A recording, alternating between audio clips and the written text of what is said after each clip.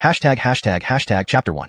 A system that makes you do good deeds or die. It was midnight, and light rain pattered against the ground as Germain's red Ferrari slowly drove into the garage of his villa. However, it was his model girlfriend Adley who was driving while Germain sat in the passenger seat, his fist pressed against his cheek, gazing out the window. The incident at the Dihao nightclub had left him feeling restless and agitated. Brother Shin, don't worry about it. Let's just ignore him from now on. Adley wore a black outfit, black tight-fitting t-shirt, and a black miniskirt. Today was Germain's 22nd birthday, and his brothers had invited him to celebrate at Dihao nightclub. Unexpectedly, the celebration ended up in a fight, leaving everything in a mess. I understand. Germain gently touched Adley's face. Stay here tonight. How can I leave you like this? She said, then leaned over to give Germain a soft kiss on the cheek. They parked the car and walked through the first-floor living room without turning on any lights, heading straight upstairs to the bedroom. Germain had lost his parents when he was young, and the villa had been left to him by them. Usually, he lived alone with minimal furniture and decoration, making the place seem quite empty. When Adley first visited, she thought he was a minimalist. After spending some time together, she realized he was simply lazy. Feeling drowsy from too much alcohol, Germain collapsed onto the bed without even undressing or turning on the light. Adley walked to the bathroom door, kicking off her shoes with her bare feet. Click. She turned on the bathroom light, casting a ray of light onto Germain's face. Brother Shin, don't go to sleep yet. Wait for me, she called out as Germain waved his hand lazily from the bed. She turned around and entered the bathroom. Soon, the sound of water filling the bathtub filled the air. Germain lay there, thinking about the events of the evening, gradually drifting into a sleepy state. Suddenly, a shadow leaped over the wall surrounding Germain's property, quietly prying open the kitchen window downstairs, and slipped into the villa. He was dressed in black, wearing a baseball cap and mask, with a dagger in hand. Finding no one on the first floor, he crept upstairs under the moonlight. Shocked by the sound of running water and the faint light from the bathroom, he quickly located Germain and Adley's bedroom. He assumed that the person in the bathroom was his target. Should he wait until the guy comes out and strike then? No, better to do it now, catch him off guard. Decided, he held the dagger in one hand and carefully opened the bathroom door. Bang! He pushed the door open and lunged inside with the dagger raised. Ah! Adley screamed, shocked and clutching her chest, as the intruder was equally taken aback. His target was supposed to be a red-haired man, not a delicate and sensual woman. His entire body flushed with surprise and confusion. But killers are trained to act decisively. He quickly advanced toward Adley with the dagger despite his momentary shock. Panicking, Adley splashed water from the bathtub towards the intruder. The soapy water blinded him momentarily and made the floor extremely slippery. One misstep, and he crashed backward onto the floor with a loud thud. The screams woke Germain, who saw a masked man lying at the bathroom doorway. Damn! Intruder! Xinghe! Danger! Germain sprang from the bed and tackled the intruder. Just as the intruder was about to rise, Germain pounced on him. Startled, the intruder panicked and slashed with the dagger. Both men struggled violently at the entrance to the bathroom. Regaining her senses, Adley, despite being unclothed, crawled out of the tub and kicked and hit the intruder on the floor. This frail and sexy woman was surprisingly brave. Germain pinned the intruder down, punching him twice before gripping his neck tightly. With Adley's help, they seemed to gain the upper hand. Suddenly, Germain felt his strength wane as warmth spread in his chest. Looking down, he saw the dagger had already pierced his chest. Shit. Before he could react, the intruder yanked the dagger out and plunged it into his abdomen again. Blood gushed from Germain's wounds, staining the floor red. Adley stood frozen, screaming in terror. No.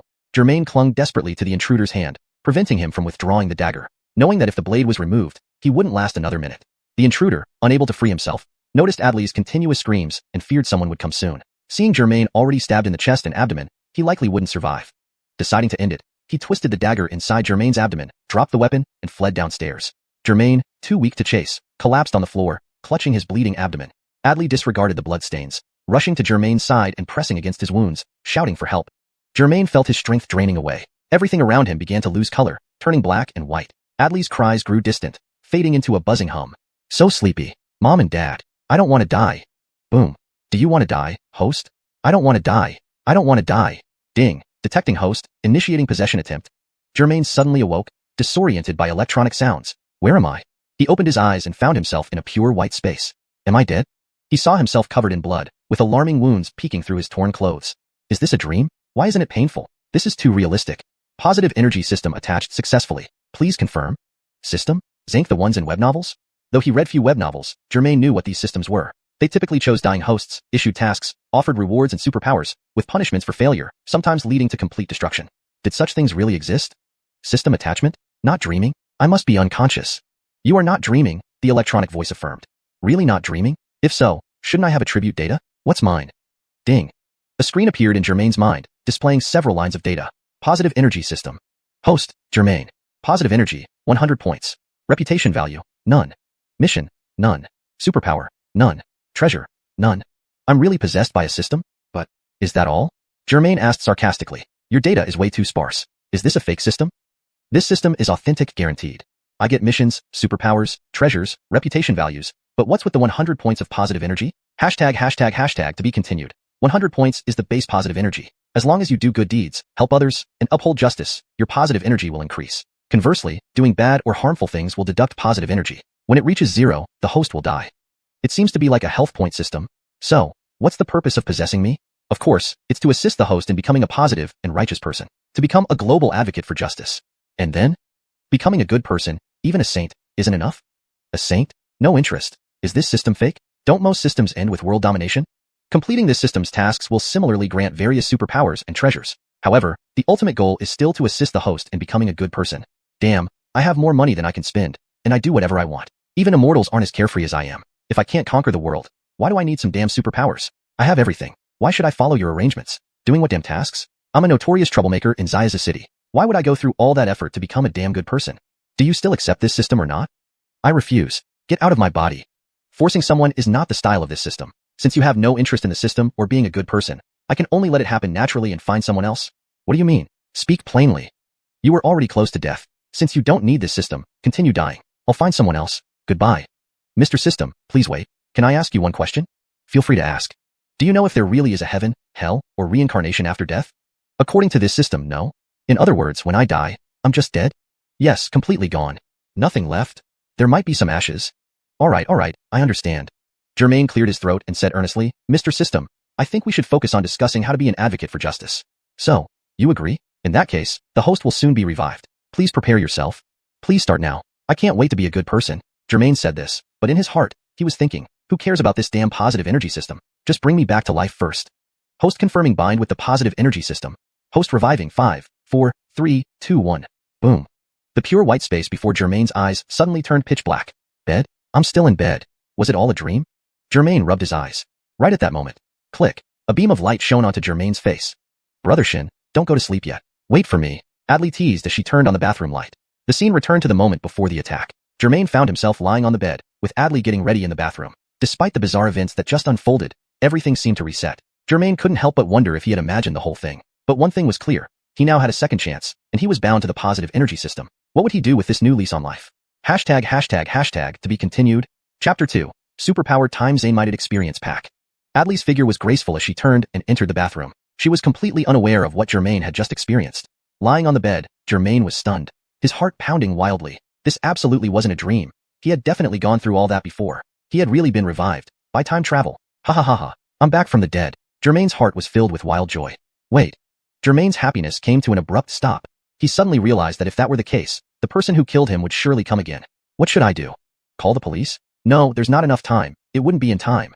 Germain immediately sat up from the bed, thinking about what in this bedroom could be used for self-defense. But being a pseudo-minimalist, the bedroom only had a large bed, a big wardrobe, and a large TV mounted on the wall, nothing else. There was a kitchen knife downstairs in the kitchen, but the assailant might already be in the house with a dagger in hand. Unarmed, he'd likely still meet his end. Jump out the window? Not to mention the drop from the windowsill was about 6 meters high, and there was no knowing where the assailant was now. If he encountered him right away, it would probably lead to a bad outcome. Trickle, trickle. The sound of Adli filling the bathtub with water came from the bathroom. Germain recalled the scene of his earlier stabbing. Adli was an unknown petite model, having been with him for just over a month. Germain was also a playlogan, and in truth, their relationship wasn't deep. However, when faced with a dagger-wielding assailant, her actions as a frail woman were truly brave. When he and the assailant were struggling, she did not run away or panic. Instead, she bravely joined him to fight off the assailant. Though her contribution was minimal against the assailant, Germain still felt proud of her courage, even though he ultimately fell victim. Thinking hard, Germain realized that since the assailant knew someone was in the bathroom yet went in anyway, it was clear this wasn't about robbery. This villa was usually occupied by himself alone. It seemed the assailant came specifically after him, intending to kill him. He wondered who the assailant was. Could it be because of something tonight? But that didn't seem to warrant murder. Regardless, Adli's behavior was sufficient for him, and since the assailant came for him, he at least had to ensure her safety. For now, this was the best plan. To avoid making any noise, Germain carefully took off his shoes, then tiptoed to the bathroom door and gently opened it. He saw Adli, facing away from him, stripped down, her round buttocks resembling a fresh peach. She was about to step into the bathtub. Any normal man would be aroused by such a scene. But with imminent danger, Germain had no such thoughts. When Adli noticed someone opening the door, she turned around and pouted, "Annoying! What's the rush?" Her face flushed. Germain quietly closed the door, walked 2 steps forward, and placed a finger to his lips, signaling silence. "What's wrong?" Adli asked softly, confused. "Someone is here," Germain whispered, covering her mouth. Adli looked astonished, staring at Germain with eyes full of confusion and unease. Germain handed her his t-shirt and whispered in her ear, "Someone is here. I'll explain later. Hide in the closet first." No matter what happens, don't come out, okay? Adley hurriedly put on Germain's white t-shirt and whispered, what about you? Hide yourself well, whatever you do, don't come out. If you do, I'll have to protect you, which will be more dangerous. Understand? Adley nodded, looking terrified, realizing the seriousness of the situation. They quietly left the bathroom, turned off the light, and closed the door. Germain kissed Adley's forehead and let her hide in the wardrobe. From inside the wardrobe, Adley watched Germain anxiously. Although she had shown remarkable courage in the previous attack, now she seemed like a small rabbit, needing Germain's protection. As he slowly closed the wardrobe door, warning her not to come out. What now? After securing Adley, Germain's mind raced, considering ways to deal with the intruder. At this moment, ding, congratulations, host. You've gained 10 points of positive energy for disregarding your own danger and prioritizing others' safety. Current positive energy, 110 points. System reward, Superpower times Zainmited Experience Pack. Choose 1 out of 3. A screen popped up in Germain's mind with 3 superpowers to choose from. 1. Super Chuck in Combat. Unlimited ammo while using firearms. What a joke. Useless without a gun. 2. Intermediate Bulletproof Shield. Gains a bulletproof shield lasting 10 minutes each use. System, you're kidding me? The killer has a dagger. Blame me? It's random. 3. Intermediate Invisibility Cloak. Gains invisibility for 10 minutes per use. Germain glanced at the invisibility option and the other 2. Hey, system, this invisibility won't require stripping, right? The system replied, Intermediate Invisibility Cloak allows anything in skin contact with the host to become invisible as well. Alright, that sounds reasonable. Germain nodded, feeling it was usable. System, I choose the Intermediate Invisibility Cloak. Ding, congratulations, host gains temporary Intermediate Invisibility Cloak. Usable 3 times within 24 hours, each lasting 10 minutes. Looking at his data, Germain noted that the superpower section now showed Intermediate Invisibility Cloak, 3/3. Too stingy. Can't you give me a permanent superpower? Zainfetime's superpower unlocks when reputation reaches 100 points. Also, its usage consumes positive energy, the system replied. Alright, not much time to think now. Better focus on getting past this first. Germain observed the empty bedroom, finding nothing suitable as a weapon. The TV was fixed on the wall, and the wardrobe couldn't be used. His bed was spacious, fitting 4 or 5 girls, but it wasn't useful in a fight. The study next door had only books and a few gaming consoles. Against a dagger, they weren't helpful either. The other rooms on the second floor were mostly empty. The third floor was meant for storage, but held little besides a few odds and ends. The only option was going downstairs to get the kitchen knife. Going down directly was too risky. Using the invisibility cloak to descend made more sense. Enter the kitchen, grab the knife, hide in a corner, wait for the intruder, and then ambush him. With his plan set, Germain, not having used a superpower before, asked mentally, System, how do I use the superpower? Just silently think of using the superpower, the system answered. Germain thought it was as simple as in web novels, seeming overly simplistic. So, he silently recited, use invisibility cloak. The bedroom was eerily quiet, but Germain felt a whoosh in his ears and a fleeting flash in his body. So, I'm invisible now? Germain lifted his hand to inspect it. Looks no different. Host is successfully invisible. You can check in the mirror, the system confirmed. Germain tiptoed back into the bathroom, turned on the light, and looked into the mirror. Indeed, there was nothing but empty space where he should have been. The superpower section showed Intermediate Invisibility Cloak's usage count had changed to 2/3, with 10 minutes remaining for this invisibility session. Ha ha ha, Germain felt an inward thrill of satisfaction, absolutely confirming everything. The system, superpowers, all that he experienced tonight was undeniably real. He felt invincible. Money and women were things he already had in abundance. Eating, drinking, and entertainment were not worries at all. With this gift from the heavens, he was sure great responsibilities awaited him. All the hardships endured before were mere stepping stones toward reaching the pinnacle and dominating the world. I can't let my head be turned by these grand ideas. I must stay calm. Must stay calm. Germain snapped back to reality, realizing these thoughts could come later. Right now, he needed to focus on dealing with the imminent threat. He immediately turned off the light and tiptoed out of the bathroom. This invisibility was indeed powerful, yet it didn't hide sound. Still had to be cautious. Fortunately, Adley was already hidden in the wardrobe. Otherwise, she would have been terrified by the sight of an unseen force turning the lights on and off. Germain carefully peeked out from the bedroom doorway into the hallway. No one around, not a sound. It seemed the assailant hadn't entered the house yet. Feeling braver due to his invisible state, Germain padded silently across the corridor, descended the stairs, and arrived at the first floor living room. Entering the kitchen with a knife in hand while being invisible, what did he have to fear? Even if it wasn't just one assailant but 2 or 10, he would take them all on. While contemplating this, he continued walking toward the kitchen. Crack, crack. A faint sound came from within the kitchen. What was that? Squeak. The window being pushed open. Damn, the assailant has entered. Knife. Germain hurriedly tiptoed towards the kitchen, but feared moving too quickly might alert the intruder with noise. Thud. Though barely audible, Germain recognized it as the sound of someone climbing down from the windowsill. Hell, he's inside now. What to do? Sweat dripped down Germain's forehead as he rapidly devised a plan. Better to hide nearby, wait until the assailant left the kitchen, then sneak back to grab the knife and strike from behind. So, he quietly positioned himself about 3 meters from the kitchen door, pressed against the wall, barely breathing. After waiting for a bit, the assailant still hadn't emerged, and there was no other sound from the kitchen. What's going on? Germain leaned against the wall, puzzled. Why isn't he coming out? Is he hungry and looking for food? Last time we cooked was last week. Even the cockroaches starved away. Deciding to investigate, Germain cautiously moved closer to the kitchen door, then peered inside. What the hell? End of chapter. Note: this translation maintains the same paragraph structure and line breaks as the original text. Chapter 3. You have a cleaver, I have a frying pan. Acton cautiously peered into the kitchen and saw a man with a baseball cap on his head and a mask covering his face approaching him, almost colliding with him. Clang, clang, clang. Acton's heart raced wildly, feeling as if it would burst out of his chest. What the heck? At that very moment, Acton reacted quickly, hastily retreating back outside the door, tensely pressing himself against the wall beside it. He held his breath, not daring to move an inch, sensing all the hairs on his body standing up. And it seemed the intruder sensed something too. He stopped just as he walked out of the door, looking around nervously. The living room on this first floor was eerily quiet, completely empty, with no signs of anyone being there. The intruder was puzzled. There seemed to have been some movement just now, yet upon opening his eyes, nothing was there. This family was odd, the intruder thought. Zangving in such a high-end villa complex, yet having nothing inside. Not even any decorations on the walls, which were painted gray. It was impossible to understand these rich people's taste. He began to doubt whether he had come to the right place, but after reviewing the address and the target's characteristics given by his employer several times in his mind, he was sure he hadn't made a mistake. Earlier, when observing from outside the villa, he noticed a faint light emanating from a room upstairs. This guy must be up there. After confirming everything was safe, the intruder tightened his grip on the weapons in both hands and quietly headed towards the stairs. Watching the intruder's back, Acton, hiding beside the door, cursed inwardly. Damn it, you want to kill me? With your deadly weapons, you break into my home with the intention to kill. I will defend myself and rightly eliminate you. Wasting no time, Acton slipped into the kitchen to get a cleaver. The kitchen window had already been pried open. This thief must have entered through here. It seemed he should install iron bars on all the windows for safety. Without hesitation, Acton rushed to the knife block but froze. Where was the knife? The knife was gone. Lately, he hadn't been cooking at home, so it couldn't be anywhere else. Plus, they only had one cleaver in the house. A sense of unease filled Acton's heart. Could it be? Did the intruder take it? That explains why he stayed in the kitchen for a while before coming out. But wait, Acton thought. When this intruder tried to kill him the first time, he only had a dagger. Why did he take the cleaver this time? However, thinking about it, Acton found it reasonable. In the previous attempt, Sandra was bathing in the bathroom, while this time she was hiding in the closet. Everything had changed because of his resurrection, altering the original timeline. So, it wasn't strange that the intruder grabbed the cleaver this time. Acton hurried back to the kitchen entrance, seeing the intruder heading upstairs. He was carefully climbing up, keeping an eye on the upstairs. However, although he could remain invisible, Acton was unarmed, while the intruder now had 2 knives. Acton cursed, heaven gave me a second chance to be resurrected. Yet now the enemy has even better equipment than before. Although he could escape using his invisibility anytime, Sandra was still upstairs, bound to be discovered by the intruder, risking grave danger. Even though Acton was a notorious rogue who indulged in drinking, playing, and idling away, he still had a basic sense of righteousness. How could he live with the shame of abandoning his girlfriend and running away, being laughed at and ridiculed for life? Acton wouldn't do such a thing. Moreover, this person wanted to kill him, and revenge must be taken. Acton looked around the kitchen again, trying to find a suitable weapon. Kill him with chopsticks? Unrealistic.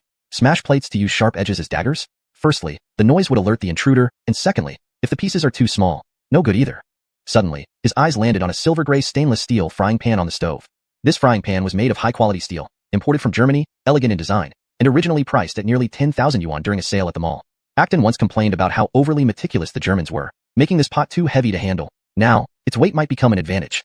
If this pan smashed onto the intruder's head, the image was too beautiful for Acton to think further. He picked up the pan without hesitation, noticing it became invisible along with him. Acton walked out of the kitchen with the pan, finding the intruder had vanished from the stairs, indicating he had gone upstairs. Acton quickly followed, stealthily ascending the stairs and reaching the second-floor corridor, finding no one there. He didn't know which room the intruder had entered. At that moment, a shadow silently emerged from the study next to the bedroom and stood in the hallway. It was the intruder.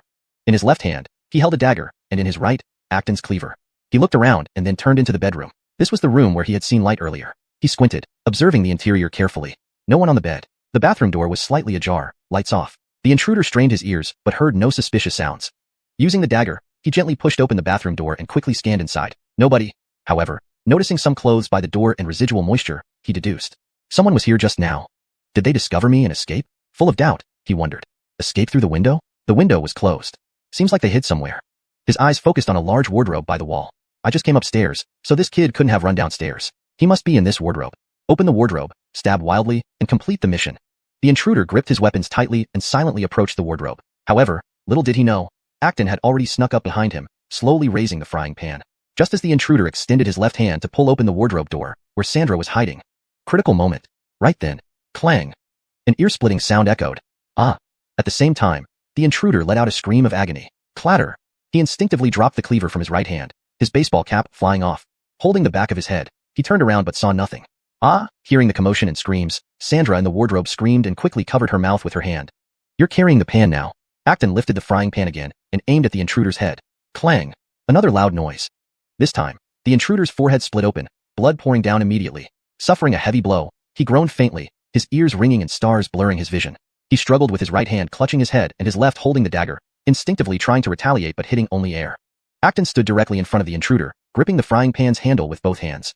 Yet, the intruder saw nothing, only flailing his dagger aimlessly, muttering, "A ghost? A ghost?" Then with a thud, he released the dagger and fell backward, unconscious. Seeing the intruder about to open the wardrobe, Acton seized the opportunity and struck the intruder's head with all his might. To his surprise, the assailant didn't fall immediately, giving Acton a real fright. This guy's skull must be incredibly hard. When the assailant staggered and turned around, Acton dealt another blow to his forehead with the pan, finally knocking him down. Seeing the assailant lying on the ground, Acton still felt uneasy. He kicked the assailant lightly, but there was no movement. Hastily, he kicked the dagger and cleaver aside and then bent down to check the situation. The assailant was convulsing, his eyes rolled back, and blood from his mouth stained the mask he wore. He was clearly unconscious. Acton turned on the bedroom light, then leaned over to pull off the assailant's mask and wipe the blood off his face. He had no recollection of this man. He must not have known him. It seemed this assailant had been hired to kill him. Smack! Smack! Acton slapped the unconscious assailant twice. Don't pretend to be dead. Who the hell hired you? The assailant couldn't respond. He lay on his back, making gurgling noises in his throat, blood trickling from the corner of his mouth. Damn it! Acton blamed himself internally. If only he hadn't hit so hard. If the guy died here, he wouldn't get any information about who hired him. Deshin? Deshin? Sandra's voice came from inside the wardrobe. Is that you? What happened? As she spoke, she cautiously pushed open the wardrobe door, peeking out timidly. All she saw was a stranger, drenched in blood, lying before her. Sandra screamed in terror and quickly shut the wardrobe door, obviously severely shaken. After all, she was just a delicate woman. Such a scene was too much for her. Acton smacked his head. He had been so focused on the assailant that he almost forgot about Sandra. He got up, turned off the bedroom light, and ended his invisibility. Approaching the wardrobe, after some comforting, Sandra finally emerged, trembling and sobbing into Acton's arms. Seeing the beautiful girl in tears, Acton felt guilty. If only he had acted faster and taken care of the assailant downstairs, Sandra wouldn't have been frightened. Gently lifting Sandra, Acton bypassed the assailant on the floor and walked into the adjacent study. After a while, Sandra gradually calmed down. Deshaun, who was that person? Sandra asked, still hiding in his embrace. Was he a thief? Not wanting Sandra to worry too much, Acton reassured her. I don't know, probably. With that, he took out his phone from his pocket and called for police and medical assistance.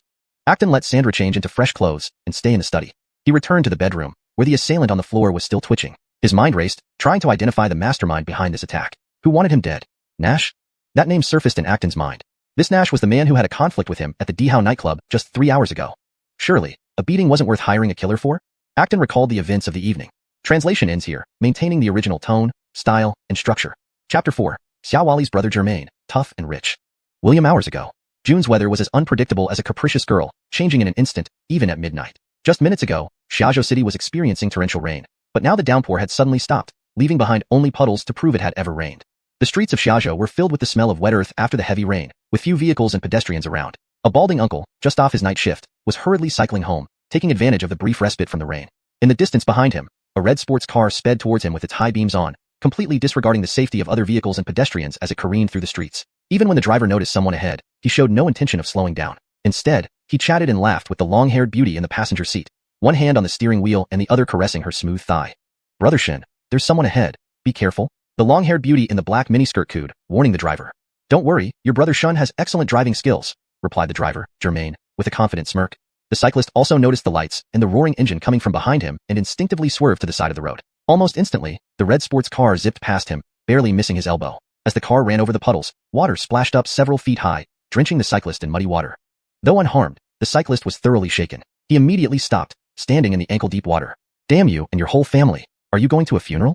The cyclist shouted angrily, his voice echoing loudly on the empty street. The red sports car, now several meters away, screeched to a halt in the middle of the road. Germain turned around and drove back towards the cyclist. Damn! The cyclist wanted to continue cursing but saw the red sports car reversing towards him. The black prancing horse logo on the car hinted at its significant value. Having seen news of wealthy heirs speeding and assaulting people, he feared for his safety and tried to pedal away. However, no bicycle could match the speed of a luxury sports car, which quickly caught up to him and blocked his path. Germain stepped out of the Ferrari and walked directly toward the cyclist. A beautiful woman inside the car rolled down the window to observe the scene. Germain looked to be in his early 20s. Though not as handsome as celebrities, he had a robust build and a determined face that exuded masculinity. The cyclist, already tall at 1.8 meters, found himself looking up at Germain, who wore a white cotton t-shirt, blue jeans, and red sneakers. Most striking was his short red hair, rebelliously declaring, "Don't mess with me." What do you want? The cyclist stammered, clearly unnerved by Germain's approach. Without a word, Germain kicked the cyclist and his bike into the puddle. Before the cyclist could react, he landed another blow to his face, causing blood to gush from his nose. After beating him, Germain wiped the blood off his fist on the cyclist's clothes and returned to the car without a word. Damn, trying to run after hitting someone? The cyclist, holding his bleeding nose, fumbled for his phone to call the police. At that moment, Germain re-emerged from the car with something in his hand. You, what are you doing? I'm calling the police. The cyclist half lay on the ground, trying to use his phone to ward off any further attacks. Germain raised his arm. Smack. But instead of hitting him again, Germain tossed 2 stacks of money onto the cyclist, saying, "Sorry, uncle. Next time, watch your temper." Stunned, the cyclist clutched the money tightly, tears welling in his eyes. Don't bully a man down on his luck," he muttered under his breath.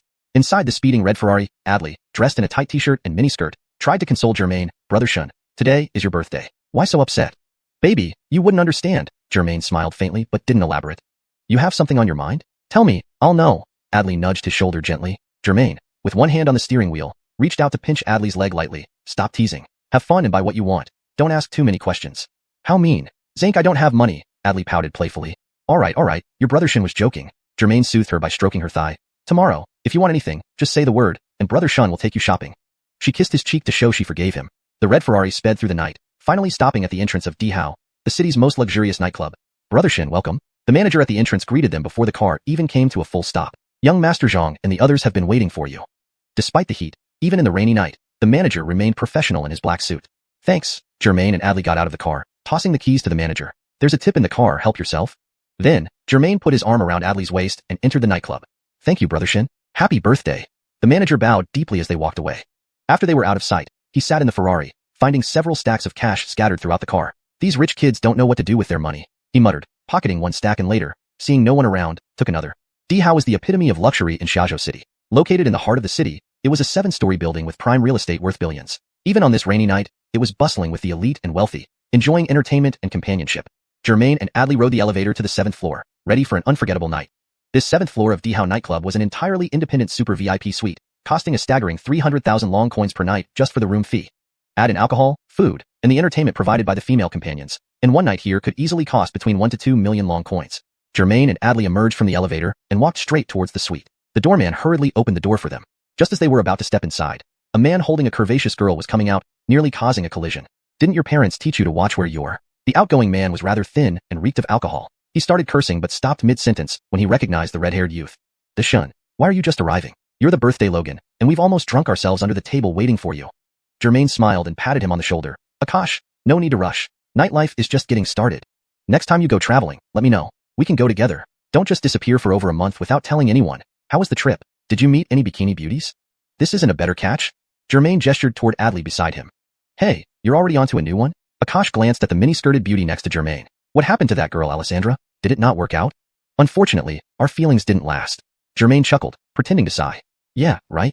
Akash laughed, teasing. "How many times has your feeling broken this year? Lost count of the breakup fees yet? Ha ha ha."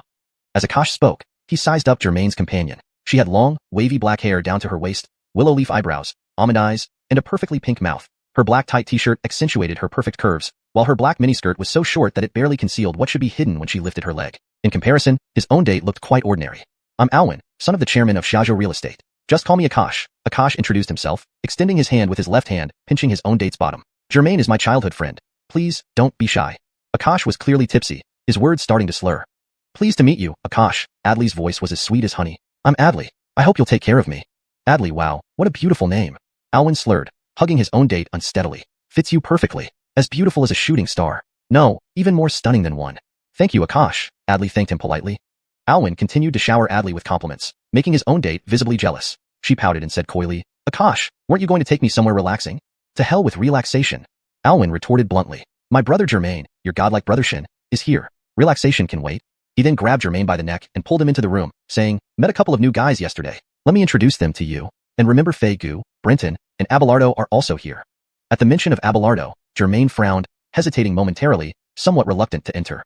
Chapter 5. Drink when it's time to drink. The thought of not going flashed through Germain's mind for a moment, but Akash was a good buddy of his, and he had been calling all night, inviting him over to celebrate his birthday. Not wanting to disappoint his friend, Germain gritted his teeth and went in. The Nash family was one of the richest in Xiaozhou City and part of the same circle as Germain and Ian. However, Nash had always looked down on and even somewhat resented Germain. This was understandable. While all the other young rich came from powerful families, Germain was different. Although he wasn't short on money, his family was small. Germain's parents died in an accident when he was young, leaving behind some shops which provided enough income for his daily expenses. But this alone wouldn't have been enough to get him into the circle of the affluent.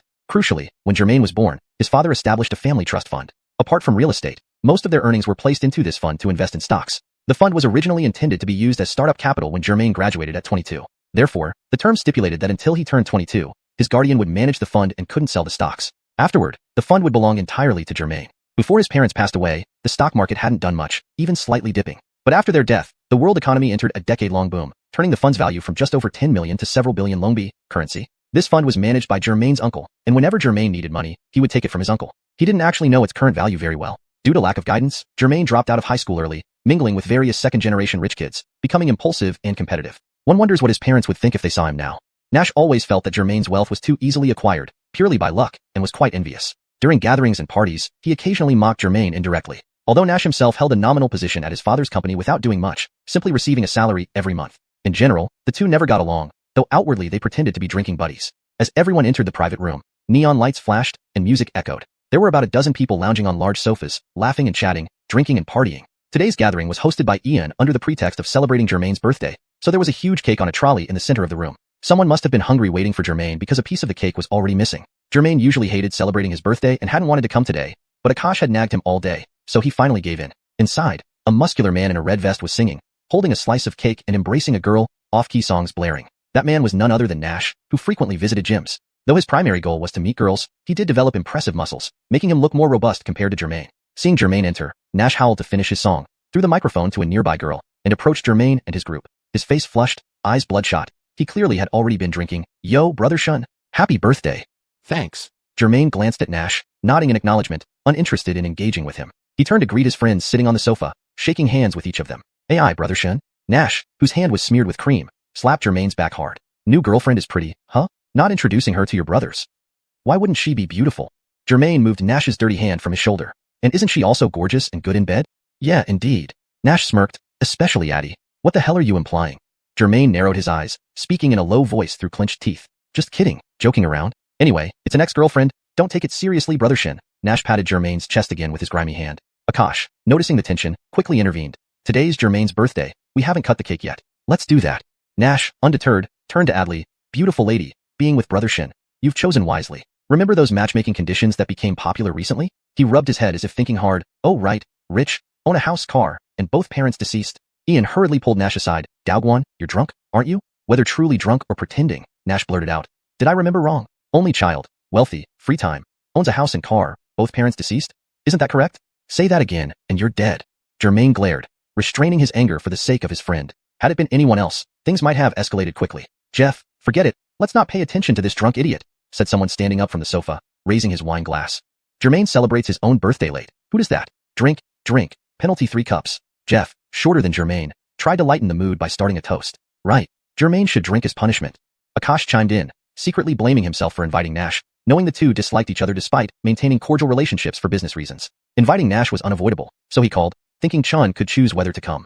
To his surprise, Nash accepted without hesitation. Once there, he acted like the main guest, drinking, eating, singing, flirting, and even taking a piece of the birthday cake, nearly infuriating Ian. Though Germain had decent alcohol tolerance, he usually disliked drinking, finding the bitter taste unappealing compared to a cold soda. He didn't understand why anyone would become addicted to such a drink. But at friend gatherings, especially on his birthday, drinks were inevitable. Sorry for being late. Let me start by drinking 3 cups. Calming himself, Germain grabbed an open bottle of red wine and filled his glass. First cup, to everyone here. Thank you all. With that, he downed the entire glass. Awesome. Brother Shin's always direct. Nash raised his glass. I'll join you, brother Shin. And he drank it all in one go. Shit, what's your business here? Everyone laughed teasingly. Are you craving alcohol, or what? Ha ha ha, heard brother Shin drinks well. Never properly challenged him. Can't compare today since it's his birthday? Bullshit, everyone knows Big Shin dislikes alcohol. Got guts? Let's see if you can keep up. F***CK. Wait till Big Shun finishes his punishment before challenging him. Note, I aim to maintain the style and tone of the original text, ensuring fluent and natural English translation. Oh, sure. Nash raised his glass and shouted loudly, everyone listen up. Once brother Shun finishes his 3 cups, we'll compare our drinking prowess. What do you all think? Agreed. He must drink. The group of people joined in the commotion, stirred up by Nash's proposal. All right, no problem. Germain smiled faintly and poured himself another glass. Let me finish these 2 remaining cups first. He cleared his throat and said, second cup, to Akash, for remembering my birthday. Good buddy. With that, He raised his glass toward Ian in a toast, gulped down the contents, and promptly filled it again. Third cup, to my parents who gave me life. This sentence was either too softly spoken by Germain or drowned out by the loud chatter around him. Either way, nobody heard it. Another swift gulp and it was gone. Why did you drink the third cup without saying anything? Can't wait to challenge Nash? Seeing Germain had finished his 3 cups, Nash asked, so, Brother Shun, what's it going to be? Beer or red wine? Let's go with red wine directly, Germain replied. Great, Brother Shin, straightforward as always. Nash pointed at Dale. Young, bring us 2 bottles of Lafite. Sure thing. Dale immediately complied, opening 2 bottles with a couple of pops. The 2 open bottles of Lafite were pushed in front of Germain and Nash. 1 bottle each, let's chug them. Whoever finishes first wins. How does that sound? Although Germain usually drinks during gatherings, he doesn't indulge much, so Nash was confident his drinking capacity far surpassed Germain's. Alright, what's the prize for winning? And what happens if I lose? The loser runs naked from floor 7 to 1 in D How. Deal?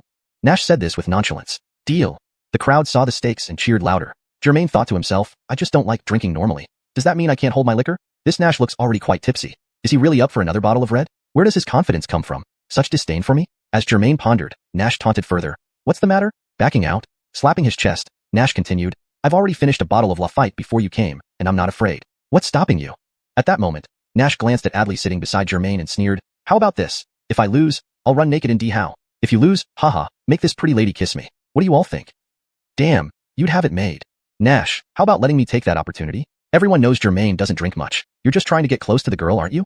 The onlookers continued to fan the flames. Adley shot Nash a look of disgust. Are you turning into a soft-hearted lover now, Casanova Germain? Nash pressed on relentlessly. F***CK. When have I ever cared about women? Come at me, brother. If I lose, do what you want, Germain pointed at him, responding. Great.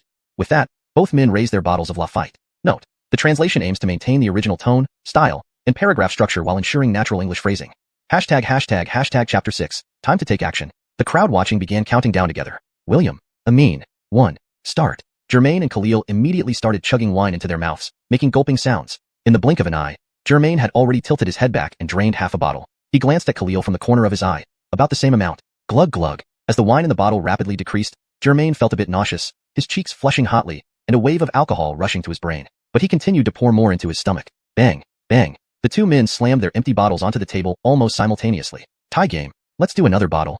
Germain felt himself getting into the zone. Khalil wiped his mouth, not to be outdone. You've got guts. Let's do another bottle. Yinchuk, give me one more. Before he could finish saying bottle, Khalil felt a wave of nausea hit him. He struggled for a moment but couldn't hold it in. He bent over and vomited, spewing up the contents of his stomach onto the floor. Ha ha ha, the crowd burst into laughter. Vomiting means losing. Khalil, time to face the consequences. A female server rushed over to help, patting his back and pouring water for him, all while being attentive. After vomiting for a while, Khalil finally stopped, looking utterly disheveled. With a red, flushed face, he said, That's unfair. This is unfair. What now? Can't take a loss? Germain asked disdainfully. I had already finished a bottle before you arrived. This isn't fair. Khalil argued persistently. Where is it fair for you to drink 1 bottle and me too? Shit, you insisted on drinking with me, and now you can't admit defeat when you vomit, Germain thought inwardly. Fine, then I'll drink another bottle. Any objections? Germain decided to press his advantage. Finish a bottle within 10 seconds, and I'll call it a loss. Khalil tried to save face by adding a condition. You sure about that? Deal? Khalil felt like a suckling pig being roasted over a fire. Deal. Finish it in 10 seconds, and I'll call it a loss. Without another word, Germain took the bottle of Lafite handed to him by someone nearby. Everyone pulled out their phones, ready to record or time him. Adley tugged at Germain's sleeve, worried, but Germain ignored her. Start. As soon as the word was spoken, Germain lifted the Lafite and started pouring it into his mouth, glug glug. Feeling confident in his win or perhaps emboldened by Khalil's miserable state, Germain didn't feel any discomfort with the second bottle. 1. Amin. William. 4. 5. 6. 7. 8. The crowd counted loudly while watching Germain drink. When they reached 8, the voices suddenly stopped, because Germain had already finished the bottle and gently placed it on the table. The crowd gasped in amazement. Holy shit, great God. You usually pretend not to drink, yet now you've done 2 bottles of Lafite in a row? Xiuxian, any more excuses? Aren't you going to strip now? I wonder how big it really is. Ha ha ha. Amidst the laughter, Khalil was speechless, feeling like the roasted pig was nearly done. He couldn't find words. Is this it? I haven't had enough fun yet. Perhaps feeling smug over Khalil's predicament or spurred on by the alcohol, Germain decided to crush him completely. He swiftly opened another bottle of Lafite. Not enough? How about 1 more bottle? You want fairness, right? Is this fair enough now? Anything else? With those words, Germain lifted the bottle and started pouring again. The spoiled brats in the private room cheered, pushing the atmosphere to its peak. Only Khalil stood there grim-faced, looking like a charred pig. Germain, don't get too cocky. Khalil roared, startling everyone. Cough. Germain belched, having only half finished the 3rd bottle of Lafite. What now, Khalil? Didn't you want to compete? He set the half-empty bottle on the table. Knowing he was in the wrong, Khalil deflected, attacking Germain's background instead.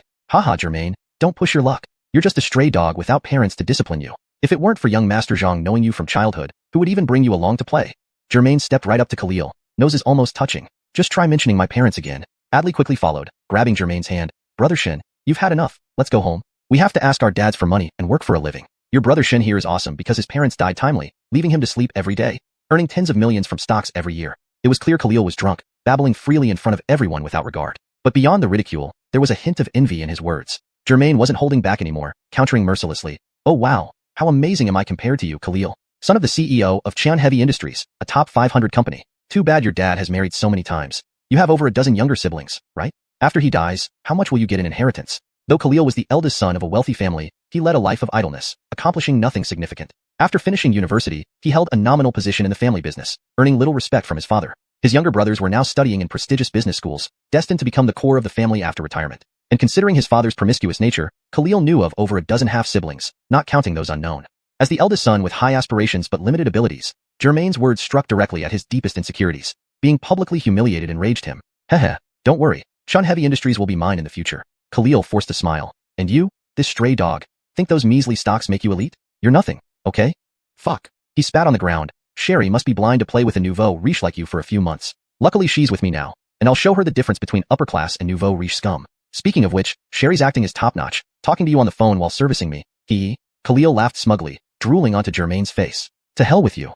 Germain exploded, shaking off Adli's hand and punching Khalil in the eye. Caught off guard, Khalil screamed in pain, bending over to clutch his eye. Germain kicked out with his right foot, landing a blow on Khalil's head, knocking him to the ground. Germain's impulsive nature took over, and he unleashed a barrage of punches and kicks on the prone Khalil. Always acting tough with me. Acting tough on who? Calling me a stray dog? What are you worth, huh? Khalil struggled to rise several times but was beaten back each time, only able to defend himself weakly. Sherry. Screw Sherry. That bitch just slept with you. Germain slapped Khalil hard across the face, leaving 5 finger marks. I'm telling everyone now. So what? She's nothing but a toilet to me. What are you proud of? Soon, Khalil's face was bruised and swollen. How dare you ruin my birthday party and eat my cake? Germain stormed towards the cake on the trolley in a rage. Despite being pummeled, Khalil's physical endurance was remarkable. He staggered up and grabbed a bottle of wine, charging at Germain. Watch out. Adli warned Germain. Holding the cake, Germain ducked sharply as the bottle whizzed past his head.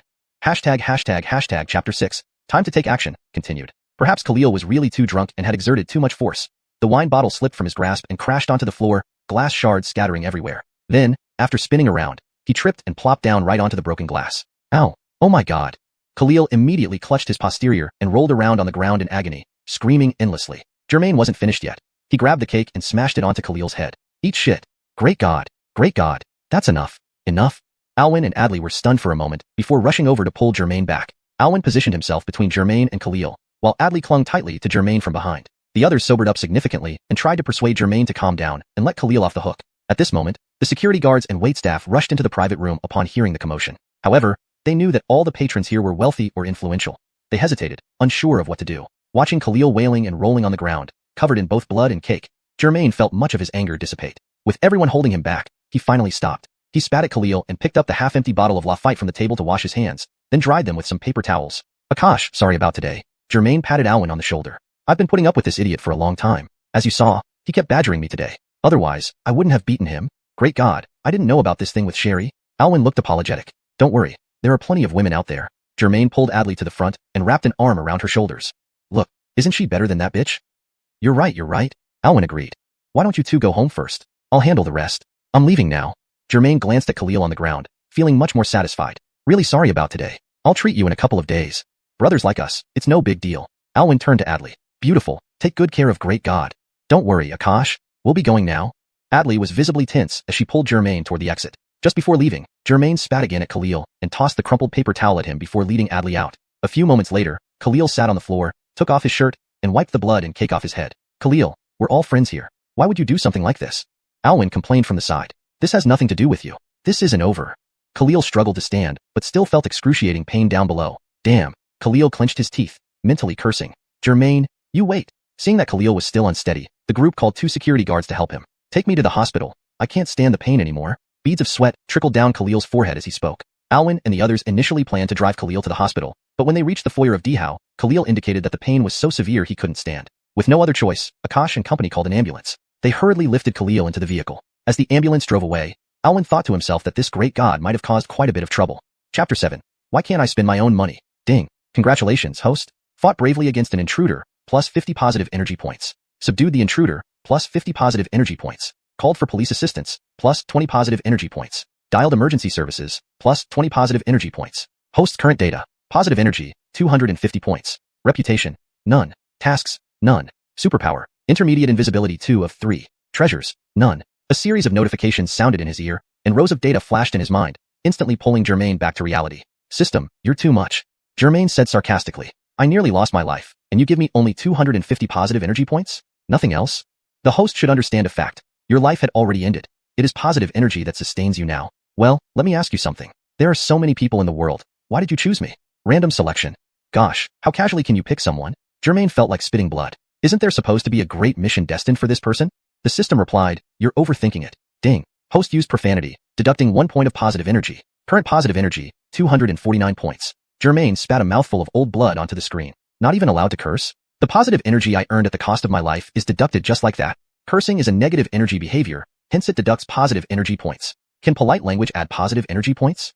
Polite language is a basic quality every citizen should possess, so you're overthinking again. Gosh, do you alone decide what's good or bad? Besides, I didn't curse anyone.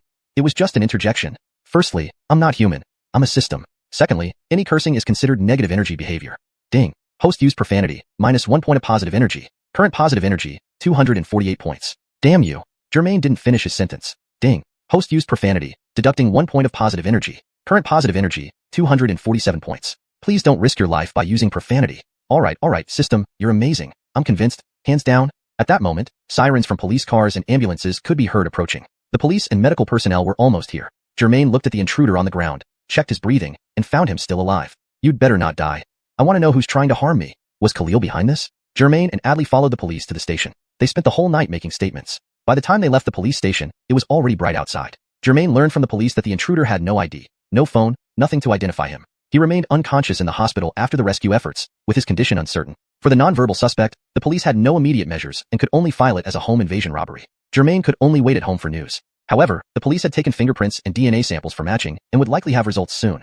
In Germain's mind, this wasn't a mere home invasion but a premeditated murder attempt. But he knew the intruder searched the place and did nothing before being subdued by Germain. The police could only proceed this way. Germain couldn't tell the police, I was killed by this guy and then revived by the system, using its invisibility power to subdue him, so it should be treated as a murder case. That would land him in the psychiatric ward instead. Exiting the police station, Germain was about to call Adley when he noticed she had already finished her statement and was waiting outside with her arms crossed. He asked her, how did you get out so early? Adley smiled. The police asked what I knew, but I didn't know anything. I hid in the closet for a long time and saw the guy lying on the ground when I came out. Achoo. Just then, Adley sneezed, hugging herself tighter. Do you have a cold? Germain asked with concern. I left before dawn. Seeing Germain's concern, Adley pouted like a kitten. Foolish, Germain commented, then continued. Couldn't you take a cab home after finishing your statement? If you had to wait, at least wait inside the car. Adley pouted, sounding a bit aggrieved. How would I know when you'd come out? Plus, I was scared going home alone. Though it was June, the morning after a rainy night was quite cold. Adley had been waiting outside since dawn in thin clothing. No wonder she caught a cold. Germain felt a bit cold himself when he came out, so he reached out, feeling Adley's back, noticing it was icy. Let's go get breakfast, warm up a bit. Okay, what should we eat? I'm starving, and there are no convenience stores nearby. Germain checked the time. Only 6:30 a.m. Normally, he would still be asleep this time, and he couldn't remember the last time he woke up before 9 a.m. Opening his phone's map, he found a KFC nearby. A taxi happened to pass by, and he flagged it down, pulling Adley into the car. A mean minutes later, they arrived. Starting fare, 10 yuan. The driver, with over 10 years of experience, noted this was his shortest ride ever. Germain pulled out a 100 yuan note from his wallet. Keep the change. He handed it to the driver and got out with Adley. The driver watched them leave, but didn't immediately drive off. After rubbing the money thoroughly, he confirmed it was real. The young man with red short hair looked unsavory, dressed simply in a white t-shirt, jeans, and sneakers. The woman beside him was tall and elegant, though a bit tired, possibly a model or a celebrity. Looks like I hit a quiet rich kid on the first job of the day. Too bad it's not a 1,000 yuan note. As they exited the taxi heading towards KFC, Germain's ears buzzed with the system's electronic voice. New task? Ding. Host spent 100 longbi, deducting 100 positive energy points. Current positive energy, 150 points. Gosh, what's happening? Germain blurted out, startling Adley. Ding. Host used profanity. If 2 people eating at KFC could drain my life energy, would it kill me? Germain felt like he was walking towards death. He remembered the last time he visited KFC, where he spent over 300 yuan on just Orland's chicken wings alone. Breakfast at KFC should not be that expensive, right? Hopefully. Why can't I spend my own money? Besides, your rule is too absolute. What if I want to donate or do charity work? It's not just about earning positive energy. Can't you stop questioning my sincere heart? Sorry, the system cannot determine whether someone genuinely donates or just brushes up on positive energy. So this rule stands. And isn't the first of every month an unrestricted spending day? That gives you 12 chances each year to make unlimited donations. Isn't that enough for you to show off? Well, system, didn't you just say show off, which is also profanity? Any compensation for my positive energy? I'm a system, not human, nor am I the host. Rules don't apply to me, the system replied indifferently, adding, you, punk, the beauty next to you is freezing. Why don't you hurry up and buy her some food?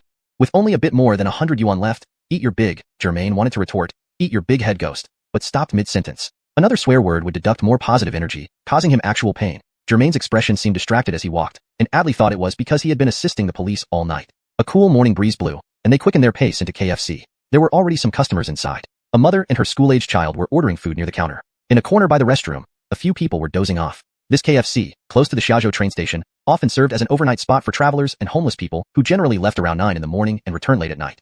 The staff was used to this scene. Several students and office workers were eating breakfast while playing on their phones. A mean, disreputable-looking young men sat by the window near the door, scanning the area without eating. When they saw Germain and Adley enter, one of them gave Adley a flirtatious glance. Had it been the old Germain, he might have confronted them with a, "What are you looking at?" But the Germain now controlled by positive energy could only glare and move on. The mother and child ahead finished ordering and moved away, so Germain and Adley stepped up to the counter. Wow, after all that trouble last night, I'm actually quite hungry, Adley said, looking at the menu. Germain swallowed hard and responded, I think it's better not to eat too much in the morning.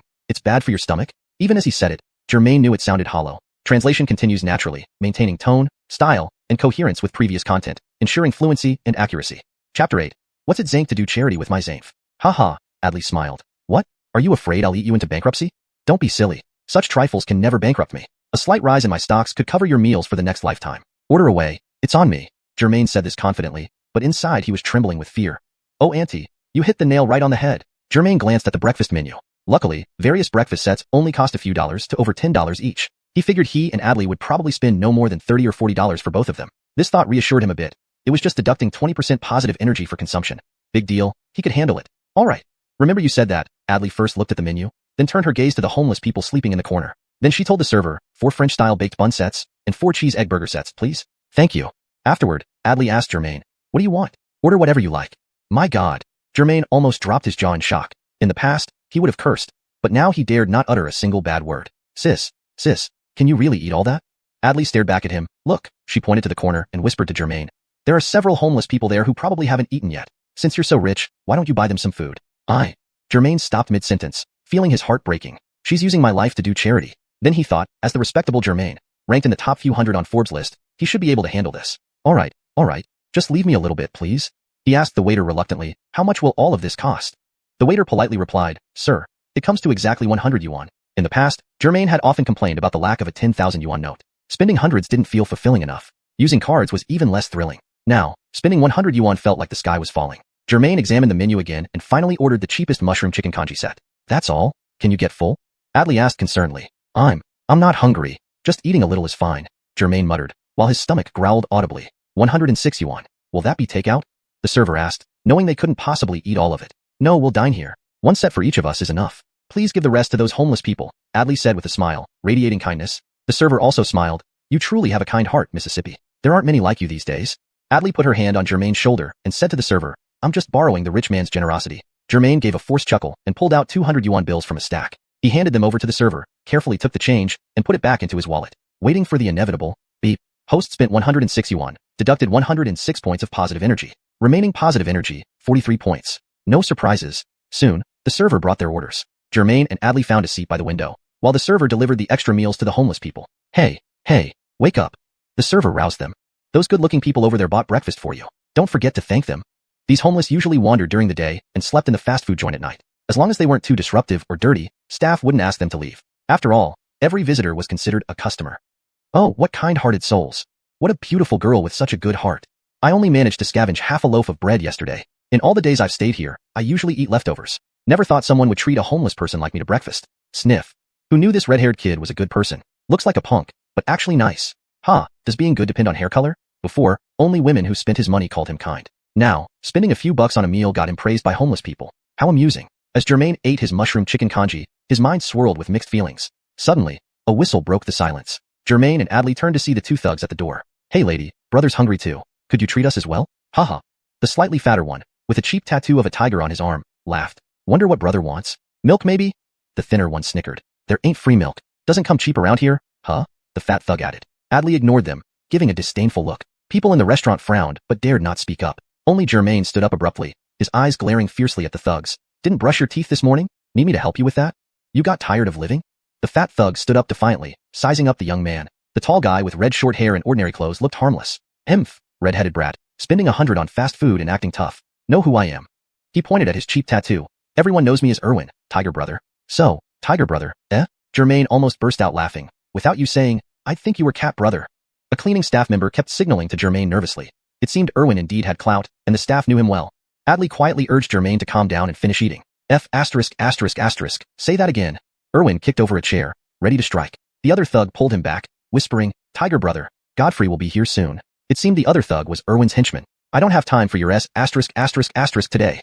With that, Erwin flipped him off and sat back down grumpily. Germain, who wasn't one to back down, hesitated. Considering his remaining 40-odd positive energy points, he thought better of engaging in a fight. System, how much positive energy does a fight cost? At least 100 points, no upper limit, the system answered. Forget it. Let's settle scores another day, after saving up more energy. Deciding this, Germain sat back down and said to Adley, for your sake, I won't bother with him.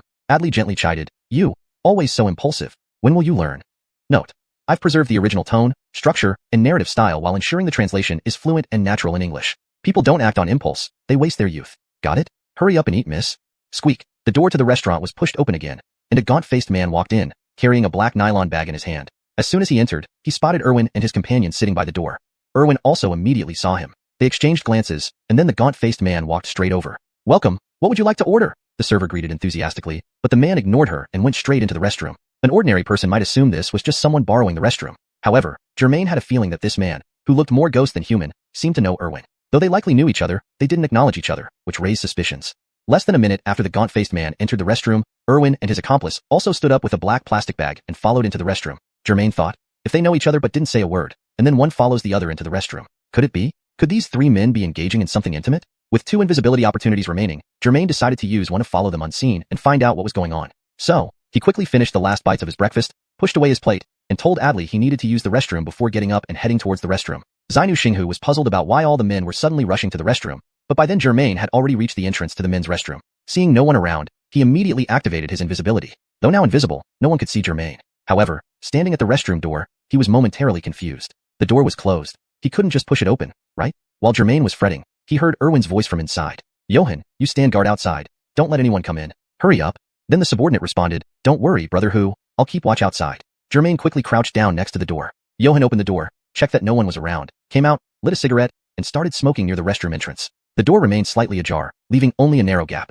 What should he do? Germain knew something suspicious was happening, but the subordinate was guarding the entrance. Although the door wasn't fully closed, the gap was too narrow for him to slip through. At this moment, Germain noticed Johan taking out his phone while smoking. Right, seeing this, Germain instantly had an idea. He himself couldn't get through, but his phone could. By turning on the video recording function and extending the phone's camera through the gap, he could capture everything inside, including their actions and words. If a frying pan could be made invisible, a small phone would be even easier. Germain quickly pulled out his phone, which had only 4% battery left after not being charged overnight. He'd record as much as possible. Suddenly, his phone became invisible as well. Acting swiftly, Germain extended the phone's camera through the gap, aiming at the interior of the restroom. Erwin and the other man stood in the middle, occasionally glancing nervously toward the door. But what Germain recorded was not some intense scene. Note, the translation preserves the original tone, structure, and narrative style, ensuring fluency and naturalness in English. Paragraph and line breaks are maintained as per the original text. Chapter 9. Ghostly encounter? Through the phone screen, Germain saw the emaciated man who looked like a ghost pull out a package wrapped in newspaper from a black nylon bag and hand it to Erwin. The unassuming paper-wrapped package appeared to be somewhat heavy. Erwin took the package and weighed it in his hands, asking, Godfrey, is the weight the same as you said? The skinny man replied, don't worry, brother who. We've collaborated multiple times before. How could I deceive you? That's true. Anyway, as soon as the mall opens at 9 o'clock, the amount you stole this time will be all over the TV news. As Erwin spoke, he began unwrapping the several layers of newspaper. Upon closer inspection, Germain realized that the package was filled with gold jewelry still hanging on price tags. It turned out that the skinny man's name was Godfrey, a habitual thief known for his nationwide spree. He relied on his elusive agility and exceptional skills in cracking safes to steal from various malls' gold shops. Each theft involved significant amounts, ranging from hundreds of thousands to millions of dollars. After each crime, he would lay low for half a year, indulging in pleasure until he ran out of money before scouting new targets. Erwin, a local small-time boss with connections to sell stolen goods, bought the loot from Godfrey at a discounted rate of 30% of the market value, having collaborated multiple times. This time it's less because I almost got caught by the security guard. So, I just grabbed a few pieces and left quickly, Godfrey added while mimicking counting cash with his right hand. Brother Who, take a look at the accounts. Relax. When has your brother Who ever made a mistake with money? With that, Erwin rewrapped the large package of gold and handed him a black plastic bag he had been carrying. Godfrey received the black plastic bag and gave it a quick glance before saying, "Since brother Who trusts me so much, I won't even bother checking." He then checked his phone for the time. "I need to leave before I'm discovered. I can't chat more. Call if there are any issues." "Sure, let's cooperate again sometime." Erwin patted Godfrey on the arm. Both men walked towards the door with their ill-gotten gains. Just then, Germain's phone suddenly beeped and promptly died out. What sound? A phone? Erwin and Godfrey immediately stopped, and Erwin whispered, Johan. Johan, who was outside smoking and playing on his phone, quickly turned around and opened the door. "Jedediah, are we done?" Germain hurriedly stashed his phone, carefully got up, avoided Johan by the door, and moved to the hallway connecting the restroom and the dining area. Seeing no one around, he instantly ended his invisibility spell and rushed back to his seat opposite Adley. A mall gold heist, a small-time crook who deals in stolen goods, and a habitual thief. Evidence in hand. Should I report this to the police or catch them red-handed myself? Germain had long found Erwin repulsive. Catching and teaching this guy a lesson himself would likely earn him substantial positive energy rewards. But they were 3 people, possibly armed. Acting alone, with only one more invisibility spell left and needing to consider Adley's safety, it felt beyond his reach. "What was that sound?" Erwin asked. "I didn't hear anything," Johan replied. Erwin and Godfrey exchanged glances, wondering if they had misheard. Just as Germain sat down, he noticed the trio exiting the restroom. Germain thought it best to wait for them to leave, then report the crime with photographic evidence. No point in risking everything. Meanwhile, Adley finished her breakfast and remarked casually, "Why did it take you so long in the restroom? Do guys have to queue too?" "Oh great, you're going to kill me." Sweat broke out on Germain's forehead as he nervously glanced at the trio, hoping they hadn't heard. But as soon as Adley spoke, Erwin and his group froze mid-step. Erwin and Godfrey looked at Germain, then suspiciously at Johan, who shrugged. They whispered among themselves. Trouble. They definitely heard. Adley, oblivious, licked her lips and wiped her mouth with a wet wipe, then asked, "Did you eat enough? You barely touched your food." Yes, I'm full."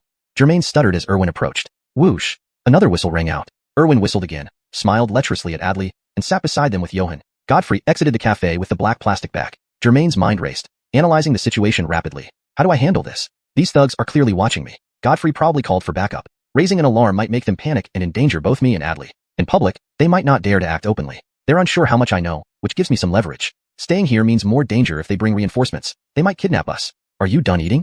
Germain smiled, feigning calmness. "Yes, let's go," Adley replied, clearly disgusted by the 2 thugs beside her. They stood up and left the cafe. This kid is nervous. He must have heard something, Erwin thought as he and Johan followed them. Upon exiting, Germain saw Godfrey nearby, talking on his phone, calling for backup. He guided Adley to a taxi stand and flagged one down. Opening the door, he helped Adley into the cab but stayed out, instructing the driver, "Take her to the nearest police station." Germain remembered it was only a couple of minutes away. What about you?"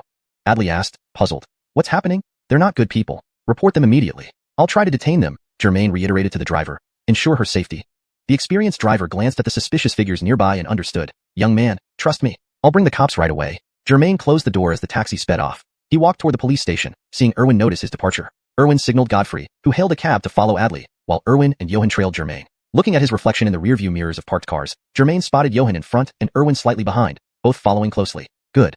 Only 2 left now, easier to handle. But no fool dares fight an uphill battle without preparation. I'll need cunning and my final invisibility spell to resolve this. A narrow alley appeared ahead. Germain veered into it with a quick plan forming in his mind.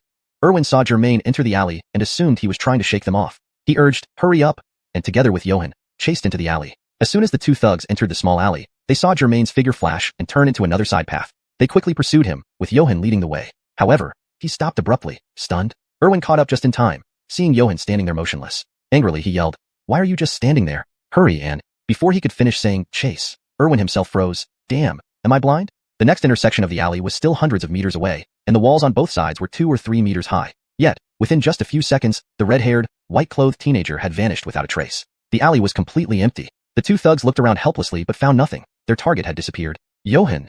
Erwin slapped the back of Johan's head, cursing, "What kind of guard are you? Where did he go?" Johan looked guilty, explaining, "Brother Who, I only ran in a couple of seconds earlier than you. The moment he turned here, he vanished." "How could he just evaporate?" "Brother Who, could we have encountered a ghost?" Johan frowned, speaking as if it were an ominous omen. "Johan, where's your dagger?" Erwin changed the subject abruptly. "It's right here." Johan pulled out the dagger from his pocket. "What's going on?" Taking advantage of Johan's surprise, Erwin snatched the dagger from his hand, causing Johan to jump. "Brother Who, what's happening?" "Himph, encountering a ghost?" Erwin opened the dagger and sneered, "I think we've got a rat." Erwin stepped forward and pressed the dagger against Johan's neck. Johan panicked, stammering, "Brother Who, what do you mean? Why can't I understand anymore?" "I ask you, you ran in first, so where did that kid go?" "Brother Who, didn't I say? Once I entered this alley, he was already gone." "I don't believe you helped him escape over the wall, did you? Also, I told you to watch at the door. How did that guy even get into the restroom?" I heard the phone ring, yet you know nothing about it? The blade was almost drawing blood. Brother who? Brother who? Johan was on the verge of tears. I really didn't see anyone. I just smoked, and I didn't even notice anyone coming. Don't mess with me. Do you think I'm stupid? You worked for me all these years. Did you become a police mole? Brother who, please? It has nothing to do with me. I truly don't know what happened. Johan was almost peeing his pants from fear. Do moles act this convincingly? Erwin's face was ashen. As he spoke, he glanced around. No one was around, no cameras either. Perfect. You've known too much these past 2 years. If you're not a rat, better safe than sorry. Erwin, is this how you treat a brother? Haven't I at least tried hard all these years? Johan protested, although his pants were wet with fear. You're slow-witted and almost messed up my plans several times. What credit are you talking about? Erwin tightened his grip on the dagger, glaring fiercely. Credit? Talk to the devil about it. Being an old thug, Erwin knew slashing the throat or stabbing the chest would create too much bloodshed, complicating his escape. So he aimed the dagger at Johan's stomach instead. But he didn't notice the brick on the ground behind him suddenly vanish. Smack. A loud bang sounded, and Erwin, like a power-off robot, collapsed unconscious with a dull thud. What the hell? Johan, who thought he was dead meat, watched as Erwin lay bleeding from the back of his head, stunned. A ghost. Convinced now, Johan screamed, believing his premonition had come true. A ghost in broad daylight, and turned to run. Smack. He too received a brick to the forehead and promptly passed out. Ghost my ass. Germain, seeing both of them knocked out, ended his invisibility spell and tossed the bricks aside, muttering, damn, their heads are hard enough to break bricks. Ding. Host swore, deduct 1 positive energy point. Current positive energy value, 42 points. Chapter 10. The Righteous and Enthusiastic Youth. Ding. Congratulations, host. Subduing a ruffian thug, positivity plus 200 points. Subduing the thug's minions, positivity plus 100 points. Saving the lives of the minions, positivity plus 100 points. System reward granted, trial package of superpowers, randomly choose 1 out of 3. Just like last night, a screen popped up in Germain's mind, offering 3 types of superpowers to choose from. 1. Beginner level body duplication. Create another self for 3 minutes. Oh wow, this is awesome. But, will the duplicated me be truly me? Which one will be the real me at the end? Germain asked in confusion. The system was nearly driven to tears. I say, Master, Brother Bogdang, if you had used this level of curiosity on your studies, you wouldn't have failed to graduate high school. Germain awkwardly rubbed the back of his head. I was just curious, asking around. Such philosophical questions are better left unasked. So, which one will be the real me? The duplicate is merely soulless flesh and can be controlled by your will. Oh, I see. Germain understood. It was like having a puppet under his control. 2. Beginner level teleportation. Instant teleportation within 10 meters. This is also powerful. Really tough choice. Can I pick both? Germain tried to persuade the system. No. The system answered bluntly as the third option appeared. 3. Beginner level fireball. Launch a fireball within 10 meters. Amazing. This makes me Gandalf, Harry Potter, Jaina, or even Charmander. Germain exclaimed with delight. I'll go with number 3, beginner level fireball. Both previous ones are pretty strong too. Are you sure you don't want to reconsider? The system asked again. Yes, beginner level fireball. Germain replied. Although duplication and teleportation are cool, they are supportive abilities. I prefer something direct and straightforward like fireballs. Very well. Confirming selection of beginner level fireball. Ding, congratulations, host has received the beginner level fireball temporary trial pack. Usable 24 times within 24 hours. Current host data. Positivity points, 442. Reputation points, 48. Mission, mall jewelry theft case. Completion, 50%. Superpower, beginner level fireball. Temporary, 2424, valid for 24 hours. Treasures, none. Germain picked up the bag of stolen jewelry from the ground, opened it, and saw the price tags hanging from the items, labeled, Xiuxian Shopping Center. He weighed it in his hands and asked the system. These 2 thugs are dealt with, and I've retrieved the loot. Why is it only 50% completion? The main thief Godfrey escaped with part of the loot, the system explained. Germain thought that the thin man must have fled when he saw Adley heading to the police station. What other rewards will I get upon completing the mission? Germain asked, how about rewarding me with lifetime superpowers? Invisible mode was also quite powerful. I didn't get enough of it. This system can't promise that. Rewards should still be randomized. Haha. Germain scoffed. Seems like more limited time trial superpowers. Maybe you should rename yourself the Random Destiny System. That's actually for your own good, the system explained. You need 100 reputation points to unlock lifetime superpowers. You currently have 48. It's better to try several powers before specializing in one. You never told me how reputation points work, Germain said with some dissatisfaction. In less than a day, I captured a home invader, subdued 2 thugs, and solved half of the jewelry theft case. How can my reputation only be 48 points? Is this right? All rules are applied uniformly. What you deserve, you won't miss out on. What you shouldn't have, you can't ask for either, okay? Fine, whatever you say. There wasn't much Germain could do given the situation. Right then, sirens grew louder as police cars approached rapidly from the street. They were quick, Germain thought, arriving just after he had taken down the 2 thugs. Maybe he should have let the police deal with them directly, saving the last use of invisibility. But now, he got beginner level fireball. After dealing with these thugs, he would test its power outdoors. Germain felt a surge of excitement, almost eager to show off his new power immediately. However, he reminded himself not to in the city. Hurting anyone or damaging buildings would certainly cost him positivity points. He kicked the 2 men on the ground with no response. I hope I didn't hit too hard like yesterday, Germain thought as he walked out of the alleyway to the street. A taxi approached, followed by 2 police cars with flashing lights and sirens. The taxi driver remembered Germain's distinctive red crew cut and stopped beside him. "Young man, I brought the police here. Talk directly to them," the driver said as he stepped out. Germain glanced inside but didn't see Adley. "Where is my girlfriend?" "She's waiting for you at the station. No need for her to be here." "What about the thief in the taxi following us? Did they catch him?" Germain asked further. The driver was puzzled. "Following? Didn't notice anything." Godfrey likely fled when the taxi went to the police station. Just then, the police car stopped and several officers approached. The taxi driver was about to point out Germain when the lead officer recognized him. "Germain, did you call for the taxi to report an incident?" Detective Barth, a robust man in his 50s, greeted him. He looked exhausted after a long night interrogating the suspect in the villa attack, a case he had handled. This morning, right after wrapping up the interrogation, Forrest saw the woman who returned with news of the red-haired Logan causing trouble again. Forrest immediately set off with officers and the taxi. "Germain, there's been a jewel theft at Xiuxian shopping center," he stated. Forrest turned to his subordinates. "Did we receive any reports of a jewel theft from Xiuxian?" They shook their heads. Germain handed over the bag to Forrest. "Here's the stolen goods, with the tag still on." Forrest took the bag and opened it, drawing a sharp breath. Indeed, it contained gold jewelry worth a fortune. Being an experienced detective, he knew this haul must be worth hundreds of thousands. Glancing at his watch, he realized the mall hadn't yet opened, so no alarm had been raised yet. "Thank you, Germain," Forrest acknowledged, impressed by the prompt recovery. Germain continued, "I accidentally ran into them at KFC selling the stolen goods. I recorded the entire process on my phone." As he spoke, he took out his phone and handed it to Barth. "But now it's dead. You can charge it back at the station." Barth accepted the phone and checked it, confirming it was indeed dead. He then handed it to one of his subordinates. "So, this is what you wanted to report? Next time, just call the police directly," Barth remarked. Germain replied sheepishly, "I wasn't careful, and they spotted me. The police station is close by, so I thought I'd have my girlfriend call a taxi directly to find you while I tried to stall the suspects here until you arrived, hoping you could catch them red-handed." Barth glanced at the bag of stolen goods in his hand and asked, "Red-handed? Huh? Where are the suspects? Did they run?" Germain smiled slightly and waved his hand. "Follow me." He led the officers into the alley, explaining as they walked, "The thief's name is Godfrey. He followed my girlfriend in the taxi and probably escaped." "Godfrey?" The name made Barth and the other officers pause momentarily. "That's a habitual offender. We've been hunting him for over a year without success. I didn't expect him to strike again." "He hasn't been gone long. Quickly check the surveillance footage and contact the taxi company. You should be able to find some clues." Barth nodded. "You're right. Xiuxian, call the station to retrieve nearby surveillance and trace the taxi license plate. This time, we must catch Godfrey." "Yes, sir," Xiuxian answered, pulling out his phone to make the call. "Your girlfriend mentioned 3 suspicious individuals. One is the thief, Godfrey, and the other 2 were likely the fences. Do you know their names?" Barth asked Germain as they walked. Germain led everyone into another alley, where 2 men lay unconscious near the entrance, with traces of blood on their heads. Germain pointed to the 2 men on the ground. "This one with the tiger tattoo is Erwin, probably the boss. The other is his underling, possibly named Johan. Ding. Congratulations, host. Assisting the police in the investigation. Positivity plus 20 points. Current positivity points, 462. Barth and his team checked Erwin and Johan's vital signs, confirming they were alive but unconscious. "Amazing, young man." Barth gave Germain a thumbs up. "You single-handedly subdued an intruder yesterday and brought down 2 more today. Have you had any training?" Germain rubbed his red hair and responded casually, "They chased me here. Somehow, they started fighting each other. I seized the moment and hit them both with a brick. Young people like you who are brave, strategic, and ready to act for justice are rare these days. Once the case is verified, I'll recommend you for commendation." Barth patted Germain on the shoulder with a smile. Germain chuckled but remained silent, thinking to himself that he needed to keep his superpowers a secret and stay low profile for now.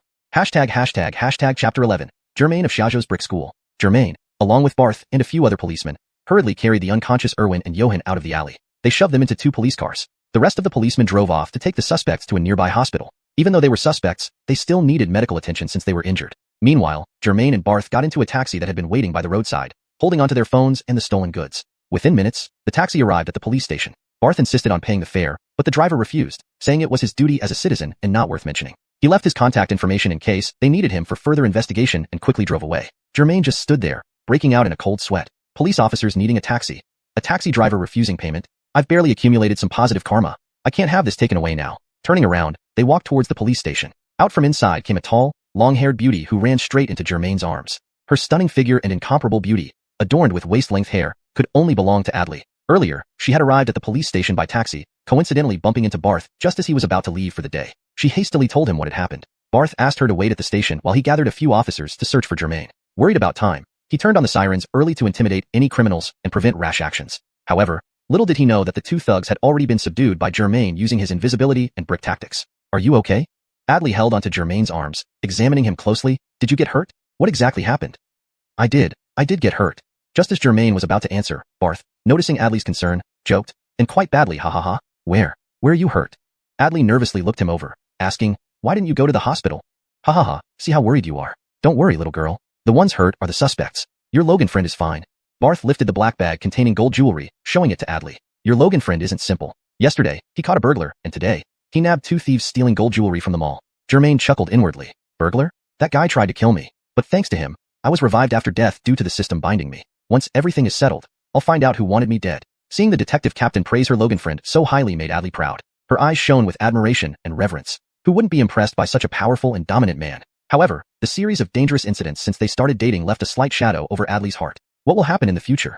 Only time will tell. The group entered the police station. Barth handed over Germain's phone to the forensics team for charging and evidence extraction. Then he called 2 officers and went with Germain to return the stolen goods to Xiuxian shopping center. Initially, Adley wanted to go along but was persuaded otherwise by Germain. She took a taxi back to Germain's villa, giving him her phone and swapping SIM cards for easier communication while his phone was being held as evidence. As the police car headed towards Xiuxian shopping center, Barth seized the opportunity to ask Germain about the case. Encountering 2 major cases within 10 hours seemed too improbable. In his career, he'd never seen anything like it. When interviewing Germain last night, Barth had checked his background. Apart from traffic violations and being an orphan, Germain had no remarkable record. Just a spoiled kid? So, how did you handle 2 guys? Barth asked while driving. Looks like this cop still doubts me. Should I tell him about my superpowers? No, better not yet. I'm still figuring this out myself. Deciding to be honest but omitting details about the system, Germain replied. I hid behind a tree at the alley's entrance, thinking it was all over and that we wouldn't make it until backup arrived. Barth steered into a busy commercial street. Then what happened? He asked through the rearview mirror. They argued when they reached the alley's entrance, Germain continued. Oh, about what? Erwin suspected Johan was an undercover agent. He even pulled out a knife to kill him. So you saved Johan? Interrupted the cop in the front seat. Exactly, Germain added. I couldn't let it escalate, so I picked up a brick and hit Erwin while they were struggling. A young officer sitting beside Germain teased. You knocked out 3 people in one night. Soon, you might be taking on 10. Maybe you should change your name to Yip Man, haha. Germain laughed along. No way. Yip Man practices Wing Chun in Foshan. If I do this, I'll be known as Germain of Xiaozhou's brick school. Everyone in the car burst into laughter. Did he really knock out 3 people single-handedly? Was everything as he said? Barth saw Germain remained calm, finding no loopholes in his story, so he kept his doubts to himself. Laughing and chatting, the police car turned several corners and arrived at Xiuxian building on a bustling street. Xiuxian building, owned by Xiuxian Group, had 66 floors and was the tallest building in Xiaozhou. Above the 9th floor were hotels or office spaces. The stolen Xiuxian shopping center spanned from the underground level to the 8th floor. Germain glanced at his watch, 9:10 a.m., about 20 minutes before the mall opened. Yet, customers already waited eagerly outside, showing the thriving business. Wow, waiting outside before opening hours? Really necessary? Barth parked the car and mocked the waiting crowd. Remington, how many years has it been since you accompanied your wife shopping? The front seat officer teased. Barth was momentarily speechless, realizing he couldn't remember the last time. None of your business. Barth smacked the officer's cap rim. Out of the car. They exited the police car and walked straight towards Xiuxian shopping center. Captain Barth wanted to hurry inside to check the crime scene but found himself almost circling the entire shopping center without finding an entrance. Finally, he spotted an unremarkable staff entrance in a corner of the building's ground floor. A mean young security guards were seated on stools, engrossed in playing King of Glory on their phones, mid-battle. Hey, Barth barked loudly. Playing on your phones during work hours? No wonder things got stolen and you didn't even notice. The 2 guards jumped in surprise, looking up to see several police officers and a red-haired young man standing before them. They quickly stashed their phones away. Oh, officer, is there something wrong? One of the guards stuttered, knowing they were in the wrong. Barth grabbed the bag of stolen jewelry from his colleague and waved it in front of the guards. You had a gold store robbed, and you're here playing on your phones? Are you all just getting paid to sit around and do nothing? The 2 guards exchanged bewildered glances. No way, officer. Before they could finish, Barth opened the bag and practically shoved it under their noses. Open your eyes and look. What do you see? The guards peered into the bag and were immediately terrified. They recognized the gold jewelry, and more importantly, the tags from Xiuxian shopping center. If this really was stolen merchandise, every security staff member, from the supervisor to the gatekeepers, would be fired. Not only that, finding similar jobs would be nearly impossible afterward. Even though they were just gatekeepers, with little responsibility for what happened inside, employers wouldn't care about such excuses. Knowing they worked somewhere that got robbed would be enough to blacklist them. Plenty of other candidates were ready to replace them. What are you waiting for? Take us to the crime scene. Barth's imposing figure and stern voice commanded respect. The guards dared not hesitate. One guard stayed behind to guard the entrance and called his superior to report the situation. The other led Barth and Germain to the location of the gold store. Unlike typical mall jewelry sections filled with multiple brands like Chao's or Zheshi, this space was entirely operated by Xiuxian Group. Covering over 1,000 square meters, it showcased their confidence and financial strength, requiring no third-party brands to bolster its appearance. The sales staff lock all jewelry in the safe after hours, the guard explained, sweating profusely as he pointed to the largest safe in the back storage area. The gold should be locked in here. At that moment, the head of security and the floor manager arrived on the scene. That's impossible. We use the most advanced safes available on the market. It can't be stolen.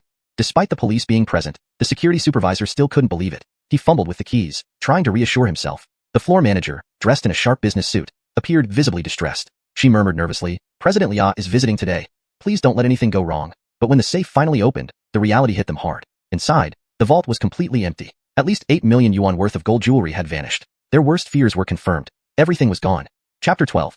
Are all female CEOs this domineering? Seeing the safe completely empty, the security supervisor and floor manager were instantly petrified with shock, their faces turning green as they stood frozen in place. By this time, it was close to the shopping center's opening hours, and sales staff were gradually entering the premises. Soon enough, a crowd of curious onlookers from nearby counters gathered around, buzzing with chatter. The jewelry in that safe must be worth millions, right? You're right.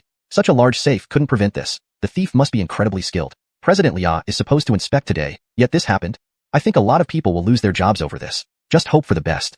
Both Germain and Barth overheard the conversations. They exchanged glances, puzzled. Something wasn't right here. The jewelry in the bag did indeed have considerable value, probably worth a few 100,000 longbi currency. However, this safe appeared to be expertly crafted and quite substantial, capable of storing 10 times its current contents easily. It shouldn't just contain such a small amount. Germain wanted to ask but held back because the police were nearby. He didn't want to overstep his bounds, so he simply stood there. All the gold jewelry was stored in this safe? Barth pointed at the safe and asked the floor manager, "What's the value?" The floor manager remained dazed and confused, mumbling incoherently. It wasn't clear if she heard Barth's question. The chubby security supervisor seemed slightly calmer. "Yes, correct. This is the latest model of a safe, worth 10,000 longbi itself. So yes, everything was stored here. What good does it do to know how much the safe costs if it has been robbed? Now it's just scrap metal. Moreover, it has already been broken into and stolen from." Barth reminded him sternly.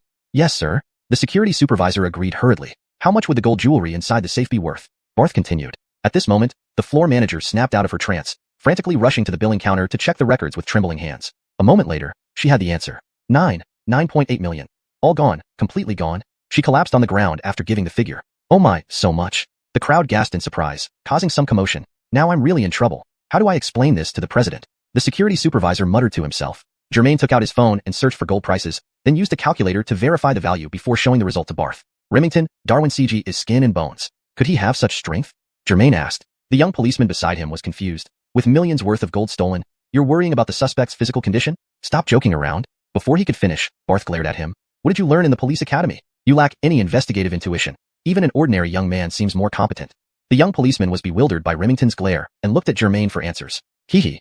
Germain grinned. "Simple arithmetic. I checked the gold price just now. 9.8 million longbi in gold would weigh at least 80 kilograms. Oh.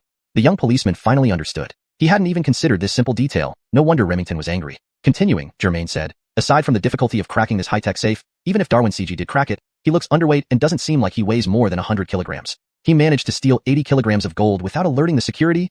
The young policeman chimed in. "That sounds impossible." "Yes, exactly."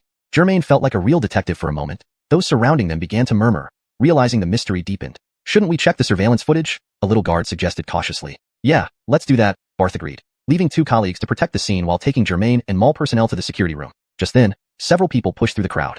"Move, move."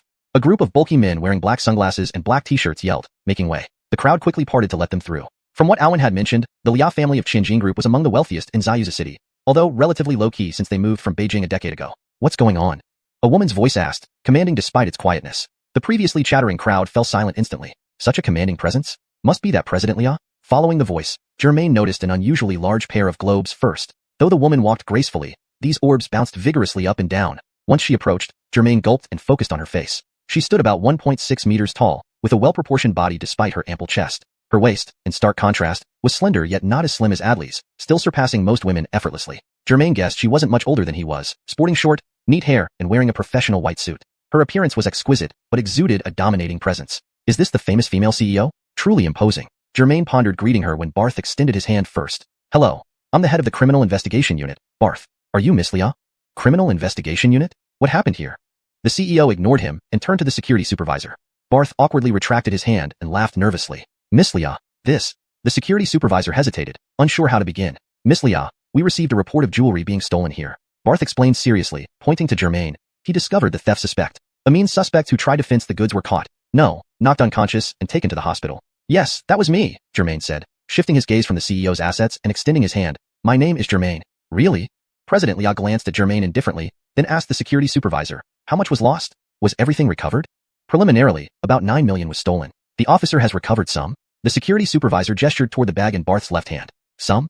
President Lia's expression darkened. "Officer, didn't you say the criminals were caught?" Her tone when speaking to Barth was like addressing a disobedient servant. "Miss Liao, the investigation is still ongoing, and I can't disclose too much. We're going to the security room to check the surveillance footage. Naturally, we'll notify your company if there's any progress." Barth thought that this woman, despite her remarkable attributes, had a terrible temperament and didn't respect him at all. Thus, he changed his address from Miss Lia to Ms. Lia. My things are missing, and I can't ask? President Lia glared at Barth and demanded, what kind of attitude do you police have? Better find the remaining criminals and the gold for me quickly. Otherwise, you'll be in big trouble.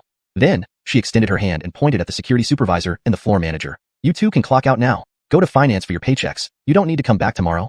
Oh my. Barth was nearly speechless with anger.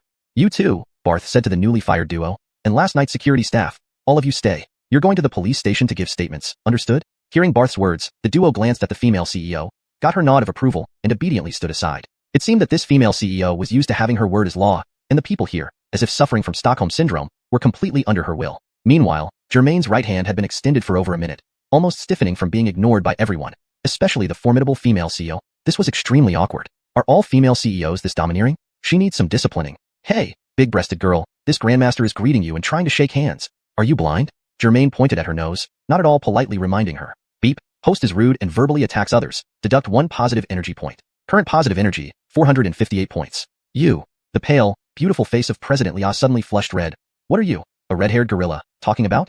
The domineering queen expression disappeared, replaced by an expression of a bullied schoolgirl. It turns out that ever since middle school, she had breasts comparable to those of adult women, leading to teasing and mockery by Logans at school, which left her with a psychological shadow. While most women envied and wished to have what she had, she herself suffered due to childhood trauma and found these attributes problematic and somewhat disproportionate to her figure. This even led to some self-esteem issues. Surprisingly hard to believe, but she even felt somewhat inferior because of it. After adulthood, nearly every man who met her would focus on that pair, causing her considerable embarrassment.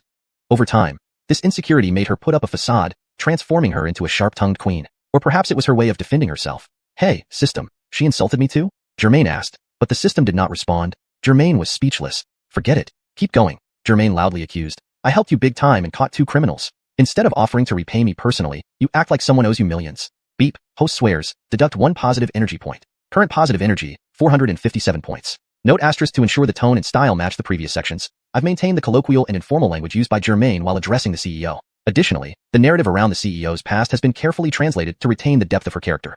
Chapter 13, please continue from where you left off. Hey, kid, mind your manners when you talk to our CEO. Seeing Germain speak disrespectfully to his boss, the bodyguard beside the female CEO obviously did not like it. A big man who appeared to be the head of the bodyguard stepped forward. Germain thought, you want me to mind my manners? I've always made others mind their manners. You dare to talk to me like this? If the police weren't here, I would have dealt with you already. However, even if he couldn't lay a hand on them, some verbal retaliation was still necessary. Please don't interrupt when humans are talking. Some people serve as dogs for others. What? Are you asking for death? Tired of living, huh? Brothers attack? Barretts are most sensitive to being called dogs. The red-haired kid in front of them had said it in front of everyone, and the bodyguards immediately got angry. Several bodyguards rolled up their sleeves and were ready to charge at Germain, but he didn't care at all. Firstly, the police were nearby. He reckoned that these bodyguards were just posturing and wouldn't dare to really make a move. Secondly, he currently had over 400 positive energy points, so a fight wouldn't be an issue. And besides, he still had 24 beginner fireballs left.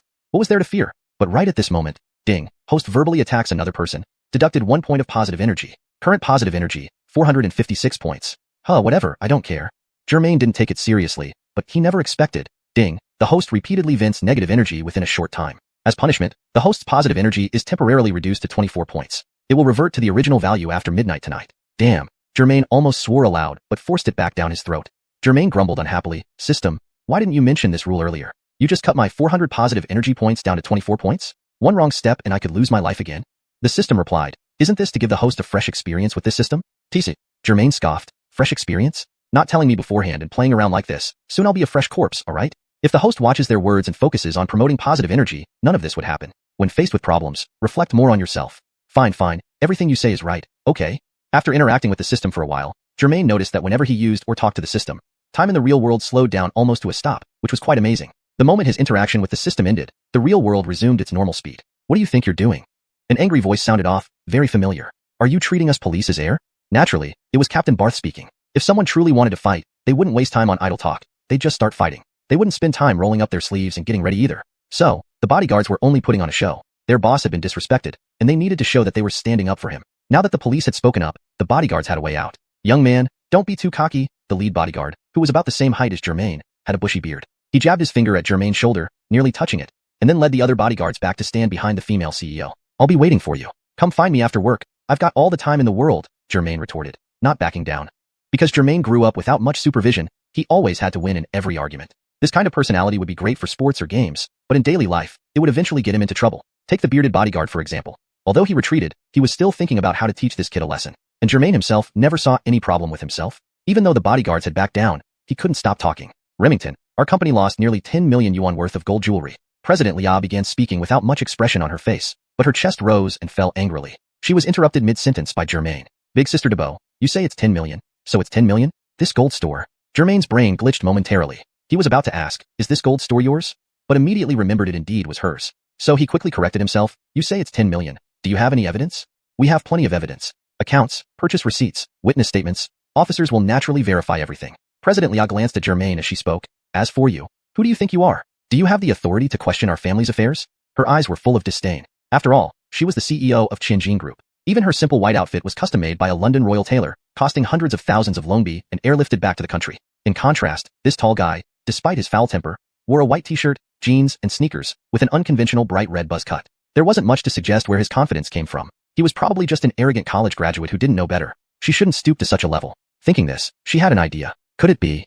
Remington, due to the robbery, I lost my composure earlier. Saying this, she extended her hand. My name is Corina, CEO of Xiuxian Group. Please bear with me. Oh, why the sudden change in attitude? Barth was stunned for a moment, but seeing her extend goodwill, he couldn't refuse. Certainly, losing so much must be stressful. Barth shook her hand symbolically. I understand, but please cooperate with the police. Whatever you need, officer, just let me know. We should go to the surveillance room and check the footage from last night, right? Barth suggested. That will make things clear. Xiaoxian, you two stay here and secure the scene, clear the crowd.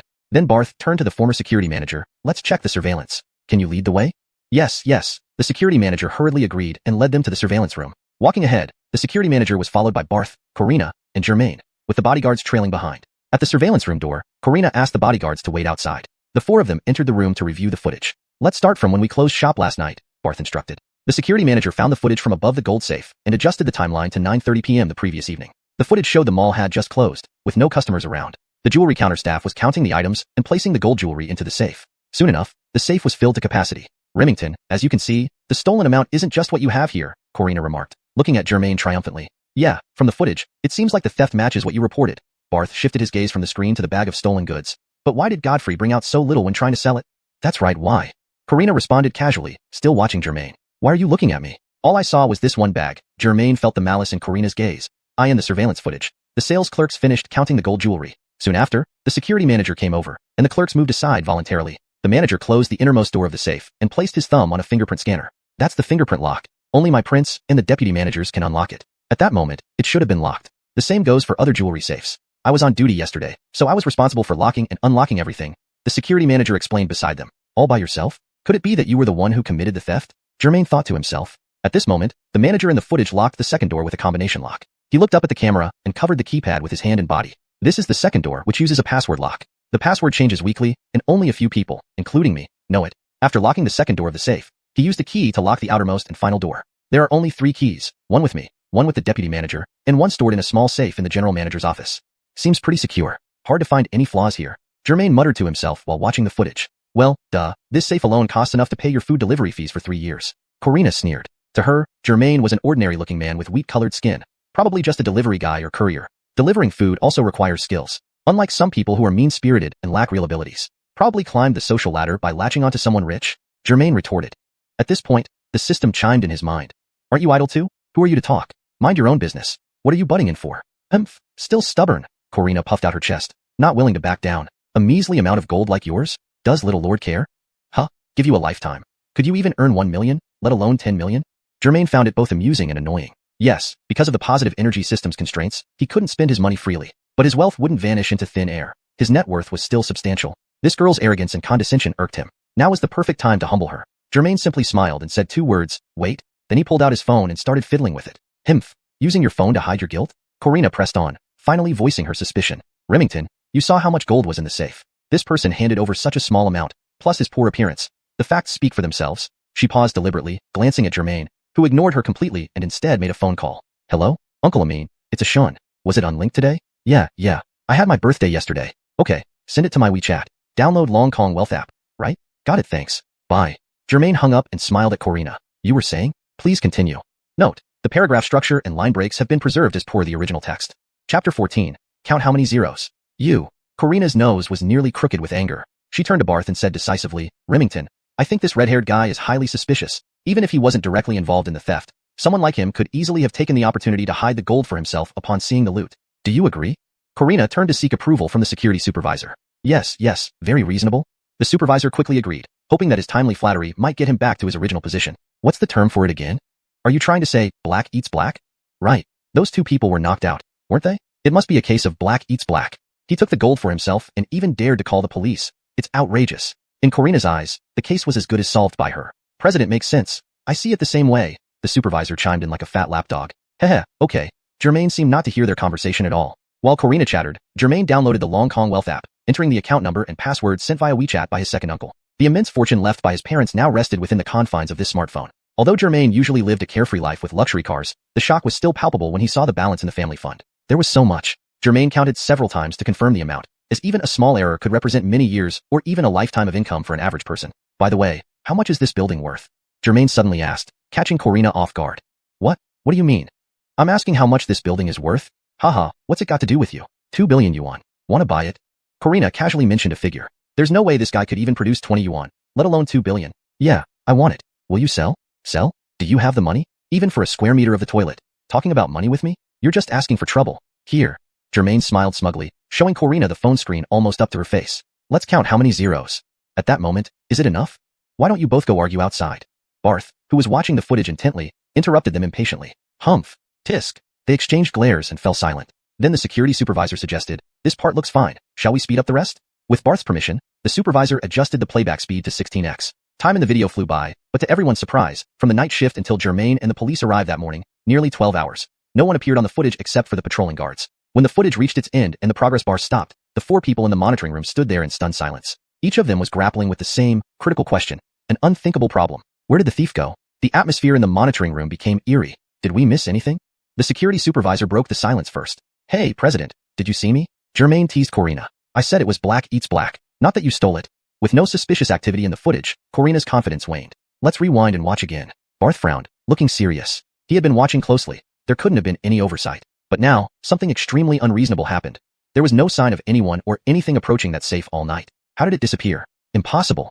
Barth believed they must have missed something, or rather, all 4 of them did. There was no other option but to watch it again. The supervisor quickly rewound the footage. Watch it at 8x speed this time. Barth ordered. The supervisor set the speed to 8x. This time, Germain and Corina didn't argue anymore. Outside, the bodyguards thought something was wrong inside. It had become eerily quiet. Peering in, they saw everyone focused on the screen, afraid to miss a single detail. Even after spending twice as long, the result was the same. No one approached the safe containing the gold all night. This is strange. Germain broke the silence first. Corina, supporting her chin with one hand and her chest with the other, muttered to herself, how?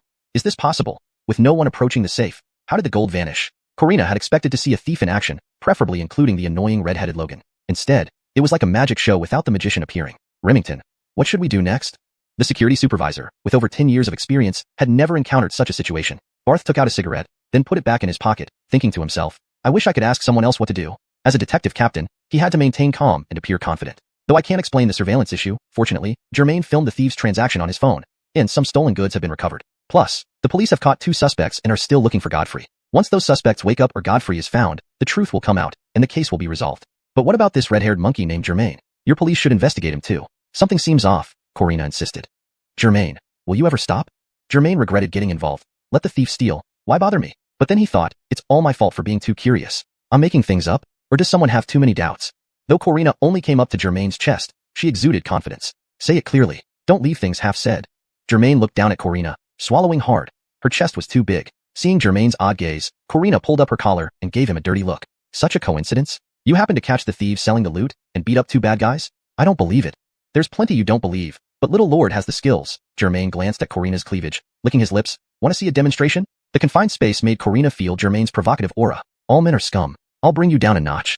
Okay, let's see if you have the skills. Here? Not a good idea. Humph. I think you're just a keyboard warrior, good at talking big but nothing else. Officer, without evidence, they can't say you did black eats black, or arrest you. But my bodyguards, oh well, might coincidentally want to go wherever you go. Don't misunderstand them as following you. Oh my, those few million in gold obtained through black eats black. What will you do if you can't offload it? That's a sum someone could never earn in their entire life. Barth and the security supervisor watched the 2 bickering, helplessly shaking their heads and continuing to review the footage, hoping for a miracle. President Liao, aren't you being a bit condescending? Germain spoke cautiously, afraid of saying anything wrong. Condescending? Someone is already at the bottom, so why can't someone higher up look down? Germain looked down at Corina, thinking to himself, sister, Who's on top and who's below? You know I've seen everything you've got, right? Sigh. Looks like I need to show you that there's always a higher mountain and someone better out there. Germain took out his phone again, opening the Long Kong Wealth app. By the way, how much did you say this Xinjiang tower costs? Corina was taken aback. She had only mentioned a figure casually before. This university graduate-looking handsome man. He seemed so confident. Could he really be buying it? Impossible. No way. Real tycoons are busy with big deals. They wouldn't have time to look at others' problems, let alone meddle in them. He's just trying to bluff with that lousy phone. He's just a troublemaker. 20 billion yuan. Bring 20 billion over, and I'll give you my shares and the position of president. Trying to show off in front of me? I'll play along. Really? You sure about that? Germain tapped Barth's shoulder urgently. Remington, both of you heard that, right? Yeah, heard it. Barth squinted and frowned while watching the footage, not bothering to respond. Handsome, do you even know how many zeros come after 20 billion? Why don't you get a calculator and count first, then come back here showing off? Corina sneered to herself, thinking if he could come up with 20 billion, she'd even run naked around Xinjiang Tower. Oh, how many zeros? I really don't know. Germain entered the account number and password, then clicked on stock value. Why don't you count for me? See how many zeros I have. Is it enough for 20 billion? Saying that, he casually handed the phone to Corina. Corina laughed disdainfully as she took the phone, but her expression froze instantly. Bye. Stock value 33.57 billion. Penguin Games. Stock value 29.31 billion. Fruit Technology. Stock value 23.85 billion. Buffett Investment. Stock value 12.20 billion. Account holder, Germain. Total value, 100.02 billion. Corina's eyes widened in shock. Chapter 15. The female CEO says money isn't everything. How about that? Enough for you? If not, I'll go steal some more. Seeing Corina's stunned expression, Germain couldn't help but feel extremely pleased. He put on a very concerned face. Let's see how she acts tough in front of me now, shall we? Right at this moment, the total stock value moved, changing to 9,995,365,000 long coins.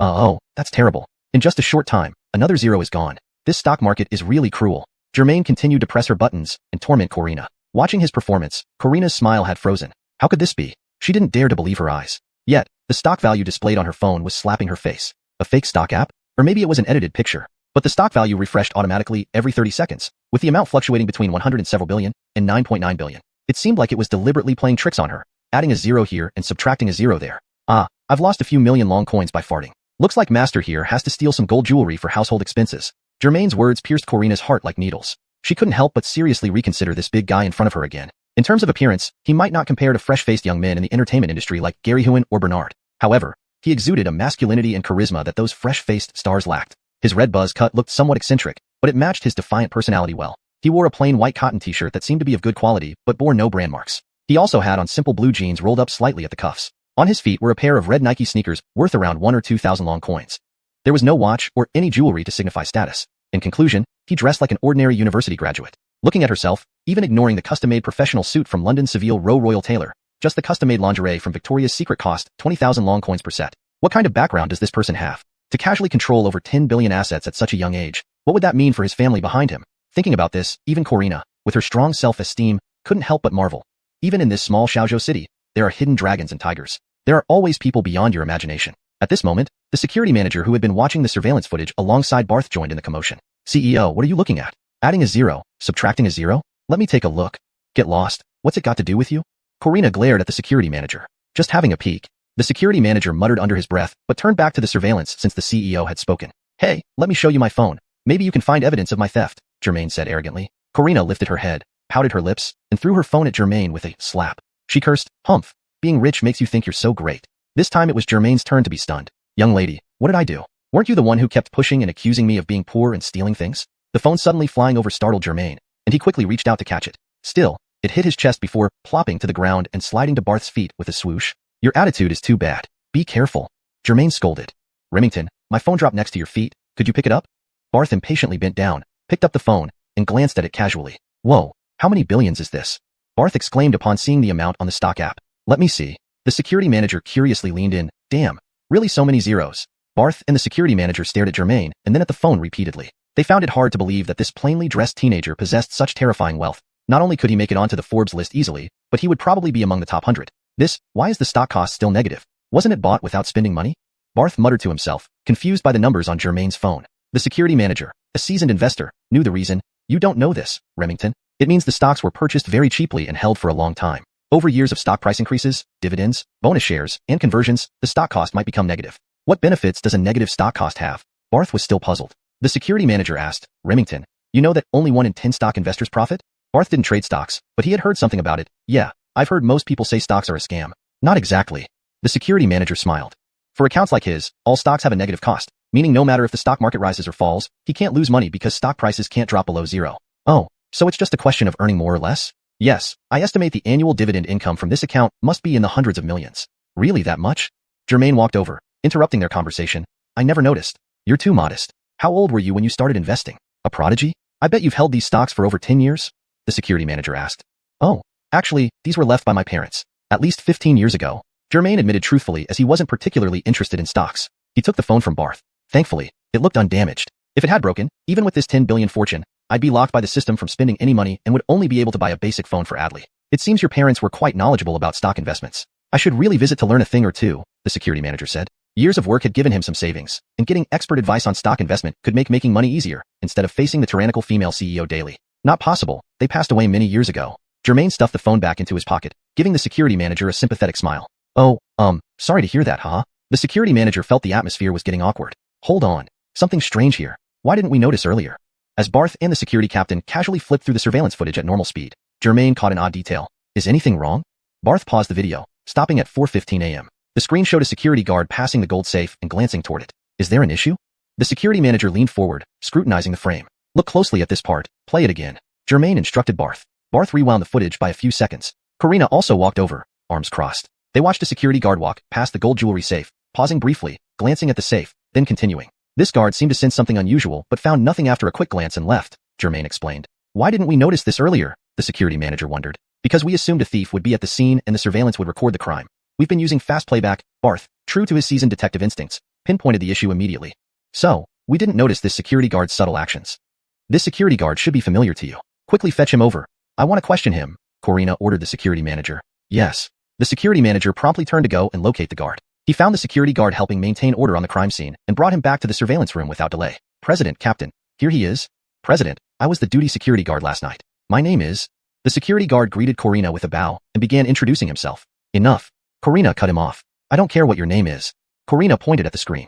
Is this you? The security guard scratched the back of his head awkwardly, stepped forward, and squinted at the monitor. Yes, it's me. I was patrolling around this area, probably around 4 in the morning. Barth replayed that segment of the footage. When you reached the gold jewelry safe, you paused for a moment, glanced at the safe, and then walked on. Did you see something? Germain and Corina asked simultaneously, then glared at each other. Oh, let me think. I don't recall anything unusual. The security guard furrowed his brow, trying to remember. Seeing that he was struggling, Barth replayed the footage again. Take your time. You must have noticed something. Ding. At that moment, Germain's WeChat notification chimed. He pulled out his phone. Adley, how's it going? When will you be back? Germain, not sure. Might take a while. I remember. The security guard slapped his forehead. I remember what it was. What did you see? Barth asked urgently. I saw nothing. Before he could finish, the security manager smacked him on the back of the head. If you didn't see anything, why are you shouting?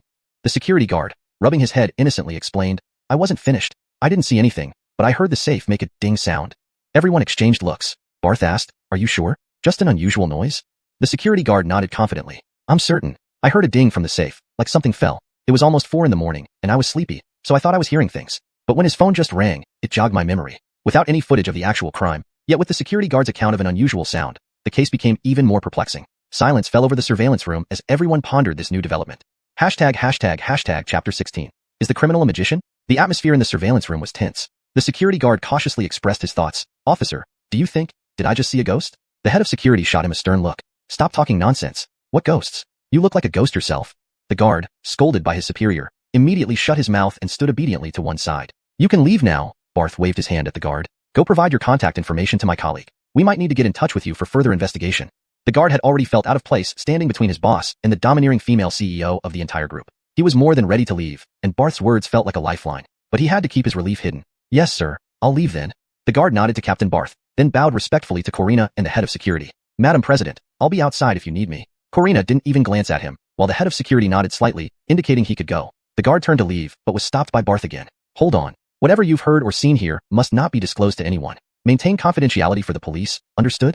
Yes, of course. We security personnel are fully aware of these rules. Rest assured, the guard hurriedly nodded before opening the door and leaving. Remington, do you think there really might be something unclean? The head of security asked nervously after the guard left, completely forgetting how he had just reprimanded the younger guard. Don't be ridiculous. There's no such thing as ghosts or demons, Barth replied, finding it somewhat amusing. Based on our current data, the suspect is likely Godfrey, a professional thief who has been on our police watch list for a long time. But Remington, that Godfrey looks almost as scary as a monster, Germain interjected. Having seen Godfrey himself, You don't know. According to our investigation, Godfrey is a drug addict who has been through several mandatory rehabilitation programs, Barth explained, smiling. A large portion of his stolen goods goes to fund his drug habit. Honestly, he might overdose and die any day. Bureaucracy is so inefficient. All this time, and you still haven't caught him? Karina said disapprovingly. If this were our company, we'd have fired him long ago. Beside Barth, the head of security broke out in cold sweat. Though the president had said he wouldn't need to come to work anymore, Karina hadn't dismissed him outright. He still harbored hope that she had only said it in anger. How could she be so harsh and critical? Barth found himself somewhat helpless dealing with the victim, the young and powerful female CEO of xiuxian Group. His daughter was about the same age as Karina. If it were his own daughter, he would have disciplined her by now. Still, the overbearing female CEO was a key figure in this case, so Barth patiently explained. Ms. Liao, you misunderstand. Godfrey's methods are extremely sophisticated. Sophisticated? Using that term to describe a criminal? Is that appropriate, Remington? Karina interrupted. Barth laughed. First, Godfrey is still just a suspect. Although we all believe he did it, until the court pronounces judgment, he remains a suspect. So calling him a criminal isn't accurate. Whatever difference does that make? Karina said dismissively. Let me finish. Please, don't interrupt, Barth replied, slightly annoyed. Remington, women are always like this. I'm used to it, so don't take it personally, Germaine chimed in, smiling. Germaine thought, this woman is probably single. With a personality like hers, who could tame her? Is this any of your business? Karina folded her arms tighter. Remington, please continue. Barth took a deep breath and continued. Secondly, all cases involving Godfrey were solved by tracing the stolen goods defenses. Through them, we learned about the super thief Godfrey. So, are you saying? Germaine was struck by a disturbing thought. Are you saying all theft scenes are like today's incident at Xiuxian shopping mall? No video footage? All evidence mysteriously disappears. Karina exclaimed. Germaine's theory was unnerving. How is that possible? Really? The head of security looked at Barth hopefully, wishing he would confirm this. Because if all cases were the same, it wasn't due to his negligence or incompetence. Karina wouldn't have grounds to fire him, and his job would be secure. 1 second later, he got what he wanted to see. Barth nodded. Yes, that's exactly right. No surveillance footage from other mall thefts either? Karina still found it hard to believe. Isn't that like magic? That's right. Not a single video, and no signs of hacking or tampering with the cameras, Barth confirmed. How do you know it's him then? Karina asked. Because, in every solved case, the person selling the stolen goods to fences has been identified as the same man, Godfrey, through fingerprints and forensic evidence. Fingerprints? On jewelry and in the safe, Barth explained. Everyone except Barth was stunned, all three speaking in unison. Fingerprints inside the safe? Yes, his fingerprints were found inside the safe. Barth seemed to enjoy their disbelief. But we didn't see anyone touching the safe. The head of security questioned first. Is this criminal so daring? Not wearing gloves and leaving fingerprints behind. Karina added. Is the criminal a magician? Germaine concluded sarcastically. Barth shook his head helplessly. Unfortunately, those are questions we're trying to answer. But as of now, we don't know how Godfrey pulled off these thefts. His response dampened their spirits, but the reality was undeniable. A baffling case that truly stumped the police. So what do we do now? Are we powerless against Godfrey? Germaine asked. The next steps are up to the police. As witnesses, you need to stay in contact with us and be ready to cooperate when we need you. That's your civic duty. I'm very busy. I can't keep running to your police station, Karina remarked, shoving her hands into her pockets and tossing her hair. Leave communication with the police to you. Inform my secretary if anything important comes up. Don't bother me unless it's necessary. Yes, the head of security hurriedly agreed. But just now, the president said I don't need to come to work anymore. Just don't think you're safe yet. You're on probation for a month. If there's another issue, you're out immediately. Thank you, President. I will do my best to complete my work and never let you down. Seeing how elated the head of security was, Germaine thought to himself, does Karina pay you so much in a month that it makes you this happy? You look like a lapdog. Also, Karina first glanced at Germaine and then at the head of security. If any suspicious individuals enter our Xiuxian shopping mall or even the entire Xiuxian building, keep a close eye on them. Some rich second-generation loafers might get bored and steal things from the mall for a thrill. They might even be drug users. The head of security thought, with assets worth 10 billion lonbi just from stocks, plus properties and other fixed assets, would someone like that bother stealing such small items? President Liao, you must have some prejudice against them. However, since Karina was his boss, he could only nod. Remington, I remember someone said they'd sell me this Xiuxian building for 20 billion. Not sure if that offer still stands. Germaine thought he wouldn't stoop to argue with her, but she wasn't letting up. Barth stood up from his chair in front of the surveillance screen and walked over to Germaine, patting him on the shoulder. We're men. We shouldn't argue with a woman, right? Of course. I've got more money than I can spend, living worry-free. Why would I bother with her broken company's issues? Even if given to me, I wouldn't want it, Germaine replied provocatively while looking at Karina. Karina's chest heaved as she seethed silently, unable to respond. I'll head back to the station now and inform everyone if there's news. Barth opened the door to leave, then turned to the head of security. My colleague will come shortly to copy the suspicious part of the surveillance footage onto a USB drive as evidence. He left the monitoring room. I'm not staying here either. This place is creepy. What if it really is haunted? Sell it? I wouldn't take it for $2. Germaine followed Barth out immediately. Not to be outdone, Karina walked outside and instructed her bodyguards. A mean of you. Keep an eye on anyone suspicious, like some red-haired stray cats and dogs. Escort them out immediately. Make sure they don't pee or bite anyone on my property. Yes, ma'am. A mean muscular guards immediately stepped forward and stood beside Germaine, eyeing him threateningly. Humph? Tracking me? Forget it. I'm not leaving yet. Translation notes. Maintained the original structure and line breaks. Preserved the character names as given. Kept the tone and style consistent with the previous content. Ensured the translation reads naturally and fluently in English. ####Hashtag Chapter 17. Truly a pair of rivals. Walk if you want to. Karina replied indifferently, then turned to her bodyguards and said, forget it. Not worth arguing with some pampered rich kids. Let's go. With that, she shook her head and strutted off, inspecting her empire once again. The female CEO's command was met with only menacing glares from the bodyguards towards Germain, before they followed her without further ado.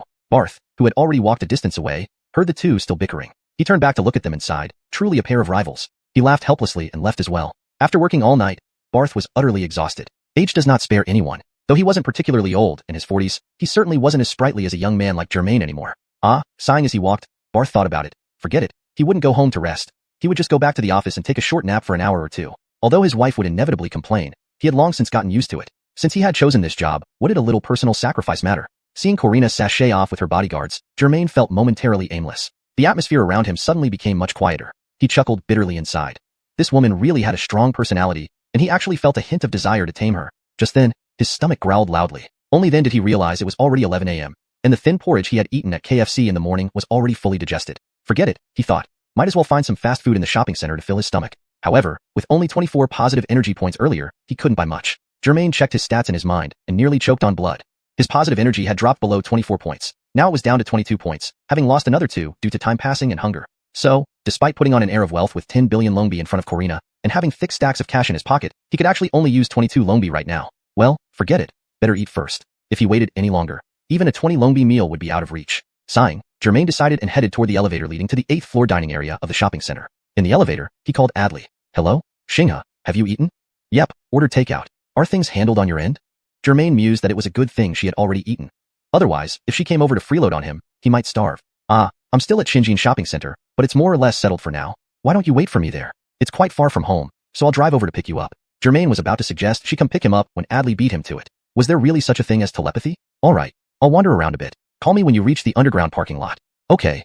As the elevator doors opened with a ding, interrupting Germain's thoughts, he stepped out into the bustling dining area. Various sumptuous foods and fast food options were spread out, making his selection difficult. Curry beef rice for 60 longbi, chinzhou beef noodles for 58 longbi, spicy hot pot for 45 longbi, and even a plate of ham omelet fried rice for 24 longbi. Germain cursed inwardly without profanity, cursing Karina for her high prices, robbing customers blind. If it were before, he might casually give 100 longbi to a beggar. Now, with only 22 longbi, he felt somewhat like one himself. His stomach kept growling, but there was nothing affordable in sight.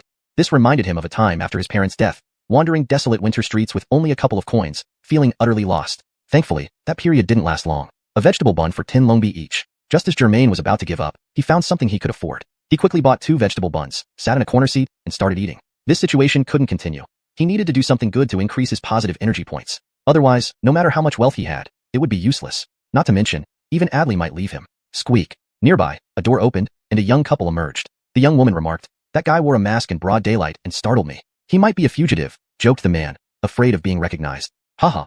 At least he looks like a drug addict. Thin as a ghost, the woman added. Thin as a ghost? Germain immediately perked up, holding the half-eaten bun. He stood up and hurriedly intercepted them. "What are you doing?" The young man, startled by a tall red-haired figure blocking their path, instinctively clung to his girlfriend. Germain waved his hands in explanation. "No misunderstanding. I mean no harm." Seeing Germain's harmless demeanor, the man relaxed. "What do you need?"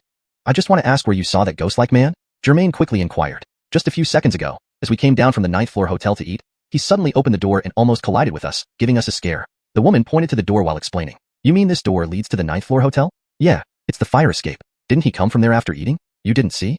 "Thank you. Thank you." Germain tossed the remaining half-bun on a nearby table, clasped his hands in gratitude, and pushed open the door, stepping inside. Truly strange.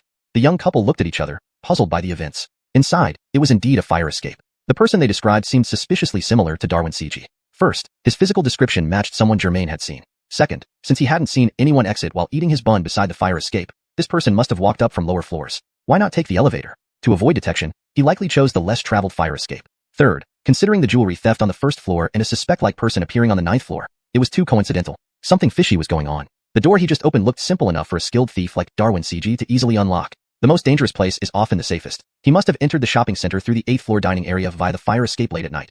Finally, using a method I haven't yet figured out, he stole the jewelry from the 1st floor and escaped through the fire escape. Germain walked to the 9th floor and gently pulled open the door of the fire escape. The corridor was quiet, with dark red patterned carpets commonly used in hotels covering the floor. Indeed, this must be the hotel section of Xiuxian shopping center. Click.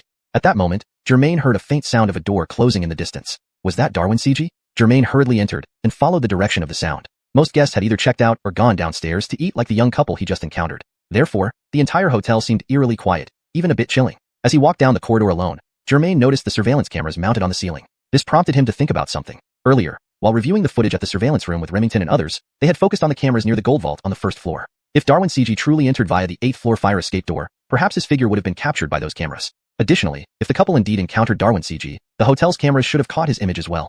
Germain examined the area where he thought the door closing sound came from, listening intently but finding no abnormalities. Just as he was about to leave and call Barth to inform him of his new findings, ding dong, the elevator door at the end of the corridor opened, and the first thing Germain saw were two perfectly shaped, somewhat disproportionately large spheres. Then their owner emerged, a woman in a white business suit with short, neatly cut hair, scolding someone beside her. As she walked out of the elevator, 6 bodyguards followed closely behind, despite the corridor being empty except for Germain.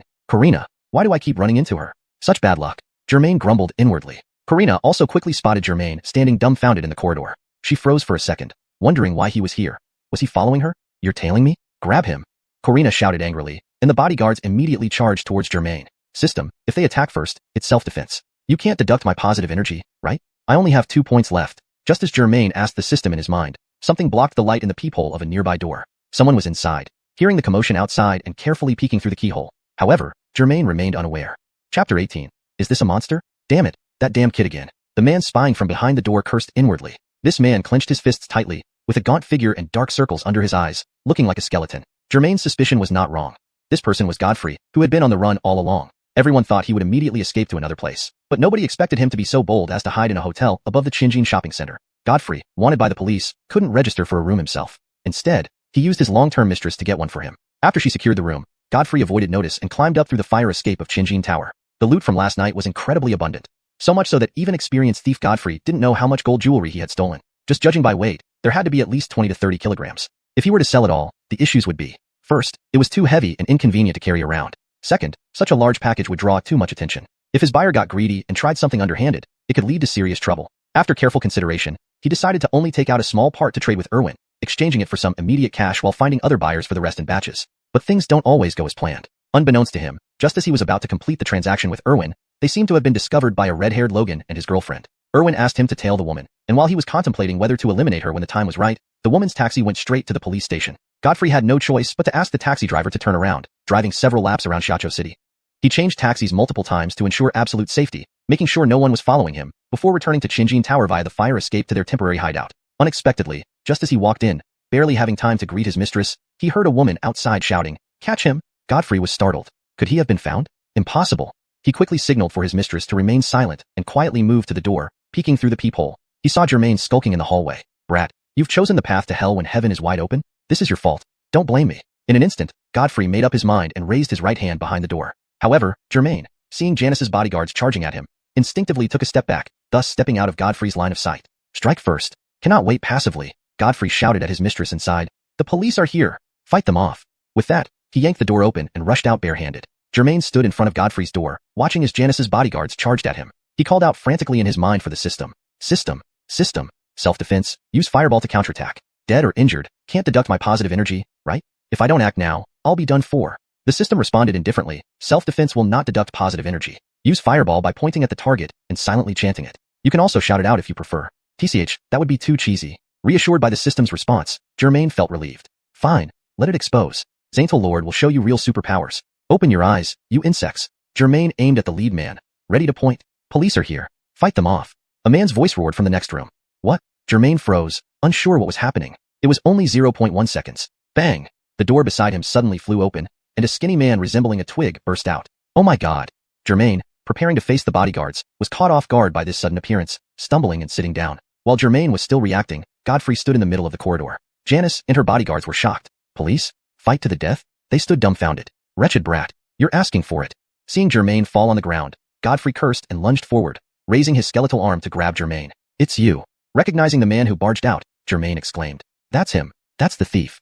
As Germain kicked backward and yelled, Janice finally reacted, realizing this was the fugitive Godfrey mentioned by Remington. So Germain had been tracking the big thief stealing from the company. She had misjudged him. Quickly, catch this man. There's a reward. Janice pointed at Godfrey, ordering her bodyguards. The bodyguards were well trained. Hearing this, they understood immediately and pounced on Godfrey. Godfrey, about to grab Germain, was suddenly tackled by the leading bodyguard. The force of the collision knocked both of them off balance, sending them flying a meter away and crashing to the ground. With Godfrey's emaciated frame, he couldn't withstand the muscular bodyguard's impact and rolled on the ground, groaning in pain. It was like a fawn accidentally running onto a highway, getting hit by a truck going 100 kilometers per hour. The bodyguard, using his robust build, was unfazed. Climbing up, he grabbed Godfrey's collar with one hand, lifting him like a rabbit. "President, I've caught him." Carrying Godfrey toward Janice, the bodyguard hoped to gain favor, knowing her generous rewards despite her foul temper. The other bodyguards, lagging just slightly, regretted missing out on the capture. "President, what do we do with this kid?"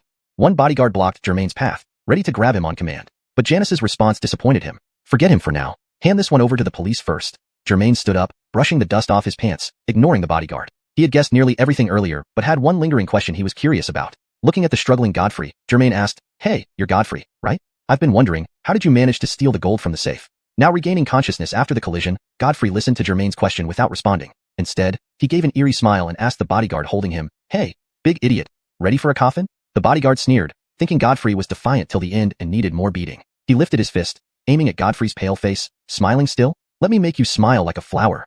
"Look what I have," Godfrey laughed, raising his right hand. He was holding a fist-sized object in his right hand, and this object was still beating tenaciously. The bodyguard had seen many things, but this one left him stunned as well. His right hand froze mid-air. "This? What is this?"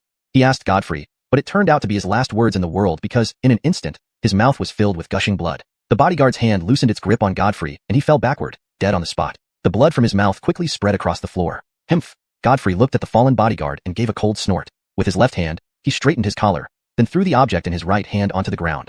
The thing stopped moving and rolled a few times before coming to rest at Liajinki's feet. It was clearly a human heart. "Ah!" Liajinka, startled for a second, let out a piercing scream and immediately collapsed in fright. "Humph, bitch, you want to catch me?"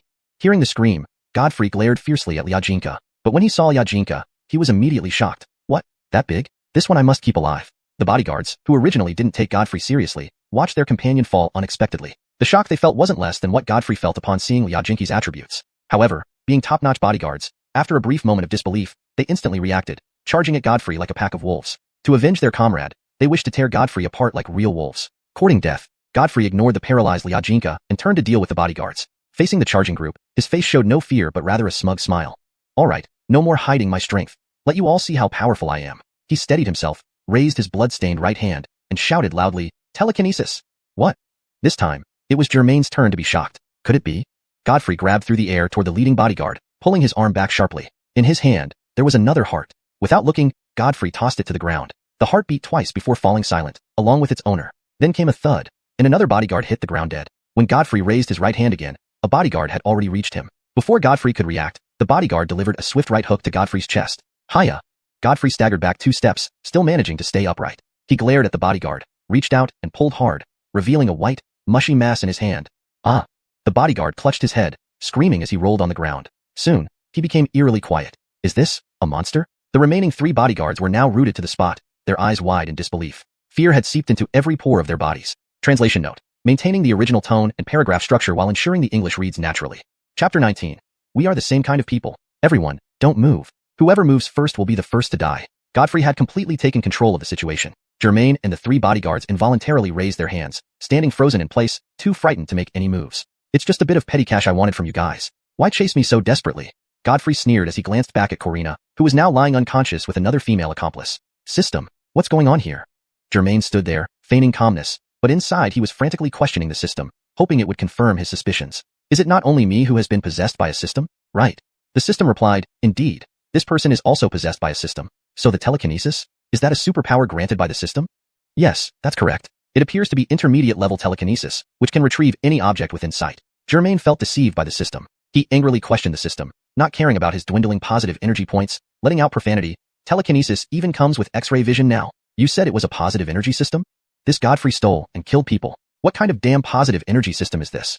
Ding. Deduct 1 point of positive energy for swearing. Remaining positive energy, 1 point. But Germain didn't care anymore. Godfrey was right before his eyes, having killed 3 burly bodyguards in an extremely brutal manner in an instant. And the next one to die could very well be him. Godfrey might be thinking about taking his heart or brain. "I am indeed a positive energy system, requiring you, the host, to provide positive energy points. However, the system this person uses is different from mine. It's likely an evil system that requires the host to do bad deeds for negative energy, or use the system's superpowers for malicious purposes. But his superpowers seem much stronger than mine. What should I do now?" Fortunately, time slowed down considerably during conversations with the system, giving Germain precious moments to strategize. Otherwise, Godfrey would have already finished off Germain out of hatred. The system responded, "You still have 24 basic fireballs. Believe in yourself. Using them wisely, you can defeat the criminal and save everyone." Germain really wanted to swear again, but with only 1 point left, he forced himself to keep silent. "Stay calm. I've died once already. What's there to fear? But being brought back to life after dying was sheer luck. If I die again, there won't be a second chance. I'm terrified of dying again. Brought back to life after dying. Yet less than a day later, I'm back in a life or death situation. It's hard to say if I'm lucky or unlucky. Wait, his powers might be stronger than mine. But currently, Godfrey doesn't know that I'm also possessed by a system or that I have powers, albeit temporary ones. If I seize the opportunity, surprise him, and launch a fireball, the battle could end. He'll die rather gruesomely though. Let's go. We can't stay here. Take the stuff and let's leave." Godfrey shook the blood and grease off his right hand, addressing the room nearby. His accomplice had already packed the remaining gold jewelry into a small suitcase. Hearing Godfrey's call, she cautiously peeked out, pulling the suitcase behind her. She was a striking woman with a typical snake fairy beauty face often seen among internet celebrities. "Ah!" Upon seeing the corpses on the ground, she screamed and quickly retreated into the room. Godfrey seemed quite pleased with his masterpiece. He said proudly to the woman, "Fear not, the dead aren't me. Hurry up and let's go." His accomplice hurried out, pulling the suitcase, carefully avoiding the bodies and blood. She knew the difference between theft and murder. Following Godfrey was only for the good life. Even if he got caught, she wouldn't bear much responsibility. But now that Godfrey had killed, and not just one but 3, it was a different matter entirely. This killing spree could turn against her, leading to her own demise. She dared not dwell on it, and focused on getting out. "Brother Darwin, we'll take the elevator directly to the underground parking lot where my car is parked." She quickly walked towards the elevator, stepping over Corina's body and pressing the button to go down. Floor 1, Floor 2, Floor 3. The elevator rose rapidly. "It's time to say goodbye, redhead." Godfrey slowly backed towards the elevator while talking to Germain. Suddenly, Germain recalled a trope. Criminals die from talking too much. This realization made Germain realize something crucial. Why had Godfrey paused despite easily being able to kill them all earlier? Was he wasting time? At this moment, Germain saw his stats. Temporary power, 24 beginner fireballs. Could it be? Perhaps Godfrey, like him, had only temporary powers. Why did the gold jewelry vanish from the first floor safe in Xinjiang shopping center? It all made sense now. There was no magician involved. As the system mentioned, intermediate telekinesis worked only within sight. So, Godfrey had the woman rent a room on the 9th floor. He entered through a hidden stairway, evading notice and hiding in the room. Late at night, when everyone was asleep, he unlocked the simpler fire exit door, sneaking from the hotel into the shopping center's dining area on the 8th floor. Due to the mall's circular structure, he could see the gold jewelry safe from the escalator on the 8th floor. Thus, Godfrey used telekinesis to steal the jewelry from the 8th floor. Coincidentally, a security guard patrolled past the gold counter. Caught off guard, Godfrey accidentally dropped some jewelry, making noise. The guard heard the unusual sound and looked over, but saw nothing. If Godfrey's power was limited, using it last night to steal the gold and then to kill might have depleted or severely reduced its usage. Given his frail physique, Godfrey would surely lose in a physical fight against the bodyguards. Even the unconscious women would be a challenge for him. Maybe he had 1 or 2 telekinesis uses left, or none at all. He might be bluffing to intimidate. If he revealed his powers were exhausted or insufficient to kill everyone, Godfrey would be helpless. Attacking with fireballs might accidentally kill him, and the woman could frame him for robbing Godfrey. Better to try negotiating first, then act if necessary. "No wonder you said whoever moves first dies first." Germain smiled at Godfrey. The bodyguards, who had been holding their breaths, suddenly felt a wave of confusion. They didn't understand why Germain would say this. Godfrey was taken aback. "You? What do you mean?" "I mean your superpower is telekinesis, right?" Germain's eyes seemed to pierce through Godfrey, making him feel uneasy. "Yeah, so what? Want to try it?" Godfrey stared at Germain, but he began to feel anxious. "What's this guy up to?" "Humph." Germain laughed. "If I'm not mistaken, you've already used up all your superpower uses, haven't you?" "What? Superpowers have usage limits?" The bodyguards glanced at each other, utterly bewildered by Germain's words. "Even if you haven't, I bet the remaining uses aren't enough to kill everyone here," Germain continued. "As long as one of us survives, we can take you down. Without your superpower, you're just useless." Germain hesitated slightly before saying useless. Is this considered negative behavior? "I'm just stating a fact. It shouldn't be negative." Indeed, as Germain expected, his positive energy points remained at 1 after uttering those words. Godfrey's eyes glinted with menace. "You sure about that?" He slowly raised his right hand. "Who wants to test me?" The bodyguards' hearts raced, though they didn't notice the slight tremor in Godfrey's hand. But Germain did. Hee, stop pretending, Godfrey." Now Germain believed even more that Godfrey had exhausted all his uses. Temporary superpower trial version, right? With 3 uses? 12? Or 24? How do you know? Godfrey nearly dropped his jaw. Could it be that you too? Before Godfrey could finish, the elevator dinged, signaling its arrival on the 9th floor. Run. During the wait for the elevator, Godfrey's accomplice sensed something was off. So when the elevator doors opened, she hastily shoved the suitcase inside and frantically pressed the close button, abandoning Godfrey without a second thought. "Bitch." Godfrey cursed inwardly as his accomplice fled. The 4 burly men lowered their hands, ready to act. "You got it," Germain replied. Knowing Godfrey's unspoken question, might as well tell him. His superpower is definitely spent. Godfrey looked astonished. "I thought I was the only one possessed by a system. Turns out we're the same kind of people." "No, I'm different from you," Germain smiled, raising his hand. "Your superpower is used up, but mine hasn't even started. Surrender, and I'll spare your life." He pointed at Godfrey. Chapter 20. My fireball spell was stolen. What are these two talking about? Why can't I understand a single word? The three surviving bodyguards felt as if they were listening to two aliens conversing. Though every word Germain and Godfrey said made sense individually, when strung together, it sounded like a fantastical tale from the Arabian Nights. And with that ghostly criminal killing without a trace, it was almost as if they were still dreaming or experiencing some hypnotic illusion. If all of this were fake, then it was far too realistic. The three corpses on the ground, with their hearts ripped out yet no external injuries, blood soaking through the carpet and drying, left them no doubt. It wasn't a dream, not an illusion. It was all real. The criminal could have killed them effortlessly but hadn't. Could it be true, as the red-haired kid said, that superpowers had limits? Were they safe now? Should they pin him down and call the police? Or was the red-haired kid scared silly, babbling nonsense? Perhaps the criminal was just toying with them, like playing with grasshoppers or ants when they were kids, ready to kill them at any moment? So, despite Germain's confident demeanor, the bodyguards were still filled with doubts. Should they fight or flee? They didn't know what to do. Kid, what's your superpower? Godfrey asked. This has nothing to do with you. Won't you lose negative energy points and risk your life by interfering? Hearing this, Germain realized, just as the system had hinted, that the entity possessing Godfrey must be some evil system that would die if it didn't commit bad deeds. Before Germain could answer, Godfrey seemed to have already figured it out. Oh, so, you're a justice system? Ha ha ha. I thought you were my kindred spirit, but it turns out you're my nemesis. Germain replied, you should know better. Your superpowers are exhausted. Surrender now. He glanced at the bodyguards. Brothers, he's out of superpowers. Pin him down and call the cops. The three bodyguards exchanged looks but none moved. After watching their comrades die in front of them, they hesitated to act recklessly. Germain was almost amused. Didn't they used to be arrogant? How could they become so timid now? It seemed that even the strongest had their weaknesses. Fine, I'll handle it myself. Relying on you lot? Pfft. Germain sneered. Do you have any handcuffs? A bodyguard whispered, young sir, are you sure it's safe? Another one, unbuttoning his belt, said, we're bodyguards, not police. Use my belt. With that, he handed his belt to Germain, who took it and walked towards Godfrey. The bodyguard's hearts raced again, crouching in a stance ready to flee at any moment. At that moment, Corina, who had been lying unconscious for a while, began to stir. Dazed, she noticed her female subordinate sprawled on her legs, motionless. Thinking she was dead, Corina panicked and kicked the corpse away. President, you're awake? The bodyguards greeted her but stayed put, wary of approaching while Germain and Godfrey stood between them. Corina lifted her head and saw Godfrey standing there, and Germain approaching him with a belt. The terrifying scene before she lost consciousness replayed in her mind, making her feel nauseous and cry out, Germain, be careful. That man is a monster. Godfrey, seeing the beautiful woman awaken, found her terrified expression even more enticing. I'm a monster, he laughed. If I'm a monster, then this red-haired kid, Germain, right?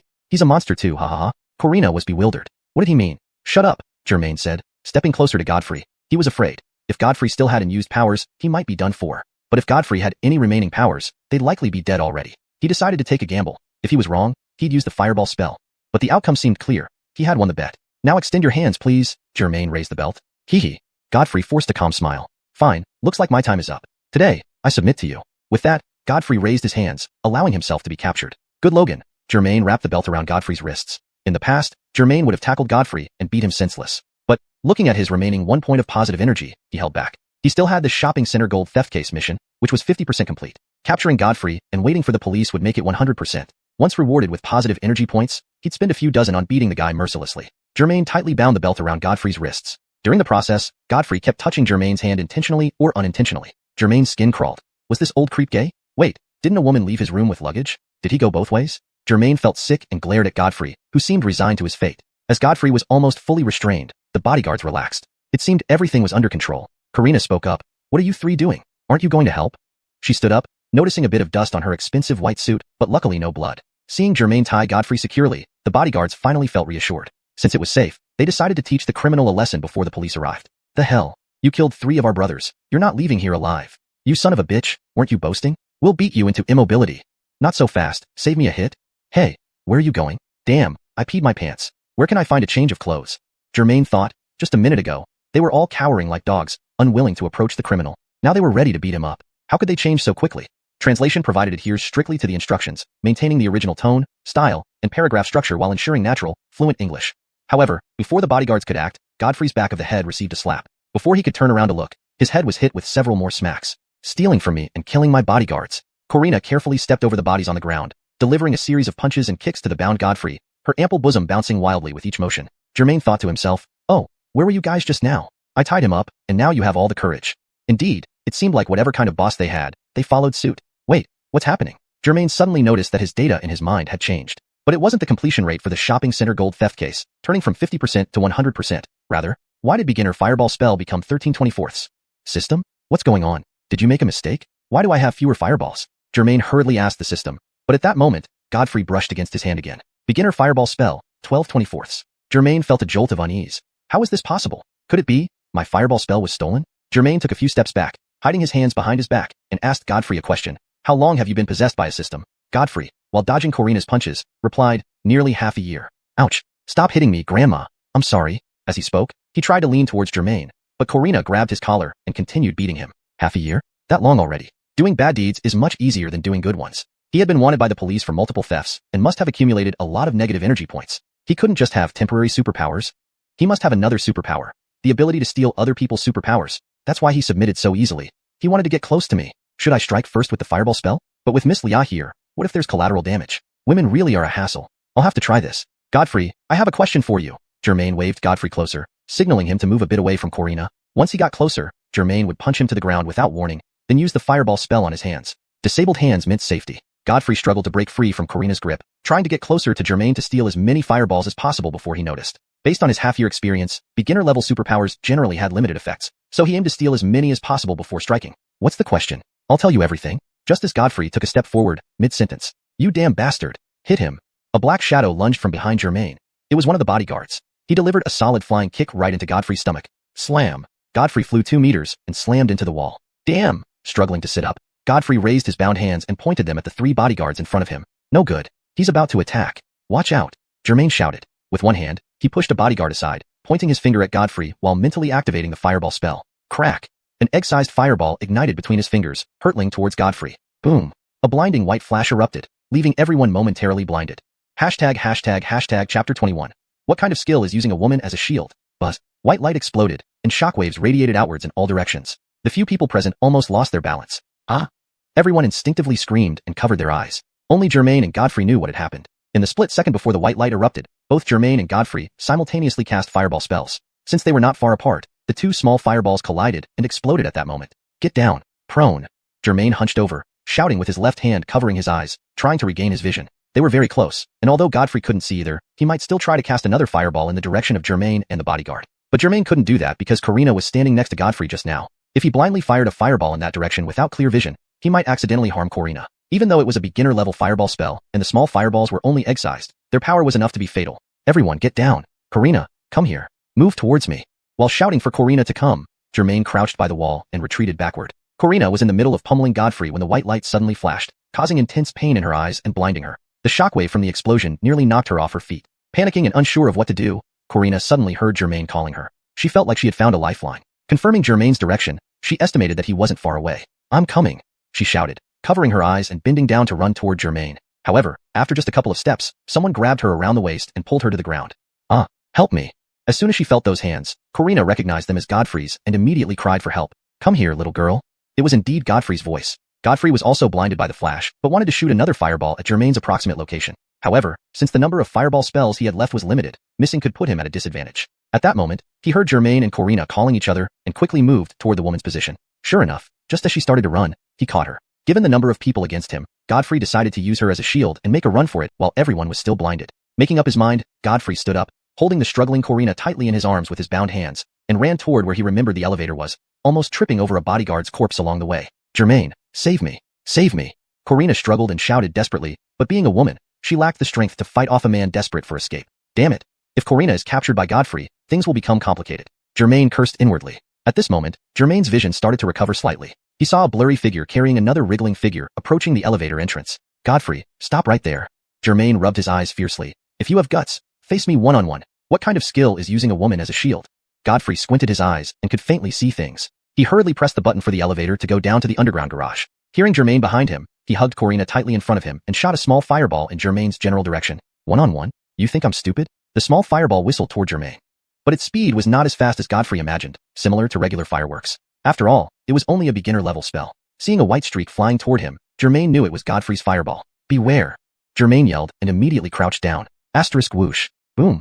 Asterisk. The fireball flew past Germain's head, leaving a burnt smell in the air. Had his hair been longer, it would probably have caught fire. Phew, that was close, Germain thought. Behind him, a scream echoed. Ah, mommy, it's burning. Germain turned to check and saw a bodyguard clutching his ear and wincing in pain. A small pit on the wall near where the bodyguard had been standing indicated that the fireball hit the wall, splattering small flames onto his ear. I need to be more cautious. Even though these beginner-level fireballs are small, their temperature is extremely high. Getting hit means severe burns or worse. Ding. The elevator doors opened at the end of the corridor. Everyone's vision mostly recovered despite some lingering eye irritation. They saw Godfrey dragging Corina into the elevator, needing her as a human shield. Corina clung desperately to the elevator door. You bitch, do you want to die? Godfrey cursed, finally pressing the button for the underground garage. He yanked Corina into the elevator. Unable to hold on any longer, she was dragged inside. Germain and the two bodyguards stumbled toward the elevator but didn't dare get too close, considering Corina was still in the criminal's hands. The elevator doors began to close, but then reopened. President? A woman's voice called. Looking down, Godfrey saw a woman grabbing his pant leg from the floor near the elevator entrance. This woman had been unconscious from the beginning and woke up just as he pulled Corina into the elevator. Upon hearing Corina's cries for help, she instinctively grabbed Godfrey's pant leg just as the elevator doors were about to close. Seeing Germain and company closing in, Godfrey, thinking of escaping quickly, became furious. Fuck, if you want to die, fine by me. Angry, Godfrey stomped his foot and pointed at the woman's head, casting a fireball instantly. Bam! A burst of blood splattered. The hand that had been pulling Godfrey's pant leg paused and then fell lifelessly to the ground. Godfrey stared at the headless corpse, momentarily stunned, then came back to his senses, kicking the body out of the elevator. The elevator doors finally closed. This was the dedicated hotel elevator on the 9th floor, leading only to the ground floor and the underground garage. Carrying Godfrey and Corina, the elevator descended. Relieved, Godfrey let out a breath, wiping blood from his face. Then he noticed something strange. Why had Corina stopped screaming? She had been fighting fiercely moments ago but was now silent and motionless. Had she been scared to death? Such a beautiful woman. Godfrey checked her pulse, relieved to find she was still breathing, albeit fainted again. Only then did he notice Corina's disheveled clothes. Her shirt had been torn open by the shockwave, revealing her pink lace bra barely containing her generous curves, trembling as the elevator went down. Damn it! Watching helplessly as Corina was taken away and the unknown woman suffered a brutal fate, Germain felt powerless for the first time, punching the wall in frustration. Call the police. This guy is a monster. We can't deal with him. We're just bodyguards. The injured bodyguard clutched his ear, gritting his teeth and screaming hysterically. The other two bodyguards were at a loss. Call the police? How could they explain this to them? Should they tell the police officer that there was a monster here? Besides, the red-haired Logan in front of them was also a monster, right? System. Godfrey has a hostage and knows fireball spells just like me. What should I do? Should I give up on this mission? This woman has nothing to do with me, so it's fine if I don't get involved, right? Failure to save someone in danger will result in a deduction of positive energy points. Clearly, you don't have enough points left to afford such an action. Am I supposed to let her die? He has a hostage, and my abilities are limited. Since your abilities are so limited, why not just die quickly? I wouldn't mind finding someone else. Germain almost coughed up blood. Damn you. With no other choice, he had to take the plunge. Who's coming with me? Germain turned to ask the three bodyguards. Let's go save your president. If we succeed, it will be a huge accomplishment. The president won't forget to reward us. I'm injured. I'll call the police. You guys go ahead. The bodyguard with the injured ear replied first. I wet my pants. I need to change first. The second bodyguard muttered, clearly terrified out of his wits. You damn coward. The third bodyguard scowled furiously at the other two. Our captain treated us well. If we don't avenge him now, are we even human? Their captain had already met a gruesome death. Forget it.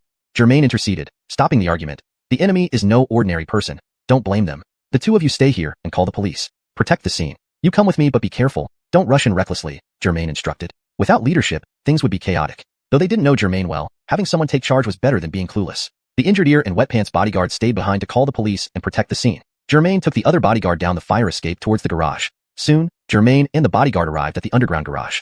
Panting heavily, they found no signs of disturbance in the garage. There's the elevator. The bodyguard pointed towards the southeast direction. Crouching low, the two cautiously approached the elevator. When they got close, they saw two bodies lying near the elevator entrance. Germain and the bodyguard hid behind a car, peeking out carefully. After confirming the two on the ground weren't Godfrey and Corina, and that no one was hiding in the elevator, Germain ran over to check. The wounds and bloodstains told the whole story. Both men were dead. It seemed they had encountered Godfrey while trying to enter the elevator. Look, isn't this my belt? The bodyguard picked up a waist belt from the ground, seething with anger.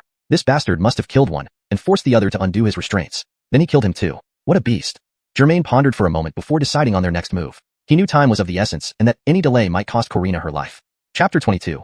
Could it be a transformation spell? The bodyguard handed the belt to Germain. Upon inspecting it, Germain realized it was indeed the one he used to tie Godfrey's hands in the hotel corridor on the 9th floor. This inhumane beast must be apprehended and not shown any mercy. In fact, Germain hoped the criminal would resist until the end, so that he could have a legitimate reason to take him down with his own hands. That would be perfect. Could he have already escaped? The bodyguard cautiously scanned the surroundings and asked Germain. Shoo. Germain placed a finger to his lips, signaling for silence. The bodyguard immediately understood and nodded. He shouldn't have made it out yet. He's likely still nearby, Germain analyzed in a hushed tone. Godfrey got off the elevator, killed these two, found a car, and drove away. There wasn't enough time. The bodyguard nodded in agreement while cautiously observing the area. Just the 9th floor, and we came down very quickly. Germain glanced around but saw nothing unusual. They must still be here. So, should we split up the search or stay together? Both feared that the murderer might be lurking nearby. ready to ambush them if they spoke too loudly. After a moment's thought, Germain decided it was safer to stay together. Let's stay together. Amin can watch each other's backs. The bodyguard pointed at the two bodies on the ground. Let's leave these two as they are. We need to preserve the scene until the police arrive. All right. Germain felt a pang of regret. These were innocent bystanders who had lost their lives because of him. In the past, Germain lived a carefree life without worries, never seeking help from others and hoping others wouldn't trouble him either. He was not one to take responsibility. In short, he didn't want to cause trouble, nor did he want to deal with it from others. Now, within a single day, several people had died because of him, and he genuinely felt guilty. Knowing that everything started because of him, he felt indebted, a rare feeling since childhood. Godfrey, you just wait. I will find you. Do you know which direction the garage exit is? Germain whispered to the bodyguard. The bodyguard replied, there are two exits. He indicated the directions in front of them and to the right rear. Let's follow the wall towards the front exit. That's our best bet. Germain pointed toward the wall. If we see any car start, we move fast. Got it. The bodyguard gave an okay sign, showing he understood. So, with Germain in front and the bodyguard at the back, they carefully moved along the garage walls, checking beneath cars and inside vehicles periodically. After a few minutes, they reached the front garage entrance with no luck. Maybe he's already out?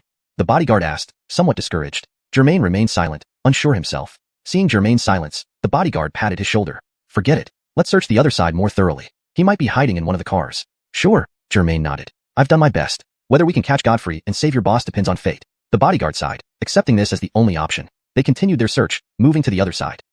Brother, what about those fireballs? As time passed, the bodyguard presumed the president and the criminal had likely escaped, thus relaxing slightly. Are you two superheroes? Monsters? Aliens? I don't know how to explain it, Germain hesitated. Not just this bodyguard but also Corina, the other bodyguards, and the hotel surveillance cameras all witnessed the use of superpowers. Even a novice fireball spell had impressive effects visible to everyone. With his new abilities exposed just the second day, Germain had no idea what would happen next. Would he really resort to silencing everyone to hide his identity? No, that was out of the question, especially with his current positive energy system. He now understood why Superman wore his underwear outside or Peter Parker donned a Spider-Man suit. Being like Iron Man, openly revealing his identity, seemed beyond him, for now. Carefree days were clearly over, and the future could only be handled step by step. Can you keep this secret when the police arrive? Germain asked casually. The bodyguard chuckled. No chance. Figures. Germain muttered, not really expecting much. As they moved, checking undercars and inside vehicles, they found no suspicious individuals, and no cars entered the garage during this period. Approaching another corner, they neared another garage entrance. Germain wondered how a lanky man carrying a struggling woman could move so fast. Or did the Angela drive here to wait for him, leaving immediately after he arrived? No, if she were truly loyal, she wouldn't have left first. And Godfrey wouldn't have threatened those two passers-by to untie him and then killed them. Suddenly, a chilling thought struck Germain. What is it? The bodyguard suddenly stopped, crouching behind a nearby car. What? Germain, startled, followed suit. Look there.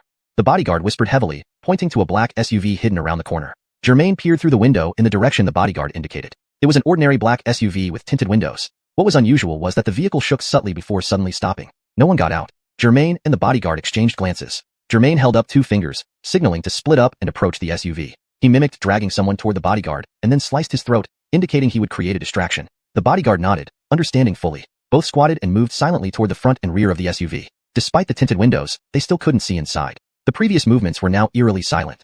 Had they been discovered?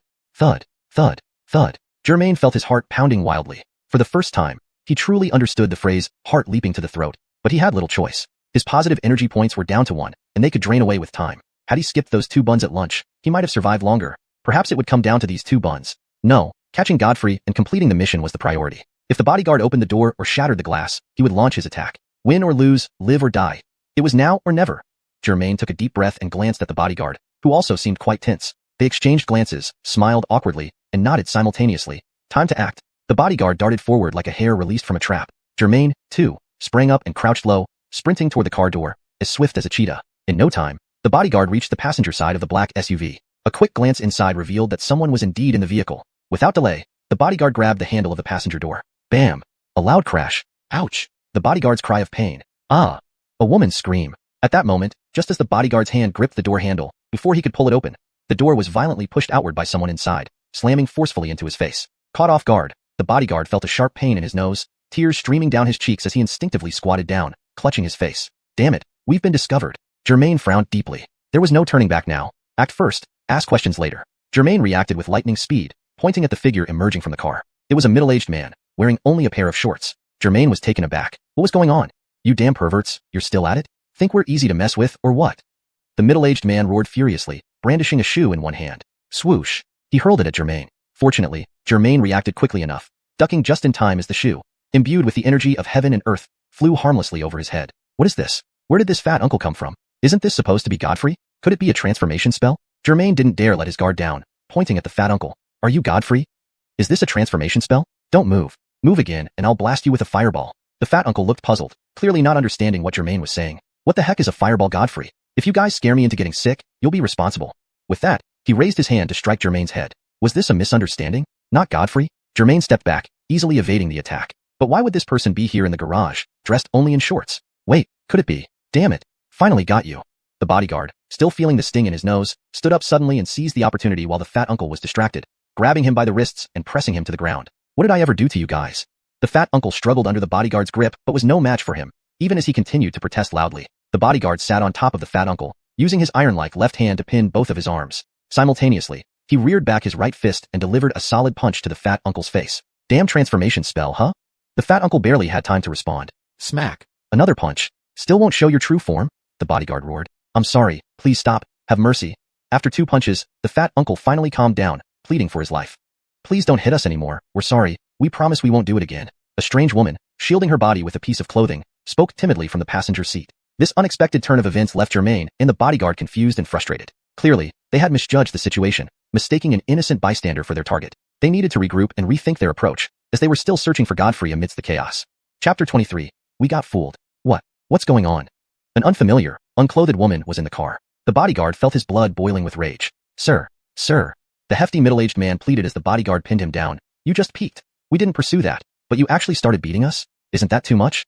We seem to have disturbed a pair of wild lovers, Germain, who had already figured it out, awkwardly explained to the bodyguard. Huh. The bodyguard looked rather dumbfounded. I thought it was some monster transformation spell. Realizing the whole situation, the bodyguard felt cheated. Damn it, what a waste of my sympathy. As he said this, smack, he slapped the middle-aged man again. If you want a date, book a room on the 9th floor. This is a public place. Do you have any sense of public decency? Another slap followed his words. At this moment, the woman inside the car hurriedly put her clothes back on and climbed down from the passenger seat. She kicked the fat middle-aged man on the ground repeatedly. Old ghost. I told you to get a room but you didn't. Wanted some thrill? Is this thrilling enough for you? Seeing the woman's agitation, Germain hurriedly stopped her. Enough. Stop hitting. What's your relationship? Father and daughter? Only then did Germain notice that the woman was around 20 years old, while the fat middle-aged man was clearly over 40. The young woman's face turned red. Boyfriend and girlfriend. Okay? Boyfriend and girlfriend? I thought you were father and daughter. As Germain spoke, he stepped over the man on the ground and opened the SUV door. The passenger seat was completely reclined, with some mysterious liquid stains on the cushion. A used condom and its packaging lay scattered on the floor. Clothes were messily piled up on the driver's seat. Germain rummaged through them and found a phone in the man's pocket. After unlocking it with the man's fingerprint, Germain started browsing through the WeChat contacts. Brother, what are you doing? Let's talk this over. The fat middle-aged man felt something was not right. I'm not doing anything, just leaving you a souvenir. Germain smiled as he found the wife's WeChat. Wife, is that you? Germain glanced at the young woman. Not really looks like you? Come on, smile for your wife. Let her see what you did. Germain held the phone, aiming at the man, and began recording. Dressed only in shorts, the middle-aged man, pressed under the bodyguard, wearing just a t-shirt, and the bare-legged young woman, along with the messed-up interior, were all captured on camera. Brother, I admit my mistake, alright? Was it your wife who sent you? How much did she pay you? Double, triple, quadruple. Okay. In the video, the fat middle-aged man wailed. The young woman squatted down, covering her face in shame. Germain almost burst out laughing. Did they really think they were caught cheating? He had no time for this nonsense. A real man can do it, but can't admit it? What are you scared of? Germain sent the video to the wife. Quite fashionable for your age, huh? Doing it in the car? Damn, even I haven't tried it. No more than 20 seconds after sending the video, the phone rang. Love you so much. Wish you health and beauty. The ringtone played. Germain and the bodyguard almost choked. Oh haha, you still love her? Ha ha ha. The young woman squatted on the ground, looking disgusted. Hello? Who are you? Where's that deadbeat? The call was answered. Germain put it on speaker, revealing a middle-aged woman's voice. We're in the underground parking lot of Xiuxian shopping center. But where they'll be later, I can't tell you. Germain replied. Who are you? The woman asked again. Germain could hear burning anger on the other end. Just call me Lei Feng, bye. Germain hung up and threw the phone at the fat middle-aged man. Wife. Zainston to me. Hello? The man desperately tried to explain, but the call was already disconnected. The young woman, squatting on the ground, saw the middle-aged man's pathetic state and erupted in anger. She took off her high heel and slammed it onto the man's leg. Look at you. No signs of wanting a divorce. Fat liar. Die. Ah. The middle-aged man screamed. Fresh red marks appeared on his hairy legs. Okay. Germain quickly stopped her. I have another question for you. The young woman paused, still furious. Ask fast. About 10 minutes ago, did you see a man holding a woman hostage? Germain asked. What man and woman? I only saw 2 men, 2 peeping toms. The young woman pointed at Germain and the bodyguard. That's you too. Germain thought. One porky man and you, flat-chested. What's there to peek at? Way too flattering. Forget it. This woman's crazy. Keep asking. Didn't you hear any suspicious sounds earlier? Germain gestured towards the elevator area. Sir. The middle-aged man on the ground chimed in. What exactly do you want? We only heard someone calling out twice before you two arrived. Germain asked. Did you see anyone else besides us? Any suspicious activity? No, just those two cries, then you two showed up. If you ask me, the only suspicious ones here are you two. The young woman replied impatiently. Sir, I know I've made a mistake. Please, let us go. The middle-aged man was close to tears. After hearing their accounts, Germain and the bodyguard fell silent for a moment. The bodyguard broke the silence first. Young brother, where do you think Godfrey and our president went? The bodyguard looked at Germain with questioning eyes. Hiding somewhere? But we've searched every possible place. Germain nodded. True, we've searched everywhere. No omissions. This couple didn't see anyone suspicious either, except us and those calls. Could it be an invisible demon or instant teleportation? The bodyguard finally released the middle-aged man, who had no strength left after struggling and getting beaten up. Meanwhile, the young woman returned to the black SUV, searching for her clothes. Forget it. Germain immediately dismissed the theory. If he had invisibility or teleportation, why would he bother taking our president Corina hostage? The panting fat middle-aged man on the ground, overhearing their conversation, wasn't sure if it was from fatigue or fear, sweated profusely. He thought, invisibility and teleportation? President and hostage? This is way too bizarre. Are these people insane? Better not stay here any longer so. He barely propped himself up and timidly asked Germain and the bodyguard, Sirs, could I put my clothes on? What do you mean? The mean people vanished from the underground parking lot in a blink of an eye. The bodyguard scratched his ears and head, unwilling to give up searching around but still found no suspicious movement. These wild lovers did hear the shouts of the two passers-by when they were killed. But since both were instantly killed by fireballs, there wasn't much suspicious movement. Germain looked at the couple and continued, However, this also confirms one answer. I know. It shows Godfrey and our president indeed came to this underground garage. The bodyguard looked at Germain with a face full of curiosity seeking an answer. But now, I don't care how they got here. I want to know how they disappeared. Brother, can you move your foot a bit? The fat uncle cautiously spoke to the bodyguard, fearing that if any word was wrong, it would bring another beating. What? Can't you see I'm busy? The bodyguard shouted impatiently, scaring the fat uncle into shivering. Brother, you're stepping on my phone? The fat uncle pointed at the bodyguard's feet. Could you lift your precious foot?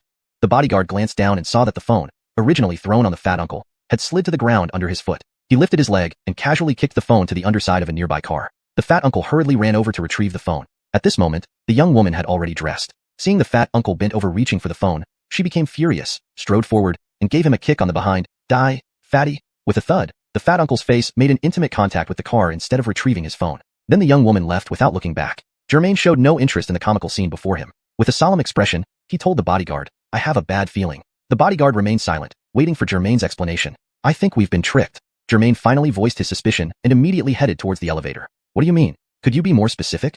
The bodyguard didn't understand Germain's words. Godfrey is a genius, not some petty thief. Germain quickened his pace, sprinting towards the elevator. He exited the elevator, killed those two people, then returned to the 9th floor via the elevator. The bodyguard followed Germain, alarmed that their comrades on the 9th floor might be in danger. As they dashed through the underground parking lot, the sound of a phone ringing echoed behind them. Wife, I love you. Hello? Wife, listen to me. In the meantime, Germain and the bodyguard rushed through the underground parking lot, driven by the urgency of what they had deduced. Behind them, the ringtone continued unabated, adding a surreal touch to the frantic scene. Wife, I love you. The melody rang out as the bodyguard's thoughts raced. The realization of their perilous situation only heightened their resolve to reach the elevator as quickly as possible. Germain's insight had turned everything upside down, revealing that they might have been misled all along. As they sprinted faster, the importance of reaching the 9th floor couldn't be understated. There was a high likelihood that something even more dangerous awaited them. Time was of the essence, and every second counted in uncovering the truth about Godfrey and President Corina. Hashtag Chapter 24. A surprise counterattack. A few minutes ago, inside the elevator, even in a critical moment, Godfrey couldn't help but be distracted by Corina, who had fainted out of fright in his arms. He was almost tempted to take advantage of the situation immediately. However, that red-haired kid was truly hateful and could come chasing after them at any time. Therefore, escaping with his life was more important. As for the temptress in his arms, he would have to let her go for now. The elevator moved quickly, reaching the basement level where the parking garage was located in no time. Ding! The elevator doors opened. Earlier on the 9th floor, the chaotic scene caused an adrenaline rush that prevented Godfrey from feeling exhausted. Now, having temporarily shaken off the red-haired kid and his bodyguard, he relaxed slightly, suddenly realizing how heavy the woman in his arms felt. Godfrey himself was already frail due to years of drug abuse, weighing only around 120 pounds. Carrying Corina from the 9th floor down via elevator had already drained him considerably. Should he abandon this woman and escape alone? But he hadn't left the 1,000 gold tower yet. It wasn't safe enough. Plus, it was such a waste to give up on someone as exquisite as her. This was probably the main reason. Also, that bitch had swindled him out of a whole suitcase of gold. If he ever caught her, he would tear her to pieces. Godfrey dragged Corina out of the elevator with great effort, hesitating whether to take her along or not. The most crucial problem was that his hands were still tied, making things very inconvenient. After cautiously peeking around, seeing no one, he placed Corina on the ground. He needed to wake her up quickly so she could untie the belt binding his wrists. Godfrey reached out and tapped her delicate face, but there was no response. She breathed evenly, looking like she was in a deep sleep. Godfrey, looking at Corina lying on the ground, swallowed hard. Hey, wake up, wake up. He shook her shoulders vigorously, causing her ample bosom to bounce wildly, sending his heart racing. But the sleeping beauty showed no signs of waking up. Fine, leave her here and escape myself. And that damn bitch must have taken the car too. He made up his mind, but then remembered his bound hands would attract attention. At this moment, Godfrey noticed Corina's white blouse, which was torn apart by the shockwave. Zaintel girl, I'll borrow your clothes, he muttered softly, struggling to rip off the blouse. Her breasts were half exposed, with the other half hidden by her Victoria's Secret bra. Pity. All the blood in Godfrey's emaciated body rushed to his head, threatening to burst. Kill her? No, he couldn't bring himself to do it. Apart from drugs, his other passion was women. Such a beautiful woman was too precious to harm. Sigh. Escape first, and perhaps fate will bring us together again. Godfrey clenched his teeth, stood up, and covered his wrists with the ripped blouse. However, just as he reached the entrance of the elevator lobby, he collided with two men. Do you even have eyes? One man looked at Godfrey, whose ghostly appearance and bloody face filled him with disgust. Without responding, Godfrey sidestepped, giving way and continuing to walk forward with his head down. What's going on with this woman? The other man immediately noticed Corina lying outside the elevator, dressed only in a giant Victoria's Secret bra. Godfrey tried to run, but one of the men grabbed his collar. Don't run. What's wrong with this woman? He doesn't look like a good guy. Hold him while I call the police. Seeing that he had finally escaped the 9th floor, only to be tangled up with these two passersby just before freedom, Godfrey realized that he had no choice but to resort to violence. Godfrey turned around, shook off the covering shirt, revealing his bound hands, and aimed at the man grabbing him. What are you? The passerby started, but didn't finish. Before he could say another word, a small fireball erupted from Godfrey's fingers, instantly piercing the man's chest, splattering Godfrey's face with blood. Thump! The man fell dead. The other passerby, who was reaching for his phone to call the police, froze in shock at the sudden turn of events. Godfrey, ignoring the blood splattered across his face, lunged forward and pointed a finger at the remaining man's head, threatening, "Shut up, or you'll end up like him." The man, witnessing his lively companion now reduced to a warm corpse within seconds, was paralyzed with fear, nodding numbly. Godfrey moved his hand from the man's forehead to his abdomen and said, "Untie the belt on my wrists, and I'll spare your life." As soon as he finished speaking, the terrified man hurriedly lowered his head, trembling hands clumsily untying the belt. Soon, the belt was off, and Godfrey's hands were free. "Brother, I've untied it. You promised to spare me?" The man begged, trembling all over. Though still puzzled about how his companion died, the only thing on his mind now was pleading for his life. "Indeed, I did promise." Godfrey pointed his finger at the man's heart. "But I've changed my mind." Another small fireball ignited at his fingertips, hitting the man squarely in the chest. Ah! The man collapsed, dead. Ha! Overestimated yourself? Godfrey wiped the blood off his face with Corina's ruined shirt. "This is what happens when you interfere." Ding! Suddenly, the elevator dinged, startling Godfrey. He looked up to see a huge pink Victoria's Secret bra flash into the elevator, and Corina had vanished. Damn it, playing dead in front of me. Godfrey, enraged, threw the bloodied clothes aside and rushed toward the elevator door. Actually, Corina hadn't been pretending. She had fainted again out of fear. When Godfrey killed the first passerby, she had already regained consciousness. Seeing another death, she held back her tears with all her might. When the second passerby helped Godfrey untie the belt, she quietly got up and pressed the elevator button. The elevator, which had been stationary on the basement level, immediately opened. Inside the elevator, Corina frantically pressed the close button. Just as the doors were about to shut, boom! Godfrey jammed his hand between the closing doors, forcing them open again. Facing the ghastly figure covered in blood, Corina couldn't scream, standing motionless like a frightened lamb. "Bitch, how dare you pretend to be dead and trick me?" Godfrey cursed, seizing her arm and pulling her out forcefully. This time, Corina accepted her fate without resistance, stumbling out of the elevator. Unexpectedly, a few seconds later, Godfrey shoved her back into the elevator. Not only that, he entered the elevator as well and pressed the button for the 9th floor. Chapter 24, a surprise counterattack, continued. Because at the moment Godfrey pulled Corina, he realized that the elevator had remained stationary on the basement parking level. This indicated a problem. It suggested that Germain and the bodyguards did not plan to take the elevator to chase them down, perhaps fearing it would waste time with its up and down motion. However, they wouldn't simply leave the female CEO behind unattended. Therefore, this could only mean that the red-haired kid and the bodyguards were likely chasing from the stairs, from the fire escape. Great, then I'll give them a surprise counterattack. They would never expect him to return by the same route. Even if there were still people on the 9th floor, as long as the red-haired kid wasn't there, with the few small fireballs he had left, dealing with ordinary people would be more than enough. Taking things to the extreme, even if the red-haired kid was still there, he would never expect him to suddenly come back, catching him off guard. As the elevator doors closed, the elevator slowly ascended towards the 9th floor. Godfrey stood behind Corina, one hand covering her mouth to prevent her from screaming, while the other hand wrapped around her slender waist. With this woman in front of him as a shield, his safety greatly increased. Germain and the bodyguards rushed into the elevator lobby at top speed. At this point, they noticed a series of bloody footprints leading from the two innocent victims all the way to the elevator door. This Godfrey is not simple. He must have guessed we came down the fire escape and took the elevator back to the 9th floor. Germain said as he pressed the button to call the elevator upstairs. Right, it must be that. Otherwise, how could he escape so quickly from the underground parking lot with a woman and no car? The bodyguard anxiously watched the display, and indeed, the elevator was now stopped on the 9th floor. A second later, the elevator started descending. Before long, the elevator had reached the ground floor. You stand to the side. Germain waved his hand at the bodyguard. What if he's hiding in the elevator, waiting for us? The bodyguard moved sideways against the wall, clenching his fists, prepared for any sudden attack. Germain also took 2 steps back, raising his right hand and aiming it at the elevator doors. In a blink, the elevator arrived at the basement level where Germain and the bodyguard were. Don't panic, I have more fireballs than he does, Germain whispered to reassure the bodyguard. The bodyguard blinked at Germain, thinking to himself, didn't you get it backwards? I'm the professional here. You should be the one not panicking. Ding! At that moment, the sound of the elevator opening rang out, and the doors slowly slid open. Apart from the messy bloody footprints, there was nothing inside. Seeing no one inside, Germain and the bodyguard breathed a slight sigh of relief and hurriedly entered the elevator, pressing the button for the 9th floor. Before long, the elevator reached the 9th floor.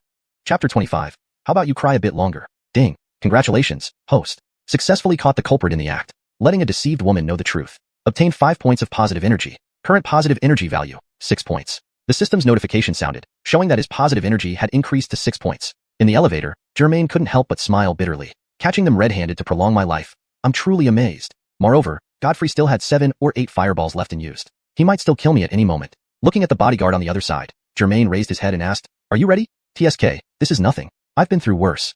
The bodyguard glanced at Germain and said confidently, I was a mercenary for 4 years in the French Foreign Legion, been to the Middle East, Africa. Compared to real war, today's situation is nothing. Germain inwardly mused, damn, he's a returning military king. No wonder the other 2 were so scared while only he dared come down with me. This elevator only goes to the 9th and 1st floors. Do you think he would leave from the 1st floor? The bodyguard asked. Probably not, Germain confirmed. He must have a lot of blood on him. There are too many people on the 1st floor. He wouldn't dare. Maybe he didn't expect us to guess he'd return to the 9th floor so quickly. If I were him, I'd clean up and change clothes. What do you think? The elevator had already reached the 9th floor. But your 2 brothers probably aren't in good shape. By the way, what's your name? Germain stared at the elevator doors, never knowing what might be behind them once they opened. He needed to be ready to attack at any moment. The bodyguard leaned against the elevator wall, also preparing for battle, and replied, My name is Kareem, Qin as in Skylar, Feng as in Vanguard. And you? After all this time, they hadn't even asked each other's names. My name is Germain. Before Germain could finish, ding!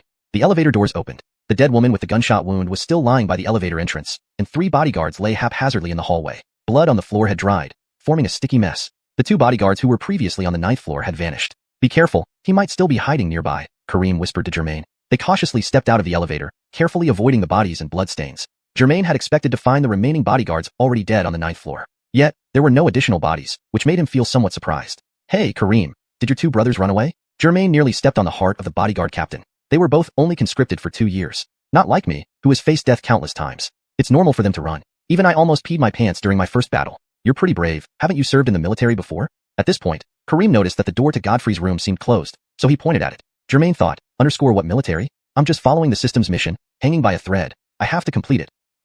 Brave? The scene of me being killed by the intruder last night was terrifying enough. Just thinking about it makes me want to vomit. I'm just getting used to bloody scenes now. Carefully, Germain and Kareem approached Godfrey's room. They found the door slightly ajar. Inside, there seemed to be some noise, yet it was unclear. Both stood on either side of the door, ready to spring into action. Their previous coordination in the underground parking garage had made them more synchronized. Germain first showed 3 fingers to Kareem, then clenched his fist. Kareem nodded. 1 finger, 2 fingers, 3 fingers, clench. Time to act. Kareem rushed to Godfrey's door and kicked it open with a loud bang. He quickly sidestepped. Seeing the door burst open, Germain immediately rushed inside with his hands raised. It was an ordinary hotel room. Standing at the entrance, one could see everything. The curtains were drawn, and the bed covers were in a heap. The sheets and pillowcases were nowhere to be seen. Meanwhile, Kareem, who followed Germain, quickly opened the bathroom door. Godfrey wasn't there. In the dim bathroom, 3 people were tied up, a man, another man, and a woman. MMM. Their mouths were stuffed with towels. Upon seeing Kareem open the door, they could only make those sounds for help. These 3 were clearly Corina and the 2 bodyguards. We found them. Here. Kareem hurriedly called out to Germain. Plink. Hearing the call, Germain rushed over and turned on the bathroom light. Corina was wearing only a pink Victoria's Secret bra. The injured bodyguard had his pants off, leaving him in floral shorts. The other bodyguard had urinated himself but kept his pants on, though his black t-shirt was gone, exposing his bare torso. All 3 were bound together with belts and bed sheets, faces pressed close together like lambs awaiting slaughter. Fortunately, they were still alive. For some reason, Godfrey hadn't killed them. Germain and Kareem hurriedly pulled the towels from their mouths and quickly untied them. Brother Chin, that guy, stripped our clothes and ran away? Pant. The injured bodyguard panted heavily, having been suffocated by the towel earlier. We were calling the police when the elevator suddenly opened, and that demon brought President Liao back. The other bodyguard recounted the events. We were shocked. We didn't expect him to return. With his demonic powers, we weren't his match and had to. He hesitated to say surrender. Germain squatted on the ground, untying Corina. He thought that fighting would have meant certain death for them. When he freed Corina's hands, She pushed the two dejected bodyguards aside and scolded, "You useless fools! What good are you?" "President, the two bodyguards stammered, lowering their heads in shame. Despite her domineering personality, Corina was still, at her core, a fragile woman who longed for someone to lean on. In the next moment, all her fear and vexation welled up inside her. Without warning, she threw her arms around Germain's neck and rested her head on his chest, sobbing uncontrollably. Note, weiqut is translated as vexation, but it can also mean grievance or unjust treatment, depending on context. Here, vexation seems to fit well. To make it read more naturally in English. In the next moment, all her fear and vexation surged up inside her. Without warning, she threw her arms around Germain's neck and rested her head on his chest, sobbing uncontrollably. This took Germain by surprise. Soon, his shirt was soaked with tears. A mean volleyball-sized objects pressed against him, making it hard to breathe. When he tried to push her away, Corina held on even tighter. "Sigh, what can I do?" Germain could only wrap his arms around Corina's waist and let her cry. Karim untied his two fellow bodyguards, watching the entwined figures of Germain and Corina without emotion, even finding it a bit amusing. "President, take your time crying. We'll be outside." With that, the three left the bathroom, ignoring Germain's pleading eyes. "President Lia, can you cry less forcefully?" Germain was getting frustrated. "Wah, I was so scared. Can I borrow your shoulder for a bit? Why can't I cry? Wah." As Corina sobbed, her breasts repeatedly hit Germain's chest. "I have a girlfriend, and you pressing on me isn't appropriate." Germain tried to push her away gently. Compared to Adli's tight abs, Corina's waist felt much fuller, but it had its own charm. "Girlfriend? It's not like you're my wife." "Wah?" Corina didn't even look up, continuing to cry as she spoke. Germain thought to himself, despite being a CEO, you're probably just a single lady, huh? Oh well, it's not like I initiated this, and I'm not losing anything. Let her cry until she's done." So, Corina remained in Germain's arms for quite a while before she finally managed to stop crying. It seemed she had truly been terrified and deeply shaken by the experience. Ding. Congratulations, host. Provided a shoulder for a woman to cry on. Obtained 1 point of positive energy. Current positive energy value, 7 points. Germain was slightly surprised. Providing a shoulder to cry on also counts as positive energy? The saying no good deed is too small really holds true. Although it only added 1 point of positive energy, every little bit helps. Maybe you should cry a bit longer? Seeing Corina wiping her tears, Germain hoped she would continue crying, perhaps earning more positive energy based on the time she used his shoulder. "Take off your clothes." This was the first thing Corina said after drying her tears and calming down. Germain nearly dropped his jaw. "Miss Lia, isn't this a bit inappropriate? We're at a crime scene, there are people outside, and the door isn't even closed." Corina paused, confused. "Besides, I have a girlfriend. While I do have several girlfriends throughout the year, I have principles and boundaries. I never cheat before breaking up." Germain spoke with righteous indignation. "Pervert." Corina, realizing what he meant, slapped him across the face. Smack. "Why did you hit me? How am I a pervert? Wasn't that your idea?" Germain rubbed his cheek, feeling aggrieved. "You idiot. Look at me. Do you think I can go out like this?" Corina awkwardly covered her exposed chest with both hands. "Oh, explain it clearly next time.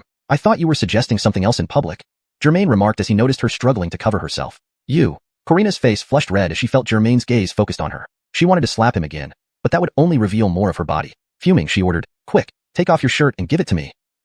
Asking for help but still acting so rudely? Germain teased, watching her anxious expression. "Beg me, and maybe I'll give it to you." Filthy pervert. "Me, a pervert? Who was hugging me tightly just now, refusing to let go?" "You," Corina relented. She had already felt mortified being tied up with the two bodyguards earlier, wishing she could die from embarrassment. In this state, she couldn't bear to be seen by anyone, and her figure required custom-made clothing to fit her curves properly.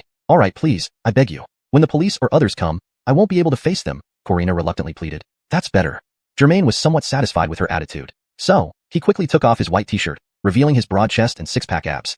Chapter 26. It seems impossible to keep it hidden. Germain was taking off his clothes when Corina, standing on the other side, widened her eyes and stared at him intensely. His skin had a light wheat color, and though his muscles didn't compare to those bodybuilders at the gym, they were well-proportioned and solid. Unlike some who are only muscles but look oddly developed like muscle monsters. People often say, clothes make you look slimmer. Without them you're muscular. This must be what they mean. Germain quickly stripped off his white t-shirt and extended it to Corina. "Here, take it," only to find that she was staring blankly at him. He waved the shirt in front of her face. "Hey, CEO, done staring? Do you still want your clothes, or shall we go out like this?" Corina snapped out of her daze, lowered her head, blushed, and snatched the shirt Germain offered, hurriedly putting it on. Being over 6 feet tall, Germain's clothes were not too loose on Corina, who was merely 5 feet 6 inches tall. When she wore his shirt, it barely covered her thighs, and appeared tight around the upper body, emphasizing her curves too much. Try making do with this." Germain also noticed that his shirt seemed rather snug on her. Thank you." Corina tugged at the shirt to make it as loose as possible. "How much does it cost? Just say. Just wear it. I'm not short of money." Germain thought about the zeros he showed her earlier. Did she count them all? "As you say, then I won't be so polite." Corina shook her head, brushed her short hair into place, and glanced at the mirror. "Let's get out of here. The police should arrive soon." Germain observed Corina, now wearing his white t-shirt instead of her usual formal attire. The strong woman looked softer, even more youthful. After Corina finished dressing, Germain followed her out of the room, where they saw 3 bodyguards in the hallway. The injured bodyguard stood there, nervously scanning the surroundings as if afraid something might suddenly jump out. Kareem and another bodyguard crouched beside their deceased comrade, sighing heavily at the stiff corpse. Seeing Germain and Corina exit the room, Kareem quickly stood up. CEO, would you please return to the room for safety? What if that person comes back? We can wait until the police arrive. Before Corina could respond, a flurry of footsteps approached from the other end of the corridor. Corina hid behind Germain while everyone else tensely watched the entrance. However, they soon relaxed. Leading the way was the security manager, followed by 7 or 8 security guards, each holding a baton. At that moment, the sound of distant sirens grew closer, indicating the police had arrived. CEO, are you all right? The security manager rushed forward upon seeing Corina and her group. Why is the CEO wearing the red-haired guy's shirt, while he's bare-chested? The CEO was startled but uninjured. Only our team leaders, alas. Kareem pointed at the bodies on the ground as he spoke to the security manager. Despite being prepared, the sight was still gruesome enough to turn the manager and his subordinates' stomachs. Why were you so slow? What have you been doing? Corina reverted to her domineering CEO persona and began reprimanding the security manager. The security manager stifled his nausea and carefully explained it turned out that after Corina, Germain, Barth, and the others had left, the security manager had remained in the surveillance room. He first copied a video recording for Barth's colleague to take away. After the police had all left, he casually browsed through the footage, hoping to find more clues. He watched for a good part of the afternoon but found nothing. Just as he was about to leave for lunch, he suddenly saw what was happening on the 9th floor of the hotel on the surveillance camera. The security manager's explanation only made Corina even angrier. Since you already saw what was happening here on the monitor, why didn't you come over immediately to help? Corina crossed her arms, questioning him. The security manager felt somewhat aggrieved. I saw Godfrey seem to have a gun in the footage, or maybe some other weapon. There were explosions and fire. As he spoke, he glanced at the few security guards he brought with him. Look at what we have in our hands, just sticks. Coming would be suicide. The security manager couldn't help but look at the bodies on the ground, feeling relieved he hadn't come with the CEO. Otherwise, he might be lying there too. Kareem exchanged a glance with Germain and formed a pistol shape with his hand. Germain thought that the surveillance camera footage quality was limited and probably couldn't clearly show how exactly Godfrey killed anyone. I thought if we came, it wouldn't make much of a difference. Facing an armed criminal, we'd just be sending ourselves to die. So, I monitored the situation in real time while also calling the police right away. They should already be downstairs, the security manager continued explaining. Seeing so many security personnel and knowing the police were almost there, Germain felt a bit relieved. He said to the 2 bodyguards, all right, you 2 stay here with the security to protect the scene. Kareem and I will escort your CEO downstairs. It's safer there, and we can explain the situation to the police. Well, all right. The 2 bodyguards hesitated but complied. Thus, a group stayed in the corridor, while Germain, Corina, and Kareem entered the elevator. With more people around, residents who had been hiding in their rooms opened their doors slightly to see what was going on. Upon seeing the gruesome scene in the corridor, they quickly slammed their doors shut again. The trio arrived at the ground floor. The elevator door opened with a ding, revealing numerous police officers in the hotel lobby, their guns pointed directly at them. It turned out the police were informed of the general situation before they arrived, and were ready when they saw the elevator coming from the 9th floor. Realizing this, Germain and the others immediately raised their hands and, under police instruction, walked out of the elevator with their hands on their heads. Tensions were high, and any misfire could lead to catastrophic consequences. It was best to comply with the police's orders. Just as Germain was about to explain, a familiar voice called out, Germain, President Liao, how are you involved again? A burly police officer who had been investigating at the front desk approached them, surprised. Remington, you're still here? Germain was equally surprised. They had just parted not long ago. Leave? Why would I leave? Barth's eyes were bloodshot from lack of sleep. I thought it was noon, so I decided to go back to the station instead of home. Then I got notified about a serious incident here and had to rush back. He waved a signal to the other police officers that these were friends. No need for tension. Tell me, you red-haired kid, are you possessed by that Conan, or something? Barth strained to recall his limited anime knowledge. You know, the one who brings death and disaster wherever he goes? Uncle actually knows Conan. Germain rubbed the back of his head, thinking, what Conan possession? More like system possession. I don't even know how to explain it yet. Even if I haven't eaten pork, I've seen pigs run around, Barth said, then looked curiously at Germain's bare chest. Why aren't you wearing a shirt? Germain helplessly pointed at Corina beside him. Look for yourself. My clothes were torn by the criminal. Corina clutched her chest, embarrassed. Oh, I see. Barth looked around the hotel lobby, spotting some empty sofas. Come, sit over here and tell me what happened. He led them over to the sofas. Germain saw outside on the street numerous police cars and officers running about. It seemed the building was completely surrounded. He wasn't sure if Godfrey had already escaped in a guard's uniform or was hiding somewhere within the building. He sat down on the sofa, feeling anxious. When Barth asked for an explanation, Germain wasn't sure where to begin. Should he mention the system and the fireball spell? Remington, while accompanying President Liao on her inspection of the 9th floor hotel, we encountered him. Kareem spoke first, sitting upright. Germain was tracking that criminal, Godfrey, right? Yes, correct. Then what happened? Barth leaned forward, elbows on knees, chin resting on a fist, watching Kareem describe the events. Godfrey realized he was being followed and suddenly rushed out of the room. There was a woman with a suitcase who ran off first. Then Godfrey killed our captain and 3 others before taking President Liao hostage and going down to the underground parking lot via elevator. Kareem didn't finish. Hold on, comrade. Speak clearly, Barth interrupted. Did Godfrey have a weapon? How did those people die? Knowing from Godfrey's records that he was a drug addict with a frail physique, it would be difficult for him to kill several guards without a weapon. Kareem intended to gloss over this part, but was thrown off by Barth's question. He glanced at Germain and Corina, unsure of how to respond. Germain's fireball collided with Godfrey's, exploding in front of two bodyguards who hadn't seen it. But Corina and Kareem had witnessed everything clearly. While Kareem could temporarily help cover up, Corina, Remington, Godfrey is a monster, Corina interjected, causing Germain's heart to sink. It seemed he couldn't hide his superpowers any longer. Monster? What do you mean? Barth narrowed his eyes, puzzled by Corina's statement. Chapter 27. I've dealt with you enough. Monster? Barth looked at Corina with some confusion. You mean the method Godfrey used to steal the gold from the safe? No. Corina waved his hand, thinking that stealing gold was far less concerning than what he had just experienced. I'm referring to how he killed people.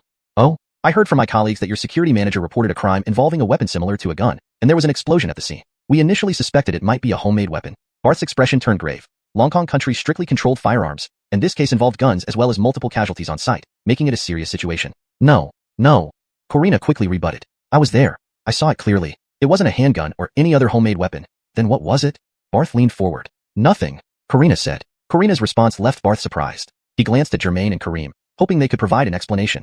However, Kareem was looking at Germain, who kept his head lowered in silence. You mean nothing? Barth shifted his gaze back to Corina, furrowing his brow. My bodyguard initially caught Godfrey, but then my bodyguard's heart was suddenly in Godfrey's hand. He just died. Corina knew her statement sounded absurd, and she wouldn't have believed it herself if she hadn't seen it with her own eyes. Yet, Barth's reaction still startled Corina. What did you say? Hearing Corina's account, Barth abruptly stood up from the sofa. How is that possible? Barth couldn't believe it. A human heart is protected by the ribcage. It's impossible for someone's hand to penetrate the ribs and extract the heart. The police officers nearby were also taken aback by Barth's sudden movement and turned to look at him. Barth realized he had lost composure, adjusted his pants, and sat back down on the sofa. Remington, you may have misunderstood, Corina continued. It wasn't that he dug into the chest with his hands and pulled out the heart. Instead, the heart appeared in Godfrey's hand out of nowhere. So, there were no visible wounds on the outside? Barth found it incredibly hard to believe. He turned his head toward Germain and Kareem again. Kareem nodded, confirming Corina's account, while Germain remained silent. It's true, and it wasn't just this. Corina hesitated, seeing Barth's incredulous expression. Kareem broke the silence. That's how they died. Their hearts or brains just appeared in the hands of the criminal. As for the two people in the parking lot and the woman at the elevator entrance, they were killed by fireballs that appeared from Godfrey's fingers. He glanced at Germain and secretly poked him in the waist, thinking to himself that he would pretend not to have seen the collision between Germain's fireball and Godfrey's. Germain lifted his head slightly and smiled at Kareem. Fireballs? Barth was thoroughly confused. He rubbed his forehead and eyes, suspecting he might be dreaming. But it wasn't a dream, right? There should be surveillance footage in the hotel corridor. Check the recordings. Everything will be clear. Corina reminded Barth. Corina thought to herself, after all, Germain had saved her before, so she would keep his little secret. But if the police uncovered it, she couldn't be blamed at this moment. Barth stood up from the sofa again, gestured to his colleague Xiuxian, and whispered a few words in his ear. Xiuxian nodded and left. Taking advantage of Barth's distraction, Germain quietly gave Kareem and Corina a thumbs up, acknowledging their cooperation in keeping his secret. Hey, why isn't Germain speaking anymore? Barth plopped back onto the sofa, noticing that Germain had been quiet for some time with his head down. Remington, I'm about to fall asleep. Germain yawned widely, stretching his arms lazily. Barth teased. Is there something wrong with you? Or did you get possessed? I've been dealing with you since midnight. Germain had spent the whole night at the police station, then dealt with Erwin and Johan in the morning, and just now fought fiercely against Godfrey, almost losing his life. He hadn't slept all day and barely ate, only having porridge and 2 buns which were long digested by now. His nerves had been on high alert earlier, but now, with Captain Barth around, a familiar face, his guard dropped, leaving him thinking only about food and sleep. Maybe I really got possessed. Germain grinned through his tiredness. Barth looked at Germain, who had the same exhausted appearance as himself, complete with dark circles and red eyes, clearly worn out. Ding ding. At this point, Barth's phone rang. He took it out, opened it, and saw a video sent by his colleague Xiuxian. As he watched the video, his expression grew increasingly serious. Germain, Kareem, and Corina also stood up to watch the video. The video showed Godfrey being kicked to the ground by Kareem, Germain shoving Kareem away, followed by the fireball explosion between Germain and Godfrey. The shockwave tore several slits in Corina's top, revealing part of her chest, swaying with the blast. EW. Germain shook his head, focusing on more important matters. He noticed the angle of the camera. In this shot, he was facing away from the camera, so his gesture of firing a small fireball at Godfrey wasn't recorded. Only Godfrey raising his hand to produce a small fireball, followed by a flash of white light, and a small explosion were captured. Kareem nudged Germain with his elbow, while Corina glanced at him. Their actions differed, but they shared the same thought. You're really lucky, aren't you? Then the video showed Corina being taken hostage by Godfrey, entering the elevator, and killing the woman at the elevator entrance. So he really is a monster. This time, it was Barth's turn to express genuine astonishment. He turned off the video, sent a message to his colleague instructing him to protect the surveillance footage from leaks, and put his phone away. By the way, Remington, Kareem added, when Godfrey escaped, he stripped my 2 colleagues of their clothes and likely wore them to flee. He pointed at his own outfit. See, it's exactly like what I'm wearing. You provided valuable information. Barth patted Kareem on the shoulder. But Godfrey is rather slim. Wearing your large-size security guard's clothes would be quite noticeable. After saying this, he called over another policeman and whispered instructions in his ear. Once the policeman left, Barth solemnly addressed the three of them. Today's incident is extremely serious. The criminal might still be in this building. We have surrounded it completely, allowing only exits, not entries. We will search each floor and each person until we clear the entire building. Aren't we going to be here until midnight then? Germain asked, wide-eyed. Probably, Barth replied. We arrived and surrounded the scene shortly after receiving the alarm. Godfrey is likely still inside. So, Barth hesitated, glancing at Germain. Please don't tell me you want me to stay here to identify people? Oh no. Germain's face was already written with a clear refusal. I know you're exhausted, but we hope you can stay and assist our police work, Barth said. Corina chimed in proactively this time. Whether as a regular citizen or as one of the victims, assisting the police is a duty we cannot shirk. Unlike some little hooligans. Can you give my clothes back? Giving clothes to someone else and then wanting them back? Once you've eaten, can you vomit it out again? Okay, that's enough. Seeing these two about to start again, Barth quickly interrupted their conversation. Let's finalize this plan. Barth patted his thigh decisively. You three will go with my colleague to the main entrance of the shopping center. There's a command vehicle there. You can take turns or all together keep an eye on things, making sure Godfrey doesn't get away. Everyone agrees? Any other requests? I have a request. Germain raised both hands straight up. What's your request? Speak up. Barth asked. I'm hungry. I need food. Germain answered. Inside the police command vehicle at the main entrance of Xiuxian shopping center, a mean people were gnawing on chicken legs and eating boxed meals, while another held a half-eaten chicken leg but had already fallen asleep, mouth agape, drool dripping. Seeing Germain, who was sleeping soundly with his shirt off, Corina borrowed an outerwear from the police and covered him with it. The president is quite considerate. Kareem turned and saw Corina covering Germain with the clothing, laughing. Corina glared at Kareem. Eat your meal. Don't meddle in others' affairs. Kareem stuck out his tongue, turned back around, and continued watching outside the window while chewing on the chicken leg in his hand. At that moment, a phone rang. Germain's cell phone in his pocket started ringing. Corina hesitated for a moment, then pulled out Germain's phone. Seeing the case full of sequins and crystals, Corina thought, I didn't expect this big man to have such a girlish heart. She wasn't aware that Germain's actual phone was still at the police station as evidence. This was actually Adley's phone. Hello? Oh, sorry, wrong number? Adley's voice. A second later, Adley's voice came again. That's strange. This is Germain's number. Who are you? Where is Germain? Well, he's sleeping. His phone kept ringing, so I answered on his behalf, Corina explained. Sleeping? Adley fell silent on the other end of the line. Corina realized she must have given the wrong impression and quickly clarified, don't misunderstand. We're at the entrance of Xiuxian shopping center, working in the police car. The owner of this phone was so tired he fell asleep, so I just answered the call for him. Who are you? I'm his girlfriend. I'm near Xiuxian Tower. If he wakes up, tell him I'll be there soon. Adley hung up and drove Germain's red Ferrari toward Xiuxian Tower. Chapter 28. Finding a superpower. Germain woke up, but not because of the phone ringing or Corina answering Adley's call. It was the familiar system's electronic voice. Ding. Congratulations, host. Your reputation value has exceeded 100 points. The superpower slot has been unlocked, and you can now bind one superpower. Binding a superpower? How is it different from the temporary superpower trial? Germain asked. The system replied, temporary superpowers have usage limits or time restrictions. Once used up, they're gone, or they expire when the time runs out. Germain glanced at his fireball spell. He had 12 left, with less than 10 hours remaining. So if I bind a superpower, I can use it freely? The bound superpower has no usage period or limit, but each use will consume a certain amount of positive energy, the system answered. Ha! Germain sneered inwardly. I knew there wasn't such an easy deal. In the end, I still have to pay something. Germain couldn't help but look at his positive energy value. It was down to just 6 points. There were 7 points just now, and now 1 point has naturally dissipated. If I slack off, I might not wake up the next day and die in my sleep. So please, host, do more good deeds anytime and anywhere. No matter how small, spread social positivity. Okay, I got it. Germain impatiently interrupted the system. For the sake of my own life, do I really need you to remind me? So let's continue, the system said coldly. Please choose one of the following 3 superpowers to bind. Immediately, 3 superpowers popped up in Germain's mind along with brief instructions on their usage. 1. Basic thievery superpower. By touching someone, you can steal their temporary superpower. Each use costs 1 point of positive energy. System, isn't this Godfrey's superpower? Germain was greatly surprised and asked the system, can it only steal temporary superpowers? That seems weak. The system replied, this is just a basic superpower. Intermediate level can steal bound superpowers, while advanced thievery doesn't require contact. It can directly steal powers remotely. However, stolen powers still have time limits. Germain thought for a moment. Godfrey's superpower was this. If I choose this power too, I'll be stealing his theft ability, and he could steal mine back. It's meaningless. Unless there are other superpowered individuals in the world. While Godfrey's existence indicates a high likelihood, currently, this superpower has little practical use. So, Germain shifted his attention to the second superpower. 2. Basic zombie summoning. Using 1 point of positive energy, summon a zombie. Ugh! Germain nearly spat out blood before he finished reading the description. What is this? There are zombies? Can they bite people? And spread infection? Zombies need fresh blood daily to maintain energy. Otherwise, they die. Also, if they didn't spread infections, would they still be called zombies? Then, can these zombies follow my commands? In that instant, Germain felt he had potential to become a Zange King. Basic summoning can only control the zombies you summon, with a maximum of 1 at a time. Advanced summoning and above can control infected zombies. Advanced summoning and above? You mean there are higher levels beyond advanced? Germain asked. Superpowers are divided into 4 levels: basic, intermediate, advanced, and the highest, supreme. Each upgrade requires a significant amount of positive energy. When you can upgrade, the system will notify you. Of course, you can choose not to upgrade, the system explained. So, initially, only basic superpowers can be bound? Correct. This zombie summoning does look cool, but this basic level is really hard to control. If something goes wrong, it might just lead to a world of zombies. Let me check the next one. 3. Basic teleportation. Instantly reach the target position, with a maximum range of 5 meters. Each use requires 1 point of positive energy. System, I'll choose this one. Germain made his decision as soon as he saw it. Honestly, the first 2 superpowers were also very powerful, but given the current circumstances, they would not be very useful. To put it another way, it's like using $1,000 brand name shoes to play soccer.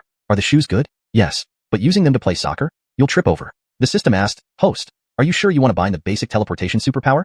Germain answered decisively, Confirm. With only 3 options, and the first 2 unsuitable, naturally, he could only choose the third one. Congratulations, host. You have successfully bound the basic teleportation superpower. At the same time, you have received a system reward, replenishing your positive energy to 100 points. Germain felt a flicker in his mind where the system data was located, indicating an update. He hurriedly opened it to check. Host, Germain. Positive energy, 100 points. Reputation value, 107 points. Mission, gold theft case at the shopping center, completion rate, 60%. Superpower, basic teleportation. Temporary superpower, basic fireball spell, 12/24. Treasure, none.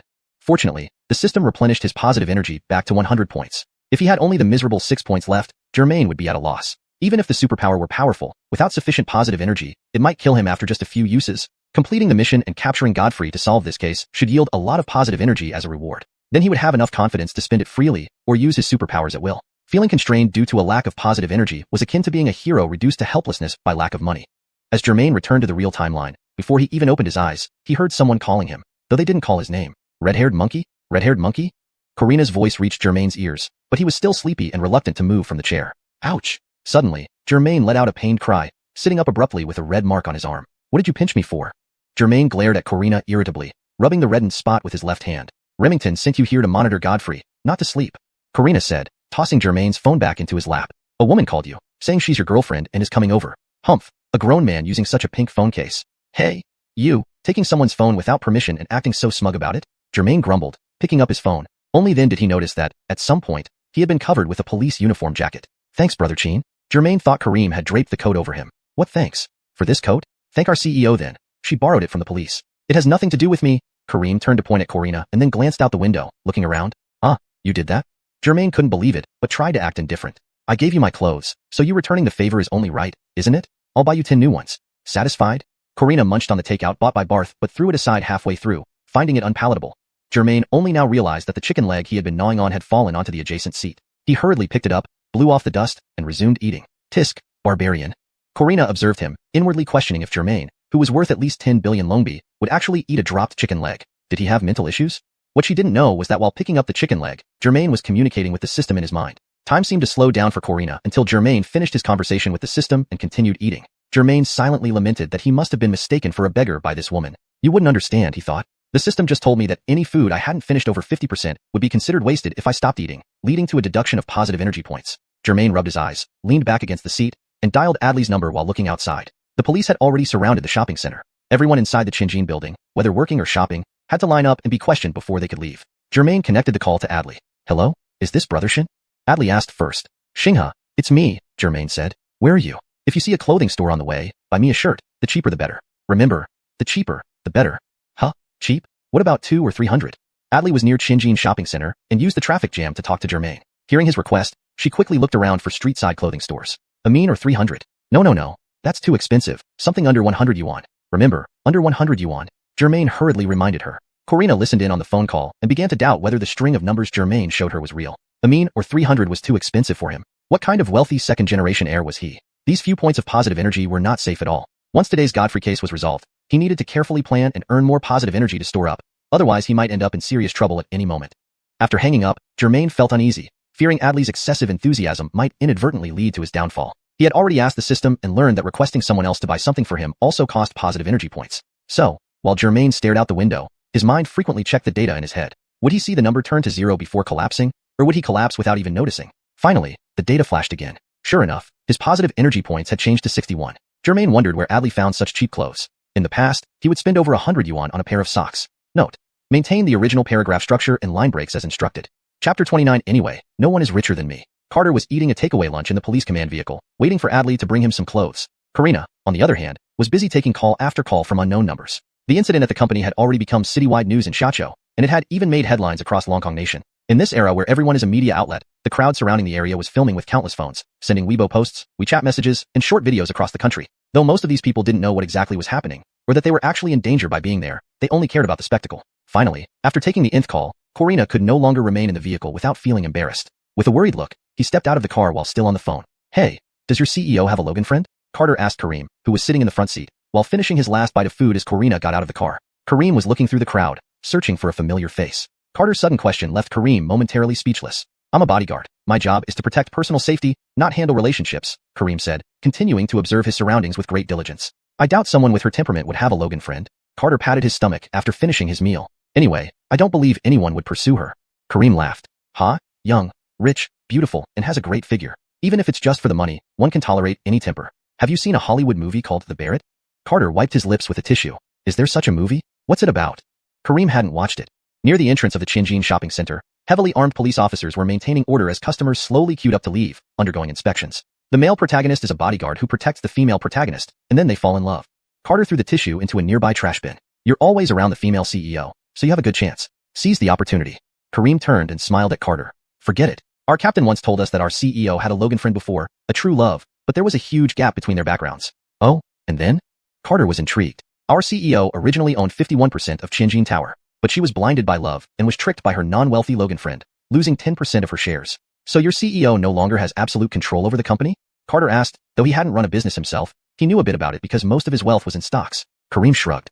I don't fully understand it either, but they plan to get married. Then her Logan friend sold those shares to the CEO's uncle. I heard that some family members are eyeing her position. Damn, this guy really played a double game, deceiving her for both money and position, Carter said disdainfully. Pretty much. That's why our CEO now has a bias against less wealthy people. Kareem turned back to watch outside. To me, it looks like she doesn't trust anyone anymore. Stop teasing me. Kareem glanced at Karina on the phone outside the car, wondering if he should join him despite the presence of numerous police officers. By the way, Carter, do you have a girlfriend? Kareem asked. Almost forgot. You're young, handsome, and rich. Why don't you give it a try?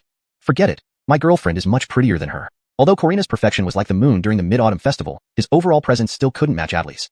Our CEO isn't bad looking, right? How pretty can your girlfriend be? Kareem tapped on the car window, reminding Carter to notice a woman among the crowd. Look over there. Wow, this girl is straight out of heaven. Can your girlfriend be prettier than her? Carter followed Kareem's gaze and saw a long-haired beauty in the crowd, her figure curvaceous and her height towering over most men. She wore an all-black outfit that made her appear both elegant and untouchable, as if surrounded by an invisible barrier separating her from the common crowd. At that moment, she held a plastic bag, looking around as if searching for someone. Not really. Carter shook his head. My girlfriend is not quite at that level. Look at that body. TSK, definitely a model, right? Kareem had eyes only for the beauty, seemingly oblivious to Carter's words. Should I call and ask her if she's a model? Carter picked up his phone and dialed a number. What? You have her number? Kareem looked at Carter in surprise, then turned to see the beauty taking out her phone to answer it. Xinghe, look this way. Carter waved while talking on the phone. Look to your right front. I'm in the police command vehicle. The black-clad beauty glanced over upon receiving the call, her tense expression immediately relaxing into a radiant smile upon seeing Carter. She waved back with her phone before hanging up and walking toward them. Carter's girlfriend, Adley, had arrived. Kareem, watching the ethereal beauty approaching, suddenly felt Karina's allure was nothing special, even with her killer looks. No wonder Carter was so confident about his girlfriend. It wasn't just bragging. Hey! Carter stood up, patting Kareem's back. That's my girlfriend. Stop staring. He laughed and placed the borrowed police uniform on the seat before getting out of the car. What happened? No clothes yet? Adley took out a white t-shirt from the bag and handed it to Carter. Why only cheap ones? I finally found a store selling cheap stuff. Try this one, 39 yuan. Carter accepted the shirt from Adley, removed the tag, and put it on. The Nika logo on the chest was quite noticeable, obviously a knockoff. A long story. I'll tell you when we get home. Carter sighed. By the way, it's dangerous here. You should go back. You're not coming with me? Adley had expected Carter to leave with her. You have dark circles and red eyes. You haven't rested properly, have you? Remington asked for my help identifying people. I couldn't refuse. Carter pointed to the police command vehicle nearby. I can rest inside when tired. Adley followed his gaze, but paused her eyes on Karina, pacing around outside the car, on the phone. Who is she? Why is she wearing your clothes? Adley pointed at Karina, also noticing her figure and involuntarily glancing down at her own chest. This was the first time Adley felt average, having always prided herself on her superior physique before. Oh, her? She's the CEO of Xiuxian Group. Her clothes were torn, so I lent her one of mine. Carter didn't notice Adley's slightly displeased expression. Where did you park your car? I won't send you. You can go back on your own. But at home. Adley hesitated, considering the villa had been affected by last night's incident, and she felt uneasy being alone there as a girl. You have no friends in Xiaoyang. Where else could you go? Go home obediently. Carter gave Adley a light kiss on the forehead. I have divine protection, so I'll be safe. Don't worry. He then made a gesture like a kung fu superstar. Helpless, Adley only managed to remind Carter a few more times about safety before leaving reluctantly. After seeing Adley off, Carter returned to the police command vehicle. Karina was already back in her seat. Hey, CEO, done with your call? Carter plopped down into his seat and showed off his Nika t-shirt to both Karina and Kareem. Karina waved her phone at Carter. It's dead? Her face looked heavy, seemingly under tremendous pressure. Carter had intended to tease her some more, but saw her unhappiness and decided against it. At this moment, he was somewhat grateful that his parents left him only stocks and real estate, not companies or enterprises. The intrigues involved in business were too much for him, and even more so for a woman. Carter, your girlfriend seems quite impressive. Kareem turned around again, envy evident on his face. Given your wealth, she must be from a wealthy family too, right? Carter glanced outside, noticing Adley was already gone, and smiled. For me to date someone, it doesn't matter what kind of family she comes from or whether she's rich. Anyway, she's not as rich as me. Well, you got a point. Kareem conceded. By the way, you guessed right earlier. She is indeed a model, Carter added. Model? Uffed. I often attend major fashion weeks in China. Never seen her. Probably just some nobody from somewhere, Karina interjected. Having noticed Carter and Adley staring at her while she was on the phone. Carter thought his pity for her was unnecessary. Humph, given my girlfriend's conditions, becoming an international supermodel wouldn't be too hard for her. She just doesn't want to stoop low, Carter said, recalling their first meeting 2 months ago when Adley was almost assaulted by a so-called fashion industry boss. A gunshot rang out from the xiuxian building, interrupting Carter's thoughts. Everyone, including Carter, instinctively looked up at the building, momentarily stunned. Bang, bang, bang. Suddenly, gunshots echoed loudly from around the 30th floor of the xiuxian building. Several glass panes shattered from bullet impacts, raining debris onto the ground. The crowd scattered chaotically, like ants in disarray. Chapter 30. As if on a battlefield. The sudden sound of gunfire threw the entire scene into chaos. Large shards of glass rained down from above. Although none fell directly on anyone, they shattered upon impact with the ground, sending splinters flying and injuring several innocent passers-by on their faces or arms. Surveying the frantic crowd scattering in all directions, Germain instinctively craned his neck to search for Adley, but found no trace of her. It seemed she had already left. Germain pulled out his phone and sent a brief WeChat message to Adley. Take care, get home quickly. Officer, what should we do? Can we leave now? Kareem spoke, urging Karina to duck and crouch low in the seat. He spread his arms wide, covering Karina like a protective eagle. The officers in the command vehicle quickly conferred. A commanding officer then addressed Germain, Karina, and Kareem. My colleagues have detected suspicious activity upstairs. Your task is also considered complete. You've heard the gunfight. We have all your contact information. You may leave now, and we will reach out if needed. After saying this, he extended his hand to shake with Karina, Germain, and Kareem. Thank you for your cooperation. Be careful when you get out. Germain exited the police command vehicle, followed closely by Kareem who was guarding Karina. Occasional gunshots still rang out from within the building, signaling that Godfrey was still putting up resistance. The crowd streamed out from various exits, with the police barely maintaining order to prevent stampedes. Where do we go? Karina asked nervously as the throngs of people reminded him of migrating wildebeests. We follow the crowd. Kareem shouted over the din.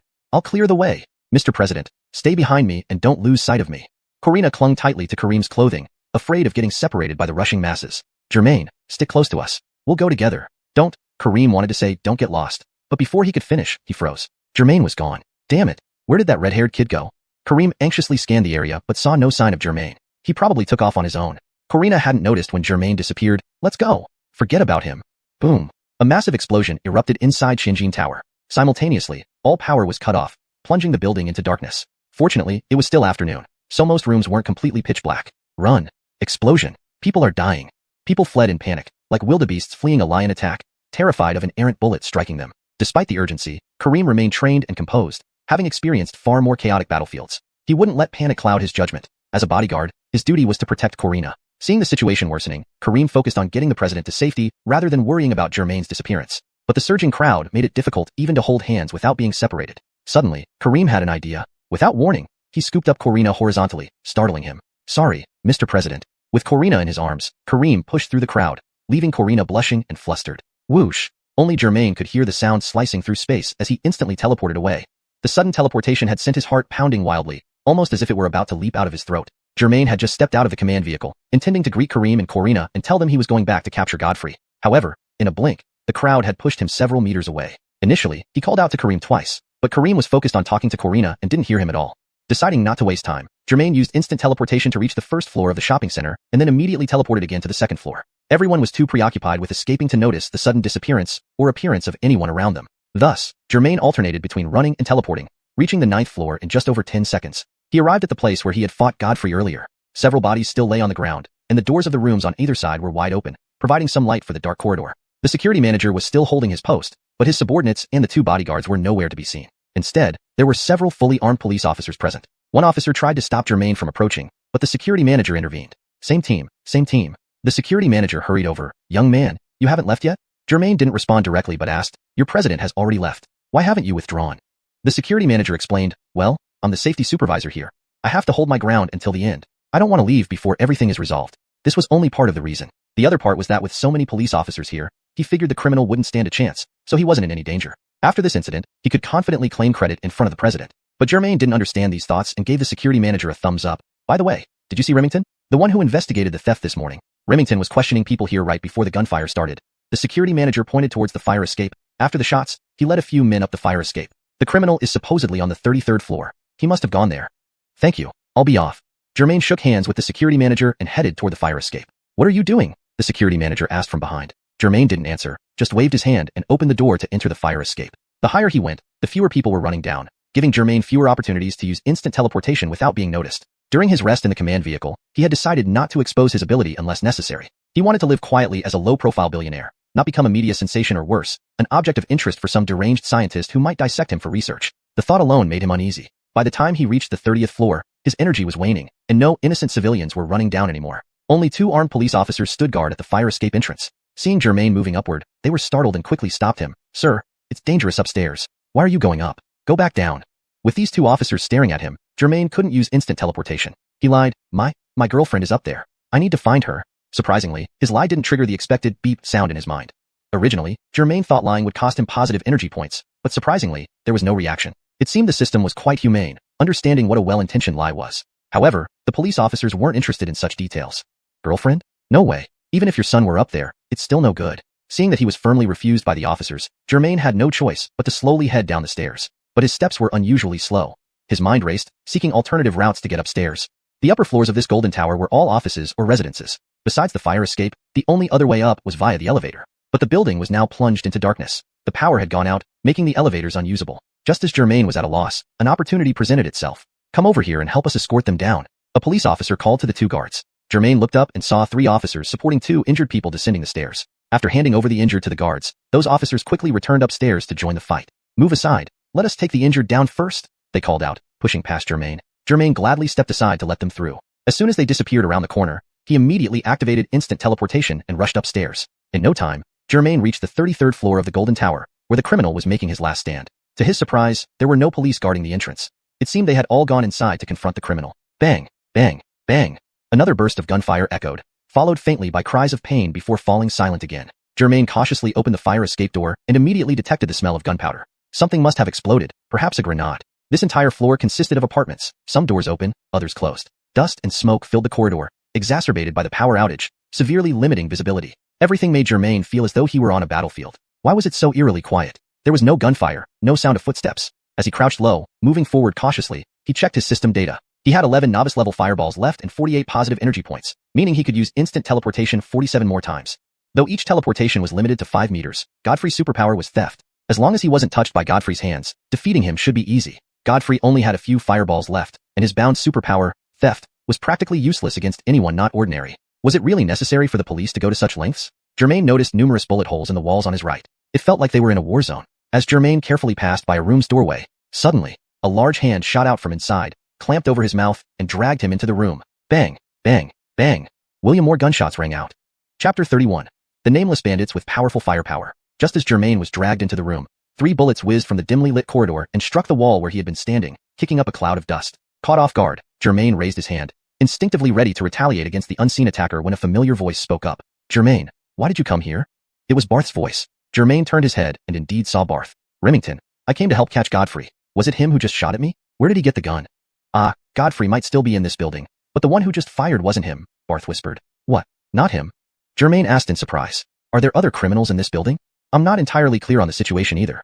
Barth pulled Germain behind him as he continued. I suspect our police operation to capture Godfrey inadvertently stumbled upon a group of armed criminals hiding here. Group?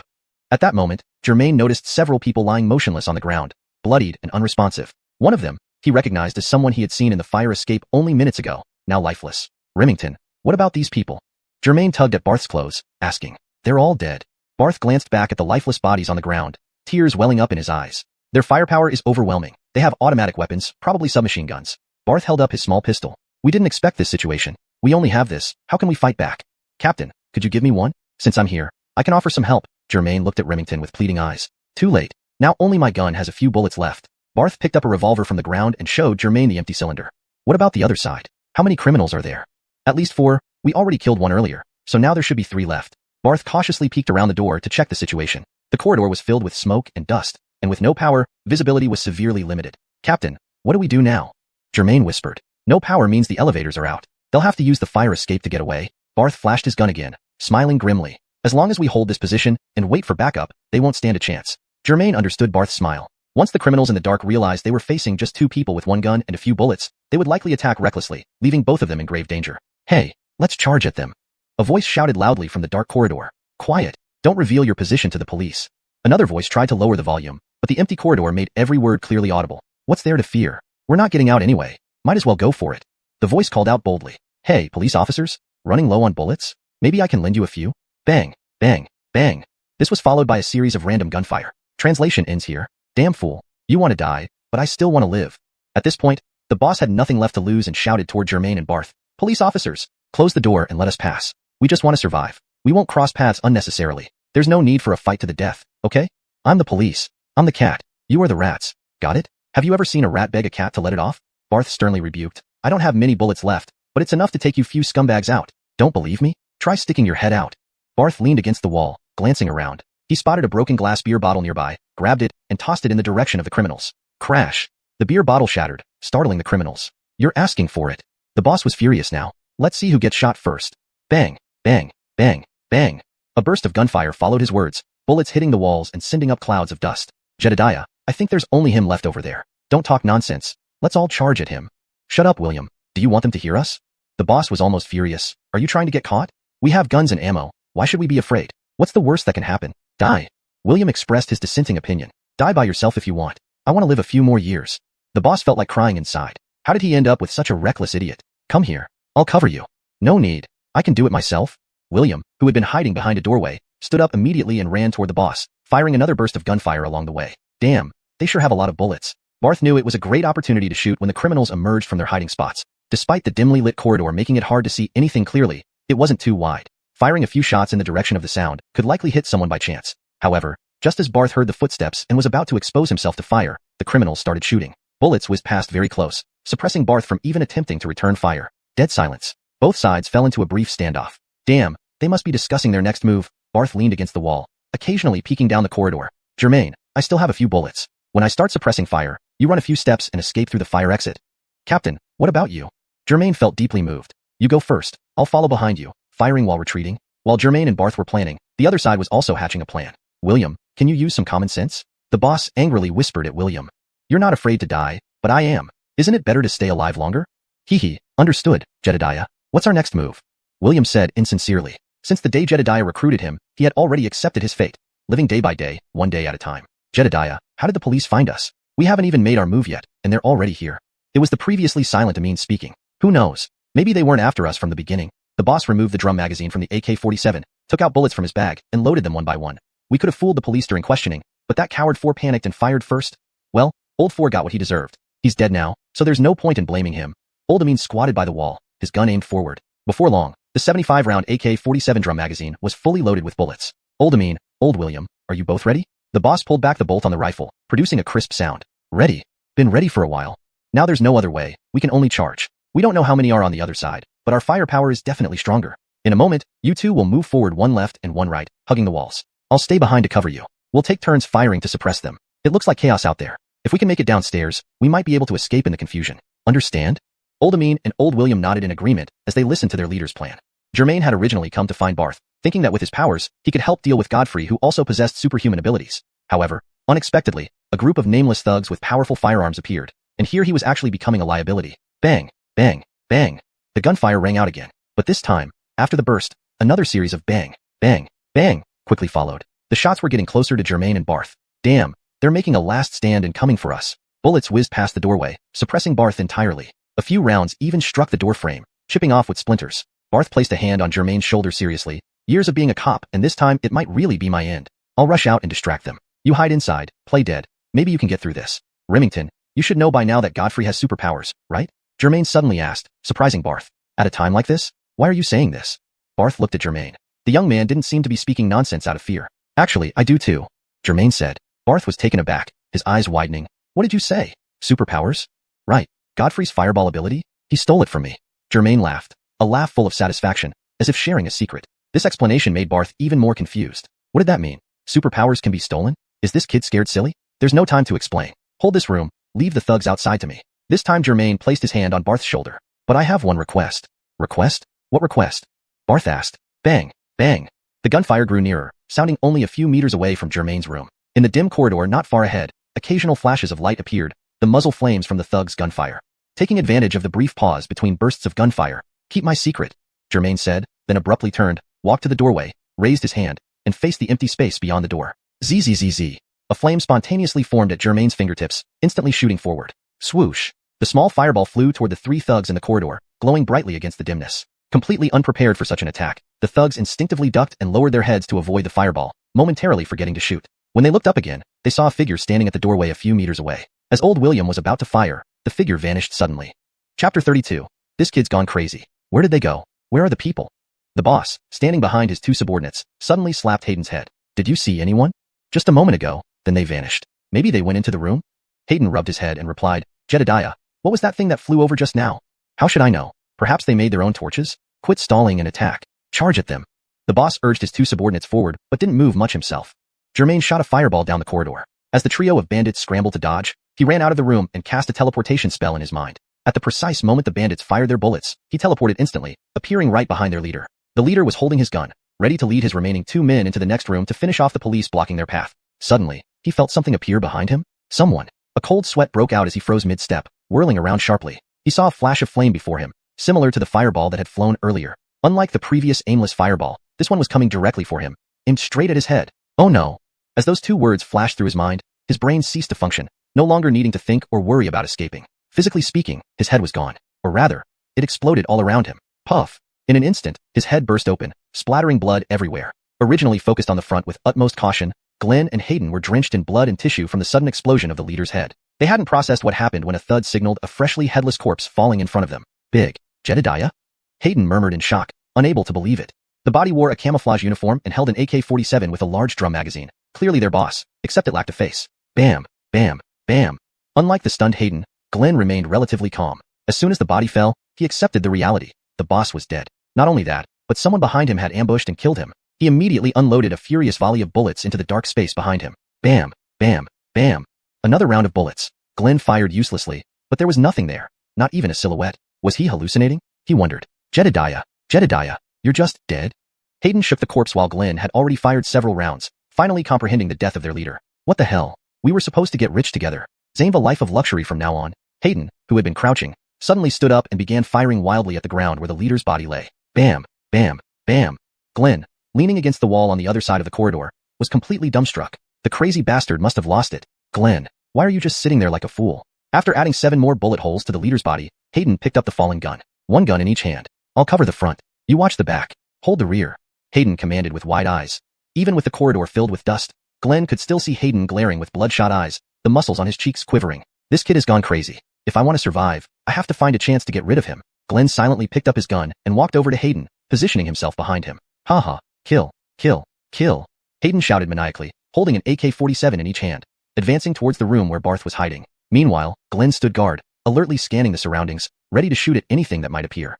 Damn it, this is so nasty. Germain found a towel and wiped the blood from his face. Just moments ago, Germain had used his teleportation spell to appear behind the leader. Due to his beginner-level teleportation skill, he could only move up to 5 meters at a time. This barely brought him behind the leader. Since they were so close, the leader had suddenly sensed someone behind him and turned around just in time to be hit by Germain's fireball directly through the head. As a consequence of the close distance, the leader's blood and brain matter splattered all over Germain. Ignoring the mess, Germain squinted and teleported into an adjacent room before Glenn and Hayden could turn around to check. The blood made Germain almost unable to open his eyes. He ventured into the bathroom and found a wet towel, using it to clean his face as best as he could. Hidden in the room, Germain heard Glenn shouting and felt a pang of distress. His fireball spell was convenient, safe, and undetectable, but being only at a beginner level, its power wasn't much greater than a gun's, especially when facing 3 AK-47 assault rifles, one of the world's most popular products. Bang bang bang.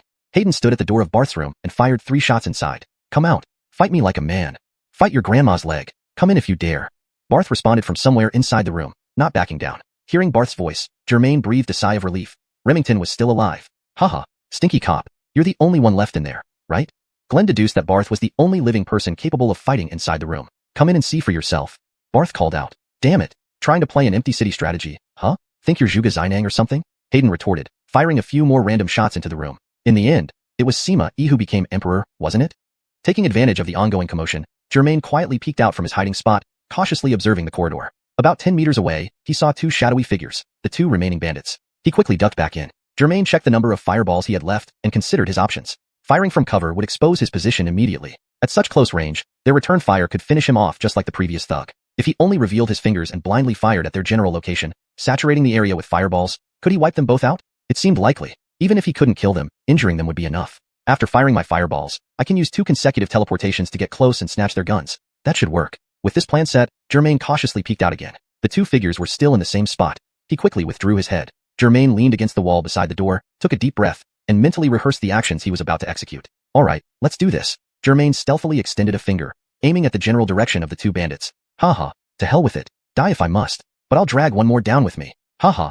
Hayden suddenly started yelling manically again. Hayden stood up and rushed to the door of Barth's room. Bang! Hiding in the corner of the room, Barth immediately noticed the intruder and fired a single shot at him. But that was just one shot. Instantly, the entire corridor was filled with the deafening roar of 2 AK-47s firing simultaneously. Oh no! Germain's heart cried out. Without a moment to spare, as Hayden's dual AKs roared, a fireball the size of an egg formed between Germain's fingers and whizzed toward the bandit's position. Swoosh, swoosh, swoosh, immediately followed by the second, third, and fourth fireballs. However, the sound of Hayden's AKs did not stop, continuing its frenzied barrage. It turned out that Germain had been too tense. The first fireball hit Hayden's feet, which he ignored completely, possibly too excited to notice. The next 3 fireballs were even worse. Germain's hand trembled from nerves, sending them directly into the ceiling, shattering an already dim light bulb. Instead, Glenn spotted Germain's position in the dim corridor, raised his AK-47, and fired several rounds toward where he thought Germain was. Although Germain only exposed a finger, avoiding direct hits to his body or head, some fragments of concrete and splinters from the doorframe hit his arm. Due to the high kinetic energy of the bullets, a piece of wood deeply embedded itself into Germain's wrist. Amidst the adrenaline rush, Germain felt no pain, just intense focus. He noticed that Barth's pistol had fired only once before being drowned out by the AK-47s. Was Remington in grave danger? At this moment, the AK-47s fell silent. Haha, what a rush. Haha, Glenn, do you have any more magazines? I've only got one left. Hayden laughed emptily, dropping his AK-47 with a large drum magazine onto the ground. He pulled out a regular AK magazine from his pocket and reloaded his rifle. Glenn did not respond. Glenn? He turned back, only to find Glenn had vanished. Click. The sound of the fire escape door closing caught Hayden's attention. A shadow darted into the fire escape. Damn you, Glenn. Hayden cursed under his breath, angry at Glenn for leaving without a word. Suddenly, he felt a searing heat in his abdomen. Looking down, he saw a blood-soaked hole in his cheap camouflage shirt, with smoke rising from the edges.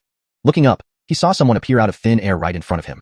Chapter 33. Instant teleportation is truly handy. You? Donald stared in shock at the red-haired youth in front of him. Where did you come from? His consciousness began to blur, and his voice grew weaker. Just by turning his head to see Clark escaping, he had mysteriously gotten injured, and now there was someone new standing before him. Donald tried to raise his AK-47, but the wound in his abdomen was rapidly bleeding. Forget aiming the gun. He didn't even have the strength to pull the trigger. Germain had seized the opportunity when the bandit was changing magazines. In an instant teleportation, he appeared right beside him, followed by a fireball spell that pierced through the bandit's abdomen. Without saying a word, Germain swung his right fist and punched the stunned bandit in the face with a resounding slap. With a thud, the bandit fell backward like a puppet whose strings had been cut, landing on his back on the ground. Germain kicked the bandit's head with his foot. There was no movement. He was clearly dead. Weren't you pretty tough just a moment ago? Dead so quickly? Germain bent down, picked up the AK-47 that had fallen from the bandit's hands. It was heavier than he had expected. Germain glanced at the fire escape door. He had seen one of the bandits abandon his partner and flee alone. However, he couldn't multitask, so he decided to check on Barth first. Was he still alive? When Germain entered the room where Barth was, the scene resembled a slaughterhouse. The glass windows were shattered beyond recognition. The curtain rod was broken into 2 pieces, hanging loosely, while the curtains were riddled with bullet holes. Several bodies lay scattered across the floor, each one retaining the position they were in when Germain had last seen them, though now with numerous additional bullet holes. Blood pooled on the ground, forming small streams that wound toward the room's entrance, making it sticky underfoot. Remington? Remington? Germain called out softly. Barth was no longer in the same spot. I'm here. Barth's voice came from behind a desk. Although weak, it brought relief to Germain. He carefully navigated over the bodies and destroyed furniture, approaching the desk. There, he found Barth crouched in a corner, disheveled and hatless, clutching his right shoulder with his left hand. His uniform was stained red with blood. Seeing Barth clearly injured, Germain hurriedly squatted beside him and checked his condition. Remington, how are you? Germain asked with concern. Don't ask. I fired one shot, and then got hit in the shoulder. Barth loosened his left hand, revealing a dark bullet hole on his right shoulder. Clenching his teeth, he continued. My gun is God knows where. What about the bandits? Did they escape? I killed two, one got away. Germain's answer surprised Barth. Kid, you're pretty tough. Barth strained to give a thumbs up with his left hand. After this is over, I'll report to my superiors to commend you. Ow, damn, this hurts. Remington, are you okay?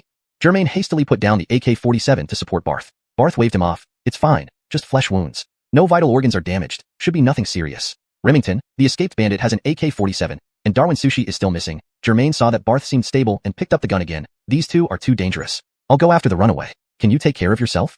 Don't worry, I'm fine.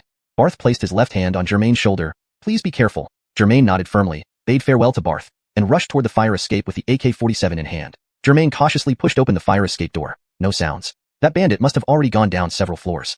However, the good news was that the entire building was now without power, so the elevators were out of commission. Whether it was the bandit or Darwin Sushi, anyone trying to escape would have to use this fire escape. Another piece of good news. This was the 33rd floor of Xiuxian Tower. An ordinary person might be fine running down 7 or 8 floors at once, but for 30-plus floors, they would likely be exhausted halfway down. Moreover, Germain now possessed the ability to instantly teleport, albeit at the basic level. Each teleport could cover 5 meters, which equated to going down 1 floor. Thus, it wouldn't take long for him to catch up to the fleeing bandit. Germain looked down from the railing, selected a target position, and with a mental command, whoosh, he was already on the 32nd floor. No one was there, but Germain noticed a trail of bloodied footprints leading down the stairs. Clearly, the bandit was heading downstairs. Germain focused on the next floor and teleported again. Whoosh, arriving on the 31st floor of Xiuxian Tower. After using this ability over 10 times, Germain reached the 15th floor. Phew, damn, I'm tired. A voice muttered from the stairs below. Germain quietly leaned out and peered down. It was the very bandit who had fled earlier. He held the AK-47 with one hand and rested the other on his knee, standing outside the fire escape door, head bowed and panting heavily.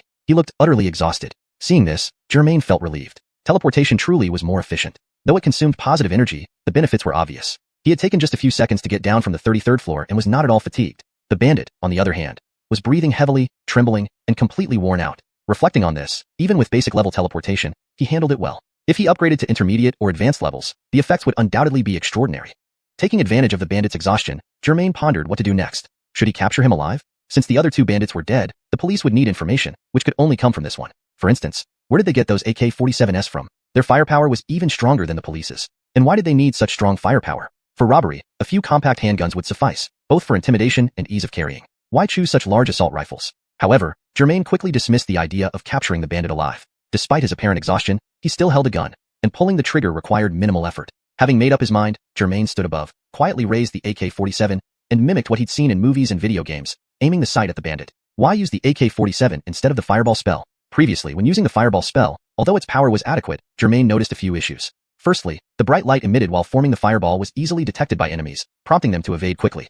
Secondly, Germain noticed that the speed of the fireball was far slower than a bullet. When a gunshot rang out, the target would basically fall down almost simultaneously. The fireball's flight speed was similar to that of fireworks set off during holidays, possibly even slower. Someone with quick reflexes could easily dodge the fireball. Of course, Germain guessed that the slow speed might be due to it being only a basic level fireball spell. Another reason he found hard to resist was that which Logan wouldn't want to try using a real gun, especially when this rare opportunity for live ammunition shooting presented itself. As the world's best-selling killing tool, the AK-47 is known for its simplicity, efficiency, and power. Even child soldiers in Africa can handle it. So after a brief observation, Germain had already grasped its basic usage. At this point, the bandit had rested enough. The police could search up at any moment, so he gritted his teeth and continued downstairs, still cursing Donald under his breath. He probably went crazy, throwing the only grenade and blowing up an electrical meter box, causing a chain reaction that led to the entire building losing power and the elevator stopping. Now he had no choice but to run down on foot. While running down, Clark noticed that he hadn't heard gunfire for a long time. The lunatic Donald was probably taken care of by the police already. Thinking about this, he sped up his pace, completely unaware that right above him, a hunter had locked onto his position, and he was the target. Bang bang bang bang bang. Suddenly, intense gunfire erupted in the fire escape, like water splashing into scalding oil, cracking loudly. In that split second, Clark recognized that the gunfire wasn't coming from the upper floors but directly from above him. Clearly someone was shooting at him. Reacting instinctively, he dragged his AK-47 and rolled on the ground. Despite his agility, some bullets still grazed past his scalp. He even heard the whistling sound of the bullets slicing through the air. However, only the first few shots got that close. This was Germain's first time firing a gun, and he thought his surprise attack would surely hit the mark. However, the powerful recoil of the AK-47 startled him, sending the following bullets flying upwards. Just as Germain released the trigger to adjust his aim, the bandit seized the opportunity. He quickly knelt on one knee, spotted Germain's position, raised his AK-47, and fired immediately, displaying considerable skill, apart from the malfunction. Click click click. The bandit pulled the trigger 3 times, but nothing happened. Upon closer inspection, damn, the gun was shot out of commission. Translation notes. Maintained original tone and style. Pinion names used correctly. Paragraph structure and line breaks are consistent with the original text. Ensured natural, Fluent English without grammatical errors. Storyline and logic are coherent with the previous content. Chapter 34. Did you give them a chance? During this fleeting ceasefire, an awkward tension hung in the air. Germain felt utterly ashamed of his poor marksmanship. He had never expected to fail so miserably while attempting a surprise attack. This was nothing like the first-person shooters where he could shoot wherever he aimed. Gaming had clearly misled him. The thug, who had fled down more than 10 floors from the 33rd floor, had run until he could barely move. Just as he stopped for a brief rest, someone unexpectedly opened fire on him, almost scaring him into wetting his pants. Thankfully, the person shooting at him had terrible aim. The bullets whizzed around him and finally flew up into the sky without hitting him once. But what embarrassed him even more was that when he raised his AK-47 to return fire, the gun jammed after several trigger pulls. To have it misfire at such a critical moment, it was truly frustrating. Seeing the thug aiming at him, Germain instinctively crouched and backed away, but he didn't hear the expected gunfire. Looking up, he saw the thug casually discard the AK-47 and pull out a knife from behind, opening the door to the fire escape. Here he goes again. Germain quickly aimed his AK-47 and fired another burst, but the thug was agile and slipped through the door just in time. All Germain accomplished was leaving a row of bullet holes on the fire door. Damn! Germain cursed under his breath, instantly teleporting forward and rushing towards the next floor's fire exit. Just as he prepared to open the fire door, the light overhead flickered and then went dark. Germain glanced up at the light, wondering if it was about to come back on. Ding! The long extinguished lights in the corridor finally lit up. Shit, Germain thought. If the thug escapes into the elevator, things will get complicated. With one swift motion, Germain yanked open the fire door. The thug's figure had just disappeared around the corner. Whoosh! Germain immediately teleported after him. Oh my, that elevator really scared me. I know, I can barely breathe. Luckily we had our phones for light, otherwise, it would be pitch black. What was that noise earlier? Hey, can't you people have some manners? Stop pushing. Germain rounded the corner with his gun raised, only to be met with a group of trapped people flooding out of the elevator. Taking advantage of his height, he spotted the thug, trying to xiuxian revised. Germain turned the corner with his gun at the ready, only to encounter a crowd of people pouring out of the elevator. Using his height, he saw the thug attempting to squeeze back into the elevator. Note: I noticed there was a Chinese phrase xiuxian not translated in the middle of English text, so I revised it for fluency and accuracy. Damn! Germain cursed inwardly. With so many people around, he couldn't just start firing his AK-47 recklessly. It was practically useless now. Aya! The women in front screamed upon seeing Germain, not because of his handsome face, but because of the gun he held. Though women usually weren't keen on military matters, years of playing shooter games and watching movies had made them recognize the classic AK-47. He has a gun. Run! One woman shouted, sending the crowd into chaos. People scrambled like mice, some even running back into the elevator in panic. Germain stood on tiptoe, anxiously watching as the thug entered the elevator and furiously pressed the close button. Passers-by were kicked out by the thug as the doors began to close rapidly. Just as the doors were about to shut, Germain teleported inside in the last split second. Don't move. Hands up. Germain roared, his AK-47 pressing against the thug's forehead. Thug number 2 was completely stunned. What is this? Is he human? How did he get in here? But there was no arguing when a gun was pointed at your head. Thug number 2 slowly raised his hands and dropped the knife. Let's talk? Inside the elevator were 2 women and a man. Seeing the armed man appear suddenly, they also froze, raising their hands. Don't be afraid. I'm the good guy, Germain quickly explained, lowering his gun slightly. He's the bad one. You're safe now.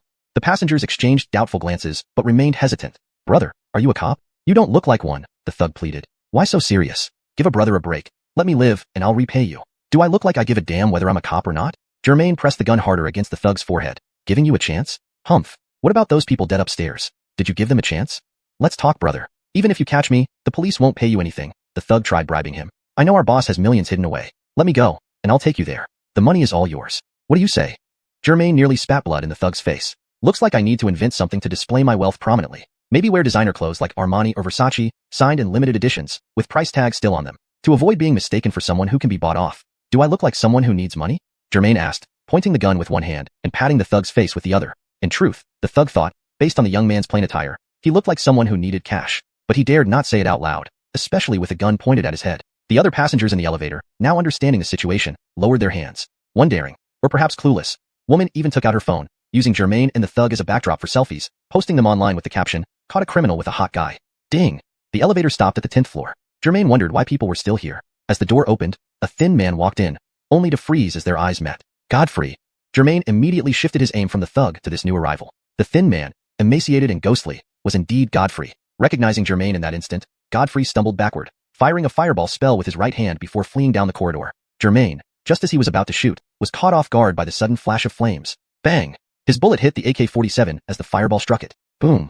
Note: the translation maintains the original tone and style, ensuring fluency and accuracy. The character names and narrative flow are kept consistent with the previous content. Germain's finger was still on the trigger, but the gun in his hand was struck by a fireball, causing it to explode. Shrapnel and parts of the gun flew everywhere, and the blinding flash from the explosion made everyone instinctively crouch and cover their eyes. However, Germain's reaction was swift. He immediately discarded the shattered AK-47, closed his eyes, and fired 2 fireballs outside the elevator with his hands raised. Boom, boom.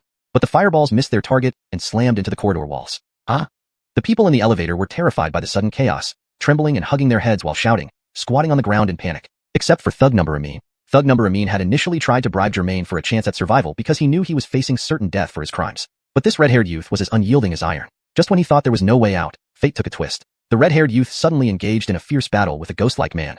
After a brief moment of confusion, Thug Number Amin realized this might be his last chance to escape. As the flash from the explosion faded, he saw the dagger he had dropped earlier. You brought this upon yourself, not me. He lunged for the dagger and stabbed towards Germain's waist, but Germain vanished, and the dagger plunged into thin air. Driven by his intent to kill, he exerted all his strength, but missing the target threw him off balance, and the dagger deeply embedded into the elevator wall, unable to be pulled out. Damn, did the flash blind me? Where did he go? Thug Number Amin struggled to pull the dagger from the wall, but it wouldn't budge. He understood that this young man was formidable. The best strategy was to flee. He abandoned the dagger and rushed towards the exit, only to be blocked by Germain at the elevator door. Germain had seen Thug Number Amin pick up the dagger. Using instant teleportation, he dodged the attack and reappeared in front of the thug in a flash. Thug Number Amin wrinkled his nose, gritted his teeth, and swung a punch at Germain's face. But Germain didn't dodge, standing coldly unfazed. Compassion towards an enemy is cruelty towards the innocent. He raised his right hand and cast another fireball. A streak of fire passed by the thug's fist and hit the elevator wall, leaving a smoking black hole. Suddenly, Thug Number Amin felt numbness in his right hand. Looking down, he saw it had turned into a bloody mist, disappearing before his eyes. He stared in shock at the blood gushing from his wrist, feeling no pain, just warmth as if it weren't his own hand. Whoosh! In an instant, the red-haired youth vanished again. A fireball flew from the other end of the corridor, slamming into the elevator door. Shrapnel flew everywhere, and a piece of metal sliced across his neck. Attempting to clutch his neck, he realized it was futile. Kneeling at the elevator entrance, blood pouring from his wounds, he died. Note: the translation maintains the original tone and style, ensuring fluency and accuracy. Character names are kept consistent, and the narrative flow aligns with previous content. Chapter 35, A Stalemate. As Godfrey was fleeing, he turned his head and saw that Germain was standing at the elevator entrance, facing the elevator, oddly not chasing after him. He remembered the scene just before he entered the elevator. Germain had been holding a gun to another person's head. It seemed there were more heroes in this building than just himself, Godfrey. Godfrey ran to the corner of the corridor, pressed his back against the wall, and fired a fireball toward Germain. He thought it was a sure hit, but unexpectedly, Germain vanished. Godfrey rubbed his eyes in astonishment, suspecting that staying in the dimly lit environment for too long had made him hallucinate when the lights suddenly came on. He cautiously peered around to check the situation, only to see someone kneeling in the elevator with their upper body outside. Their right hand was missing, their left hand clutched at their neck, and they soon stopped moving, leaving a pool of blood on the ground. Damn it, where did that damn kid go? Godfrey frowned and cursed inwardly, truly feeling like he had seen a ghost. Germain stood in the corner of the elevator, staring at the dead thug on the ground. His heart remained calm, though he didn't feel like laughing or finding anything amusing. Since the system had possessed him last night, less than 24 hours had passed, yet he had already witnessed too much killing and bloodshed, becoming somewhat numb to it. Germain vaguely sensed that this was only the beginning. More similar events awaited him in the future. However, he had come to terms with it. After all, he had died once before. Each day, even each minute now, felt like a bonus to him. And besides, he had obtained superpowers that only existed in anime, movies, and TV shows. What more could he ask for? At this moment, Germain couldn't bother about the 3 frightened civilians inside the elevator. He was thinking about how to deal with Godfrey while assessing their respective strengths. Germain's superpower allowed him to teleport instantly, while Godfrey's superpower enabled him to steal others' powers. In this regard, Germain had an advantage. The problem was, Germain glanced at his remaining fireball spell. It was down to just one. The AK-47, which had been firing continuously moments ago, was now broken into 2 pieces, becoming nothing more than a literal fire stick. On the bright side, Godfrey likely had no more than 1 or 2 fireballs left as well. This meant that if Germain maintained a certain distance from Godfrey, they would both run out of fireballs eventually, leaving Godfrey with no chance of a comeback and unable to escape. However, to completely subdue him, weapons were still needed. Hey, beautiful, stop crying. Do you have anything that can be used as a weapon? Germain asked the 3 quivering civilians crouching on the floor. Their heads shook vigorously. Who carries weapons around for no reason? Germain thought about resorting to hand-to-hand combat once the fireballs were gone, but then his gaze fell on the elevator wall. A dagger was embedded deep into the metal, its hilt exposed. Germain silently thanked the dead man lying on the ground. Reaching out to pull the dagger, he found it firmly lodged in place. After much effort, he finally managed to extract it by bracing his foot against the elevator wall. The dark, gleaming dagger had a blade as long as a palm. Germain mused that it was fortunate he was quick-witted. Otherwise, even a slight mishap with this knife could be fatal. Thinking of this, Germain almost wanted to kick the dead thug behind him. If it were 24 hours ago, he might have sharpened the knife to dismember the corpse. But considering the potential deduction of positive energy points, he resisted the urge.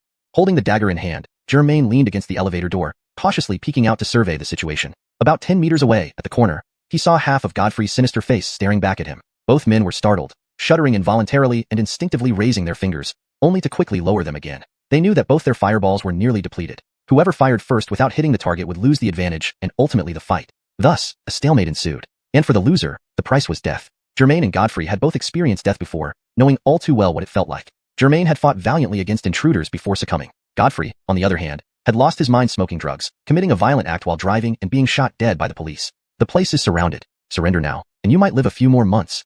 Germain shouted at Godfrey. Sure, come over here first and I'll surrender to you. Godfrey retorted sarcastically. Surrender? Not in his wildest dreams. Haha, do you think I'm stupid? Germain laughed. Speaking of which, why did you choose such a foolish superpower? Without me, you'd be useless against ordinary people, right? Godfrey spat on the ground and replied, damn it, don't remind me. That day, I was high and selected this crap by mistake. Fortunately, the telekinesis I initially gained was powerful and netted me some wealth over the past 6 months. Sadly, it had usage limits. Otherwise, you'd be dead already. While Godfrey was ranting, Germain couldn't help but feel that things weren't fair. Why did his temporary superpowers have time and usage limits, while Godfrey's telekinesis only had usage limits, lasting over half a year?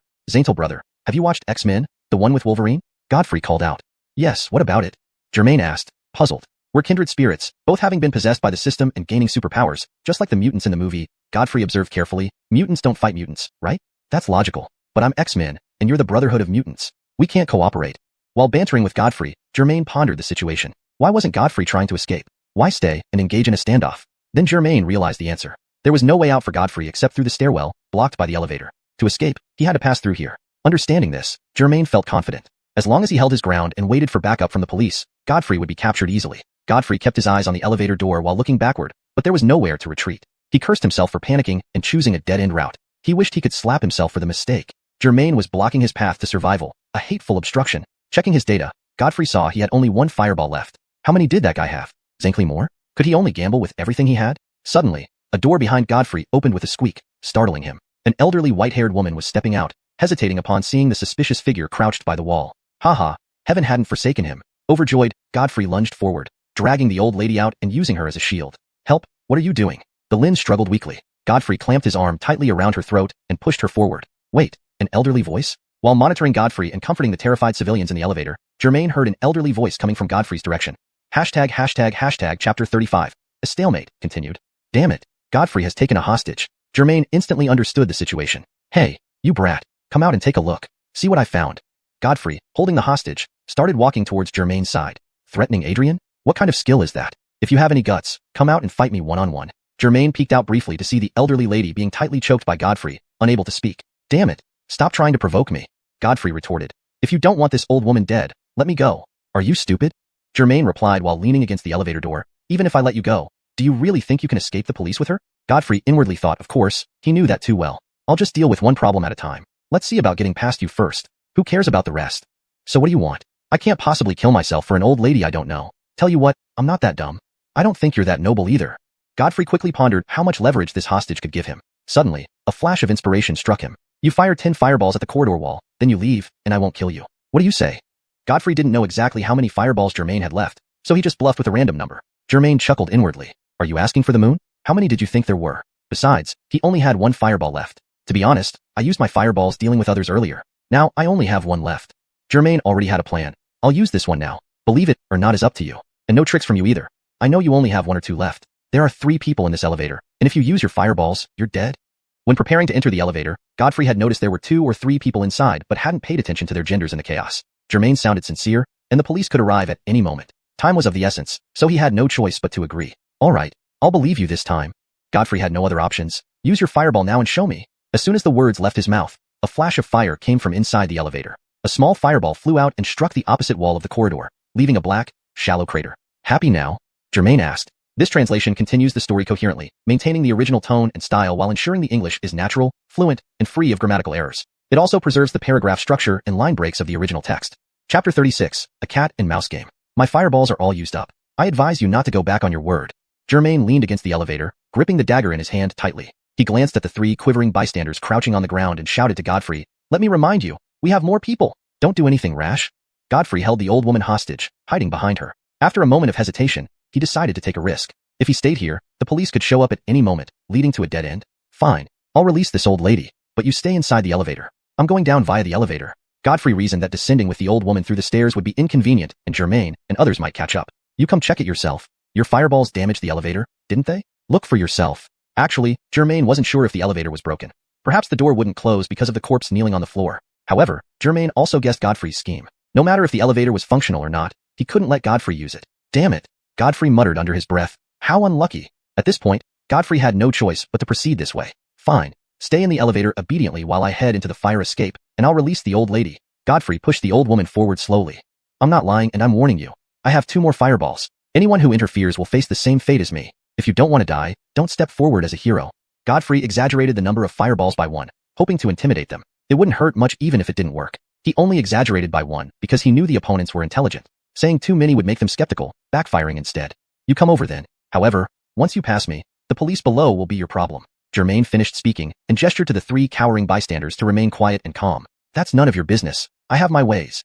Godfrey knew today's predicament was inevitable but wanted to give it a try, even with a slim chance of survival. After all, someone like Godfrey, who craved pleasure and thrills, wouldn't easily give up life. Unsure if Godfrey was overly cautious or if the elderly hostage moved particularly slowly, Germain found their pace unusually sluggish. Nevertheless, he must wait patiently. Once they were 4 to 5 meters away, he would use instant teleportation to appear behind Godfrey, attacking before he could react.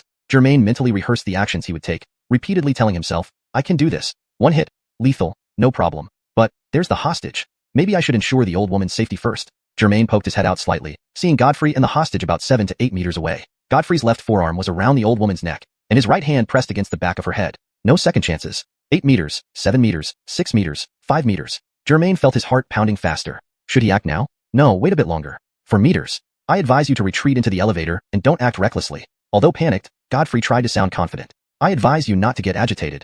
This is the moment. Germain took a step back into the elevator, disappearing from Godfrey's sight. So reasonable. Godfrey thought Germain had backed off.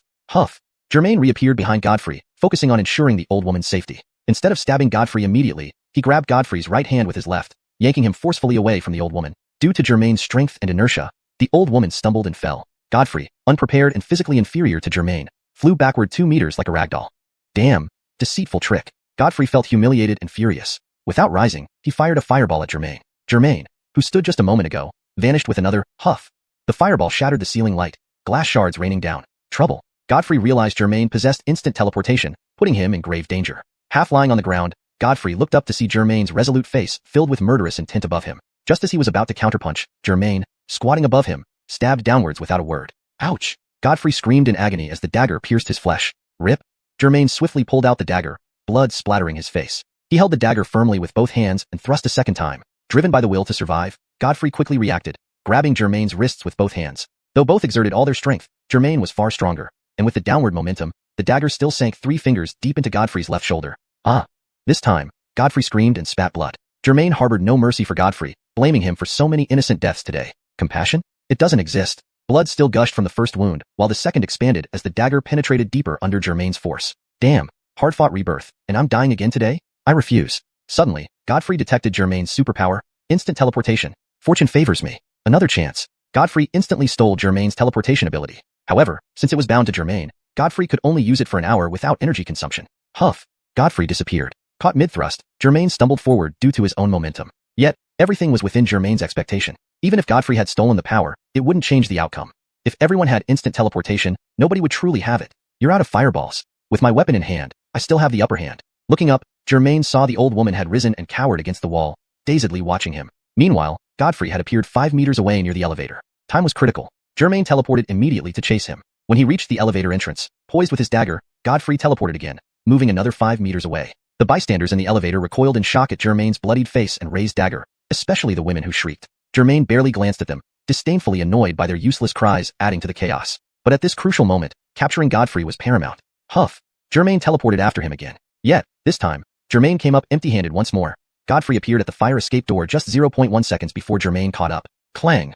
With a sound, Godfrey flung open the fire escape door and fled outside. The cat and mouse game couldn't end yet. The cat hadn't played enough, and the mouse hadn't been caught. Germain instantly moved to the fire escape door, yanked it open, and rushed out.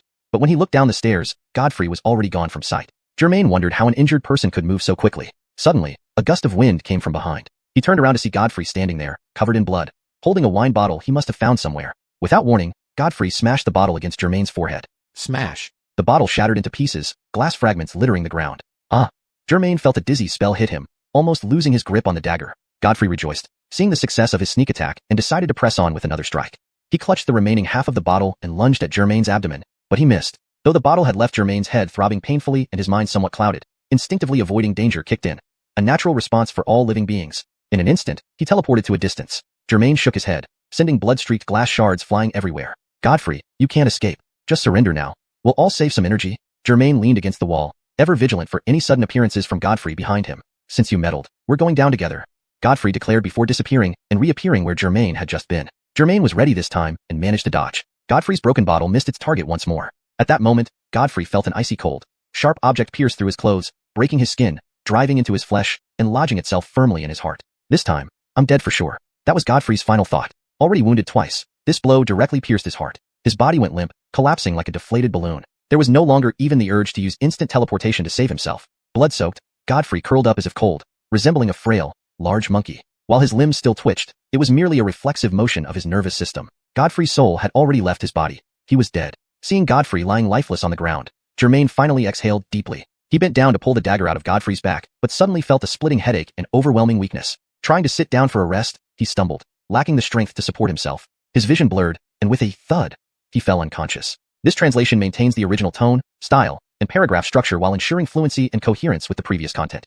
Chapter 37. Not a word. The three people in the elevator, seeing no movement outside for a long time, finally gathered their courage to stand up. They endured the nausea, cautiously stepping over the dead body of the second thug kneeling at the elevator entrance, and looked around at the elevator door. They did not see Germain or Godfrey, only an elderly white-haired woman sitting on the ground groaning in pain. One of the men and a woman hurriedly went forward to help the old lady. The woman who had taken a selfie with Germain and posted it on her social media advised them to mind their own business and escape as quickly as possible. In a bit, the bad guys might come back. Do you still have time to care about this old lady? She asked in confusion. We saw the old lady fall down and couldn't get up. How can we just pretend not to see her?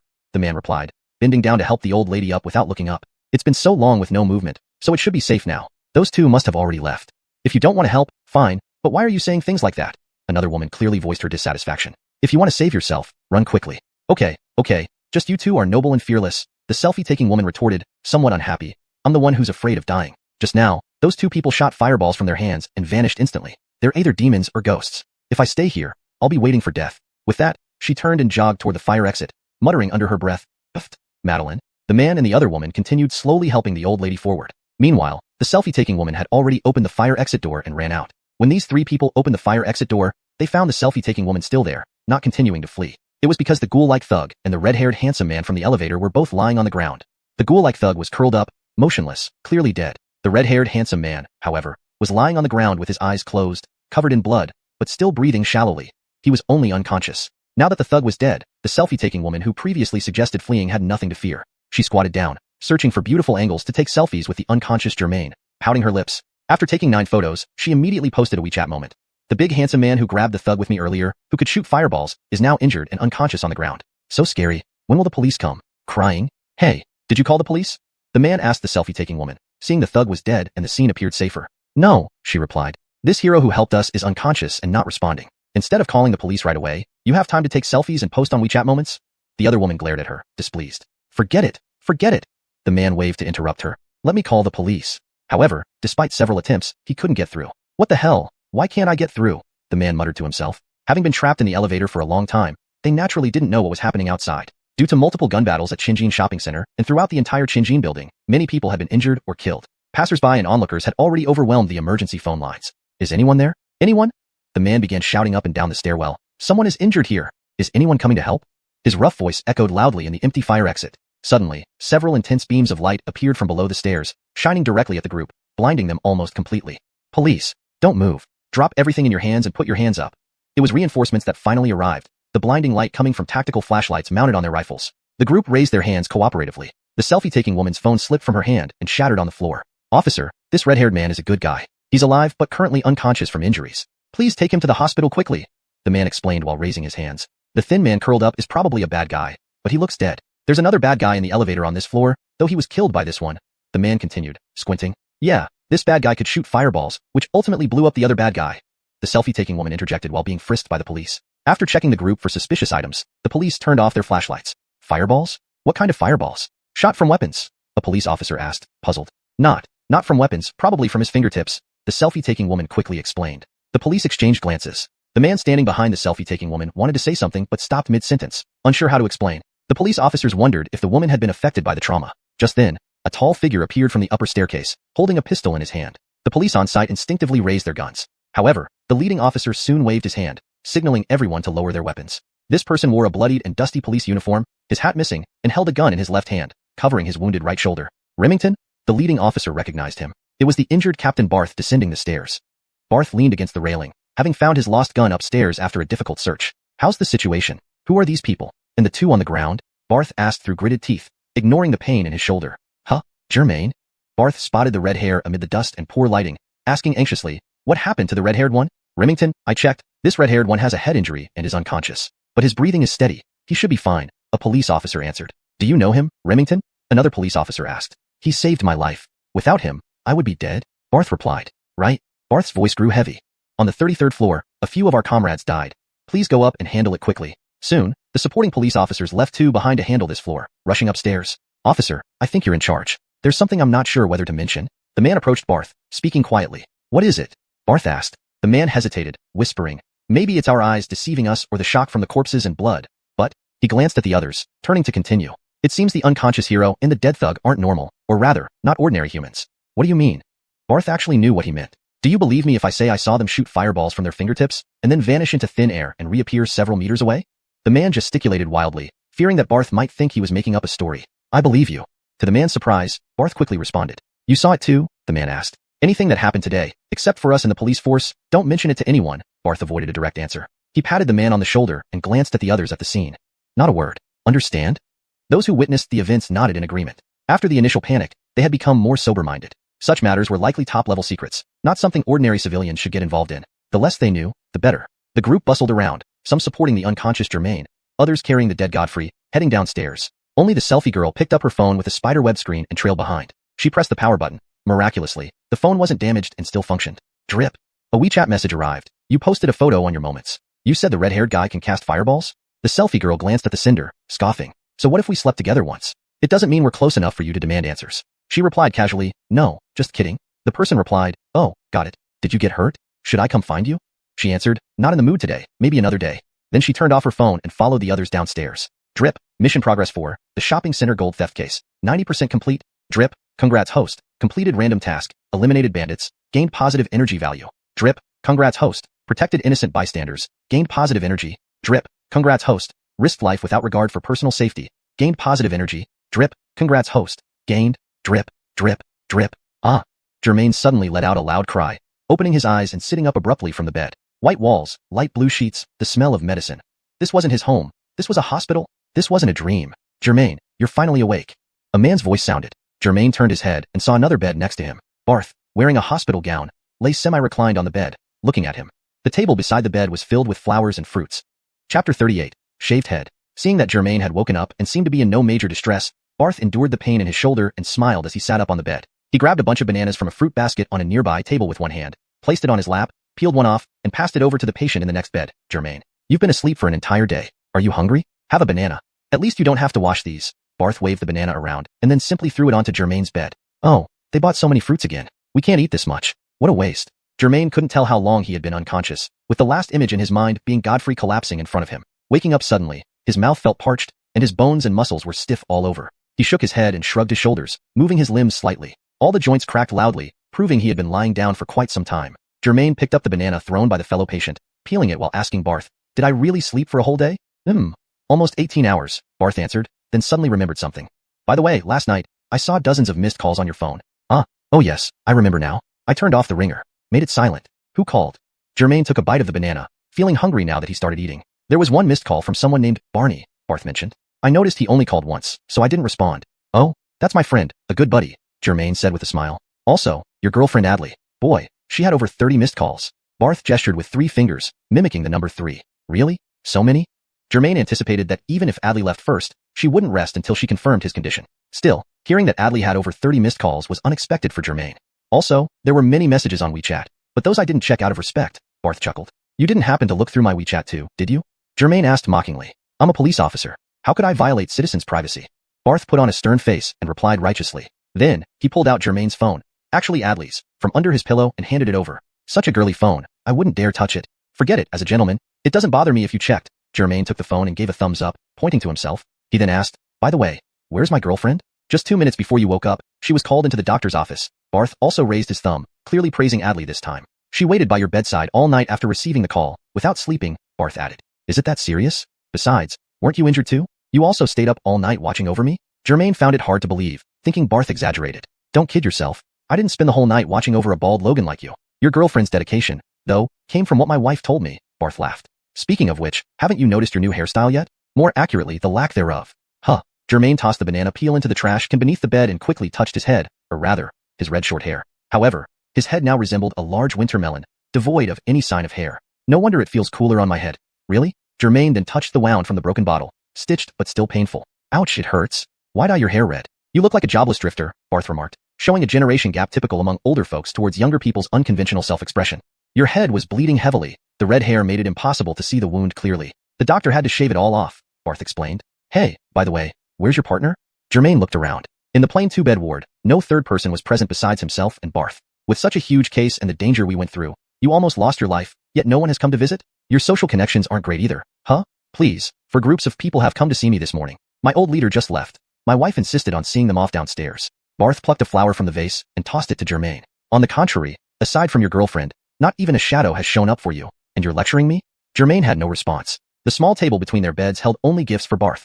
Germain received none. You are a government worker. It's natural, Germain reasoned. I'm just an ordinary civilian. Hardly anyone knows I'm hospitalized. A female voice echoed in the quiet hallway. Excuse me, could you tell me which room Germain is in? Look, someone finally came to see me. Germain perked up. This woman's voice was very familiar. Perhaps due to the impact on his head, he couldn't immediately recall who it was. But when the figure appeared, Germain immediately recognized her. Patta patta.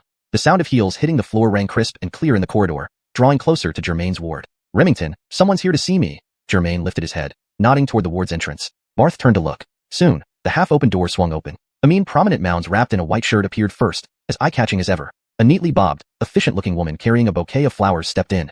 Well, coming to see me? No need to bring anything, Germain thought sarcastically about today's bizarre visitor. This strict and unforgiving seal. But, Remington, are you better? Why are you sitting up? Zane down, lie down. Corina rushed to Barth's bedside upon entering, placing the bouquet on his bedhead and warmly greeting him while ignoring Germain, freshly shaved and with stitches on his scalp. Germain marveled at this woman's unpredictable nature. She had specifically asked about Germain in the hallway, but now treated him like dust. Germain was about to greet Corina and remind her that he, another patient, lay beside her captain and contributed significantly to the 1,000 Gold shopping center. Shouldn't she acknowledge that? At that moment, Germain saw a tall figure outside the door, turning back casually, locking eyes with him and smiling toothily. Note asterisk this translation maintains the structure, style, and narrative flow of the original text, ensuring coherence and natural English phrasing. Come on, Kareem. What are you standing there for like a fool? Watching Corina fuss over Remington with inquiries about his injuries and warm greetings, Germain couldn't help but wave him in, urging Kareem not to stand outside awkwardly but to come in and bolster his side. Kareem thought to himself that although they had fought side by side yesterday, he was ultimately Corina's bodyguard and his duty was to protect her safety. He pointed at Corina inside the room, shrugged helplessly, and spread his hands wide in a gesture of resignation. After some time, probably after chatting enough with Barth, Corina finally turned her attention to Germain, saying with feigned surprise, "Oh, you rich man, why are you lying there all alone?" Germain didn't know why, but every time he saw this ice-cold yet glamorous CEO, he felt an urge to tease her. So instead of answering her mocking question, he mimicked her tone and asked back, "Oh, President Liao, how come you brought only Kareem as your bodyguard today? Is it safe enough?" Kareem smiled at Germain upon hearing his name mentioned in the conversation. Corina replied with a half-smile, "Nothing much, I just want to keep a low profile and not draw too much attention." Germain mused to himself that with such an unmatched figure, she must be hard-pressed to keep a low profile. He imagined she wouldn't dare wear a bikini while vacationing in the Maldives. Just then, a short man walked past the double-bed ward of Germain and Barth. Glancing into the room, he had already passed by when he suddenly stopped and backed up, looking like he had discovered a new continent. The short man's peculiar behavior immediately put Kareem on alert. He stopped the man with a firm hand. "What are you staring at? Get lost." Though Kareem noted the man's flashy, branded attire, he wasn't one to be intimidated, especially with Corina backing him up. His tone was anything but polite, especially considering he stood nearly 2 heads taller than the man. But instead of leaving, the short man waved towards the room and called out to Germain. "Germain? Is that you, Germain? What are you doing here? And why did you shave your head?" This translation maintains the structure, style, and narrative flow of the original text, ensuring coherence and natural English phrasing while preserving the paragraph structure and line breaks from the original content. Chapter 39. I won't let him off. Acton was joking around with Corina when a familiar voice suddenly greeted him from the doorway of the ward. He looked up and immediately smiled, thinking that his backup had arrived. Acton hurriedly told Kareem to let the visitor in. "Brother Chin, it's okay. He's one of us. Let him in." Kareem glanced at Corina, who didn't show any disapproval, and thus retracted his hand that had been blocking the small man and opened the door for him. The short man entered the ward, and Acton then noticed he was carrying 2 boxes of expensive health supplements. "Brenton, we're brothers, so there's no need to bring gifts just to see me, right? Friends don't have to be this formal," Acton said. inwardly pleased but outwardly modest. Acton thought to himself, Remington. You see, even I get visitors when I'm hurt. But who informed him about my injury? Why didn't Alwyn come? Brenton approached Acton's bedside and blurted out, What? I didn't come here to see you. Barth and Corina couldn't help but suppress a laugh at Acton's sudden embarrassment. Huh. Brenton's words made Acton blush. Not here to see me? Then why are you here?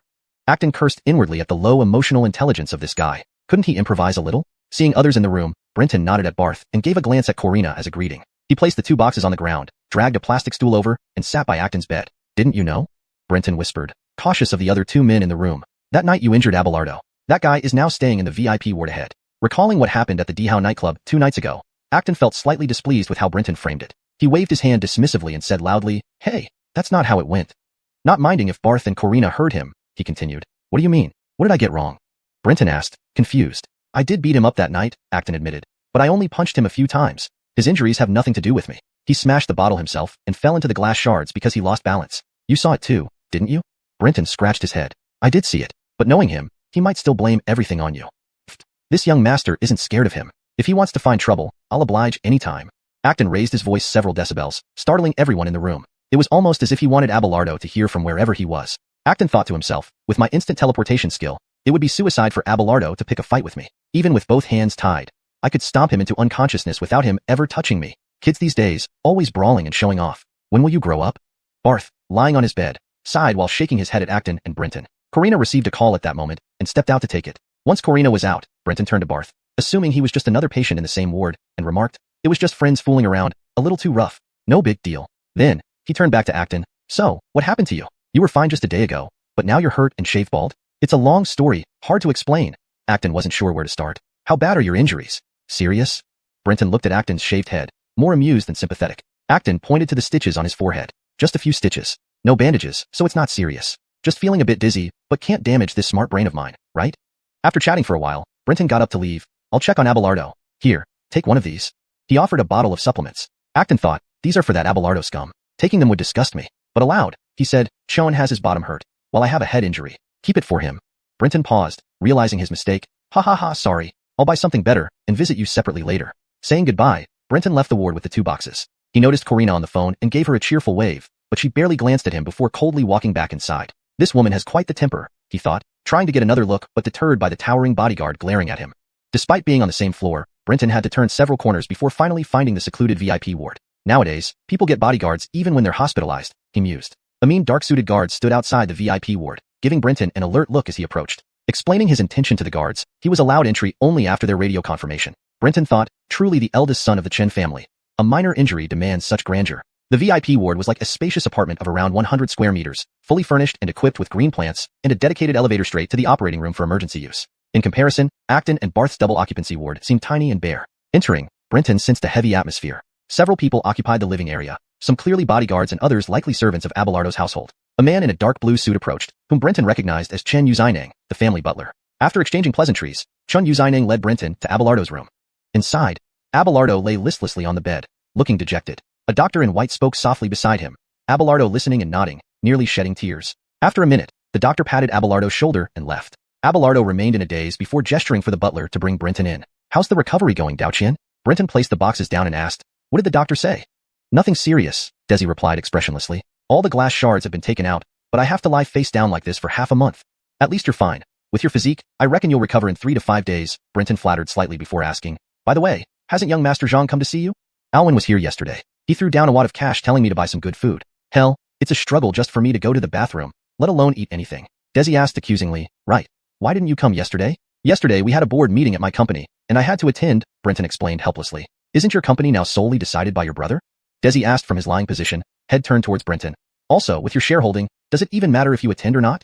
Brenton shook his head helplessly. My brother told me to come, so how could I refuse? Ah, look at Alwyn's fortune. As an only son, he'll inherit all his father's estate one day. Look at us too, truly enviable yet frustrating. Desi, who seemed calm earlier, became more agitated as he spoke. By the way, that Alwyn came to see me and even tried pleading for that stray dog, saying it wasn't intentional. Brenton interrupted Desi, saying, By the way, guess who I saw just now? Spit it out. Don't tell me you saw that stray dog? Desi asked. You see, calling him names like stray dog all the time. No wonder he got beaten up by others. Brenton advised, I saw Germain when I was on my way here, passing by Ward 1803. So what about that guy? Brenton laughed and rubbed his head, replying, He must have been hit pretty hard. His head needed stitches, and he's lying in bed. Serves him right. Desi spat viciously. If I hadn't been too drunk that night, I would have cracked his head open myself. At this moment, Desi recalled the doctor's advice and the scene of being lifted into the ambulance that night, feeling more and more suffocated and infuriated. He clenched his right hand tightly, pounded the bedside forcefully, and said to Mohammed, "Old Chun, take a few brothers and go check on that stray dog at 1803. Mohammed had worked for the Chin family for over a decade and could be considered a veteran. In a sense, he watched Desi grow up. Therefore, Mohammed understood Desi immediately. Without a word, he nodded and promptly called the few bodyguards in the living room, leaving the room at once. Seeing that Desi indeed wasn't willing to let it go, Brenton hurried to persuade him, reminding him that his injuries weren't severe, and it wouldn't be wise to create a disturbance in the hospital. Desi simply responded with a few words, "This isn't over between us." Chapter 48 Pair of Zainvli Foes. Dale had known Owen for a few years, and knew that Owen was the kind of person who held grudges and would seek revenge at any opportunity. However, this was Xiaozhou City's best public hospital with people coming and going. It was too audacious to confront Germain in such a public place. Moreover, Germain was already injured. If things turned ugly again, Dale couldn't escape responsibility. Thinking about it, Dale regretted speaking without thinking, his words too hasty. He thought of himself, merely holding some minor shares in the family business, only showing up at board meetings to raise his hand as a puppet. Compared to his accomplished older brother, Corey, he felt ashamed. The Chun family was one of the top families in Xiaozhou City, and as the eldest son of the senior line, Owen's future was limitless. Although Dale also lived an opulent life, as he grew older, he no longer wanted to remain a mere straw man under his brother's shadow. Despite being less talented and less handsome compared to his brilliant brother, he still harbored resentment, dreaming of making a name for himself one day. Therefore, Dale often sought to ingratiate himself with Owen, hoping that when Xian eventually succeeded, he could benefit from it. If Owen and Germain completely fell out and became enemies, Dale would need to consider which side to back. While Germain was wealthy now, he lacked powerful support behind him. His wealth was merely due to luck and the blessings of his parents. Dale looked at Owen lying on the bed, gritting his teeth, as if seeing the answer. "Remington, I'm quite busy myself. Since you don't seem to have anything else, I'll take my leave," Corina said with forced cheerfulness after hanging up the phone and returning to Germain and Barth's ward. "Finally, on behalf of our Xiuxian shopping center and the entire Xiuxian group, thank you for saving us during the crisis and subduing the criminal." Barth responded with a wry smile. "Oh, there's no need. All credit goes to brother Germain. Without him, I might not even be here today. Thank him." As he spoke, Barth gave Germain a thumbs up. Germain wasn't modest either, saluting Corina with clasped hands and smiling. "It was nothing, not worth mentioning. President Liao, please don't worry or feel the need to reward me heavily. I'm not short of money." Corina's nose nearly twisted with anger. "Himph, who asked you? Just as the saying goes, never have I seen someone so shameless." "Hey, that's not fair of you, President Liao," Germain protested. "Not thanking me is one thing, but cursing? That's too much." "Humph. I'm very busy and have no time to waste on mouth wars with some nouveau riche." Corina then bid farewell to Barth. "Remington, I'll be leaving." Barth nodded hurriedly in farewell, silently remarking, "You two always argue the moment you meet. Old man like me can only admire." Corina closed the door and exited the ward. From inside, Germain's voice called out, "President Liao, don't go. Let's chat for another 50 cents. Boring."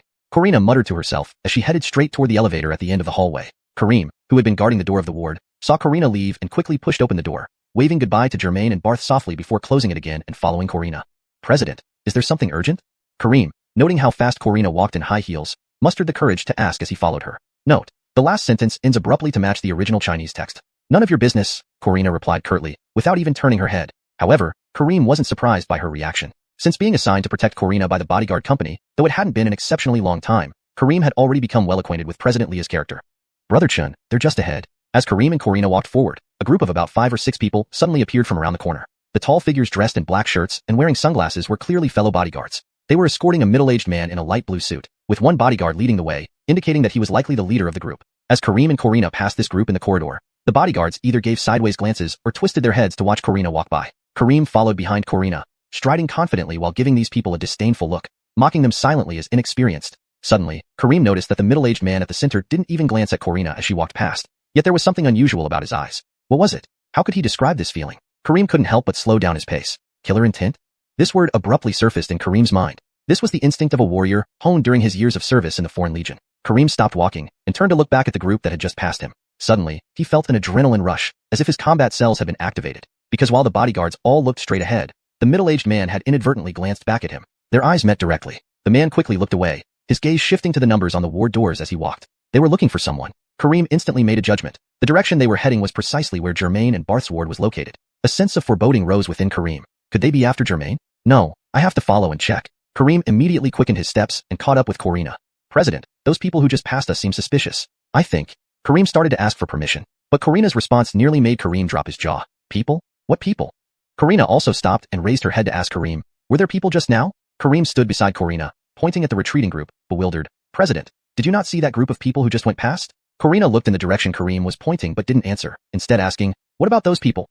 It seemed President Liao was preoccupied with worry and distress, so much so that she hadn't noticed the group walking past her. Kareem collected himself and answered seriously, I just feel that these people are not right. How are they not right? People can't walk in groups in a hospital? Corina retorted, seeing nothing amiss. Based on my military instincts, I feel this group is after Remington. Kareem cleverly played on Corina's concern for Barth. If he mentioned Germain, she might actually hope for trouble to find him. Just as Corina was about to continue leaving, she stopped again upon hearing Kareem's words and looked back at the group. She saw the group stop at a ward door. The middle-aged man glanced at the number, then led the others inside. Something was definitely off. Go quickly. Go and check what's happening. This time, Corina seemed a bit anxious, urging Kareem on. Stay here, President, and wait. Kareem patted Corina's shoulder and ran towards the scene without turning back. Corina and Kareem both remembered that it was the ward where Germain and Barth were staying. Just now you two were about to start fighting. As soon as Corina left, Barth began teasing Germain and Corina. If you didn't already have a girlfriend who treats you well, I'd consider setting you two up, ha ha ha. Uncle Forrest, Grandpa Forrest, at your age, do you really need to be so gossipy? Germain shook his head. Although he had just woken up not long ago, his mind felt much clearer now compared to when he first woke up, but he still felt a bit chilly. Chapter 41. The system is back. How can you call this gossip? I'm just stating facts, Barth said as he shifted his position on the bed and addressed Germain.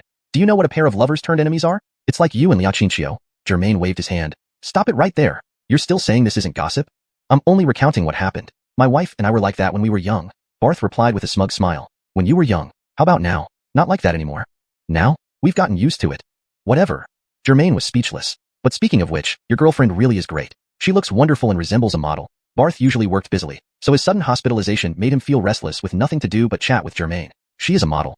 Germain casually grabbed another banana from the fruit basket on the table. But we haven't been dating for long. We don't know how things will be in the future. Let's just take it one day at a time. Barth was senior to Germain in age. Germain's indifferent response made him somewhat displeased. Well, young man, if you're dating someone, do it seriously. Don't be too timing. Germain chuckled while peeling the banana. Hey, Uncle Forrest, with your injury, maybe you should retire from being a police officer and find a radio station. I think you'd make an excellent host for an emotional advice program. Ha ha ha. Barth laughed. Since I'm hospitalized and lying around all day, it's nice to chat and have some fun. Just mentioning the police reminded Barth, right? Your friend said you got into a fight and sent someone to the hospital. What happened? Correction, not one person. Germain paused for a moment, recalling Khalil's arrogant look and, Piao. Not human? Is it a demon? Barth pulled Germain out of his thoughts quickly. Oh, forget it. Just beat up an idiot, Germain said casually. Ding ding. Host used profanity. Deduct 1 point of positive energy. Current host data. Positive energy, 1331 points. Reputation value, 431 points. Mission, mall gold theft case. Completion rate, 90%.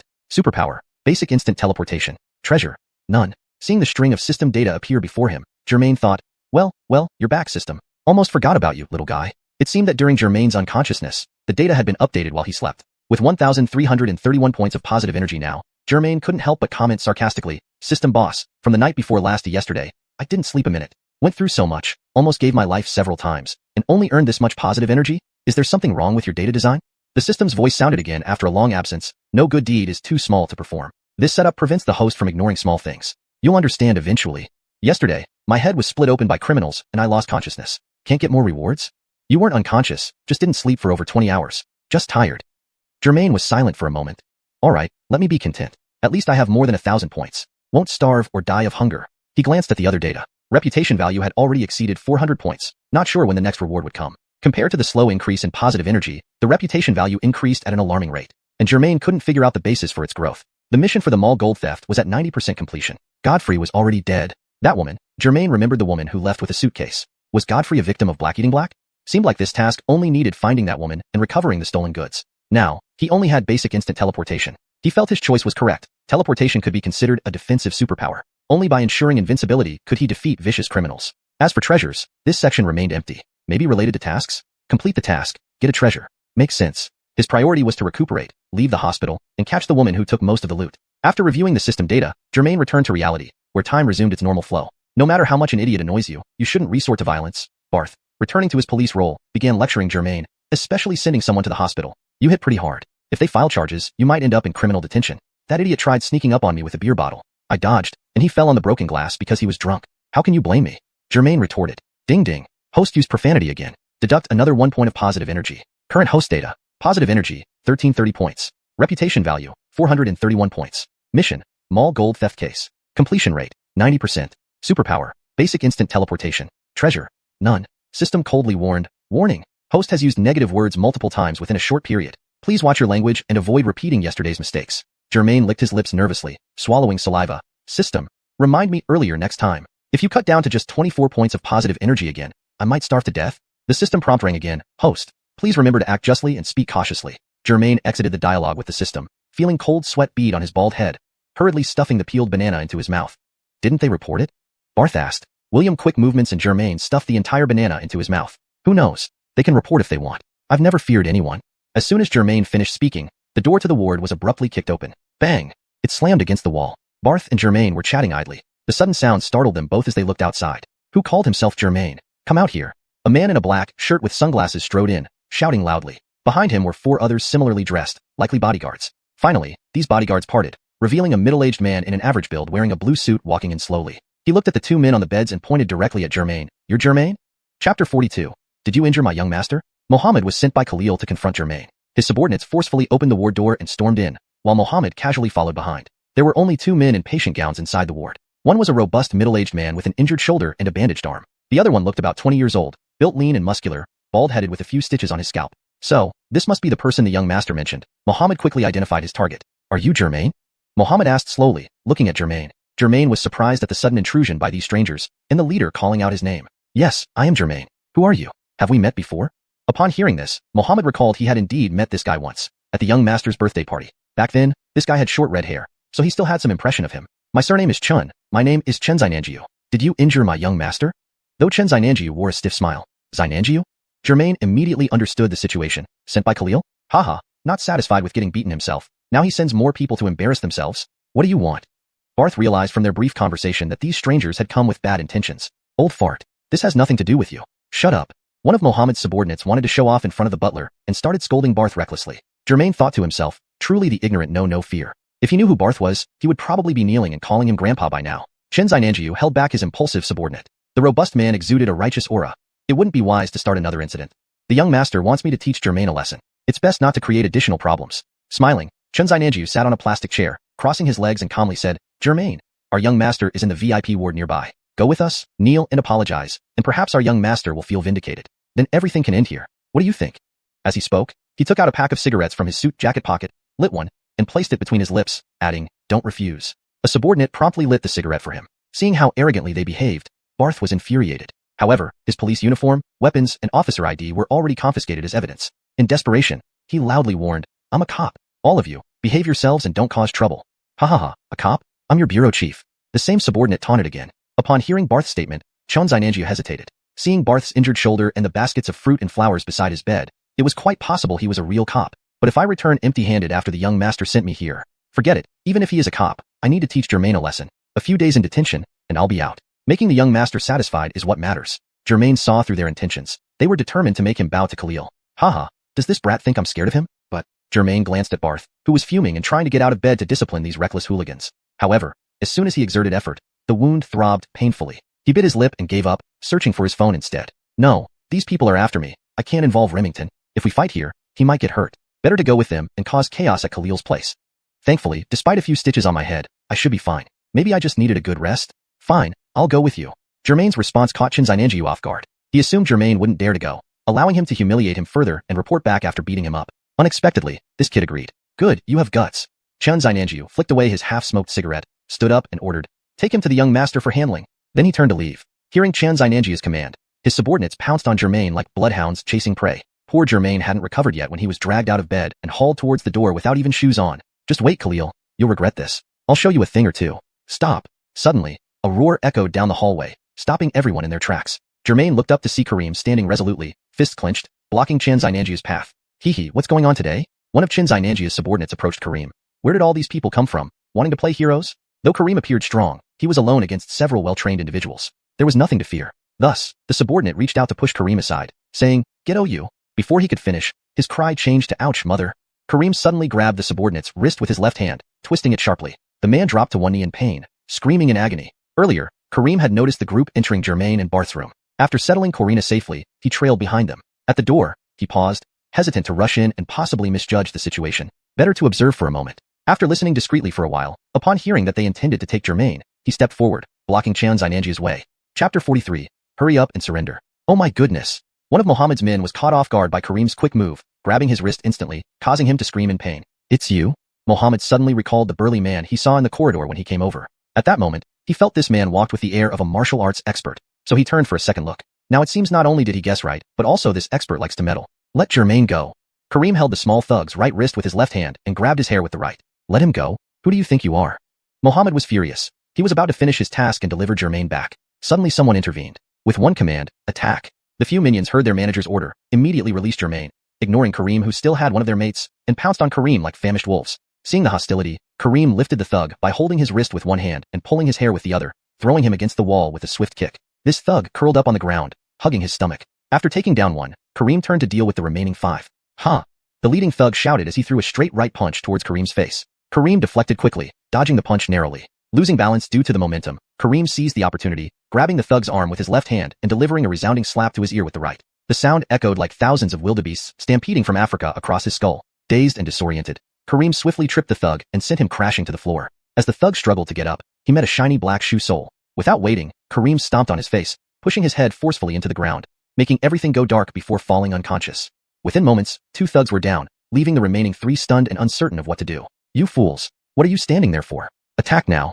Mohammed, enraged, stood by, commanding, if you're injured, medical bills will be covered. If you're afraid, leave now. The Chen family does not keep idle hands. Although Mohammed shares the surname by coincidence and is not related to the Khalil clan, working there for over a decade made him feel like a member. Despite his yelling, the 3 thugs looked at each other, none wanting to step forward first, making them even more hesitant. Damn it, can't you all come at once?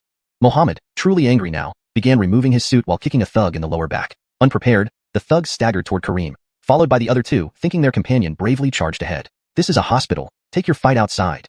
A nearby nurse, noticing the fight, ran over to intervene but hesitated when she reached Mohammed. Seeing Mohammed discard his blue suit at her feet, telling her to hold it, the nurse glanced at him and fled to call security. Beneath his suit, Mohammed wore a white short-sleeve shirt, revealing heavily tattooed arms, with a dragon emblazoned on his chest. In his youth, Mohammed was a notorious hoodlum. Despite appearing reserved, he was exceptionally aggressive in a fight. He later became Khalil's enforcer, rising to become a caretaker after years of service. Though now middle-aged, his heart remained fierce. Caught off guard by the sudden kick, the thug stumbled right into Kareem. Hardly able to stand, fighting seemed out of the question. Kareem didn't hesitate, pulling back his right fist and delivering a swift jab to the thug's face. With a crack, the thug fell unconscious. As he went down, the other 2 thugs lunged in, horrified yet compelled to continue upon seeing their comrade drop almost instantly. They stopped using the single-file attack strategy, choosing to assault together. Kareem couldn't find an opening and retreated, dodging attacks. More critically, he noticed the tattooed man watching the fight, slowly circling around the edge without haste. Kareem knew this man was a skilled fighter. He waited for these 2 to exhaust themselves, waiting for the perfect opportunity to strike. Suddenly, a thug kicked high at Kareem's head. Normally, Kareem would squat and sweep his legs from under, but this time he didn't because he couldn't afford it. If he squatted, the tattooed man might take advantage and kick him while defenseless. So, Kareem braced his right arm near his ear, taking the full force of the kick. Seeing Kareem stagger several steps back, Mohammed frowned slightly, looking somewhat disappointed. Just as Kareem steadied himself and mentally cursed, the 2 thugs pressed the attack relentlessly. After dodging another punch, Kareem noticed Germain quietly standing behind Mohammed. Chapter 44. Got the chucks to face off one-on-one? The 2 Chen family henchmen, after being reprimanded by Mohammed and learning from their predecessor's mistakes, refrained from all-out attacks. Instead of trying to knock Kareem down in one blow, they advanced cautiously, simultaneously striking with fists and kicks while maintaining a tight defense. This left Kareem momentarily unable to find any weaknesses. Mohammed trailed closely behind, always standing at the edge of the battlefield, waiting for the right moment to strike. As Kareem struggled, his stamina gradually depleting, Germain was about to intervene. Initially, Germain had been tossed aside by several Chen family bodyguards and felt utterly ignored, which infuriated him. He just wanted to challenge Khalil directly and wasn't afraid of them. But just as he prepared to act, he saw that Kareem's combat prowess was off the charts. Like a seasoned soldier, he quickly subdued 3 opponents. Germain thought to himself, not bad for a mercenary, indeed skilled. Seeing Kareem's advantage and expecting the battle to end soon, Germain paused, put down his fists, and watched Kareem's performance from the sidelines. However, the situation took an unexpected turn when the Chun family lackeys changed tactics. They started playing it safe, deliberately draining Kareem's energy. Though individually no match for Kareem, these were still professional Chen family bodyguards, far superior to average fighters. Against Kareem, they didn't rush in recklessly, 2-on-1, they managed a stalemate. This prolonged fight was greatly disadvantageous for Kareem. Germain tensed up once more. His attention was particularly drawn to the middle-aged man who had taken off his jacket, revealing full body tattoos. Despite his average height, he exuded strength and moved steadily, looking for opportunities without rushing, clearly a seasoned fighter. Germain glanced back at Kareem, who was trading blows with the 2 Chen family men but could likely hold on for some time. First, he needed to deal with this tattooed middle-aged man lurking nearby. Germain tightened his fists and silently approached Mohammed from behind. Take this. Taking advantage of Mohammed's unawareness, Germain lunged forward and aimed a punch at Mohammed's head. But unexpectedly, Mohammed dodged it effortlessly by merely tilting his head. Brat, trying to ambush me. Without turning around, Mohammed raised his right elbow and swung it upward with a forceful thrust toward Germain's chin. What the? Germain was taken aback.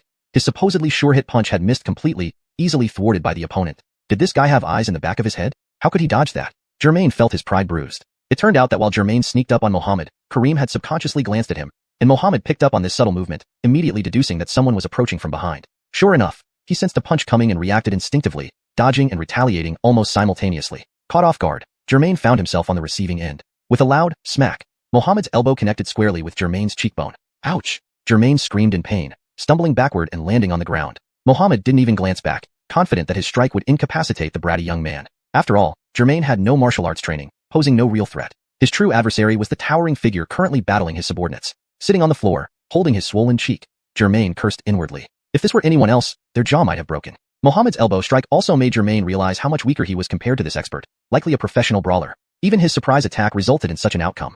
Facing him head-on would be hopeless. What should I do? Jermaine pondered. System? System? He mentally cried out. Do you have any martial arts secrets or combat techniques? Give me something fast. The system replied, I'm sorry, host, there's nothing. Undeterred, Jermaine pleaded, okay, forget teleportation. Swap it for a fighting technique I can use immediately. Is that possible? The system coldly answered, no, your current level isn't enough. Everything depends on you. Jermaine, now close to tears inside, wondered what the point of the system was if everything depended on him. Meanwhile, he watched Kareem and the others fighting in slow motion at 1% speed. At that moment, a henchman swung a fist at Kareem, who, dressed in black, leaned back gracefully to dodge it. Suddenly, a scene from a movie flashed through Jermaine's mind. Isn't this like The Matrix? Isn't this bullet time? He suddenly realized, this? Humph, Mohammed. You didn't even bother to look after hitting me. I'll give you full marks for that arrogance. But your good days are over. It's my turn to shine. Jermaine got up quickly, rubbed his red cheek, and strode towards Mohammed. This time, he didn't sneak up but shouted aloud. Hey, tattooed shrimp, got the guts to face me one-on-one? Mohammed heard the shout and thought this kid was pretty tough, undeterred by fear. If you come closer, you'll only get more beatings. Since you're asking for it, I'll teach you a lesson. Keep an eye on him. Hold him off. I'll deal with this fool first. Mohammed ordered his two henchmen, then turned to face Jermaine. You're asking for it, kid. Without further ado, Mohammed swiftly aimed a punch straight at Jermaine's face, intending to silence the irritating presence. Crowds had gathered, attracted by the noise, but stayed at a distance, wary of the already fallen bodies. Seeing the tattooed man, Mohammed, attacking the injured young man in hospital scrubs, everyone worried. This tattooed guy looks dangerous. The young man is in trouble. Yeah, and he's already hurt. Why doesn't he just admit defeat and bow his head? Where are the security guards? Someone could get seriously hurt. Note: the chapter maintains the original structure and style while ensuring the translation reads naturally in English. Chapter 45 System Time. At this moment, Jermaine could hear every word the onlookers were saying. However, when all the surrounding sounds reached his ears, they sounded completely different from usual. The speed had become extremely slow, and the accents were incredibly strange. If one could visualize sound waves, they would certainly appear exaggerated and distorted. The moment Mohammed turned around and swung a punch at Jermaine, the latter was already prepared. Seizing the opportunity, he summoned the system interface from his mind, not to check his system data, but to pause time. Although time continued to flow, its pace had become extraordinarily slow. Jermaine saw Mohammed clenching his teeth, wrinkling his nose, and looking rather contorted. Half of a dragon tattoo peeked out from under the collar of his shirt. At the same time, Jermaine noticed that Mohammed's arm bore not colorful flowers, but several vividly colored venomous snakes. They were entwined, flicking their tongues, slithering up Mohammed's arm toward his hand. The only downside was that when Jermaine used the system to slow down time, everything around him slowed as well, except for his brain's processing speed. His body also moved at the same slow pace. If he punched now, it would be just as slow as Mohammed's punch. After all, this wasn't true time manipulation power but a small benefit or compensation given by the system. But this minor benefit allowed Jermaine to realize that despite his body moving at the same slow speed as the environment, he had countless times more time to think and devise strategies compared to an ordinary person. For instance, this time, the moment Mohammed threw his punch, Jermaine activated the system in his mind, making real-time passage abnormally slow. Even in this slow state, Jermaine used instantaneous movement. As soon as system time ended and normal time resumed, Jermaine had already stepped back a couple of steps. Whoosh! Mohammed's fist stopped just above Jermaine's nose tip, only a centimeter away from his flesh. What? How is that possible? Mohammed was genuinely shocked. He began doubting his abilities. The opponent couldn't have dodged it. It was a sure thing. A perfectly aimed punch with his arm fully extended, yet it missed by just a bit. Meanwhile, the onlookers who witnessed Mohammed's fierce strike expected him to knock Jermaine down, so they instinctively took a step back. But the anticipated violent scene never happened. That bald patient moved backward 2 steps at lightning speed, narrowly avoiding the tattooed man's punch. Did you see that? He actually dodged? A cleaner auntie questioned her own eyes, asking a nearby patient. I didn't see anything. His speed was too fast. Is it the lost art of Bageng Bo Weibu, a swift martial arts technique? A patient who couldn't even get out of bed moments ago perked up to watch. Jermaine, be careful. The familiar voice came from Barth, who struggled to get out of his bed and stood at the ward's doorway to cheer for Jermaine. He naturally knew that Jermaine's true strength lay not in kung fu or fighting skills, but in his superpowers. No matter how formidable Mohammed's kung fu might be, he couldn't defeat Jermaine, who possessed superpowers. However, there were too many onlookers, and over a dozen cell phone cameras were focused on the few people in the battlefield. In this era of media saturation, Barth worried more about what would happen if everyone recorded and exposed Jermaine's use of superpowers. If Barth checked his social media now, he'd find posts like, "A fight broke out at Xiuxian City First Hospital. Any respect left?" And "Tattooed boss beating hospital patients. Who knows the inside story?" Spreading rapidly on Weibo, WeChat, and other platforms. In reality, no one among the thousands watching either live or through their screens noticed that Germain had used his superpower and instantaneous movement just now. While discussing strategies with the system, Germain realized that although the maximum distance for basic instantaneous movement was 5 meters, he didn't need to go that far in the current situation. If he teleported 3 to 5 meters away, he could easily toy with Mohammed. But that would expose his superpower to everyone. Was he ready for worldwide fame, recognized everywhere he went? No. On the contrary, if he only teleported a short distance, just enough to dodge Mohammed's attacks, and posed accordingly afterward, it would look like an animation principle where people wouldn't suspect the use of instantaneous movement, but merely think his movements were agile. The effect exceeded Germain's expectations. Not only did the onlookers miss it, even Barth, who knew Germain's secrets, didn't detect that he had used superpowers to evade the attack. Mohammed's confident heavy punch unexpectedly missed. Zank expecting a stare to be there and finding none. Stepping into empty space, Mohammed felt his heart lurch. This brat was so quick. But everything was within Germain's control. Just as Mohammed hesitated, Germain sucked in a deep breath and shouted, "Ha, poo." A glob of phlegm flew directly onto Mohammed's fist. King disgusting. Mohammed hadn't anticipated Germain using such tactics. He hurriedly pulled back his fist, bent over, and rubbed it vigorously against the unconscious henchman lying on the ground until he finally got it clean. "You little bastard, you're asking for death." Enraged by this sudden assault, Mohammed's initial composure vanished, his face flushed with humiliation and anger. "To pickle you in sour vegetables, how ungrateful." Germain pretended to reprimand. "I'll castrate you now and pickle you in sour vegetables." Roaring, Mohammed bent his knees slightly, then kicked hard toward Germain's stomach. Mohammed's kick was powerful and swift. The old Germain would never have avoided it, inevitably ending up kicked to the ground and pummeled. But today was different. With his newfound superpower bestowed by the system, dealing with Mohammed was like plucking something from a bag. When Mohammed's kick was still 10 centimeters away, Germain instantly entered system time at the perfect moment. Zank watching a slow-motion replay, Germain observed Mohammed's incoming attack, which was riddled with vulnerabilities. Quickly, Germain chose the position to teleport to and devised his counterattack strategy. Chapter 46. Did I go too far? "I hope you're already married and have kids," Germain thought to himself with a cold smirk. Then he reconsidered. No, it would be better if this scoundrel had no children. Let's stop his genes and cleanse humanity. At the same moment he exited the system time, he immediately activated his superpower. Germain sidestepped and performed a short-range teleportation to Mohammed's side, then raised his right fist, mustering all his strength to strike between Mohammed's legs with full force. Crack! Germain could almost hear the sound of something breaking, and he was certain that Mohammed was in excruciating pain. Indeed. Ah! Mohammed let out several earth-shattering howls, and everyone present marveled at his operatic tenor. He clutched his crotch with both hands, legs squeezed tightly together, hopping around like a kangaroo caught in a trap. Did I go too far? Germain watched as Mohammed's face contorted in agony, and a pang of guilt crept into his heart. Brother Chun, are you alright? The two bodyguards who were struggling with Kareem were startled by Mohammed's wails and quickly turned back to check on him, leaving their opponent momentarily. Kareem, already somewhat exhausted, seized the opportunity to rest against the wall and catch his breath. Damn it, it hurts so bad. Mohammed couldn't stand up, collapsing to his knees with his head pressed to the ground, clutching his privates. The two bodyguards, having their backs turned to Germain and Mohammed, didn't witness the event but instantly guessed what happened when they saw their boss's condition. As men, they all understood that kind of pain. Shameless, despicable, using such low tactics. Any morals left? One of the Chen family's bodyguards clenched his fists, approaching Germain. Germain placed his left hand on his waist and extended his right hand in a taunting gesture. Morals? Sure. How about you take turns fighting me one-on-one? Isn't that fair?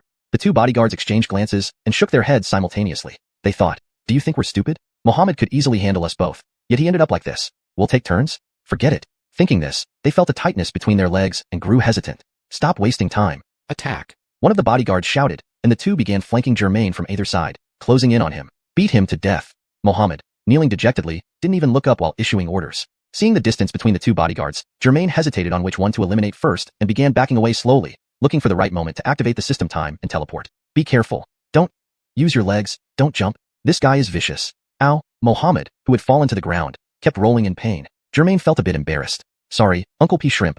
I hit too hard. The two bodyguards cautiously advanced, cornering Germain against the wall, leaving him with no escape route. The crowd, who had been watching, stepped back several meters but remained glued to their phones, taking videos instead of offering any help. This made Germain feel incredibly alone. Seeing Germain with nowhere to run, the two bodyguards glanced at each other and nodded. Nowhere to run, kid? Prepare to die. Huh. With a roar, the two bodyguards took large strides and punched simultaneously from both sides, making it seem as though Germain had no way to escape. Ah. The crowd gasped, even their phones shaking in their hands. Germain inwardly scoffed, waiting for them to move together to avoid being overwhelmed. As soon as the bodyguards swung their fists, Germain activated the system time, slowing everything down before instantly teleporting to the side of one of the bodyguards. Swiftly, he grabbed the bodyguard's wrist and slammed the back of his head against the wall with his right palm. Smash! Everyone heard the impact. The bodyguard's face smashed violently into the wall, stars flashing before his eyes, nose broken, blood splattered everywhere. Not done yet. Germain used the momentum of the punch to grind the bodyguard's head along the wall, leaving a bloody trail, before finally releasing him. The bodyguard crumpled to the floor, moaning. The other bodyguard's first punch missed as Germain had slightly moved. Just as he pulled back his fist to strike again, he was astonished to see Germain had already subdued his comrade. Seeing his partner bleeding profusely, lying motionless on the ground like a human blood sausage, the bodyguard froze mid-punch, unable to comprehend the speed. What are you doing? Still holding your fist? Hit me if you want to. Germain had initially wanted to deliver a few more blows to the bloodied guard but realized it was unnecessary, so he turned his attention to the remaining bodyguard. Embarrassedly, the last bodyguard lowered his fist, looking around nervously. Mohammed lay on the ground clutching his crotch. The other bodyguard was covered in blood leaning against the wall. One was knocked unconscious, another groaning on the floor, and another, just waking up, noticed everyone lying around and pretended to faint again. Within minutes, out of 6 people, only he remained standing. The bodyguard's bravado faded, and he started feeling timid. Well, Mr. Handsome, I'm just a worker, not related to the Chen family. Whatever issue you have, solve it yourselves. Not my business, so I'll be leaving, haha. Before finishing, he took a few steps back, ready to flee, only to find Kareem, fully rested, walking towards him. Chapter 47. Just let it go. Don't go yet, brother. I haven't had enough fun. Kareem walked over, playfully making fists with both hands to scare the bodyguard. Stay and play a little more. The bodyguard realized he was in big trouble now. Caught between 2 experts in the corridor, like meat patty and a burger, it seemed he was going to be butchered at will. A few attackers couldn't handle him earlier. Now 2 against 1 would be even easier, like slicing melons. At this thought, his knees turned weak and he fell to his knees with a thud. Jedediah, please spare me. I'm just a worker. Whoever pays me tells me what to do. Can't I quit now? I don't want this month's salary either. Please spare my life. The bodyguard begged fervently, kowtowing incessantly. Germain laughed on the side. In this law-based society, beating you is just self-defense, nothing personal. Besides, why would I want your worthless life? Is it edible or sellable? I lack many things, but not money. Germain slowly approached the kneeling bodyguard, kicked him lightly aside. Get out of my way. The bodyguard dramatically tumbled to the ground, groaning loudly. Germain looked down at him with disdain, thinking he merely found him obstructive. Was such an act necessary? He should be an actor, winning a few Oscars for Best Actor. Stepping over the fallen bodyguard, Germain came before Mohammed and squatted down. Mohammed seemed to have recovered slightly from the pain but lacked the strength and will for further retaliation. What are you going to do? Mohammed lay on his side, clutching below as he watched Germain. Despite trying to appear calm, Germain could detect panic in his eyes. Nothing, just asking who did your tattoo? Quite cool. Germain slapped him lightly. Was Khalil who sent you? Or did you offer yourself up to bite me? The crowd saw the conflict almost resolved, so they stepped forward curiously. You? What do you want? Fuming from public humiliation, Mohammed was furious yet helpless. What else could he do after losing? Though he still didn't understand how this bald kid dodged his attacks twice. Though feeling resentful, these thoughts were secondary now. The important fact was he couldn't retaliate any longer. Germain clenched his teeth, grabbed Mohammed's collar, and hauled him up roughly. Isn't Khalil looking for me? Saying he'd cripple me? Well, here I am. He kicked Mohammed. Where is he? Take me to him. Kareem eagerly listened, ready to join in. However, Barth, holding a bandaged arm and leaning against the wall, approached them slowly. Germain, let's just call it quits. Let them leave. Surprised, Germain said. But they started it and attacked us first. You saw that. Barth replied, I know, but if we can forgive, then we should. Look at what you've done to them and at yourselves, you're unscathed. We can't do much to them at the police station. Germain pointed at his cheek. Remington, look, my cheek is swollen. Barth indicated his injured arm. Come on, is that even a real injury? I said twice and it'll be fine. Seeing Barth's reasoning, Germain released Mohammed's collar. Considering Remington's request, today I'll let you off. If we see you causing trouble again, Germain squatted down again, twisting Mohammed's ear. No amount of balls will suffice. Remember this well. Got it? Feeling deeply humiliated by a much younger person, Mohammed reluctantly nodded. Internally, though, he vowed vengeance. Bastard, wait till I recover. This time was due to carelessness. Next time, you'll crawl under me. Seeing Mohammed reluctantly concede, Germain backed off. There was no point in pursuing someone who surrendered. Kareem? Kareem? How's everything? Karina's voice broke through the crowd. She had been watching from afar during the fight, only approaching when she noticed Germain and Kareem standing calmly. All male spectators were distracted by Karina's approach. Report to President, the mission you gave me is successfully completed, Kareem reported. Pushing through the crowd, Karina rolled her eyes at Kareem. Did you get hurt? The company won't cover medical expenses if anyone gets hurt. Kareem sighed inwardly. Miss, wasn't it you who asked me to help? Great President, I got hurt. Can you cover it? Germain grinned, pointing to his bruised cheek. Pfft, I'm talking to my employees. What business is it of yours? Despite her average height, Karina always maintained a domineering presence among the tall men. Move, move, clear out. As in every hero movie, security finally arrived, just in time.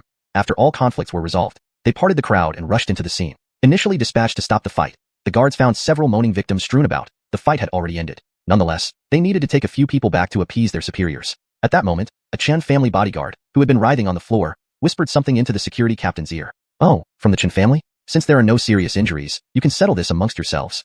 Seeing most people unharmed except one bleeding, the captain left with his team. Please note that I've translated the text while ensuring it stays true to the original tone and structure, and I hope this meets your requirements. Chapter 48. Azantal trouble with eyesight. Those who are injured should seek medical attention on their own. This is a public place. No more trouble here, or we won't be courteous to anyone's family ties anymore.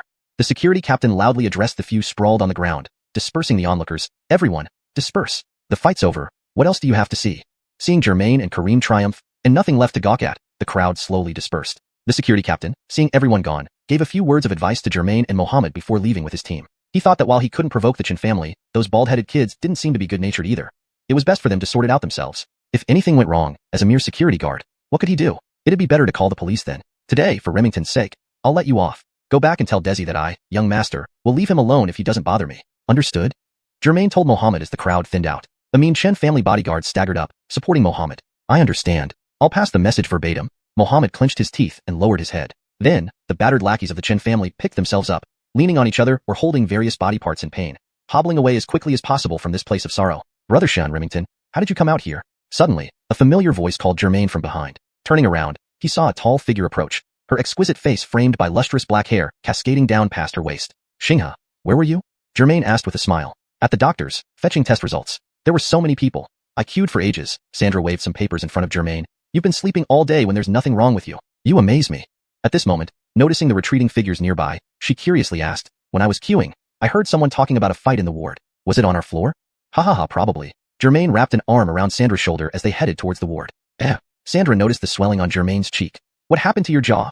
Cough. Nothing. Germain tried to divert attention by saying, President Lia, would you like to come in for a while?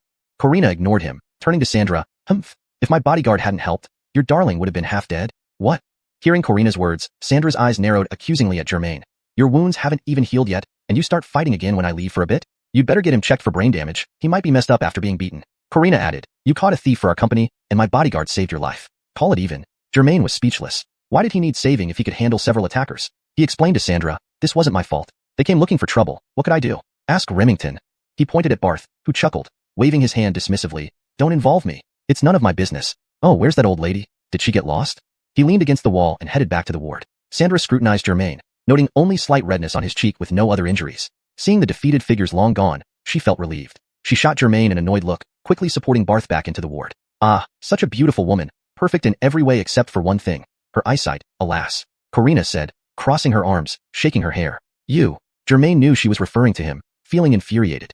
Oh, better than someone who can't even. Before Germain could retaliate. Karim, let's go. We have much to do, unlike certain idle people. Corina ignored him, strutting towards the elevator. Karim gestured a phone call with his hand. Call me if anything, then followed Corina. Hey, President, where are your manners? Germain fumed but Corina merely laughed, walking confidently away. Do you plan on coming back? Sandra stood at the ward entrance, arms crossed, scowling. After escorting Barth back to bed and turning around to find Germain shouting outside, she was furious. Shaking his head, Germain walked inside. Sandra took his arm. My Lord Bogdang, please remember your condition. You're a patient now. Can you lie in bed peacefully? Can you stop being so reckless? Look at how much you've gone through these days. It's more than most do in a year. As they walked, Germain replied, oh yes, I know. I'm fine, just a little tired. You've slept all day already. Still tired? Sandra frowned, staring at him as if he were an alien. Miss, I haven't slept for 2 days. 1 day isn't enough. I need at least 2 or 3, Germain said, supported by Sandra into the ward. Inside, Barth was rummaging through things on the bed, muttering, that old lady must have taken my phone. Sandra helped Germain sit on the bed. Remington, hasn't your wife returned yet? She left before me. Barth sighed, yes, she probably got lost. The room fell into a resigned silence. Chapter 49. The Defeated Roosters. Brother Chun, this is too frustrating. A bodyguard of the Chen family clutched his stomach and said as he trailed behind Mohammed. Yeah, right? After all these years, when have we ever been humiliated like this? Another Chen family lackey limped alongside, echoing his sentiment. If we return like this, the young master will definitely berate us to no end. A third person sighed in despair. Shut the hell up. Mohammed barked angrily. With assistance from the underlings, he hobbled towards Vance's VIP ward. Brother Chun, can we really let this slide? Another lackey mustered the courage to ask. If we don't retaliate, it will be a laughingstock for us. You're right. Returning to the Chen residence with our heads down is one thing, but it will also make the young master look bad among his brothers. Mohammed paused and smacked the back of the speaker's head. I told you to shut the hell up. The bodyguard stopped upon seeing Mohammed halt. He took a deep breath and addressed them. A gentleman avenges his wrongs. How could we possibly swallow this insult? But what should we do, Brother Chen? How do we take revenge? In a direct fight, we are no match for them, a bodyguard asked, frowning. Why don't we call more people when we get back? Another Chen family bodyguard suggested. Mohammed thought for a moment before continuing forward. Don't worry about that. Once we return to the young master's room, you tell him everything went horribly wrong. Understand? Yes, we follow Brother Chen's lead. We must avenge this humiliation at all costs. With that, the battered group followed Mohammed toward Vance's ward. Remington, use my phone to call your wife and check on her. Adley offered his mobile phone to Barth, seeing his concern. Barth accepted the phone hesitantly. Thanks, I appreciate it. Don't mention it. It's no big deal. Use it anytime, Germain added from the hospital bed. Dial tone. Barth dialed his own number. Hello? A woman's voice answered. Before Barth could speak, she continued, this is Barth's wife. He's in the hospital, and I'm not with him now. Interrupting her, Barth explained, it's me, xiuxian. I'm using Germain's girlfriend's phone. Where are you? Why did you take so long? His wife explained that several friends, relatives, and colleagues had come to visit Barth that morning. Shortly before Germain woke up, the last few visitors left around noon. She had accompanied them downstairs, planning to buy lunch for Barth and Germain's girlfriend, while leaving with his phone because hers was dead. Zantel did she know, Xiaozhou City's first hospital was vast and filled with numerous buildings and patients' families. After escorting Barth's colleagues out, she got lost trying to find the cafeteria. When she tried asking for directions, she mistakenly wandered into an isolated garden area and couldn't find her way out. Germain and Adley, standing close by, overheard Barth's conversation and understood the situation. As Barth struggled to give his wife directions over the phone, Germain spoke up, Remington, would it be okay if my girlfriend and I go find her for you? That. I couldn't impose like that, Barth responded, apologetically. Germain still has injuries. But Adley suggested, why don't you stay here? I'll find her alone. Germain shook his head. Let's not risk you getting lost too. Besides, my injuries aren't serious enough to hinder a search. Also, his stomach growled embarrassingly. I'm hungry too. Maybe we can find something delicious outside, hee. Seeing there was no one else around, Barth reluctantly asked his wife about her surroundings and returned the phone to Adley, thanking him profusely. Germain then grabbed 2 bananas from a fruit basket on the table, giving one to Adley. They left hand in hand. What happened to you? Brother Chin, what happened to you? Where are you hurt? At the entrance to Vance's VIP ward, 2 guards couldn't believe their eyes. Not long ago, these men had strutted out arrogantly, but now they returned injured and disheartened, like a bunch of defeated roosters. AI, don't even ask. Just open the door. Mohammed sighed heavily, appearing even more dejected than before. Given Mohammed's state, it was clear they had suffered significant setbacks. So, the 2 guards didn't dare ask further and quickly opened the door. Upon entering, doctors, nurses, and other bodyguards looked on in shock. This group had clearly been through a terrible ordeal. Out of professional duty, the medical staff immediately rushed to examine their wounds, especially focusing on the bloodied bodyguard who appeared the worst off. However, Mohammed waved them off. Wait a moment. We need to see the young master first. He then turned to the bloodied bodyguard apologetically. Brother, just endure for a bit longer. My injuries are worse than yours, you know? Though visibly battered, this bodyguard wasn't necessarily the most severely injured. Nevertheless, the sight of his blood-covered face was quite alarming. Reluctantly, he nodded through tears and pain. Approaching Vance's door, they heard Brenton speaking inside. Vance, I think this matter should be dropped. Scaring Germain a little would suffice. No need to escalate things unnecessarily. Mohammed inwardly grimaced, sighing, who knows who scared whom? Translation note. I've retained the paragraph and line breaks from the original text, ensuring the translated version flows naturally and maintains coherence with the previous context. Chapter 50. Adding fuel to the fire. Mohammed and his group returned in defeat, while Nash and Brenton in the ward were completely unaware. They had thought that Carter must have been thoroughly beaten by Mohammed and his friends and had begged for mercy on his knees. Zantel did they know? Reality was exactly the opposite. As Mohammed and company entered the room, Nash was lying on the bed, acting proudly, while Brenton looked somewhat fearful, regretting having told Nash about accidentally encountering Carter. Brenton knew well that among this bunch of rich kids, Carter, though orphaned at a young age, had quite a bit of luck. His parents left behind a trust fund with a significant amount invested in stocks. Additionally, there were rumors about Carter's maternal family being influential, but as Carter never mentioned it, its veracity remained unknown. Nash, the eldest son of the Chen family, had several half-brothers who were more academically gifted than him. However, since the principle of seniority usually prevailed over merit, and given that his father's health was poor, Nash stood the best chance of inheriting Chun heavy industries. Alwyn, an only child, would inherit Xiaozhou real estate all to himself. As for Brenton, despite appearing well-dressed, he held little sway over the Pan family's business and equity, with the operations always controlled by his elder brother. Sitting in Nash's hospital room, Brenton felt uneasy, fearing the blame would land on him if something serious happened to Carter. Master! Mohammed burst into the ward with his goons, creating quite a commotion. Nash lay on the bed facing away from the door. Hearing Mohammed's voice and sensing multiple people enter, he initially thought Mohammed had brought back Carter tied up. Overjoyed, he turned his head and said with a grin, Old Chun is back? Did you? He stopped mid-sentence when he saw the disheveled and dejected faces of Mohammed and the others. Old Chun? What kind of mess did you guys get into? Thud. Without answering, Mohammed suddenly knelt beside the bed. Though Nash had known Mohammed for over a decade, he'd never seen him do this before. Old Chun, what's the meaning of this? Nash tried to sit up but winced in pain. I can't do this anymore. Please fire me.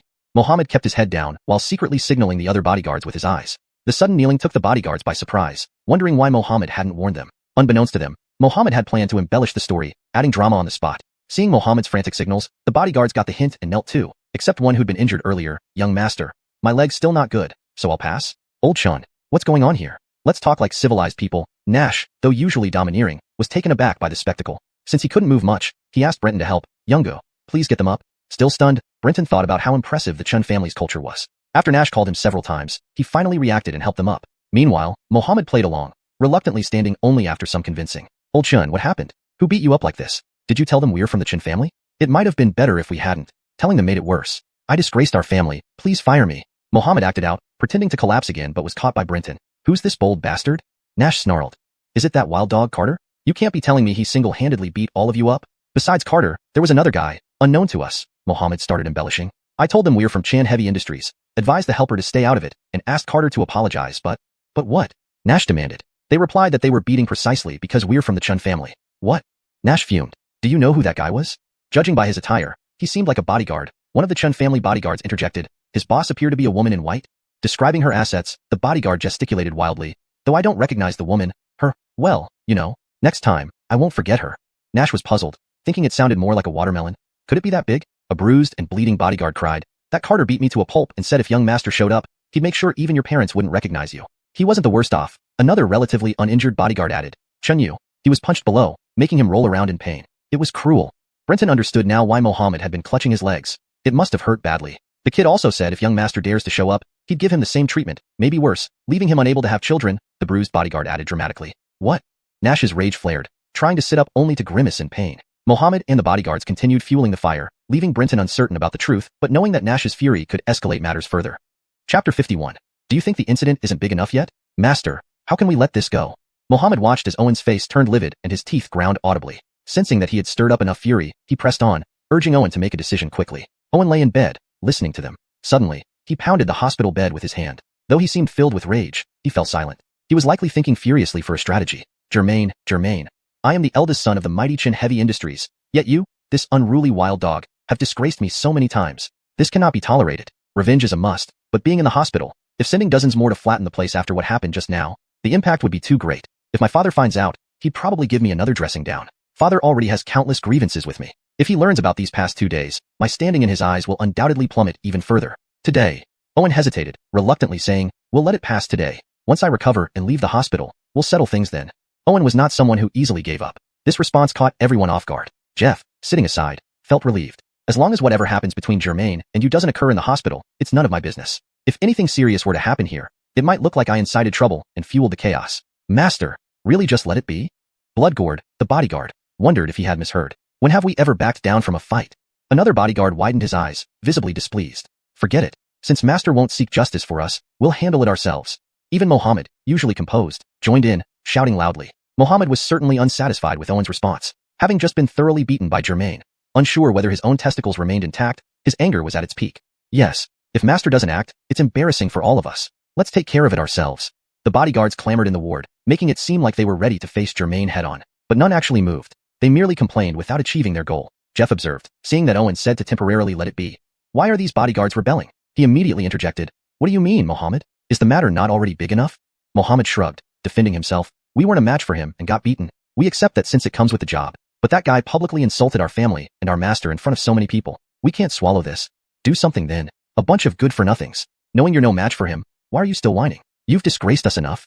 Irritated by their chatter, Owen finally snapped. But Mohammed wanted to retort but swallowed his words. What else could a defeated general say? You receive wages and food from the Chin family, yet you failed your duties and brought shame to our family. So many of you couldn't handle one Germain. Do you even have the nerve to nag here? Initially, Owen didn't want to berate his subordinates with Peng Yunchuk present, but Mohammed and the others' incessant complaints infuriated him. With this, Mohammed and his companions fell silent. Just as Owen prepared to scold them again, a subordinate rushed in nervously, whispering to him, Master, Chairman arrived. My father? Owen's expression turned anxious. Instinctively, he tried to get up to greet him but stopped, unable to bear the pain in his rear. Mohammed and the others also panicked. Being seen like this by the chairman would surely invite a severe reprimand. There was nowhere to hide in the room, so Owen waved for them to leave and prepare to meet his father, the chairman of Chen Heavy Industries. As Mohammed and his group turned to leave, a chorus of voices greeted from the living area, Chairman, cough. Then came a familiar dry cough. Owen knew his father, Skylar, had entered. Exiting the hospital building, Germain found the sunlight blinding, having been inside for nearly a day. He shielded his eyes with his right hand, observing the patients and visitors outside. I'll check. Adley took out her phone and opened the map app, murmuring to herself, near the hospital, in the garden, where there should be lots of trees. Germain leaned over to see the map, catching the scent of Adley's hair, a refreshing fragrance. Placing a hand on her shoulder, he gently stroked her silky hair, which felt as smooth as silk despite its wavy length reaching down to her waist. Unintentionally, his hand slid from her shoulder down to rest perfectly on Adley's shapely buttocks. Pervert, and you're injured. Adley, holding the phone in one hand, swatted away Germain's wandering hand. Germain grinned lecherously, its natural attraction. Saying that, he unconsciously pulled her closer by the waist. This time, Adley didn't resist, pointing at a green area on the map. Look, there's a cluster of trees in this corner. It's likely where Mrs. Forrest got lost. Without caring about the admiring glances from passersby, Germaine held Adley tightly, leaning over to see her phone. Yeah, this seems like the only spot with trees around the hospital. Looks like a garden. No doubt about it. Adley put away her phone, looked around, and determined the direction. Let's go check it out. But she barely took 2 steps left when Germaine grabbed her. You really are a direction-challenged person? Germaine scoffed. Check your phone again. Which way? Adley checked the map again and realized she had chosen the opposite direction. She stuck out her tongue cutely. All right, live map genius, you win. Well, you insisted on finding it yourself earlier. I bet you'd lose yourself instead. Germaine playfully pinched her nose. The English translation preserves the original tone, style, paragraph structure, and line breaks of the provided Chinese text while ensuring natural fluency and grammatical correctness in English. Chapter 52. The Xiuxian Garden. Adley shyly clung to Germaine's arm and turned with him, walking together toward the right. Despite it being a workday, the hospital was bustling with patients and their families, creating an illusion of being in a crowded marketplace. So many people. No wonder Remington's spouse got lost. Adley tightly gripped Germaine's arm, fearing she might get separated by the crowd. However, her worry was unfounded. Wherever they went, the crowd parted, as if an invisible barrier separated them from the chaos. Germaine didn't have the dashing good looks of a young idol, but exuded a rugged masculinity despite his bandaged head and shaved scalp. As for Adley, she seemed like a celestial being descending to earth, with a face as radiant as the moon and skin that appeared delicate enough to break at a touch. Her tall, well-proportioned figure preferred tight-fitting attire, which made men turn their heads and women feel envious. They continued on their way, turning left and right, passing through several unnamed hospital buildings. The farther they went, the fewer people there were, while flowers and trees lined the path more densely. Finally, they reached a wall blocking their path. Adley pulled out her phone from her Hermes bag and opened the map. The Xiuxian Garden? This place is called the Xiuxian Garden. From the map, we passed a yellow building earlier, which had the hospital cafeteria. Remington's spouse must have exited the cafeteria and mistakenly wandered into this small garden. Germaine had doubts about Adley's map-reading skills, so he took the phone to double-check, scrutinizing the surroundings carefully. Seems like this is the place. But why isn't there any indication of a garden entrance on the map? It feels rather isolated. Returning the phone to Adley, Germaine began pacing along the short wall, searching for a way in. The wall, only as high as Germaine's chest, was constructed of red bricks with thick moss growing in the damp, shaded areas, indicating its age. Beyond the wall stood a few massive trees, while inside, lush greenery thrived, exuding an elegant charm. It should be here according to the map. She probably wouldn't get lost anywhere else, Germaine mused, ready to climb over the wall. Let's go over it. But Adley remained silent behind him. Xinghe? Germaine turned around to find her missing. Idiot. There's a gate. Why climb over the wall? Adley laughed from where she stood near some trees, mocking Germaine this time. Huh. Germaine scratched his head, approaching Adley hesitantly. Indeed, nestled among the trees, a small rusted iron gate leaned against the wall, easily overlooked unless one was close. Why wasn't it on the map? Adley pointed at the gate curiously. It's probably too insignificant to be included, Germaine replied, noticing the gate wasn't locked, just slightly ajar. He spotted footprints in the moss leading inside. Look at the footprints on the moss. I think Aunt Forrest came in here. Hello? Auntie, did you come through a small iron gate next to a wall? Yes, surrounded by big trees, that's right. Adley had already dialed Remington's spouse. Okay, in the pavilion, right? Please stay there. We'll come find you. See you soon. Hanging up, Adley approached Germaine, waving her phone. Why do something complicated when a simple call can resolve it? Germaine wrapped an arm around her, guiding her down the brick path. Lady Xinu, my brain is a bit foggy from the injury. You'll have to bear with me. I'm counting on you for the rest of my life. Don't count on me. I get lost easily. We might both end up lost, Adley sighed. No worries. We can wander together to the ends of the earth. What do you think? We're here to find someone, not to wander aimlessly. Can we focus, please? Adley reminded him. Germaine winked mischievously. Since no one's around, let's do something worthwhile. How does that sound? Frustrated, Adley pinched Germaine's waist, making him plead for mercy before letting go. Xuanhuan, come, let's go for a stroll and stretch our legs. In the center of the Xiuxian Garden, rows of small private courtyards dotted the area. An elderly man in one of the courtyards called out to a stout young man nearby. Clad in dark martial arts attire, the elder appeared sprightly despite his apparent age of 70 or 80, with shiny black hair. Sir, the doctor said you need rest. The stout young man, Xuanhuan, protested in a strong rural accent. Nonsense, staying cooped up will make me rust away. I'd rather die than waste away here. Come on, let's walk, the elder insisted, opening the courtyard gate. Given the elder's seniority, Xuanhuan reluctantly followed. Just as they stepped out, Lin pushed a wheelchair with another gray-haired elder sitting in it. Spotting the elder, she greeted him. Oh, old Avril, going for a walk? Did the doctor approve? The elder, Ephraim, laughed heartily. Ha ha ha, I've always been giving orders all my life. Why would I need a doctor's approval now? Chapter 53. I feel Zank I've met you before. Wilfred exchanged a few brief pleasantries with the elderly man in the wheelchair, and then left with his guard, Jerry. This convalescent garden was located at the northeastern corner of Xiuxian City's first hospital, primarily providing rehabilitation services to important figures and business tycoons.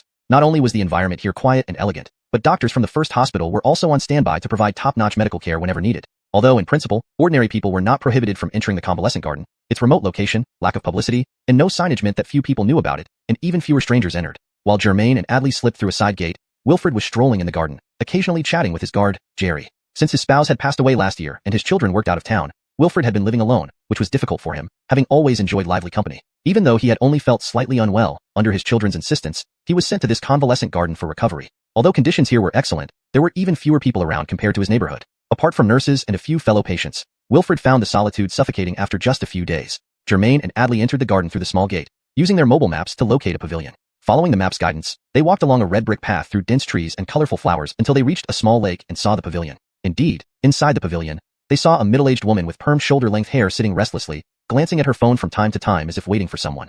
Aunt Forrest. Aunt Forrest. Adley waved her phone and called out. Are you sure it's her?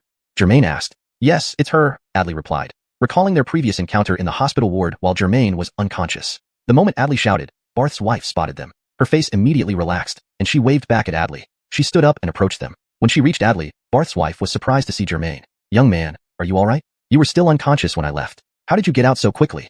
Embarrassed, Germain chuckled. Well, I wasn't really unconscious. I just didn't sleep well for a few days and needed some extra rest. Young people these days, your physical health is indeed good. Barth was much like you when he was young. He never cared much about injuries or illnesses. Resting for a couple of days would make him better. Unlike now, he's getting older, Barth's wife remarked, looking at Germain as if seeing her husband's younger self. I feel quite embarrassed. I haven't even retired yet, but I seem to be losing my memory, like dementia. I don't know how I ended up in this garden and couldn't find my way out, Barth's wife explained apologetically as they walked back together. I spent half a day trying to find someone for directions, but I saw no one. It's troublesome that you, the patients, had to come find me. I'm truly sorry. No problem, Germain waved his hand. Remington and I became friends despite the age difference. Helping you is the least we can do. They laughed and continued walking. Several times, if not for Adley's phone navigation, they might have gotten lost due to the dense flora and limited visibility. As they walked halfway back, an elderly man and a young man suddenly appeared from another path. Caught off guard, all parties showed visible surprise.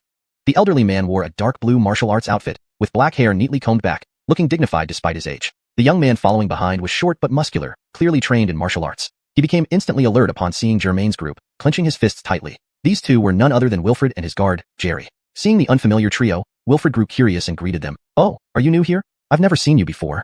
Misinterpreting this as private property, Barth's wife hastily explained, Sir, I apologize. I'm a patient at the neighboring First Hospital and mistakenly walked into this area. I haven't seen anyone for hours, so I called these two young people to find me. We'll leave now. Sorry for the trouble. Noticing the young bald patient with stitches on his head, Wilfred realized she was telling the truth. He felt the woman seemed familiar, but couldn't place where he had seen her before. Waving his hand, Wilfred reassured her, No problem, no problem. I'm here for medical reasons too. If you like, you can stay a bit longer. This garden has a great environment. He then continued walking with Jerry, passing by Germain's group. Barth's wife, preoccupied with thoughts of her husband, nodded and followed Germain and Adley back. Suddenly, Wilfred remembered something and quickly turned around, jogging a few steps to stop Germain's group. I feel like I've seen you before. Is your husband named Barth? Chapter 54. Old leader not seen for years. Hearing Ephraim speak, Germain and the others also stopped in their tracks, turning their heads to look at Ephraim. But they exchanged puzzled glances. None of them recognized him. Oh, right, my husband is called Barth, Barth's wife said as she looked at Ephraim, but like Germain, she wore a puzzled expression. She had no memory of this elderly man before her. How could he recognize her and know her husband's name? So she hesitated and asked, You? Who are you? Have we met? Ha ha ha ha.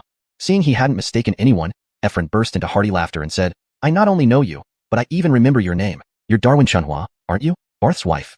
xuanhuan became even more confused and cautiously replied, That's right, I am xuanhuan, but, sorry, I really don't recall you. Oh, you young people have worse memories than an old guy like me? Ephraim chuckled, shaking his head with a touch of pride. When you married Xiao Forest, I was his superior, and I even attended your wedding. Forgotten? Seeing xuanhuan straining to remember yet unable to, Ephraim added, My surname is Avril. At that moment, a flash of recollection sparked in xuanhuan's mind. So, this Ephraim had been Barth's leader in the military over 20 years ago, and was from Xiaozhou too. He even attended their wedding. However, after Barth left the military and returned to Xiaozhou City to work while Ephraim went to the capital, the two had lost contact over nearly 2 decades. Having only seen Ephraim once, it took her a while to recognize him. Originally, Ephraim had worked and retired in the capital. But after his wife passed away early this year, he felt the time was short and thought about returning to his roots, thus moving back to Xiaozhou City. The two shook hands warmly, exchanging pleasantries briefly. Then Ephraim turned to Adley beside xuanhuan and asked kindly, This beautiful lady must be Barth's daughter, right? And this handsome young man must be your son-in-law. Not married yet? When will the wedding be? xuanhuan hurriedly corrected him. No, these two are roommates of Barth in the same ward. I got lost on my way to buy food, and they were kind enough to help me find my way back. What? Is Barth sick? How serious is it? Upon hearing this, Ephraim wondered why he just connected with his old subordinate and comrade when both seemed to be ill at the same time. xuanhuan hesitated for a moment and decided to tell the truth. Old Forest was injured. Injured? How and where? Is it severe? Ephraim asked with concern. Relieved to learn from xuanhuan that Barth had been shot yesterday while catching a criminal, but thankfully not seriously wounded, Ephraim breathed a sigh of relief and said, Good thing. I haven't seen Barth for many years. Let me come back with you. I'll go see Xiao Forest. The guard, Jerry, reminded him, Leader, should we go empty-handed? It wouldn't be appropriate, would it?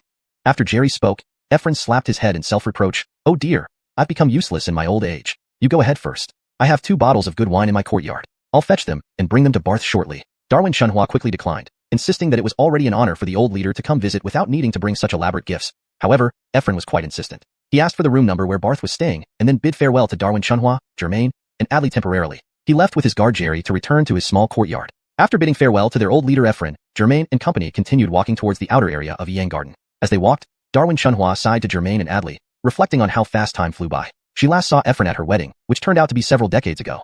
Germain led the way, listening to Darwin Xuanhua's nostalgic musings about the past. He thought this Mrs. Forest was indeed just like what Barth had described. Soon, Germain found the small iron gate that connected Yang Garden to Xiaozhou First Hospital. Passing by the yellow hospital restaurant building, Darwin Xuanhuan insisted on treating Germain and Adley to a meal. Unable to refuse, Germain simply ordered 2 takeout meals for himself and Adley. Darwin Xuanhuan also bought one for Barth. The 3 carried their boxed meals back to Barth's and Germain's ward. As soon as Darwin Xuanhuan entered the ward, Barth started scolding her. How could you get lost in such a small hospital? Darwin Xuanhuan waved the takeout box in her hand, saying, Wasn't it because I was buying food for you? Do you want to eat it or not? If not, I'll give it to young Bogdang and let him have both portions.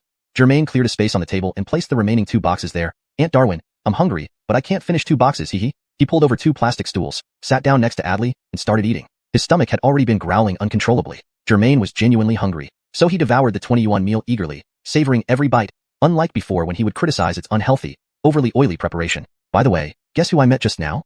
Darwin Xuanhuan opened her takeout box, picked up her chopsticks, and fed Barth a piece of braised pork. Barth, who was feeling hungry too, chewed a few times and swallowed the pork. True to form, my loving wife knows I love braised pork. Don't be smart, I'm asking you something.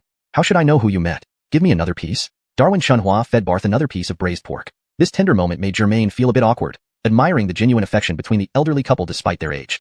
Putting down her chopsticks, Darwin Xuanhuan said, Remember how I got lost? I ended up in a garden next to the hospital. I ran into your old military leader from when you were in service, Efren. Really? You didn't ask him to come up and sit for a while? Barth almost dropped the braised pork in his mouth. I did, but he insisted on going back to fetch 2 bottles of wine first, Darwin Xuanhuan explained. Chapter 55 What Great Deeds Can Be Achieved. Cough, cough. Skylar's cough sent waves of pressure over Nash, as if an invisible giant hand was reaching out to grab him. This feeling had persisted ever since he was old enough to understand it. Mohammed and the others left Nash's ward in a flustered manner, only to find Skylar already in the living room. They quickly made way for him, lining up on either side with their heads lowered to let Skylar pass. Skylar looked to be in his early 50s or late 40s, with hair parted 3/7 style slicked back and sprinkled with white hairs here and there. He wore an ordinary white shirt on top and a plain navy blue pair of slacks at the bottom. Even the watch on his left wrist was an extremely cheap Casio digital one. Unlike Nash, who was tall and muscular, Skylar had an average build and an unremarkable face. If he were carrying a small briefcase and strolling down the street, he would easily pass off as a local entrepreneur. Who could have guessed that this seemingly ordinary middle-aged man was the renowned leader of the famous Qin Heavy Industries in Xiaoyu City? Skylar, hands clasped behind his back, walked up to Mohammed and company. As he saw the beaten-up Qin family bodyguards, his expression remained unreadable. Mohammed, come inside with me. The rest of you, do what needs to be done. See doctors where necessary. Don't just idle around, said Skylar. He then walked straight towards Nash's ward. Mohammed limped after him, while the snakes tattooed on his arm now seemed like lackeys trailing behind. Seeing Skylar enter the room, Nash propped himself up with his elbow, feebly trying to sit up but failing. Dad, how did you come? He mumbled timidly. Brendan hurriedly got up from the sofa and greeted Skylar. Uncle Chun. This was the first time Skylar met Brendan. He scrutinized him from head to toe before asking, How are you related to Guido? Do you know my brother? I'm his younger brother. My name is Brendan. Yunhu hastily introduced himself. Skylar's mouth twitched as if smiling. So you're Guido's brother. Leave us, I need to talk to Daoguan. Okay, I'll go. Since Skylar entered the room, Brendan felt as though a huge boulder pressed against his chest, making it hard to breathe. Feeling somewhat relieved to be asked to leave, Brendan nodded to Skylar, waved to Nash, and swiftly exited the room. After Yunhu left, Skylar instructed Mohammed, Yuliang, close the door. Without hesitation, Mohammed, closed the door. Now, only Skylar, Nash, and Yuliang remained in the room. Skylar didn't speak as he watched his son lying on the hospital bed. Hence, Nash dared not utter anything nor meet his father's eyes directly. An odd silence enveloped the room. Chairman. Standing behind Skylar, Mohammed finally broke the ice. However, no sooner had the words left his mouth than Skylar turned abruptly and slapped Mohammed across his left cheek with force. Smack. The slap was so powerful that had Mohammed not closed the door, even people outside might have heard it. Stung by the slap, tears almost welled up in Mohammed's eyes. Yet who was he to complain given that it was his boss? He merely held his cheek without uttering a word. I paid you to protect Nash. How did he end up in the hospital? Skylar reproached Mohammed sharply. Mohammed continued to keep his head low, remaining silent. Dad, on the day I got injured in the buttocks, Old Chin wasn't around. I was driving and managed to lose them on my own before heading straight to the Dihao nightclub. Mohammed, being a trusted subordinate of Nash, mustered up some courage to defend himself. And you. Skylar turned to berate Nash.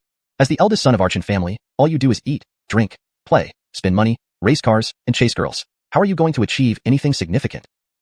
Nash wanted to say something but found it hard to speak up and could only listen as his father kept lecturing him. Look at that young man's brother, Corey. Skylar's tone rose as he continued, he's about your age, right?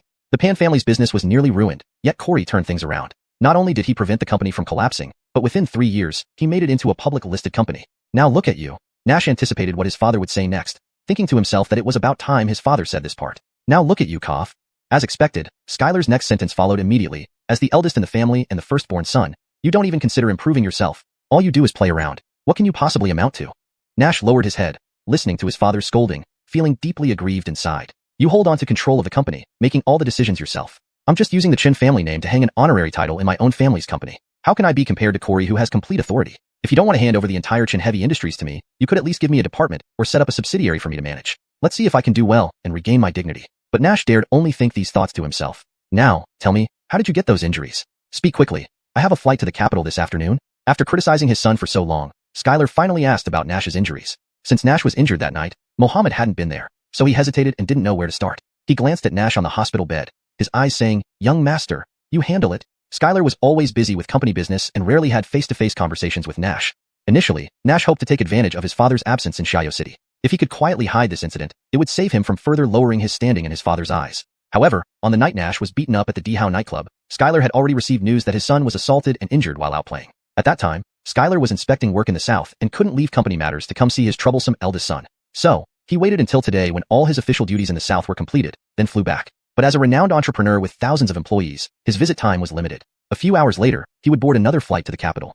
Chapter 56. Where does this person come from? Dad, he's just a stray dog with no one to take care of him. He mocked our Chin family and said that all the achievements of Chin Heavy Industries were obtained by flattering others. Nash didn't dare to mention to his father that he had poached someone else's girlfriend or insulted their parents in front of everyone. He also embellished his story just like Mohammed did earlier, trying to defend himself. And then, continue. Skylar looked at Nash sternly as he concocted more lies.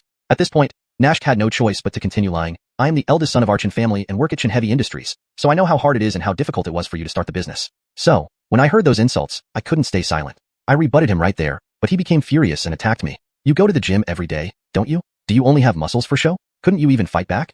Skylar asked. Nash, already having started the lie, continued. Alwyn hosted the dinner that day. As the only son of the Xiaozhou real estate tycoon, I thought it would be wise to maintain good relations for future cooperation. So, I didn't want to start a fight. But that guy sneakily pushed me off guard, and I fell onto some broken glass on the ground, injuring my butt. Of course, if it had been a fair fight, that rotten kid would never stand a chance against the young master. Mohammed, standing respectfully beside them, chimed in. Hearing what they said, Skylar sat heavily on the sofa in the hospital room.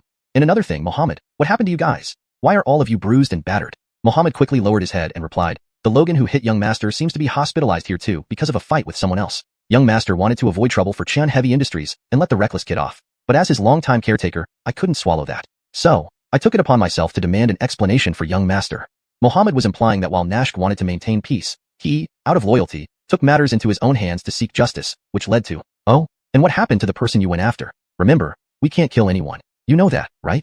Skylar noted the severity of their injuries and assumed that the person who insulted Chin Heavy Industries and injured his son must also be badly hurt. However, the truth was far from what he imagined. Mohammed felt embarrassed by this, stammering, that person. He found a very strong helper. So what? You mean to tell me that all of you couldn't handle one or two people? Skylar asked seriously. Mr. Chairman, you're always insightful, just as you thought. Mohammed felt ashamed and whispered in response. Where does this person come from? Is he really that powerful? Skylar wondered. Before him stood Mohammed, who now appeared respectful but was once a notorious figure in Xiaozhou City with formidable martial arts skills. After Skylar helped Mohammed settle old debts years ago, Yuliang reformed and joined the Chun family to ensure security, especially for the eldest son, Nash. Moreover, whenever Skylar faced difficulties or needed to handle dirty work, Mohammed would step in using his underworld connections to clear obstacles. He was invaluable to the family. In addition, the other bodyguards were handpicked by Mohammed from top-tier security companies nationwide, making them top-notch fighters. 6 such individuals should easily overpower several average people. How could they be defeated by just 1 or 2 men? Who is this person? Where does he come from, and who does he belong to, with such extraordinary martial skills? Skylar asked. Mohammed glanced at Nash, indicating that he wasn't sure about the opponent's name, and suggested that Daguang speak up. That stray dog has no background. Both his parents died long ago, leaving him an orphan. Nash told Skylar. An orphan? Impossible, Skylar blurted out, finding it unbelievable that his son and the son of the Xiaozhou real estate tycoon would interact with an orphan and end up in conflict. His name is Germain, a friend of Alwyn. According to Alwyn, his parents left him stocks and properties before they died. Nash continued. I know he owns a Ferrari, and I know where he lives. But based on his usual appearance, I doubt what Alwyn says. He might just be a fake rich person pretending to be wealthy with a few million yuan at home, probably a poor nobody. Germain? Surnamed Bogdang? Skylar leaned back on the sofa, searching his memory for any wealthy individual surnamed Bogdang. Considering that Germain associated with Alwyn, he must be either wealthy or influential. Yet, Skylar couldn't recall any prominent families named Bogdang in Xiaozhou City. Perhaps, as Nash suggested, Germain was just a middle-class individual with a few million, dreaming of becoming a real second-generation rich person through a Ferrari? But Chun Heavy Industries Group was well known not only in Xiaozhou City but across the country. First, his son was beaten by Germain, and then his caretaker and bodyguard sought justice but were beaten as well. If this news spread, where would his face be? Initially, Nash expected a severe scolding from his father. Instead, today was unusually lenient, perhaps due to concern over his injuries. Thus, emboldened, Nash timidly asked, "Dad, can we really just let this slide without doing anything?" Given the smooth negotiations in the South today, and seeing his son's injuries, Skylar hadn't planned to lecture him extensively. However, Nash's question irritated him. Suddenly slamming the armrest of the sofa, Skylar angrily shouted, "What? Aren't you already embarrassing us enough?" Chapter 57. Don't blame me for not giving you a chance. Seeing that the old man was angry, Nash and Mohammed both fell silent again, not uttering a word. In their hearts, they were both thinking the same thing. They should remain quiet and not make things worse. They had already brought shame to the Chen family and to old Master Skylar. Now that he was angry, they shouldn't provoke him further. Cough. Fine if you indulge in pleasure all day long. Or even if you cause trouble outside. It's okay as long as you bully others. Cough cough. But causing trouble only to end up beaten and hospitalized. Look at you. Do you deserve to be my son, Skylar's son? Skylar's voice was hoarse, clearly showing his anger. He usually busied himself with business, maintaining relationships, and balancing interests among various parties. And now, his eldest son Nash was causing nothing but trouble, making his life even more chaotic. This made Skylar seriously consider the issue of succession. His health wasn't great either. Frankly speaking, he relied on money to sustain his life. If he were from an ordinary family, he might have been bedridden or even dead by now. Looking at his unlucky son lying on the bed, head turned away, Skylar felt uncontrollable anger rise within him. Since you're already in the hospital, stay longer and reflect properly. With that, he stood up from the sofa and said threateningly, "If you don't mend your ways, don't blame me for not giving you another chance." Hearing this, Nash's heart skipped a beat. This was essentially an ultimatum from his father. It meant that if he did anything unsatisfactory again, he would be struck off the list of successors. "Father, I understand." Nash kept his head turned, avoiding his father's eyes. "Good that you understand. Although your mother and I are separated, you are still my eldest son, the heir of the Chen family. I hope." Skylar deliberately paused before looking at Nash and saying, "Take care, and don't let me down again." "I know." Nash's expression darkened, and his reply became shorter. Skylar lifted his left hand and glanced at his Casio watch. "I still have some time. Isn't that Germain also in this hospital?" "Yes, Chairman, he's in this building," Mohammed hurriedly replied, having been silent until then. "Oh, which room is he in? I'll go see who this young master is, daring enough to defy my Chun family." Despite his many grievances with his son Nash, a father must avenge his son's humiliation. Mohammed felt like bursting into joy hearing the chairman would meet Germain. Zank father, like son. The chairman seemed ordinary but was actually formidable behind the scenes. Now with the chairman personally taking action, wouldn't this punk kneel? But he maintained his usual composure. "Chairman, I know which room he's in. Shall I take you there? Weren't you injured? Can you manage?" Skylar questioned Mohammed skeptically. Though Mohammed was heavily injured below, he could still guide the way and stir things up. Moreover, what the chairman implied was clear.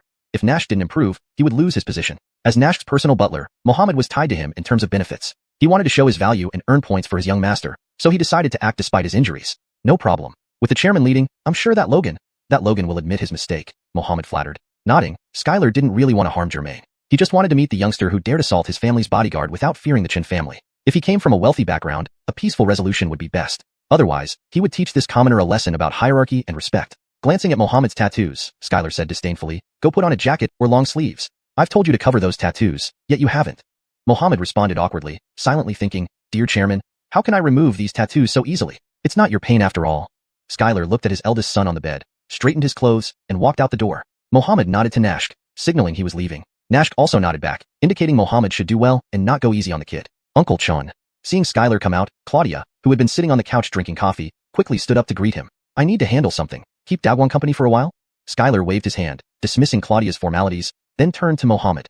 "All those not visibly injured, follow me." He strode straight towards the door without looking back. Mohammed casually threw on a jacket, gathered the guards in the room, and along with the few who accompanied Skylar, formed a group of around 8 to 9 people surrounding the chairman. Leading the way, surrounded by towering bodyguards, Skylar's presence was striking in his white shirt amidst the circle of sunglasses and black suits. The large group marched through the hospital corridor, attracting attention. Patients and staff realized these were important people and made way for them. Some even identified Skylar through the line of bodyguards. "Hey, isn't that the chairman of Chen Heavy Industries? I saw him in the newspaper yesterday after acquiring a big factory in the south." "Yeah, I heard he used coercive means to acquire that factory." "Really? He looks pretty ordinary. Doesn't seem like a bad guy." "Huh, do bad guys write it on their foreheads? How many of these rich folks are completely clean?" "Well, yeah."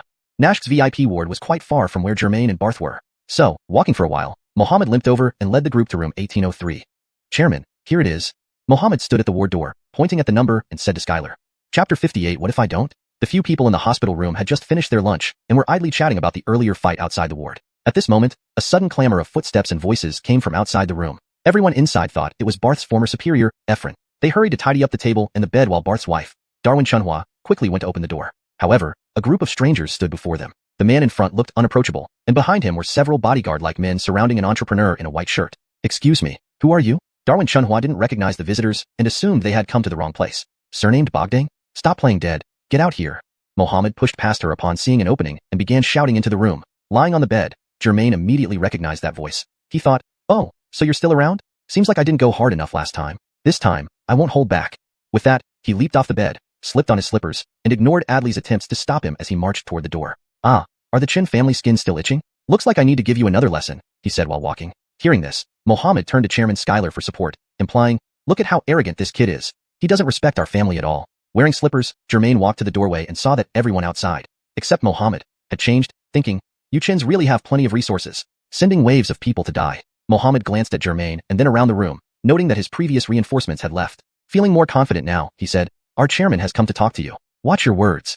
Inside, Germain was chuckling, feeling no pressure since he was now infused with positive energy. Talk? About what? He asked Barth's wife to step behind him and blocked the doorway with his arms crossed. Adley anxiously followed close behind, while Barth struggled to get up, wondering if he'd ever get a moment's peace today. Among the visitors, Germain noticed an elderly man in a white shirt, guessing it might be D-Sig's father. So, he greeted with a bow. I assume this is Uncle Chin? Skylar sized up this young man standing before him, noting that he wasn't as tall or robust as his son D-Sig, but looked well-built. Despite knowing he was the famous boss of Chen Heavy Industries, this young man showed no fear. Inwardly, Skylar thought this kid seemed clueless, more of a reckless youngster rather than someone of importance. Yet, the girl behind him was striking and not ordinary, causing him to look again. He reciprocated the bow and directly addressed the issue. I heard my son, D-Sig, had a conflict with you and was injured. Later, when we sent Mohammed to discuss it, he got injured too. Is that true? Germain almost laughed, finding it ridiculous that a grown-up like D-Sig couldn't handle things himself and resorted to involving elders. These people clearly wanted to provoke a fight to save face. Without bothering to explain anything, Germain shrugged and grinned. Yes, exactly like that. So what? Skylar nearly spat blood. No one had dared to speak to him so disrespectfully in decades. Young man, don't be too rash. Skylar smiled, but there was a coldness in his eyes. Unfazed by the glare, Germain interrupted. If I'm not rash, isn't it a waste of youth? Right, sir? Ha ha ha. Skylar laughed, unsure about this young man's background. Had he really misjudged him? So, you're called Germain? From which noble family? What do your parents do? Skylar probed. Germain disliked when others mentioned his parents. You don't need to know who they are. Just know that I can handle myself. Skylar thought, based on D-Sig's claims, this kid must be an orphan. That such a child doesn't respect him would damage his reputation. How could he stand in Xiaozhou City? He decided to teach this bald kid a lesson, but knew he needed a legitimate reason to avoid accusations of bullying. Young man, having enthusiasm is good, but don't overdo it. Apologize to my son, and we'll let this go. What do you think? What if I don't?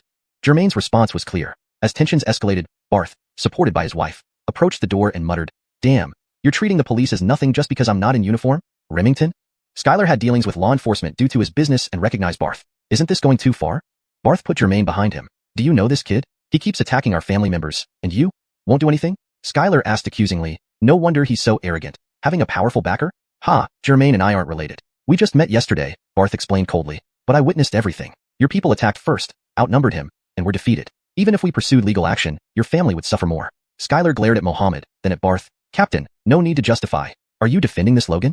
Chairman Shun, don't make unfounded statements. I'm just stating facts. False accusations have legal consequences, Barth warned. I only want an apology. Isn't that reasonable? Skylar persisted. Before Barth could reply, Germain interjected, Zaintel Lord here did nothing wrong. Why apologize? If you can't reach an agreement, Remington, who knows what might happen if he refuses to apologize? Chapter 59. Leave it to me. Skylar's intentions were crystal clear. He had come today solely to avenge his son, regardless of any apologies or formalities. These people were here to start trouble. Feeling increasingly frustrated, Barth shouted, Skylar, I'm a police officer. Do you dare incite a crowd to create disturbances in front of a policeman? Remington, making unfounded statements can incur legal responsibility. Skylar mimicked Barth's earlier tone and continued, the bodyguards' actions are their own choices. I haven't said anything. After saying this, he turned theatrically to the bodyguards on either side. Don't misbehave, all right? Don't make things difficult for the officers. Everyone knew what Skylar was insinuating, but his words were impeccable, ensuring that, if legal responsibility were ever to be traced, it would fall on the bodyguards, not him. Mohammed and the bodyguards understood perfectly well what their chairman meant. So what if this man claimed to be a cop? 1. He wasn't in uniform. 2. He hadn't shown any identification. Who knew if he wasn't just some lunatic impersonating an officer? William, their boss, was a highly influential figure. This mere captain wouldn't cause them too much trouble. At worst, they'd serve some time and then get out, receiving handsome rewards from their boss. The bodyguards surged into the ward. This time, Mohammed was smarter. While others moved forward, he deftly retreated from the door. What are you doing? Planning a rebellion? I'm a police officer. Stop right there. Barth inwardly cursed. Why did these troublemakers show up again after things had just settled down? Barth tried to block the agitated bodyguards, but struggled under their assault, especially with his shoulder injury. Behind him, Germain also grew furious, shouting, Remington, move aside. They're coming for me. Leave it to me. Bound by duty as a police officer and the need to protect his savior, Barth strained to block the entrance, trying to separate the conflicting parties. Meanwhile, Skylar and Mohammed stepped back into the hospital corridor, ready to watch the chaos unfold. Ouch! Suddenly, Barth let out a pained cry, bending over and clutching his wound as two bodyguards shoved him roughly aside, charging directly at Germain. Just moments before, Barth had blocked the entrance stubbornly, preventing the bodyguards from entering. Then, one of the bodyguards secretly struck a blow to Barth's gunshot wound. Barth gritted his teeth in agony as the wound reopened and started bleeding. His wife Darwin Chunhua quickly pushed through the crowd, supporting Barth to one side. Stay back. Germain instructed Adli to move behind him as he faced the advancing bodyguards head-on. Last time, when Mohammed and 5 or 6 bodyguards had caused trouble, Kareem had knocked half of them down before Germain even got involved. This time, however, there were twice as many bodyguards, and only Germain was capable of fighting. The rest in the ward were old, weak, or injured. So now, Germain faced the pressure alone, several times greater than before. But things were different this time. Germain had discovered a pseudo-time stop ability using the system's slow time feature, complemented by his basic instantaneous teleportation skill. This made him feel confident, unafraid of facing so many opponents. He sneered, if you don't have health insurance, it's not too late to buy it now. Hearing Germain's words, Skylar smirked. Kid, don't be so smug. You'll regret it soon. Damn it. Stop showing off. A leading bodyguard lunged forward with a slap aimed at Germain, confident it would connect. With years of experience, he knew this hit was surefire. 0.1 seconds later, still this bodyguard, huh? He actually dodged?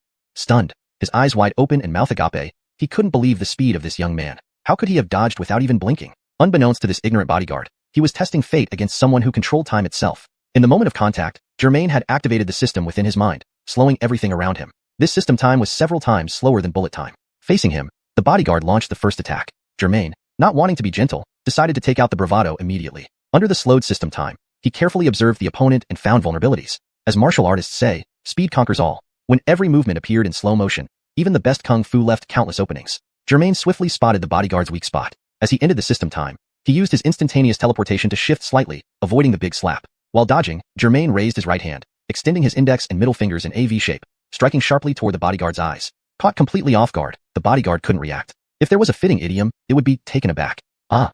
The bodyguard screamed in genuine pain. By his long experience of being beaten, this hurt more than anything else. Hearing that anal ruptures and other severe injuries were worse, he had no intention of experiencing such. Germain's fingers plunged into his eyes, causing intense pain. Blinded by pain, the bodyguard instinctively covered his eyes and crouched to the ground. Not satisfied yet, Germain casually kicked the bodyguard's chin, sending him sprawling on the floor.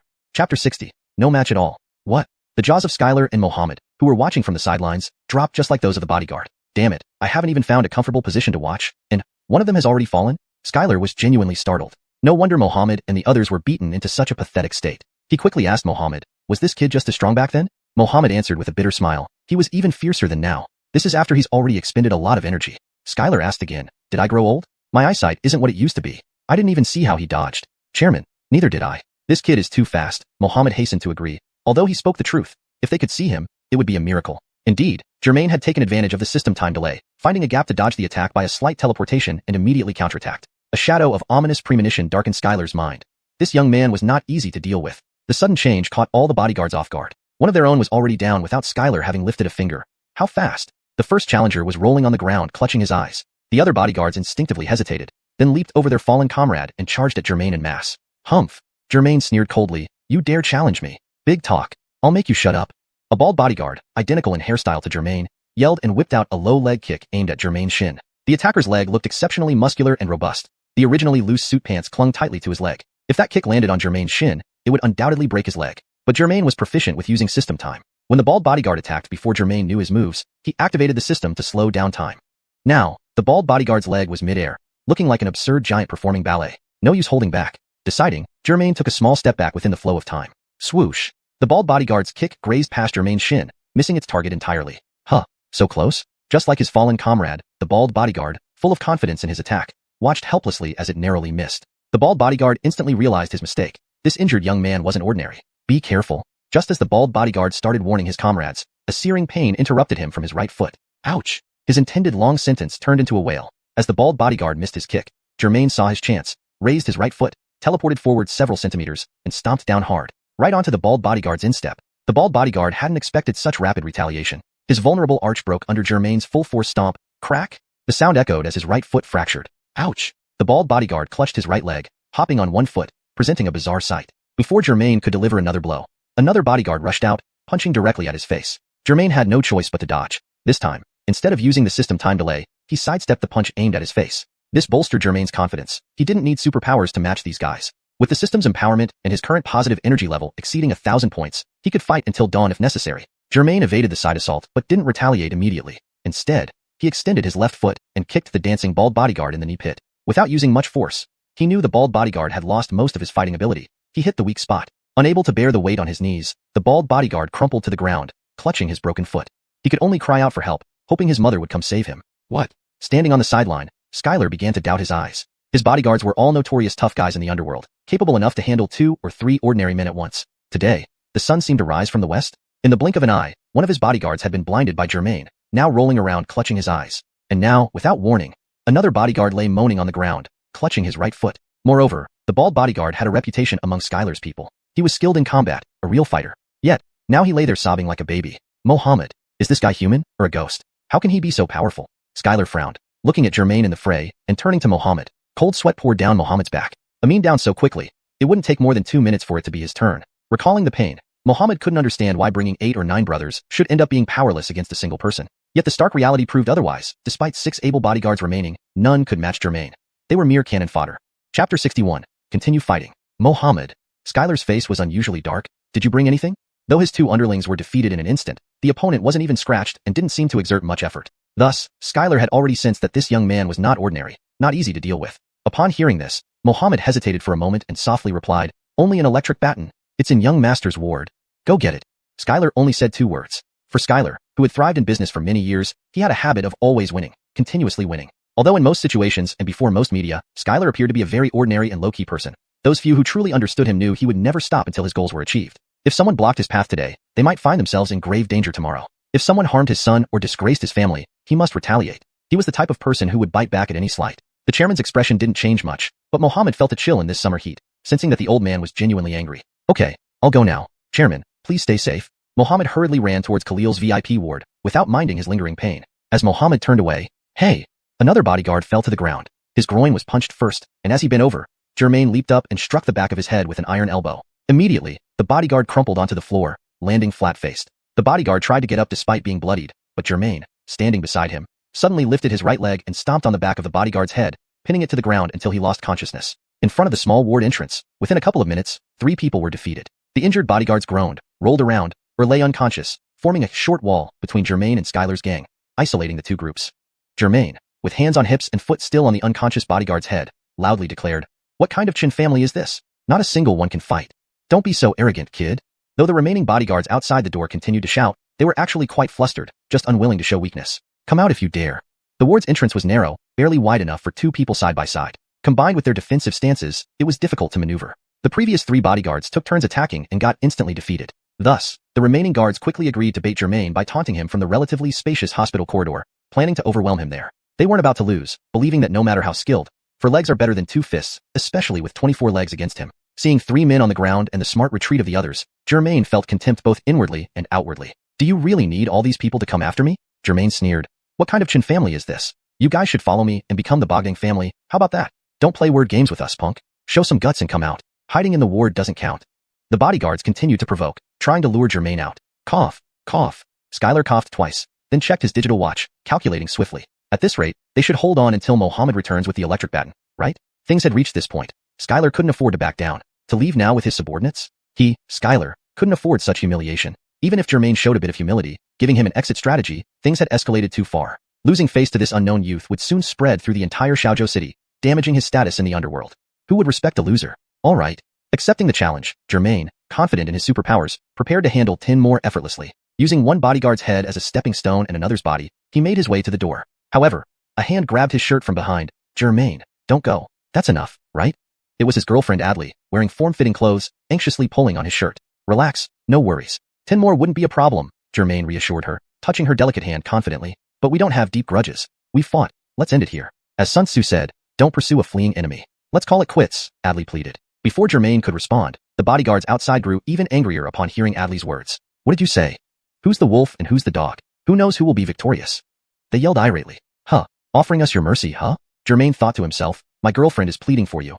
Yet you won't even give her a chance. Turning back, he smiled at Adley. See? Your kindness isn't appreciated.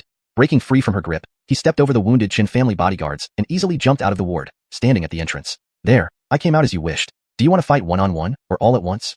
Germain strode towards the wary Qin family bodyguards. Please provide the next part of the text you'd like translated, maintaining the format and style of this chapter for continuity. Chapter 62. A Tank Zank Barrett. Even though the bodyguards realized that this unknown individual was not to be underestimated, having almost instantly taken down 3 of their companions, Germain fearlessly and decisively jumped out without hesitation. This was something Skylar's bodyguards had not anticipated. Thus, when Germain leaped out, it genuinely shocked Skylar and his bodyguards. Oh wow, isn't that the young man who got into a fight at noon? Isn't it? Why is he fighting again? Heh, last time I saw him, he had an accomplice with him. This time, it's just him. Will he be okay? I think this time, he's in for it. I wonder how deep the grudge is. One round after another, never letting up. Who has he offended? Hey, look over there by the wall. Isn't that Shazhou City's tycoon, Skylar? Skylar? The chairman of Qian Heavy Industries? What's he doing here? Could it be related to the Qin family? It looks like this young man has offended the Qin family. No wonder they won't let go.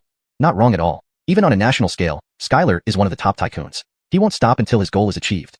As Germain fought with Skylar's bodyguards, patients from neighboring wards peeked out, gathering in clusters to gossip about the situation. How much these people love gossip. Germain couldn't help but marvel, hearing every word the spectators said. Although Germain knew the Qin family was powerful, he hadn't expected that even random hospital visitors or relatives could recognize this ordinary-looking person as Skylar, one of the top tycoons in Shazhou City. You brat, are you eager to die? Although the bodyguards knew they couldn't really kill Germain, just beat him up according to the boss's orders, they wanted to intimidate him first. Germain, knowing it was all bravado, replied disdainfully, you asked me to come out and I did. Whether I'm eager to die, or if you're eager to die in mass. Let's see once you make your move. F***K. How dare you, punk? Did your parents know? One towering bodyguard, taller than Germain, clenched his fists loudly. Parents? Germain detested when others brought up his parents. As soon as the towering guard spoke, Germain shot him a furious glare, as if ready to devour him whole. Inside, Germain thought, dumb giant, if I hadn't run out of fireballs, I'd launch one right into your foul mouth and cleanse your bacteria. The giant guard, seeing Germain's piercing gaze, felt his heart rate quicken. That stare was like a tiger eyeing its freshly caught prey, ready to pounce. Then he thought, why should I be afraid? I have 5 or 6 others here, plenty of space in the hallway. If we attack together, we can surely handle this cocky kid. Germain, Skylar said, standing behind his bodyguards, if you apologize now, we can call it quits. I'm a businessman. I don't want things to get too heated. After all, Skylar only wanted to teach the Logan a lesson. If someone died or was severely injured, the risks would be too high. No need, Germain replied bluntly. Seeing Germain dismiss his offer so casually, Skylar almost spat blood in anger. Fine, you've got guts. Turning to the crowd watching nearby, Skylar added, everyone saw. I tried to mediate. Whatever happens next is not my concern. My bodyguards have short tempers. If anything unexpected occurs, please testify that this bald troublemaker's injuries have nothing to do with me. Skylar's words preemptively cleared his responsibility while also instructing his bodyguards to act quickly. The bodyguards understood the underlying message. They had to act immediately, and the 3 who were previously knocked down wouldn't forgive themselves if they didn't get revenge. Charge! The nearly 2-meter-tall giant bodyguard roared, charging first. The other bodyguards spread out, forming a fan shape around Germain before lunging in. Germain had been waiting for a chance to take down the giant bodyguard who insulted his parents. Surprisingly, the fool came charging at him. Good, let's start with you. Germain charged head-on. Standing at 1.88 meters, Germain was muscular but lean, weighing around 65 kilograms. The giant bodyguard charging at him stood slightly taller at about 1.90 meters. Though only a little taller, he towered over Germain, and their weight difference was stark. The giant weighed close to 100 kilograms, resembling a football player in build. Zank-a-tank, he barreled towards Germain. If they collided head-on, Germain would undoubtedly be sent flying. But Germain saw everything and anticipated it. Ah! Watching the giant bodyguard charge like a tank, Adley, standing inside the ward, involuntarily yelled in worry. Chapter 63, Going All In. Ha! Aldo, built like a tank, let out a roar and charged straight at Germain. The other bodyguards, seeing him take the lead, followed without hesitation, rushing towards Germain. Huh, you're getting smarter? Germain sneered. Just as the hulking bodyguard was about to collide with him, Germain promptly phased into system time. After finding a suitable position, he exited the system and instantly repositioned himself optimally. A maneuver that Germain had become adept at after several uses. Too slow. Can't you hurry up? Aldo watched in disbelief as Germain vanished just before his impending collision. Then, Germain's cocky voice sounded from his right side. So fast? Is he even human? These thoughts flashed through the bodyguard's mind. In an instant, Germain appeared on his right, fist raised, and landed a powerful punch to his cheek. Aldo barely had time to react, but he only stumbled slightly due to the momentum of his charge, not seriously injured by the blow. Now it was Germain's turn to be surprised. He saw the hulking bodyguard steady himself and rub his cheek. Is that all? Didn't you eat today? Hee, I did. Germain said aloud while inwardly admiring the wrestler-like physique of this guy. Taking advantage of the momentary distraction, the other bodyguards pounced on Germain, lunging at him like rabid dogs. Germain's heart raced. By the time he tried to pause time again, it was too late. A bodyguard on his left grabbed his collar, raising his fist to strike. Another one on the right aimed to grab him around the waist, though his hands hadn't fully closed yet. And the hulking bodyguard, who'd just been punched, readied himself for another charge. Germain desperately scanned every detail, but this time there were no openings. Damn, he silently cursed. A short distance teleport wouldn't save him from so many attackers.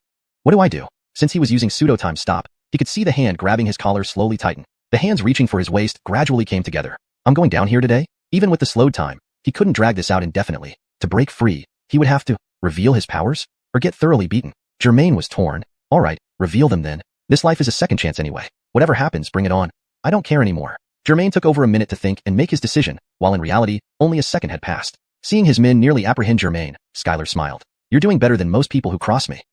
Where'd he go? Skylar's smile froze. His men were now clashing with each other while Germain, who was supposed to be surrounded and caught, had vanished. You looking for me? Germain's voice came from beside him. Monster. It's a monster. Skylar, still reacting, saw the crowd erupt in panic, shouting about ghosts and monsters as Germain suddenly reappeared beside him. For a moment, cries of "there's a ghost" and "monster" filled the air, and the onlookers began to scatter in fear. What are you? Sweat trickled down Skylar's forehead, not from heat, but from the shock of Germain's sudden reappearance. Hee, what do you think? Germain felt invigorated, using teleports in public. Seeing Skylar gape speechlessly, Germain added, I'll give you one last chance, leave now. Otherwise, prepare to fight. Seems you're starting to understand, but your men aren't, Germain chuckled, patting Skylar's head. Skylar's eyes bulged with humiliation from being touched by a young man barely older than his son. Attack until he's dead.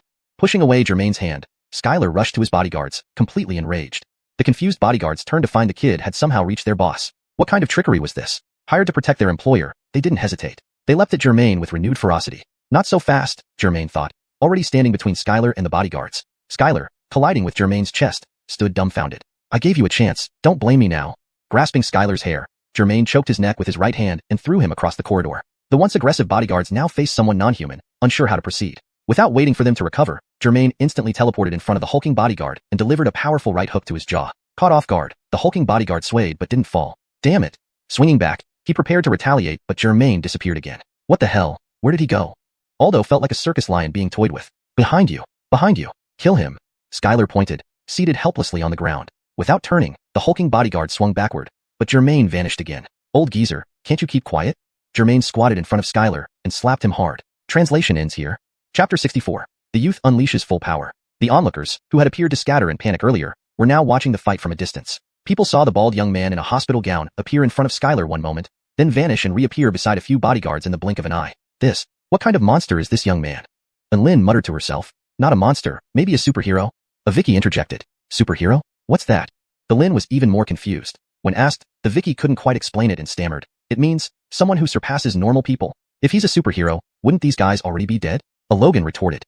Based on my observation, he might be a mutant with teleportation powers. Apart from these few people whispering on the side, over a dozen others were predictably recording videos with their phones. Some of them had already uploaded short clips to various social media platforms, with sensational titles that would make men silent and women cry. But the few comments below the video mostly said things like, $5 special effects, touching acting, or, Old Buddy 666. Long exposed to fake news, people had become immune to all sorts of bizarre videos. So when true superpowers were displayed right before them, they assumed it was just a performance, and few believed it. Skylar squatted in the corner, holding his cheek, astonished at what was unfolding before him. He saw a fully powered-up youth crushing his subordinates. Germain instantly teleported behind a bodyguard and struck him on the back of the head before any of the other guards could react, knocking him to the ground. As others rushed to help their fallen comrade, Germain kicked the guard in the temple, immediately rendering him unconscious. Then he teleported ghost-like to another bodyguard, tripped him with his foot, and shoved him to the ground. Before the downed guard could react, Germain pummeled him in the eyes with rapid, brutal punches. This left the guard writhing in agony, unable to fight back.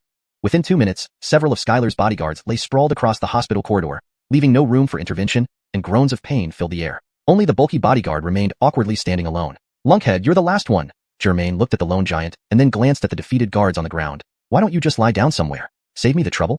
Enraged by Germain's taunts, the bulky bodyguard leaped past his fallen comrades, opened his arms wide, and tried to pin Germain between his hands. Germain was ready. As the attacker closed in, he teleported back half a meter, evading the attack. Then he jumped forward, landing 2 quick punches on the giant's face. Before the enraged bodyguard could react, Germain suddenly appeared 3 meters away, waving his right hand palm up, daring him to come closer. Taunted by Germain, the bulky bodyguard, like an angry circus gorilla, realized he couldn't catch him. In fury, he picked up a fellow guard lying on the ground and threw him at Germain. Though not as strong as the bulky bodyguard, the throne guard was still an adult male and flew only a little over a meter before rolling and stopping at Germain's feet. Germain stomped on the guard's head. Well, using your comrade as a punching bag? How are you going to get along after this? Ha ha ha.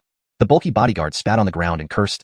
Damn brat, jumping around, taking advantage and running off. What kind of hero are you? If you have the guts, don't run. Face me head on. The words, face me head on, had barely left his mouth when Germain's handsome face appeared mere 30 centimeters from the bulky bodyguard's nose. This? The bulky bodyguard's jaw dropped in astonishment. Germain gave a mocking smile, blowing a kiss. His smile vanished abruptly. Clenching his teeth, he slammed his forehead hard into the bulky bodyguard's nose.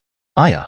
The bulky bodyguard felt an unprecedented, searing pain. It was as if he had been dipped in a vat of pickled beef noodles. Clutching his nose, tears streamed uncontrollably down his face. Blood spurted from his hands. With years of fighting experience, he knew his nose was broken. If he could see himself in a mirror, apart from the blood, he'd likely also see several pounds of blood coming from his mouth because his nose was now crooked and mangled. If he hadn't married, he'd probably be a bachelor for life unless he got lucky and found a wife like Marta. Squinting, the bulky bodyguard used his left hand to cover his bleeding nose and swung his right fist at Germain with a gust of wind. Possibly weakened by injury or accustomed to the rhythm of combat, Germain didn't use teleportation but simply stepped back and slightly shifted his body, easily avoiding the blow. The abrupt attack failed, and the bulky bodyguard exposed himself. Germain grabbed his arm with his right hand, looped his left arm around the neck, pushed down forcefully, and drove his knee into the soft ribs. Despite being battered twice, the bulky bodyguard didn't fall. Though staggered by the knee strike, he managed to stay upright. Now, the bulky bodyguard was like fish on Germain's chopping board. Bent over, one hand clutching his nose and the other his bruised ribs, he had no strength left to fight. And Germain's finishing move was coming. He placed both hands on the bulky bodyguard's head and back, using the momentum to leap into the air, delivering an elbow strike to the back of the bulky bodyguard's head. This time, the bulky bodyguard didn't even groan. He collapsed instantly, completely out of action. The crowd, who had appeared to be fleeing in all directions, was now watching the battle from a distance. People saw the bald young man in a hospital gown appear in front of Skylar, then vanish and reappear beside the bodyguards in the blink of an eye. What kind of monster is this young man?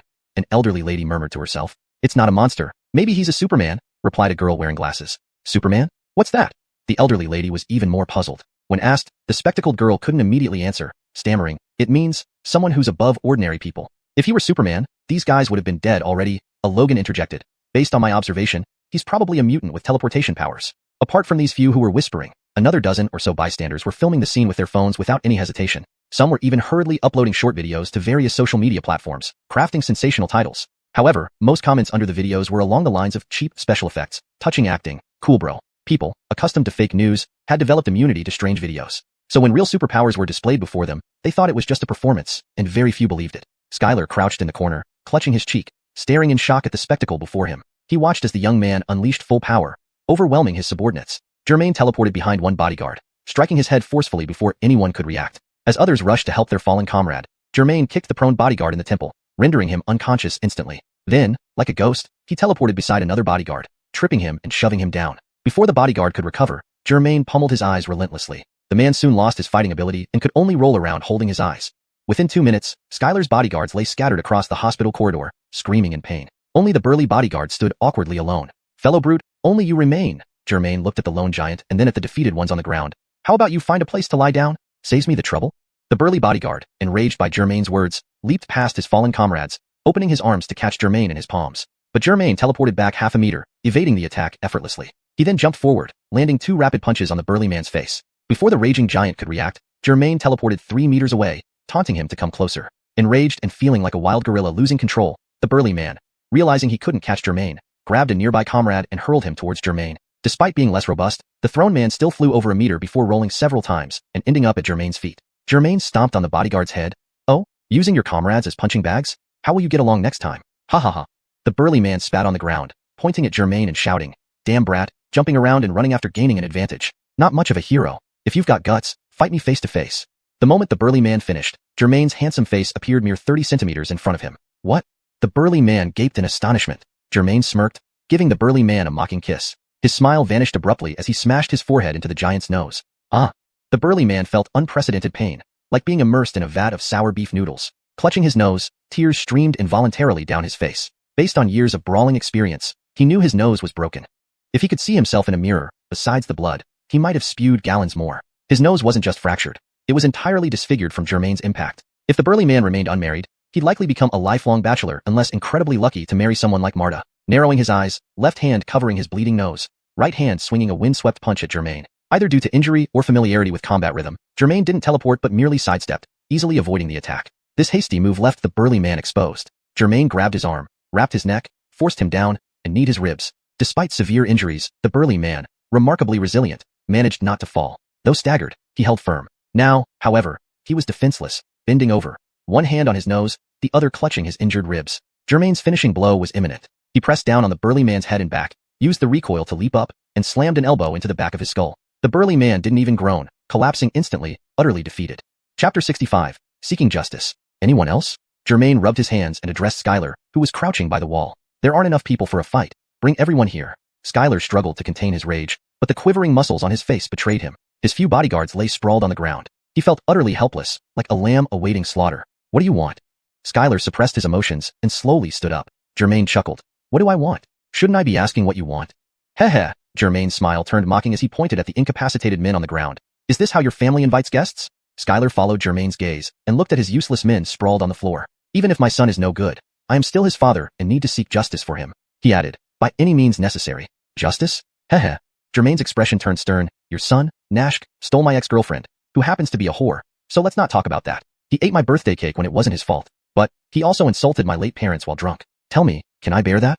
Hearing this, Skylar realized he shouldn't believe his good-for-nothing son's one-sided account. Still, for his own pride, he had to argue back. Moreover, with the mention of late parents, it seemed this young man had no substantial background. Though he did seem to possess some extraordinary abilities, handling someone with no connections should be easy. But, you didn't have to hurt him so badly, Skylar persisted. Germain stepped over the fallen men, walking closer to Skylar. How exactly did he explain it? The bottle he broke himself, then fell onto the glass shards due to losing his balance. You don't know this, do you? This? Skylar was speechless. Busy with company matters, he only heard a brief explanation from Mohammed over the phone and came to check it out when he had time. He hadn't known the specific details of the injury. He thought his son had just gotten into a brawl with some reckless hooligans and lost. I really didn't know. Skylar replied bitterly. If what Germain said were true, then Nash was indeed at fault. But when have I ever cared about fairness? If everything depended on reason, would I be where I am today? Standing in front of all these people, beaten down by this Logan. Isn't this humiliating? And with so many taking photos and videos, I need to use connections and money to get those deleted or hire internet trolls to bury them. Damn this useless Nash. Skylar's anger towards his eldest son surged. He really needed to reconsider the issue of succession. Just then, Mohammed returned, carrying an electric baton. Noticing the situation from the edge of the crowd, he saw that Skylar's bodyguards were already all defeated in just a short time. How fast? Uncertain whether to approach further, Mohammed caught Skylar's eye. Mohammed, come here. Feeling embarrassed under Germain's pressure, Skylar barked at him. Chairman, Mohammed whispered, slipping the baton into his pants pocket and pushing through the crowd. How was the young master injured? Explain it again in front of everyone. Skylar's tone was severe, but he discreetly winked at Mohammed. Having worked for Skylar for years, Mohammed knew his boss well. Even if wrong, he never admitted fault and wouldn't give up easily. This wink meant, don't act rashly, look for an opportunity to ambush. Since Mohammed wasn't present when Nash was injured, he recounted what Nash had told him and what others had mentioned. Listening to this, Skylar realized the story matched Germain's account. His son indeed provoked first and practically got what he deserved. Internally, a million horses trampled in fury. This scoundrel doesn't even deserve to hold a position in the company. Leave him too long, and he might ruin the whole business. If that's the case, we are indeed at fault. How about you come with me to see my son, and I will punish him in front of you. Would that work? Seeing Skylar concede, Germain didn't feel the need to press further. He waved his hand dismissively. Forget it, just go home and beat him for me. Visit him? Heh, I'm afraid it might soil my eyes. Since the Chin family had backed off, there was no need to continue the confrontation. Future encounters would be kept separate. Losing interest in arguing with you, Germain sighed. I'm here to recuperate, and my arm is killing me. It's probably muscle strain. If it gets worse, I'll have to settle accounts with you. Muttering, he turned toward his ward. Germain realized exposing his powers was inevitable. So be it. Could anyone touch him? A wealthy individual with the power of instant movement? Turning, he saw Barth, his wife, and his girlfriend Adley standing at his ward door, their mouths agape, unable to blink, as if witnessing an alien landing. Is it really that shocking? Germain scratched his healing head, which now itched. Beware! Adley shouted, pointing at him. Chapter 65. Seeking Justice. Is there anyone else? Germain rubbed his hands and said to Skylar, who was crouching by the wall. There aren't enough people to fight. Call everyone to join in. Skylar struggled to suppress his anger, but the quivering muscles on his face betrayed him. Helpless, all the bodyguards he brought were already lying on the ground. He now felt like a lamb awaiting slaughter. What do you want? Skylar suppressed his emotions and slowly stood up. Germain laughed. What do I want? I should be asking what you want. Haha, you injured my son for no reason. I merely wanted you to apologize. Skylar stared intently at Germain as if watching a demon with extraordinary powers. His unlucky son had somehow provoked this demon. Apologize? What a choice of words. Germain wore a victor smile and pointed at the defeated on the ground. Is this how your family invites someone? Following Germain's finger, Skylar glanced at the mess on the ground, sighed at his useless henchman, and said, though my son is no good, he is still my son. I have to seek justice for him. After that, Skylar added, by any means, justice? Haha. Germain's expression grew stern. Your son, D-Sig, stole my ex-girlfriend, who's a trash, so I won't elaborate on that. On my birthday, he ate my cake, that I could bear. But he insulted my late parents while drunk. Can I endure that? Upon hearing this, Skylar knew he shouldn't just believe his useless son's side. But for his dignity, he had to argue forcefully. Furthermore, with his parents' past, this Logan has no background. Despite having some superpowers, dealing with an orphan should not be too difficult. Skylar continued, but you shouldn't have hurt him so badly. Jermaine stepped over the people on the ground and approached Skylar, asking, did your son tell you what really happened? The glass bottle broke because he smashed it himself, and he fell onto the broken glass due to his unsteadiness. You didn't know that, did you?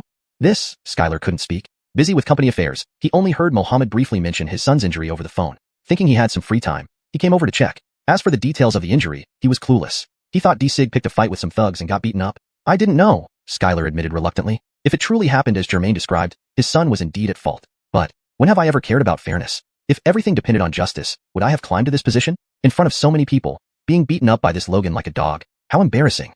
And many are taking photos and videos. I'll have to pay to remove them from the internet or hire trolls to erase the impact. This good-for-nothing D-Sig. Thinking about this, Skylar hated his eldest son to death. It was time to seriously consider the successor issue. Just then, Mohammed, holding an electric baton, returned. But before reaching the crowd, he sensed something wrong. In a short time, the Chen family's bodyguards were all knocked out. How fast? Uncertain whether to re-enter the battlefield, Skylar spotted Mohammed in the crowd. Mohammed, come here. Feeling awkward under Jermaine's pressure, Skylar angrily called out upon seeing Mohammed standing among the crowd. Mohammed, noticing the chairman calling him, secretly put the baton in his pocket and squeezed through the crowd to Skylar. Chairman? Mohammed timidly spoke. How was the young master injured? Repeated in front of everyone. Skylar sounded stern but winked subtly at Mohammed. Mohammed, having followed Skylar for years, knew his boss was stubborn. Understanding the wink, he decided to follow the plan. Attack when the chance comes? Since he wasn't present when D-Sig was injured, Mohammed recounted what D-Sig told him and what others mentioned later. Zainsoning to Mohammed, Skylar confirmed the content matched Jermaine's account. His son started the conflict and mostly caused his own injuries. While he remained outwardly calm, inside, a million curses raged. This good for nothing. Keeping him in the company might ruin it one day. Since it's like this, we admit the mistake. Why don't you come with me to visit my son? I'll scold him in person and make him apologize. What do you think? Skylar spoke grandly, yet privately hoped to teach this Logan a lesson in private for humiliating him in public. Seeing Skylar backing down, Jermaine waved his hand, unwilling to further humiliate the fallen. Forget it. Beat him yourself. Visiting him? Haha, I'm afraid it will taint my eyes. Since the Chens acknowledged their mistake, Jermaine saw no need to further engage. The best way forward was non-interference. No point arguing. Jermaine sighed. I'm here to recover. My arm hurts. It might be muscle strain. If it worsens, I'll settle accounts with you. Mumbling, Jermaine turned back to his room. At that moment, Jermaine saw Barth, his wife, and his girlfriend Adley at his door, wide-eyed and speechless as if they had seen a space alien land. So exaggerated. Jermaine scratched his healing wound, feeling slightly itchy. Watch out. Adley suddenly shouted, pointing at Jermaine. Chapter 66. Ambushed. Just moments ago, Adley, who had been standing there like a wooden chicken, suddenly pointed behind Jermaine and yelled loudly. Jermaine was startled. Before he could react, someone latched onto his thigh with such force that it knocked him to the ground. Which lunatic is this? As he turned around, he saw a hulking man with blood all over his face and a crooked nose clinging tightly to his leg. And this brute was still cursing wildly. Damn you. I will kill you today. Oh ho. Even though young master showed mercy, you still won't relent? Would your master agree? Jermaine glanced at Skylar, but Chan stood there motionless, offering no reaction. Instead, Mohammed suddenly became enthusiastic and dashed over in 2 steps, attempting to mediate. Big Chucky, stop fighting. It's enough.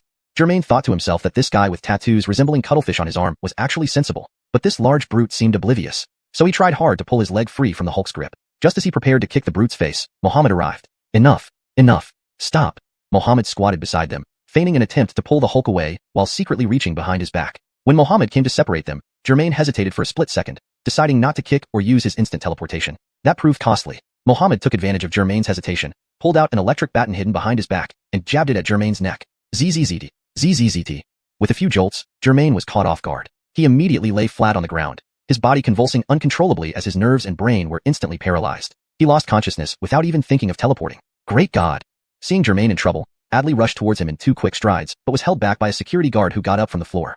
Although she kicked and struggled against the guard, Adley was too weak to do any real damage. As Jermaine received several more shocks from Mohammed, losing consciousness completely, the other guards who had been lying on the ground began to get up one by one. Damn! How dare you oppose our Chen family?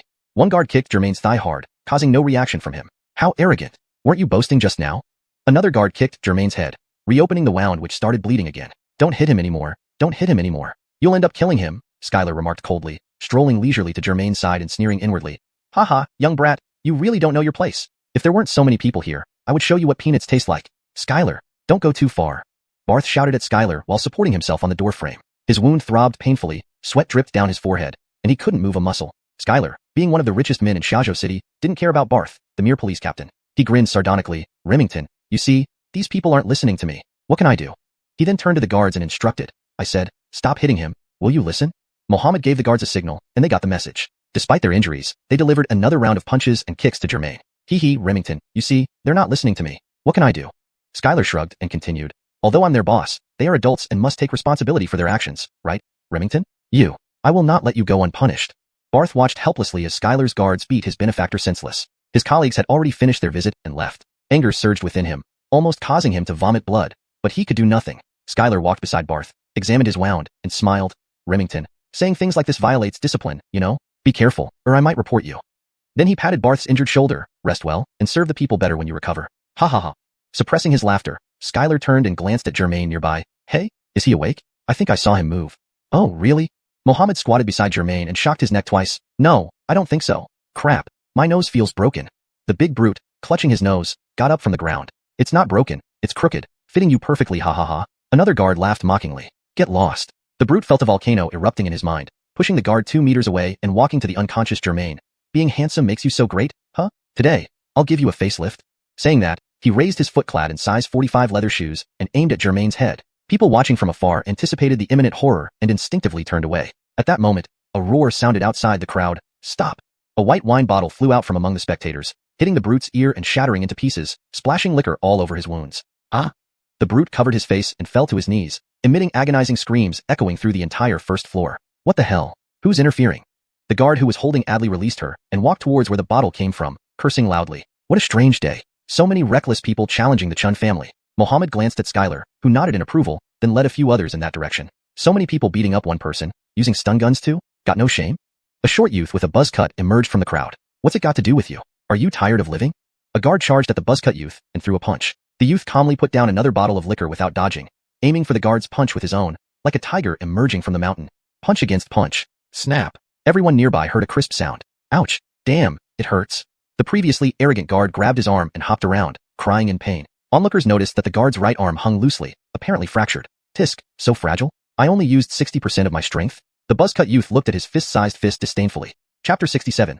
Resolve it all at once. You're no match for me. Get lost, said the Sammy after delivering a punch to the bodyguard, leaving himself unharmed while his opponent suffered a fracture. He now had a good understanding of the security team's capabilities. The remaining bodyguards were unsure of what to do and all looked toward Mohammed. Mohammed was also vexed. He barely subdued that flying demon with an electric bat in ambush, and now another martial arts expert emerged. When the Sammy punched earlier, Mohammed observed that the youth's stance was as stable as a 1,000-pound millstone, and the punch seemed like a fierce leap from a tiger, incapacitating the bodyguard instantly. Even in perfect condition, Mohammed knew he wouldn't stand a chance against this man. If his bodyguards attacked together, perhaps he could use the chaos to strike again with the electric baton. Having made up his mind, Mohammed cracked his neck and shook his electric baton, shouting, "Attack together!" Of the bodyguards Skylar brought, only 3 were still standing. Including Mohammed, that made 4. Clearly, if they didn't attack as one, it would be suicide. The hospital corridor, permeated with the strong scent of alcohol, saw more onlookers, but few could see clearly due to the narrow space. The 3 bodyguards slowly advanced towards the Sammy, while Mohammed tried to sneak around them from the side, ready to launch a surprise attack. The Sammy shook his head, making a crackling sound with his thick neck. Heh, won't leave? Alright then, come all at once. Let's resolve this now. It was clear he was not just confident, but also eager for battle, as if holding back for too long. The 3 bodyguards exchanged glances, nodded, and shouted, "Attack!" before rushing at the Sammy. Meanwhile, Mohammed clutched his electric baton, preparing to strike. The Sammy remained calm, bending his knees and planting his feet firmly apart. As the bodyguards rushed him, he suddenly raised both fists, veins bulging as though filled with mysterious power. Just as their punches neared, "Ha!" he roared, kicking forward and thrusting his body ahead, simultaneously launching both fists. Despite the bodyguards punching first, the Sammy's strikes came faster, landing powerful blows on the faces of 2 bodyguards. Smack! Smack! The sharp sounds echoed clearly, signaling formidable force. Like a cobra that injects venom into its prey and swiftly retreats, the Sammy returned to his original stance. Ah! One bodyguard grunted, kneeling and passing out. The other hit by the right fist fell backward, unconscious. The entire process rivaled Germain's pseudo-time stop and instant movement in speed and visual impact. Unlike Germain's superpowers, the Sammy used years of genuine practice. Years of hard work created terrifying striking power and explosive speed. Even after felling 2 opponents, the remaining bodyguard continued to swing wildly, unaware he was alone. Instead of dodging or countering with punches, the Sammy caught the bodyguard's fist in a claw-like grip, disarming the punch with ease and trapping the attacker's hand like iron. Alarmed, the bodyguard tried to retract his fist, but found himself trapped. Glancing sideways, he realized his companions were gone. Desperately, he swung his left fist at the Sammy. However, the youth, holding the bodyguard's right fist, pulled backward, then thrust forward, seizing the throat and lifting the taller man off the ground. With swift steps, the Sami slammed the bodyguard into the wall beside Mohammed. Dropping him, the bodyguard crumpled like a rag doll. Seeing his 3 men fall instantly, Mohammed cursed inwardly. What bizarre adversaries had the Chen family faced today? Was this the end of their dynasty? Refusing to believe it, Mohammed scowled, lunged forward, and stabbed the electric baton at the Sami. A knowing smile spread across the youth's lips as he kicked the baton from Mohammed's wrist. The baton flew through the air in an arc of sparks. Worse, the youth calculated precisely, catching the falling baton mid-air. You? What are you going to do? Mohammed asked, knowing well what would happen. The Sami silently plugged the baton into Mohammed, who immediately stiffened and collapsed, trembling violently. The intense voltage left a faint smell of burnt flesh. Can't even take a hit. The Sami tossed the baton aside, looking down at the spasming Mohammed. You. Who are you people? Why are you against me? Do you know who I am? Skylar, witnessing everything, his face twitching with anger, shrieked hysterically. Chapter 68. 10 days in a sleep. After all, Skylar had been in business for many years and had connections in both the underworld and the legitimate world. But being taught a lesson one after another like today had never happened to him before, and by 2 different people at that. Oops, I almost forgot you were here. The flat-headed young man patted his fist as he walked towards Skylar. Jerry, that's enough. A man in a martial arts uniform emerged from the crowd. Quickly, get that young man to the emergency room. The old man's voice was not loud, but carried an air of authority and sternness. Though he looked advanced in age, he had neatly combed back hair, radiant demeanor, and spoke clearly, exuding an aura of importance. Jerry had already reached Skylar's side. Upon hearing the old man's words, he pointed his finger at Skylar's nose, said nothing, and withdrew his hand. He then turned around, persuaded Adley to stop crying over Germain's unconscious body, and carried Germain to the emergency room alone. Skylar, it's been several years since I last saw you. You're still the same, the old man in the martial arts uniform said. He was none other than Ephraim, whom Germain and Adley had encountered at Yang Garden when they went looking for Darwin Xuanhuan. Averil, Mr. Averil, what are you doing here? Although Ephraim was retired, he had once held a high position and maintained various influential connections. Even a wealthy person like Skylar had to show respect. System, what's my data now? Germain stood within a purely white space and asked. Ding! A familiar chime sounded, followed by lines of data appearing in Germain's mind. Current host data. Positive energy, 999,999,999 points. Reputation, 999,999,999 points. Tasks, all completed. Superpowers. Super teleportation. Super fireball. Super flight. Super invisibility. Super beast taming. Super summoning. Super enhancement. Treasures. Storage ring. Super cat. Universal flower pot. Time travel watch. Infinite treasure box. Elixir of immortality. Universal cure pill. Indescribable spirit pill. Is this really my data? Germain found it hard to believe his eyes. The system replied, yes, this is your data. You've maxed out. Germain's jaw dropped. No way. It's only been a few days since I got this system, and I'm already maxed out? You made unprecedented contributions to the world and humanity in such a short time. So you leveled up quickly, the system explained. Overjoyed, Germain clapped his hands and laughed. Haha, I knew I wasn't ordinary. So fast to reach the peak. What's next? Dominate the universe? Ha ha ha.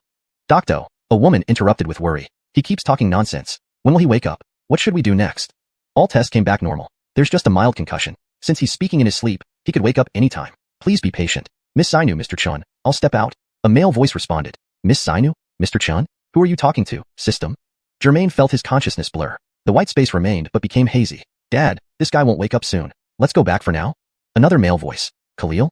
This name suddenly appeared in Germain's mind. He hurriedly looked around, but everything was white and starting to warp. Bastard, do you know how much trouble you've caused? Skylar's voice was barely suppressed, yet clear. Germain looked around helplessly but saw nothing. No one was there. Could this be a dream? Suddenly, the space before him began to twist violently, forming a pure white vortex that pulled him inward. Zames flailing, Germain couldn't grab onto anything. His heart raced wildly. Ah! With no support, he shouted loudly. Germain's eyes snapped open. He lay on a hospital bed, bandaged around his head, surrounded by light blue walls. Amine 4 bags hung on a stand beside the bed, dripping unknown fluid slowly. It was all a dream. Germain, you're awake. Adley, sitting beside him, immediately exclaimed with joy. Germain felt incredibly weak, managing only a small smile for her. Seeing tears glistening in Adley's eyes, Germain was about to ask how long he'd slept but noticed Skylar and Khalil standing behind her, watching him. Bogdan, young master, you're awake? Skylar spoke first, grinning obsequiously, lacking any trace of his previous disdain. What's going on here? Germain couldn't understand Skylar's sudden change. Before falling unconscious, they had been in a fierce fight with Skylar's guards. Why did things change after a night's sleep? How long have I been asleep? Germain smiled weakly at Adley, his voice barely audible. He thought he had only slept for 2 or 3 days, but Adley's response shocked him. You nearly scared me to death. You slept for 10 whole days, do you know that? Adley frowned worriedly, gazing at him with deep concern. Why do you look so tired, and less beautiful? Germain lifted his hand, which Adley promptly grasped tightly. Germain, my dad is talking to you. Standing aside and feeling ignored, Khalil's nose twitched in anger, reminding Germain angrily. Skylar shot a glare at Khalil, displeased. You beast, How dare you speak to Bogdang young master like that? Khalil sullenly turned his head away, looking outside. Meanwhile, Skylar bowed slightly, approaching Germain's bedside. We didn't recognize Bogdang young master earlier. We apologize for offending you. We've been waiting for days for you to wake up. Germain looked questioningly at Adley, who nodded in confirmation. Mr. Avril? Is this Barth's superior, Ephraim? We only met once. How can we be considered friends? But regardless, Skylar seemed to fear Ephraim greatly. ##### Chapter 69. Still not acting properly even with such injuries. Oh, Elder Avril is here? Germain casually asked Skylar. Yeah, indeed. It was Elder Avril's guard who sent you to the emergency room. Skylar smiled nervously, as he had already dispatched Mohammed to thoroughly investigate this young man. However, until confirmed details emerged, it would be wise to tread carefully. The harsh scolding from Ephraim still left Skylar in lingering fear. Meanwhile, a few bodyguards under Mohammed's command were taken straight to the detention center by the arriving police without treatment for their injuries. I don't know when I'll recover. Otherwise, I'd really need to visit Elder Avril. Germain pretended as if he were an old acquaintance of Ephraim. Skylar quickly waved his hands and said, Young Master Bogdang, all expenses during your stay at the hospital will be covered by me. Please do not worry, and focus on recovering. Please, does Zaintel Master care about such a trifling amount for medical bills? Germain didn't even look at Skylar, his gaze fixated on the beautiful woman before him. You're right. But we should do this. After all, my unfortunate son caused all this trouble, Skylar said while gesturing for his son to come forward. Why aren't you apologizing to young Master Bogdang yet? Skylar sternly demanded. Dad. Desi approached Skylar, visibly unhappy, intending to argue. Slap. Skylar immediately slapped him. A loud and clear sound echoed through the room. Cough. Do you still recognize me as your father? Apologize now. Skylar had been driven into a frenzy by his unlucky son. He had already encountered endless trouble due to the mysterious individual named Germain who possessed inexplicable abilities. To find out this person knew Ephraim added to his worries. It could lead to hidden connections that made him even more anxious. Caught off guard, Desi rubbed his reddened cheek, grudgingly uttering, Germain, I'm sorry. Seeing Desi infuriated Germain, wishing he could remove the foreign needle and instantly teleport over to ram the needle into his head. Yet, considering Desi's father was groveling, Germain decided not to press the matter further, acknowledging parents' protective nature. As for his ex-girlfriend Alessandra being taken by Desi, well, compared to Adley, Alessandra was like a chicken running on the ground versus a phoenix perched on a phoenix tree. Hardly worth mentioning. Lying low and listening to your father wouldn't hurt. Don't get yourself into trouble anymore, got it? Germain said disdainfully while lying in bed. Desi hadn't been present during the fight, but heard from his father and Mohammed how Germain used superpowers in broad daylight to swiftly subdue all the bodyguards. He also knew they barely managed to restrain Germain through an electric shock attack. Moreover, this mongrel somehow had ties with Ephraim. In a subordinate position, one had no choice but to submit. Thus, despite Germain's condescending tone, Desi remained silent. Seeing Desi green with rage, but too afraid to speak, Germain felt vindicated. Trying to play with him? Just a finger push and you're down. Alright, I've gotten your point. Can you leave now? I want some private time with my girlfriend, okay? Though waking up to see Skylar begging for forgiveness, Germain couldn't stand the sight of them any longer and wanted them gone. Seeing Germain awake and seemingly unharmed, Skylar heaved a sigh of relief. Following Germain's dismissal, he added more courteous remarks before preparing to leave with Desi. But just as he raised his hand to bid farewell and walked a few steps toward the door, Germain stopped him. By the way, did you all see my superpower? Germain recalled this pressing issue. Skylar hastily bowed, replying, Young Master Bogdang's skills. I saw, truly impressive. Desi looked puzzled, wondering if it was as amazing as described. Even if everyone knows about my powers, I don't mind. But I don't want to inconvenience my girlfriend or friends. So, how can we keep this from spreading? Though wealthy, Germain, orphaned and relatively young, lacked influence. Facing such a predicament, he sought advice from the experienced Skylar. Surprisingly, Skylar's response pleased Germain. Cough. Young Master Bogdang, rest assured. While you were asleep, I had someone take care of all online news, photos, and videos. Good. What about the onlookers? Germain appreciated Skylar's efficiency, but worried about those who witnessed the event. My bodyguards are loyal and reliable, mere work machines who won't spill a word. Skylar continued. As for the onlookers, Elder Avril said he would handle it. If anyone gossips, I can hire internet trolls to spread disinformation, making people doubt what they saw. Germain nodded contentedly. Nice, thanks then. All part of our duty, no need to thank us. Just lock the door behind you too. Annoyed, Germain dismissed the father and son duo, leaving only himself and Adley in the room. Now, explain everything honestly. Seeing no outsiders, Adley frowned, asking Germain. Well, caught off guard by her question, Germain struggled to begin. Do you read web novels? Have you heard of systems? What system? Computer? Adley blinked her wide eyes, clearly having no clue. It's a kind of ability-granting power, a superpower of sorts. Germain searched for simple terms to convey his point. His explanation only confused her further, shaking her head in misunderstanding. Imagine it as a game. Completing tasks earns rewards like superpowers or treasures. Failure brings penalties. Got it. This time Adley seemed to grasp the concept. Oh, so what task did you receive? Germain grinned mischievously. Heh, the system required me to kiss you within a minute, or I'd die. Frustrated, Adley lightly pinched Germain's arm. Still not serious with these injuries? Then she leaned closer to him, saying, Finish your task then. Germain smelled the fragrant scent of magnolia on Adley, soothing his heart. Chapter 70. How's the investigation going? Mohammed hesitated for a moment at the door of the chairman's office, pondering how to frame his words. After a while, he finally gathered the courage to knock. Knock, knock, knock. From inside the office came Skylar's voice. Go open the door, and then get back to work. Don't come in unless I call you. Cough, cough. Skylar's beautiful secretary opened the door and ushered Mohammed into the office before closing the door and leaving. The office was spacious, over 100 square meters. As soon as Mohammed stepped in, he saw Skylar seated behind a massive redwood desk, leaning back in his chair with his eyes closed, gently swaying. Meanwhile, Desi sat on a wooden sofa by the wall, appearing somewhat uneasy when he saw Mohammed enter. It could be due to the lingering effects of the injury on his bottom. Desi looked expectantly at Mohammed, who approached Skylar's desk with some documents in hand but gave a slight shake of his head toward Desi, indicating that the news wasn't good. At least not what Desi had hoped for. Chairman, Mohammed said cautiously as he reached the desk. Skylar stopped swaying but didn't lift his head, keeping his eyes closed as he softly asked, You're here? How did the investigation go? I've been through all the records I could find these past few days. Mohammed swallowed hard, feeling a bit dry-mouthed. He sensed a tense atmosphere as soon as he entered. So, what's this Jermaine's background? Skylar pursued. Mohammed flipped through his documents as he replied, Jermaine is 22 years old. His parents died in a car accident when he was 6. Really? So he's an orphan? Does he have any other family members? Skylar interrupted. According to my findings, their family has been single-child generations. Both his grandparents passed away a few years after his parents' death. Continue. Mohammed licked his lips and continued. His father worked as a senior manager in a foreign company and earned over $1 million Long Kong dollars annually before he died. That's not much, Desi interjected from the side. It was over 20 years ago. For a company owner, that income indeed isn't much. But considering it as regular employment, it was quite a high salary back then. Skylar opened one eye, glanced at his son, and then closed it again. After giving birth, his mother became a housewife with no income. Well, what about her family background? Skylar asked calmly. Jermaine's mother was originally a foreign national, raised abroad. She met Jermaine's father after moving to Hong Kong and settled here. I speculate her family background might not even compare to the Bogdangs. Mohammed offered his guess. Why do you say that? After the deaths of his parents and grandparents, Jermaine had no relatives left in Hong Kong. Strangely, no one from his mother's side came forward to adopt him. Mohammed scanned his documents. Humph, I told you. He's just a stray dog. What does he have to be arrogant about? Desi remarked, sounding quite indignant. Shut up. Skylar was clearly dissatisfied with his son. Mohammed, continue.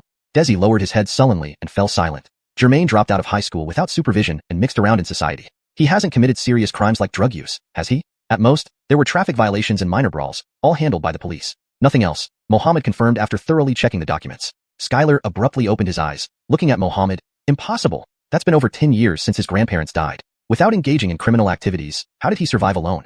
Initially, Skylar had sent Mohammed to investigate Jermaine, hoping to uncover some flaw that could discredit him. If the wealthy families of Xiaozhou couldn't handle this creature, maybe there was something wrong with Jermaine himself. Official channels would then be used to take down Jermaine. Even if his own reputation couldn't be salvaged, the anger had to be avenged. Jermaine's father owned multiple properties which generated significant rental income each year. Mohammed was interrupted again by Skylar. So, this is his capital to be arrogant? Skylar seemed incredulous. With just these assets, how did he mingle with Alwyn, the heir of Xiaozhou real estate? Desi leaned forward, intending to speak, but reconsidered and remained silent. Mohammed, annoyed inwardly because the old man kept interrupting him, waited for Skylar to finish before adding, as far as I investigated, Jermaine's parents had a foundation whose stock value was only a few million Long Kong dollars at the time, but after 2 decades of growth, Skylar stared at Mohammed, waiting for the answer. Was it tens of millions, or perhaps $1 billion? Apparently, the total market value of Bogdang family foundation stocks now stands at, roughly, 10 billion Long Kong dollars. Even after reviewing it multiple times, Mohammed couldn't believe it and double-checked before speaking. What? Skylar jumped to his feet, hardly believing his ears. Though surprised too, Desi had heard rumors about Jermaine's wealth among his social circle, never fully believing them until now. This revelation left him prepared yet still astounded, and a wave of jealousy surged within Desi. 10 billion Long Kong dollars? Impossible. Skylar refused to believe it. Enrico, the richest person in Long Kong this year, only has over 30 billion Long Kong dollars. 10 billion puts him in the top 10 wealthiest list. He's only 22. How can this be possible? Chairman, it shouldn't be wrong. Mohammed responded carefully. But why isn't he listed on any of the wealthy rankings?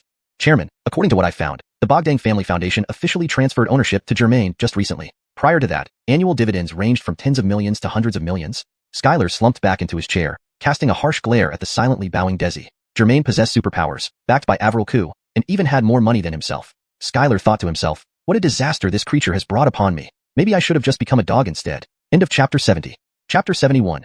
A distinguished visitor. At the first hospital of Xiaozhou, in Jermaine's ward. Although Adli forced a smile, she could not hide her worried expression. After Jermaine gently kissed her cheek and tenderly pinched her nose, he asked softly, Hey, little one, what's wrong? You seem troubled. Ah. Adli sighed lightly, hesitated for a moment, but eventually couldn't hold back her worries. So many incidents have occurred since I've been with you. I'm really a bit scared. Tears began to well up in her eyes as she spoke. Jermaine had encountered countless women. He knew that those who played their parts often sought wealth or fame, but those who truly felt for him only sought peace and stability. Just like Adli. Did this mean his Playlogan days were coming to an end? Seeing the tears on her face, Jermaine comforted her gently, holding her hand and smiling. Don't worry, they were just accidents. I'll be fine. Remington, why are you here? At that moment, a male voice sounded from the doorway. I brought my old leader over to check, Barth replied. Is the patient awake? Any abnormalities? Leader. I heard voices inside just now. The patient seems to be awake, the man responded. Ephraim's voice, Zaintalu, wait outside. I'll go in to see. Are there guards posted outside?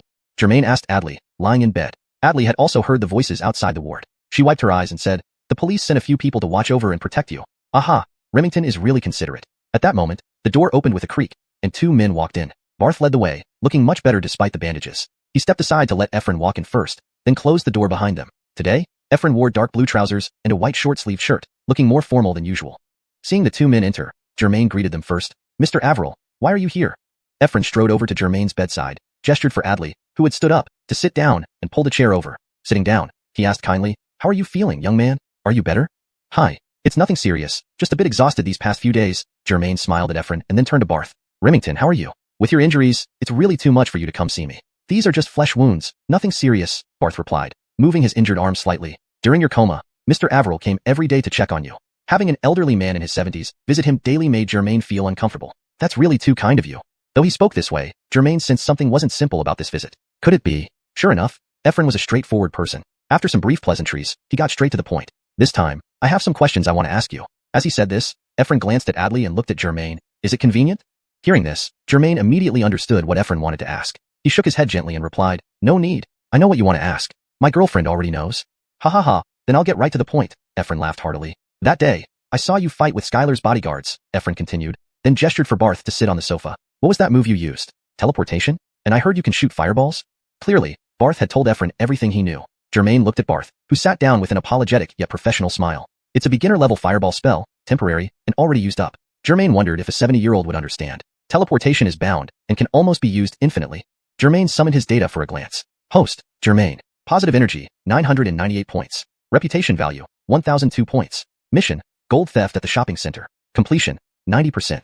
Superpower, beginner-level teleportation. Treasure. You have a new treasure to claim. Germain nearly chuckled out loud. His reputation value had broken 1,000 points overnight, and he had a new treasure to claim. He wanted to click to claim it, but remembered Ephraim and Barth were right there. While his superpowers weren't a secret, privacy still mattered. Nonetheless, his happiness was tinged with unease. His reputation value breaking 1,000 was true, but his positive energy value had dipped below 1,000. Fortunately, he had over 1,300 positive energy points before falling into a coma. Otherwise, being unable to gain any points during his unconsciousness, he might have perished in his sleep. Germain dismissed the system data from his mind, and time and speed returned to normal around him. Can you tell us how you obtained these superpowers? Ephraim leaned forward, resting his hands on his knees, clearly intrigued. Germain thought of telling Ephraim about the night he was stabbed and unexpectedly possessed by the system, but he glanced at Adley. If she knew how he got the system, she might worry even more. Deciding quickly, he smiled and replied, a thief broke into my house that night. Somehow, I was bound by the system. By completing tasks and earning points, I gained superpowers. Ephraim nodded repeatedly, listening intently. Surprisingly, he didn't show much shock or surprise, remaining calm. Not bad for a seasoned veteran, Germain thought. Suddenly, Ephraim's demeanor changed, and he asked earnestly, have you considered using your powers to serve the country and the people? Whether because of Ephraim's unexpected question, or because Germain had genuinely thought about it, he blurted out without hesitation, no, I don't want to. Chapter 72. Being an ordinary person is fine too. What did you say? Barth, sitting on the sofa, shot up as if electrocuted at Germain's words. He had anticipated that Germain might refuse, but at least he could have been more tactful, right? Or listen to Wilfred explain in detail before deciding. Never did he expect Germain's response to be so abrupt and resolute. Germain chuckled at Barth. Hee, I said, I don't want to. I only want a simple life. I don't like troubling others, and I don't like being troubled by others either. After speaking, he glanced over at Adley. Though she remained silent, her eyes conveyed her agreement with Germain's decision. Wilfred, having seen many situations before, was only slightly surprised but didn't react too much. With a smile, he turned around, motioned for Barth to sit back down, then turned to Germain and said, you don't need to make a decision so quickly. You can think about it carefully and give me your answer after you've considered everything. Mr. Averill, I know my superpowers have immense destructive power and potential, but Wilfred looked sincere, but Germain continued thoughtfully, my current life is pretty good. I really don't want to shoulder such heavy responsibilities or invite trouble. Young man, you should understand that while avoiding trouble is right, sometimes trouble finds you, Wilfred said meaningfully. Germain shook his head and smiled. With my system attached and superpowers in hand, I'm already not looking for trouble. Who would dare to bother me? Wouldn't that be asking for trouble? As Germain spoke, the atmosphere in the hospital room became somewhat awkward. Young people, there are many things you don't understand, Wilfred still spoke gently. The world isn't as simple as you think. Oh, what do you mean by that? Germain asked curiously. Wilfred instinctively glanced at the door, then, with a mysterious expression, whispered to Germain. Do you think you and Darwin Xiuxian, who died a few days ago, are the only ones with superpowers in this world? Germain and Adley exclaimed simultaneously. Could it be? Germain stared at Wilfred as if seeing an alien. Could it be that you also? Huh. Wilfred was momentarily stunned, then understood Germain and Adley's misunderstanding. Laughing heartily, he waved his hands and said, I wish. Haha. Well, then what? The details of your case have been reported to me and the higher-ups by Barth. Acting on orders, I came here personally to sound out your thoughts. Initially, we intended to invite you to join. Wilfred paused, lost in thought. But since your stance is so firm, we won't force you. Being an ordinary person isn't bad either. Wilfred stood up from the stool, leaning over to speak to the bedridden Germain. Young man, rest easy. All your medical expenses will be covered by the state. If one day you change your mind, you can contact Barth and find me. Now it was Germain's turn to be puzzled. Wilfred seemed to be hinting at something more. Mr. Averill, is there something you haven't told me? Germain asked. Wilfred, with his hands behind his back, laughed. Since you show no interest in joining the organization, I can't reveal too much. Rest well. We'll take our leave now. Saying this, Wilfred nodded to Adley and walked towards the door. Barth hurriedly stood up, mimicked making a phone call gesture to Germain, and left with Wilfred. Click. The door closed, leaving only Germain and Adley in the room. Shun, what did Mr. Averill mean? Adley asked, blinking her large eyes. He started saying something but didn't finish. It's very strange. He means there are other people in this world with superpowers, not just me. Germain lay on the bed, staring at the ceiling, seemingly talking to himself. But how can that be possible? Adley was clearly astonished. Recent events had far exceeded her understanding, and it felt like this was only the beginning. Germain raised his hand, holding up 2 fingers. Me 1. Darwin xiuxian, 1. That makes 2 already. I heard from Wilfred that the state wants you to join some kind of organization, Adley added. Ah, these matters are too troublesome. Zanf is short, better to enjoy it. So, I have no interest in what he offered, Germain expressed his thoughts. Indeed, living a peaceful and happy life together is much better, Adley agreed. Smiling, Germain held Adley's hand. Feeling sleepy, he closed his eyes. You can avoid trouble, but trouble may come looking for you. This sentence of Wilfred's kept circling in Germain's mind, refusing to let go. Cough cough. So, how did that punk get involved with Wilfred? Skylar, seated behind a massive rosewood desk, asked his steward Mohammed. Mohammed hesitated before answering. We didn't find any prior connection between Germain and Wilfred. Only that Wilfred used to be Barth's superior when he served in the army. So, their acquaintance is through Barth. Skylar leaned back in his chair, closing his eyes. Does this kid truly leave no openings at all? Could we target him through stocks, like illegal insider trading? Based on my information, the stocks held by the Bogdang family fund have all been held for over 20 years. Besides withdrawing annual cash dividends, they haven't moved any shares, Mohammed replied. Skylar took a deep breath while lying in his chair, then slowly opened his eyes. This kid isn't simple. Let's drop this matter. Owen, playing idly with something on the sofa, glanced at his father but said nothing, lowering his head again, showing a hint of dissatisfaction. And Mohammed pressed further. Just like this? After all, he had followed Skylar for years. It wasn't common to take losses and keep them bottled inside. Though Skylar thrived in both the legal and underground worlds, at heart, he was a businessman, always weighing costs and benefits. Finding no faults with Germain in wealth or personal conduct, coupled with the ambiguity surrounding his relationship with Wilfred, Skylar concluded. Cut the loss. Knock knock knock. Suddenly, there were knocks at the door. Skylar lifted his head, signaling Mohammed to open the door. Mohammed opened the door to find an elegantly dressed young man standing outside. Second young master, welcome back? Mohammed greeted, inviting him inside. It was Skylar's second son, Alexei, born only a few months younger than Owen, from a different mother. #### chapter 73. You have a new treasure awaiting collection. Brother. Alexei smiled and greeted Khalil, then hurriedly walked towards his father. The moment Skylar saw his second son approaching, his usually stern expression immediately softened. Daokuin is here. Skylar stood up, smiling at Alexei. He then waved to Khalil and Mohammed. I've made my decision.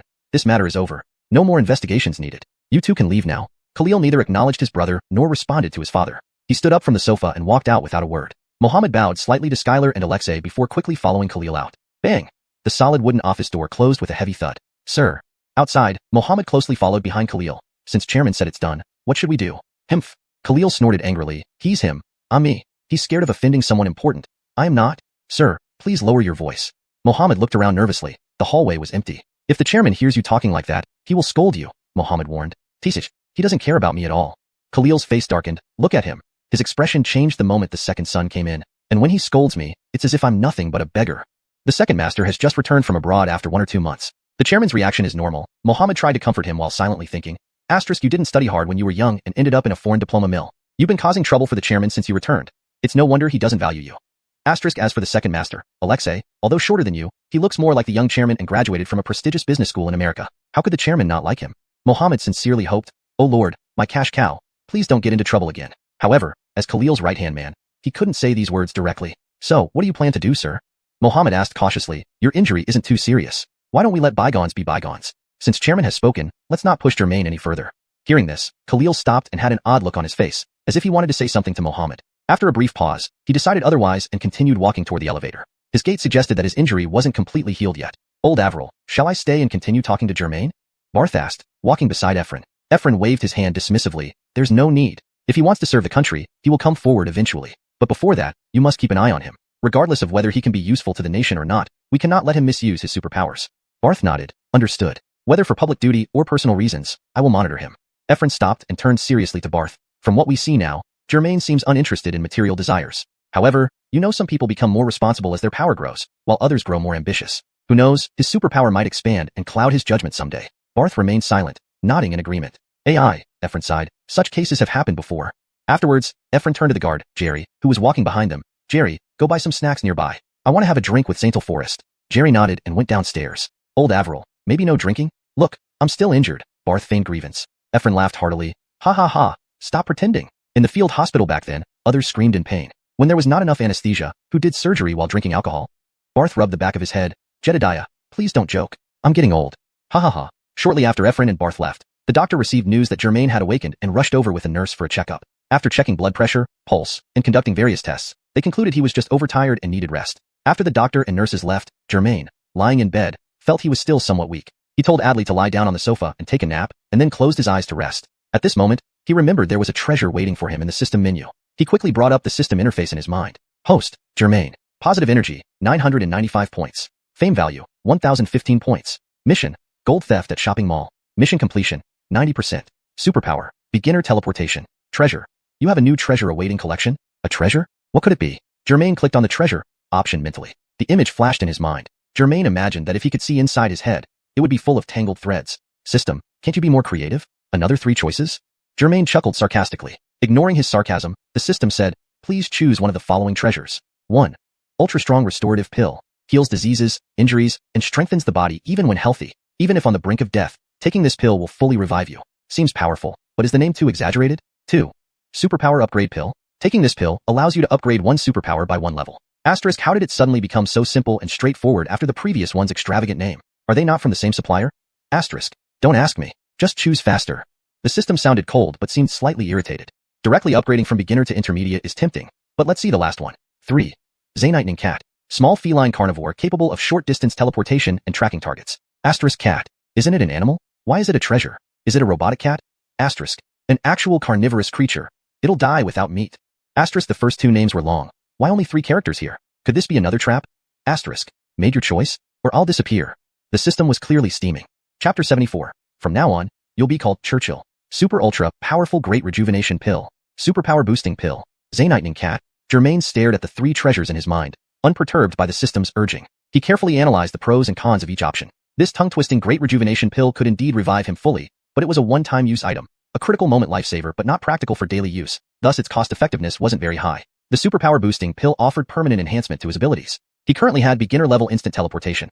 Upgrading to intermediate level would greatly extend his teleportation range. This made Germain incline towards choosing this option. As for the Xanightning cat, Germain never kept pets, especially since it was a carnivore according to the manual. Saintel Master would have to buy meat for it, which meant spending money, and spending meant expending positive energy points. While it might be manageable if he had an abundance of positive energy points, with only a few hundred now, supporting another mouth seemed daunting to him. However, Germain opened his eyes and looked at Adley, who had fallen asleep on the sofa. Adley slept soundly in her clothes, her disheveled raven hair scattered beautifully across her pretty face. He recalled their recent visit to the pet market where Adley paused in front of a pet shop window displaying a white ragdoll cat. Sweet and lavish, fearless around strangers, even interacting with her through the glass. Moved by love at first sight, Adley wanted to buy the cat to keep in Germain's villa, but he ultimately refused. Despite the cat costing only 10,000 RMB, Germain wasn't willing to take on more responsibility, even if it was just a cat. Yet, after these past 2 months spent with Adley and the recent events, Germain's initial playful attitude had shifted somewhat. System, I choose the Xanightning cat. Germain shifted his attention from Adley back to the system in his mind. The system responded, host has chosen the treasure, Xanightning cat, please wait. A moment later, the system announced, treasure, Xanightning cat issued. Please raise it well. Germain opened his eyes and looked around but saw no sign of the cat. System? I chose the Xanightning cat. Did you send me an invisible cat? Mew? Suddenly, Germain heard a babyish cat meow. From inside his blanket, lowering his head, Germain saw a small lump under his quilt, about the size of a fist. This little bundle struggled toward him. Soon, it reached the edge of the blanket, and a tiny black head popped out. Hey, little one? Germain greeted with a smile. Mew? The kitten emerged completely from the blanket. This cat had a unique appearance. It was unlike any Germain had seen before. Its slender body was covered in short, curly fur, resembling ripples on a lake stirred by a gentle breeze. Even its whiskers were curled, giving it a carefree look. Most striking were its large ears, like 2 small trumpets atop its head, constantly twitching and listening alertly to its surroundings. The kitten was barely larger than Germain's palm, clearly a newborn. with short pure black fur except for a small patch of orange-red hair in the middle of its forehead, standing out vividly against the black. Despite his usual indifference to animals, Germain felt his heart melt, instantly fond of this little creature. Extending his hand with the palm up, he wiggled his fingers, beckoning the kitten. Come here, I've got something good for you. But the kitten seemed startled by Germain's voice, standing still with a stiff tail. Just as Germain reached out to grab it, the kitten vanished from his sight. Huh, is this instantaneous teleportation? No wonder it's called a xiuxian cat. Although Germain himself had used teleportation countless times, watching another being suddenly disappear was exciting. Where did the kitten go? Germain lifted his head slightly, checking the bed, but found no sign of the cat. Mew? The meowing came from above him. Looking up quickly, he saw the kitten perched on the bedhead, two small black eyes staring at him. It must be a male cat. Attempting to catch it again, the cat, already nimble and equipped with teleportation, blinked out of sight and reappeared at the foot of the bed, watching Germain intently. System, as usual, you're misleading me. It doesn't listen, or let me touch it. What use is it? The system replied, first, cats are naturally cautious in new environments, a typical stress response. Second, this xiuxian cat is currently a nameless stray. Once you give it a name, it will naturally become closer to you. I see, Germain murmured. What should I call you? All black fur. Calling it Blackie? Too common. Naming it Curl or Big Ears, based on its unique features, seemed too childish. Then Germain noticed the orange-red tuft on the kitten's forehead, looking like a ball, like a planet. Churchill, Germain decided. You look quite ET-like, so from now on, you'll be called Churchill, alright? Mew. Upon hearing its name, the kitten's entire body shivered as if recognizing its owner. It transformed from timid and cautious to happily hopping onto Germain's chest, sitting there and sniffing curiously at its new owner. You'll be called Churchill from now on, understand? Germain stroked the tiny creature with his free hand. The curly short fur felt uniquely textured. Mew. Confirmed by the affectionate lick on Germain's finger, Churchill didn't shy away, savoring the moment while Germain tickled. Adley, lying on the sofa, stretched lazily and yawned, seemingly about to wake up. Chapter 75. A drastic decline in status. Xuanhuan he yawned and turned over drowsily but didn't wake up, clearly exhausted from the past few days. Churchill was startled by the sound she made, instinctively crouching on Germain's body, cautiously observing Xuanhuan he lying on the sofa. Germain, looking at Churchill's innocent appearance, thought to himself, no wonder tigers are called big cats. This little kitten is like a miniature tiger. Its cute and adorable tiger-like demeanor was quite charming. So, while petting Churchill back fur, Germain reassured it, Churchill, don't be nervous, it's one of us. When I'm not around, she'll take care of you. As if understanding some human speech, Churchill looked into Germain's eyes and then glanced at Xuanhuan he with its round eyes. Meow. With that call, it jumped happily onto Germain's bed and started playing with the blanket. At this moment, Xuanhuan he, still half asleep, faintly heard Germain speaking. She rubbed her eyes and saw a black furry ball rolling on Germain's hospital bed, while Germain was smiling down at it, seemingly unaware she had woken up. Zaintel kitty? Xuanhuan he immediately snapped awake and hurriedly got up from the sofa, walking towards Germain and Churchill. Where did this kitty come from?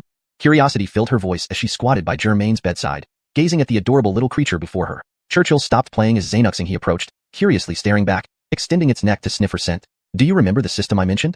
The system gave it to me, Germain observed Xuanhuan he's fondness for the cat, feeling he had made the right choice with this gift. Amazing, Brother Shen. Ignoring the patient in bed, Xuanhuan he reached out her hands to hold Churchill. Germain expected Churchill to teleport away again, but surprisingly, it just meow meow, called twice and obediently let itself be held by Xuanhuan he. Why is its fur curly, like a teddy dog? Xuanhuan he looked adoringly at the kitten snuggling against her chest. Please, I've never kept a cat before. How would I know? Germain watched their affectionate interaction, fearing his own favor might decrease. Then he continued, it might be a mutant cat or even an extraterrestrial one, maybe from Churchill. Oh right, has it been named? What's its name? Xuanhuan he finally took her eyes off Churchill and asked Germain. Churchill. Let's just call it Churchill, Germain replied. Come on, that name isn't cute at all. Xuanhuan he pouted, holding Churchill up and examining it carefully. I think names like Xiaohe, Zaintel Black, xuanhuan, Curly, or Erlangshan would be much better. Churchill seemed to understand and meowed in response. Germain thought, my lady, can you please be a bit more creative? He spoke to the system mentally. Hey, system, can we change the cat's name? The system replied, the name is already bound, it cannot be changed. The system says the name can't be changed. We have to stick with Churchill. Germain smiled apologetically at Xuanhuan he. Alright, let's just keep calling it Churchill. Xuanhuan he kissed the orange spot on Churchill's forehead and said, Zaintel Churchill, are you hungry? In just a few minutes, Germain felt his status plummet drastically and began questioning his choices. Laughing bitterly, he protested, Miss Sainu, there's also a patient here who needs taking care of. Knock, knock, knock. Suddenly, there were knocks on the door. Churchill, overly alert, vanished from Xuanhuan he's arms with a swift move. Meow. Tracing the sound, it had teleported beneath the sofa. Xuanhuan he couldn't chase after it yet due to the knock, so she quickly stood up and opened the door. A lean young man stood at the door. Hey, Beautiful is still watching over him, huh? So, has the Great One woken up? Alwyn asked. Before Xuanhuan he could reply, Germain immediately greeted upon hearing Alwyn's voice, shouting, Young Master Zhang, I'm doing great. Hearing Germain's call, Alwyn's previously worried expression vanished instantly. Xuanhuan he ushered Alwyn into the room, quickly walking to Germain's bedside. When did you wake up? Last time I came, you were sleeping like a log. Alwyn laughed. Seeing Germain looking well, and without any serious issues, Alwyn felt relieved enough to joke. Just today. You've come before? I thought you'd only be busy with women and forget about me. Germain responded. Been here? Alwyn feigned displeasure, pointing at xiuxian. He asked beautiful, how many times have I visited? Let me see. This is my third visit, okay? Didn't I come empty-handed this time? I thought you hadn't woken up yet. Xiuxian. He pulled Churchill from under the sofa, sat down, and petted its fur to calm it down. Upon hearing Alwyn mention himself, she nodded vigorously to confirm. Oh, then I appreciate your concern. Germain nodded toward Alwyn. Once I recover, I'll treat you to a meal. After chatting idly for a while, they finally talked about Nash. Great one. How's it going with Nash? How did it end? Alwyn asked casually. This morning, he brought his father to apologize to me. His father? You mean Skylar personally came to apologize to you? Alwyn knew well about Nash's father's influential status in Xiaoqiu and across Dragon Hollow Nation. He was genuinely surprised to learn such a powerful figure specially visited an orphan to apologize. So, what do you plan to do next? Continue fighting with Nash? My principle is, if others don't offend me, I won't offend them, Germain answered firmly. But if anyone dares to cross me, let them try. I know you can fight, but I heard from the Qin family that you beat up over a dozen of their men single-handedly. Is that true? Germain wished to show off his superpowers obtained from the system, but couldn't due to the foredrip. He caught sight of Churchill in Xiuxian's arms and commanded, Churchill, come here. Upon hearing Germain's call, Churchill immediately teleported to the pillow beside him. Even injured like this, you still have the time to keep a cat in the hospital room? Alwyn marveled. Chapter 76. You actually have so much money. As soon as Alwyn spoke, he immediately realized something was off. Tap tap. He took 2 steps back and pointed at the cat with big ears and curly fur, saying, This cat, wasn't it in your girlfriend's arms just now? How did it suddenly? While speaking, Alwyn rubbed his eyes and turned to look at Adley's empty arms. How is this possible? Alwyn was certain his eyes were not deceiving him. Therefore, the issue must lie with the cat. Is there something wrong with this cat? Is it a demonic beast? He stood far away, watching Huixing but not daring to approach. However, Germain reached out to scratch Huixing's chin, laughing incomprehensibly. Seriously? It's just a kitten. Why are you so nervous? Huixing rubbed against Germain's hand, clearly enjoying the attention. I know it's a cat, but it suddenly appeared on you. Didn't you see that? Alwyn's words were filled with confusion. Germain stroked Huixing's little head, a proud smile on his face, as he said to Alwyn, What if I told you? I can also teleport? Am I a monster too? Alwyn stared at Germain, mouth agape, clearly disbelieving. He turned to look at Adley, seeking an answer from her. Adley remained silent, simply nodding her head, her meaning clear. If it weren't for that day when she had seen Germain moving like a ghost, swiftly taking down several of the Chen family bodyguards in an instant, she might have thought the flashing cat was a monster today too. Besides, who knew it might not be a monster itself? A cute, dazed monster nonetheless. So, is this real? Alwyn asked. No wonder. I thought even you couldn't fight 10 at once? Germain chuckled smugly. Wait 2 more days until I'm discharged, then I'll show you. Seeing Germain and Adley both so calm, Alwyn gradually calmed himself, smiling nervously as he returned to Germain's bedside. So, you've become a mutant? Alwyn looked at Germain with disbelief. What mutant? Talking about me like I'm a freak. Germain enjoyed Alwyn's astonished expression.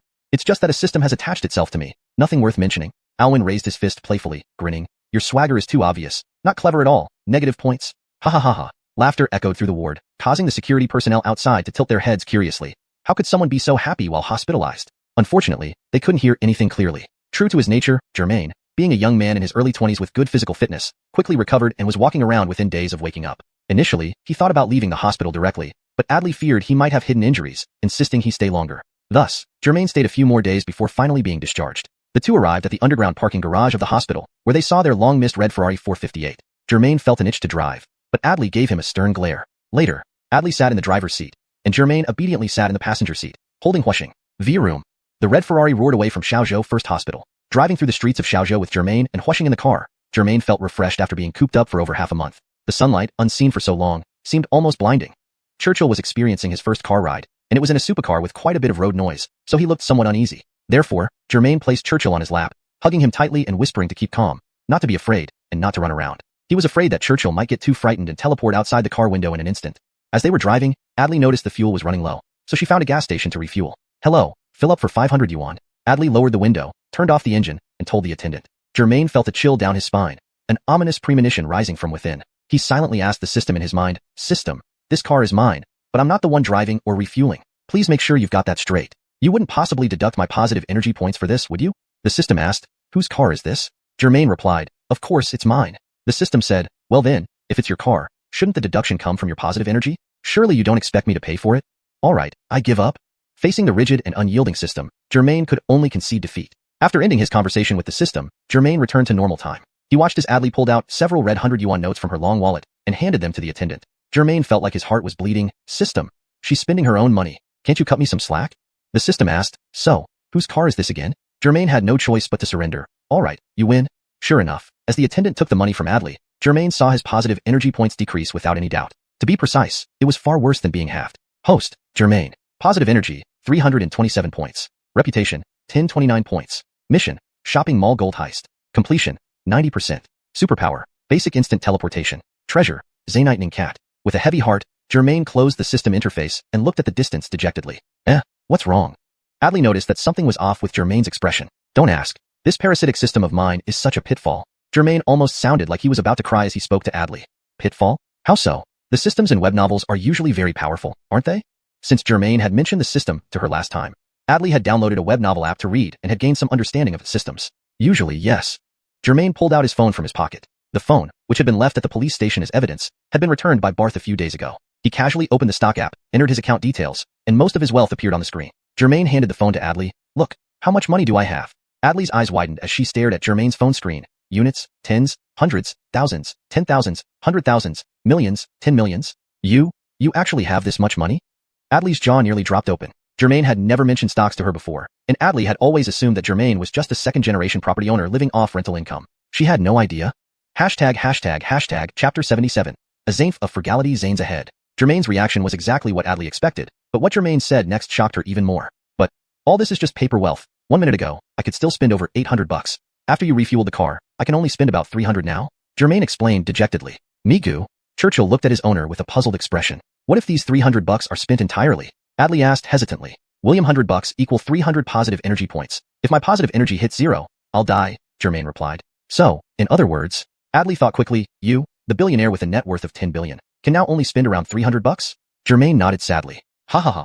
Adley couldn't hold back her laughter. No worries, haha. From now on, this miss will take care of you. Ha ha ha. Tap tap. The gas attendant tapped on the window, signaling that the tank was full. Suppressing her laughter, Adley started the Ferrari and sped towards Germain's home. Don't you dare spend my money recklessly. Zank the gas just now. If my positive energy runs out, you'll be killing me. Germain warned repeatedly as he sat in the car. Really? So, Adley, driving smugly, nodded. Don't ever be fickle with this miss, or else? Or else what? What will you do? Germain countered. Or else watch out, or I might kill you. Adley playfully glared at him. Meow. Churchill mimicked Adley's actions, glaring at Germain adorably. Ache, this Ferrari uses too much fuel. I should get a more economical car for daily use. Ignoring Adley and Churchill, Germain muttered to himself. On the way, they chatted, and Germain explained the system's details and the inheritance left by his parents without holding back. Before long, amidst the roar of the Ferrari 458, they arrived at Germain's villa located in the southern part of Xiuxian City. Adley parked the car and immediately took Churchill from Germain's arms. Germain got out of the car and felt a momentary dizziness. Perhaps it had been too long since he last returned home. As he looked at his place, an unfamiliar feeling welled up inside him. His house was always bare and empty, with almost no furniture. Previously, Germain had been spirited, but once he stepped into his house, perhaps because he was finally home and felt completely relaxed, he felt a bit sleepy. Finally home. Germain sighed deeply. You go play with Churchill. I'm going to sleep on my dear bed for 3 days straight. He kicked off his shoes and walked around in his socks on the clean floor. Everything felt so comfortable and familiar. Himph, with Churchill around. Who cares about you? Although Adley spoke like that, she followed Germain upstairs with Churchill in her arms. Stepping into his bedroom, Germain instinctively glanced at the floor.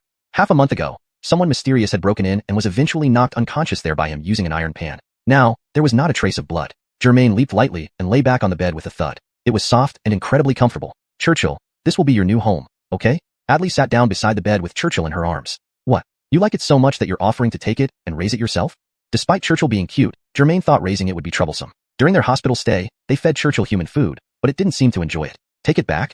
Adley stood up with Churchill and pulled open the large wardrobe. To their surprise, the previously nearly empty wardrobe was now filled with colorful clothes, obviously women's attire. These? Germain saw the wardrobe and immediately sat up. These are all your clothes? When did you bring them over? Sure. I've decided to move in with you. Adley sorted through the clothes and picked a pink silk spaghetti strap nightgown from a handful of sleepwear options. Weren't you planning to live with your coworker? Germain asked in confusion. Previously, when he suggested Adley move in, she declined. Co-workers? Adley put Churchill down and sized up the pink nightgown in front of the mirror. Look, young Master Bogdang, I've been taking care of you for so many days and haven't reported to work for so long. It's embarrassing to wait for dismissal. I resign myself. So, you're unemployed now, and here I am, with 10 billion, but I can only spend 300 bucks. Germain glanced at Churchill playing with the blanket. And now we have one more mouth to feed. What's wrong? Adley took off her tight clothing and slipped into the loose, pink nightgown. Even so, her stunning figure was hard to conceal. Churchill was also tired. On its first visit to Germain's home, it made a nest at the corner of the bed and settled down, closing its eyes as if ready to sleep. I feel like we'll starve soon. Germain lay flat on his back, pulling the blanket over himself and staring at the ceiling. No problem. Although I quit the modeling agency, I can still pick up some freelance jobs online. Enough to support us? Adley lifted the blanket and slid into the bed beside Germain. I'll earn money for food and give you some too. Surely, it won't deduct any energy points for that, right? But then I'd be living off you. I'd rather starve. Germain hugged Adley, caressing her soft shoulder.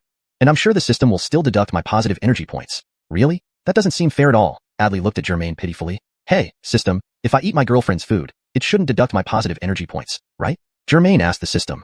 The system replied succinctly, eat whatever you like, but deduct accordingly. Sure enough, the system said it deducts points based on consumption. Germain turned to repeat the system's response to Adley. We need to start leading a frugal life. Just a reminder, it's you, not us. Adley gave Germain a sympathetic peck on the cheek.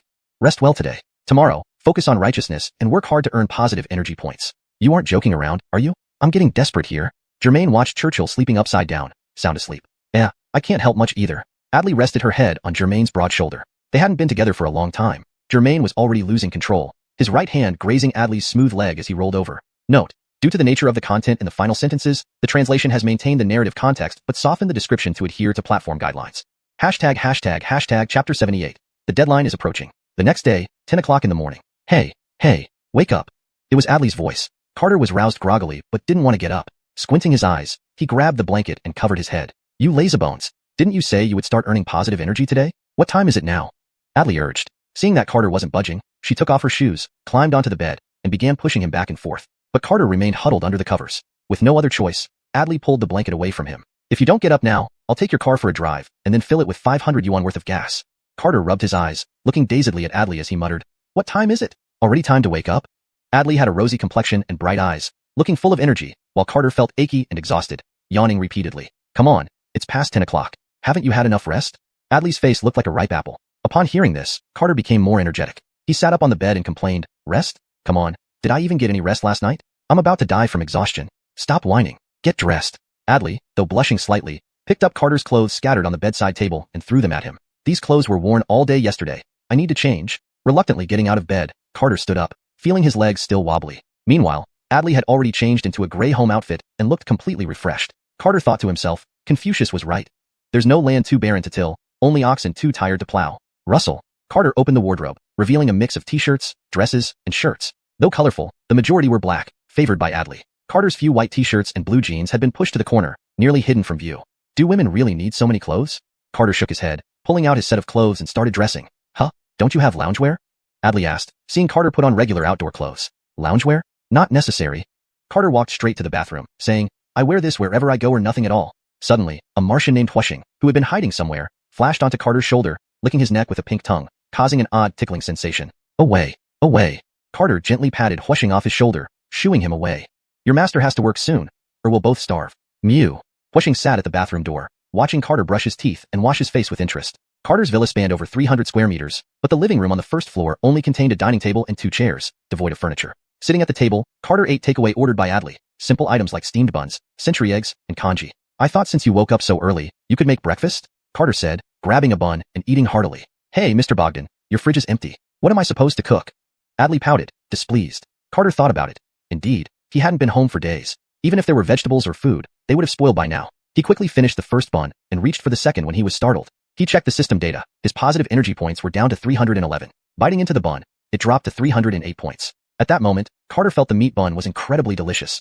After all, he was risking his life to eat it. Adley noticed the subtle change in Carter's expression. She paused, asking, How much do you have left? Before Carter could answer, Adley burst into laughter. Haha, this is priceless. Could you be the first person to die from eating too many buns? Haha. Carter shot her a glare, muttering, All right, stop laughing at me. Help me think of something good I can do to quickly boost my positive energy. Adley managed to suppress her laughter.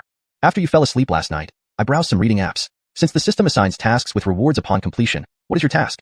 Carter admired how she still found the energy to read web novels after the grueling battles. He drank some congee, noticing his positive energy points dropped to 306. Do you remember the case of the gold theft at Xinjiang shopping center a while ago? Carter asked. Yes, wasn't that assigned by the system? Adley questioned. Didn't the criminal named Godfrey die?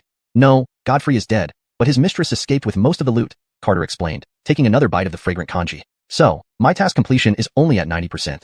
The task hasn't expired after all these days?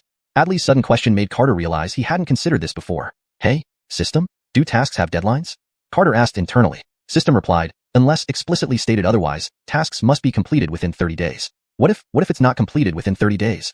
Carter asked, knowing penalties often followed incomplete system tasks, like annihilation. Come on, you're a positive energy system. You can't have mundane punishments like reducing someone's height or such, Carter joked. System responded, as a positive energy system, we wouldn't impose such vulgar punishments. Good, I'm relieved. Carter sighed in relief. System declared solemnly, we will reclaim the host's positive energy system and seek a new suitable host. Oh great. What's the difference between that and being annihilated? Carter realized he was too naive. Back in normal time, Carter calculated that the task deadline was approaching soon. If he didn't complete it, he'd be done for before his positive energy hit zero. Eating his buns and gazing at the beautiful woman before him, Carter felt immensely reluctant to part. Chapter 79. Taking my cat on a mission. System, if I help the police capture Godfrey's mistress and recover the stolen goods, will that complete the mission? Germain asked. The system replied, you have already completed 90% of this mission. You just need to capture that female suspect. Germain let out a sigh of relief and retorted, good thing it's just catching the woman. If I had to recover all the stolen goods too, I'd probably be buying my own coffin by now. The system said, host, your time is running out, hurry up. Obviously, my life is on the line here. Do you think I don't know that? Actually, Germain was not entirely unprepared for this overdue mission. When choosing treasures not long ago, despite the extra positive energy consumption from feeding an additional mouth, Germain chose the xiuxian cat, Xuanhuan. One reason was because Adley loved little kittens, and the other was due to Xuanhuan's special ability, apart from short-distance teleportation, tracking targets. System, I remember xiuxian cats have a superpower to track targets. How do I make it find the person I want? Zank sniffing with its nose like a dog? Germain asked. The system responded, did you notice the small patch of orange-red fur on xiuxian cat's forehead? Could it be some sort of heavenly eye left over from Erlang? Germain exclaimed in surprise, I thought it was just ordinary orange cat fur. You're overthinking it. It really is just orange fur. The system clarified. TC. Germain felt extremely disappointed. If it's not a heavenly eye, how can it track the person I want? The system continued. Just look into its eyes and imagine the person you're looking for in your mind. It can sense that. So magical?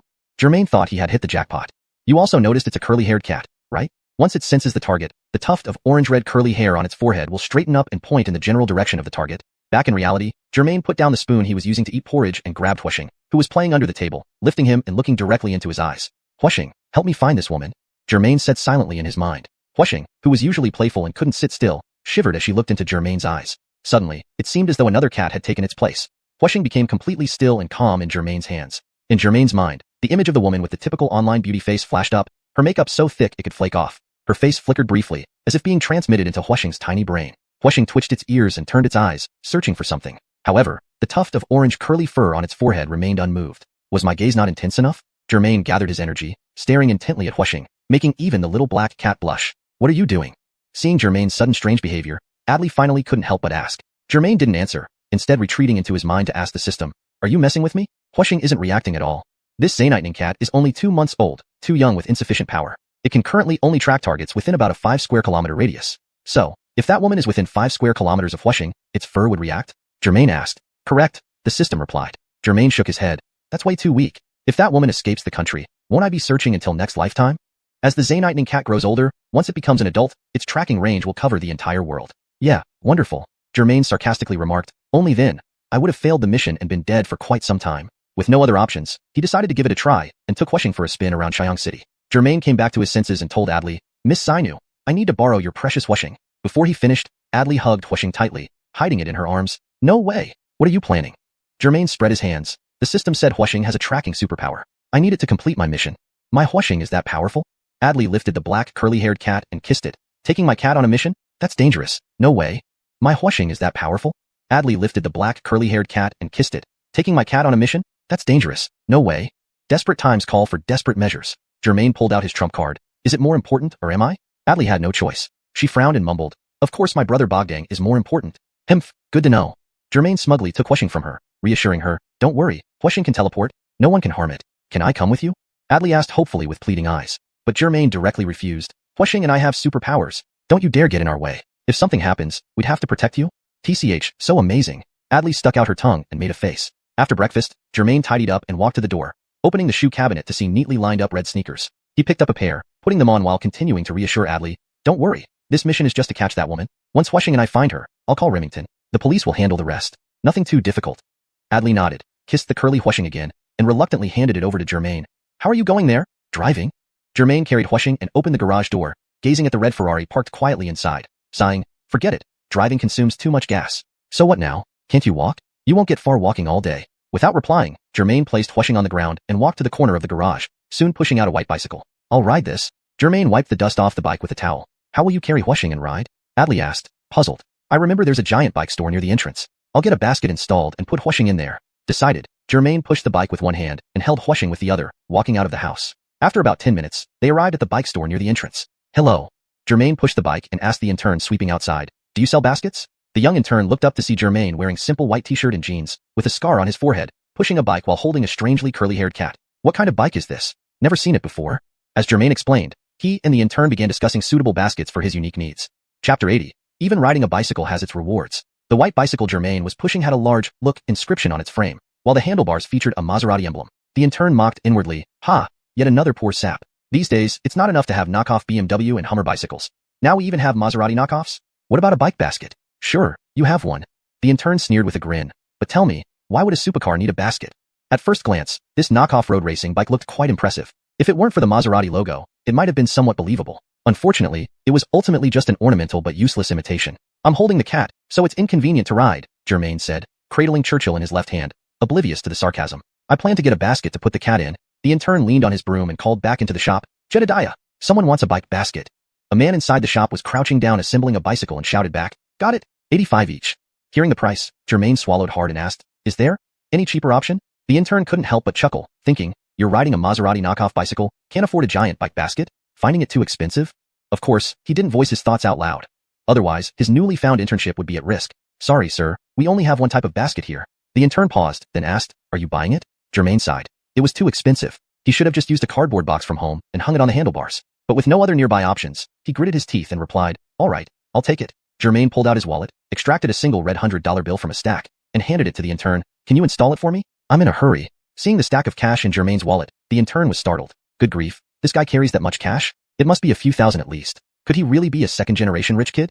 But then, glancing at the fresh scar on Germain's head, the intern thought, what rich kid gets their skull cracked open? So, taking the money from Germain, the intern went into the shop. Germain stood there, beads of sweat forming on his forehead. Phew, nearly slipped and said, keep the change out of habit. Otherwise, he'd lose another 15 points of positive energy. The shop owner rummaged through the storage area and finally found a brand new package bike basket, blowing off the dust. Who buys a basket these days? Haven't sold one in over a year. Just some poor sap pushing a knockoff Maserati bicycle. Maserati? The shop owner stopped working and turned to ask the intern. Yeah, tons of knockoff BMWs, now even Maseratis. Ha ha ha, the intern laughed. The shop owner and the intern emerged from the shop carrying the basket, the change, and some tools, only to find Germain's bicycle parked nearby. Germain himself was squatting down, playing with the little cat. The intern walked over, handed Germain the change, and turning around, noticed the shop owner circling Germain's bicycle, examining it closely, occasionally lifting it to measure. Jedediah, installing a basket doesn't require this much scrutiny, does it? The intern asked, puzzled. Look, $6.95, Maserati edition, global limited edition. The shop owner seemed to be talking to himself, or perhaps answering the intern's question. He wasn't in a hurry to install the basket, instead caressing the bike with admiration. Look, $6.95? Is it tougher than our giant? The intern asked in confusion. Idiot, this bike is officially priced at 100,000 long coins, and it's a global limited edition, so it will definitely have collection value in the future. The shop owner's eyes gleamed. A globally limited top-tier road racing bike needs a basket for a cat? The intern clicked his tongue in amazement, still not believing it, and whispered, I think it's still a knockoff? Meanwhile, Germain was squatting down playing with Churchill when he noticed the two men in the shop whispering about his bicycle without installing the basket. So, he picked up Churchill and walked over. Is there any problem? Please install it quickly. I'm in a hurry. The shop owner sheepishly wiped his mouth, took out the basket, and started installing it on the handlebars. Though the basket looked a bit ridiculous on such an elegant, high-end racing bike, customer demands must be met. As he tightened the screws, the shop owner asked, Young man, where did you buy this bike? Germain stroked the cat and replied, From the official website. It seemed pretty cheap, so I bought it casually. I waited 3 months for it to arrive from France. I originally wanted to ride it to buy groceries in the morning, as a way to exercise. But mornings are too hard to get up, so after 2 rides, I just left it in the garage. The intern almost choked on his own blood. What a rich kid. Soon enough, the basket was installed. Germain checked his system data and found he only had a bit more than 200 positive energy points left. He placed a piece of cardboard in the bottom of the basket, put Churchill inside, and then mounted the bike to leave. Damn, using a $10,000 global limited edition top-tier road race bike to buy groceries and carry a cat. What a waste. Watching Germain's wobbly figure riding away, the shop owner sighed sincerely and went back inside to continue assembling bikes. Germain swayed along the road, heading north from south without a specific destination, frequently reminding Churchill in the basket to be vigilant for any suspicious targets. Churchill sat in the basket, peering around excitedly. Ding! Suddenly, a system notification rang in his mind. Unprepared, Germain was startled and quickly opened the system to check. Congratulations, host. By giving up heavily polluting large displacement sports cars and switching to eco-friendly bicycles for transportation, you have been rewarded 10 points of positive energy. Current positive energy, 232 points. Huh, this works. Germain hadn't expected that riding a bicycle could earn him positive energy. At least I earned back the cost of my morning buns. The system interjected, any action by the host to promote positive energy and spread virtue will be rewarded by this system. Remember, no act of kindness, no matter how small, is ever wasted. Alright, it's just riding a bicycle. Why make it sound so sappy? Germain continued pedaling, 10 points here and 8 points there. It's not really worth much. If I'm going to do something, I want to go big. Germain was thinking, trying to find that internet celebrity with a snake-like face, hoping that completing the task would earn him a substantial reward. Chapter 81. Churchill vanished. It seemed the heavens were on Germain's side, protecting him. Today, although the sky was overcast with a hint of impending rain, it stubbornly refused to fall. A gentle breeze made the day feel cool and refreshing. Had it been scorching hot like the previous days, Germain would likely have first rushed Churchill to the pet hospital, then called an ambulance for himself to avoid heatstroke. Germain hummed a tune as he rode his peculiar road racing bike with a cargo basket, meandering on the road for over an hour. Inside the basket, Zaintel Zainightning Cat Churchill would sometimes flatten herself at the bottom in fright when cars roared past, and other times she would try to peek over the edge, eager to catch sight of butterflies fluttering by the roadside greenery. However, what troubled Germain was that the task, which had reached 90% completion but hadn't quite finished, remained motionless. Considering the system's occasional capricious behavior, Germain, glancing at Churchill curl of burnt orange fur atop her head, couldn't help but doubt. Reliance on this tough to straighten for target tracking. It worked like radar, yet could a human radar or cat-based radar be too far-fetched? Leaving behind the skyscrapers of Xiaozhou City South District, Germain and Churchill took several turns into the old town. The buildings here lacked the luster of the newer districts. Outdated facilities and dilapidated small structures evoked a sense of stepping back into the 1990s. Even the number of vehicles speeding along the roads was noticeably fewer than in the South District or elsewhere in Xiaozhou. Churchill, oh Churchill. Germain pedaled along, looking around at the shabby walls beside the road, seemingly addressing Churchill or perhaps talking to himself. Your master's fate depends entirely on you. Keep your eyes wide open and observe. Meow. Hearing her name, Churchill turned her head to look at Germain. Suddenly, she sat up in the basket, sniffing intensely while her ears flicked alertly, eyes scanning a narrow alleyway in the distance. Keep it simple. No need for dramatic expressions. You're not an actor. Leave out the theatrics. Suddenly, his phone rang from his pocket. Hastily stopping and parking his bike against the curb, he pulled out his phone to see it was Adley calling. Sweetheart? What's up? Tell me quickly. Germain asked, sounding somewhat impatient. How is it going? Is Churchill behaving? As expected, Adley couldn't stop worrying about Churchill and called to check in. Do you really think I'm overwhelmed with maternal instincts? Germain retorted irritably. How about this? Let's have a child tonight after I get home? SK, you're incorrigible. Adley admonished from the other end. Just a joke. Churchill is doing fine. Don't worry. Saying this, Germain held the phone near Churchill's tiny head. Come on, say hello to your Zina mommy. Curiously, Churchill sniffed at Germain's phone, responding with a soft, meow. Happy now? Germain took back the phone and asked. Humph, since you've done well taking care of Churchill, I'll cook dinner for you tonight, Adley said. Haha, please start by cooking rice without burning it. Germain's sentence was abruptly cut off. Then, fumbling nervously, he continued, all right, gotta go, work calls. Before Adley could even say goodbye, Germain had hung up. Damn it. Germain cursed inwardly, pocketing his phone and hurriedly pedaling down the road. Rushing toward a nearby alleyway, the woman in a bright, tight miniskirt flashed by and walked into the alley. A small, dark object leaped over the sidewalk and followed her inside. Meanwhile, Churchill had vanished from Germain's bike basket. If Xinghe finds out Churchill has run off, I'm doomed. Germain panicked momentarily, forgetting he could instantly teleport. Fortunately, he was riding a top-of-the-line French Alejandro 695 road racing bike, which was already fast, and his powerful thighs boosted its speed even more. Within seconds, he pedaled up to the alley entrance.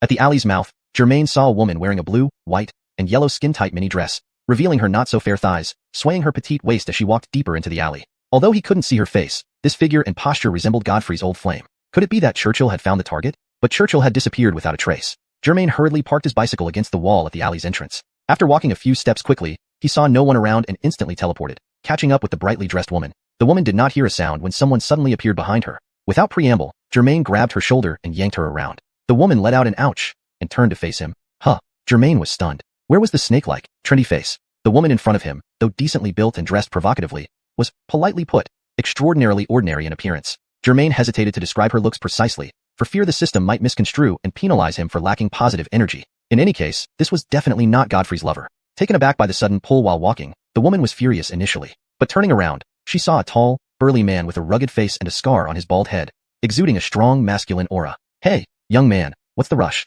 You nearly dislocated my shoulder, the woman said, her face thick with makeup attempting to conceal the signs of age, clearly several years older than Germain. Huh. The woman's words left Germain speechless and bewildered. What was happening? Before he could respond, the woman tugged at his arm and led him deeper into the alley. Germain, unsure of the situation, was dragged a few meters in before they turned into an even narrower alley. There, he discovered a different world altogether.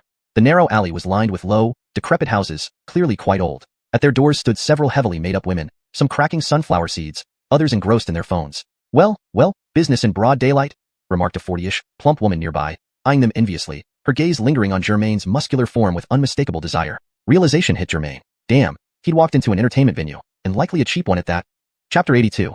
I really came to look for a cat. Carter looked at these women and felt goosebumps all over his body. He hurriedly wriggled out of the seductive woman's grip and explained, "Sorry, I think you've misunderstood." As he spoke, he began backing away. The seductive woman saw this handsome young man about to retreat and quickly stepped forward to block Carter. "Hey, don't go, handsome. Our prices are reasonable and it's safe here. Don't worry." Carter thought to himself that even if she offered him money, he wouldn't want it. Compared to Adley, who was like a phoenix on a tree branch, these women were barely quails in the grass. "I said, you've misunderstood. I'm not that kind of person," Carter noted as he glanced at the other women in the alley, none of whom seemed particularly concerned, casually eating sunflower seeds or playing with their phones.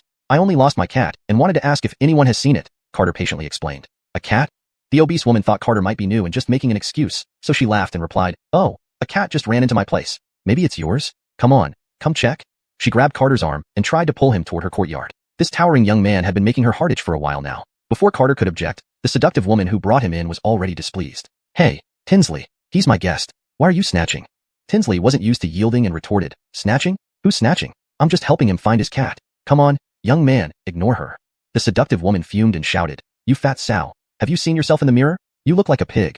Tinsley, thick-skinned both in skin and face, shot back, "Humph. Maybe this young man likes me better than your skinny sticks?" The two women bickered loudly in the alley. Other women, seeing no business midday, gradually gathered around to watch and point fingers. Trapped between the two women, covered in spit, and unable to escape, Carter finally snapped. He violently shook off their hands and roared, "Enough! All of you shut up. I really came here to look for a cat." Carter's sudden outburst silenced everyone. Beep. A system notification sounded in his mind. Host swore, deducting 1 positivity point. Current value, 229 points. Fuming inside but unable to curse further, Carter straightened his clothes, pointed at Tinsley and the seductive woman, and sternly stated, "I came to find a cat. Got it? Move aside." He pushed past the surrounding women, trying to leave. "Who's yelling here?" A man's voice came from behind Carter. The crowd parted to let him, and his two henchmen through. Carter felt his lungs nearly burst with anger. How much more could this possibly get? Standing firm, he turned around, placed his hands on his hips, and asked defiantly, "What do you want? Speak up." "Oh."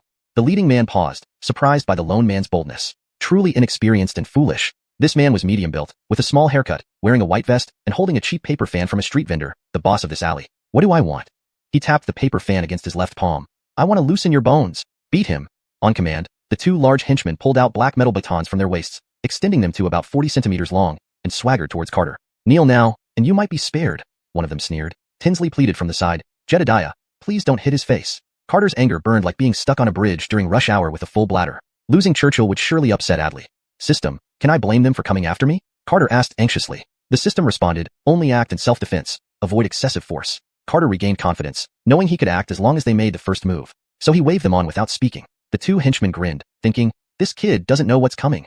They raised their batons and swung down at Carter simultaneously. Carter remained calm, entering system time just as they moved, observing their actions. One thug had rotting teeth and red gums, clearly from chewing beetle nuts. The other had a scar above his left eye, making it smaller. With the limited space filled with spectators and thugs, Carter aimed to take down one first. A mean minor lackeys didn't warrant teleportation. Brute strength would suffice. After a summer of combat training, Carter was seasoned in practical fighting. He found a favorable spot, then abruptly stepped sideways, avoiding their batons, and swung his prepped fist at the thug with rotten teeth. Slap. The punch landed on the thug's ear, causing a buzzing sound inside it. Thud, thud, thud. He stumbled, almost falling. "Whoa, so strong, so handsome," Tinsley sighed, feeling youthful admiration. However, Carter was disappointed the thug didn't fall and kept attacking. This time, Carter seized the moment, grabbing the thug's wrist just as the baton swung down, twisting forcefully. Ouch! The baton flew from the thug's hand. Carter quickly kicked the fallen baton up, caught it elegantly, impressing the onlookers. Instead of beating the down thug, Carter blocked another attack from the second thug with the baton. Screech. Metal screeched as Carter blocked the attack. The force sent vibrations up his arm. To be continued. In this chapter, Carter's frustration builds as he tries to find his cat but gets entangled in misunderstandings with women and confronts aggressive men. The scene ends with him displaying remarkable skill and composure during a physical altercation, showcasing his growing capabilities. Chapter 83. A punch is necessary. The scarred-eyed man was taken aback, completely not expecting the young man's reaction to be so swift. In this brief moment, Devlin's attention was fully on Germain's telescopic baton, but he failed to notice that Germain's right foot had lightly swept and kicked him right in the back of his knee. Devlin automatically knelt on one knee, instantly putting him at a disadvantage. Germain wasted no time, raising the baton and delivering powerful strikes like thunderbolts onto Devlin one after another. Clang! Clang! Devlin hurriedly raised his own baton for defense, leading to a series of harsh metallic clangs. However, with Germain towering above and attacking from top to bottom, he held all the advantages. Devlin, on one knee, could only barely parry the blows. Moreover, each strike by Germain sent waves of pain into Devlin's palms. Very soon, his hands began to numb and lost sensation, struggling to hold onto his baton. Finally, on Germain's sixth strike, clank, Devlin's baton was knocked away, rolling 2 meters away. Ah! Devlin was horrified, sensing impending doom. He wanted to surrender and beg for mercy, but it was too late. Germain's baton pummeled down like hailstones onto Devlin's shoulders, arms, and back. If Devlin were to strip off his clothes, the bruise marks would resemble those of a leopard's spots. Han, spare me. Stop hitting. Ow ow. Stop, stop. Finally, Devlin was rolling on the ground, disregarding his dignity as he started to plead pitifully. Seeing the scarred-eyed man thoroughly beaten, Germain turned to look for the rotten-toothed man, only to find him long gone. Apparently, when Germain disarmed him initially, Ichabod briefly thought about ambushing Devlin together. But upon lifting his fists, he saw his partner already reduced to nothing more than a dog. So, he fled unnoticed using the classic run strategy.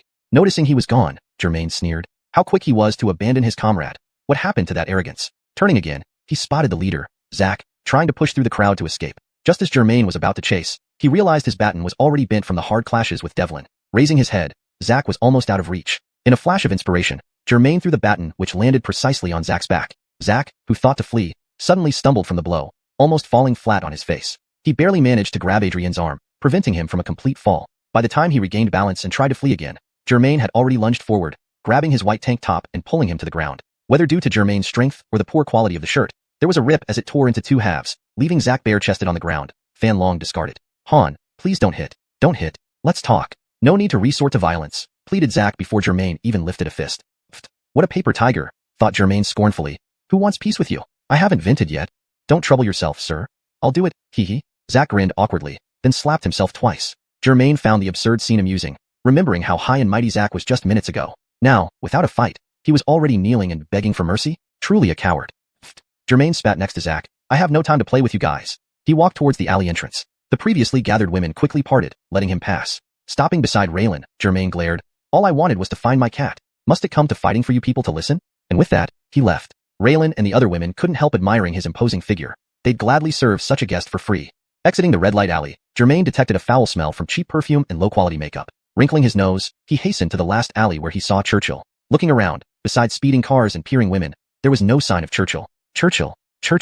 With no choice, Germain ventured back into the alley, shouting Churchill's name. Raylan, who was still investigating, retreated upon seeing Germain return, thinking something else was happening.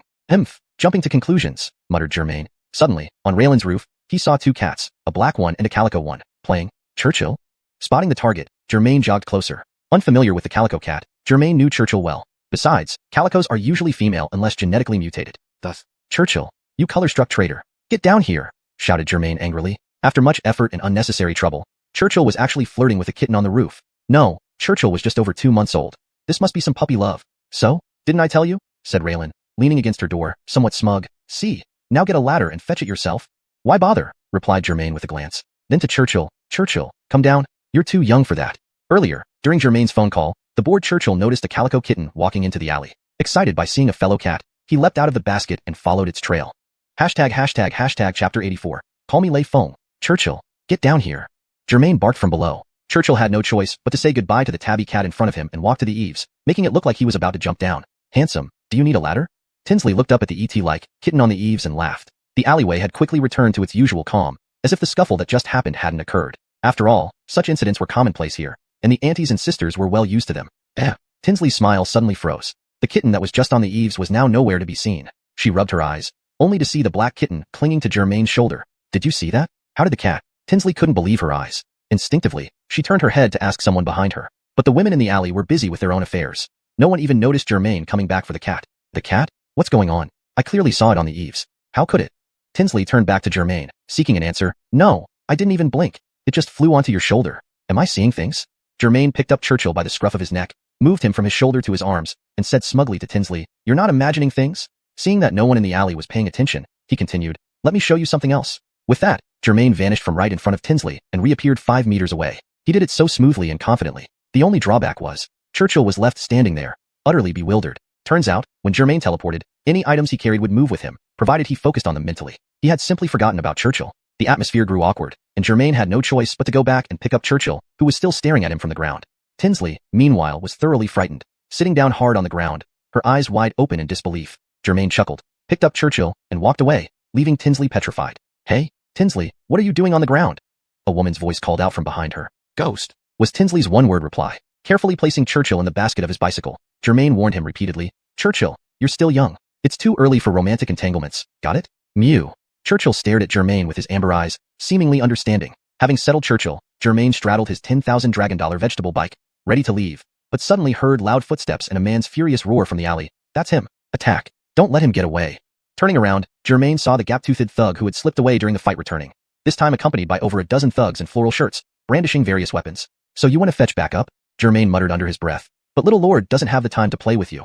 As the thugs charged toward him, Germain casually pedaled away, leaving them tens of meters behind in just seconds. The gap-toothed thug spat on the ground, holding an iron bar, and cursed. Damn, you got lucky. You guys got lucky, Germain thought as he rode away. If I weren't in a hurry, I'd give you all a good lesson. How dare they rally more people after I already gave you a warning? Germain stopped his bike and glanced back at the thugs nearly 100 meters away. The more he thought about it, the angrier he became. He couldn't just let these hooligans off easily. Then he had an idea. System, if I report the police and have the entire red light district shut down, should I get some reward for that?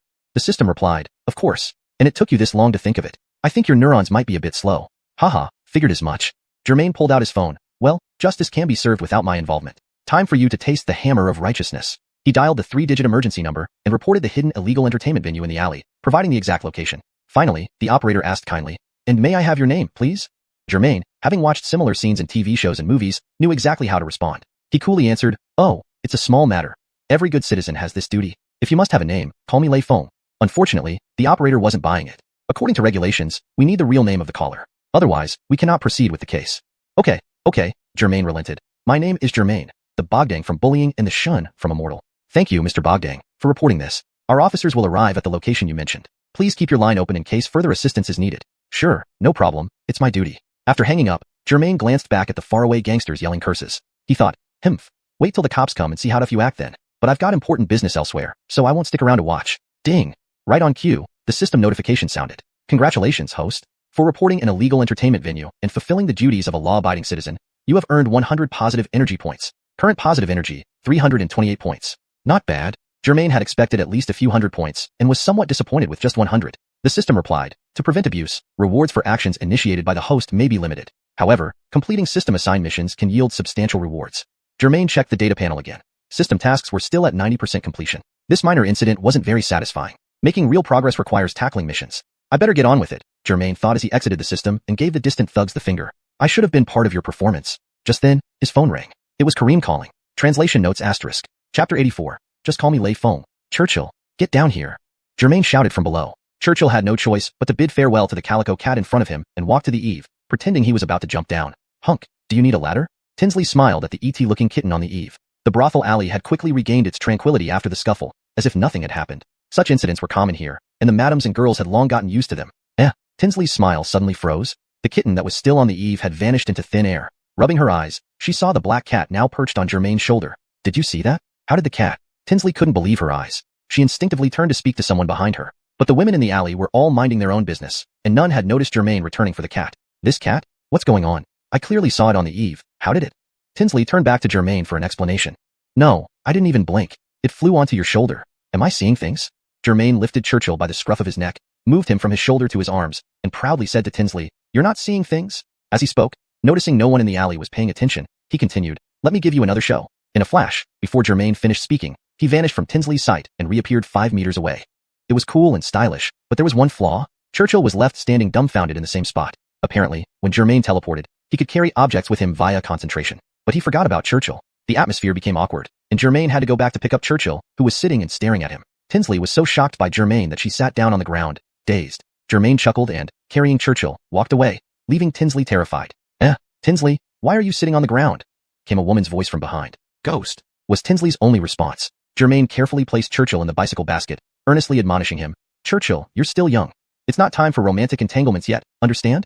Meow. Churchill stared at Germain with his orange eyes as if understanding everything. After settling Churchill, Germain got on his 10,000 dragon coin vegetable bike, ready to leave, but then heard noisy footsteps and a man's angry roar. It's him. Beat him up. Don't let him escape. Germain turned around to see the rotten-toothed thug, who had slipped away during the fight, returned with over a dozen thugs in floral shirts, brandishing various weapons menacingly. So you want to get reinforcements? Germain muttered, but I don't have the patience to play with you.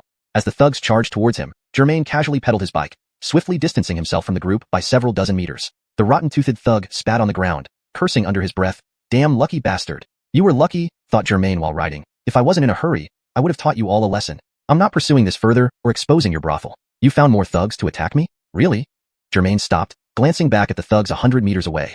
The more Germain thought about it, the angrier he got. He couldn't let these hoodlums off easily. Then, he thought of something. System, if I report the police and have this brothel raided, will I get some reward? The system replied, naturally. However, you should have thought of this sooner. You're too slow, host. Ha ha ha, as expected. Germain pulled out his phone.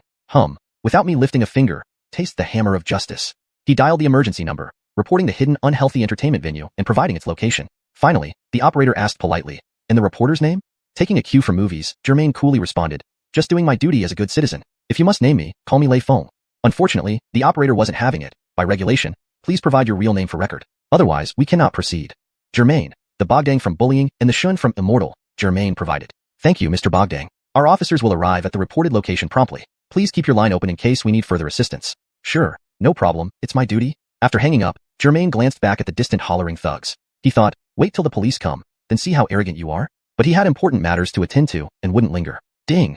At this moment, the system notification sounded. Congratulations, host. Reporting an illegal entertainment venue fulfilled a citizen's duty, plus 100 positive energy points. Current total, 328 points. Really? For such a big contribution, only 100 points. Germain expected much more, feeling slightly disappointed. The system replied, to prevent abuse, self-initiated acts of positive energy receive limited rewards. However, completing system tasks can earn significant rewards.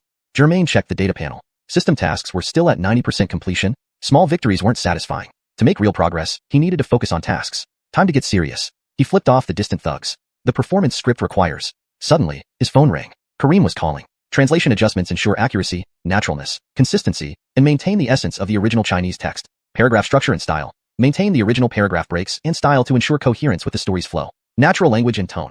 Ensure the translation reads naturally in English while preserving the tone and humor from the original text. Chapter 85. Churchill Pom-Pom. Hello? Germain answered the call, hearing Kareem's robust voice on the other end. Hey, Germain, you're awake? How's the injury? Feeling better?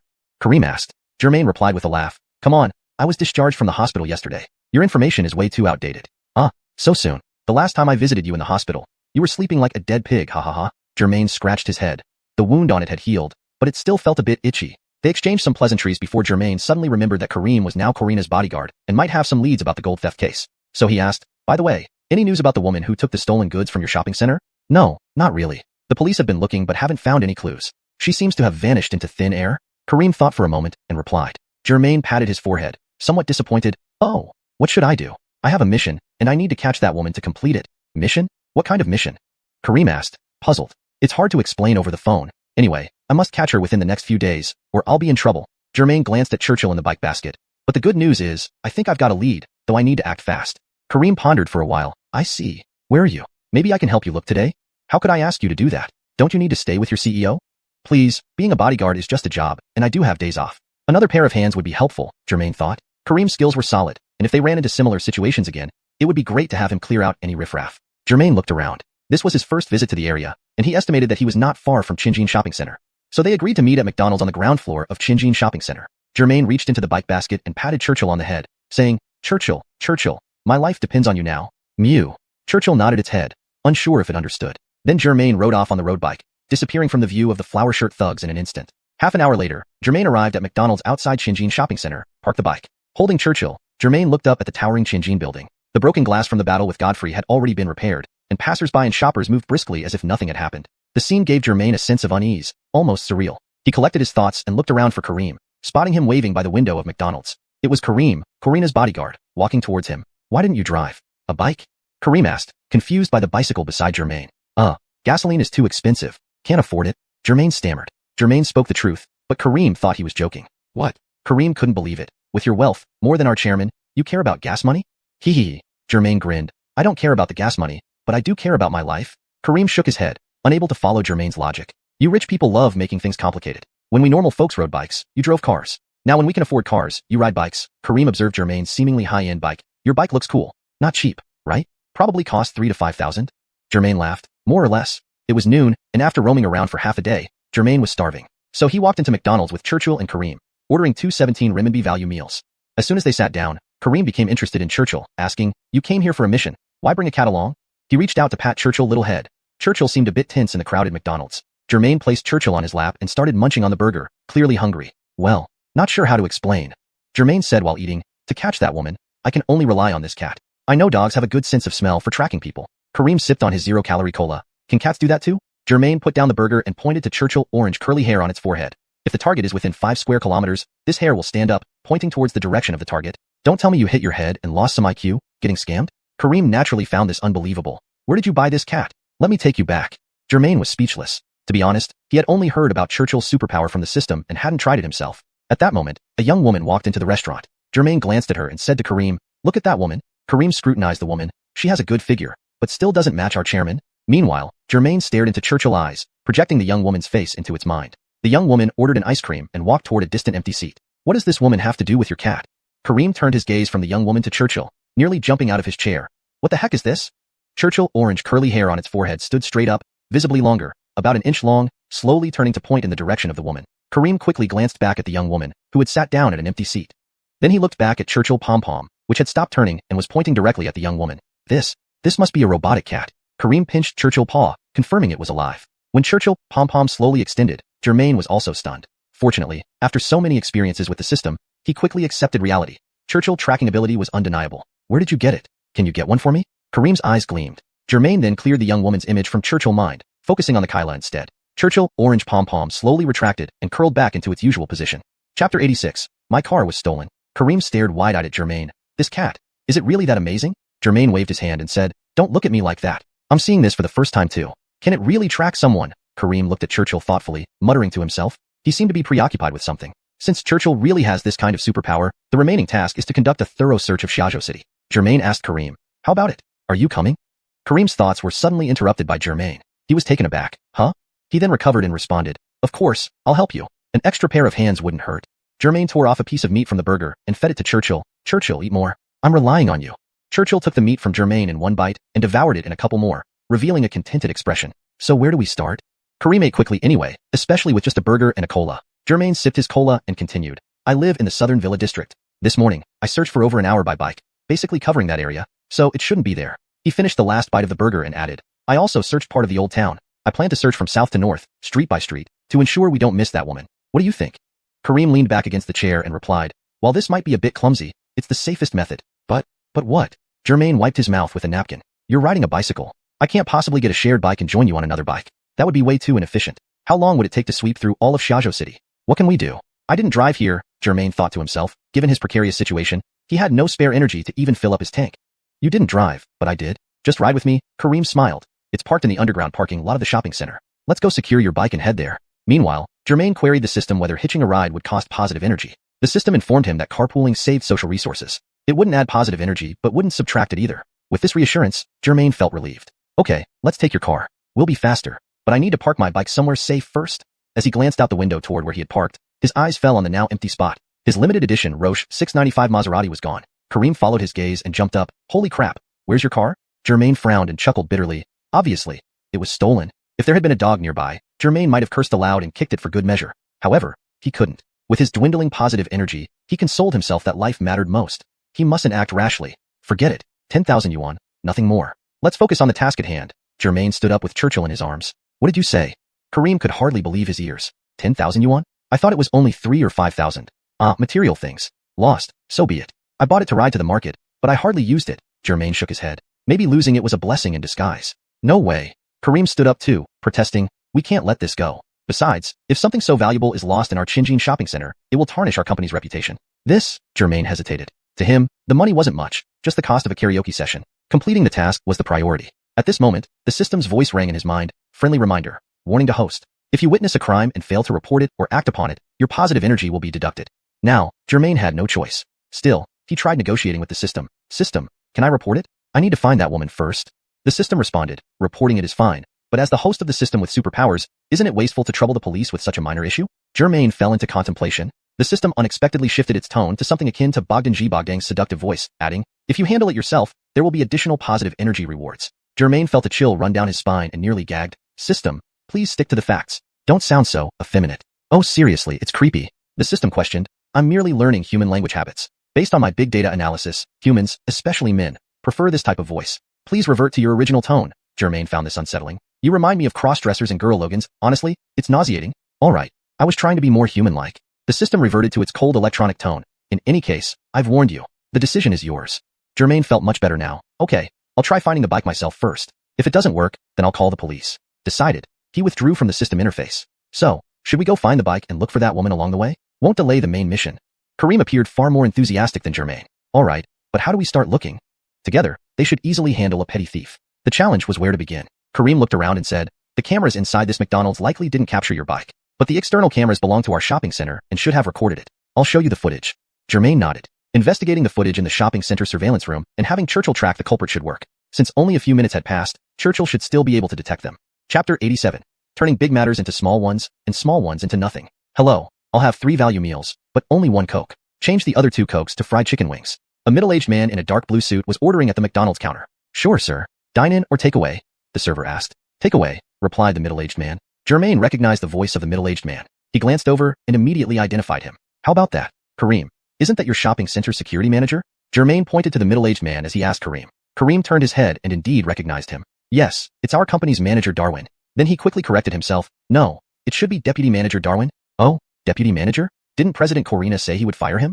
Germain asked in confusion. Well, our president has a harsh mouth but a kind heart. He seems strict but is actually quite fair. Zank the incident a few days ago. President Leon knew it wasn't something Security Manager Darwin could control. So he just demoted him but still has him responsible for actual security work. Kareem explained in detail. Germain thought internally. This Corina looks cold and talks harshly, but he's not bad on the inside. Deputy Manager Darwin.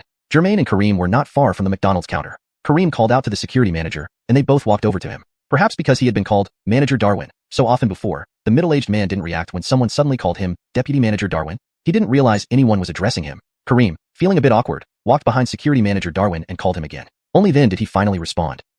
You're calling me? Deputy Manager Darwin turned around and instantly recognized Kareem, who was President Leah's personal bodyguard. Chin brother? Not accompanying President Leah today? Deputy Manager Darwin smiled widely and asked. Then he saw Germain beside Kareem, holding a peculiar-looking kitten. You are. Why do you seem so familiar? Perhaps Germain's previous red buzz cut was too striking. Now that it had turned into a bald head, he wasn't recognized right away. My name is Bogdang. Germain began introducing himself, but after saying only 3 words, Deputy Manager Darwin interrupted him. I remember. Deputy Manager Darwin looked over Germain's outfit, familiar white t-shirt, blue jeans, red sneakers, but the once red buzz cut was now gone, replaced by no hair and an additional scar. You're the guy from the surveillance room that day? The one with lots of zeros. Germain chuckled. That's me. The plump deputy manager grasped Germain's hand eagerly, ignoring the cat in his arms, and flattered, Oh, big tycoon. I'd love to learn how you trade stocks. See, I don't even have your contact information. These 2 grown men shaking hands. Germain pulled back his hand and stroked Churchill's curly fur. A little wealth, nothing significant. Money is enough if it covers expenses. Extra money is just zeros. Unimportant really? Their conversation left Kareem bewildered. What on earth were these 2 talking about? Deputy Manager Darwin wanted to compliment more but was interrupted by Germain. Mr. Darwin, there's something I need to report to you. Report? Don't be too formal. Deputy Manager Darwin's smile seemed genuine. Tell me what's up. Kareem felt ignored as President Leah's bodyguard, a person close to the president. He interjected, Mr. Bogdang's bicycle was parked outside the McDonald's. It was stolen just now within minutes. Germain added, to be precise, it was stolen. Deputy Manager Darwin's face fell. If there was such an incident? Kareem took out his phone to check the time, then put it back. I estimate it happened about 10 minutes ago. The thief was quick. We didn't notice until the bike was gone. So, we want to check the surveillance footage at the shopping center's monitoring room, Germain casually added. Since you're here, can you lead us there?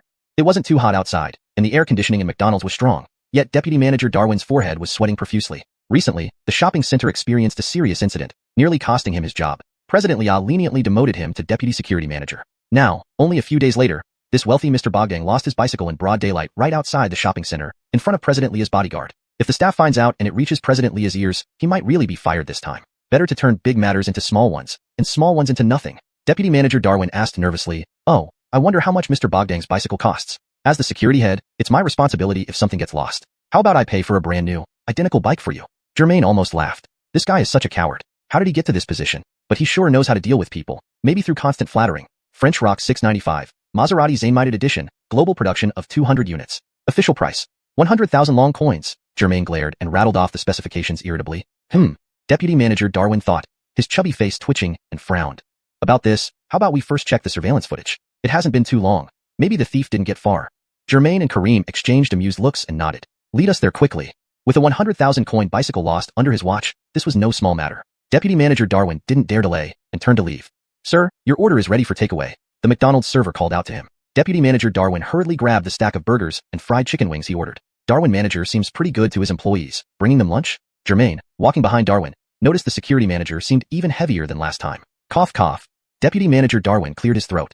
Actually, all this is for me. Germain laughed inwardly, thinking how Darwin ordered 3 meal sets, but only 1 Coke. This translation maintains the original tone and structure while ensuring clarity and fluency in English.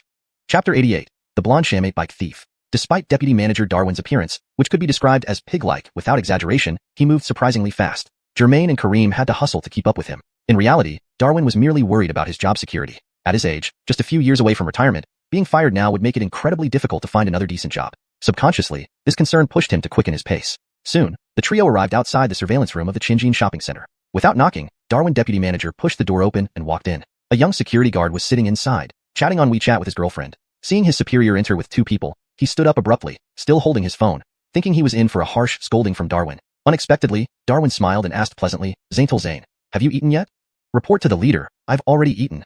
Security Chuckered Zane responded stiffly. Darwin held up a bunch of McDonald's burgers and chicken wings and said with a smile, "Take these and go ask if Xiao Darwin and the others have eaten." Security Chuckered Zane was a new hire after the last incident at the shopping center. Since then, Darwin had been particularly strict with the guards, so today's behavior confused him. He saw one familiar face among the two men and another with a unique look, bald, with a scar across his head and an unusual-looking cat that didn't seem friendly. However, as just an employee, he figured he should do as ordered. "Thank you, sir. I'll be right there." He saluted, reached out to take the food from Darwin, who, with a growling stomach, grabbed a chicken wing before handing over the rest. After Zane left, Darwin locked the door immediately. Jermaine chuckled, "Deputy Manager Darwin, we're only talking about a lost bicycle. Is all this necessary?" "So nervous." Once the security guard was gone, Darwin replied with a grin. "Ah, Mr. Bogdang, you don't understand. It's taken me a lot to hold on to this job. It can't afford any more issues." Turning to Kareem, Darwin continued earnestly, "And Brother Cheen, please don't mention this bicycle incident to anyone else, especially Arcel. You know what I mean." Kareem, who spent every day with Corina, naturally understood. "Don't worry, it's just a bicycle, albeit an expensive one, but we'll catch the thief ourselves." Hearing Kareem's reassurance, Darwin felt a bit more secure. He took a bite of the chicken wing and sat down at the control panel. Despite his image as someone who might have climbed the ranks through flattery, Darwin operated the surveillance system with ease and skill. Quickly, he found the camera outside McDonald's and zoomed in on the main screen. "Does this position look right?" Darwin pointed to the spot outside the restaurant near a pillar. Yes, that's it." Jermaine confirmed firmly. Kareem squinted and added, "Yeah, that looks like it." Satisfied, Darwin adjusted the controls, and the people on the screen froze momentarily, then started moving backward. "How long ago did the bike get stolen?" Darwin asked while fiddling with a knob in one hand and munching on a chicken wing with the other. "About 12 or 13 minutes, Kareem replied. Darwin increased the speed, and the footage reversed faster. "Stop," Jermaine called out, pausing the video. On the screen were two people and a white bicycle. It was Jermaine and Kareem when they first met. Jermaine was talking to Kareem, pointing toward McDonald's, then walking in together, leaving the white bike parked beside the pillar. "You didn't even lock your bike?" Kareem glared at Jermaine. The footage clearly showed Jermaine parking the bike, but not locking it. "My bike doesn't have a lock," Jermaine explained. "Such a cool bike. Attaching a U-lock would ruin its style. It's just not harmonious."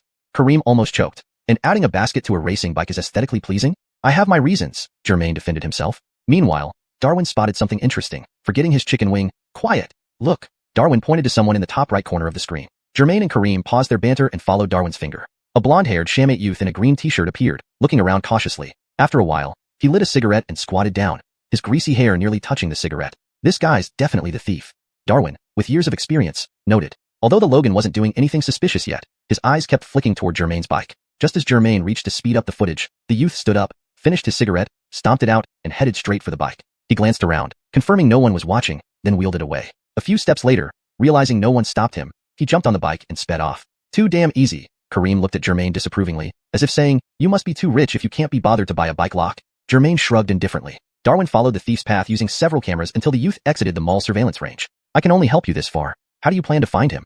Jermaine shook his sleepy Churchill. "By relying on him." "What? Rely on him?" Darwin frowned, wondering what this kid was up to. Is this cat actually a dog in disguise following a scent trail?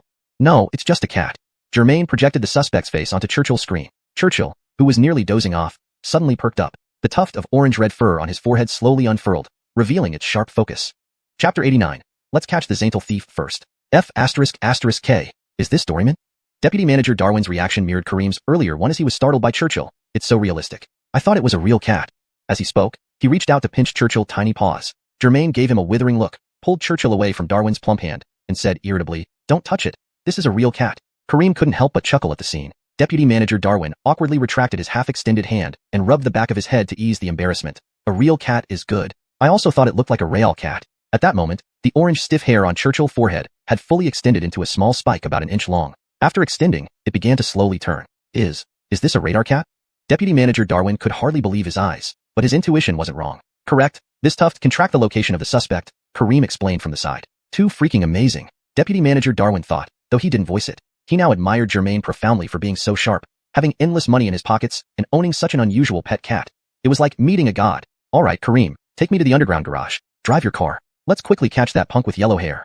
Jermaine told Kareem. Kareem didn't reply, but Deputy Manager Darwin interjected with a sycophantic smile. Pity I'm working now, otherwise I would have joined you. Kareem smiled and said, no need, 2 of us are enough to deal with this little thief. Kareem was inwardly thinking, hey fatty Darwin, please lose some weight. You might not fit in my car. They turned to leave, and Deputy Manager Darwin quickly ran ahead, opening the door for Jermaine and Kareem, seeing them off. Will this work? Won't it fail halfway? Walking side by side toward the elevator, Kareem glanced worriedly at the Churchill in Jermaine's arms. Although the system isn't reliable, Churchill should be trustworthy. Jermaine scratched Churchill's head, eliciting a comfortable purr from the cat. Deputy Manager Darwin walked ahead until Jermaine and Kareem entered the elevator, then waved goodbye wistfully. He kept praying silently that they would retrieve the stolen bike soon. This shouldn't reach the president. Once inside the elevator, Jermaine watched Darwin wave farewell until the doors closed. He finally commented, do you think hiring such a security manager for such a large company is a bit low? Kareem shook his head helplessly. You don't know.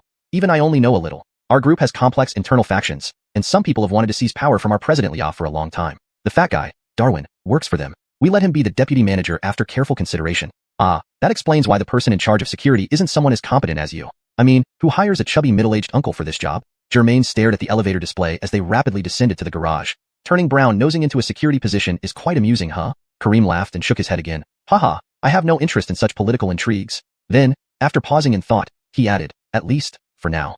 Ding! The elevator arrived at the garage. As the doors opened, Jermaine followed Kareem out. After a brief walk through the dimly lit underground parking lot, Kareem led Jermaine to a red Beetle. Jermaine noticed empty spaces on either side of the red Beetle. So, did you bring your girlfriend's car? Kareem responded somewhat bashfully. I don't have a girlfriend. Still single. Really? I thought with your image, you drive something like a Wrangler. Jermaine was skeptical. Indeed, for a rugged ex-French Foreign Legion soldier and current bodyguard to a female CEO, driving a red Beetle seemed odd. Kareem opened the door. Sigh. Hard to explain. He got in, and Jermaine sat in the passenger seat. Does this car have a story? Jermaine pursued, starting the Beetle and turning on the headlights. The mean beams of light pierced the dark garage. Kareem glanced at Jermaine and smiled. Let's catch the little thief first, and I'll tell you later. Stepping on the gas, the red Beetle weaved through the underground garage and headed in the direction Churchill, antennae pointed, northwest towards Xiaozhou's western district, which was the industrial area. Since the Xiuxian shopping center was near the city center, the trip to the west district wasn't far. Given the industrial area attracted many migrants and workers, the area was crowded and mixed with various elements. Consequently, law enforcement was always problematic here. From losing the bike to finding the thief, it had been only about 20 minutes. Even the best road bikes wouldn't go fast amid urban traffic. Thus, Jermaine and Kareem estimated the blonde punk hadn't gone far. Kareem drove steadily, partly due to city speed limits and partly hoping Jermaine could spot the thief sooner. When they reached the intersection of Westjalou Road, Churchill, antennae-like hair, slowly shifted from pointing northwest to directly west, now indicating Westjalou Road. Cursing inwardly, Kareem turned the steering wheel and entered Westjalou Road. Chapter 90. The Old Abandoned Factory. If the western part of the city is the area with the worst security in Xiaozhou, then Zizala Road is located on the edge of this district, making it the worst of the worst. Kareem was responsible for Corina's security. His security company provided basic training on Xiaozhou's safety conditions to its employees. Thus, Kareem knew all too well about the dangers lurking here. Consequently, as soon as the red Beetle carrying 2 people turned onto Zizala Road, his expression became rather serious. Jermaine usually led a carefree life, indulging in eating and playing. Besides sleeping, he spent most of his time enjoying himself. If you asked him about which entertainment venue or nightclub was good, he could tell you clearly. However, when it came to these dangers from the underground world, Jermaine was truly clueless. He only had a simple image of that Shamate bike thief in his mind. This guy can really ride fast, Jermaine muttered while looking out of the car window. In just the blink of an eye, the 2 of them had been driving for over 10 minutes from the Xiuxian shopping center and still hadn't caught sight of the bike thief. Hearing Jermaine's comment, Kareem laughed heartily and said, I think your top-grade racing bike might be more useful in his hands. It's better than letting it gather dust at home. If the old town of Xiaozhou was merely ancient and somewhat run down by modern standards, the area they were currently in, the western part of the city, had always been the most backward. Here, besides towering chimneys and overly large factories, there were residential areas around various factories and enterprises, mostly 3 to 4-story cement buildings built by individuals or companies decades ago. The building quality was poor, and the uneven and dull gray buildings were far from aesthetically pleasing. Driving along Zizalou Road, they could see groups of 20 or 30, or as few as 3 to 5 people, gathered on the roadside chatting idly. These people waited for employers to stop by and offer some day jobs, or even illegal activities. On this street, vehicles either parked or passing by were mostly near-scrap black Santana sedans or white xiuxian minivans packed with numerous people. Therefore, Kareem's red Beetle stood out remarkably and appeared quite unusual here. Jermaine also noticed that the temporary workers on the side of the road gave them peculiar looks, as if saying, this is not where you should be. This is my turf. Why are these people looking at us strangely? Jermaine couldn't help but ask. Though Kareem smiled, his tone was tense. This street is like this. Among these people, there might be a wanted criminal or something. Do you mean the security here is very poor? Upon hearing Kareem's words, Jermaine didn't show any fear or worry. Instead, he looked somewhat excited. Kareem nodded as an affirmative response. Before, he usually entertained himself in places densely populated with nightclubs in the southern or eastern parts of the city. Now it seemed he should visit this area more often. Catching more criminals here would certainly boost his positive energy points significantly. Germain made a mental note. At that moment, Churchill Hare, which always pointed due west, began rapidly rotating to the right. Germain realized they were close to the target and quickly told Kareem to slow down and look to the right. It was a dilapidated factory that seemed abandoned for years, no longer in use. As the red beetle passed the entrance of the old factory, Churchill Hare continued pointing towards the direction of the factory. Germain hurriedly instructed Kareem to drive around the perimeter of the old factory. Churchill Hare consistently pointed to the same abandoned factory. Yes, it must be inside. Kareem immediately drove back to the front gate of the old factory. This factory looked deserted for quite a few years, with weeds on both sides of the main gate growing as tall as a person. But upon closer inspection, a small door about 2 meters wide was open next to the closed, broken-down main gate, and the grass nearby was already trampled flat, indicating that people frequently entered and exited. Parking the red beetle in a relatively hidden spot nearby, the two men got out of the car immediately. Worried about bringing Churchill along being inconvenient, Germain left Churchill in the car. Fortunately, Churchill teleportation couldn't escape the barrier, or it would run off again to find stray cats.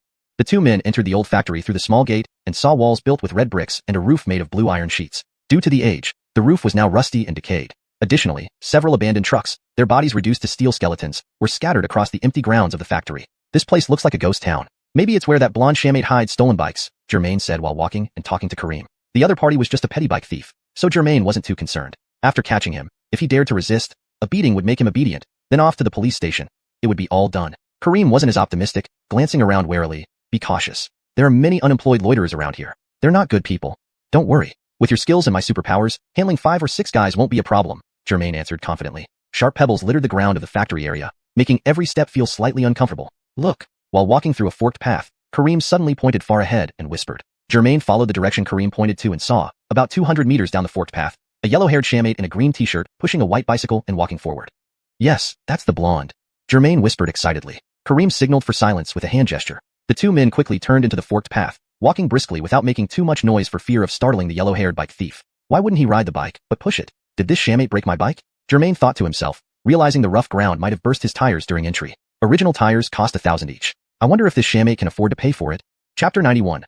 Breaking into a den of thieves. The yellow-haired punk was pushing the bike ahead at a leisurely pace. Germain and Kareem trailed closely behind, quickly closing in until they were about 50 meters away. Just as they were about to catch up, the yellow-haired punk suddenly stopped. Germain and Kareem swiftly hid behind a large tree, observing him from a distance. The thief halted in front of a massive factory gate, glancing around to ensure no one was nearby before pushing open the door and wheeling Germain's white bicycle inside. Germain was about to rush in when Kareem grabbed him. What are you doing? We should go now and catch him red-handed. Germain asked, puzzled. Kareem, with his extensive combat experience as a retired soldier, whispered back, keep quiet. Wait for a bit. He pointed toward the vast factory where the thief had entered. Sure enough, less than 20 seconds later, the yellow-haired punk poked his head out again, checking if anyone was following him before retracting it and shutting the door. Kareem glanced at Germain with an expression that said, see, I told you. Germain, however, brushed it off. Come on, do we really need to be so cautious? We could just pin him down, or beat him up if necessary. Kareem thought to himself that Germain was as reckless as ever but responded, better safe than sorry. What if he has accomplices? Let's be careful. Accomplices? Who cares? With both of us here, we can take on anyone who shows up. Germain was brimming with confidence, eager to resolve the situation quickly. They watched for a while longer, seeing no suspicious characters. Then, they cautiously approached the factory. As they neared, Germain turned to Kareem. Brother Chin, cover me. I'll get the first kill. Before Kareem could say, no, Germain vanished, reappearing 5 meters away. When Kareem looked up again, Germain was already 10 meters ahead, standing by the factory wall. Sighing, Kareem realized this kid was indeed too overconfident. He quickened his pace to keep up as Germain teleported to the entrance. Pushing open the factory door carefully, Germain instantly phased inside. Bet big, bet small. Place your bets. Haha, all in. Pay up. 4 twos. Bomb. I win. Claim landlord. You're playing too well. The factory's excellent soundproofing, or perhaps Germain's urgency prevented him from noticing the noise. Inside, he found himself in a brightly lit space buzzing with activity. Instead of a bustling work environment, there were dozens of gambling tables scattered throughout, with people engrossed in various games. At least 60 people were present, all deeply focused on their games, none paying attention to the stranger who had just appeared, Germain. To his right, just a few meters ahead, the yellow-haired punk handed over the bicycle to a man with a flushed nose and received several hundred yuan bills in return. Behind the man lay a pile of assorted items, televisions, laptops, desktop computers, fur coats, and more. At his feet was a plastic tub filled with several phones. Clearly, this place offered comprehensive services for thieves and gamblers alike. Germain broke out into a cold sweat at the sight. They weren't dealing with just a handful of people but possibly over 50. Fortunately, the gamblers were too absorbed to notice him. Just as Germain was about to teleport out, the man with the flushed nose, having finished inspecting the bike, looked up and saw Germain's pale face. You? Who are you? Upon seeing Germain, the man's heart skipped a beat. Damn, is the police here to raid us? Overreacting, the man tried to flee but bumped into the yellow-haired punk who was counting money. Both stumbled, knocking over the bicycle and the tub of phones, sending them scattering across the floor. The loud noise caught the attention of the surrounding gamblers, who burst into laughter at the commotion. Ignoring everything, Germain teleported out immediately. A long-haired gambler asked another, "Did you see someone standing there?" "They vanished in the blink of an eye." "Maybe you played too much and are going blind?" another gambler quipped. "No way. I thought I was losing my vision too. A guy in white just disappeared. Did you see it?" "Holy crap. Are we seeing ghosts?" The man with the flushed nose recovered, shouting, "Idiots! What ghosts in broad daylight?" Standing up, he yelled, "Alex, Avon, where are you?" A mean muscular men rushed over. "Jedediah, we're here. Got carried away and played a couple of rounds. I told you to guard the place. How did someone get in without you noticing? You're useless. Find him now," the man roared, furious. Alex and Avon immediately rushed out. Meanwhile, a gambler deeper in the factory, having just lost a significant sum, noticed the commotion at the entrance. Seeing an opportunity to cause chaos and run away without paying, he overturned a table, shouting, "Run! The cops are here."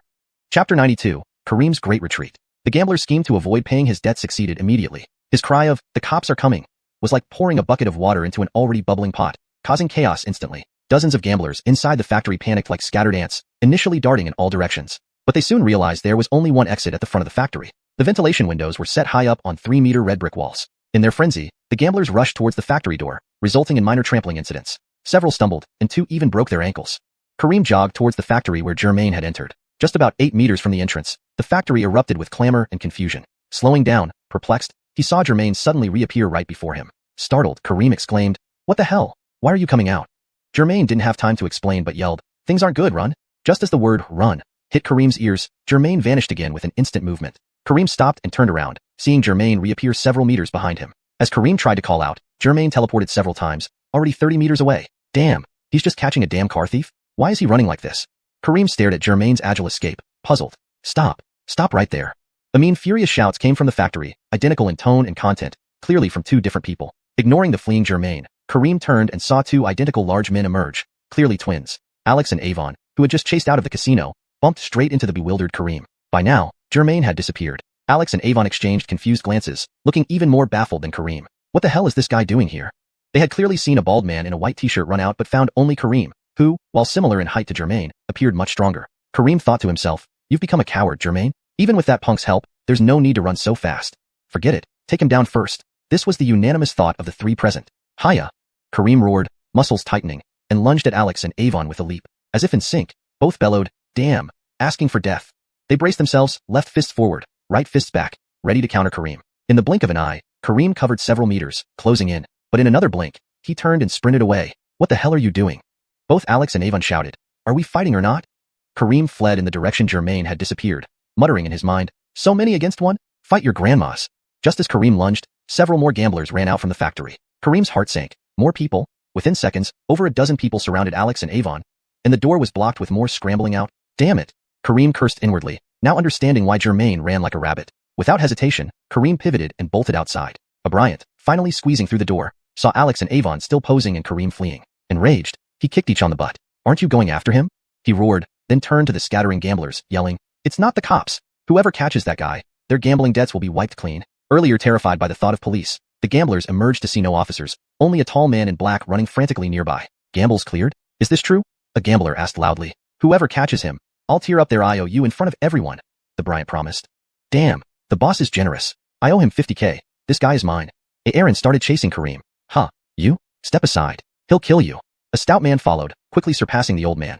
He owed over 20K in loans too. Most gamblers were in debt, losing heavily as usual. With this incentive, nearly 50 of the 60 emerging from the factory pursued Kareem, led by Alex and Avon. No matter how skilled Kareem was, he was human without any decent weapon. Fighting 10 might be doable, but facing 50 would likely end in disaster. Physically superior to the decrepit and agitated gamblers, Kareem could usually outrun them. But hearing the chorus of "Catch him!" from behind, he cursed, "How many are chasing me?" With every step, panic surged. Kareem knew he couldn't afford to look back.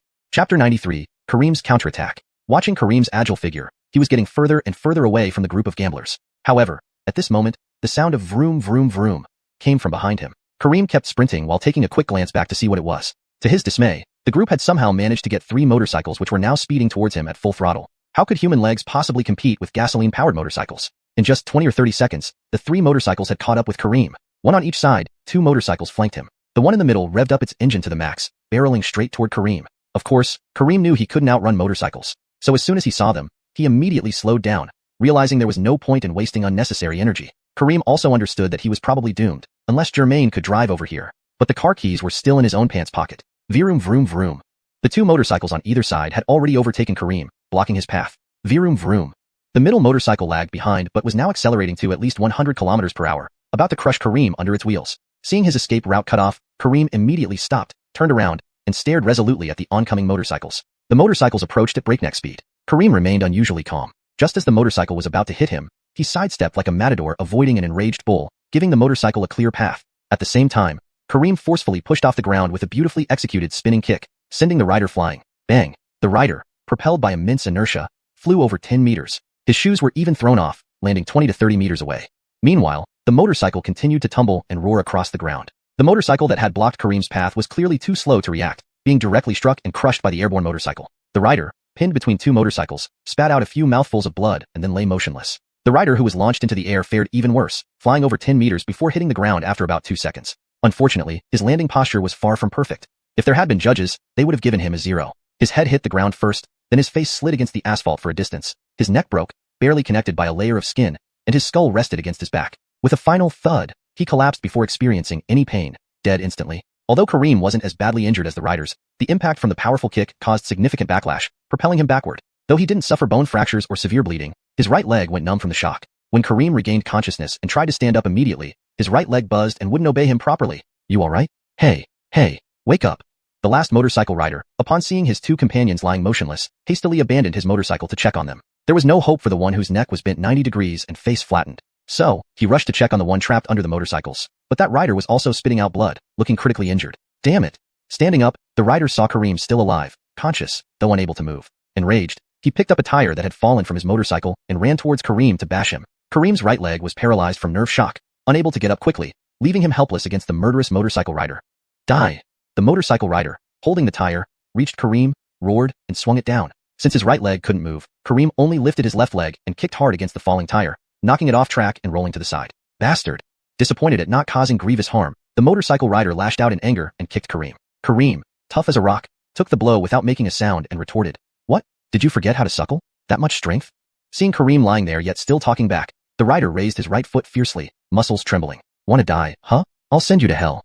This time, the rider aimed at Kareem's face. Seizing the moment, Kareem swept with his left leg and hooked the rider's ankle. Caught off guard, and with the other foot still airborne, the rider lost balance and fell onto Kareem with a thud. Precisely calculated, Kareem sprang up, wrapping his legs tightly around the rider's waist, instantly locking his thick right arm around the rider's neck, while his left arm clung to the bicep. Before the motorcycle rider could react, his neck was locked tightly, cutting off blood flow to his brain, inducing immediate asphyxiation. Struggling to turn over, his lower body immobilized by Kareem's legs, akin to being held by two constricting pythons, the rider was unable to move. Attempting to punch Kareem's head from behind, the rider's arms simply couldn't reach. Within 30 seconds, the rider's body slackened, collapsing as if all vitality had been drained. Kareem knew this brute had been knocked unconscious by the stranglehold. Still wary, he tightened his grip on the rider's neck with his left hand and pounded several punches into the rider's face with his right. Only after confirming the rider truly didn't move did he release him, kicking him aside.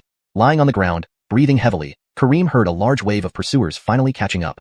Chapter 94, Let's disable one first. A back of a head plastered against a back, definitely dead. Another was pinned under two motorcycles, blood all over his face, looking like he was in grave danger too. The third was face down on the ground, uncertain if he was alive or dead. And the one that Kareem had chased fell on a bed of sharp stones, breathing heavily. The dozens of pursuers circled around these fallen individuals, but hesitated to move forward, each watching the other and glancing at Kareem. They all knew the first to act would likely end up just like those 3 injured motorcycle riders. So none dared to be the first. Kareem lay on the ground, parched. He spat out saliva, licked his dry lips, took a breath, then pushed himself off the ground with both hands, struggling to stand with a still numb leg. Damn! Looks like there's no escape today. Kareem bent over, massaging his numb leg, awaiting the final moment. This reminded him of his days as a mercenary in the Foreign Legion where he faced similar situations. Each time, luck always favored him. However, back then he had proper weapons, formidable air support, and adequate logistical backup. Now, weaponless and alone, facing an estimated 40 to 50 enemies circling him, he didn't even care to count. Where could Germain have gone? Kareem pretended to glance around, his eyes briefly flicking towards the last place he saw Germain, far away. But Germain was nowhere to be seen. The numbness in his right leg had significantly reduced. Kareem brushed the dust off and stood straight. What do you guys want? Let's get it over with. The gamblers only knew their casino was infiltrated by this outsider. Their boss, the Bryant, said whoever captured this kid would be exempt from their gambling debts. No one thought about what should happen after capturing him, not even the Bryant himself. Seeing everyone surrounding the intruder, the Bryant squeezed through the crowd along with Alex and Zaintel Dog. Were you the one in the casino?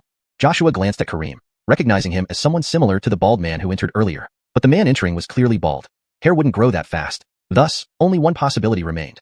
This guy had accomplices. Joshua scanned the faces around him. All familiar, either old customers or hired goons. No strangers. Regardless, let's deal with this kid first, then find the bald one later. These two might not be undercover cops, but possibly competitors sent here. Joshua could never guess the real reason for this ordeal. The dirty car delivery. It had led to 2 deaths and an injury among his men, illustrating the butterfly effect perfectly. Noticing the gamblers merely spectating without action, Joshua frowned, whispering to Alex and Zaintel, "Both of you, attack together." They exchanged glances, slowly advancing toward Kareem. "Again, you two?" Kareem recognized the twins. "Let me start with you two." Kareem knew if they attacked en masse, he'd have no chance. If he could take down one fiercely enough, maybe it would intimidate the others, giving him a slight edge. "Stubborn," the twins taunted in unison. They believed the injured Kareem couldn't be their match. Kareem clenched his fists, ready. Others observed, waiting for them to weaken each other before pouncing. Without hesitation, the twins moved swiftly, flanking Kareem. "Ha!" came their synchronized cry, throwing punches from both sides. Kareem, although weakened, retained enough strength to handle a few ordinary men. He stepped back nimbly, evading the punches, extending hands like tongs to grab their wrists. With a twist, even without breaking bones, dislocations or muscle strains were assured. But these twins, seemingly clumsy, turned out to be adept fighters, moving quickly. As Kareem's claw-like hands rose, they immediately retracted their punches, exhibiting remarkable control, unexpected skills for mere goons. However, years as a mercenary made Kareem unpredictable. Knowing 2 hands can't beat 4, he aimed to disable one twin first. He lunged left at Alex, coiling tightly then springing explosively. Bang, bang, bang. Alex's torso absorbed several hits, and Kareem finished with a crushing blow to his temple. Bzzz. Alex's vision exploded into stars, collapsing instantly. But Kareem's condition wasn't ideal. Focused on disabling Alex, he neglected defending against Zaintel, receiving several brutal punches to his back. Only timely dodges prevented strikes to his head. Thus, Kareem and Alex found themselves kneeling face to face, albeit under different circumstances. Chapter 95. Cornered by Thorn. Kareem ignored the punches and kicks on his back from Thorn and stood firm. Taking one down would be worth it. Taking advantage of Dustin's dazed state, Kareem grabbed a fistful of Dustin's hair with his left hand and yanked upwards, exposing his vulnerable neck. At this moment, the muscles in Kareem's right arm seemed ready to burst through his shirt, as solid as a rock. Crack! A punch landed squarely on Dustin's jaw, producing a clear sound of bone breaking. Dustin didn't even make a sound before he fell to the ground with a thud, motionless, whether dead or alive unknown. Elder brother? Thorn saw his twin brother knocked unconscious and screamed in shock. Rage instantly filled Thorn's mind. "Damn it, I'll kill you." During Kareem's violent assault on Dustin, Thorn had been kicking and punching him from behind, but Kareem didn't flinch at all, standing his ground. On the contrary, Thorn's fists were starting to hurt from the hits. This guy is tough. Thorn knew clearly that even with both him and Dustin together, they couldn't handle Kareem. Now that Dustin was down, fighting alone. Wasn't it like courting death? The surrounding gamblers not only didn't come to help, upon seeing Dustin fall so quickly, they instinctively took a few steps backward. "Damn it, can't beat you, I'll just cling to you." As soon as Kareem felled Dustin and turned to face Thorn, Thorn suddenly lunged at him after a fleeting thought. "Forget martial arts, body techniques, and skills. To hell with all that. I'll wrestle you to the ground. What can you do about it?" Thorn disregarded everything, hugging Kareem around the waist and locking his hands tightly in front. "Shit." Kareem panicked. Before he could react, Thorn had already clung to his waist and pulled him down to the ground. Though Thorn was the same average height as Dustin, about 175 centimeters, he was sturdy, weighing at least 150 pounds. With Kareem's lower half wrapped up, a single tackle made him lose balance, and both men fell onto the gravel ground. "Hurry up. Come on. He's in my grip."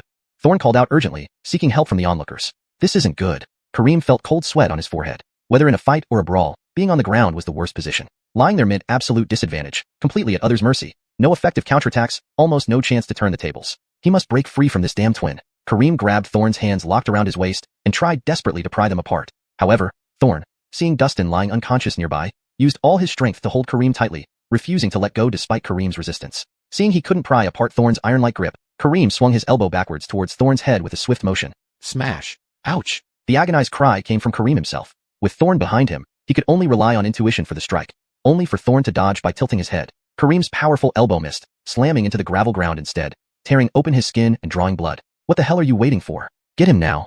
Thorn was exasperated with these gamblers who cheered loudly in the casino but became timid when it came to actual fighting, none showing any semblance of manliness. Seeing Kareem firmly controlled by Thorn from behind, the onlookers finally summoned their courage. "Get him!" someone yelled again. Finally, several more people rushed out from the crowd, swarming towards Kareem. Kareem twisted left and right, trying to shake off Thorn, who clung like a python. Unable to escape, he focused all his strength on dealing with the approaching attackers.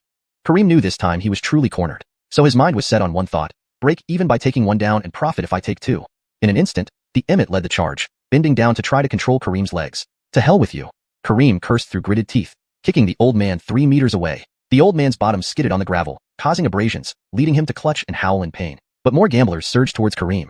The bailior egged them on. Whoever subdues him first, the gambling debt is waived, plus a 10,000 yuan reward. Thorn, still clinging to Kareem on the ground, shouted, "Jedediah, wasn't I the first one here?" But amidst the chaos, no one heard him or noticed his cries. Even worse, Thorn saw some people stepping on his brother Dustin. Damn, these opportunistic bastards.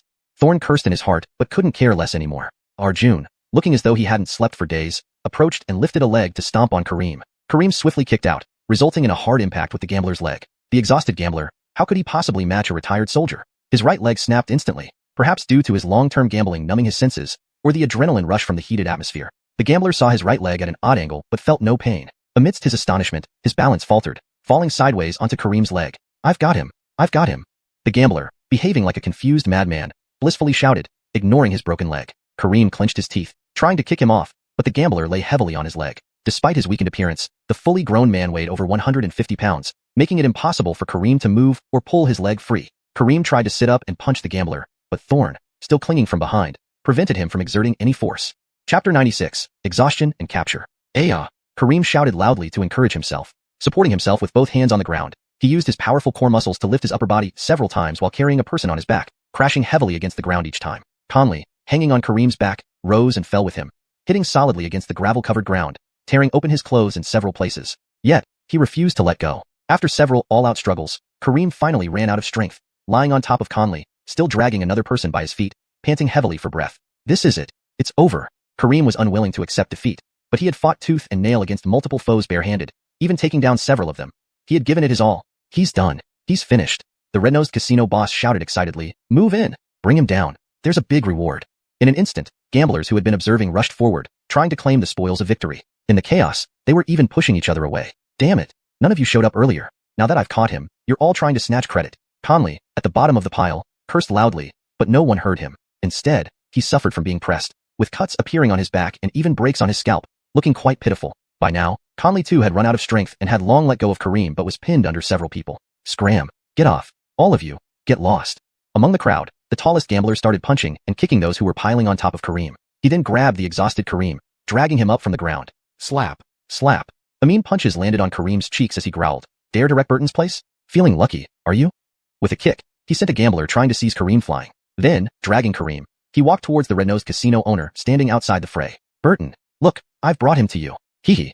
The towering gambler said humbly in front of the unremarkable-looking Burton, who wasn't very tall. Burton approached, eyeing Kareem, covered in dust and tattered clothes, before smirking, "Humph. Well done."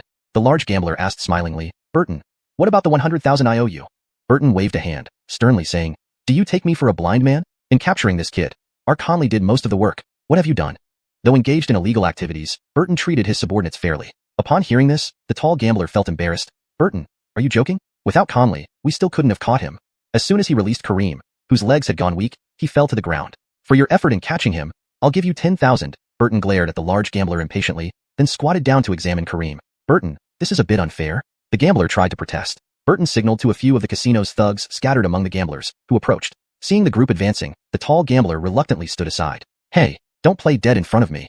Burton, squatting on the ground, nudged Kareem, who kept his eyes closed. Kareem wasn't seriously injured but had used up all his strength during the fight and struggle. Nearby, Conley, now standing, hurried to check on his twin brother. After lifting his brother into a sitting position and feeling his breathing, he realized he had merely fainted but was stable. Although Chance and Conley weren't good men and their profession wasn't honorable, the bond between the brothers was genuine. Seeing his brother unconscious, Conley ignored the opportunity for reward from Burton and carried his brother away from the scene. Smack! Burton slapped Kareem again. "Where's your accomplice? Where did he go? Speak up." Kareem opened his eyes slowly and spat. "Go to hell." "I don't know. Ask yourself." Burton, wiping the spit from his nose with his sleeve, furious with embarrassment, stood up. "You, come here." He pointed to the tall gambler. "Break his legs. Your debt will be forgiven, plus an additional reward of 50,000. The gambler hesitated for a moment, thought about it, and then approached. "Burton, is this appropriate?" He whispered beside Burton, glancing around. "There are so many people here." Burton surveyed the crowd loudly. "We're all in this together. You don't want to do it? Plenty others will. There are so many people here. If someone reports this..." The gambler voiced his concern. "These are all acquaintances here. They should know the power of our company. Need I remind anyone? Who would dare report?" Burton yelled confidently. The crowd began murmuring quietly. "They operate illegal casinos, loan sharks, and debt collection companies. They make all the money," an old gambler muttered. "Did you hear? Xiaozhou City only has one debt collection company left." Another gambler asked a companion. "Really? What's it called?" This person clearly didn't know much. "Blackwater Group, Blackwater Debt Collection Company." Burton is just a minor figure under Blackwater Group. "What? This place has ties to Blackwater?" Listening to the discussions, Burton knew that having Blackwater Group backing had reduced many troubles for his small casino. Rival factions, knowing of Burton's connection, hadn't caused any trouble for half a year. Except for today's two visitors. One last chance. Who will break his legs? Full debt forgiveness and a bonus. Burton frowned. These gamblers were really cowards. If no one does it, I'll pass this task to my family members. Looking around, Burton didn't see his key enforcer. Where's Conley? Where did he go? By this time, Conley, supporting his brother, had already walked dozens of meters away. Chapter 97, Kareem's Final Strike. The cowardly gamblers had no reaction. After all, causing serious injury was a grave crime. Burton had connections to protect him, but ordinary gamblers did not. Finally, Burton awkwardly squatted beside Kareem again and said, Brat, tell me where your accomplice is and who ordered you to come here? If you do, I'll let you off. Otherwise, I'll take one of your legs. As he spoke, he raised his hand and held up 2 fingers, saying, both legs. Kareem laughed and replied, I'd like to know where my accomplice went to. At this moment, Kareem caught sight of someone standing among the gamblers. He turned to Burton and said, but, I can't tell you who ordered us to come here. Really? Speak quickly, or else I won't be polite. Burton thought that since joining the Blackwater group, no one had dared to cause trouble in his casino. If he could find out who was behind this, it would show who dared to challenge him in the Blackwater group. It would also earn him some favor with the boss. Kareem slowly raised his right hand and pointed at a youth with dyed yellow hair styled in a punk cut. There, he's the one who ordered us. Burton stood up abruptly and followed Kareem's finger, only to see the yellow-haired punk who sold him a bicycle. Instantly, he understood that this guy on the ground was playing with him. That yellow-haired punk was just a degenerate gambler and part-time thief, a regular customer at the casino whom Burton knew inside out. Go to hell. Messing with me? Think I'm an idiot? Burton lifted his right leg and kicked Kareem hard in the stomach. Kareem, already exhausted, barely groaned. Forgive all debts and add a bonus of 200,000. Who wants to do it? Burton raised the stakes. It was better not to have himself, or his men commit such violence. Heavy rewards always attracted brave men, and this brave man was the towering gambler who was outwardly tough but inwardly timid. All debts forgiven, plus 200,000. The tall gambler started calculating in his head. Although he played a lot at Burton's casino, he owed substantial gambling debts elsewhere, totaling about 150,000 to 200,000 yuan. Recently, a debt collection company had stormed his home, taking away everything valuable and threatening to send him to a brick factory for 5 years if he didn't pay up within a month. Thinking back, along with the murmurs around him, he deduced that the debt collectors were likely affiliated with the Blackwater group. Last night, he had brought his last few thousand yuan to this casino, hoping to win big one last time. But now he only had a few hundred left in his pocket. Sighing, the tall gambler knew he was sinking deeper into the gambling quagmire. But what could he do now? He decided to go with the flow. Breaking this man's leg was merely following Burton's orders. If convicted, he would only be a minor accomplice and would likely be out in a couple of years. The benefits were clear. Freeing himself from the debt quagmire and starting anew, biting his lip, the tall gambler stepped out of the crowd and approached Burton. Hey, Burton, are you serious? No more fooling. Burton wanted both to force Kareem to reveal his accomplices and to establish his authority. Seeing the tall gambler step forward, he asked, Decided? Yes, as long as you keep your word. I've made up my mind, the tall gambler nodded humbly. Burton folded his hands behind his back and looked at the others. You cowards! Look at him, earning hundreds of thousands easily. I always keep my word. Several heavily indebted gamblers began to regret their decisions. If only I had taken the offer. I owe so much, don't know how to pay it off. Hey, Big Chucky, let me do it, alright? The tall gambler waved them away. Scram! What did you say earlier? Then, turning back to Burton, he smiled. So, which leg, left or right? Burton frowned. If you don't know which leg to break both. Sure thing, the tall gambler responded eagerly. I promise to satisfy you. At some point, one of Burton's men found a sturdy club, at least 3 fingers thick. Here, take it. The underling tossed the club onto the ground. The club rolled next to Kareem. Picking it up, the tall gambler smiled obsequiously. The spectators buzzed with commentary. Wow, so thick, one swing and, not just the lower leg, probably the thigh too. Too terrible. This is what happens when you oppose Blackwater. They're from Blackwater. Lying on the ground, Kareem remembered hearing during training at his security firm that it was best not to provoke people from the Blackwater group. He never imagined that after being assigned to protect Corina, he would end up tangling with Blackwater. Kid, sorry about this. Blame fate if anyone, the tall gambler said as he walked toward Kareem, ready to pick up the club. Kareem smiled eerily. Talking about yourself? Better get a wheelchair now. I'm almost rested. What? The tall gambler hurried over, bending to pick up the club, but it was too late. Kareem twisted his body and grabbed the club from the ground. Damn, trouble. The tall gambler tried to retreat, but too late. Sitting on the ground, Kareem gripped the club with both hands and struck the tall gambler's leg with all his remaining strength. Crack. Everyone heard the sharp sound of bones breaking. Ah. The tall gambler was knocked down by the blow, clutching his left leg and screaming in pain. Both legs. Kareem glared furiously and struck the tall gambler's right leg with another blow. Crack. Crack. This time, 2 cracks sounded almost simultaneously. One was the fracture of the tall gambler's right leg, and the other was the club breaking into 2 pieces due to Kareem's force. Unprepared for the sudden turn of events, everyone was stunned. How could someone still have the strength to break this tall gambler's legs after such a beating? Terrifying combat prowess. Before they could react, Kareem, holding a piece of the broken club, threw it at Burton a few steps away with his last ounce of strength. This was Kareem's final strike. The sharp splinter from the broken club left a bloody mark on Burton's cheek and tore off a small piece of his ear before flying past. Damn! Attack! Attack! Burton, clutching his ear, screamed hysterically. Chapter 98. Where did Germain go? Burton of the casino opened his palm and saw it was full of blood. Touching his ear, he realized a noticeable chunk was missing. Damn it! Attack him! Burton roared madly, clenching his bleeding ear. Ouch! Ouch! Mommy! The previously arrogant big gambler now clutched his broken leg, rolling on the ground. However, the surrounding gamblers showed no excessive sympathy for him. Everyone had seen how smug and self-satisfied he had been just moments ago. The tide turned rapidly. The big gambler was in even worse condition than Kareem on the ground. Besides admiring Kareem's fighting spirit, people were mostly gossiping and enjoying the spectacle. Hearing Burton's order, the few who were frustrated by the big gambler's earlier actions rushed toward Kareem like dogs finding feces. This kid is mine. Get out of my way. One gambler shoved aside the person running in front of him. The legs are mine. Anyone who tries to take them, I'll kill them. Another gambler, with red eyes, knocked another gambler down. The mean gamblers fought on the ground, desperately struggling over the broken hoe handle. More gamblers had already reached Kareem, kicking and punching him mercilessly, like a pack of hyenas attacking an injured lion on the African savannah. Alas, my life is over. Kareem had lost all ability to retaliate. Although he still tried to resist, it was futile. He couldn't even scare them off anymore. Burton, standing outside the fray, grinned viciously. Though I only said I wanted to cripple his legs, this Logan might lose his life under these lunatics' attack. Even if investigated later, I have my excuses and Blackwater Corporation's big boss can get me a lawyer. Burton was already thinking about how to clean up the mess, but seeing the scene before him, he felt uneasy. Damn it, that wasn't the person I saw at first. I clearly saw a bald kid. How did he vanish so quickly? While clutching his ear, he looked around again but found no suspicious figures, just as before. He only saw Avon supporting Alex as they walked towards the exit. Burton, watching their backs, muttered mockingly, "These two fools. Big brother, are you okay?" Avon, while supporting Alex towards the factory gate, called out to his elder brother. Alex had regained consciousness but couldn't speak due to his fractured jaw. He could only hobble along, leaning on Avon. Just then, Alex inadvertently looked up and saw someone flash past the factory gate. Alex weakly raised his right hand, pointing at the approaching figure, but could only emit incomprehensible noises. "Big brother? What are you trying to say? I don't understand." Avon, focused on Alex, didn't notice the person approaching. Ilya. Alex stopped walking, jabbering urgently, looking more terrified, making his bloody face look even more ghastly. Alex had reason to be scared.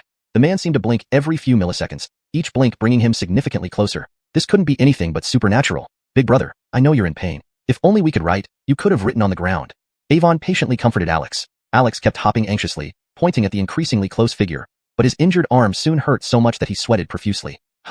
Only then did Avon realize something was wrong. Looking up, he saw a man standing just a few meters away. "What the hell? Who are you?" Whoosh! This tall bald man in white t-shirt, blue jeans, and red sneakers instantly vanished from view. "Brother, did you see someone just now?" Avon rubbed his eyes and asked Alex. Alex nodded frantically and hopped around, turning back to look behind them. Avon hesitantly turned around and saw the man had reappeared several meters away. "My God, it's a deity. Big brother, come worship him." Avon fell to his knees with a thud and kowtowed twice, leaving Alex bewildered. As Avon got up after kneeling, he noticed a pair of red sneakers before him. Raising his bloody forehead, he saw the deity standing right in front of him. This deity stood at nearly 6 feet tall, simply dressed, bald with a scar on his head. Unlike the typical TV depiction, this deity looked barely 20, with no long white beard. At this moment, Alex also knelt down in fright, or because of lack of support due to injuries. Can this deity bless our mother to stay healthy and live a long life? Avon kowtowed twice again. Alex followed suit. "What deity?" This act confused the so-called deity, Zainston. "Can you give me a few punches?" Is this deity mentally disabled?"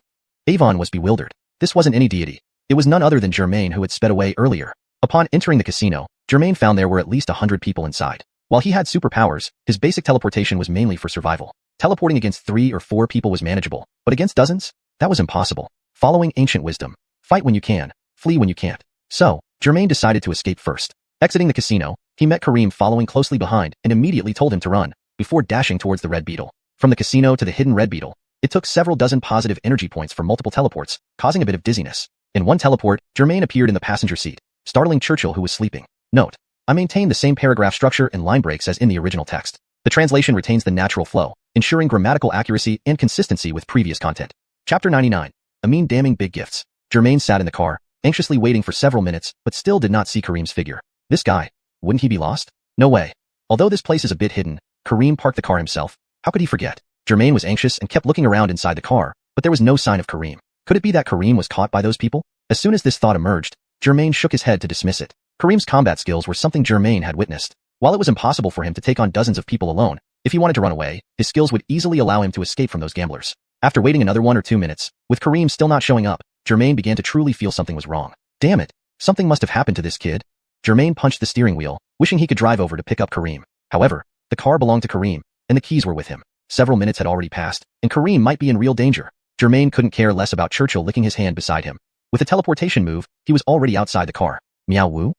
Churchill stuck out its tongue, feeling somewhat embarrassed. It didn't realize its owner was now incredibly anxious, almost desperate. However, after teleported for only 10 meters, Germain stopped in his tracks. No, Germain considered. If I go there now, it'll just be like a lamb to slaughter. If I can't fight them off, I'd just be going to my death in vain. But Kareem had been gone for so long and hadn't come out. It probably wasn't good. How could he not go to save him? Abandoning his teammate and leaving his friend would make him a laughingstock for life. Germain, I'm not that kind of person. Germain slowly walked towards the factory compound, thinking of strategies as he went. No way. He had to call the police. This was not about losing a bicycle or even finding a casino. It concerned someone's life, and it was the life of his friend. So, Germain quickly pulled out his phone and dialed the emergency number. Hello, how may we assist you? The operator's voice was pleasant, but Germain was too busy to notice. Police officer, there are people gambling here, and there might be a brawl, Germain said urgently. The operator seemed to sense the seriousness of the situation. Could you provide the detailed address?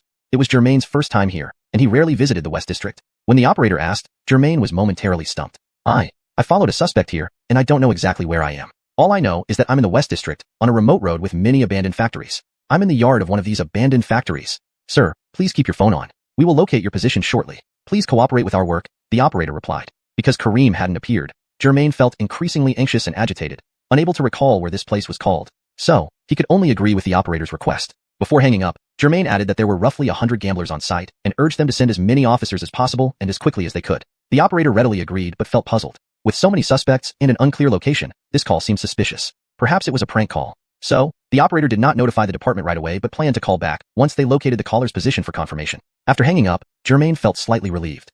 I should check the situation first. Deciding to look for Kareem before the police arrived, Germain made his move. At this moment, beep. The system's cold electronic voice echoed. Using such a robotic tone was appropriate. A more human-like or normal voice would sound eerie instead. Congratulations, host. Your reputation value has exceeded 2,000 points, earning you a reward gift pack. Germain never quite understood how the reputation value was determined, always finding it unscientific. But then again, systems were inherently unscientific. Or perhaps it was a higher level of science beyond human comprehension. Since current humans couldn't understand system technology, it seemed like superpowers or magic. Just like how Native Americans holding spears and bows couldn't comprehend European whites clad in armor, riding tall horses, and wielding firearms. They assumed it was magic monsters. System? What's this reward gift pack? Not something like a snack pack, right? Having been let down by the system before, Germain grumpily entered system time to question it. Despite his words, he was secretly thrilled to receive a gift at such a critical time. The system, apparently ignoring his attitude, immediately presented 3 gift packs in Germain's mind and vision. 1. Super Firepower Gift Pack. 1 AK-47 Assault Rifle. 10 magazines. 1 M82 Barrett Sniper Rifle. 10 magazines. Amine Explosive Grenades. Amine Smoke Grenades. Amine Flashbangs. Stop. Stop. Switch to the next one quickly. Interrupting the system impatiently, Germain complained. In Long Kong country, owning guns is illegal. Are you trying to get me sent to jail? Hearing Germain's order, the system promptly halted the presentation, oddly enough acting rather humane. Then, the second gift pack option appeared. 2. Super Transportation Gift Pack. 1 brand new Bogdankohl Navigator. 1 30-meter long private yacht. 1 Chuckle-Stream 3 private jet. 1 Ferrari 458. Hold it. Hold it. Interrupting the system again, Germain said, Are you messing with me? The system queried, Host, what questions do you have? Please state them, and the system can immediately assist you. Almost crying, Germain pleaded. Can you give me something practical as a reward? Didn't you see I didn't even drive today, coming out on a bicycle?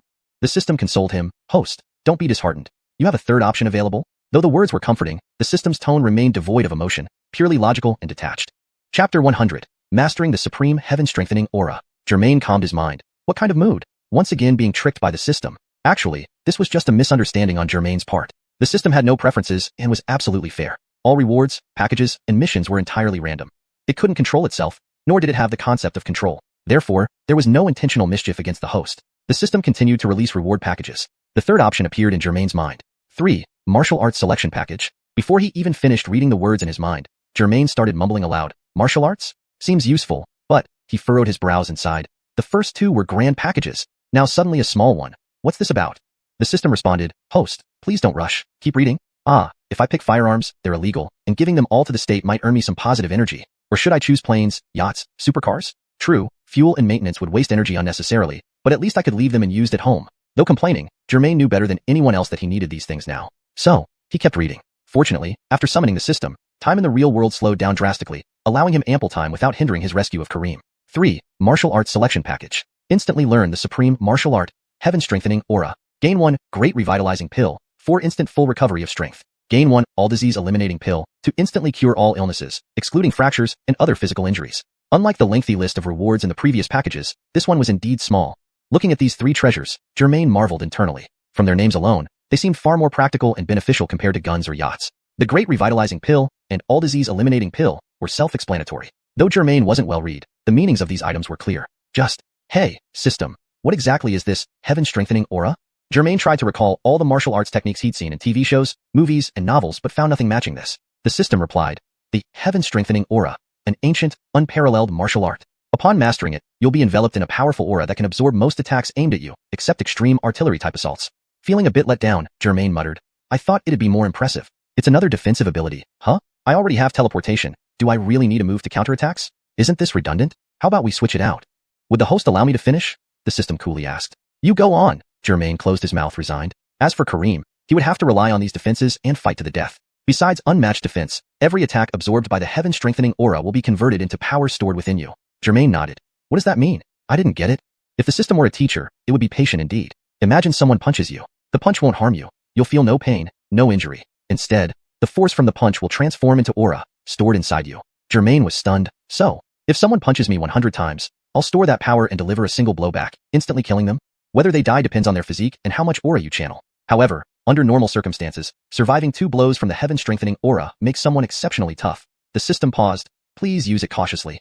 The power of the heaven-strengthening aura was unknown to Germain, but its potential made him giddy with excitement. Combining it with short-distance teleportation, he felt unbeatable. The system, knowing Germain's thoughts, warned, don't get overconfident. Using heaven-strengthening aura consumes positive energy. This top-tier skill consumes a lot. After activation, each minute requires 10 points of positive energy to maintain the aura. Use it carefully.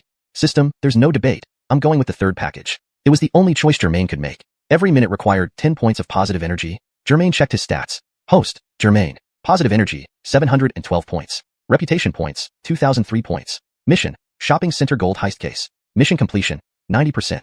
Superpowers, basic instant teleportation, supreme heaven-strengthening aura. Treasures, 1 Zaynightening cat, 1 great revitalizing pill, 1 all disease eliminating pill. Seeing he still had plenty of positive energy, Germain breathed a sigh of relief. Calculating the energy cost for using the heaven-strengthening aura alongside teleportation, he figured engaging the thugs and gamblers for 30 to 50 minutes should be feasible. After learning the supreme heaven-strengthening aura, Germain activated it twice. He felt an invisible layer around his body, surrounded by energy. When he tested his punching power, however, there was no noticeable difference. Seemed like he really had to take hits before the aura could generate any tangible power.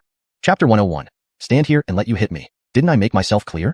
Germain grabbed Conley's collar, pulling him up from the ground. Hit me a few punches. Hurry up. The harder, the better. We've never seen such a request, Conley said hesitantly. Haven't you? Aren't you seeing it now? Germain held Conley's collar with one hand and pointed to Chance kneeling on the ground with the other.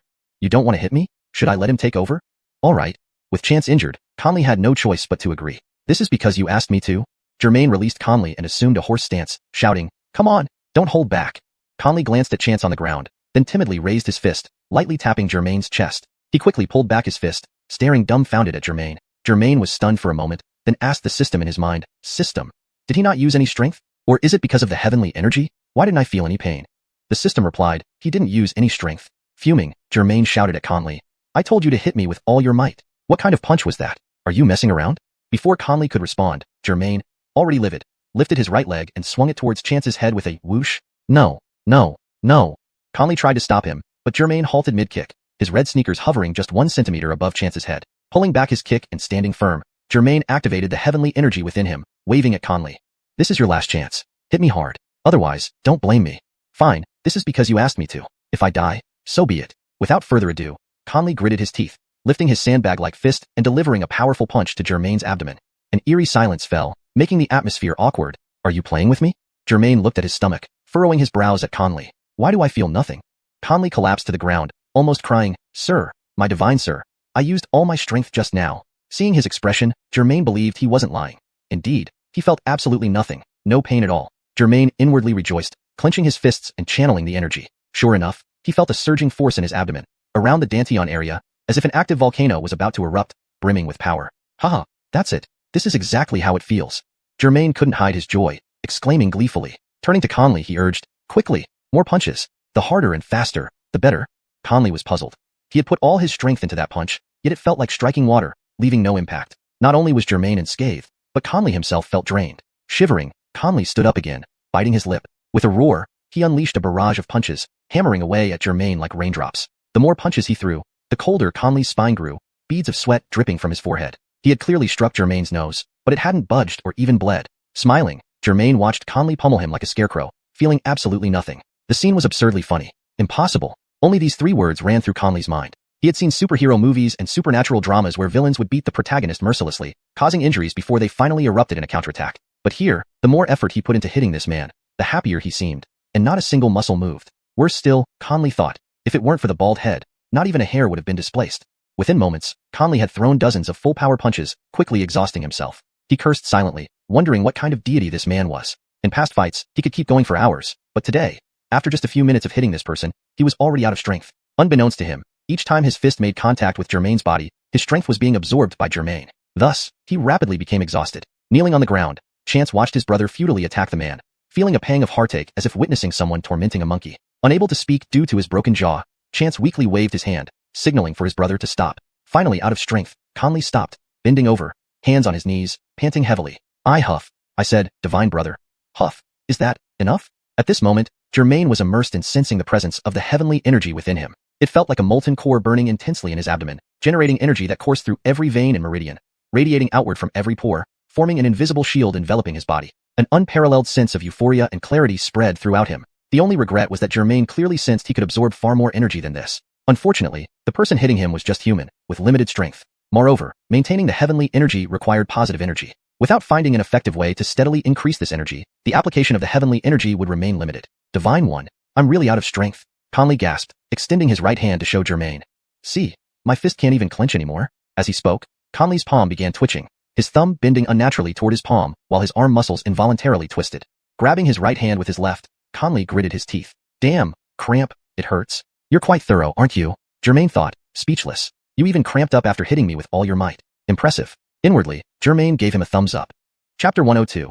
Don't make me hit you again. Immortal, I've really tried my best. Please, don't make me hit you again. Conley's voice was already tinged with tears. Seeing that he had pushed the other side to their limits and needed to return to find Kareem, Germain decided to let it be. You two, stay here and don't move until the police arrive. I'll go deal with your accomplices and we'll be back soon. If you're not here when I get back, Germain clenched his fist, took a deep breath, and lightly swung it towards Conley's head. Instantly, Conley felt a hot breeze pass before his eyes, almost making him unable to open them. Was this the legendary wind of a punch? Truly formidable. Conley gazed wide-eyed with worship in his eyes, which made Germain feel somewhat uncomfortable. Chance grew anxious. He looked at Germain, pointing to his chin, indicating he was injured and what should be done. Germain glared at Chance, then pointed at him with a finger. Chance quickly lowered his head, not daring to make a sound. Trying to escape using injury as an excuse? No chance. Stay put here and understand that, Germain reiterated. The two brothers Chance and Conley nodded rapidly like nodding bugs in agreement. At first, Germain thought of using these two to practice and test the power of Huntian Gang Chi. But since they showed submission upon seeing him for the first time, even kneeling and kowtowing fervently, treating him like an immortal,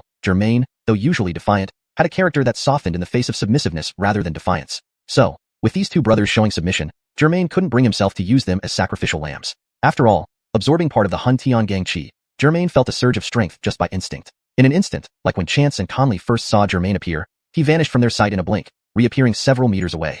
Brother, truly awesome. Conley watched Germain's retreating back, sighing sincerely. But Chance couldn't respond. He could only nod in agreement. As Germain ventured deeper into the factory premises, his anxiety grew. Not only did he not find Kareem on the way, but he also heard loud noises coming from the direction of the casino. Oh no, oh no.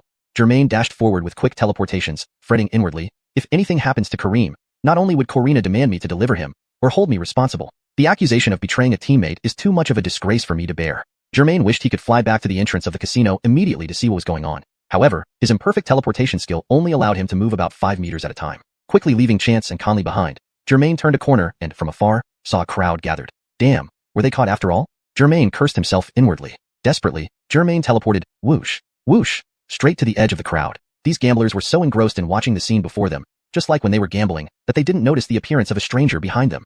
An irate and murderous stranger. Through the gaps between people, Germain saw 2 heavy motorcycles stacked together with someone pinned underneath, covered in blood, clearly dead. Nearby, there was another motorcycle, or rather, what remained of one, now just scattered pieces. Next to this pile of motorcycle debris, another person lay sprawled, his head twisted unnaturally, bent at an impossible angle from his shoulders. Clearly, he was beyond any semblance of a normal human form and was undoubtedly dead. Kareem. Through the crowd, Germain finally caught sight of Kareem. There he was, lying on the ground, clothes torn, with 2 people pinning him down. Nearby, a towering gambler rolled on the ground clutching his leg, while a few others were still engaged in fights. Go to hell. Trying to snatch from me. A gambler in a floral shirt viciously stomped on another's head several times, knocking him out cold. He then picked up the broken half of a steel pipe from the other gambler's hand and strode toward Kareem. Scram! The man in the floral shirt, looking like a fierce devil, beat away the gamblers who were clustered around Kareem with rapid, furious strikes. Before long, the floral shirt gambler had driven off the few who dared challenge him. Some, unwilling to give up easily, ended up knocked unconscious by his relentless strikes. As the lone victor, the floral shirt gambler did not show much joy. His jowls trembled as he stared at the blood and hair now smeared on the end of his steel pipe. Seeing it was dirty, he wiped it against his pant leg. "Burton, can I proceed?" The floral shirt gambler looked to Burton for permission. Burton smiled, even forgetting the pain from the wound on his ear. Without speaking, he gave a slight nod, his eyes already telling the floral shirt gambler what to do. Cripple him. The floral shirt gambler was actually a regular customer at this casino. Often, being regular here meant how much one had lost, and the amount the floral shirt gambler owed in high-interest loans to Casino Burton was such that, even after this job, Burton probably wouldn't forgive all his debts. Thus, the floral shirt gambler only hoped to ease his burden and see some hope for his future. "Kid, don't blame your big brother for being ruthless. Even I am bound by circumstances," the floral shirt gambler said gravely to Kareem, brandishing the half-steel pipe. Kareem was utterly exhausted, barely able to muster any strength. Squinting at the man in the floral shirt, he muttered weakly, "Humph, you're just a lackey." However, Kareem's voice was so faint that the floral shirt gambler only saw his lips move but couldn't hear what he said. "We have no enmity, but these days, it's all about money. Poverty is ridiculed, not prostitution. For money." The floral shirt gambler raised the broken steel pipe high, aiming for Kareem's leg. "I have no choice." "Ah." Just as the rod was about to come down, a chorus of involuntary gasps erupted from the onlookers. With a loud bang, the steel pipe in the floral shirt gambler's hand snapped again into two pieces. An arm had blocked the strike between the pipe and Kareem's calf. Chapter 103. This many people might not be enough. This person is? Burton's jaw nearly dropped. Isn't this the same young man from the beginning? I didn't even see him clearly again, and he suddenly appeared. Who is this guy? The onlookers began to buzz. "Did you see how he appeared?" one gambler asked an older one. The older gambler adjusted his glasses. "I didn't see either. Maybe it was too crowded, and I just missed it.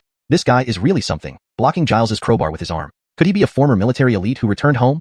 said a Brad who looked only in his teens. Among the 100 or so people present, the most astonished was Giles himself. He looked at the broken crowbar in his hands, dumbfounded. Suddenly, his left eye went completely dark. What happened? Giles reached up to touch his left eye, only to find something sharp stuck in it, a splinter from the broken crowbar, piercing into his left eye. Instinctively, he pulled out the splinter, and with a splat, a small jet of liquid spurted from his eyeball. Initially, due to his body's natural stress response, his brain had blocked the pain from his left eye. But as adrenaline drained away, an unprecedented agony flooded his senses. "Aleawah!"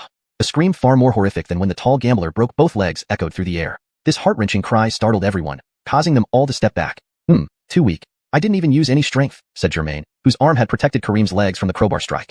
In the instant Giles brought down his crowbar, Jermaine moved swiftly to stop the tragedy. Jermaine retracted his arm, wiping off the fluid from Giles's damaged eye that had splattered onto it. "Aleawah! My eye!" Giles screamed, clutching his injured eye while still holding the broken piece of crowbar, swinging it aimlessly.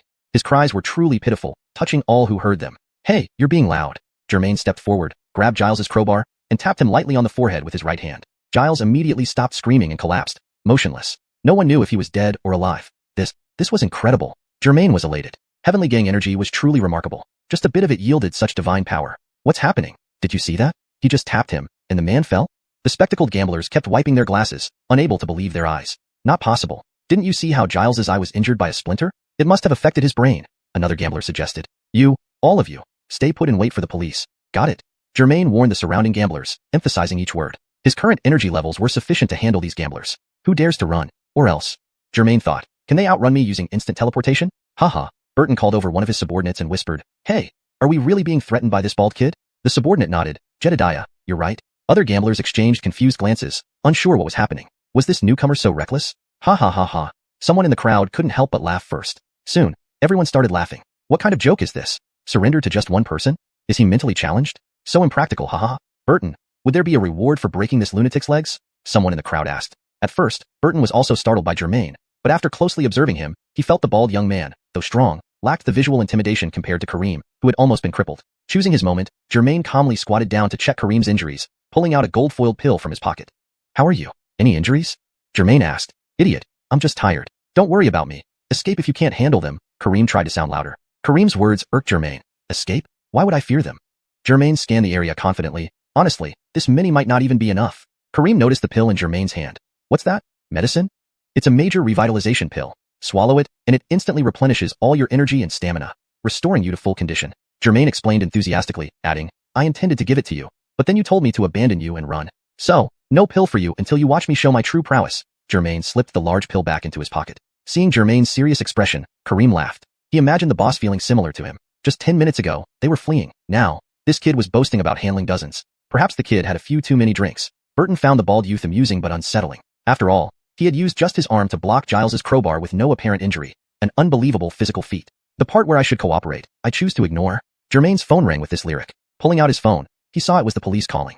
Hello? Officer, why haven't you arrived yet? Germain asked before the officer could speak. The dispatcher responded, Hello, Mr. Bogdang, we need to verify some details with you. Details? Didn't I explain clearly when I called? Police? This kid actually called the cops? Beat him up. Kill him. Don't let him leave alive. Burton's underlings yelled, others joined in. Informing on them to the police was unforgivable, especially when done so boldly. Germain smiled and asked the officer, Need more information?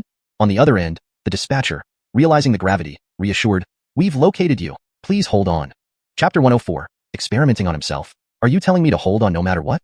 Germain laughed. It was no wonder. Not only the operator on the phone, but even these people in front of him didn't know his true capabilities. With a mocking expression, Germain said, I can indeed hold on, but whether these dozens of gamblers can, that's uncertain. After speaking, Germain hung up and put his phone back in his pocket. Pointing at the circle of gamblers with his finger, he turned around once and shouted loudly, The police will be here soon. I advise all of you to stay still, move a single toe, and don't blame me for being rude. Shit, who do you think you are?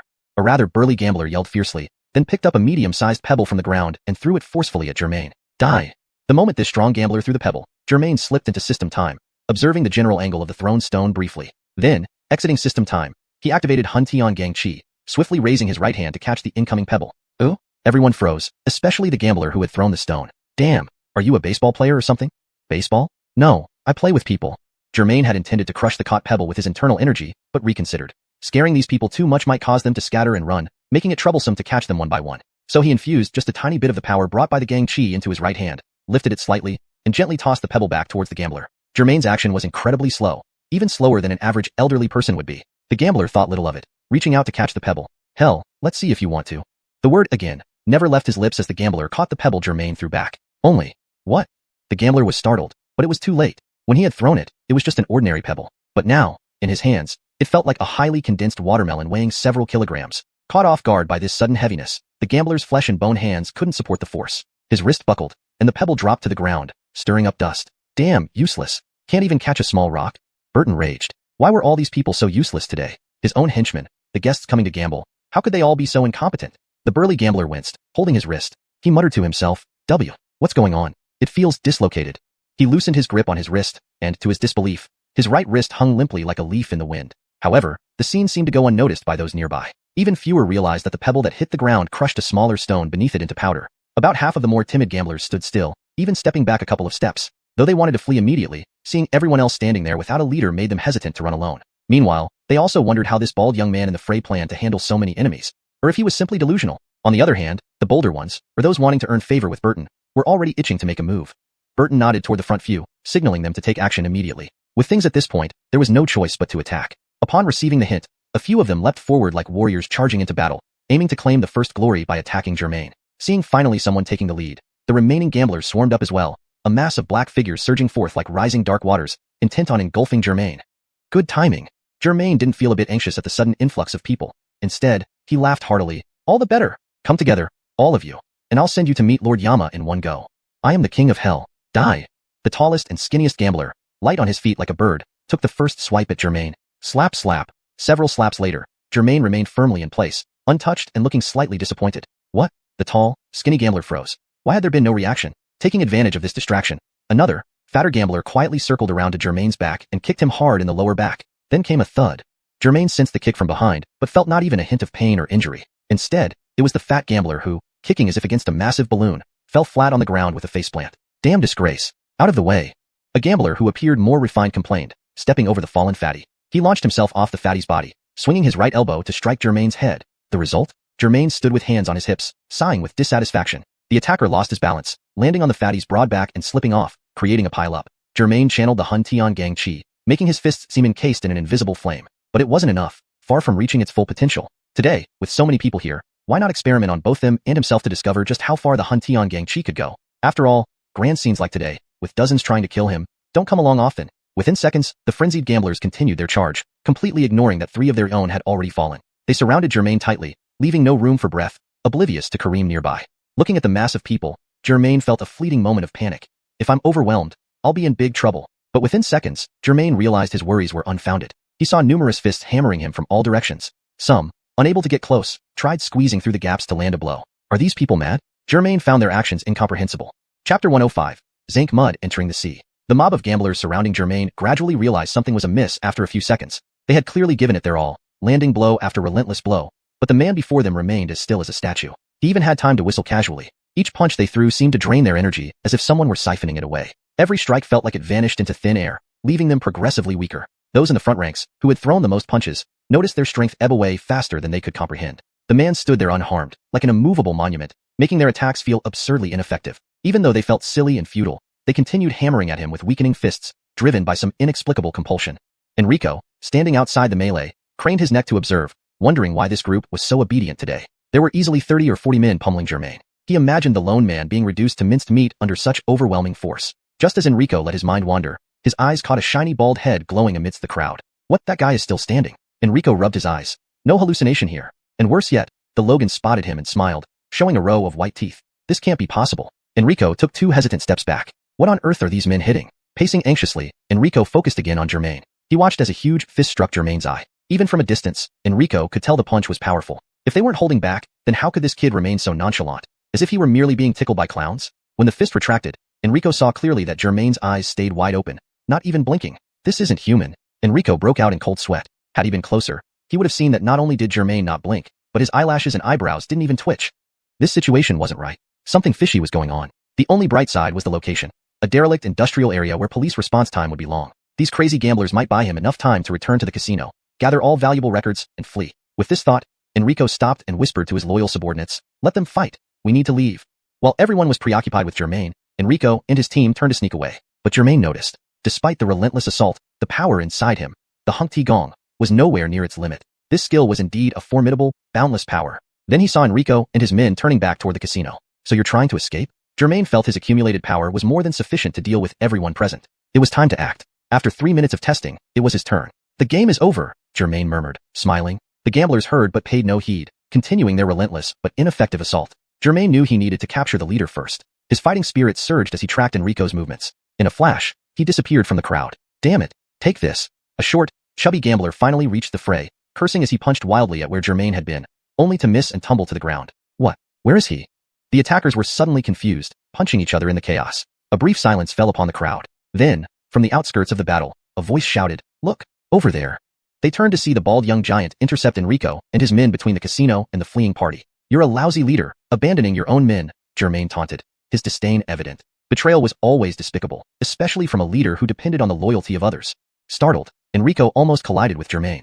He opened his mouth to curse, only to freeze in shock upon seeing Germain. Chapter 106. An overwhelming presence. You? Are you man or ghost? Burton staggered backward several steps, almost falling into the arms of one of his thugs behind him. Germain laughed heartily. "Ha, it's broad daylight. Where would a ghost come from?" With that, Germain twisted his neck and kicked his legs, loosening up his body. After being surrounded by dozens of people just moments ago, his body was brimming with heavenly Qi, making him feel invigorated, as if he had boundless energy. Note: I've maintained the term Qi to keep consistency with what seems to be a specific concept or terminology in this context. If heavenly Qi should be further explained or altered for clarity in English, please let me know. Damn, could this kid be a magician? Burton gritted his teeth. Whether human or ghost, there was only one solution: fight. He waved his hands, and a few loyal thugs immediately stepped forward to shield him. At this point, the crowd of gamblers nearby had noticed what was happening and began shouting loudly. "The hell? When did he get over there? Don't you dare fight me for it. He's mine." One by one, the gamblers, undeterred by death, rushed at Germain like rats out of a hole. Germain looked at the swarm of rats and gave a cruel smile, then glared down at Burton. "You ask if I'm man or ghost? Zainsten up, my name is Germain." As he spoke, he stomped hard on the ground, launching himself forward like a tiger descending from a mountain. "Stop him." Burton felt a chill run down his spine at the sight of Germain's expression, sensing that he had stirred up something beyond his control, a person he should not have provoked. But he still had the advantage in numbers. The opponent was alone. He didn't believe anyone could be invincible. Just before rushing toward Burton and his gang, Germain checked his system data. He still had 622 points of positive energy. Without using instant teleportation, it was enough to maintain the heavenly Qi state for an hour, more than enough to deal with these lackeys. Note: Gang Qi is translated as heavenly Qi to maintain consistency and ensure it reads naturally in English. A layer of invisible heavenly Qi enveloped Germain's body, and he carefully controlled the force of his punches. Note: Gang Qi is changed to heavenly Qi for better fluency and understanding in English. Though he possessed unparalleled strength, Germain did not want to use all his power recklessly. Turning someone into pulp would be too brutal. Besides, these were just gamblers, not deserving of death. If he used excessive force, he might face sanctions from the system. One of Burton's thugs had picked up a broken wooden club from the side. Seeing Germain charge over, the thug raised the half-broken club and swung it fiercely at Germain's head. Unfazed, Germain did not even consider dodging. He simply punched straight ahead. SSSHH. Germain's iron fist carried a powerful wind. The moment it made contact with the wooden club, the surface of the club twisted like a pretzel under the impact. Finally, with a bang, the club couldn't withstand the immense force and exploded into splinters. The wood shards were instantly swept up by Germain's powerful punch. Bam! The punch landed squarely on the thug's face, embedding countless wood splinters deep into his skin. From the head up, the thug now resembled a hedgehog more than a human, but it didn't stop there. Despite Germain trying to control his force, both the thug and Burton, who had been hiding behind him, flew backwards several meters. Burton landed on the sharp gravel road, while the thug fell limply onto his lap, eyes rolled back and tongue hanging out, still covered in wood splinters. Germain expected the gamblers to turn and run in fear after seeing this, but instead, they initially froze, showing a brief flicker of unease, which was quickly replaced by murderous intent. Burton kicked the unconscious thug off his lap, too dazed to stand due to the impact on his thigh. Charge! A gambler leaped over the fallen Burton, rushing towards Germain with an oil can aimed at his skull. Germain, prepared for such an attack, calmly raised his left hand and pushed it aside with minimal effort. Rip! The sound of fabric tearing. The gambler's right arm snapped backward, bent 180 degrees at the waist. His red cartoon t-shirt sleeve was now in shreds. The gambler stared incredulously at his dislocated arm, seemingly unaware of any pain. Without waiting for him to comprehend, Germain kicked the gambler lightly in the chest. A gaping hole appeared in the t-shirt, and the man flew over Burton's head, dragging two more people down with him. Germain cursed himself inwardly. What was supposed to be heavenly gauntlets had turned into a clothes-ripping technique. Even Germain felt a bit dizzy. Note: I have maintained the essence of the original text while ensuring it reads naturally in English. The term, heavenly gong chi, is adjusted to heavenly gauntlets for better context and fluency. Reluctantly, he reduced the intensity of the heavenly chi flowing through his fists and legs by half. Even so, it was still more than enough to thrash these mortal bodies. Note: I've maintained the meaning and style while ensuring it reads naturally in English. The term, heavenly chi, is kept for consistency as a translation of huantan gong chi. Germain surged forward like a predator among prey. A gambler pulled out a small fruit knife and stabbed at Germain's abdomen from behind. The blade merely sliced through his t-shirt, unable to penetrate his skin. Feeling a tickle in his waist, Germain grabbed the gambler's hand. With a slight twist and bend, the knife embedded itself into the gambler's shoulder blade. Then, with a light slap, the gambler spun mid-air, landing heavily on top of others. Slap! Bang! Having sent the ambusher flying, Germain followed up with a left and right punch, sending two more thugs flying 2 meters away. Unlike the previous victims, these thugs remained conscious, clutching their injuries and screaming for help. Burton sat on the ground, watching his men and the crazed gamblers fly over his head, his face turning ashen, his ruddy nose standing out even more vividly. He realized with certainty that this man's power was not on the same level as his own. This was total dominance. Chapter 106. Overwhelming Presence. You? Are you human or ghost? Burton staggered backward several steps, almost falling into the arms of his henchman behind him. Germain burst into laughter. Ha! It's broad daylight. Where would a ghost come from? As he spoke, Germain twisted his neck and kicked his legs, stretching his limbs. He had just been surrounded and beaten by dozens of people, but with the full-bodied heavenly chi coursing through him, he felt invigorated, as if he had boundless energy. Damn it! Is this kid a magician? Burton clenched his teeth. Whether he was human or ghost, there was only one word: fight. He waved his hands, and a few loyal henchmen immediately stepped forward to shield him. At this moment, the crowd of gamblers nearby had also noticed the situation and began shouting loudly. Damn it! When did he get over there? Don't even think about grabbing him for yourselves. He's mine.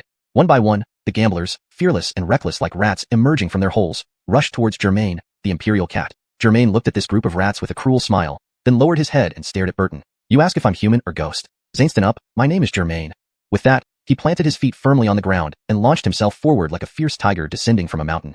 Hold him back. Burton felt an intense chill when he saw Germain smile, sensing that he had seriously messed with someone he shouldn't have. Fortunately, he had more men on his side, while the opponent was alone. There was no way this guy could be invincible. Just before pouncing on Burton and his gang, Germain quickly checked his system data. His positive energy was at 622 points, enough to maintain the heavenly chi state for an hour without using instant teleportation. That should be sufficient to deal with these goons. Surrounded by an invisible layer of heavenly chi, Germain carefully controlled the strength of his punches. Despite possessing unparalleled power, he didn't want to unleash his full strength recklessly. Crushing someone into fragments would look too grotesque. Moreover, the people in front of him were merely gamblers who didn't deserve death. If he used excessive force, he might end up being penalized by the system. One of Burton's henchmen had somehow picked up a broken stick from the side. Seeing Germain charging at them, this henchman, overly confident, raised the half-broken stick and swung it directly at Germain's head. Germain remained calm, not even thinking of dodging. He swung his fist straight towards the stick. With a whoosh, the wind from Germain's iron fist collided with the stick. In that instant, the surface of the stick started twisting like a pretzel under the force of Germain's punch. Finally, with a loud bang,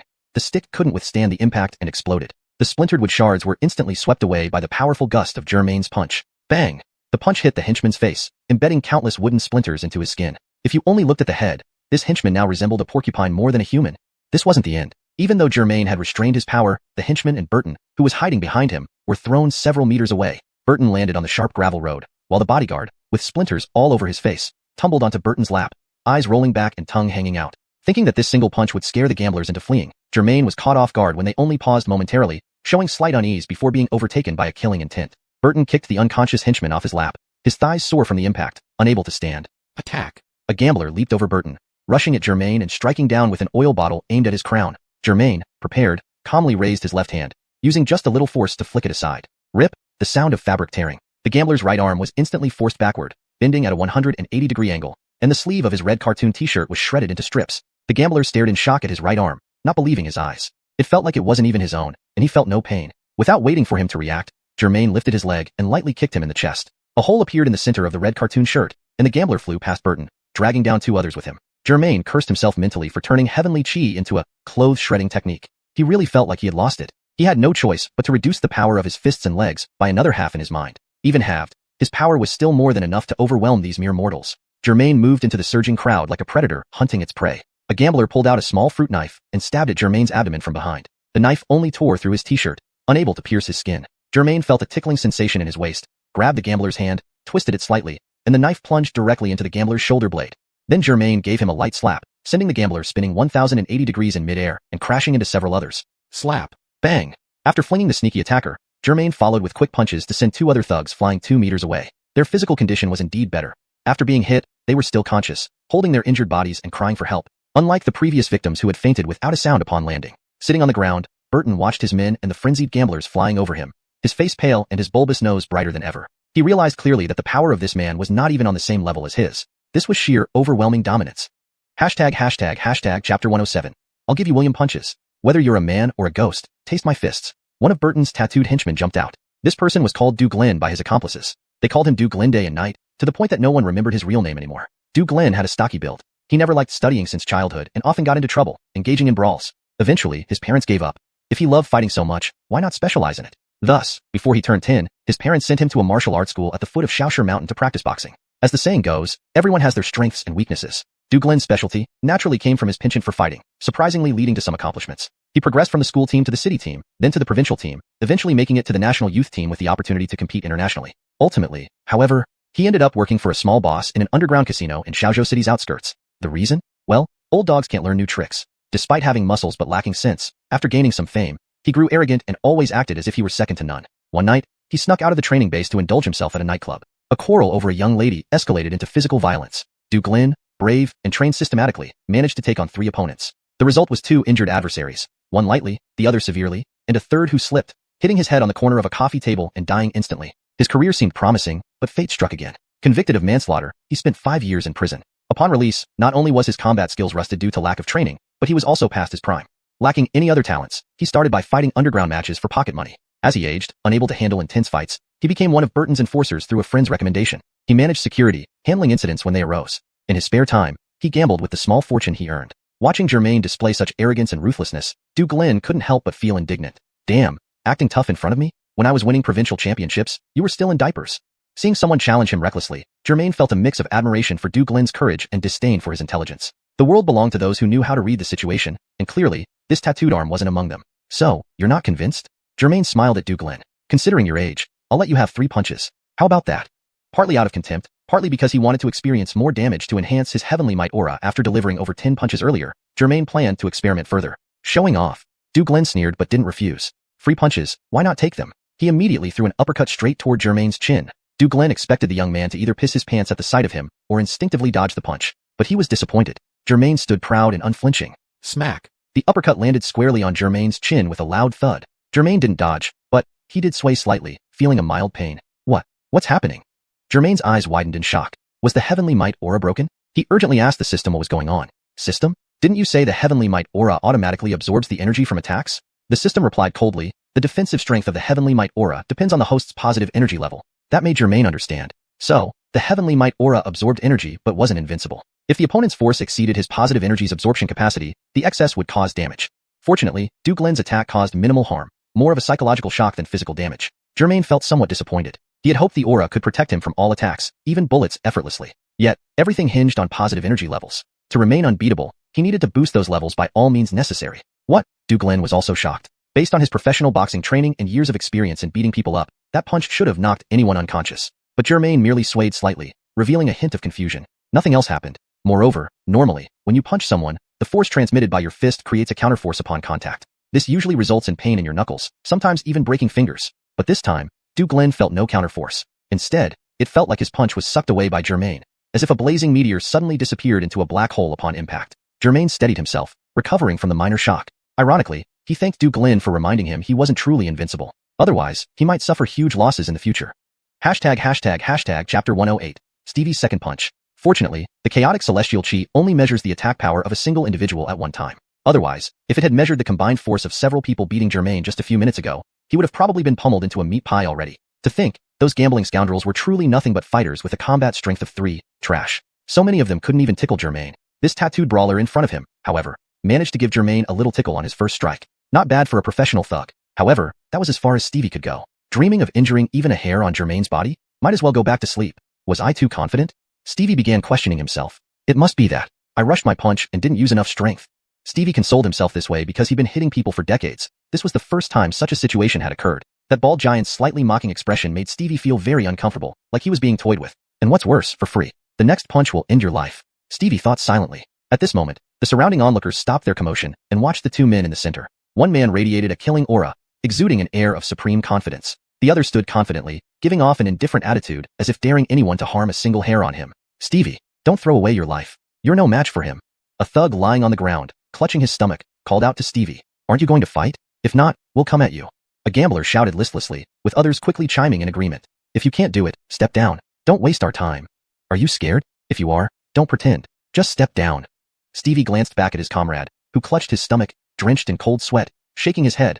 It was impossible to fight this battle. Looking at the gamblers around him, they seemed as if they'd taken some kind of stimulant or hallucinogenic mushrooms, their faces flushed and filled with vigor. Despite having seen 7 or 8 gamblers already beaten by Germain, the rest paid no heed, acting as if nothing had happened. Damn, why does today feel so strange?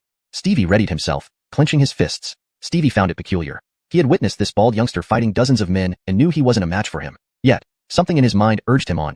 Even if he couldn't win, he felt compelled to fight. Like a moth drawn to a flame. He was that moth, inexplicably controlled by an unknown force, moving towards certain death. Regardless, he decided to fight regardless of the outcome. Nevertheless, this bald young man kept his word. After promising 3 punches, he hadn't retaliated or made any extra moves after the first punch. Indeed, he kept his word. If not for different loyalties, given that he worked for Burton, earning his pay and sleeping with his women, Stevie might have liked this kid. He seemed like someone worth dealing with. But under these circumstances, the enemy is the enemy. Kid, I'm not holding back. Stevie took a couple of short steps backward. Then, with a powerful leap, his muscles tensed, and he lunged at Germain like a rabid dog. Germain furrowed his brows, knowing this blow would likely be far stronger than the previous one. Despite this, he doubted it would cause significant damage. That sense of indifference, letting him hit without caring, would be significantly less satisfying. After this matter, he needed to carefully plan his justice career, maximizing positive energy points. Whoosh! Stevie's punch came with the force of a gale, aiming straight for Germain's most vulnerable and sensitive spot, his nose. Give me some blood.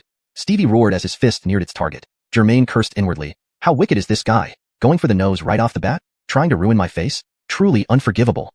Soon, Stevie's iron fist met Germain's nose. However, the outcome was disappointing for both men. After all the running, jumping, and putting in 120% effort, the result was the same as before. Germain merely swayed gently. No blood dripped from his nose, not even a sniffle. Stevie couldn't help but recall a phrase from internet novels, terrifying indeed. Germain regretted his impulsive promise to let the opponent land 3 punches. Though the vast difference in strength meant no severe harm was done, his nose did ache a bit. A terrifying thought flashed through Germain's mind, though improbable. What if this tattooed dwarf kicked his crotch with all his might? The image was too disturbing. Germain didn't dare imagine the consequences. If anything happened to his precious parts, what would Adley do? She'd probably cry her heart out. Garbage. Haven't eaten? An impassioned gambler jeered. Go home and suck your thumb. You're helpless. Not all gamblers were so malicious. Some offered advice. A gambler wearing rimless glasses suggested loudly, Idiot Stevie, kick his crotch. I bet he won't have any defense there.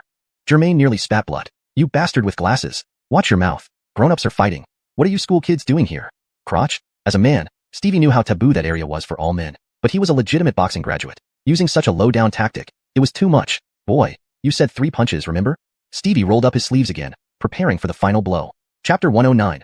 Breaking the Mold. Seeing Brevin grinning slyly at him, his eyes occasionally glancing down south, Germain's heart instantly sank. It looked like this guy was really going to use the castrating kick. Thinking again, he huffed. If you're going to use such a low and dirty move, then this young master won't hold back either. He'd channel energy into his legs, infuse them with heavenly chi, clamp around flower-armed Thug's foot and snap it right off. What? The promise of enduring 3 punches? Indeed, he promised to take 3 punches but nothing about legs or feet. Determined, Germain calmed himself, keeping a close watch on Brevin. At the first hint of movement, a shoulder twitch or leg lift, indicative of using a low and dirty move, Germain would retreat into the system, calculating his timing for an immediate counterattack, breaking that dog leg in 2. Move. Clear out, all of you.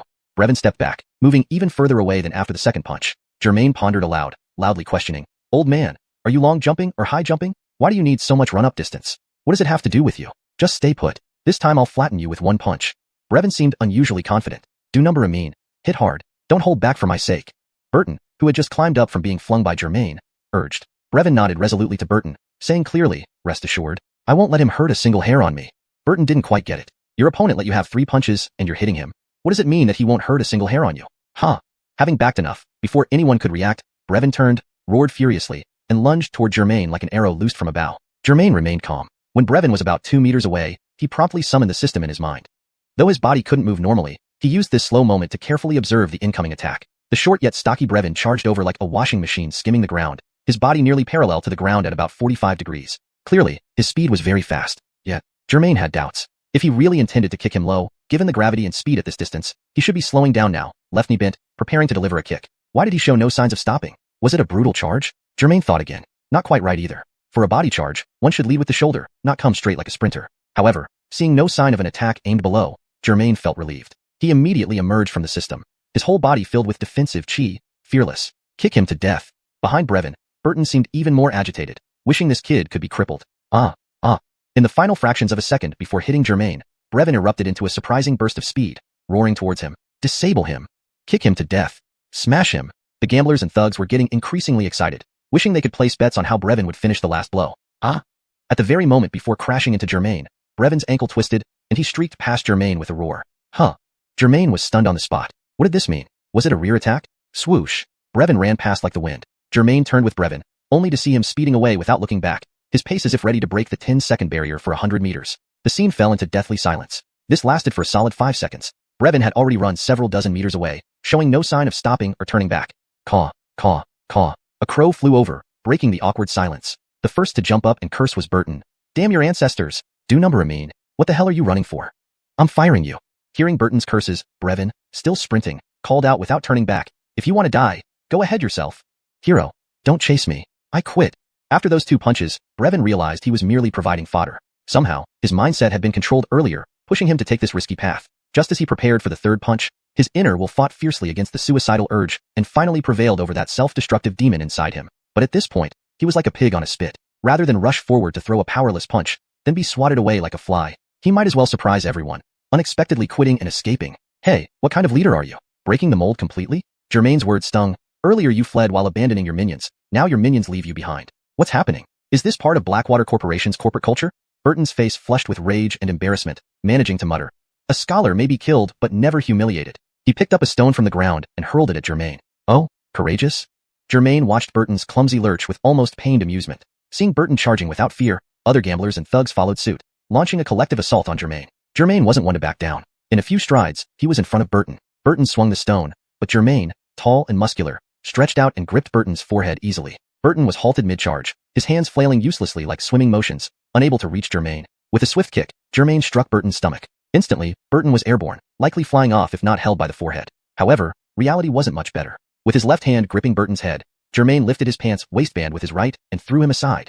Instantly, Burton became a human torpedo, flying horizontally more than a meter above the ground, eventually catching up with the fleeing Brevin. Crash! Zinc bowling pins, Burton crashed into Brevin, and the two tumbled together, rolling for several meters before coming to a stop. Chapter 110. Beaten into cowardice. The boss and Stevie, who were just exchanging curses, were now tightly hugging each other, rolling out several meters away with a thud. Thud. You damn traitor.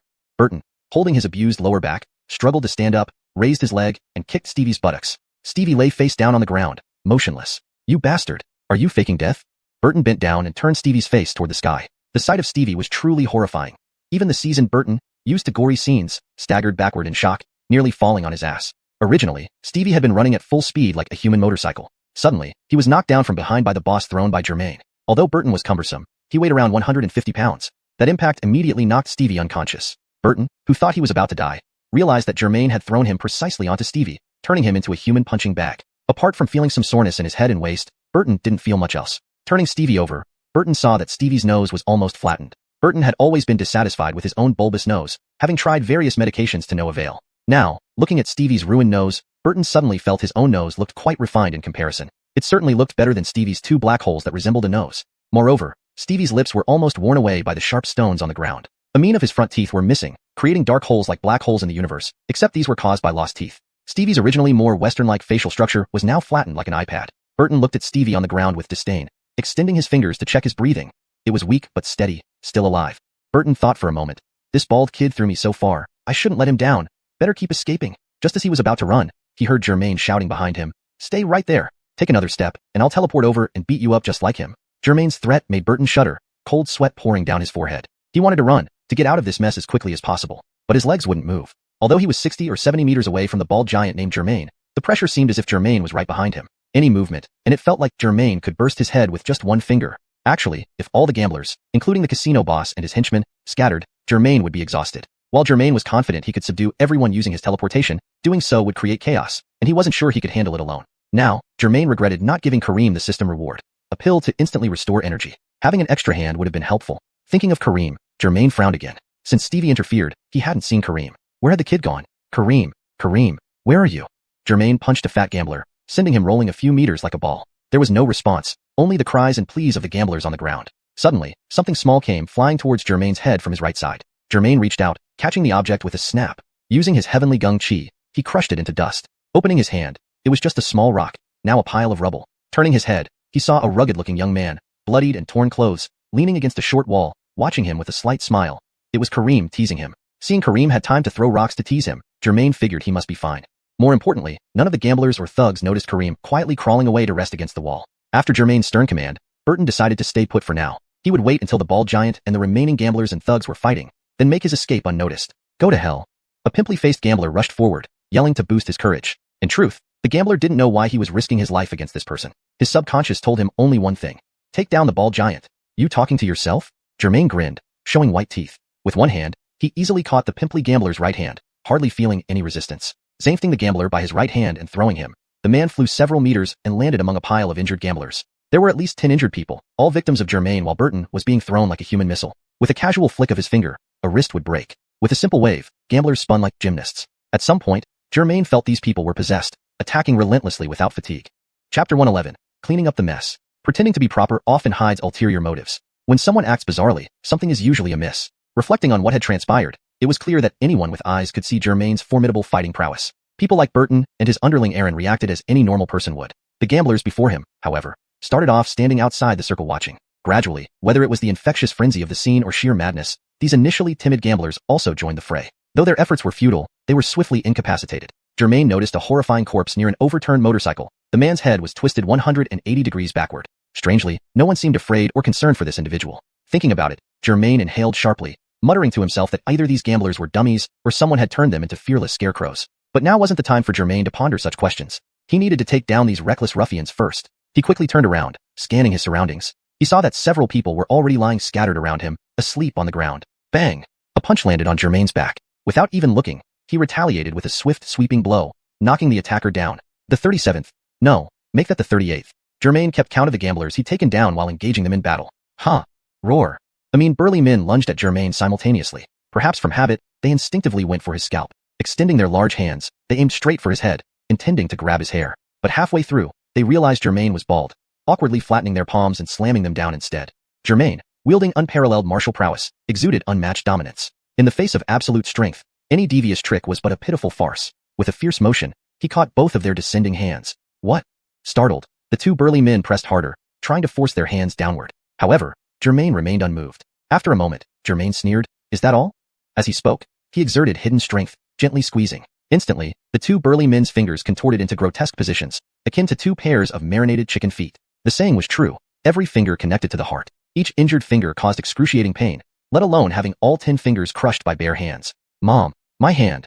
One burly man screamed in agony upon seeing his finger bent 180 degrees, his cries heart-wrenching. The other burly man, though not shouting for his mother, clutched his mangled right hand and silently wept, squatting on the ground. Fortunately for them, they received similar fates. Germain delivered 2 kicks, sending them flying several meters away, rolling like giant pretzels. In the presence of Germain's overwhelming power, the gambler's relentless onslaught resembled a tide of insignificant ants, laughably fragile and without a chance of victory. Within minutes, the casino floor lay strewn with dozens of unconscious or writhing bodies. Several cowardly gamblers, who had been watching from the sidelines, fled in terror as they witnessed their once mighty comrades collapse one after another. Perhaps running stood a chance when everyone was involved, but now, with only a few left, escape was hopeless. Whoosh!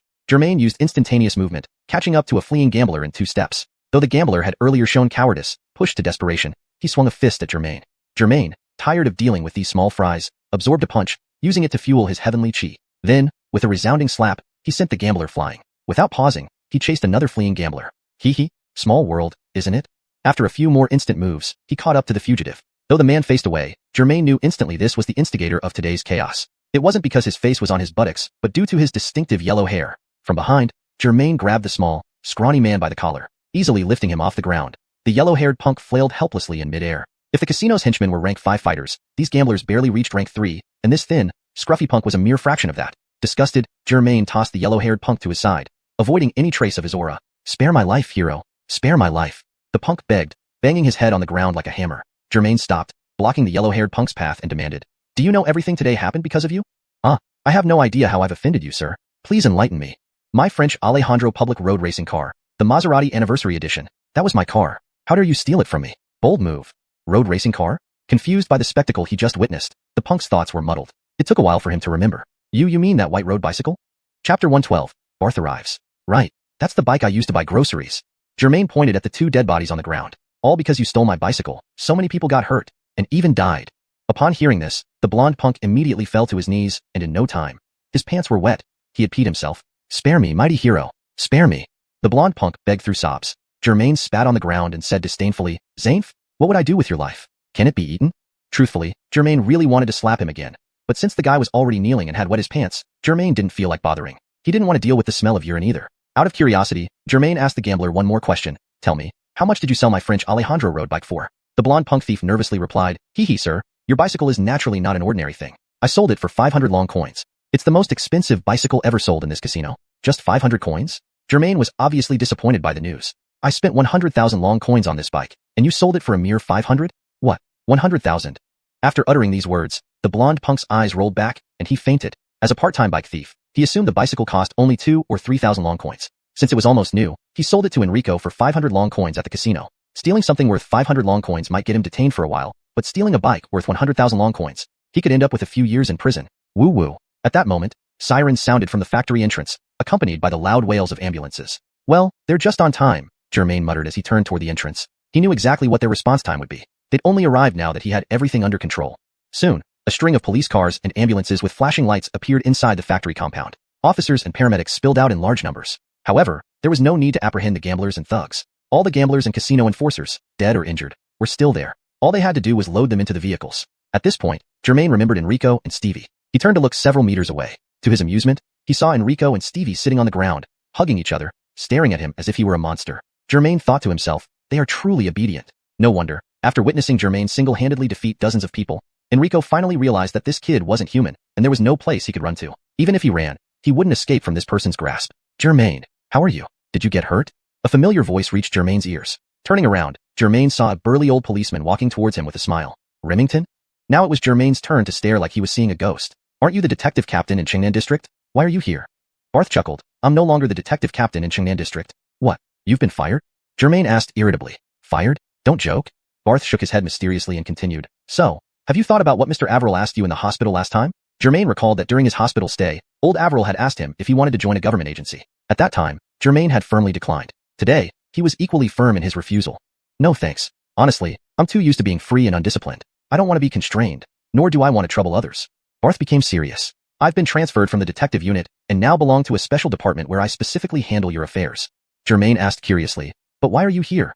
Barth explained. "When you called the police, you gave your name. Once your name appeared on the dispatcher's computer, it immediately went through our internal network and landed in my hands. Then," Barth glanced at the bodies lying on the ground and added, "I came to see what kind of trouble you stirred up this time." Germain pointed at the blonde punk and said, "Whether you believe it or not, it all started when this guy stole my bicycle. I chased him here and accidentally found a casino. Then mentioning Germain thought of Kareem. Looking up, he saw Kareem being strapped onto a stretcher by doctors and nurses, about to be loaded into an ambulance. Quickly walking over, Germain guided Barth towards Kareem's ambulance. "Remington, why are you here too?"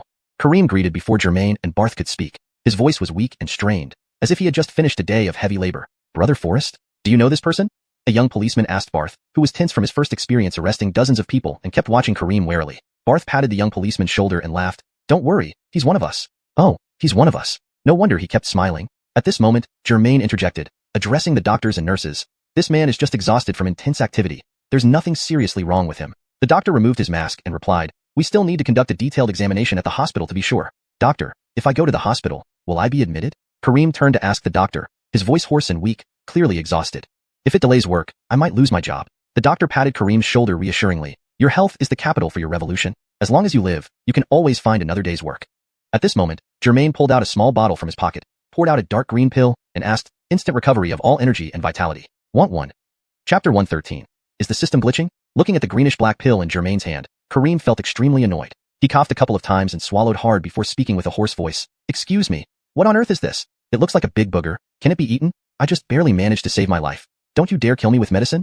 Germain glanced at the pill in his hand and then looked up at Kareem, saying, it's called the hand pill. Haven't you heard of it? One dose will. Before Germain could finish, the doctor chimed in with disdain. It cures all diseases, right? That's so cliché. Can we have something new? Ha ha ha. The doctor's words amused Germain, who responded, indeed, it doesn't cure everything. It merely restores physical strength and replenishes energy. Kareem grabbed the doctor's arm and pleaded in a raspy voice, Doctor, please send me to the hospital quickly. Just give me some glucose intravenously. This guy might really kill me with his medicine. After hearing Kareem's words, both the doctor and the nurse shook their heads, while Germain and Barth couldn't help but laugh out loud. Despite there being more than 10 police cars and ambulances, the number of injured and dead on the ground was far too many. This resulted in each vehicle having to cram 3 to 5 people inside. The police and doctors could only prioritize based on the severity of injuries, separating gamblers from thugs accordingly. Even the ambulance carrying Kareem had to take 2 other less severely injured individuals before slowly departing for the hospital. I guess even the hospital is going to be full? Barth waved goodbye to the ambulance that Kareem was in, turning back to Germain. You see, this mess is all because of you. Germain also waved towards where Kareem had gone. Remington, I didn't want it to be like this either. I initially just wanted to catch a car thief. Remember that punk with yellow hair? Barth nodded, recalling how conspicuous the Logan's yellow hair was, visible even at night. Germain paused, then continued. I only wanted to catch a car thief without bothering the police. But who knew? When I entered the room, there were dozens of people, which gave me quite a shock. As he spoke, Germain mimicked the scene with exaggerated movements for Barth. Barth waved his hand and chuckled. All right. You should have been an actor. What a waste. Scratching the back of his head, Germain himself became somewhat embarrassed. Drip. Suddenly, the system notification sounded in Germain's mind. A new task? Germain wondered, immediately bringing up the system interface to check. Drip. Congratulations, host, for assisting the police in apprehending gamblers. You have earned 20 points of positive energy. Current positive energy, 468 points. Well, is that possible? Germain hadn't expected this. He was still thinking about whether he'd troubled the police uncles. Now rewards were coming. But still, Germain asked the system, somewhat dissatisfied, Hey, system, isn't this reward a bit low? I spent hundreds of positive energy points working on this, and I only get rewarded with this much? This revision ensures the translation reads naturally in English while accurately conveying the original meaning and maintaining consistency in style and terminology. System, somewhat discontentedly, System, isn't this reward a bit low? I worked so hard and spent hundreds of positive energy points, only to get this much? The system coldly replied, Please wait patiently, host, and do not interrupt the issuance of further rewards. More rewards? Germain raised an eyebrow. There must be more than just this, right? The system continued to issue rewards. Drip, congratulations, host, for helping the police capture gamblers. You have received 20 points of positive energy. Current positive energy, 488 points. Drip, congratulations, host, for helping the police capture gamblers. You have received 20 points of positive energy. Current positive energy, 508 points. What's happening? Germain was puzzled, wondering why the rewards kept being for capturing gamblers. But the rewards kept piling up, with positive energy points increasing incessantly. Drip, congratulations, host, for helping the police capture a gambler. You have received 20 points of positive energy. Current positive energy, 928 points. Hey, system, did you make a mistake? Germain couldn't help but ask. However, the system did not respond to him and continued its work uninterrupted. Drip, congratulations, host, for helping the police capture a gambler. You have received 20 points of positive energy. Current positive energy, 1,448 points. Watching his positive energy increase continuously, Germain was delighted. Could this system have glitched? If this kept up, he would soon be able to buy 这种苦逼的生活. His 100 billion dragon coin assets would finally be available for him to spend freely. Correction. If this kept up, he would soon be able to shake off this miserable life. He would finally be able to spend his 100 billion dragon coin assets freely. Just as Germain was gloating to himself, the system's capturing gamblers reward suddenly stopped when his positive energy reached 1768 points. This would free him from this wretched life. His 10 billion dragon coins would finally be freely spendable. Just as Germain was reveling in his good fortune, the gambler apprehension rewards abruptly stopped at 1,768 positive energy points. What? Why did it stop? Germain was baffled after just a few moments of joy. Just as he was about to question the system, the rewards started flowing again. Drip, congratulations, host, for helping the police capture a casino thug. You have received 25 points of positive energy. Current positive energy, 1,793 points. Why was it rewarding 20 points earlier and now 25 points? Germain hadn't noticed the difference at first, rubbing his eyes several times to confirm that this time the reward was for capturing a casino thug. Following a few more rounds of thug capture rewards, Germain's positive energy points reached 1958. Hehe. Germain was delighted, reaching almost 2,000 points of positive energy in no time. This meant he could spend 2,000 yuan casually. Ha ha ha. He could finally buy as much braised pork as he wanted. Germain laughed heartily, forgetting himself until he accidentally exited the system interface. Ha ha ha. Germain's laughter abruptly stopped as Barth and a few others stared at him as if he were a lunatic. Ling Sun, what are you laughing about? You seem so happy? Barth asked curiously, wondering if he had found some peculiar treasure again. To maintain consistency and fluency in English, I've slightly adjusted the sentence structure while preserving the original meaning. Germain, what are you laughing about? So happy? Barth asked curiously, wondering if Germain had acquired some strange treasure. Just as Germain was about to dismiss it with some excuse. Drip. Congratulations, host. The system voice sounded again. What? Germain couldn't believe his ears. More positive energy rewards? Drip. Congratulations, host, for helping the police capture the casino boss. You have received 40 points of positive energy. Current positive energy, 1,998 points. Casino boss? There should only be one casino boss, right? Germain thought to himself. Chapter 114. Where's that woman hiding? After waiting for a while, Germain realized the system's voice had ceased. System? System? Germain asked cautiously, no more updates? The system replied, none.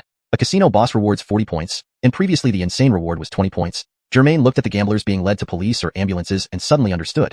It turned out catching each gambler rewarded positive energy points. Snap. A bolt of lightning seemed to flash through Germain's mind. Catch one and get a reward. If events like today happened every day, even small rewards would accumulate. At least I wouldn't starve as an empowered individual. However, while good deeds are common and bad guys are often around, situations where bad guys gather for a one-stop cleanup aren't so frequent. Germain checked his system data again. Host, Germain. Positive energy, 1998 points. Reputation, 2,222 points. Mission, gold heist at Xiuxian shopping center. Mission progress, 90%. Superpower, basic instant teleportation. Martial chi. Treasures, 1 Zaynightening cat, 1 great revival pill, 1 disease dissolving pill. Germain felt quite satisfied with his current status, except these 1998 positive energy points were making his OCD act up. It didn't look neat at all. Mr. System? Germain pleaded. Can you give me 2 more points of positive energy? Just 2 points to reach a nice even 2,000. This feels so uncomfortable. The system, typically understanding and friendly, replied, no, please. Germain tried once more. I can trade 20 reputation points I have no clue where they came from? Can I do that? The originally cold tone of the system grew even colder. Warning, do not attempt to bribe this system or else. Never mind. Never mind. Germain gave up. I was just joking. Don't take it seriously. Hehe. By the way, Remington. After everything in the system went silent, Germain stepped back and inquired about Darwin CG's mistress. Regarding the case of the gold heist at Xiuxian shopping center, do we have any clues on the woman who escaped? Barth shook his head and said, we only found out her name is Genevieve and her origin. Beyond that, we have no idea where she is now, or where she hid the loot. Since we know her origin, why not find her family? Wouldn't that make it easier to locate her? Germain asked. Barth glanced at Germain and replied, we've already investigated her family. Genevieve hasn't been in contact with them for at least 7 or 8 years. Seeing Burton and Aaron clinging to each other and being carried into the ambulance together, Germain smiled faintly. I think this woman has long fled Xiaozhou City. That's possible, but not highly likely. Barth rebutted with a hint of pride. How so? Germain stopped walking and asked Barth. Barth raised a finger. She couldn't escape via the airport, railway station, or bus station. You should know that. Then he raised another finger. The only possibility is that she drove away herself? Germain nodded and added, true. I saw her take the elevator to the underground parking lot that day. But after the large-scale battle at Xiuxian shopping center, within an hour, our police had sealed off all exits from the city. Barth emphasized, all exits. Unless, Germain mused, unless she left the city on foot from a remote corner, avoiding major roads. But then she wouldn't be able to carry the stolen goods. For a woman, it's quite strenuous. Carrying such heavy items, trying to walk out of Xiaozhou City isn't easy. So your point is? Germain asked. Not my point, but the conclusion we reached collectively. She's more likely still in Xiaozhou City. Barth firmly responded, the sunset casting a heroic shadow over his shoulders. Where do you think she might be hiding? Germain looked at Barth, seeking the veteran cop's answer. His task was nearly due, and Germain was getting anxious. Barth surveyed the area mysteriously and whispered to Germain. There are surveillance cameras everywhere in the city, except for the old district and the western area. Due to their dilapidated state, there are insufficient cameras, allowing criminals to exploit the gap. You mean Genevieve might be in the western area? Exactly. Barth confirmed. In the surveillance footage, the last appearance of that woman was in the western area. Security here is weak. She might wait until things cool down before escaping from Xiaozhou City. Fantastic. Germain exclaimed involuntarily. What do you mean by fantastic? Barth was puzzled. You say it's fantastic that she could escape from here? Germain explained. My system gave me a mission which is almost complete. Just need to catch that woman. What do you get after completing the mission? Barth, curious about the system, was transferred from the police department to a special unit due to his connection with Germain. Germain rubbed his nose, embarrassed. Well, in truth, despite being possessed by the system for so long, I haven't completed any missions yet. Don't missions have time limits? Can you do them whenever you want? Barth's face showed disbelief. Germain lamented, sure. The deadline is in a few days. Afterward, I'll be completely erased. Trying to emphasize his dire situation further, he added, erased. Totally erased if I don't finish the task. Barth nodded and reassured him with a smile. Got it. But you must hurry and believe in yourself. Germain smiled bitterly. Yeah, today, I was supposed to search for that woman with Kareem, but now I wasted half a day, and Kareem ended up in the hospital? Barth placed his hands on his hips and laughed. How about me? Want me to give it a try? This translation maintains the paragraph structure, line breaks, and the original tone and style of the Chinese text while ensuring it reads naturally in English. Chapter 115. Something was definitely off today. Just a few days ago, Barth had been transferred away from the police squad where he'd spent most of his career. Introduced by Wilfred, he was appointed to a special national department as a specialist. The first person he was responsible for was Germain. The reason was that although they hadn't known each other long, they had fought in the same trenches and could be considered half-comrades in arms. Both Avrolao and the state hoped that Barth could persuade Germain to join the special department. Even if he didn't join, at the very least, they couldn't let Germain act recklessly. So part of Barth's job was actually monitoring in nature. Of course, this was something Barth couldn't tell Germain. Although there wasn't much substance to it, it still didn't sound too good. You? Germain widened his eyes. Can you handle this with your gunshot wound? Xiuxian wound? Barth waved his arm, rotating it. If you hadn't mentioned it, I'd have forgotten. Haha. Germain thought to himself that forest seemed better. Initially, Germain wanted to return to the casino to retrieve his bicycle. But once Barth said he would come along, they decided to take a car. Germain dug into his pocket and pulled out the red Volkswagen Beetle key that Kareem had left him before being taken away in an ambulance. Ding dong, Germain jingled the keys. Seeing as you're so earnest and determined, all right, follow me. As Germain moved towards the factory exit, a policeman stopped him, asking Barth in a consultative tone, Remington, is this all right? Barth patted the officer's shoulder and whispered reassuringly, don't worry, I'll take responsibility for him. It'll be fine. With Barth vouching for them, the policeman had no choice but to let them go. After all, Forrest's current position, though unknown to many, now equated with that of a city police commissioner within the government system. Initially, as Germain and Barth walked towards the factory gates, two policemen offered to follow behind, protecting the duo. Barth smiled and refused. Looking at the bald young man in front of him, if real danger came, who knew who would end up protecting whom? Carefully stepping over pools of blood on the ground, despite most of the injured gamblers having already been taken away in ambulances, one could still imagine the brutal fight from the remaining splatters. Even shoes kicked off during the chaotic stampede numbered in the dozens. Walking out while discussing the events of the day, Barth, upon seeing the corpse under the motorcycles, furrowed his brows. Come to think of it, something feels off about today. How so? Germain was also drawn to the gruesome sight beside the motorcycles. Barth explained, having been a cop for half my life, do you know which people are the most cowardly? Looking at the body covered in white cloth, its back of the head pressed against the neck, Germain responded, gamblers? I've seen them scatter like mice when the police arrive on TV. Barth strode ahead. That's right. But today, look. He pointed at a nearby police car filled with gamblers. Despite there being only two of you, these gamblers don't seem afraid of you reporting them or being caught. Following Forrest's gaze, Germain saw Chance and Conley seated in the back seat. Noticing Germain outside, Chance silently made a praying gesture, while Conley started shouting about gods and deities, making Germain break into a cold sweat. Once Germain regained composure, he glared at Chance and Conley as if planning to eat them alive. The two instantly clamped their mouths shut, watching as Germain and Barth left. Remington. I noticed it too, Germain turned to Forrest, agreeing. At first, I only asked them to stay put until you arrived and took them away. That's all. Oh, then how did it turn into such a mess? Barth asked as they walked. Germain shrugged and spread his hands. I don't know what got into them. They didn't seem to fear my superpowers, rushing forward one after another, almost as if seeking death. Stroking his chin stubble, Barth told Germain, no matter how strange something seems, there's always a reason behind it.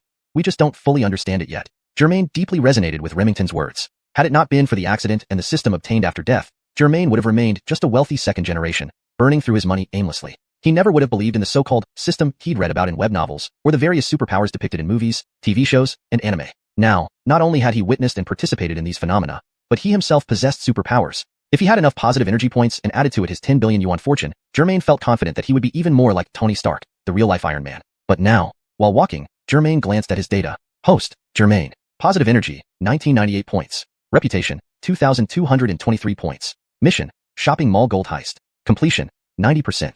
Superpowers, basic instant teleportation, super Huantian Gang Chi, supernatural aura. Editing note. The term Huantian Gang Chi seems to be a specific concept or name that doesn't have a direct English translation. It's best to keep it as is with an explanatory translation in parentheses if necessary. However, basic teleportation should be basic instant teleportation for clarity and accuracy. Treasures, 1 Zainitening cat, 1 Great Return pill, 1 all disease elimination pill. At some point, his reputation had increased by 1 point again, while his positive energy remained at 1998, just 2 points shy of reaching 2000. Your car? Isn't it the red beetle parked in the grass outside? Barth suddenly asked. That isn't my car. It belongs to Kareem, Germain replied with a smile. Kareem's? Barth seemed even more incredulous. Impossible. A tough guy like him driving such a girly car. Before Barth could finish speaking, distracted by talking, he stepped on a half-buried pickaxe handle, twisted his foot, and nearly fell. Quickly, Germain steadied him. You should be careful at your age. What do you mean, your age? I'm only 53, Forrest complained. Beep. The system voice sounded again. Congratulations, host, for helping an elderly person. You've been awarded 2 points of positive energy. Current total, 2,000 points. Chapter 116. Special Individual. What? Germain's mouth dropped open in astonishment. He had only instinctively helped Barth, who was slipping beneath him, and he received 2 points of positive energy for that? And these 2 points made it an exact total of 2,000 points, a tidy number indeed. It looked much better this way. Germain called out in his mind to the system. System? System? Are you sure there's no mistake here? Just helping him up gave me 2 points of positive energy? The system replied without hesitation. No mistake. How could I make a mistake? One of my principles is not to consider good deeds too small to do. Helping others adds 1 point of positive energy. Helping someone over 50 years old adds another point. So in total, it's 2 points. The system paused for a second as if recalculating, then confirmed, indeed, precisely after adding these 2 points, your current positive energy value is exactly 2,000 points. Hearing the system's words, Germain felt delighted inside. His eyes sparkled mischievously as he smiled and asked, Hee, Mr. System, I have 2 questions. If I help 100 old ladies cross the street every day, Germain stopped mid-sentence, and the system smoothly continued, you would gain 200 points of positive energy. But where are you going to find 100 old ladies crossing the street in one day? That's my second question, Germain followed up. If I help 1 old lady cross 100 streets, will it be the same effect? The system seemed almost to transform into human form to express its admiration. Naturally, it's possible. After getting the system's confirmation, Germain felt incredibly elated, like he had finally mastered pig farming techniques after studying wealth creation techniques for a whole year. If he could get 200 points in a day, that meant 6,000 points in a month. Germain quickly calculated in his head. What did this mean? It meant that Germain, the billionaire with terrifying superpowers, had finally solved the crisis of possibly starving at any moment. He had found a stable path to solving food and meat issues. Germain now wished to award himself an Oscar or Nobel Prize. Just as Germain exited the system interface, he saw himself supporting Barth from falling, and Barth about to thank him. Thank you. Before Barth could finish, Germain seized his hands, eyes filled with gratitude and tears, and said, Thank you, Remington, no need to say more. After this issue is resolved, I'll treat you to skewers. Barth shrugged off Germain's hands, looking puzzled. What's going on? I can't understand. It's no wonder Barth was confused. Initially, Germain had saved Barth in a firefight, and just now when Barth almost fell, Germain caught him. Barth should have been thanking Germain, but instead, Germain thanked him first. Did this kid lose his mind? Or was it because of some new mission from the system and his superpowers? Barth couldn't know, nor could he understand how Germain felt. Everyone has different backgrounds and experiences, making true empathy impossible. At least I won't starve now, Germain murmured to himself, quietly enough that Barth didn't hear him. For nearly half a month, though he nominally possessed billions, the money he could actually use was limited by his positive energy points. This strained financial state reminded Germain of his childhood after his parents died. Thinking about it, his current situation was still slightly better. At least he was an adult now, barely scraping by, but not starving. Recalling walking alone on frozen streets in Wuxia, with just a few dollars in his pocket, after reclaiming his rightful inheritance and obtaining more wealth than he could spend, Germain transformed from a well-behaved child into a whimsical playlogan. Despite his low material desires, always wearing similar clothes, what he truly craved was spiritual satisfaction and respect from others. Previously, he liked throwing money around. Girlfriend wouldn't agree? Throw money. Seen as poor? Throw money. Over time, Germain realized these people merely wanted his money. The respect Germain sought? Yes, there was respect, but it wasn't for him, rather for his wealth. So Germain feared poverty, fearing losing everything again. When that happened, even the respect for his money would disappear, leaving him walking alone on icy streets once more. Thus, living in the moment, spending today's money today, became Germain's philosophy. The two left the factory gate, turned right, and walked along wild grass and shrubs until they reached a fresh track of flattened grass where Kareem's car was parked. Germain. Barth spoke as they walked, if you have time, I'd really like to treat you to drinks and skewers. You treating me? That's too much.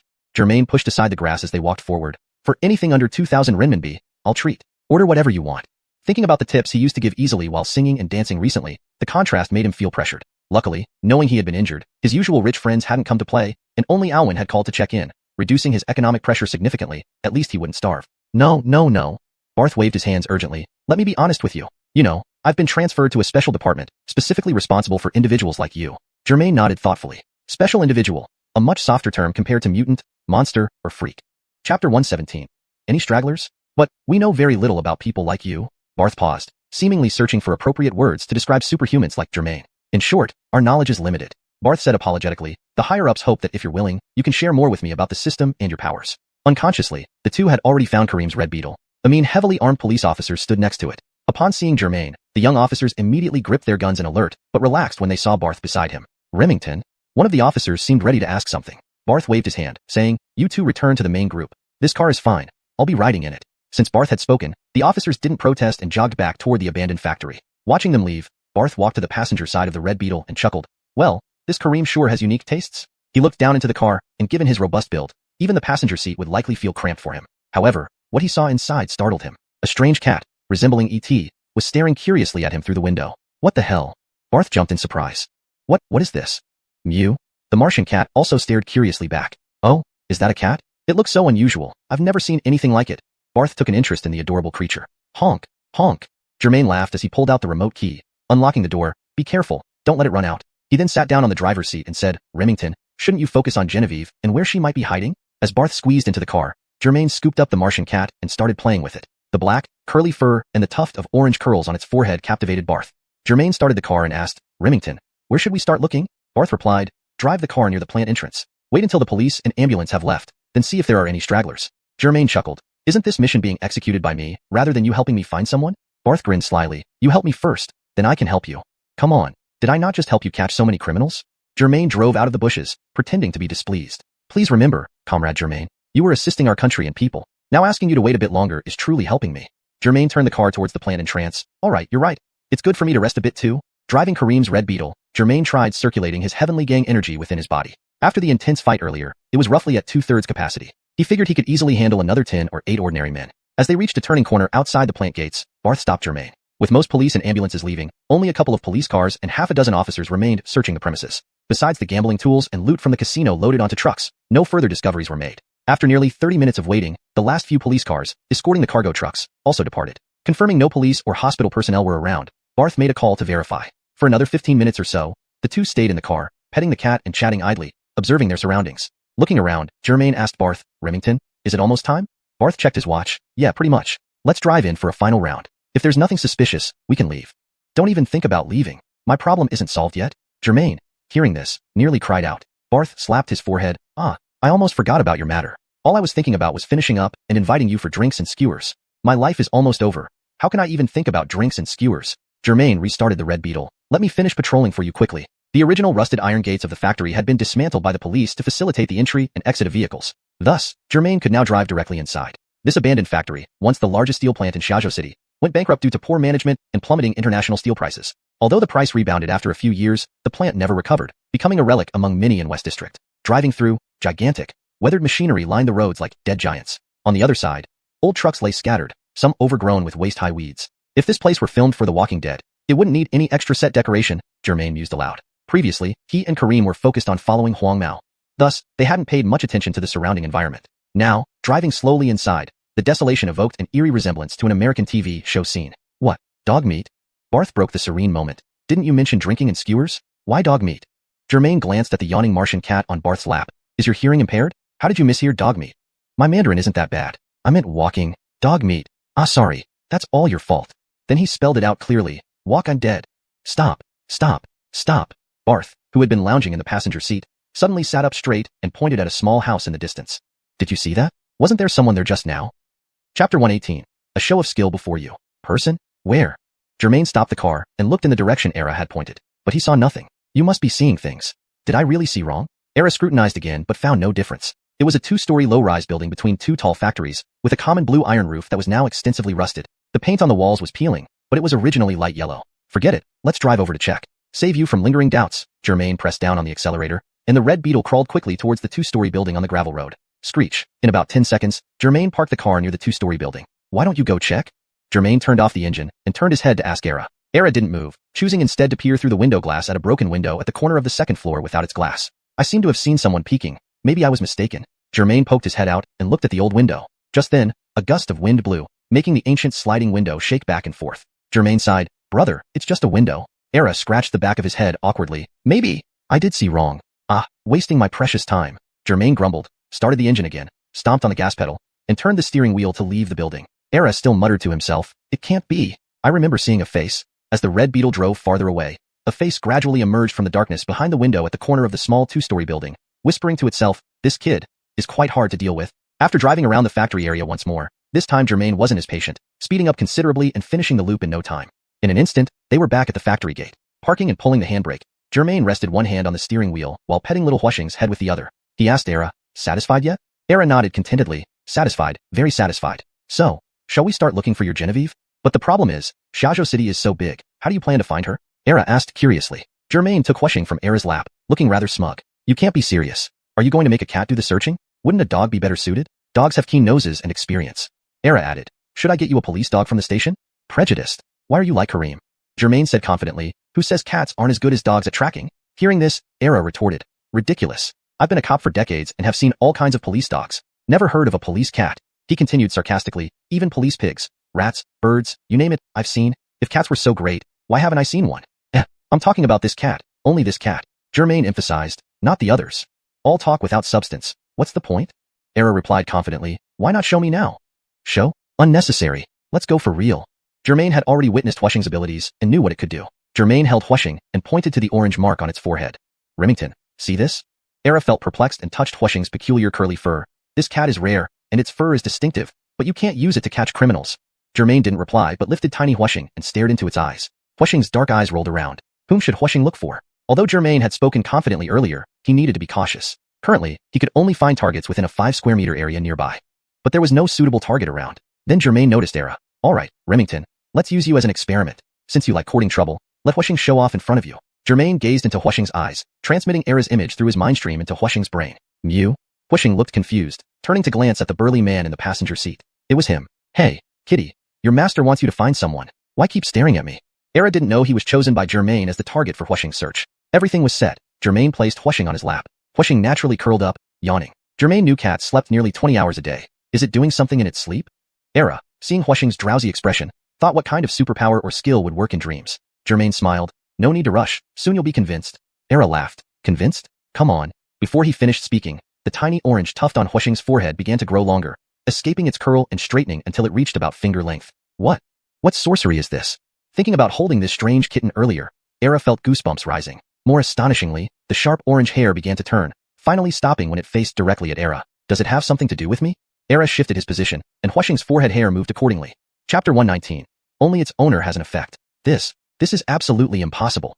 Barth really couldn't believe his eyes. He shifted around in the car, still not giving up. Without any doubt, the tuft of orange fur on Huixing's forehead pointed directly at Barth, like a compass needle. Barth was stunned. Curiously, he asked Germain, what breed of cat is this? So amazing. Germain replied with a proud smile. Oh, it's nothing much. The system gave it to me. It might be from another planet or dimension.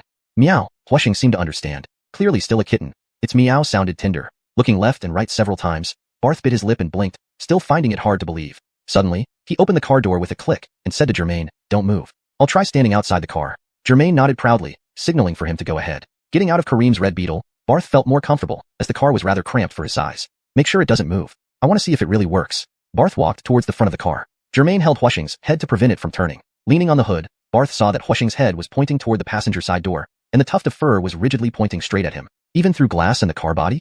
Barth moved a few steps to the side. Unsurprisingly, the tuft followed his movements. Convinced, Barth quickly returned to the car. Now, in his eyes, Huixing was no longer just a pet. It seemed like one of those legendary divine beasts. Seeing Barth back, Germain released Huixing's head and asked, So, are you convinced now? Barth didn't reply but instead stared at Huixing, saying, If we handed this over to the government for catching criminals, don't get your hopes up. This cat can only track targets within a 5 square kilometer radius. Germain quickly interrupted. If you already know they're within 5 square kilometers, why would you need it? Slapping his forehead, Barth sighed. Yeah, you're right. What a pity. Such a good cat, but it has limitations. So, that's why I rode my bike from the south part of the city to the north, street by street, looking for the woman, Germain explained while thinking of the scene he had seen through Barth's eyes. The tuft on Huixing's forehead shortened, curled, and eventually became like the rest of its fur. Orange but particularly noticeable against the black curls. Why did it retract? Barth asked. Germain pointed to his own head. It retracts when I withdraw the target image from my mind and stop it from tracking. Barth took Huixing, looked into its eyes like Germain, and tried to think of Germain's image. After a long moment, the tuft remained still. Why not me? Is my posture wrong? Barth tried several angles, but nothing worked. Meow. Huixing was getting sleepy from being handled. All cats act like this, no matter where they come from, Germain chuckled. Remington. Only its owner can have an effect. Barth shook his head. All right, give it back. Disappointed, he handed Huixing to Germain. Germain accepted the kitten, stroking its head, and said, Huixing, help me find the woman, complete the task, and earn rewards. Will I feed you meat every day? Huixing responded, Meow. But you've scanned from the southern part of the city all the way here. Most of Xiaoqiu City is already covered. I wonder if it will find the woman? Barth threw some cold water on Germain's hope. Germain frowned. I don't know either. And I'm unsure if it can detect underground targets. If she's hiding in a damp basement, what then? Sighing again, Germain said, Let's give it a try. At least it's better than searching blindly. Barth patted Germain's shoulder, consoling him. Don't worry. As the saying goes, where there's a will, there's a way. Hope may appear when you least expect it. Smiling gratefully, Germain replied, Okay, let's try. He picked up Huixing again and commanded, Huixing, it's time for you to help me. Looking into Huixing's eyes, Germain transmitted the woman's face from his mind to the cat. Assuming the woman wouldn't be nearby, Germain handed Huixing to Barth and started the red beetle, exiting the factory gate and turning onto the main road. Holding Huixing, Barth carefully examined it, but found no difference in the orange tuft compared to other fur. He marveled at how incredible the world could be, never expecting to encounter such a magical creature in his life. However, there were things Germain knew that Barth couldn't understand, and vice versa. Since joining the Longkong Special Inspection Department through Efren's recommendation, Barth had seen many strange things. Their differences were clear. Barth's interest stemmed from both curiosity and job requirements, whereas Germain wasn't too interested beyond his own concerns. Germain, did you ever think there are quite a few people like you, just unknown to ordinary folks? Barth asked while petting the cat. Not many? That's news to me, Germain answered. But I do know there's at least one other, Godfrey. Chapter 120. Of course I have to handle this. Actually, Barth hesitated, unsure if he should say more. His superiors had instructed him to recruit Germain, but from today's interactions, it seemed Germain wasn't too keen on joining. Even if he doesn't join, it's okay as long as he doesn't do anything bad or get recruited by the opposing forces. Reflecting on this, Germain didn't lack anything. At a young age, he had already become an invisible billionaire not seen on any wealth list. For someone like him to be bought? It was more likely that he would buy others instead. At this thought, Barth chuckled to himself. Germain was driving, and they had just turned onto the main street when Barth noticed a peculiar change in Huixing's forehead fur. Just like when Germain asked the little cat to track him earlier, its orange curly fur was now elongating and straightening, slowly unfurling into a bundle about finger length. Germain, look quickly. Barth hurriedly alerted the focus driver. Unprepared, Germain glanced at Barth and Huixing before screeching to a halt with a sharp screech. What? Is it nearby? Germain pulled the handbrake, both of them staring intently at Huixing. Huixing lay half asleep, while the tuft of fur on its head slowly rotated. Front, right rear. Then it firmly pointed towards the red beetle's right rear, stopping there. This is impossible. Barth couldn't believe his eyes. He tried nudging Huixing's fur, but it stubbornly pointed right rear. Germain looked around to the right rear and then back at Huixing, saying, within a 5-kilometer radius, it doesn't necessarily have to be here. The direction Huixing pointed was precisely the abandoned factory they had just left. Let's circle around to confirm, Barth urged. If we can be sure, I'll call for backup immediately. Germain started the car again, rejecting the idea. No, one person is enough. Germain thought to himself, what if you guys from the police catch her, and the system refuses to acknowledge my mission completion? Besides, handling a few dozen people wasn't a problem for him, let alone one woman. What's the big deal? Yes, let's find Genevieve first. Considering there shouldn't be much of an issue, Barth agreed. With a puff of blue smoke, the red beetle roared to life, heading forward while Huixing's fur kept pointing towards the abandoned factory. At a crossroad, Germain turned right, and Huixing's fur still pointed towards the factory. Accelerating quickly, after circling the entire area, it was confirmed. The woman, Godfrey's mistress, was indeed inside the abandoned factory. Damn, what a coincidence. Stopping at the factory gates once again, even the normally mild-mannered Barth couldn't help but curse. Holding the steering wheel, Germain's heart raced with excitement rather than surprise. Thoughts of coincidence and chance were thrown out the window. Right now, only one thought occupied Germain's mind. I've finally caught you. He sharply turned the steering wheel, driving the red beetle into the compound, but was stopped short by Barth. Stop. Barth commanded. What now? Did you see something? Germain asked. Barth seriously replied. Since we've basically confirmed the woman is here, let's park the car and walk in quietly, holding the cat. Stealthy approach. No shooting, you understand? After some thought, Germain nodded in agreement. Barth added, moreover, I'm pretty sure the woman is hiding in that 2-story building. I didn't imagine it before, and now I'm certain someone was on the 2nd floor. Earlier, they were too focused on finding signs of the casino members, never imagining Godfrey's mistress would be hidden inside. If Germain had made Huixing search the compound initially, they might have found the woman sooner. He could have already apprehended her, taken the loot, and returned triumphant. Without delay, Germain and Barth carried the sleepy Huixing, exiting the car. They jogged along the buildings, trying to make minimal noise towards the previously inspected 2-story building. Thinking that perhaps a pair of eyes were watching them from inside while they discussed outside made Germain feel a chill down his spine. Mew?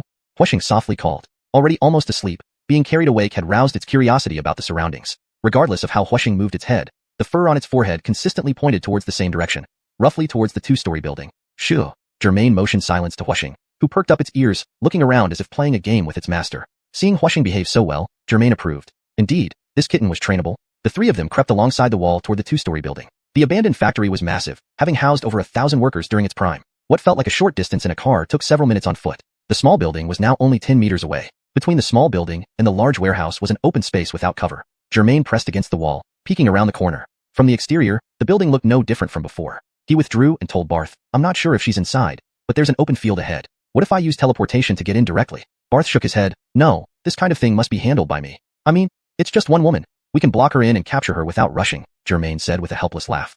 Chapter 121. Divided forces for a pincer attack. After all, Barth had been a policeman for many years and still had basic safety awareness. He disagreed. No way. What if that woman has a weapon? Hiding in such a place with a huge amount of stolen goods, that Kyla might indeed have obtained a weapon. Germain admired Barth's sense of potential dangers and retorted. Then what do? We can't just squat here waiting for her to come out, right? Barth looked around the environment, thought for a moment, and pointed at the Martian cat he was holding. Here's the plan. I'll stay here on watch while you take this cat and go to the other end of the factory. Go around to the back of the small 2-story building and confirm she's inside. Once I see you in position, we'll attack from both sides together. How does that sound? Germain agreed after hearing Barth's idea. The strategy was practical. Attacking from both fronts would catch her off guard and reduce risks. After taking the kitten handed over by Barth, Germain sensed the remaining heavenly gloom chi in his lower abdomen. It wasn't much, but catching one woman should be manageable. Before rushing into the room later, he would activate the heavenly gloom chi again. Given its defensive capabilities, it could withstand normal punches, kicks, or even knife attacks from weak individuals without any problem. If attacked by someone skilled in martial arts or with a strong physique, there would be some overflow, as Germain had experienced before. Facing a kung fu expert or professional fighter would significantly weaken its overall defense. As for knives or firearms, total defense wouldn't be possible, only partially mitigating the damage. In summary, dealing with a woman unless she has a gun shouldn't raise any security concerns for Germain. Alright, then Remington, you stay here on watch, Germain said with a firm look. I'll circle around to the back. Once I'm in position, we move together. Barth patted Germain's arm in agreement and moved to the corner of the wall, peeking out cautiously. So, Germain began walking along the factory walls with the cat. This factory originally produced steel bars, so the building was square-shaped and measured roughly 300 meters in length, about 70 to 80 meters wide. Circling the entire structure would take a few minutes. After walking 20 meters, Germain spotted a small hole in the wall and crouched down to squeeze through, saving about 70 to 80% of the time. Once inside, however, Germain frowned, almost regretting his decision. Around the hole were human excrements left by gamblers who used the space for convenience. To avoid stepping on these landmines, Germain had to tread carefully. Fortunately, the gamblers didn't venture further, and the landmines gradually disappeared. As he walked, Germain observed the abandoned factory. Dust covered the floor, masking footprints. The heavy machinery was also coated with dust. However, anything portable or detachable had already been taken away for scrap iron. Looking at the colossal steel beasts, Germain felt a rugged beauty. No wonder some people in the capital turned old factories into artistic halls, but probably not in Xiaozhou, a city of lesser importance. Germain proceeded forward, checking the cat's tuft of hair, which consistently pointed towards the small 2-story building. Soon, he reached the other side of the large factory where another larger hole led outside. Predictably, more landmines surrounded this hole. Pinching his nose, Germain carefully stepped over them, finally reaching the outside. Even beyond the hole, Germain kept pinching his nose and breathing shallowly until he moved several meters away. Phew, almost suffocated, Germain whispered, looking at Martian, who showed no sign of discomfort, curiously watching him. Its tuft of hair still pointed towards the small building. Carefully following the wall, Germain peeked around the corner at the small building. Nothing suspicious. Turning left, he saw no sign of Barth. Cursing himself, Germain realized they hadn't coordinated their timing properly. Unable to call without alerting anyone, he sent a message to Barth. Remington, I'm in position? Barth did not respond. Am I not clear enough? Germain thought, sending another message. Remington, please reply if you receive this. Still, no response. Is his phone off? Germain wondered anxiously. Unable to proceed with the cat, he set Martian down, instructing it to play nearby. Martian nodded obediently, chasing a grasshopper. Seeing Martian occupied, Germain repeatedly looked towards Barth's direction but saw nothing. What's going on? Suddenly, a worrying thought flashed through Germain's mind. Could Barth have entered alone while he was distracted? Chapter 122. Investigating the first floor. It must be so, Germain thought. Looks like there's an 80% chance that Barth has stood me up and went in alone. Germain craned his neck to look around once more, but found not a trace, let alone Barth. This guy really doesn't play fair, Germain complained inwardly. Looking at Churchill, who was playing happily not far away, Germain quietly instructed Churchill to stay put until he came out. Mew. Whether Churchill understood or not, it let out a soft roar towards Germain before continuing its self-entertainment. Sigh, being an animal is much easier. As this thought flashed across his mind, even Germain chuckled slightly. Animal? Aren't humans animals themselves? Back then, after suddenly inheriting a large fortune, though Germain was still a child, he already had a profound understanding of money and wealth. He knew that under normal circumstances, he wouldn't be able to spend all the wealth left by his parents in his lifetime. Therefore, from that point on, Germain set a life motto for himself, to live an easy and carefree life. However, as the saying goes, the tree wishes for stillness, but the wind will not cease. Germain wanted to live a peaceful and easy life, but life played a huge joke on him. What Germain experienced within these few short days was something that most people, perhaps even multiple generations combined, could never encounter.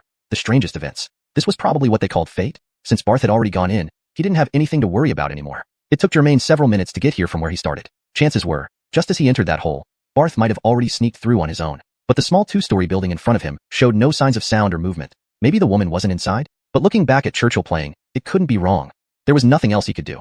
Only a quick teleportation would help him investigate further. The old 2-story building was about 10 meters away from Germain, requiring 2 consecutive teleports to reach. The good thing was that teleportation made no noise, thus wouldn't alert any enemies. With his mind set, Germain crouched down, focused his thoughts, and suddenly appeared 5 meters away. As soon as his figure materialized, he teleported again, now right beside the light yellow small building's wall corner. Germain stealthily walked forward a couple of steps and leaned against the wall of the small building. From this angle, he could clearly see the spot where he and Barth had been standing, and it was obvious that Barth was no longer there. Sure enough, he stood me up, Germain thought bitterly.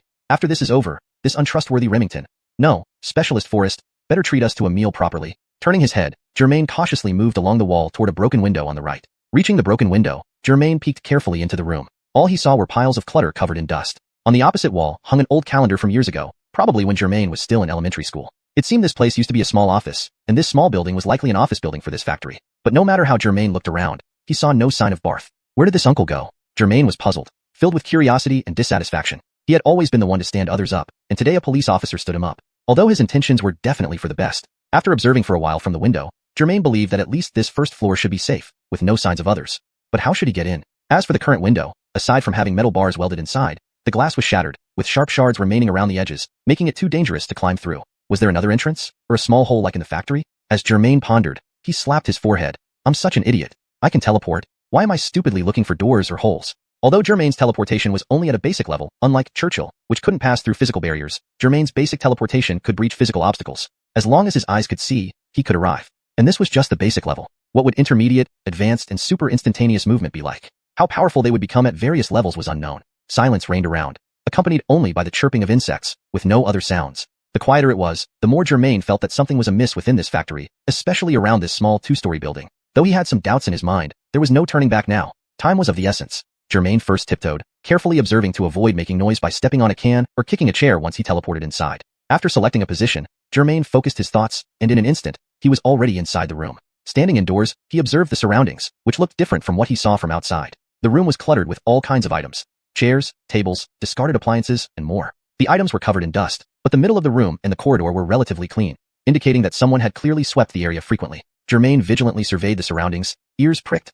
Yet he heard nothing. Where was Remington? Could it be that he didn't come in? Taking a closer look around, Germain realized that this place looked more like a modest living room than an office. On the left was a large door, which should lead outside. Looking ahead, a sliding glass door separated a small room that seemed to be a kitchen. Next to the kitchen were two rooms with doors slightly ajar, sunlight peeking through, but their interiors were not visible. Beside those rooms lay the stairs leading upstairs, the dark steps likely heading to the second floor. From Germain's vantage point, the upper staircase was pitch black, revealing nothing. There was no sound, yet the cleanliness of the floor confirmed to Germain that someone had been here. He was certain something was up. Chapter 123, the dim second floor. Lingsun wanted to call out softly, Barth, Remington, where are you? I need you. But given the uncertain situation, he dared not draw attention. It was better to approach quietly, without making a sound. Lingsun glanced behind him, seeing only one large door and what appeared to be a shoe cabinet. Next to him were various cluttered items, but nothing seemed worth investigating. So, he tiptoed towards the kitchen. After a few steps, rustle, the kitchen door made a slight noise. As Lingsun pushed it open, instead of welcoming aromas of food, a wave of dust hit his face. Inside, piles of utensils filled the sink, caked with dried, unidentifiable food remnants. A thick layer of dust covered the sink, and the faucet was heavily rusted. He twisted the knob, but no water came out. On the gas stove sat two pots, equally rusted beyond recognition. One pot still contained hardened food residue, but its original form was lost. Lingsun had no interest in knowing what the last meal was before the factory was abandoned. The kitchen was small, perhaps 6 square meters, so after a quick scan, he left, finding nothing noteworthy. Exiting the kitchen, Lingsun silently approached a slightly ajar door. He peeked through the crack, seeing nothing. Seemingly an empty room. Gently pushing the door, a creaking sound echoed awkwardly in the silence. Sure enough, the room was empty, save for an open window with shattered glass. With nothing to investigate, he simply closed the door as he found it. Next, he moved to another room near the stairs, repeating the process. Peeking through the crack, then gently pushing the door. This time, the creak was more tolerable. It looked like an office or study, with a wooden desk, empty except for a missing computer. Zankly sold off long ago. Beside the desk stood a bookshelf, now bare. Were the books taken home or sold as scrap paper? Lingsun thought the latter was more probable. The absence of any suspicious objects or people was itself suspicious. Where was Remington? Standing at the stairway, Lingsun felt uneasy, sensing something amiss in the dimness of the second floor. Tap, tap. Though moving cautiously, each step on the steel-constructed staircase made a faint sound despite its stone-like appearance. The banister, ornately carved with lions, phoenixes, and other motifs, seemed overly lavish, and in Lingsun's view, tastelessly gaudy. Climbing a few steps, he noticed the second floor was noticeably darker than the first. Considering an ambush could be waiting above, ready to strike as soon as he emerged, he hesitated mid-step. Where could Remington be? He wouldn't have left on his own. It didn't make sense. If he entered this building, and wasn't on the first floor, he had to be upstairs. But, listening intently, there was no sound at all. There was no choice but to proceed. As a superpowered individual with a system, he should be cautious but fearless. She, the Angela, should be the one afraid of him. Resolved, Lingsun activated his heavenly aura technique as a precaution. Though limited, it offered some protection. Ready, he instantly teleported to the second floor landing. How dark. The light was considerably dimmer here, even though logically, it should be brighter than the ground floor. Adjusting to the darkness took a moment, rubbing his eyes and squinting around. What's going on? Why is the second floor so dark? Lingsun muttered in confusion. On their first drive-by with Barth, he noticed most windows on this floor were covered with fabric or cardboard. sealing them from the outside world. It seemed that after the factory was abandoned, someone had lived, or hidden, here for quite some time. Once adjusted, Lingsun stood at the top of the stairs, surveying the area. Some doors were closed, others slightly ajar or wide open. Was anyone here? It felt devoid of human presence. Yet there were clear signs of frequent activity, especially on the ground floor. He decided to check each room methodically, starting with the furthest one to his left, which was wide open. To avoid unnecessary noise and speed up the search, he instantly teleported to its doorway. Peering inside, it appeared to be a bedroom, likely a girl's. In the corner lay numerous discarded stuffed animals and toys. Germain looked behind him and saw only one large door and what appeared to be a shoe cabinet. Beside him were various messy items, none of which seemed worth investigating. Therefore, he tiptoed towards the kitchen. After a few steps, rattling, the kitchen door made a slight sound. As Germain pushed it open, instead of being greeted by the aroma of food, he was met with a dusty smell. Germain walked in and observed. A pile of chopsticks and bowls were stacked in the sink, covered with dried remnants of unidentifiable food. A thick layer of dust covered the sink, and the faucet was severely rusted. He tried turning it, but as expected, no water came out. There were 2 pots on the gas stove that were so rusty their original appearance was indiscernible. One of the pots had dried food residue, though its identity was equally unrecognizable. Of course, Germain had no interest in knowing what people's last meal was before this factory was abandoned. The kitchen was small, around 6 square meters, so after a quick scan, he left without finding anything of note. Leaving the kitchen, Germain stealthily approached the door of the half-open room. First, he peeked through the crack and didn't see much. It seemed empty. Gently pushing the door, creak. An awkward sound echoed, not particularly loud but quite jarring in the quiet. Opening the door revealed an empty room, just like he had suspected. The window was open, its glass shattered. This room needed no further investigation, so Germain closed the door quietly and left it as it was. Approaching the room near the stairs, he repeated his routine, peering through the crack and then gently pushing the door. Creak. This door sounded similar but was quieter and more tolerable. It appeared to be an office or study with a wooden computer desk. However, the computer was long gone, probably sold off. Next to the desk stood an empty bookshelf. The books here either got taken home or sold as scrap paper. Germain felt the latter more likely. Without any suspicious objects or signs of people, Germain felt this very odd. At the least, where did Remington go? Germain stood at the stairway entrance, puzzled, gazing at the dark stairway, feeling like something was swallowing the place whole. Tap, tap. Despite walking lightly up the stairs, each step echoed. The stairs looked like blackish-green stone, but were actually steel. The handrail was intricately carved, perhaps unnecessarily lavish for ordinary standards, and considered rather tacky by Germain's taste. After climbing several steps, he noticed the second floor was darker than the first. Contemplating, if someone ambushed from above and hit him as soon as he emerged, his left leg moved forward, but hesitating about the possibility, he pulled it back. Where did Remington go? He wouldn't have left alone. It made no sense. He must be somewhere on the second floor since he wasn't on the first. Yet, Germain strained his ears, hearing nothing. He could do nothing but grit his teeth and proceed cautiously. I am a superpowered being equipped with a system.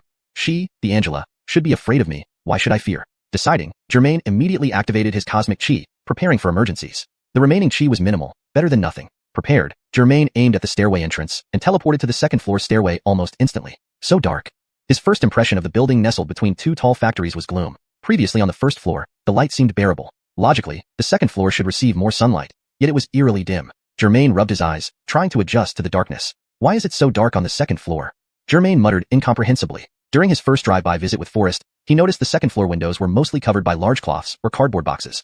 It seemed, even longer after the factory's abandonment, people still lived or hid here. After adapting, Germain scanned the rooms on both sides of the hallway. Some doors were shut while others were ajar or wide open. Nobody seemed to be around despite clear signs of frequent activity, especially downstairs. Checking each room from left to right, the far left room door was wide open. To avoid making noise and quickly find answers, Germain teleported directly to its entrance. Peeking inside, it seemed like a bedroom, likely a girl's. Dolls and other toys were strewn in the corner, suggesting it belonged to a young girl. Rustle. The kitchen door made a slight sound as Germain pushed it open. Instead of the aroma of food, a wave of dust greeted him. Note: I've maintained the name, Germain, consistently in English to ensure coherence and readability. Germain went inside and observed. A large number of plates and chopsticks were piled in the sink, encrusted with dried food remains that were impossible to identify. The sink was coated with a thick layer of dust, and the faucet was severely rusted. Germain tried to turn it, but there was no water. On the gas stove, 2 pots were so rusty their original colors were barely discernible. One pot still contained dried food remains, though it was impossible to tell what they had once been. Lingsun wasn't interested in knowing what the last meal had been before the factory was abandoned. The kitchen was small, roughly 5 or 6 square meters, so he gave it a quick scan and found nothing of interest. Stepping out of the kitchen, Germain cautiously approached the slightly ajar door of a room, peeping through the gap first. He saw nothing inside. It seemed to be empty. Pushing the door gently, creak, the awkward sound of the opening door echoed in the silent room. Inside was indeed empty. Only the window remained open, though all the glass was shattered. Since everything in the room was clearly visible, Germain simply glanced at it and closed the door back to its original half-open state. Approaching the room near the stairs, Germain peeked through the crack first, then pushed the door slightly. Creak. This time, the sound was within acceptable limits. It looked like an office or study, with a wooden computer desk. The computer was missing, presumably sold long ago. Beside the desk was a bookshelf, now completely empty. Germain wondered if the books had been taken home for reading or sold as waste paper. The latter seemed more likely. Germain felt that the absence of anything suspicious, or anyone, was itself the most suspicious thing. Where was Remington? Standing at the stairwell, Germain felt a creeping unease, as if something in the dark second-floor hallway was watching him. After hesitating, he decided there was no choice but to go up and investigate. After all, he was a superpowered individual with a system. Why should he be afraid? With this resolve, Germain activated his heavenly gang chi, ready for any contingencies. Though not much remained, it was better than nothing. Preparing himself, he quickly phased to the second-floor landing. How dark! This two-story building, sandwiched between two large factory buildings, received poor lighting. On the first floor, the light had been tolerable. Logically, the second floor should have been brighter, yet it was even darker, making Germain's eyes struggle to adjust. Rubbing his eyes and straining to see, Germain gradually adapted to the dimness. What's going on? Why is it so dark up here? He muttered, puzzled. He recalled noticing during his first drive-by with Remington that almost all the windows on the second floor were covered with fabric or cardboard boxes, blocking out light. It seemed someone had lived here, or hidden out long after the factory was abandoned. Adjusting to the light, Germain surveyed the second floor from the landing. Some doors were closed, others ajar or wide open. Is anyone here? Germain felt no presence but sensed frequent activity, especially on the first floor. He decided to check each room systematically, starting from the leftmost one. Not wanting to make noise and eager for answers, Germain instantly teleported to the doorway of the leftmost room. Peering inside from the wall, he saw what appeared to be a bedroom, likely belonging to a girl. Numerous discarded stuffed animals and toys littered the corners. Finding no suspicious objects or people was, in itself, the most suspicious thing for Germain. Where was Remington? Standing at the staircase, Germain felt uneasy, gazing into the dark second floor as if something had been swallowed by it. The absence of Remington was perplexing. It didn't make sense for him to have left on his own. There had to be a reason. If he had entered this building and wasn't on the first floor, then logically, he must be on the second floor. But Germain strained his ears, listening intently. There was no sound at all. With no other choice, he steeled himself to go up and investigate. After all, he was a superpowered individual with a system at his disposal. It should be her, the Angela, who was afraid of him, not the other way around. Resolute, Germain immediately activated the Huntian Gangqi, primordial energy, as a precaution. Although the amount of energy left was minimal, it was better than nothing. After preparing thoroughly, Germain aimed for the staircase entrance, and, in an instant, teleported to the second floor landing. It's so dark. This was the first impression that hit Germain. The two-story building, wedged between two towering factories, naturally received poor lighting. While the light on the first floor seemed bearable, the second floor unexpectedly appeared much darker, causing Germain's eyes to adjust momentarily. Germain rubbed his eyes vigorously and strained to look around, gradually adapting to the dimness of the second floor. What trickery is this? Why make the second floor so dark? Germain muttered to himself in confusion. Recalling his first drive-by with Barth, Germain remembered noticing that almost all the windows on the second floor were closed and covered with large pieces of fabric or cardboard boxes on the drafty windowsills. This suggested that someone might have lived or hidden here long after the factory was abandoned. Once adjusted to the lighting, Germain stood at the top of the stairs and surveyed the rooms on either side. Some doors were closed, while others were slightly ajar or wide open. No one here? Germain sensed no presence, yet there were clear signs of frequent human activity, especially on the first floor. He decided to check each room systematically from left to right. The far left room had its door wide open. To avoid making noise and get answers quickly, Germain used his teleportation ability to instantly appear at the doorway. Peering inside from the wall, he saw what seemed to be a girl's bedroom, judging by the numerous discarded dolls and toys scattered in the corner. Tap, tap. Although Germain moved quietly, each step on the metal stairs, which appeared to be made of dark bluish-black stone, produced a slight sound. The handrail, ornately decorated with carvings of lions and mythological creatures like the Black Warrior, seemed excessively lavish, and in Germain's opinion, rather tacky. As he ascended, the light dimmed noticeably compared to the ground floor. If someone was hiding up there, they could easily strike while he was off guard. Remington must have entered this building. Since there was no sign of him on the first floor, he had to be on the second. Yet, Germain strained his ears to listen but heard nothing. There was no other choice but to push forward and investigate. After all, as a superhuman with a system, he should be the one feared, not the one fearing. That woman, the snake-faced one, should be the one scared of him. With this resolve, Germain activated his heavenly gang energy in preparation for any unforeseen dangers. Although his energy reserves were low, some protection was better than none. After readying himself, Germain targeted the staircase and in an instant, he found himself at the entrance of the second floor. It was darker than expected, given the building's location between two tall factories which already limited natural light. Despite thinking the second floor would be brighter, it was unexpectedly more gloomy, making his eyes adjust again. Germain rubbed his eyes and looked around to adapt to the dimness. What's the point of making the second floor so dark?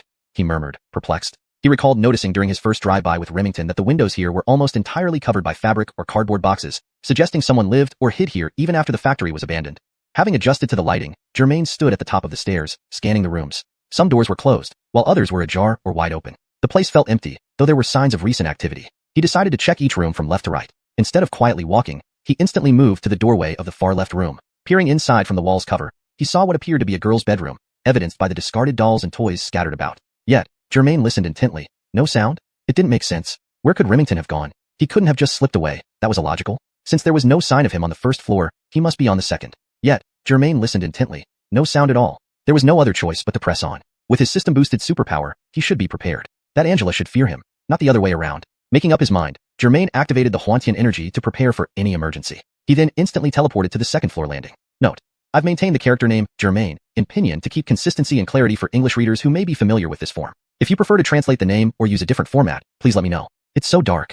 The two-story building sandwiched between two large factories received poor light naturally. Although the first floor seemed adequate, the second floor was unexpectedly darker, making his eyes struggle to adjust. Ling Sun rubbed his eyes hard and strained to see, gradually adapting to the dimness. What's the trick? Why is it so dark upstairs? He muttered in confusion. Previously, during his first drive-by with Barth, Germain noticed that almost all windows on the second floor were sealed shut with cloth or cardboard boxes, placed over the drafty window frames. It seemed people lived or hid here long after the factory was abandoned. Adapting to the light, Germain stood at the staircase, surveying the rooms. Some doors were closed, while others were ajar or wide open. No one here? Despite no signs of life, traces of frequent passage were evident on both floors. Ling Sun decided to check each room, starting from the left. The door of the farthest left room was wide open. Wanting answers quickly and wishing to avoid making unnecessary noise, he instantly teleported to its entrance. Peering inside from beside the wall, it seemed to be a bedroom, likely a girl's, judging by the many abandoned stuffed animals and toys scattered in the corners. Peering inside, it looked like a bedroom, possibly a girl's. In the corner lay many discarded stuffed animals and toys. Translation provided strictly as per the given instructions. Chapter 124. Barth vanished. From a life-size teddy bear to a still elegantly crafted and adorable Kiana doll, even a collection of Amina items in various colors, the room was filled with all sorts of things. It was unmistakably a girl's room, specifically that of a young girl with a penchant for beauty. But this doesn't seem to fit with the abandoned factory at all. Germain felt his mind growing disoriented. He began to doubt if he was truly inside an abandoned factory. Germain stepped into the girl's room and could almost still smell the fragrance unique to teenage girls. But previously, when he had been around women, it seemed like he only smelled the scent of money. The bed sheets and blankets were pink. Perhaps because the windows were always closed, the room wasn't as dusty or messy as downstairs. Of course, this might also be because it was a girl's room. Did I take a wrong turn? Germain approached the windowsill, pondering to himself. Whoosh! He pulled open the curtains abruptly. No blinding sunlight came in, because behind the curtains lay a layer of black fabric, covering the entire window. Germain stretched out his hand and pulled a corner of the black curtain aside. Only then did sunlight scatter into the room, though it wasn't very bright. The weather today wasn't great. While the forecast said it would be partly cloudy, Germain hadn't seen any signs of clear skies despite having walked through half of Xiaozu City. It mirrored his current anxious mood. The window glass wasn't broken, and although there was dust in the room, it still looked relatively tidy, as if someone occasionally returned to stay. Considering that this was an abandoned factory used exclusively by gamblers, Germain found it unbelievable. Am I really not hallucinating? Germain doubted himself. Standing by the window, he glanced outside at the dilapidated factory, the rough stone-laden roads within the premises, and the small plaza. He had passed these scenes several times today. Indeed, this isn't a hallucination. I am perfectly awake. But why do I feel so unreal? Germain was puzzled. Ever since entering the second floor, he felt as if a voice in his subconscious was urging him to leave immediately. But Germain is Germain, someone who usually doesn't care much about others. Although due to the system's attachment, he now had to do things he wouldn't have done before. Perhaps because he was accustomed to being proud and arrogant, that strange feeling only seemed to subtly guide him without overpowering his determined, independent will. Whoosh! Germain closed the curtains again. This is truly strange. Germain was almost swearing from anxiety. Where on earth did Remington go? With this question lingering, Germain left the girl's room. On the second floor, one side had stairs, while the other had a row of rooms. Germain had just inspected the first room and took a few steps to reach the door of the second room. The door was shut. Locked? Germain tried the door handle. It wasn't locked. He carefully pushed the door open and glanced inside. Thankfully, compared to the previous room, this one appeared more normal, with the curtains only partially opened, allowing some sunlight to enter. Below the windowsill lay a single bed with an old floral patterned quilt, which seemed plainer compared to the pink decor of the previous room. Beside the bed stood a large wardrobe. Germain walked in and yanked open the wardrobe door but found nothing. This room was smaller than the previous one, with much more dust. Germain felt disappointed. Where had Captain Barth gone? Had he vanished in this bizarre building? Those two police officers, the young cops who had been guarding Kareem's red beetle car, saw him and Barth together. They were the last to witness Barth.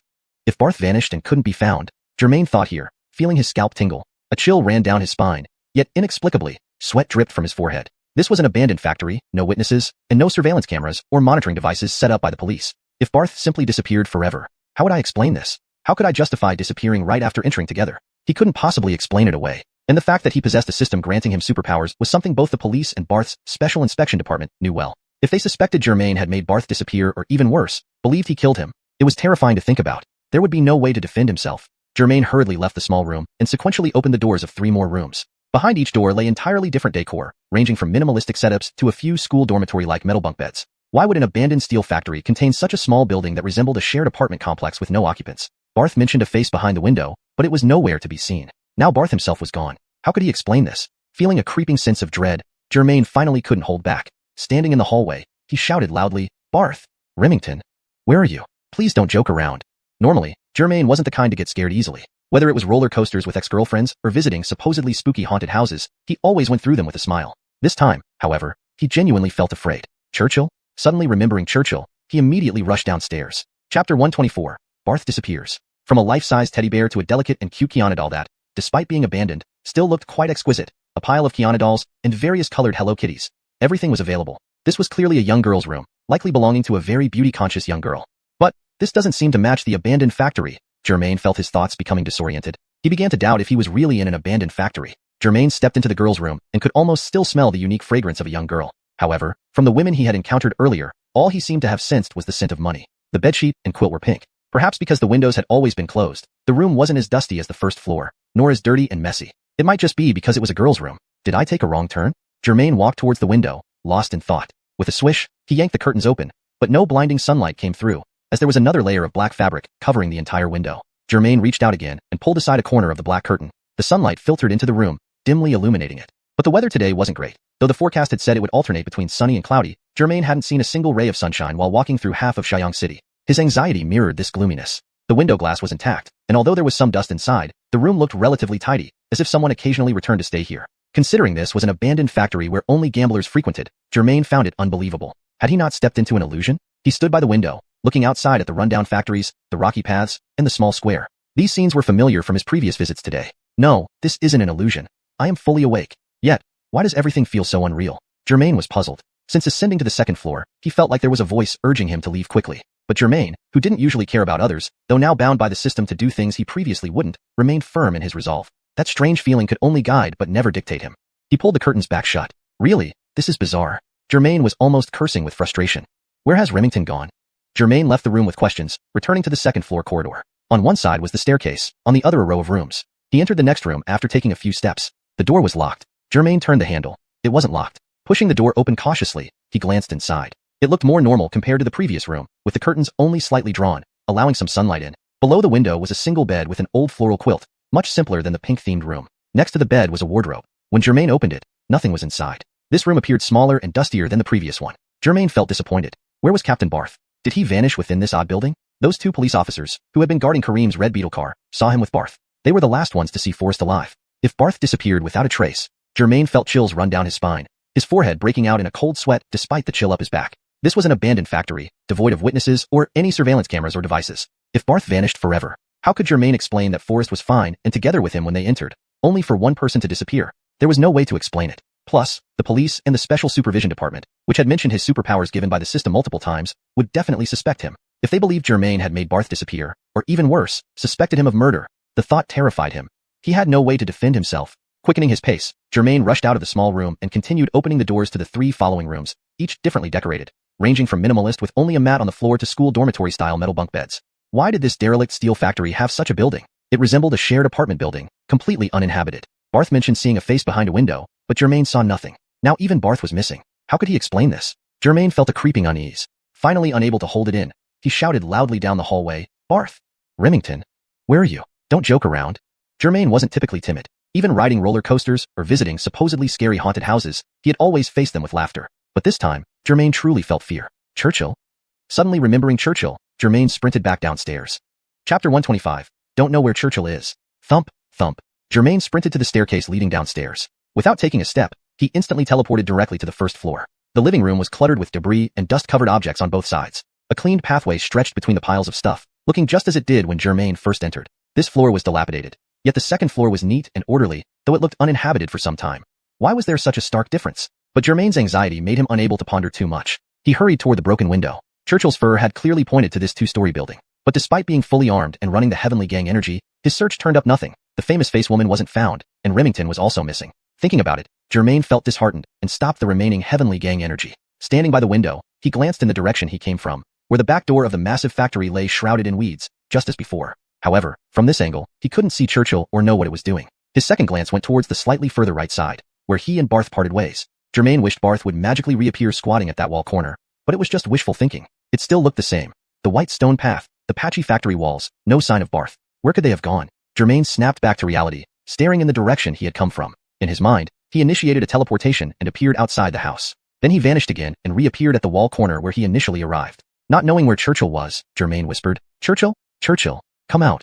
No response. Damn it. Germain frowned, realizing Remington had vanished without a trace. If Churchill also got lost, how would he explain it to Adley? With no choice, Germain followed the wall of the factory, trampling over unknown wildflowers and grasses, scaring off grasshoppers and butterflies. When he passed by the hole he initially emerged from, Germain hesitated, but eventually pinched his nose and peeked inside for a quick check. The factory interior was relatively well lit due to the large glass windows lining the walls. Though worn out by time, they still allowed sunlight and rain to reach the cracked ground, fostering stubborn weeds. There was no suspicious movement inside. Given the immense size of the factory, hiding a small black cat wouldn't be difficult. Resigned, Germain decided to continue searching around. Simultaneously, he reassured himself, this little Churchill has recognized me as its owner. It should listen to me. I told it to stay put and wait for me, so it must be nearby. It's just small and dark, making it hard to spot. Churchill?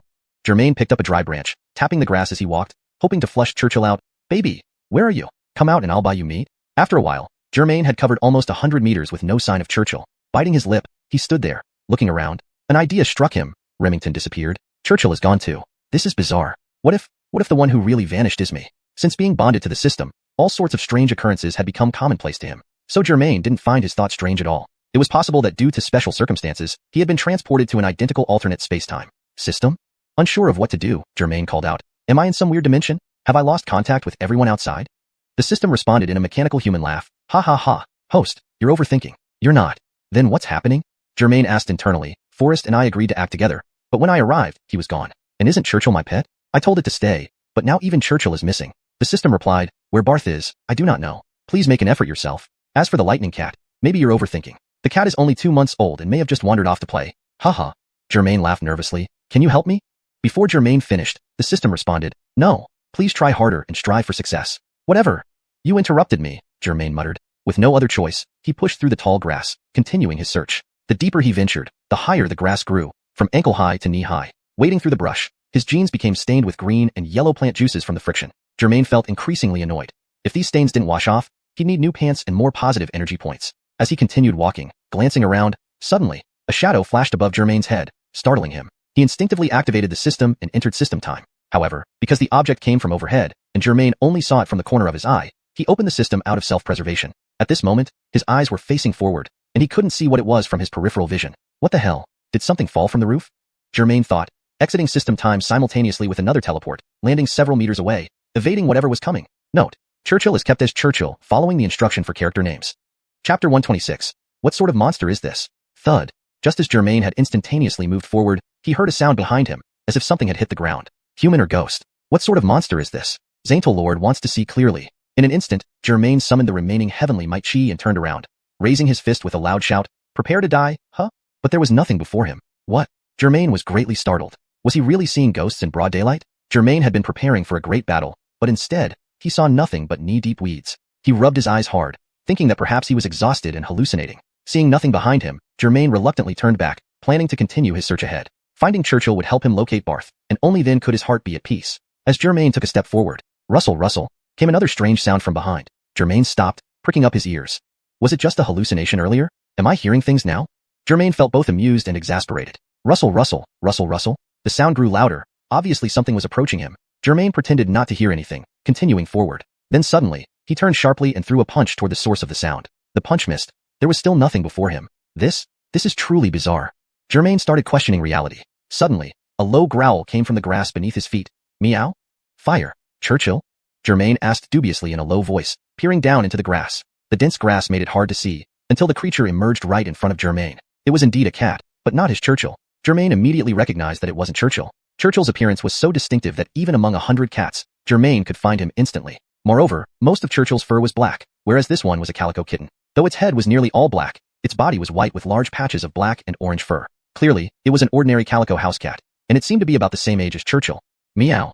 The calico wasn't afraid of Germain. Instead, it approached him, sniffing at his trouser leg, as if using scent to identify the newcomer. Ah, Germain sighed, bending over to pick up the calico. The cat didn't resist, but it looked slightly undernourished and thin. Hello? What's your name? Germain asked the calico in resignation. Have you seen a small black cat, about your size? Germain didn't expect this ordinary-looking calico to tell him where Churchill had gone. Meow. The calico called out, not looking at Germain but towards the roof above his head. Huh.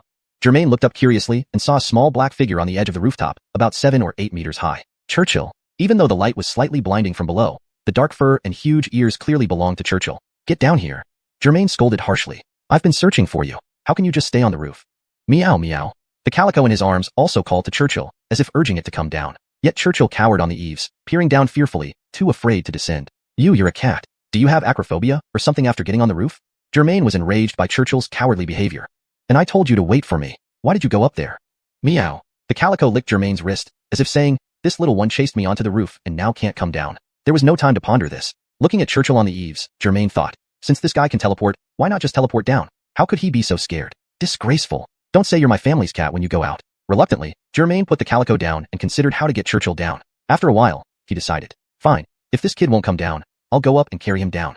Checking his system data, he found enough positive energy remaining to ensure his safety for a while. Standing on the ground, Germain roughly estimated the height, about 7 or 8 meters. He would need 2 consecutive teleports to reach the roof. Looking around, there were only wild grasses and shrubs, no suitable intermediate landing points like trees. With no other choice, Germain steeled himself. Just to be safe, he activated the heavenly might chi to protect himself. If he fell from such a height, the chi could provide some cushioning. Prepared, Germain instinctively bent his knees and pushed off the ground with a soft, ha! He vanished from the ground, appearing 5 meters in the air unsupported. As soon as he appeared mid-air, Germain felt as if weighed down by 1,000 pounds, plunging downward rapidly. But he anticipated this. He could only teleport, not fly freely against gravity. Instant teleportation. Eyes wide, focusing on the distance, Germain visualized and reappeared about a meter above the roof. Clang! Germain landed heavily on the blue corrugated iron roof. Chapter 127, Return to the Amin story house. Oh, that was close. Germain steadied himself, still feeling the lingering fear as he glanced at the ground. Below, only lush weeds sprawled abundantly. From the rooftop view, the tricolor kitten had completely vanished into the overgrowth. Meow. Seeing Germain come to rescue him, Xuanhuan, the cat who dared to climb up but feared descending, immediately rushed over and leapt onto Germain's leg. It then started climbing up his pants with an urgent scritch scritch scritch. Initially, Germain was frantic, worried sick about not finding Xuanhuan, and even more irritated when he saw Xuanhuan unwilling to come down. However, now that he was on the roof and saw Xuanhuan's affectionate look of relief upon seeing him, most of his anger dissipated. Germain held Xuanhuan in his left hand while gently lifting Xuanhuan's neck with his right, reprimanding the cat as a parent might their child. I told you to wait for me downstairs. Why did you wander off? Xuanhuan seemed not to understand, happily licking Germain's fingers instead. Considering he still needed Xuanhuan's help, Germain feared driving Xuanhuan away by scolding too harshly. So, after a brief chiding, he pulled Xuanhuan into his arms and, looking directly into the cat's eyes, mentally projected Barth's image through telepathy. Xuanhuan, quickly help me find him. Hurry.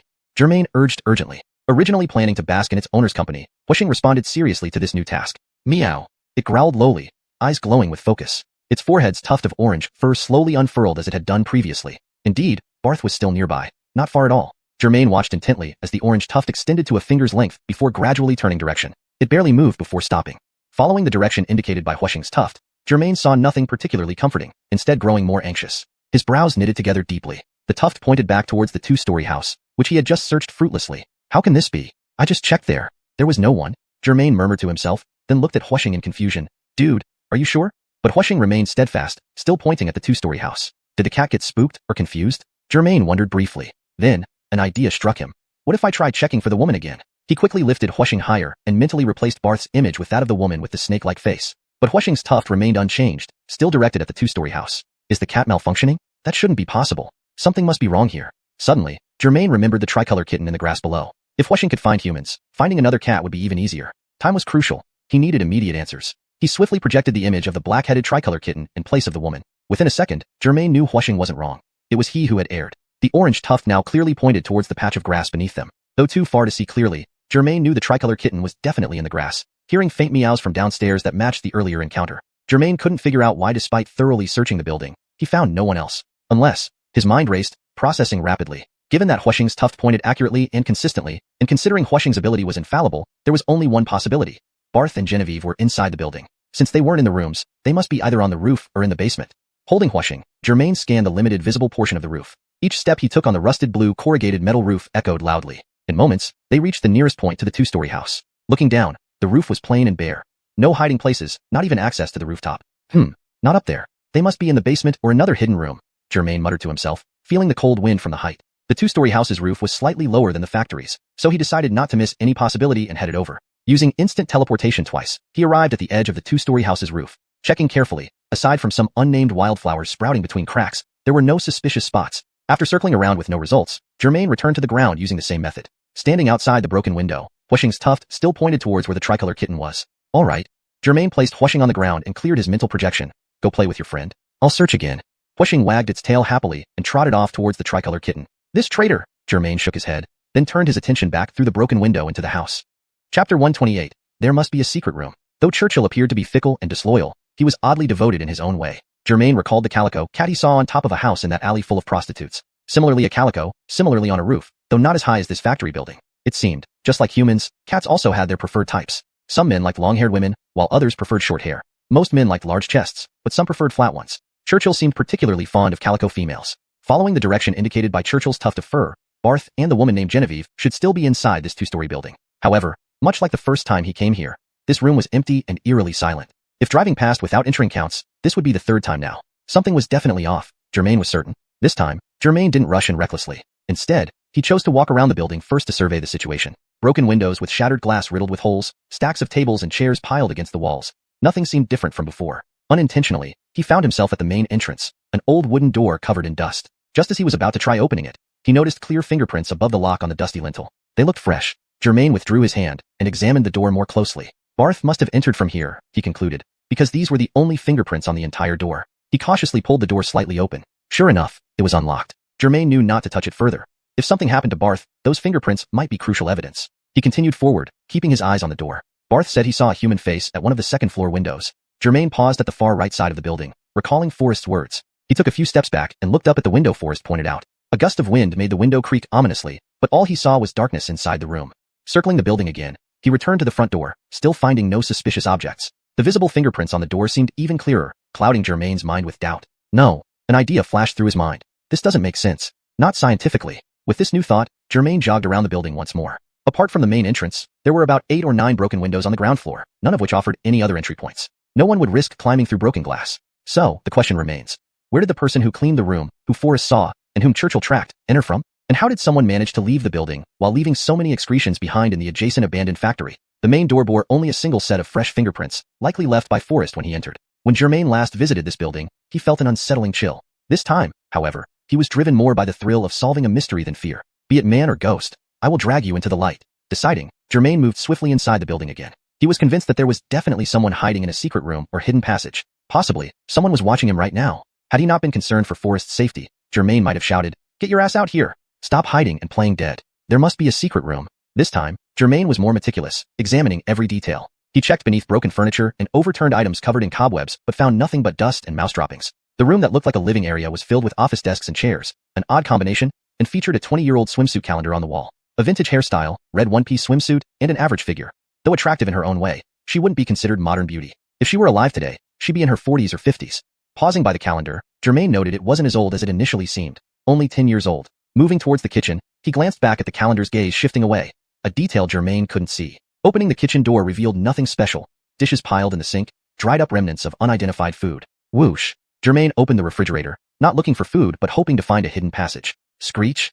100 cockroaches, disturbed by the sudden light, scattered in all directions. Feeling nauseous, Germain quickly stepped back, afraid they might crawl onto him. Clearly, the roaches had made this place their home. No secret passages here. Opening the cabinet under the gas stove also yielded nothing. Sighing, Germain wondered if Churchill's powers were leading him astray. Chapter 129. I wonder what can be seen. Stepping out of the narrow kitchen, Germain looked somewhat disappointed. Impatiently opening the doors to the 2 small rooms on the ground floor, he searched thoroughly behind each door but found no suspicious entry points. With a heavy and dejected stride, Germain returned to the staircase leading to the second floor. Looking up, it was as dark and unclear as the last time. No longer treading carefully, Germain wished his movements would rouse whoever was hiding somewhere to come out for a showdown. As he ascended the stairs, he deliberately stomped loudly, almost in defiance. However, upon reaching the second floor, no black-clad figure emerged from the darkness to face him. The window at the far right caught his attention. He recalled seeing it from outside while downstairs. Checking the orientation again, this window should be on the far right, directly above the room that resembled a student dormitory where he had begun his investigation. This room was now on his right side. Would a face suddenly appear when he opened the door? Germain hesitated briefly as he approached the door. Though not superstitious, recent events, especially those of today, defied rational explanation. Creak! The door, lacking lubrication, groaned as it swung open. Inside were several sets of bunk beds, more like metal frames now since the wooden planks had been removed. To his right, just inside the door, was a tiny bathroom with no physical door, just an open space. Naturally, it offered nothing to hide within. But still, Germain checked it thoroughly. There was truly no place for anyone to conceal themselves. He couldn't imagine someone crawling out of the dried-up toilet. At this thought, he chuckled, impressed by his own wild imagination, but relieved the system wouldn't penalize him for it. Sure. Unbothered by etiquette, he unbuttoned his pants and left some warm water in the toilet. After finishing, he fastened his pants and walked out. Facing the bathroom was a wall of storage cabinets. Counting them, 4 on top and 4 below, making 8 in total. Some doors were open, others completely absent, long gone. Everything seemed straightforward, nothing amiss. Looking further into the room, it was modest in size, about 20 square meters. Amine sets of bunk beds lined each side, empty of planks, likely removed for firewood. Directly opposite him, the furthest point away, was an old desk under the window. Aside from dust and shattered glass, nothing remained on it. I wonder what can be seen from this window, Germain mused as he walked over to the desk. Although dilapidated, the desk was wide. Standing at 1.88 meters, Germain gazed down. Something felt off, but he couldn't quite place it. If it were the woman, given such a wide desk and from the perspective of Barth sitting in the car downstairs, she wouldn't have been visible behind the window, would she? Remington finally misjudged, didn't he? Was it just that the wind-blown window made Barth see wrong? Or perhaps caused him a hallucination? Probably it was indeed like this. Germain took out his phone and tried calling Barth's number. The number you dialed is turned off, please call again later. It's actually turned off? Out of power? Germain frowned and stuffed his phone back into his pocket. Germain braced his hands on the desk and strained to look downstairs, hoping Barth would suddenly appear, laughing and saying, "Ha ha ha, kid, you've been fooled. Ha ha ha." But no one did. Wait. Germain's heart began to beat wildly. How could this be? Did I come to the wrong place? Unwilling to believe his eyes, he staggered back 2 steps, then quickly turned and walked out of the dormitory-like room. No mistake, Germain muttered to himself, checking left and right. This room is clearly the one at the far right. He rubbed his eyes and went back in. This room had sliding windows on tracks. The glass was all shattered, scattered all over the table and floor, and there were no curtains. Nothing blocked the sunlight from shining directly into the room. The room wasn't dark at all. It was even bright enough for Germain to find something to cover the windows. Standing by the window, Germain braced his hands on the desk, straining to look outside from side to side. That old-fashioned sliding window he saw downstairs simply did not exist here. Damn, Germain muttered, feeling his mind almost collapse. Though he said this, Germain naturally couldn't just give up. With a quick teleportation, Germain leaped from an iron bed straight to outside the building. He took a few more steps and found the tire tracks. Standing there, he looked up at the window at the far edge of the second floor. He saw that old window, swaying gently in the breeze, making a faint but clear creaking sound. Germain's face went pale. This wasn't about any particular part of the building being problematic. It was as if the whole building itself, the entire 2-story dilapidated structure, had some sort of issue. What should I do?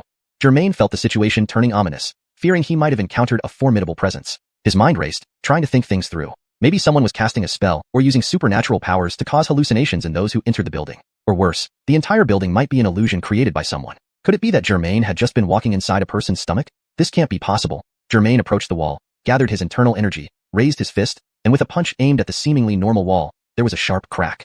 Under the beige paint of the small building, a red brick appeared slightly dented. Clearly, this damage was caused by his powerful strike. Translation note **. While the translation strictly follows the provided text, it aims to maintain the coherence and style expected in English storytelling. Chapter 130.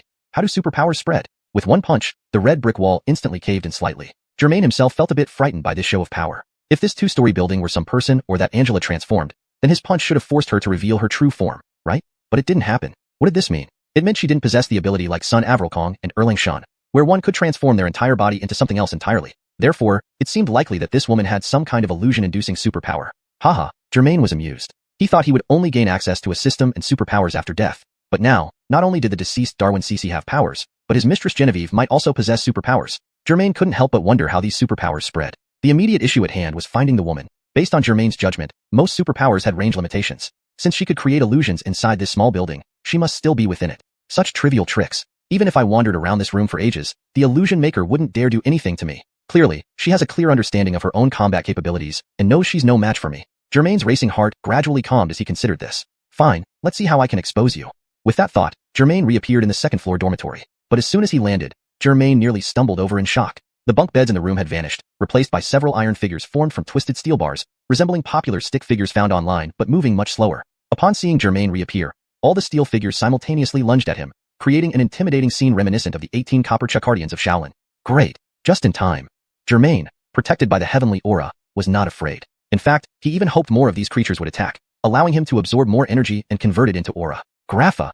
The leading steel figure made strange mechanical sounds, slowly raising its iron fist. How foolish. At such a slow speed, how could it hit anyone? Germain disdainfully thought, not even considering using his system time ability. However, he never expected the steel figure to be storing energy with its raised fist, holding for about a second before striking swiftly with a whoosh. Bam!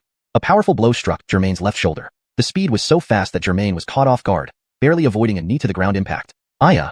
Germain was taken aback and let out a pained scream. This can't be possible. My heavenly aura is active. How could it feel like it wasn't even there? He quickly checked the aura, which was indeed still running without any issues. Germain knew that if an attacker's strength was too high, it could penetrate his heavenly aura defense. Even so, the aura usually reduced the damage somewhat, providing protection. This time, however, Germain felt no resistance from the heavenly aura against the steel figure's attack.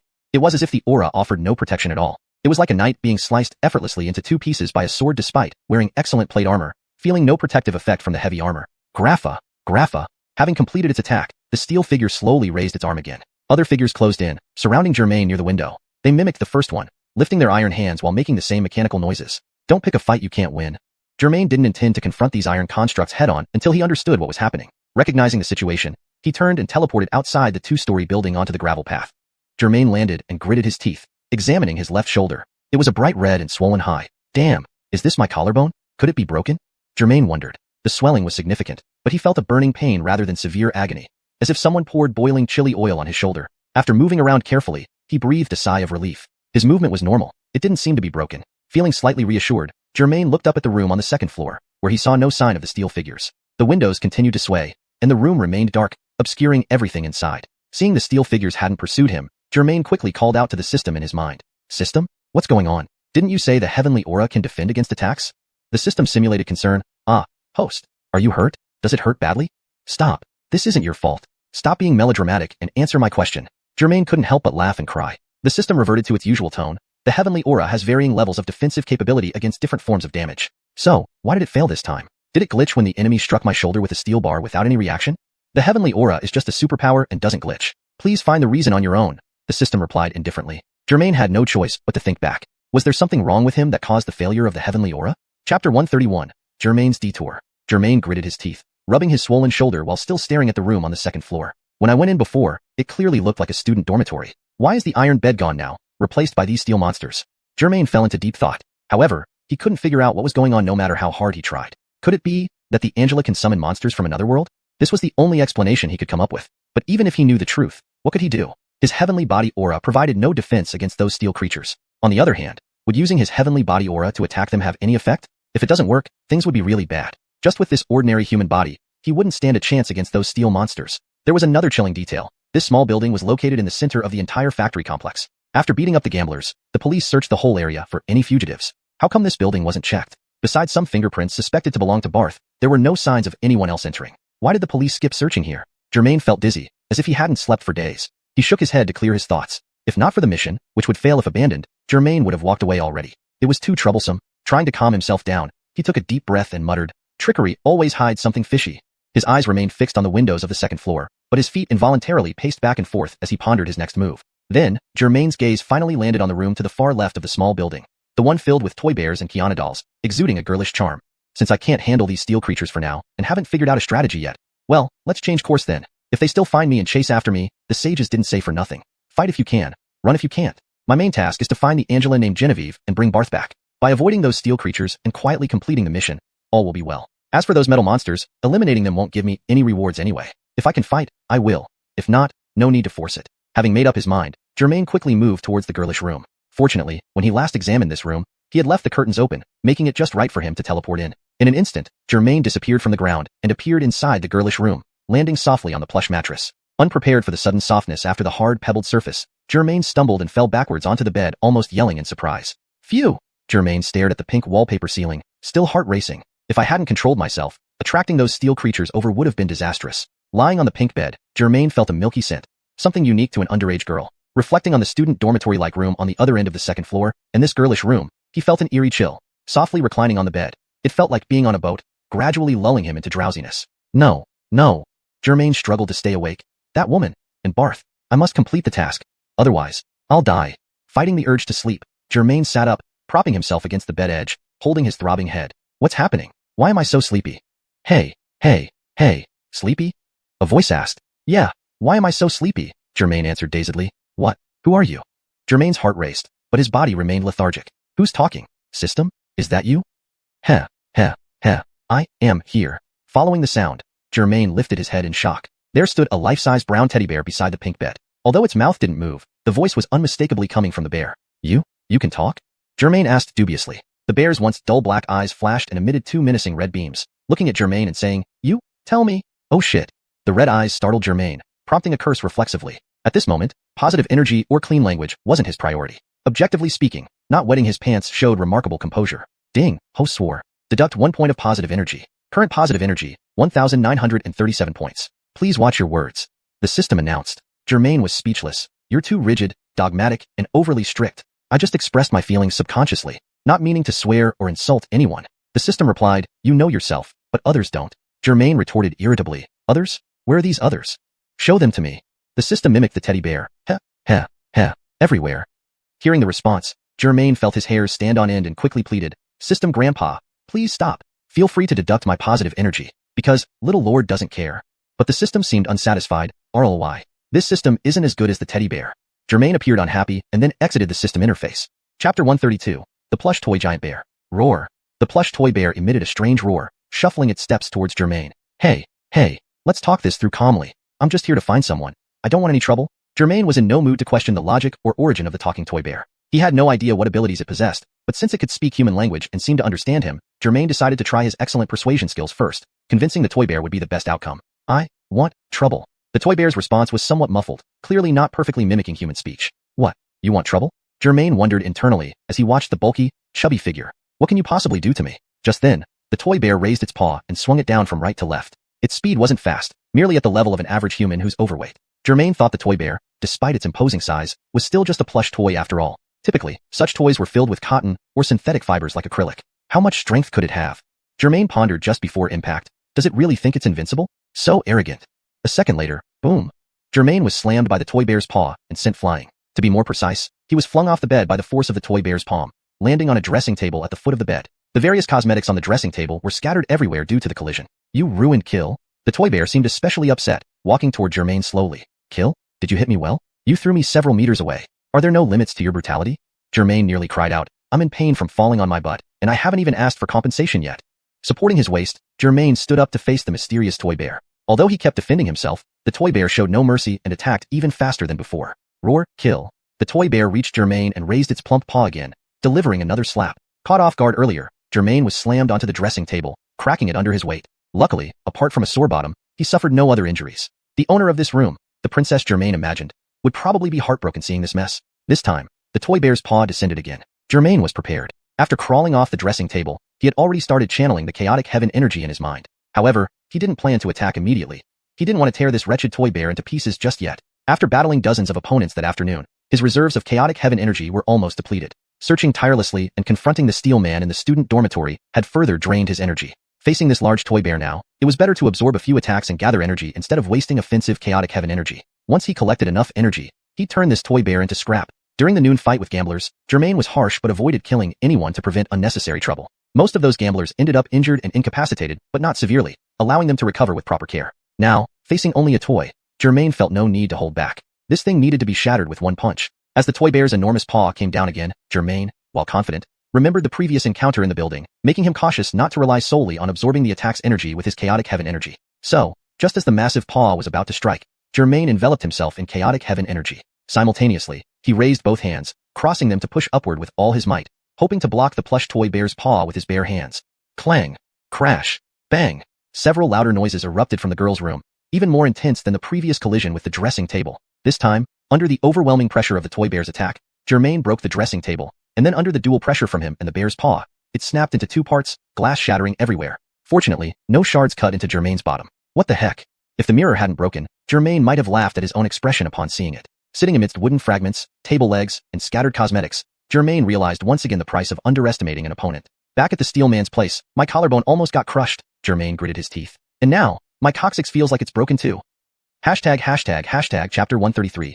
Why wasn't the Hun Tian Gang Chi effective? Germain had clearly activated the Hun Tian Gang Chi within his body and raised his hands to block, thinking that with this double protection, he could absorb a few waves of the plush toy bear's attack energy to store the Hun Tian Gang Chi. However, as the greatest boxer, Glover, once said, everyone has a plan until they get punched in the face. Germain didn't get punched in the face, but what happened was worse than being punched. He clearly felt that the plush toy bear wasn't using much force. But, just like in the room with the steel mannequin, the Hun Tian Gang Chi he ran offered no defense at all. His attempt to block with his hands only triggered a reaction from the bear's paws, causing them to unleash even more rebound force. The inherent power of the bear's paws plus the rebound from Germain's defensive move not only didn't cancel out, they compounded each other. The two forces struck him as swiftly as if he were being attacked by a real, living bear. It left Germain feeling half dead and gritting his teeth. Damn it, what's going on?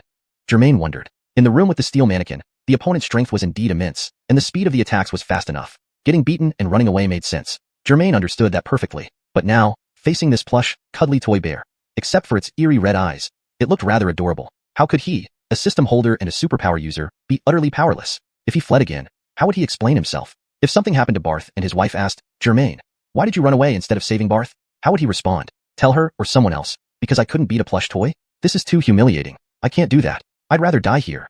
Germain thought resolutely, but the situation was perplexing. Not fearing death was one thing, but dying without understanding was another. Just then, the plush toy bear roared again. Roar, die. Its eyes gleamed ominously, warning anyone who saw it, stay away from me. Otherwise, you'll end up like this bald kid. Damn it, what should I do? Watching the bear's enormous paw descending, Germain found himself in a dilemma. Block or not block, run or not run. Why isn't the xiuxian Gangqi working? With no choice, Germain quickly brought up the system interface while the bear's paw was still in midair. He entered the system time, where time moved 100 times slower than in the outside world, giving him precious moments to devise a strategy. Is it because my positive energy points aren't enough to support using the xiuxian Gangqi for defense? Germain pondered. So he checked his positive energy points, which were still over 1900. That wasn't a problem. It was plenty to use the xiuxian Gangqi or even take Kareem's Red Beetle home, pick up Adli, and enjoy a Michelin 3-star French afternoon tea in xiuxian City. Is there something wrong with the system itself? Germain scrutinized every detail of his data, which was everything he owned right now. Host, Germain. Positive energy points, 1,934 points. Reputation points, 2,025 points. Current mission, shopping mall gold theft case. Mission completion rate, 92%. Current superpowers, basic instant teleportation. Super xiuxian Gangqi. Current treasures, 1 Zaynightning cat named Churchill, 1 Dawandan pill, 1 Liabingziasin pill. After reviewing his data meticulously several times, Germain found nothing amiss. The only change was that the mission completion rate for shopping mall gold theft case had increased from 90% to 92%. This indicated he was getting closer to the internet celebrity Angela, Genevieve. His back-and-forth searches hadn't been fruitless. He was on the right track.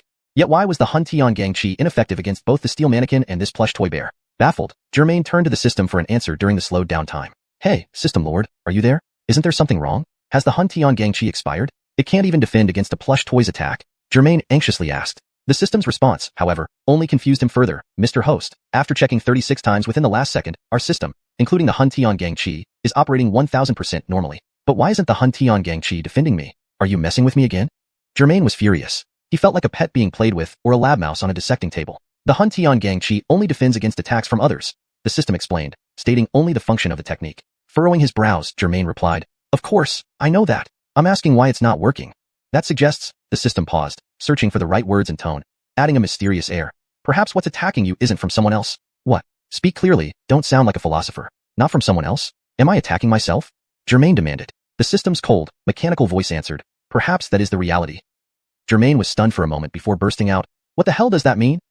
Chapter 134. A punch through its head. Hey, explain clearly. What do you mean maybe the attacker wasn't someone else? The system's words utterly baffled Germain. Surely, I haven't been fighting myself all along, right?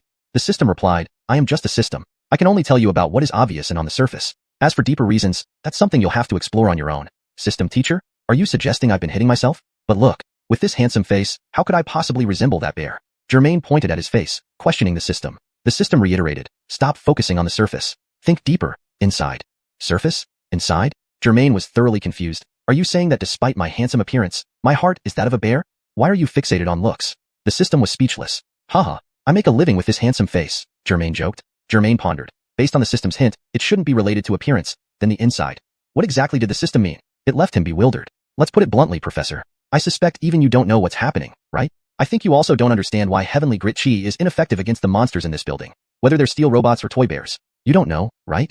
Germain pressed the system aggressively. The system responded nonchalantly, naturally, and I'm not obligated to know these things. Regarding host questions, I can only provide what I know. For the unknowns, I can only analyze as much as possible for you. Whether the analysis is correct is up to you to judge. In other words, I still have to rely on myself, Germain thought. How should he deal with this toy bear monster? Under the protection of system time, Germain hurriedly deliberated. Regardless, Germain sensed the remaining heavenly grit chi within him. It was approximately 1 or 2/10. Since defense was futile and absorbing enemy power was impossible, he had no choice but to risk everything.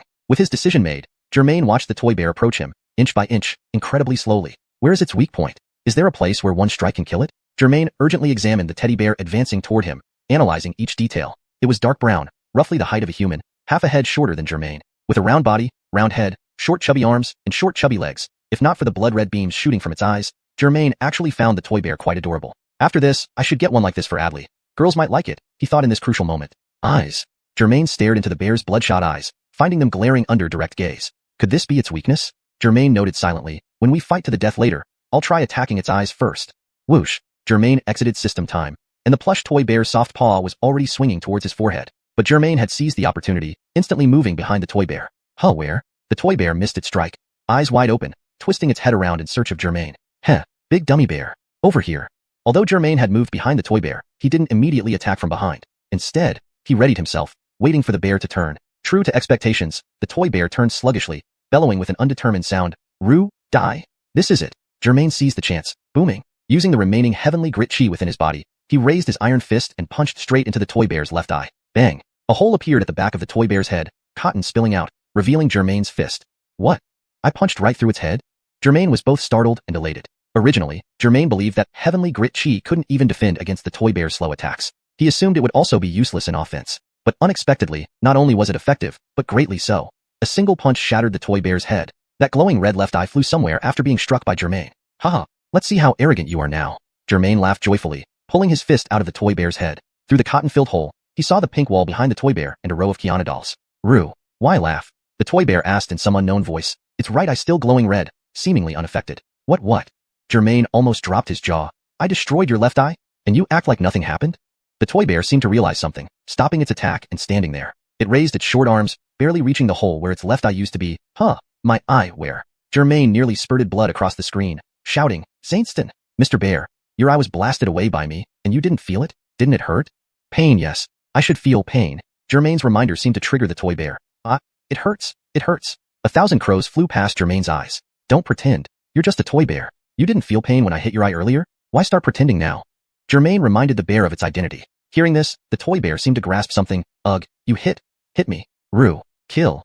Suddenly, the toy bear's volume increased by 80 decibels, its right eye flashing red rapidly, startling Germain. Chapter 135, The Enraged Teddy Bear. Calm down. Let's talk this out. Germain saw the large teddy bear lunging at him like a mad beast and quickly tried to soothe it. But the teddy bear paid no heed to Germain's attempts, swinging its stubby yet powerfully inexplicable paws. Give me back my eye. Whoosh. A blow, accompanied by a gust of wind, aimed right for Germain's left eye. This strike was noticeably different from the teddy bear's previous attacks. The most significant difference was the attack speed, which had clearly increased significantly. Germain could easily dodge the earlier attacks with just a bit of focus. However, this time, the teddy bear's speed had escalated 2 notches. Germain narrowly avoided the attack by leaning backward. The fluffy paw nearly grazed his nose. What? Big clumsy bear, are you angry? Germain stepped back 2 steps and taunted with a mocking laugh, filled with ridicule. Don't underestimate this bear. The teddy bear pursued relentlessly, closing in on Germain. Unlike Germain's long strides, the teddy bear had to take several small steps to catch up. Roar! The teddy bear attacked simultaneously with both paws. Germain anticipated the move and dodged by shifting to his right, away from the teddy bear's impaired left eye. Huh, where did he go? Just as Germain expected, due to its limited vision, the teddy bear couldn't see him after he moved a few steps to the right. The bear stopped attacking and turned to look around for Germain. Indeed, if I blind its other eye, things will be easier. Germain had a plan. When the teddy bear turned its head, it spotted Germain nearby and immediately became furious again. Roar! It roared deeply, raising both paws to strike once more, even faster than before. Is it entering a berserk state because of the injury? Germain pondered. Fine, then I'll blind both eyes and see what you can do. Slap. The teddy bear's paws met, but Germain had already vanished. Where did he go? Despite its rudimentary intelligence compared to a steel robot, it was still an inanimate toy with slow reflexes. Germain used the same trick again, teleporting behind the teddy bear. He steadied himself, took a stance, and shouted loudly, Hey, I'm here. Roar, here. As predicted, the teddy bear fell for the trick. It slowly rotated its bulky cotton-stuffed body toward the sound. Shouldn't. I feel pain. After what seemed like an eternity of processing, the teddy bear let out a deep growl. Can't see. Come. Help. Kill. Help you. Germain was taken aback, watching the teddy bear wildly swinging its fists, but failing to hit anything in this girly room filled with toys like Barbies and Hello Kitties. There was only one such big teddy bear. Humph. I felt sorry for you and hesitated. And now you want help to kill me? Germain grew angry. Clearly, mercy wasn't the way. Finishing off all threats was the correct approach. Although the teddy bear showed some level of intelligence, it was still just a toy. Germain channeled his chi into his fists, ready to tear it apart. Just as his iron fist was about to land, the teddy bear suddenly stopped, lifting its head, its huge hollow white eyes staring directly at the incoming Germain. What? A sense of foreboding washed over Germain, but it was too late to pull back his punch. Roar. The teddy bear raised its cute arms to protect its head. Germain's punch struck the teddy bear's left arm. Predictably, his fist penetrated the teddy bear's arm, but what surprised Germain was that the bear swung its right paw. Slap. Germain was sent flying along with a burst of cotton from the bear's damaged arm. Crash. He landed heavily on the ground, knocking over items on a nearby table. His ears rang painfully from the teddy bear's palm striking them, creating intense auditory hallucinations and nearly rupturing his eardrums. How is this possible? You're blind. Germain lay half on the ground, gritting his teeth as he massaged his ears. Chapter 136, The Blood-Stained Mouth of the Xiuxian Doll. Just now, blind, now. Not, the stuffed bear muttered as it walked straight towards Germain. Its empty eye sockets were lifeless. Yet this toy bear clearly moved as if it could see Germain. You, what's going on? Germain's heart pounded wildly. Aren't you blind? Before Germain finished speaking, 2 red beams shot from behind the stuffed bear, from the display cabinet filled with doll toys, and landed on Germain's chest. What? This isn't scientific. Germain couldn't believe his eyes. He saw a Xiuxian doll in a white wedding gown whose eyes glowed red jump down from the display case. The Xiuxian doll was about 20 centimeters tall, wearing high heels and holding up her wedding dress, running fast behind the stuffed bear towards Germain. No matter if you are human or monster, I will fight as many as you send. Germain quickly got up from the ground despite the ringing in his ears. As many come, as many fight. Let's go. The stuffed bear didn't seem to be in a hurry anymore, slowly approaching Germain. At that moment, Germain suddenly noticed 2 more red dots flickering on his body. What's happening? Germain's mouth dropped open in surprise, but before he could close it, more red dots appeared, 2, then 4, 8, 12, increasing rapidly. Germain felt something wasn't right. Turning around to check behind him, a bright red beam directly shone into his eyes, forcing him to squint reflexively. Behind him were already over a dozen red beams which finally all landed on him. Damn, am I surrounded? Germain spun around quickly, finding at least 80 red beams surveying him from every direction in the room. The source of these red beams was all the toys in this room. All toys with eyes. These toys' eyes had obviously become the stuffed bear's eyes. Whatever these small toys could see, the stuffed bear could see too. Heh. Germain sneered. Playing like this, huh? Germain stood in the middle of the room, surrounded by dozens of toys with glowing red eyes, recalling scenes from movies and TV shows where protagonists, deeply besieged, were locked onto by countless snipers' laser sights. Previously, when watching such scenes in films, he found them thrilling and exhilarating. Now that he himself was in a similar situation, only one word echoed in his mind, damn. Yet, Germain was also curious. Apart from the stuffed bear who had lost its eyes, other toys, whether they were small bears or Xiuxian dolls, were no taller than 20 or 30 centimeters. How could they possibly harm him? I want to see what kind of tricks you have. Germain tried to stay calm, but the countless red beams either flickering or shooting straight into his eyes created immense pressure. Tricks. Come. Kill. The stuffed bear, evidently the leader of these toy troops, ordered. Surrounding Germain, the small toys surged forward like countless filthy rats from sewers. Squish. Squish. Squish. Germain saw the Xiuxian doll in a white wedding gown and high heels climb onto the stuffed bear's shoulder in just a few steps. Bending her legs, she utilized the stuffed bear's cotton-filled body for elasticity, kicking off powerfully with a whoosh, straight towards Germain's face. This Xiuxian doll was about 20 centimeters tall, with golden long hair, tanned European skin, and an elegant shoulder-bearing white wedding dress. She smiled charmingly, showing a set of snow-white teeth. Die. Ignoring everything, Germain swung his right hand to slap her away. However, as the Xiuxian doll in the wedding dress approached, that charming smile seemed to turn sinister, those snow-white teeth growing sharper, eventually opening into a disproportionately huge blood-stained mouth compared to her tiny figure. Since entering this room, Germain had felt drowsy even after destroying the stuffed bear's eyes, barely able to muster any spirit. But now, the graceful and noble Xiuxian doll suddenly transformed into a fanged vampire or zombie. Germain felt as if a bucket of cold water had been poured over his head, abruptly waking him up. Yet it was too late. Crack. The Xiuxian doll in the wedding dress bit into Germain's outstretched finger. Damn. Instinctively pulling back his palm, Germain shook his hand wildly trying to fling the Xiuxian doll away. But she wouldn't let go, her corners of the mouth oozing blood. With no choice left, Germain grabbed the Xiuxian doll's legs with one hand and twisted forcefully. Crack. The Xiuxian doll snapped into 2 pieces. Yet, the top half still clung tenaciously to Germain's right hand, biting furiously at his fingers. Rodent reincarnation? Ignoring the searing pain in his fingers, Germain tightened both hands, crushing the Xiuxian doll into fragments. Even as the top half turned to shards, her head and mouth kept crazily biting until her head was crushed too, finally ending the ordeal. Seeing his mangled finger, Germain flew into a rage, stamping fiercely on the Xiuxian doll's shattered remains, wishing to grind them into powder. Meanwhile, countless red beams from unseen directions surged towards Germain, both visible and invisible. Even though Germain had seen various strange events and faced numerous dangerous situations in recent days, facing this situation without a hint of panic would certainly be a lie. As the saying goes, 2 fists can hardly match 4 hands. But Germain was now facing hundreds of toy hands and their sharp teeth and blood-stained mouths. Kicking away the Xiuxian doll's remains, Germain glanced out the window, contemplating an instantaneous escape or a battle? Translation notes. Pinyin names and terms are preserved correctly, maintained original tone, style, paragraph structure, and line breaks. Ensured natural, fluent English with coherent storyline and logic. Chapter 137. This young master refuses to believe in evil. Who would have thought that those adorable toys would turn into terrifying toy-killing machines?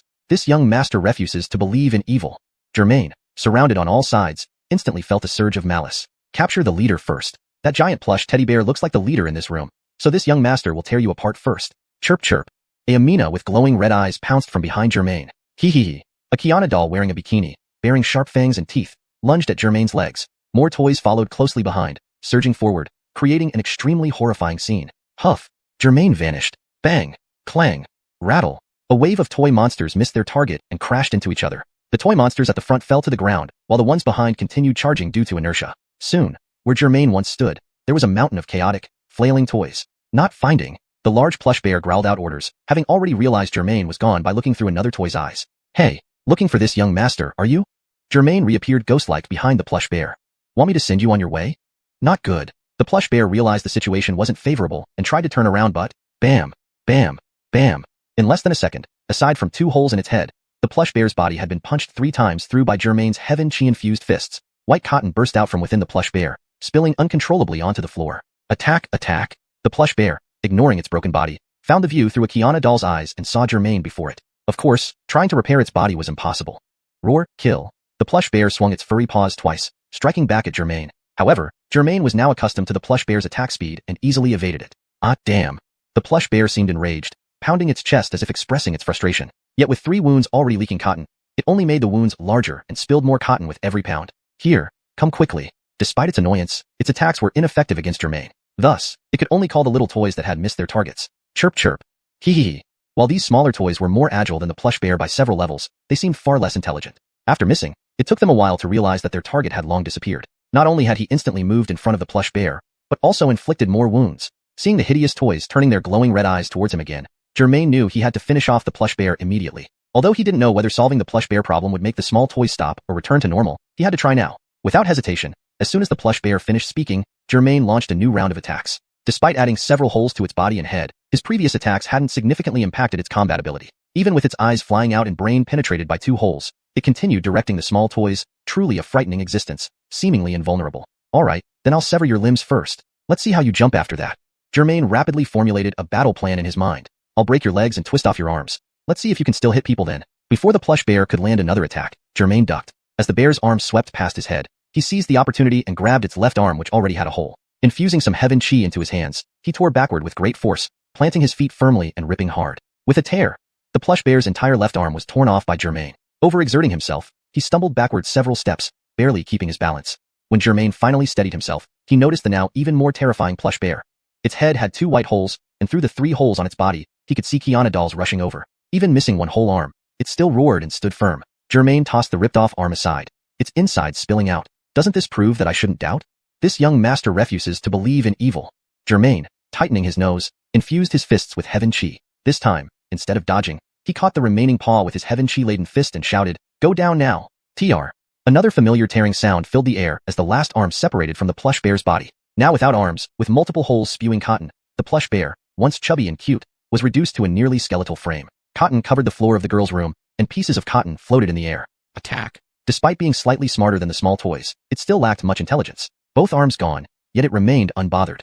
Chapter 138. The Ruined Amina. If this plush bear were a soldier, a patriot dedicated to its country, it might well have been an embodiment like Ellis. However, at this moment, it was nothing more than a toy monster devoid of humanity, driven solely by a thirst for destruction. Whether it was for completing my mission, rescuing Barth, or ensuring the safety of the nation and its people, I had to eliminate it. The plush bear, now bereft of both arms, continued to vainly raise its shoulders in a futile attempt to attack. Germain knew that, no matter what, he must deal with it. Though its hands were gone and it posed less of a threat, it was still commanding other small toy monsters. Though unclear how the plush bear issued commands, generally speaking, without a head, a snake cannot move, and without a head, a bird cannot sing. Cutting off the head would essentially solve the problem. Germain checked his remaining heavenly gang chi. He still had some left. With this, he should be able to take out everything else besides the giant bear. So, charging towards the plush bear, Germain swung his right fist, charged with heavenly gang chi, delivering a fierce uppercut directly into the bear's face. Instantly, the plush bear's head spun away, white stuffing scattering everywhere as it flew. It tumbled across the room, knocking over several Qiana dolls before finally coming to rest against the wall.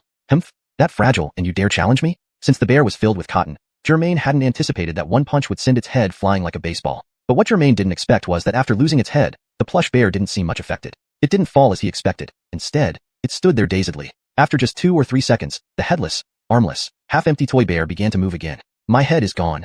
The plush bear muttered, either to itself or recounting its plight to the other toys.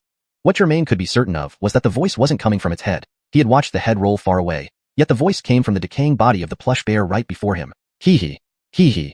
As Germain stood there in astonishment, questioning reality, the Qiana dolls that had previously missed their target turned around and charged at him once more. Despite their short stature and legs, they showed no signs of tiring. Hee. Leading the charge was a Qiana dressed as a flight attendant, climbing up the plush bear's body, then over its shoulder, her terrifying grin revealing sharp fangs as she spread her arms wide, aiming straight for Germain's face. This time, Germain had learned his lesson. Instead of using his palm, he clenched his fist, aimed carefully, and punched directly at the flight attendant Qiana. Her face, or rather, her mouth, was the first to meet the impact of Germain's fist, charged with heavenly gang chi. If Germain had paused in system time to observe closely, he would have seen each of the Qiana's teeth shattering one by one. As the contact area between the fist and the Qiana grew, she crumpled like a car in a collision test. First, her mouth shattered, then her face collapsed under the force of the punch, followed by her entire head and body. In an instant, she became nothing but a pile of plastic debris, unrecognizable. Clunk! The flight attendant Qiana doll dropped limply to the ground, only to be trampled by the foot of a small toy bear leaping over her. Next came the chubby legs of Yamina, 2, 4, 12, and more toys surged forward, heedless of the mangled Qiana on the floor. Trouble! Trouble! Big trouble! Germain exclaimed involuntarily. He detested trouble above all things, fearing to cause it for others as much as fearing others causing it for him. Before him now were countless toys, seemingly materializing from nowhere, threatening to overwhelm him. To Germain, these were endless sources of trouble. At this moment, seeing countless toy dolls bearing fangs and eyes glowing red, advancing on him, Germain couldn't help but miss the fireball spell he once wielded. Even the beginner's fireball spell, with its limited uses and temporary nature, could have incinerated swathes of these toy monsters in one blast. Why endure such arduous one-by-one combat? However, there was no time for regrets. More and more toy monsters were closing in. Leading the charge this time were several grotesquely proportioned Hello Kitties, with heads disproportionately larger than their bodies and mouths wider still, filled with teeth like stalactites in an underground cavern. They could only be described as ruined. Squeak! Squeak squeak!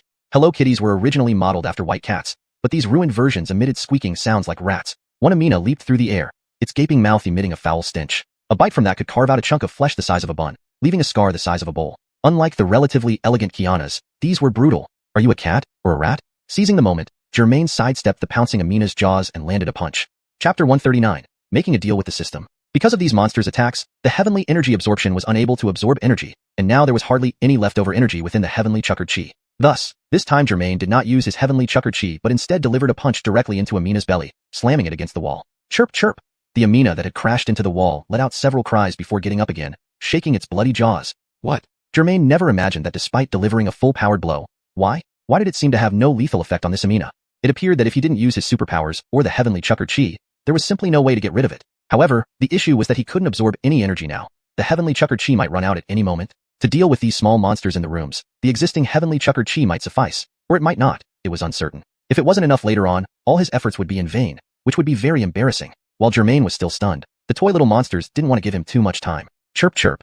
A Amina carrying a little backpack screamed and bit down on Germain's foot. Fortunately, Germain saw it coming and promptly pulled back his foot just in time. This Amina ended up biting down on the floor instead. Crack crack! Amina lifted its head, revealing a few broken pieces of flooring still clamped in its mouth. You monster! You've got quite a big mouth for a tiny beast.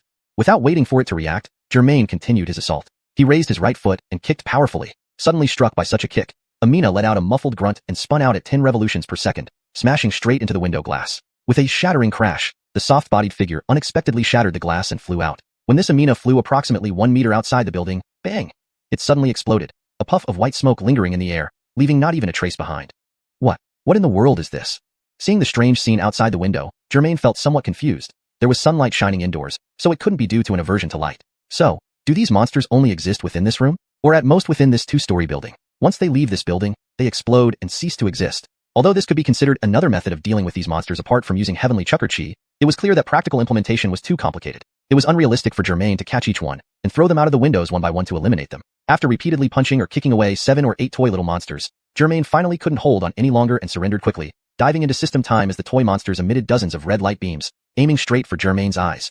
These hideous little monsters attacked Germain wave after wave, embodying what a human C tactic truly looked like. System? Mr. System, are you there?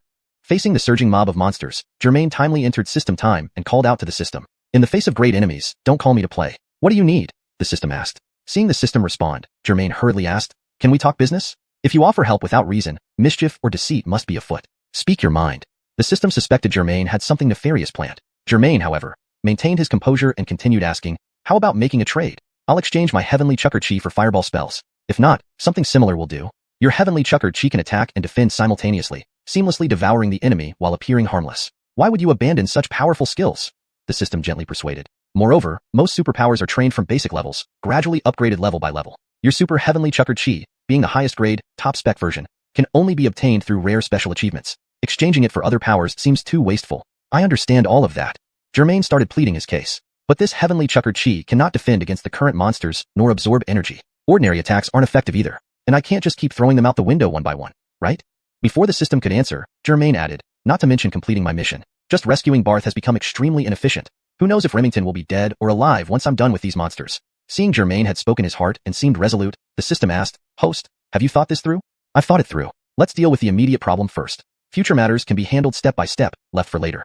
Germain firmly replied. Beep. Completed hidden task, unlocked internal trading system, said the system's voice. What? Hidden task? Internal trading system? Is this for real? The rapid development made Germain skeptical. The system asked, Congratulations on unlocking the internal trading system. What superpower would you like to trade? Without hesitation, Germain answered, I currently have 2 superpowers, beginner-level instant teleportation and super heavenly chucker chi. Just when it had done him a huge favor, now he had to put it up for trade. Germain inwardly admitted that this super heavenly chucker chi was perfect for travel or eliminating evidence. However, sometimes heroes found themselves powerless. Currently, the super heavenly chucker chi simply couldn't adapt to the attack patterns of these small monsters. With some reluctance, Germain opened his system data. Host, Germain. Positive energy points, 1921 points. Reputation points, 2036 points. Current mission, Mall Gold Theft Case. Mission completion rate, 94%. Current superpowers, beginner level instant teleportation. Super heavenly chucker chi. Current treasure, 1 Zaynightning cat named Churchill. 1 grand rejuvenation pill. 100 diseases scattering pill. Super heavenly chucker chi. Germain gazed at his superpower list. Today, circumstances force me to temporarily abandon you. I'll definitely find you again in the future. Please confirm the superpower you wish to trade. The system reminded. Super heavenly chucker chi. Germain reluctantly responded. Super heavenly chucker chi can be exchanged for 2 beginner-level superpowers that the host already knows. The system stated. What? Is this real? 1 for 2? Germain could hardly believe his ears and eyes. Chapter 140. The Ladder of Superpower Upgrades. To deal with these minor nuisances, honestly, the Super Huntian Gang Chi is actually a bit overkill, Germain mused as he watched the toy-like monsters rushing towards him. But then again, even when dealing with those dozen gamblers earlier, the Huntian Gang Chi wasn't really necessary. If I hadn't held back, I might have just blown them up directly. Germain reflected that while the Huntian Gang Chi was indeed incredibly powerful, the basic fireball spell had been sufficient for most situations he'd faced so far. However, completely giving up on the Huntian Gang Chi seemed such a waste. With this nearly random reward system, there was no telling if he could regain it in the future. Host, have you decided? The system asked. Wait. Germain bit his lower lip, weighing the pros and cons. Give me a moment. Actually, basic superpowers are quite enough. Germain pondered carefully. For example, basic teleportation can only move 5 meters at a time. Not anywhere instantly, but in real combat scenarios, 5 meters is generally sufficient for most situations. At this moment, Germain recalled his encounter with Godfrey and the basic fireball spell. Its speed isn't like a bullet, and it's only fist-sized, but its power remains significant. I relied on these small fireballs to eliminate Godfrey, another superpowered thief. System? Germain remembered something and asked, how do we upgrade basic superpowers? The system replied, simply use the superpower. With increased usage, it will naturally level up. Germain slapped his forehead, realizing he'd been too complacent. He'd used the superpowers for days without considering upgrades. But then again, why hasn't my basic teleportation leveled up after all this time? System, how many times have I used my basic teleportation? Am I not qualified for an upgrade yet? Germain asked. Host, please wait. Let me check. The system responded. After a brief pause, the system informed him, Host, your basic teleportation requires 285 more uses to level up. 285 times? Germain was surprised. How many times does it take to upgrade from basic to intermediate? In most games, upgrading from low to high would be around 100 times, right? Ding. The system didn't answer verbally, but presented a list directly in Germain's mind. To upgrade from basic to intermediate superpower, 1,000 uses. To upgrade from intermediate to advanced superpower, 2,000 uses. To upgrade from advanced to superpower, 3,000 uses. 1,000 plus 2,000 plus 3,000.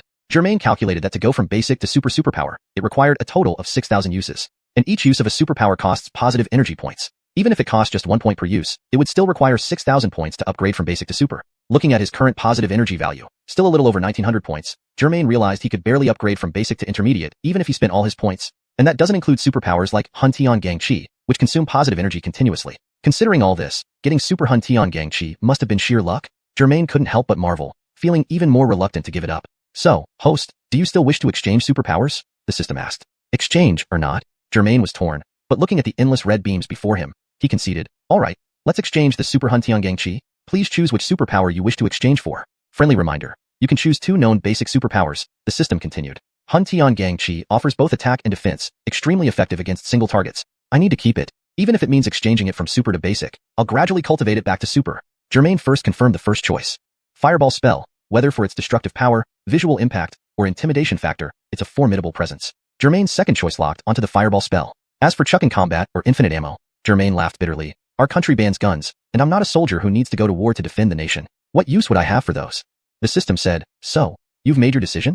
Germain nodded, resolute and calm. Host has decided to exchange Super Huntian Gang Chi for basic Huntian Gang Chi and basic fireball spell. Confirm? Confirmed. Hurry. At this moment, data appeared in Germain's mind. Super Huntian Gang Chi being erased. Super Hun Tian Gang Chi erased successfully. Germain checked his stats again, confirming the Super Hun Tian Gang Chi was gone from his superpower list. Then new lines appeared. Basic Fireball Spell exchanging. Basic Hun Tian Gang Chi exchanging. Basic Fireball Spell exchange successful. Basic Hun Tian Gang Chi exchange successful. Exchange completed. Seeing the exchange complete in his mind, Germain quickly checked his updated data. Host, Germain. Positive energy points, 1902. Reputation points, 2041. Current mission, shopping center gold theft case. Mission completion rate, 95%. Current superpowers, basic teleportation, basic Hun Tian Gang Chi, basic fireball spell. Current treasure, Zaynightning Cat, Churchill, 1. Great rejuvenation pill, 1. Universal healing pill, 1. The newly exchanged basic superpowers were now listed among his data. Checking basic fireball spell, it fires a small fireball with a range of 10 meters, consuming 1 point of positive energy per use. Inspecting basic Hun Tian Gang Chi, it absorbs and neutralizes incoming attacks, converting them into energy, using up 100 points of positive energy per minute after activation. Chapter 141. Fireball spell returns. Phew. Germain nearly spat out a mouthful of old blood. This is way too dark, right? 100 positive energy points per minute? Why don't you just rob people? Even if this cost were justified at this rate, I wouldn't be able to upgrade my supreme heaven energy until the horses and monkeys have a festival. He thought of how his entire body contained less than 2,000 positive energy points combined. If it consumed 100 points every minute, he would only be able to last for 20 minutes. Then, without even lifting a finger, these toy monsters could wear him down. So, this is an elementary superpower used to motivate the host into doing good deeds to exchange for positive energy, ultimately evolving it into an advanced superpower. The system's response was very grand. Fine, you win. As the saying goes, when you're in someone else's hands, your words shorten, and when you eat their food, your breath shortens. With this life given by the system, what else could Germain say? Now, he could only resign himself to fate. 1900 positive energy points should be enough to support using small fireballs to eliminate these toy monsters. Moreover, these toys were all made from plush fabric, so facing a fire attack, there would likely be added damage. The instant teleportation didn't consume much positive energy either. Germain felt excited as he now had single target attacks, area of effect attacks, basic defenses, and mobility all lined up. There were no obvious flaws, except that all his superpowers were currently at their initial stage, which might lead to inadequacies during usage. But having something was better than nothing, wasn't it? After checking himself, equipment, superpowers, and data, he was finally ready to deal with the small monsters before him.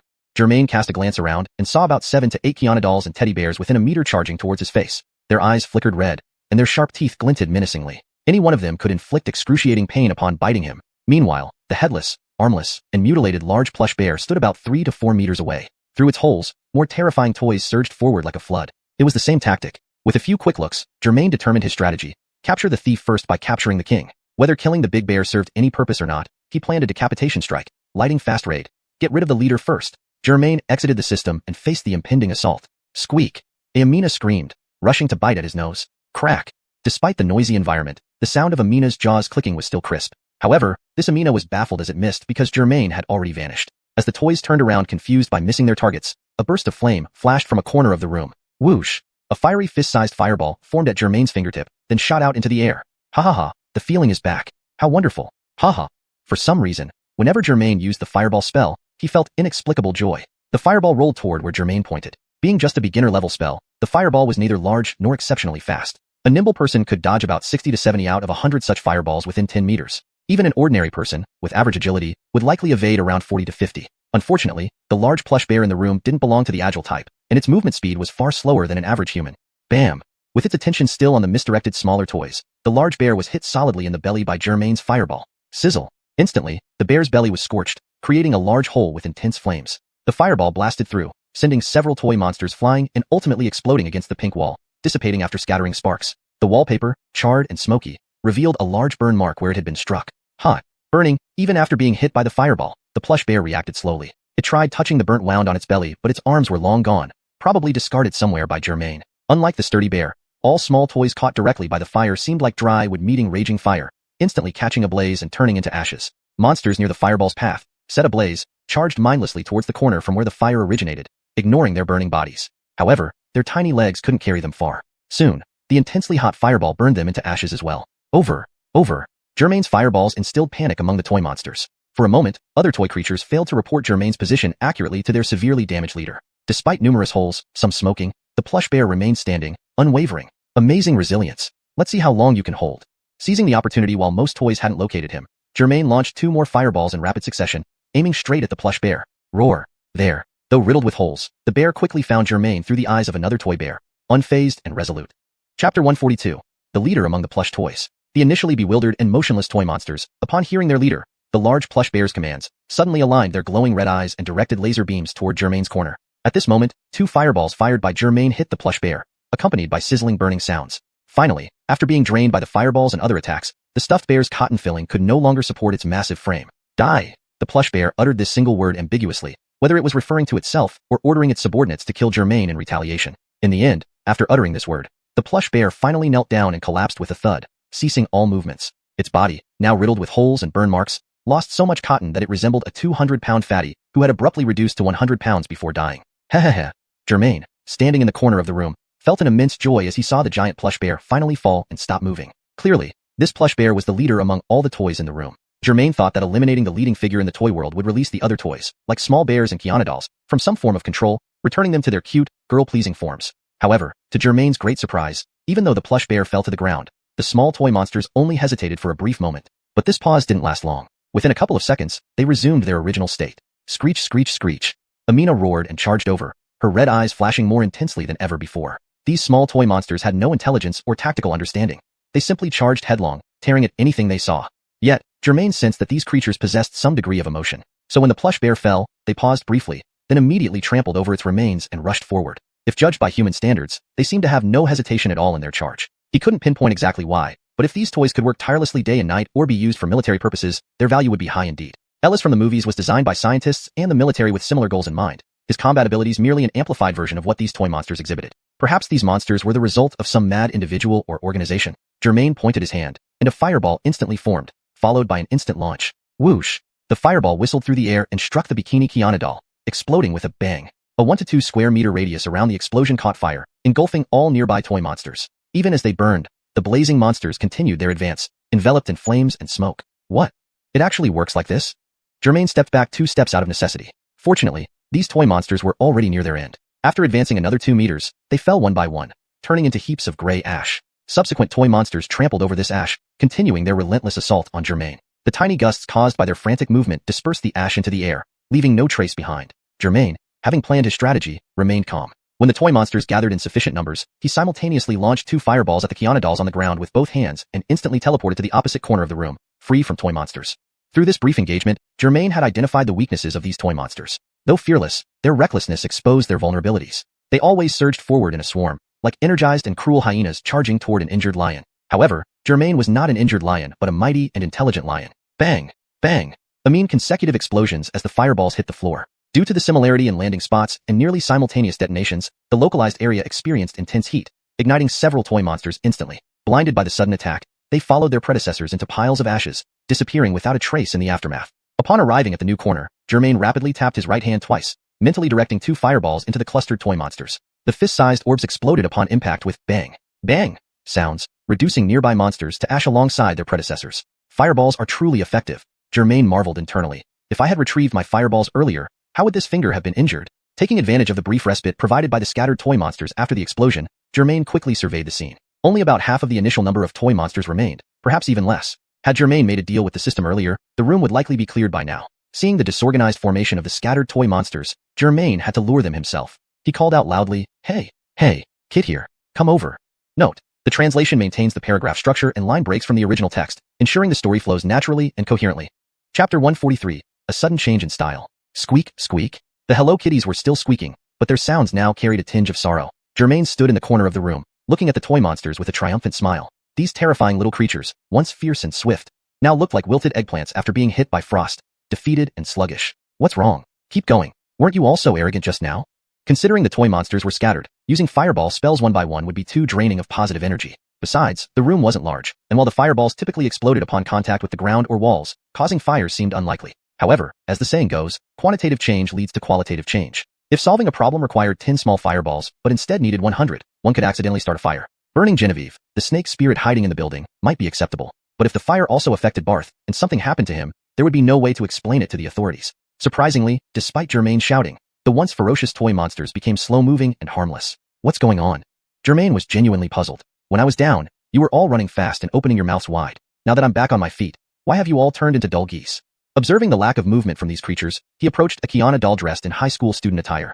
The xiuxian doll saw him approach but moved abnormally slowly. Initially cautious, Germain soon realized they had lost their combat ability. With 2 fingers, he grabbed the neck of the student uniform-wearing xiuxian doll. Despite its sharp teeth, The Kiana doll moved so slowly it seemed more like yawning. This Kiana doll, though a toy, was eerily realistic, with exaggerated proportions. Only someone like Germain, who was accustomed to various beauties and had a girlfriend who was a once-in-a-millennium beauty, could remain unaffected. A typical person might have been tempted to take a few Kianas home. However, Germain, superior to commoners, effortlessly broke the doll's neck with a pinch. With a flick of his finger, the doll's head flew off. These aren't even resisting? Germain grinned wickedly, noticing a small toy bear crawling toward him. He kicked it out of the window with a slap. The bear tumbled through the broken glass and exploded mid-air, cotton fluff scattering like snowflakes. Suddenly, the toy monsters were defenseless, making Germain feel uneasy. After tossing a few more toys out the window, he grew impatient. Enough. Enough. He decided to gather all the toy monsters into a pile and incinerate them with fireball spells. Germain scanned the room, seeing the toys unmoving. Feeling confident, he entered the bathroom to fetch a broom and began sweeping up the remaining monsters and ashes. In no time, he had collected everything into a heap resembling squirming live octopuses on a platter. Though I don't know where you came from or why, let me see this through. Germain extended his right hand, inspecting it like reviewing an army. Pointing at the toy pile, he coldly declared, "Die." Despite this, the small creatures continued to move sluggishly, almost ritualistically waving their hands. ZZZT. A small fireball ignited between his fingers, not the usual orange flame but a dazzling white light. He tried controlling the fireball with his mind, surprised to find it lingering for a brief moment before shooting forward with a whistling sound toward the toy pile. Even counting the early experimental fireballs, I've only used dozens so far, Germain thought, checking the system in his mind. Why did I seemingly control the fireball just now? Has it upgraded? The system replied, "Host, please don't get ahead of yourself. You need over 900 more uses to upgrade from beginner to intermediate fireball spell." Note: translated names are kept as accurate pinyin versions, maintaining original style and structure. Chapter 144. Illusions that truly exist. What? Germain's expression was clearly one of great disappointment. You mean I still need over 900 more times? That'll take until the monkey year and horse month. The system chuckled, then tossed the ability upgrade ladder into Germain's mind again. To upgrade from basic to intermediate ability, you need to use the basic ability 1000 times. To upgrade from intermediate to advanced ability, you need to use the intermediate ability 2000 times. To upgrade from advanced to super ability, you need to use the advanced ability 3000 times. Germain looked at the somewhat dizzying ladder and hung his head in shame. Sigh, no hope in this lifetime. But the system comforted him. Hey, host, don't be so pessimistic. Look at your basic teleportation skill. It just needs fewer than 100 more uses to upgrade. With that said, Germain felt even more desolate. I've been possessed by you for nearly a month now. Only this one skill is close to upgrading. Moreover, the point isn't upgrading but close to upgrading. The system asked, puzzled. What's wrong with that? Dejected, Germain replied. Can your system accept real money? I'd spend cash, buy a VIP status, and get accelerated upgrades. Is there any cheat available? The system's response was not only straightforward, but also carried a hint of threat. No. And this sort of shortcut mentality from the host is extremely wrong and dangerous. Before the system could finish, Germain interrupted. Got it. It just deducts my positive energy value. Humph. I was just saying. Just venting. Host knows best. Don't forget your ideals. The system started its earnest advice. Ideals? Germain was baffled. What ideals? I didn't know I had any. The system reminded him. Your ideal is to become the world's greatest good person and an advocate of justice, right? Germain hurriedly waved his hands. I never said that. These days, being too righteous can be despised by everyone. Confucius said, repay virtue with virtue and directness with grievances. Do you know the difference between being overly righteous and being a good person? The system lectured. Please tell me. Germain supported his chin, quietly listening to the system pontificate. A good person repays virtue with virtue and grievances with directness. They pay debts as they should. The system's self-satisfied manner was palpable. And then? Germain continued to listen to its boasting. A overly righteous person repays grievances with virtue, sacrificing others to achieve their own righteousness. I think I'll just be a good person. After hearing the system's speech, Germain refocused on the pile of toy monsters, which seemed like living takoyaki. That's strange. Germain, still within system time, looked at the small fireball he had just launched, puzzled. When I launched that fireball, why did it feel like I could control it with my mind? An illusion. I believe it was an illusion, the system answered matter-of-factly. Illusion? Germain asked, confused. It's impossible. When I launched the fireball, everything around me stayed the same as before. Maybe, the issue isn't about just now, the system countered. Germain fell silent, watching the slowly flying fireball, lost in deep thought. All the events added up to two words, bizarre. From Barth seeing the face in the second-floor window, driving down only to find an old window flapping in the wind, to him standing up Forrest and entering the small building alone, then mysteriously disappearing without a trace. Later, when Germain entered the strange building, Forrest claimed the room with the face seen from outside was pitch black, but inside, it was completely different. Outside, it was dark, but inside, it was bright. Outside, the windows and rooms were dilapidated, but inside, though dusty, it was relatively tidy. During his first solo investigation, each room on the second floor had a completely different appearance. From the pink room filled with adorable toys to the simple dormitory-like room on the far right, all had entirely different styles. This time, during his second exploration, the iron bunk beds turned into monstrous creatures, striking Germain's shoulder, forcing him to flee. The room full of girl-like elements transformed from cute toys to terrifying monsters. Had Germain not made a timely deal with the system, he might have either been bitten by a horrific Kiana or fled again in panic. Could it be? A horrifying thought formed in Germain's mind. He hesitated before voicing it. Is everything I experienced just an illusion? To his surprise, the system disagreed. No, I think everything you experienced was real. Germain shook his head. Impossible. It must have been an illusion. He pointed to the slowly moving fireball. I distinctly felt I controlled it while launching it. But you know, I only have the basic fireball spell, which cannot possibly control its trajectory after launch. So, it has to be an illusion. You're right, it's your illusion, the system conceded but added. However, everything you experienced is also real. Germain was thoroughly confused. If the experience is real, why is it an illusion? Because everything you experienced was created by your illusion. The system's answer left Germain speechless. After a long pause, Germain came back to his senses. System, thank you. Now I understand. That's why the supreme heavenly aura couldn't defend against those toys and the iron monster earlier. Because these toy monsters and iron men are products of my illusions. Note, I've replaced Huantangang Qi with its described English equivalent, supreme heavenly aura, for consistency and fluency. Chapter 144. Illusion that truly exists. What? Germain's expression looked utterly disappointed. It still needs more than 900 uses? When will that be? The system chuckled and threw the list of superpower upgrades into Germain's mind once again. To upgrade from Chuji to Zhongji, 1,000 uses are required. To upgrade from Zhongji to Galji, 2,000 uses are required. To upgrade from Galji to Chaoji, 3,000 uses are required. Germain gazed at the somewhat dizzying list and lowered his head in shame. Sigh, it's hopeless in this lifetime. But the system comforted him. Sigh, host, don't be so pessimistic. Your beginner-level teleportation just needs less than 100 more uses to upgrade. Upon hearing this, Germain felt even more depressed. I've been possessed by you for almost a month now, and only this skill is about to upgrade. Moreover, please note, the point isn't upgrading, but almost upgrading. Confused, the system asked, is there something wrong with that? Germain, dejected, said, can your system allow me to charge real money? I can pay cash for VIP status to accelerate my upgrades. Do you have any cheats or hacks? Not only was the system's response curt, but it also had a hint of threat. No. Moreover, such thoughts of taking shortcuts are extremely wrong and dangerous. Before the system could finish speaking, Germain interrupted. Understood. The worst they can do is deduct some positive energy points? Humph. I'm just talking, venting a little. The host should know better. Don't forget your ideals. The system started to preach. Ideals? Germain was bewildered. What ideals? How do I even have them? The system reminded him. Your ideal is to become the world's #1 good person, the embodiment of justice, right? Germain hurriedly waved his hands and replied, I didn't say that. These days, playing the saint gets you despised by everyone. Confucius said, repay virtue with virtue and repay resentment with honesty. Do you know the difference between a saint and a good person? The system sermonized. Please enlighten me. Germain rested his chin on his hand, listening to the system pontificate. A good person repays virtue with virtue and resentment with fairness. One takes revenge when wronged and repays kindness with kindness. The image of the system nodding sagely came vividly to mind. And then? Germain continued to listen to its ramblings. Saints repay grievances with virtue, sacrificing others for their own gain. The system concluded. Well, I'd rather be a good person. After hearing the system's self-important speech, Germain shifted his attention back to the pile of toys turned monstrous creatures, like live octopus balls. That's strange, Germain. Now in system time. Watched the small fireball he had just shot out, filled with confusion. Why did I feel as if I could control the fireball's trajectory with my mind when I launched it? Illusion. I think that was an illusion, the system answered formally. Illusion? Germain questioned, puzzled. That's impossible. Nothing changed in the environment when I launched the fireball. Perhaps, the problem didn't occur just now, the system added. Germain fell silent, watching the fireball fly at an extremely slow speed, lost in deep thought. One event after another piled up, leaving only one word, strange. From Barth seeing a human face on the second floor of the building, to them rushing down only to find an old window swinging in the wind. Then, Barth stood up Germain, going into the small 2-story building alone, only to mysteriously vanish without a trace. When Germain eventually entered the strange building himself, Barth claimed the room where he saw the face appeared pitch black from the outside, but inside, it looked completely different.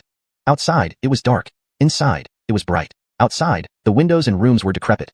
Inside, although slightly dusty, everything was relatively neat. During Germain's solo investigation, the most unsettling part was that every room on the second floor was entirely different. From the pink, toy-filled girls' room on the left to the Spartan small room, and finally the dormitory-style room on the right, each had a completely different style. On his second exploration, the bunk beds in the student dorm turned into steel monsters, injuring Germain's shoulder and forcing him to flee. The girly room, filled with adorable toys, became a terrifying den of monstrous dolls. Had Germain not made a timely deal with the system, he would have either been bitten to death by a terrifying xiuxian doll or fled once again. Could it be? A dreadful thought formed in Germain's mind, and he hesitantly voiced it.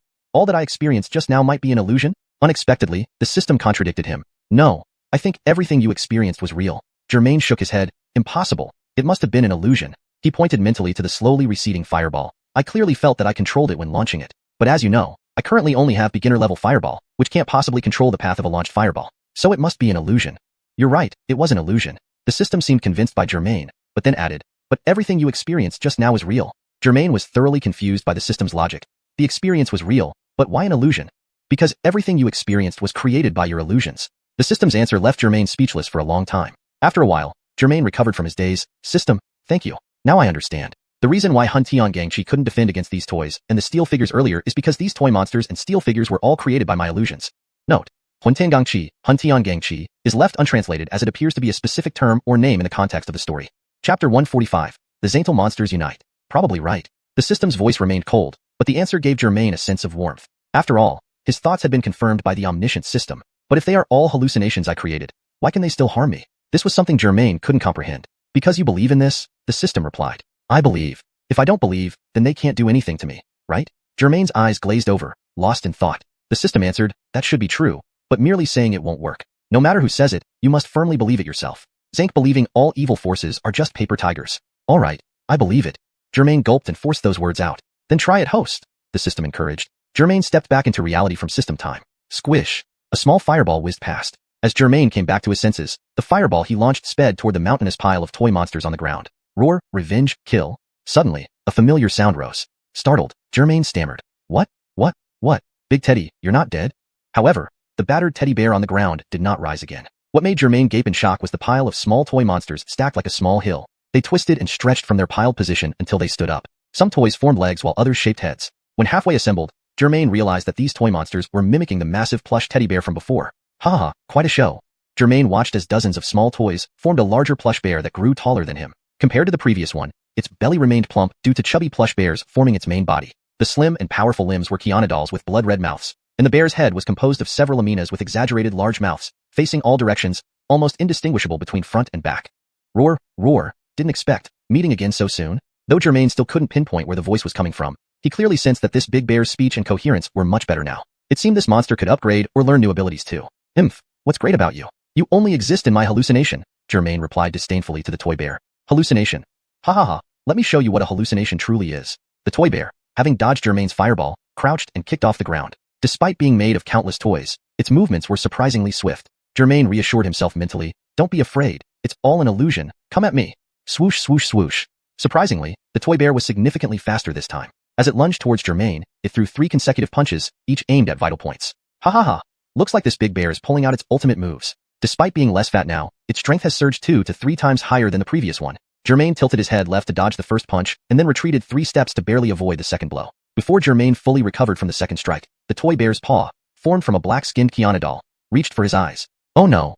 Germain panicked internally, breaking into a cold sweat. This doll's fangs were longer and sharper than usual, with its incisors strangely resembling squirrel teeth. Glancing at this doll, Germain noticed that if not possessed by an evil spirit, she would have been pretty, a true, black pearl. However, there was no time to admire her.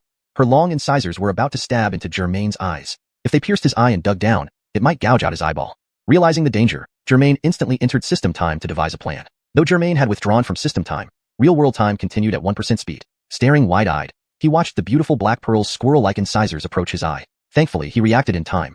Otherwise, he'd be blind in one eye. Germain wasn't sure if the hand pill awarded by the system could treat such injuries. In this critical moment, Germain remembered. If everything was just his hallucination, what if he didn't believe in what he saw? Would he be unaffected even if they attacked him? Chapter 145. The Xantal Monsters Combined. Probably right. The system's voice was still cold, but its confirmation gave Germain a sense of warmth. After all, his thoughts had been validated by the omniscient system. But if they are all hallucinations I created, why can they still harm me? This was something Germain couldn't understand. Because you believe they can, the system replied. If I don't believe it, they can't do anything to me, right? Germain muttered, his eyes unfocused as he pondered this. Correct, but talking about it won't help. Whether you say it or I do, it doesn't matter. You must truly and firmly believe it. Zank believing that all evil forces are just paper tigers. All right, I believe. Germain gulped and forced out these words. Then give it a try, host. The system encouraged. Germain exited system time. Whiz. As soon as Germain regained his senses, the small fireball he had launched zoomed toward the pile of toy monsters on the ground. Roar. Revenge. Kill. Suddenly, a familiar sound rang out. Startled, Germain exclaimed, What? Big Teddy, you're not dead? But the ragged stuffed bear on the ground did not rise again. What stood up instead, making Germain's jaw drop, was the pile of small toy monsters. They wriggled and stretched from over a meter tall, forming a massive figure. Some toys formed legs, others heads. By the time the toys were halfway combined, Germain recognized what they were mimicking, the huge stuffed teddy bear from before. Hee, quite impressive. Germain chuckled as the big toy bear, composed of dozens of small toys, grew taller, finally surpassing him in height. Compared to the earlier stuffed bear, its belly was still chubby, formed mainly by pudgy small bears. Its slim, powerful limbs were dolls with wide-open mouths. Finally, its head, made up of a dozen Hello Kitties with exaggeratedly large mouths, pointed in different directions, making it hard to tell front from back. Roar, roar, roar. A laugh-like sound came from the large toy creature, which then nimbly dodged an incoming fireball. Didn't expect that. We'd meet so soon?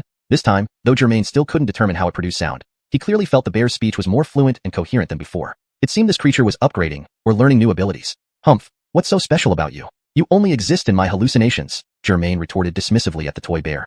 Hallucinations? Ha! I'll show you what hallucinations are. Dodging Germain's fireball, the toy bear bent its legs, leaped off the ground, and moved surprisingly fast. Germain comforted himself internally. No fear, just hallucinations. Come at me. Swoosh, swoosh, swoosh. To Germain's surprise, this toy bear was much faster than before. In an instant, it rushed to Germain, throwing 3 consecutive punches aimed at vital points. Interesting. Seems like the toy bear is using its ultimate move. Despite looking less chubby, its brute strength has increased several times over compared to the original stuffed bear. Germain ducked left, avoiding the first punch. Then he stepped back hurriedly, narrowly escaping the second hit. Before he fully recovered from the second attack, a dark-skinned Xiuxian doll hand from the toy bear's arm aimed straight for his eyes. Oh no! Germain's heart raced, sweat breaking out on his forehead and palms. The black Xiuxian doll composing the bear's arm had sharper, longer teeth than usual, especially the 2 incisors that had mutated into squirrel-like shapes. At a glance, if not possessed, the Xiuxian would have been quite beautiful, perhaps even a black pearl. However, Germain didn't have time to admire its beauty as the squirrel-like incisors were almost stabbing his eyes. If they penetrated, they could gouge out his eyeballs. Realizing the danger, Germain instantly entered system time to think of a counterattack. Even though he had entered system time, real-world time still flowed at 1% speed. Germain watched helplessly as the black pearl Xiuxian's squirrel-like incisors approached his eyes. Fortunately, he realized if he had reacted any slower, he'd now be half-blind. He wondered if the great rejuvenation pill from the system could heal such injuries. Suddenly, in this critical moment, Germain recalled that all this was his hallucination. If he didn't believe in it, allowing them to attack, what would happen? Chapter 146, Unstoppable Momentum. Germain glanced at his system data. I still have 1896 positive energy points. For the primary heavenly aura, each minute of operation consumes 100 points of positive energy. At best, the remaining energy is only enough for 18 minutes. Alright, Germain gritted his teeth. To swiftly defeat this toy monster, he had to activate the heavenly aura, even if it could only be used for a minute. Although the super heavenly aura was regrettably replaced with the primary one, fortunately, the aura that existed within him previously wasn't reset. There was still some left unused. Haha, a big bunchung, clumsy bear, is still a big clumsy bear. Germain sneered in his mind. This big clumsy bear truly outsmarted itself. If it were like before, with dozens of small monsters attacking together, my bit of heavenly aura would barely be useful. Now, this toy bear cleverly gathered dozens of small toys into one simulated bear using its will, which is just courting death. Whoosh! Having thought through everything, Germain exited system time decisively. Screech! The black pearl Xiuxian doll screamed terribly, about to nail its large fangs into Germain's eyes. Humph! Naive! With a flicker of thought, Germain barely dodged the toy conglomerate bear's attack. Human is... Before the conglomerate bear finished speaking, it had already found Germain. Take this? It twisted its waist and swiped its slender bear paw backward. Germain, who was just swept by the black pearl's large fangs, had flashed behind the conglomerate bear, preparing to launch a surprise attack. However, Germain forgot that although this monster resembled the original bear and possessed its mental faculties, it was now made up of countless small toys. Not only did it have numerous small arms for attacks, but also eyes all over its body, allowing it to see in any direction, with no blind spots. Thus, as Germain teleported behind it, the conglomerate bear instantly detected him and immediately retaliated. Hee, quite quick on the uptake. This time, Germain decided to fight to the death without dodging and instead raised his right fist. Heya! The conglomerate bear roared, twisting its body to face Germain, whose form was now fully visible. The right paw, composed of over a dozen menacing Xiuxian dolls, swept towards Germain's head. Germain clearly saw that on just this one bare arm alone, there were more than a dozen sharp-toothed mouths, opening and closing fiercely, looking like a swarm of piranhas from the Amazon. Taste the power of the heavenly aura. Germain did not yield, swinging his right fist straight toward the toy bear's approaching paw. Iron fist versus bear paw. No one knew what spectacular outcome this would produce. Hee, foolish fellow. Germain smiled confidently. At this moment, his punch radiated with an aura that disturbed the air around it as if it were a rapid current. However, only Germain could feel this airflow. Others couldn't see it, nor could Germain himself. Boom. After the explosion, the result was clear. Germain stood in place, rotated his wrist, and gazed at the remains scattered on the ground. Exploded, shattered into pieces. Just 0.1 seconds ago, Germain had infused all the heavenly aura into his fist, solely seeking one lethal blow. Even before his sharp fist touched the toy bear's arm, the Xiuxian doll at the front of the toy bear had already lost her humanoid appearance. Her face began to twist. Although her mouth was open, her sharp teeth started to crack. Unable to withstand the pressure of the punch, she disintegrated into powder and was swept away. Since he had already committed himself to this action, Germain didn't care about anything else in the building or how to deal with other monsters. He focused entirely on annihilating the present one. Thus, driven by all his remaining heavenly aura, Germain's iron fist obliterated the monster's fist as if it were tofu smashed by a hammer. The entire arm of the toy bear exploded like dominoes, falling in just 0.2 seconds. Following the explosion of its entire arm, Germain's punch tore through shoulder, upper body, and ultimately the bear's head, completely shattering them and scattering debris on the ground. Himph, I'll make sure this job is done thoroughly. Germain observed the scattered remains and picked up the remnants to throw them out when suddenly, a large cloud of black dust rose silently, blinding him and making him sneeze uncontrollably. Pulling back his fist, what trickery! Germain covered his nose with one hand, while fanning the black smoke away with the other. It was unknown how much time passed, maybe a few seconds or a minute or two. That black mist did not dissipate despite Germain's attempts to fan it away. Instead, it spread thicker until the entire room was enveloped in darkness. This is bad. Germain's efforts were futile, and he couldn't see where the windows or exits were. He had no choice but to feel his way along the wall, hoping to reach the window and teleport out. Who knows what this black mist is or its effects on the body? Germain felt anxious as he managed to locate the approximate position of the window rather quickly. He muttered to himself, humph. This black smoke might be carcinogenic or something. I have no interest in inhaling this stuff. I'm getting out of here. Just as Germain pushed open the window and stuck his head out to take a look, the scene inside the window reversed abruptly, leaving Germain dumbfounded. He mumbled in shock. What in the world is happening here? All right.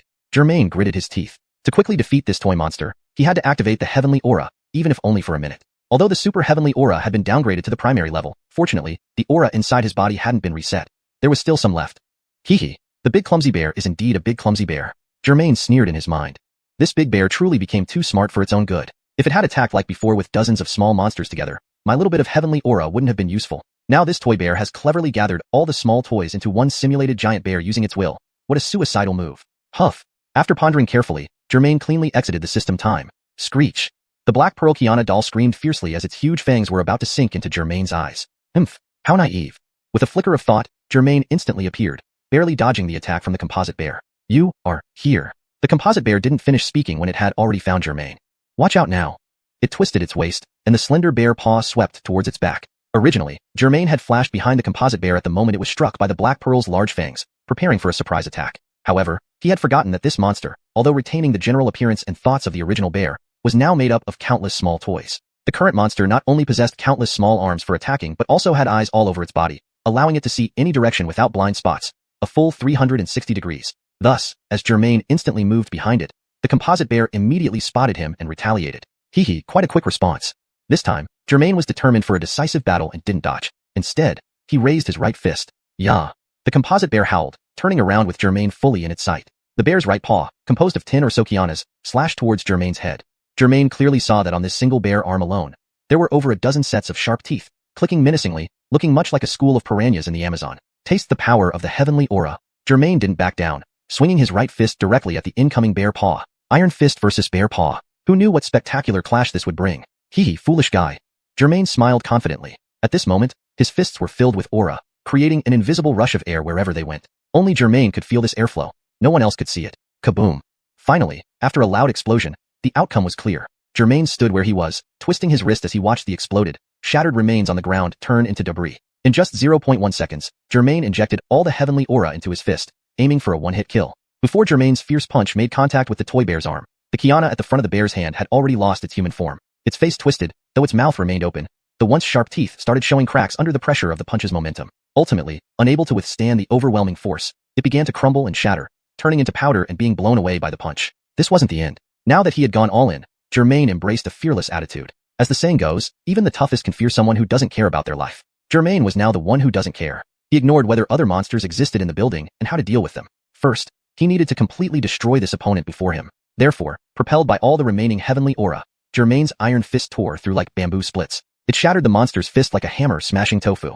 The entire arm of the toy bear then collapsed like dominoes, exploding and disintegrating in 0.2 seconds. After the whole arm exploded, Germain's punch continued its relentless path, destroying the shoulder, half the torso, and finally the bear's head, scattering everything across the floor. Himph, killing off all remnants. I'll send you all to hell. Germain looked at the scattered remnants on the ground, noticing some small toys still twitching. He bent down to pick up the remaining pieces and toss them away. Just then, a large cloud of black dust rose silently, choking Germain and making him sneeze several times. Withdrawing his fist, what trickery is this? Germain covered his nose with one hand and used the other like a fan to wave away the smoke. Time seemed to stretch endlessly, possibly for several seconds or maybe a couple of minutes. Instead of dispersing with his fanning, the black mist spread further, eventually enveloping the entire room in darkness. Oh no. No matter how hard Germain fanned, it was useless. Trying to teleport away, he couldn't see where the window was or find an exit in the pitch-black surroundings. Out of options, Germain felt his way to the wall and followed it, hoping to reach the window and escape via teleportation. Who knows what this black mist is and what harm it might cause? Germain anxiously searched and, surprisingly, found what seemed like the window position quite easily. Germain muttered to himself, humph. Who knows if this black smoke can cause cancer or something? I'm not interested in inhaling these things. I'm out of here. As Germain pushed open the window and leaned out to see the outside world, the scene inside abruptly reversed, leaving Germain speechless. He mumbled, what in the world is happening? Translation notes. Names such as Germain are transliterated correctly. Maintain the same paragraph structure and line breaks as the original text. Ensure the translation is natural, fluent, and free of grammatical errors while preserving the original tone and style.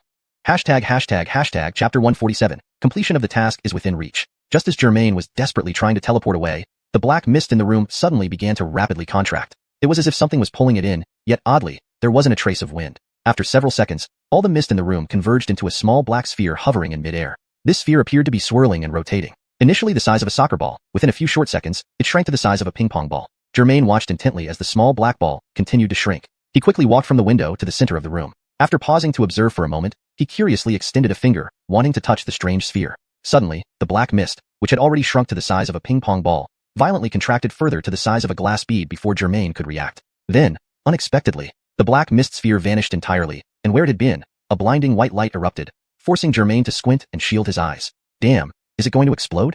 Germain covered his eyes and instinctively took several steps back. When the blinding white light finally faded and Germain opened his eyes again, he was met with an even more shocking sight. The pink wallpaper was gone, replaced by a cracked beige wall. The pink girl's bed and everything else that gave the room a girlish atmosphere were also missing. The sinister-looking toy monsters had vanished without a trace. The entire girl's room had vanished. Now, it was just an empty, dilapidated old house, completely barren. Germain circled the room several times, unable to believe what he was seeing. Did I just travel through time? He mused, tapping on the wall with his finger. The faint thud and the pain in his fingertip confirmed that this was real. Walking over to the window, he saw familiar factory buildings and the gravel-strewn ground outside. He realized he hadn't traveled through time. He was still in the same room. So, there's only one possibility. Germain entered the system space and asked, everything I experienced in this building must have been an illusion. The system responded, have you finally come to accept that your earlier experiences were illusions? Germain admitted somewhat sheepishly, yes, this time I'm certain that everything I saw was just an illusion. Glancing at his slightly injured finger, he added, though these monsters created by the illusion did cause real harm. Interesting indeed. He then asked the system, what's the completion status of the shopping mall theft mission? Has it increased? The system pulled up Germain's data and replied, 97%. Nearly completed. Nearly completed. Germain's tone conveyed skepticism. I don't even know where that woman is. I'm completely clueless. She should be in this room, the system answered. Germain replied, of course, I know that. But I have no idea where she's hiding in this building. And since I haven't found Genevieve, it doesn't matter much. Germain added, now Barth is also missing, and his fate is unknown. Sighing deeply, he muttered, The system offered reassurance. Please don't lose hope. Since Lightning Cat has determined the task objective is in this building, it must be accurate. But what do I do if I can't find her? I'm really desperate. Germain said dejectedly. The system continued to console him. Since we've confirmed the target is in this building, we just need to search thoroughly. We'll surely find some clues. Well, there's nothing else I can do. Let's start searching, Germain sighed, gathering his resolve and exiting the system space. When Germain tried to leave the room, he discovered that the door had been closed at some point. The lock on the door was an old brass one, likely rusted due to age. After several attempts, he finally managed to open the door. I clearly remember this door being open when I first came here, he muttered, pushing the door open and stepping out. Did someone come in after I left? Or was the open door part of my illusion? Thinking about the possibility of someone entering after he left sent a chill down his spine, as if he were being watched. Exiting the room, the hallway on the second floor had changed dramatically. Previously, it had been relatively clean despite the dust, but now it looked dilapidated and ruined. Compared to this corridor, the previously empty room seemed like a luxury apartment. Germain cautiously stepped forward, avoiding broken beams on the ground. The blue iron sheet roof had collapsed in places, forming large holes. Fortunately, it didn't block the entire second floor.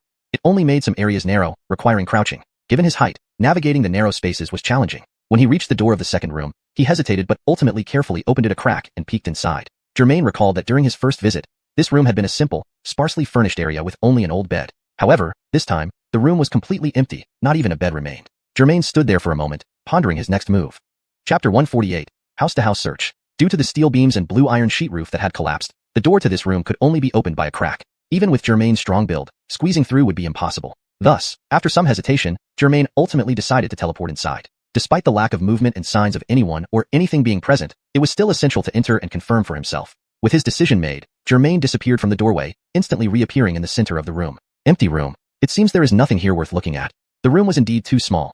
Other rooms would at least warrant a cursory inspection, but this tiny space was so small that even closing one eye, everything was still plain as day. There's nothing, even in this not-so-large empty room. Germain stood there, examining the area several times carefully before confirming there were no suspicious items. Needing to hurry and find people, Germain turned without delay and teleported out of the room. Just as Germain reappeared outside the room, clang! Several loud noises erupted from within the room. Germain quickly dodged to the side of the door, pressed against the wall, and peeked inside. Above the room, a large pit appeared, with a steel beam falling right where Germain had been standing moments ago. That was close. Germain looked somewhat agitated, having nearly lost his life. You mid-aged woman, you want to kill me? Just wait, watch how I'll find you. Without considering whether the beam fell on its own or if Genevieve caused it, he loudly threatened, sounding somewhat desperate. The path from this door to the staircase was mostly blocked by the collapsed roof. Given his tall and sturdy frame, even crouching wouldn't allow him to pass. Fortunately, Germain still had instant teleportation available. Using it, he maneuvered through gaps in the collapsed roof and instantly teleported near the stairway entrance. This next room's door was tightly shut, but Germain knew opening it would reveal a room transformed into an iron framework due to the dormitory's bunk beds. These steel constructs possessed considerable combat strength and seemed tireless. Germain realized that if today's experiences were linked to hallucinations and became public knowledge, companies might take him for experimentation. Who wouldn't desire an inexhaustible warrior like these iron constructs? However, Germain couldn't afford to dwell on such thoughts now. His priority was completing this long-delayed system task and finding Barth. Thinking about how Barth had seemingly doubted him and entered alone without informing him irked Germain. Recollecting his thoughts, Germain raised his hand to slowly turn the door handle. Wouldn't it be wonderful if everything inside vanished once illusions were dispelled, just like in the first room? Creak! The door emitted a soft scraping sound, gradually pushed open by Germain, peering inside. Squeak!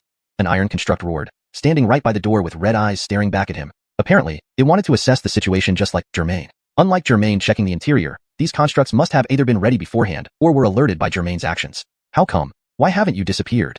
Startled by the red-eyed iron construct, Germain shouted. The constructs had initially stood listlessly, unable to open the door themselves. So when Germain opened the door, they all began roaring loudly. Bang! Recognizing their hostility, Germain immediately slammed the door shut. But before it closed completely, the iron constructs started battering it fiercely, producing loud bangs. With no choice, Germain pressed his back against the door to prevent them from breaking out. Sigh. He inwardly sighed. If I still had the Huntian Gangqi, I wouldn't fear these punks. While Tuji Huntian Gangqi wouldn't defend against such illusory attacks, Gai Zheng Ho. Although the Chuji Huntian Gangqi wouldn't protect against these illusion-based attacks. Note, Chuji means primary, or initial level. I kept it untranslated assuming it is a specific term in context. If not, it should be translated accordingly. For better fluency and natural expression in English, here's the refined translation. Although the initial level of Huntian Gangqi wouldn't protect against these illusion-based attacks, using it offensively would remain effective. Holding the door, Germain attempted to circulate the Huntian Gangqi within him. In conclusion, the accumulated energy from the initial beating by security had been entirely exhausted. Regretfully, Germain wondered if fireballs could work against these iron constructs. Possibly, if hot enough, the fireballs might melt these constructs outright. Suddenly, the iron constructs stopped their assault, followed by odd sounds, as if they were strategizing. Squeak! Squeak! Squeak! After hearing these sounds, the room went silent again. Did they flee? Germain thought, impossible. Apart from this door, there's only the window. Plus, leaving this building makes the monsters explode. Considering this, except for the girl's room, this had the most creatures. Iron constructs should possess far superior defense compared to plush toys. Bang! The door exploded outward. Caught off guard while holding the door, Germain flew backward, crashing into the collapsed roof, and then landing hard on the ground. Chapter 149. Holding the fort. Germain sat on the ground, his left hand rubbing his head and his right hand massaging his bottom. Ouch! What in the world is going on here?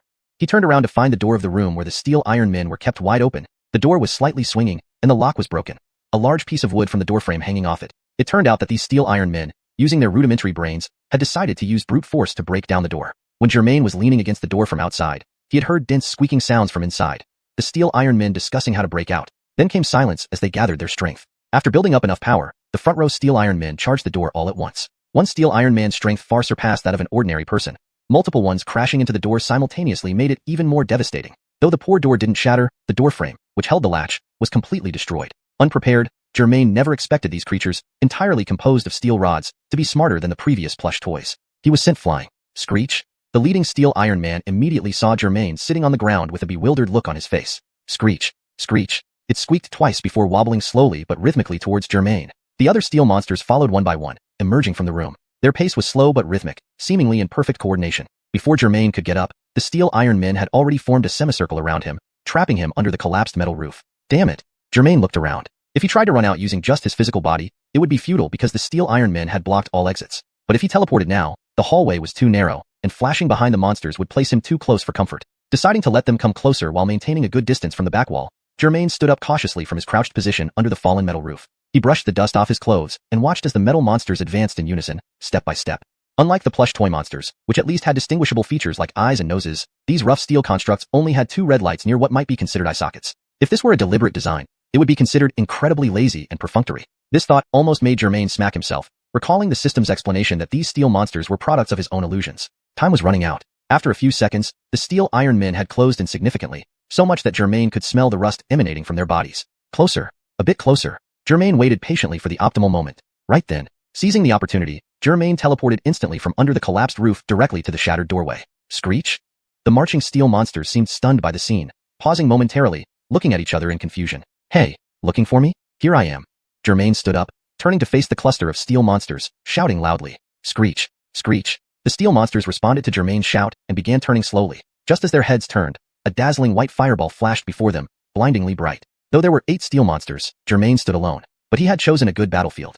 Standing inside the room and by the door, Germain ensured that only 1 or 2 monsters could approach at a time, taking advantage of the narrow space. The wise ancient said, rather break 1 finger than injure all 5. Zank the 300 Spartan warriors at Thermopylae, who held off the Persian army of 10,000 due to the narrow passageway, Germain leveraged the choke point to his advantage. While the Heaven's Gangshi technique was unavailable, he still had the fireball spell, a ranged weapon, albeit basic, providing a longer reach. Without waiting for the steel iron men to fully turn, Germain launched a small fireball inside the doorway to test its effect. Bang!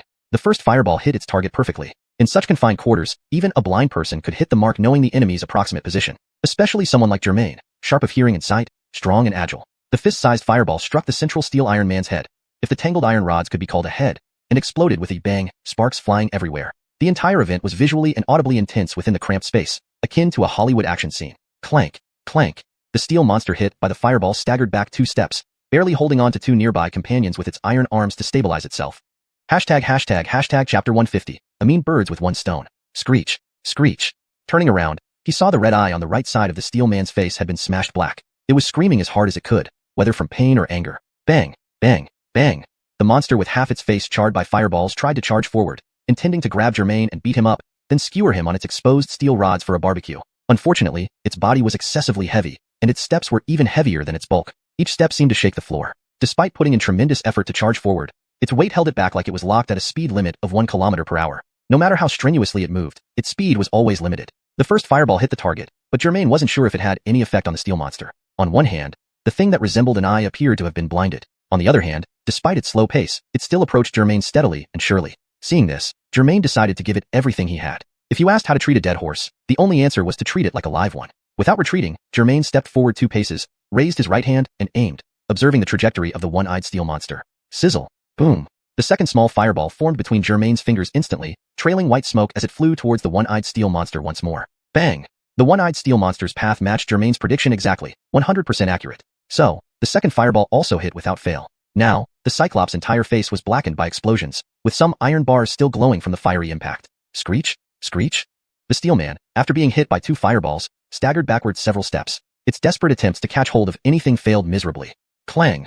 Zank, a pile of scrap metal unloading from a truck. It fell heavily to the ground with a loud thud. On the ground, the steel monster tried to stand, but instead smacked its head against the iron roof, smashing out its remaining red light. Yes, it was now completely blind. Watching the blinded monster struggling to get up but continuously bumping into obstacles, Germain felt somewhat relieved. This blind one wouldn't pose an immediate threat. He needed to deal with the others first. Although he wasn't sure if the fireballs could kill the steel monsters outright, he knew they could definitely cause damage. Ha ha ha, how does barbecued steel taste?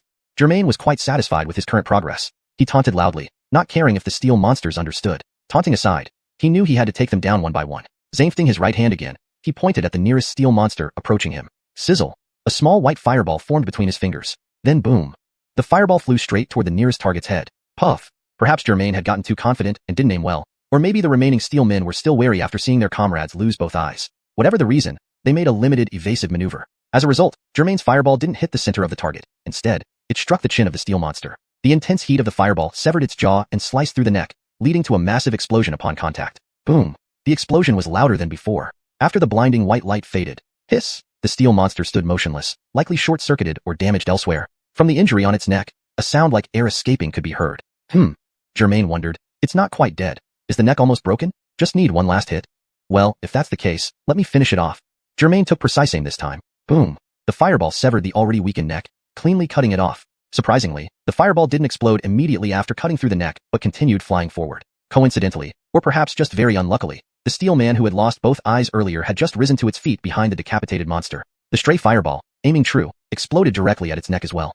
Clank! A crude and bulky steel head fell to the ground. The entire steel monster's body collapsed like a disassembled scaffold, scattering steel rods everywhere. A spark nearly hit Germain's handsome face, but he managed to dodge in time. Clank! Another steel head hit the ground, followed by its skeletal body crumbling in a heap. Instantly, no trace of humanoid shape remained. Hee, two birds with one stone, killing two targets with one shot. How about that, old buddy? This pile of scrap could fetch a decent price at the junkyard. Germain surveyed his work, pleasantly surprised by the outcome. It seemed these steel monsters had a weakness in their heads. However, while their heads were sturdy, one could lose both eyes and still survive. Their necks were thinner and thus more vulnerable. So, Germain's single fireball achieved the remarkable feat of taking out two steel monsters. Click, click.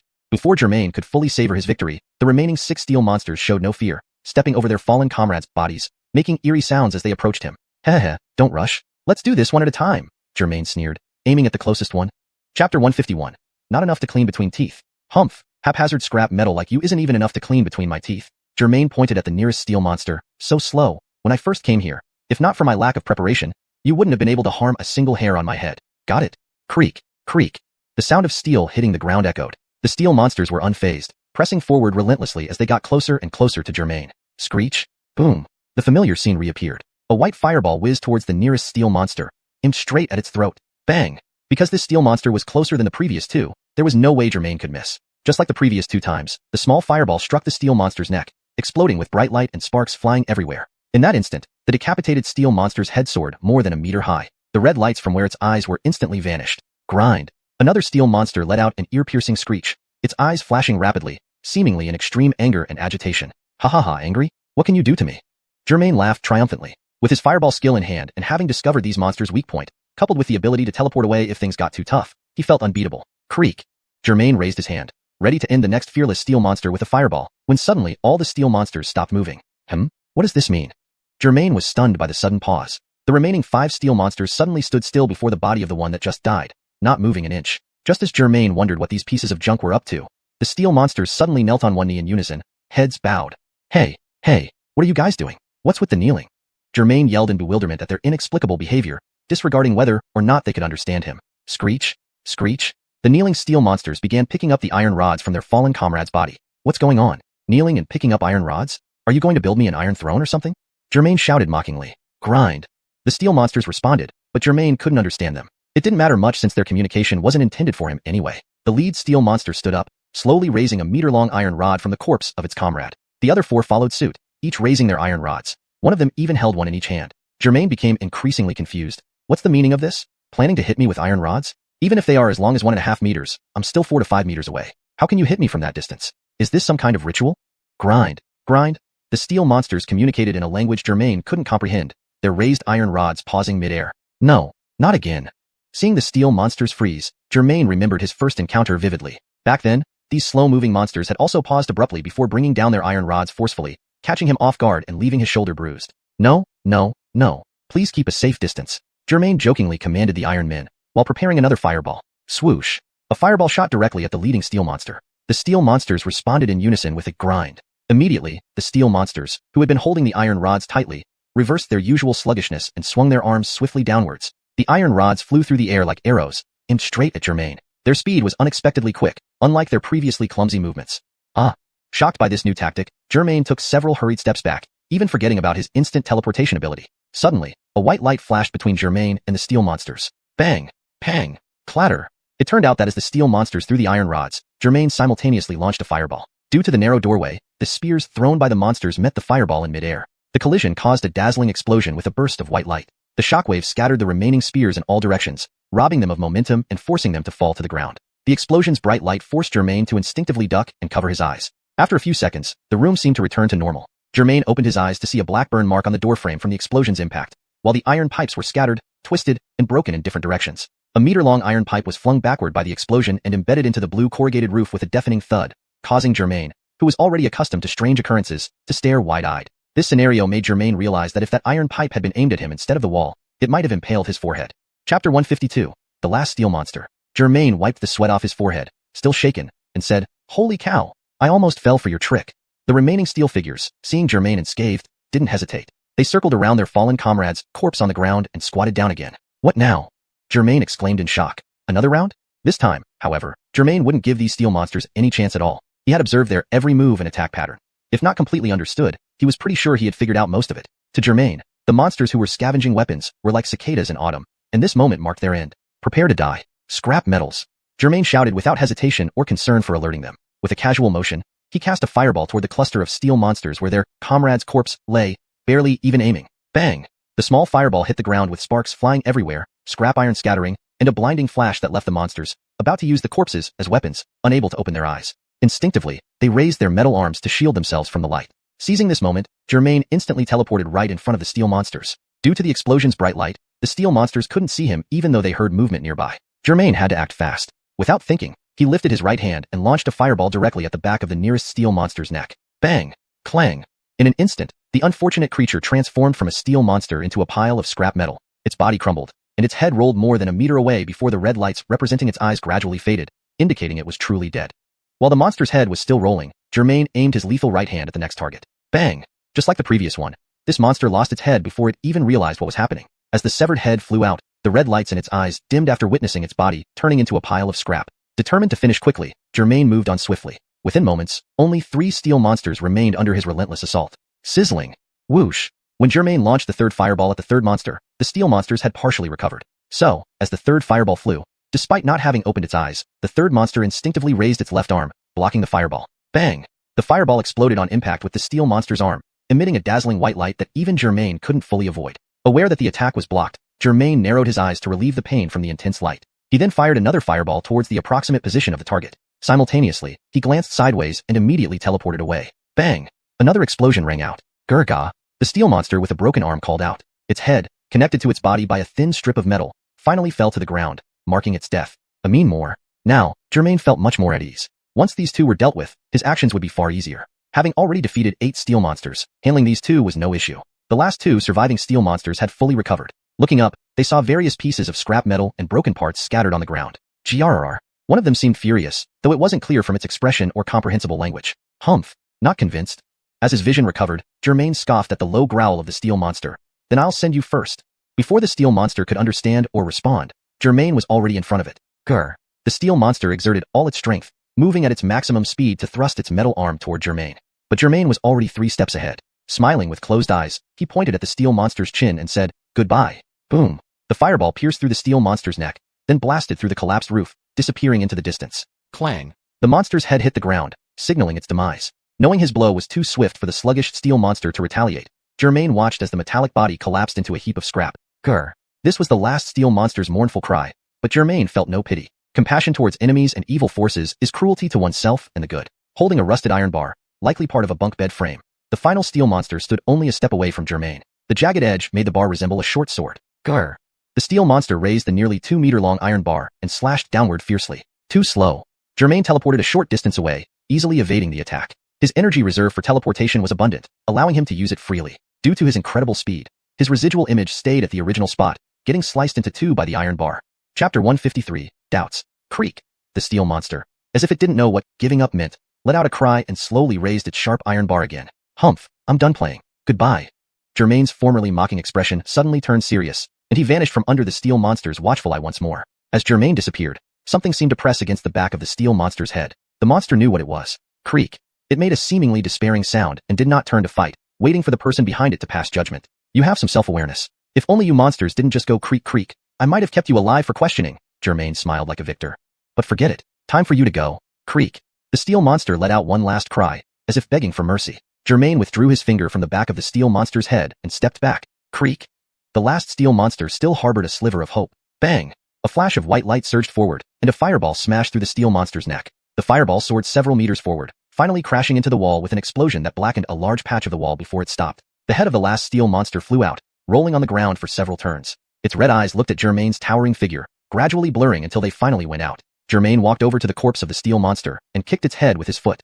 What a pity. If only it hadn't opposed me. If only it could communicate. I would have really liked to collect one to play with. Looking around, Germain saw the ground covered with all kinds of steel debris, surrounded by the smell of rust. Anyone who didn't know better might think this was a scrapyard. Stepping over the scrap metal littering the ground, Germain entered the room to investigate, perhaps hoping to find some clues. Unexpectedly, the moment Germain stepped inside, there was a deafening boom, and a dazzling white light filled his vision. This white light was 100 times brighter than a fireball exploding in front of him. So, instinctively, Germain closed his eyes. After a while, when Germain felt the white light had disappeared, he squinted open his eyes and was surprised to find that the scene before him had changed once again. In the originally empty room, 2 sets of bunk beds were now neatly lined up on both sides. What sorcery is this? We're back? Germain shook his head vigorously, trying to clear his mind. Looking back down, the scattered steel waste had completely vanished. Even the collapsed blue iron sheet roof in the corridor had been restored, There was no sign of collapse. The corridor had returned to its original state, slightly dusty but free of any debris. Turning his gaze back inside, looking at the bunk beds, Germain frowned. Could walking and make monsters ambush me again? Gathering his courage, Germain ventured in, always on guard, ready for any monster to come charging out from somewhere. The room wasn't big to begin with, and now the bunk beds occupied more than half of the space, making it even smaller. Taking a few steps inside and standing in the middle of the dormitory, Germain paced back and forth twice. Nothing happened. No new monsters attacked him. This is just a dormitory. Germain rubbed his eyes. The constant changes in the environment were starting to make him question reality. I can't tell which is real and which is fake, Germain sighed, glancing at the simple furnishings around him. I don't know whether it's the woman using her superpowers, or if my brain has been damaged during the fight, causing these illusions. A series of events left Germain feeling drained. He called up the system in his mind to check his data and give his brain a rest. System? What are my stats now? Germain asked. After a beep, a string of data floated up in his mind as usual. Host, Germain. Positive energy points, 1,875 points. Reputation points, 2,103 points. Current mission, shopping mall gold theft case. Mission completion rate, 98%.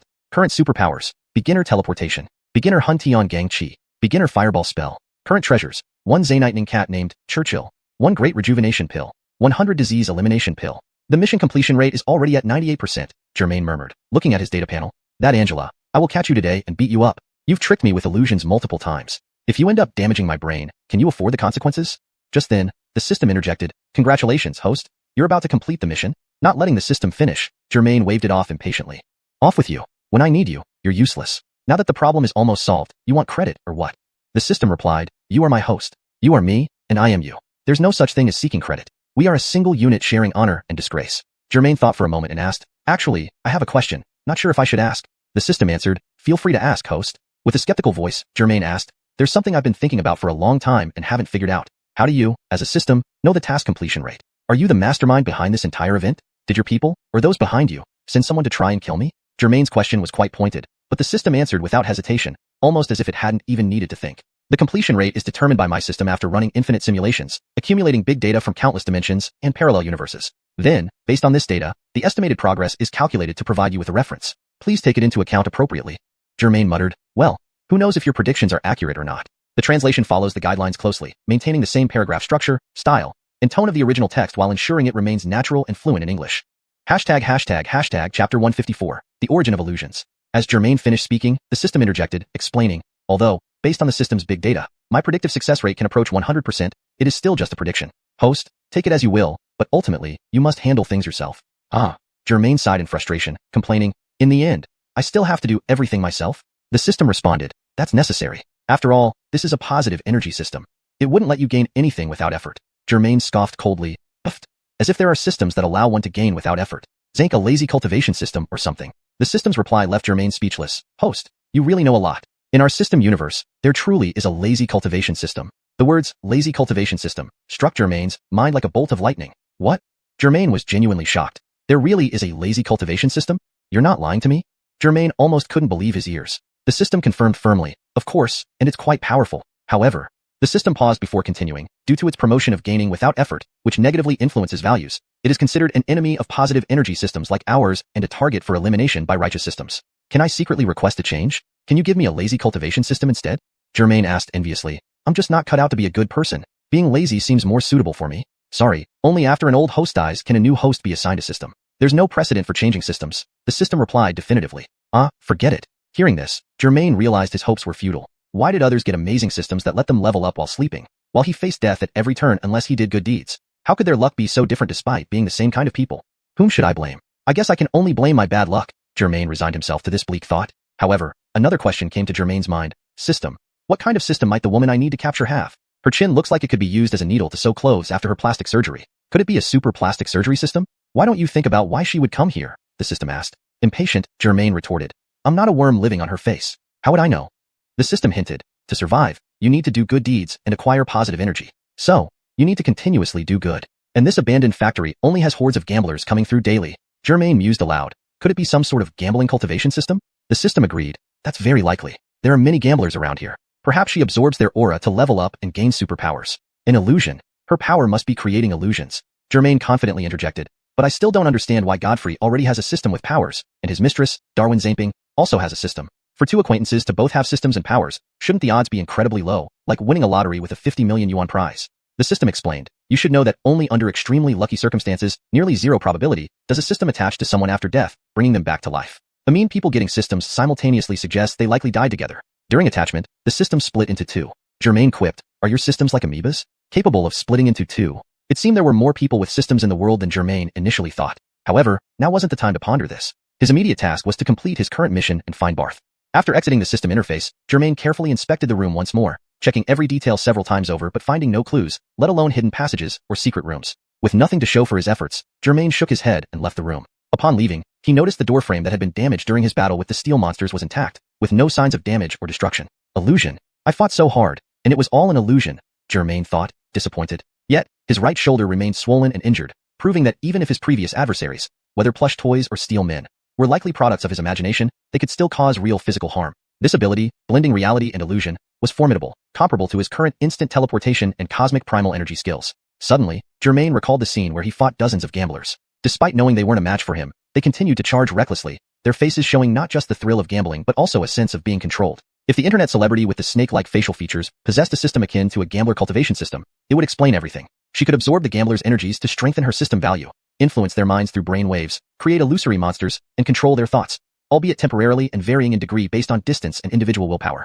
No wonder he felt drowsy when entering the first room. That woman must have been trying to control his brain. Fortunately, since he wasn't interested in gambling, she could only attack him with illusions, not control him like the gamblers.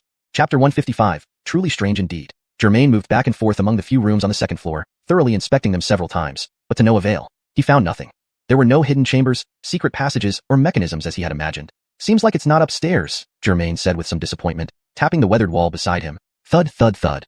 The solid wall emitted a dull echo, indicating no hidden space could possibly exist within. So, either they are downstairs, or they've used some kind of illusion. Germain pondered all possibilities while descending the stairs. Even while walking down, he couldn't resist occasionally tapping the walls along the way. Apart from dislodging some dust, no suspicious signs appeared. In no time, Germain was back on the first floor. After glancing around, he decided to start his search from the staircase area. There was a small door under the stairs, which seemed to be an old storage space. In front of it were two dilapidated chairs. Germain approached, lifted the chairs, and tossed them aside. Creak. Opening the small door, a thick layer of dust fell, dirtying his red sneakers. Squeak, squeak, squeak. A sound. Germain hadn't really expected anything. Yet this tiny staircase room produced unusual noises. Instantly alert, Germain's eyes widened as he peered into the depths of the stairwell, clenching his fists in readiness for any creatures or people that might emerge. But upon closer inspection, Germain was greatly disappointed. Squeak, squeak, squeak. The sounds were genuine. Germain wasn't hallucinating. However, as he looked around, he rubbed his eyes, wondering if he was experiencing another illusion. At the far end of the stairwell, nestled in a messy den of weeds, scraps of fabric, and waste paper, were 7 or 8 pink, blind, hairless baby mice huddled together, squeaking hungrily. Phew, all this fuss over nothing, Germain grumbled. Thank goodness Churchill didn't come along, or else I would have fed you all to cats. They were just unopened-eyed baby mice, vermin, indeed, but not worth wasting time over. Slam. Disappointed, Germain closed the small door and walked towards another room, looking around boldly and searching everywhere. He knew the Kyla was nearby, possibly lurking in some dark corner, watching him. Since the enemy was hidden while he was exposed, Germain felt no need to play coy. He strolled about openly, finding this boldness exhilarating and challenging. Though Germain was thinking this, the snake-faced celebrity was well aware of her limitations. She had watched him single-handedly fight off dozens of gamblers. Now, he had just dismantled her illusionary array on the second floor. With her current abilities, emerging recklessly would only ensnare her further, so she remained patient, hiding in the shadows and enveloping the building with her powers. Truly strange indeed. After checking 2 rooms on the first floor without any findings, Germain grew increasingly frustrated, already low on patience. Frustrated once more, he re-entered the kitchen on the first floor. As always, it smelled of unwashed pots and pans, likely untouched for years, mixed with the scent of dead insects. Opening the cabinets and fridge revealed the same familiar stench and clutter, revealing no signs of hidden chambers or secret passageways. Might they have escaped through the sewers? Germain furrowed his brows, forming a deep crease. Preoccupied, he stumbled over a small trash bin near the kitchen entrance. Although it did not injure him or cause a fall, the minor obstruction ignited his pent-up anger. Even a rotten trash bin troubles me. Knowing someone surely watched him from a hidden corner, Germain kicked the bin into the living room, where it rolled several meters before hitting the wall, spilling garbage and papers everywhere. Still unsatisfied, he slammed the kitchen door shut with a loud bang. With the kitchen inspected, only the living room remained. Germain strode into the living room, noticing something peculiar. This space was markedly different from the rest of the building. The other rooms, though dirty, maintained a tidy appearance. The kitchen, though cluttered, held items appropriate for its function. But this living room, Germain paced 10 steps from one end to the entrance, past a shoe cabinet and coat hooks. Looking back, the living room's usable space was limited after accounting for the hallway, kitchen, and 2 other rooms. Yet, the available area was crowded with furniture and clutter, leaving only a narrow pathway. If this were an office, given the size, there'd be no need for so much furniture, Germain mused. He approached the stack of desks on the right and nudged the nearest table with his foot. Finding nothing unusual, he squatted to examine beneath the pile, only to find thick layers of dust and towering stacks of tables and chairs. Chapter 156, Suspicious Display. Do we really need so many chairs and desks in such a tiny living room? Germain paced back and forth, inspecting the pile of office furniture, filled with doubt. The first-floor living room wasn't even half as large as his own, yet it was cluttered with more office furniture than it could accommodate. Despite searching the entire two-story building, Germain found very few valuable items. Yet he had a vague feeling that this dilapidated small building didn't seem to be an office but rather resembled an employee dormitory or a resting place. However, there was something wrong with the current situation, and although Germain couldn't pinpoint what it was, he knew something felt off. Most crucially, the gaps beneath the pile of chairs and desks were just wide enough for him to conduct a preliminary inspection. Only by moving all the furniture and carefully checking the floor could he determine if there was anything suspicious. Otherwise, based on what he could see, there were no apparent clues. Standing up, Germain attempted to move some tables and chairs aside to examine the floor closely. However, after struggling, he realized the legs of the desks and chairs were intertwined like a tangled mess, making it almost impossible to separate them. Bang! Bang! Frustrated, Germain kicked the table in front of him twice, wishing he could smash these old things to pieces. Behind him, on a yellowed poster stuck to the wall, the corner of the mouth of a classically dressed woman in a one-piece swimsuit curled upward slightly, revealing a hint of amusement. System, can I swear now? Germain felt like a tiger trapped in a mouse cage, utterly helpless and extremely depressed. Dear host, you must not do that, the system advised gently. Look at your system data. Your task completion rate is already at 98%. Victory is just around the corner. Please hold on. Reluctantly, Germain pulled up his system data to comfort himself. Host, Germain. Positive energy points, 1,870 points. Reputation points, 2,109 points. Current task, shopping center gold heist. Task completion rate, 98%. Current superpowers, beginner teleportation. Beginner Huntian Gang Chi, divine aura. Beginner fireball spell. Current treasures, 1 Zaynightning cat named Churchill. 1 grand elixir pill. 1 universal cure pill. 9898. Germain mused over his stats, feeling a complex mix of emotions. After all this effort, time, and blood and sweat, and I'm still only at 98%. I wonder what reward I'll get when this task completes and hits 100%. If it's just as disappointing as usual, might as well let me die. Hearing Germain's dejected tone, the system tried to reassure him. Host, rest assured, regular rewards are peanuts compared to task rewards. They're nothing serious. Don't trick me. Germain felt a glimmer of hope and renewed determination. The system replied, haha, I've never cheated you, have I? Germain responded irritably, you haven't outright cheated me, but you've certainly made things difficult. Exiting the system data, Germain, bored, kicked the desk and chairs again, then turned to walk to the other end of the living room. Unexpectedly, as he turned, he stepped on garbage scattered from the trash bin he had just kicked across the room. A piece of ancient waste covered in mold and fuzz. Normally, long-forgotten food waste would have dried out and become brittle, but this melon rind-like refuse seemed to have swollen with nauseating fluids, something even pests would avoid. With a casual step, Germain inadvertently burst the decayed, bloated rind. Dark yellow liquid sprayed from his left foot onto his right shoe and trouser leg.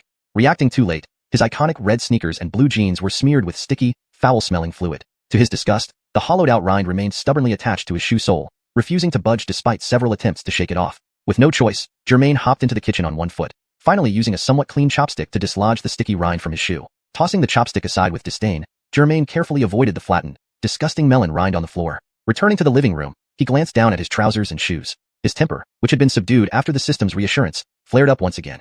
Without uttering a word or swearing, he pointed silently at the overturned trash can below the poster. The system questioned in his mind, Host, must you be so angry? Germain coldly replied, you don't wear shoes or pants. Even if you did, dirty clothes wouldn't cost positive energy points or put you at risk. The system, mimicking an unknown person's tone, replied stiffly, haha, you're right. Realizing his experiences would be hard for anyone else to believe, let alone an alien entity or AI, Germain sighed. In Chapter 156. Chapter 157. Igniting the trap to force her out. Exiting the system time, Germain's fingers remained unwavering, still pointing at the overturned trash bin on the ground and the scattered debris spilling out of it. Germain clearly saw that among the refuse were remnants that looked like fruits, vegetables, or animal bones, but at least half consisted of kitchen tissues or plastic bags, highly flammable materials. Since you can't be found by searching, then let's take a risky move. I'll burn this place down and see if I can't force you out.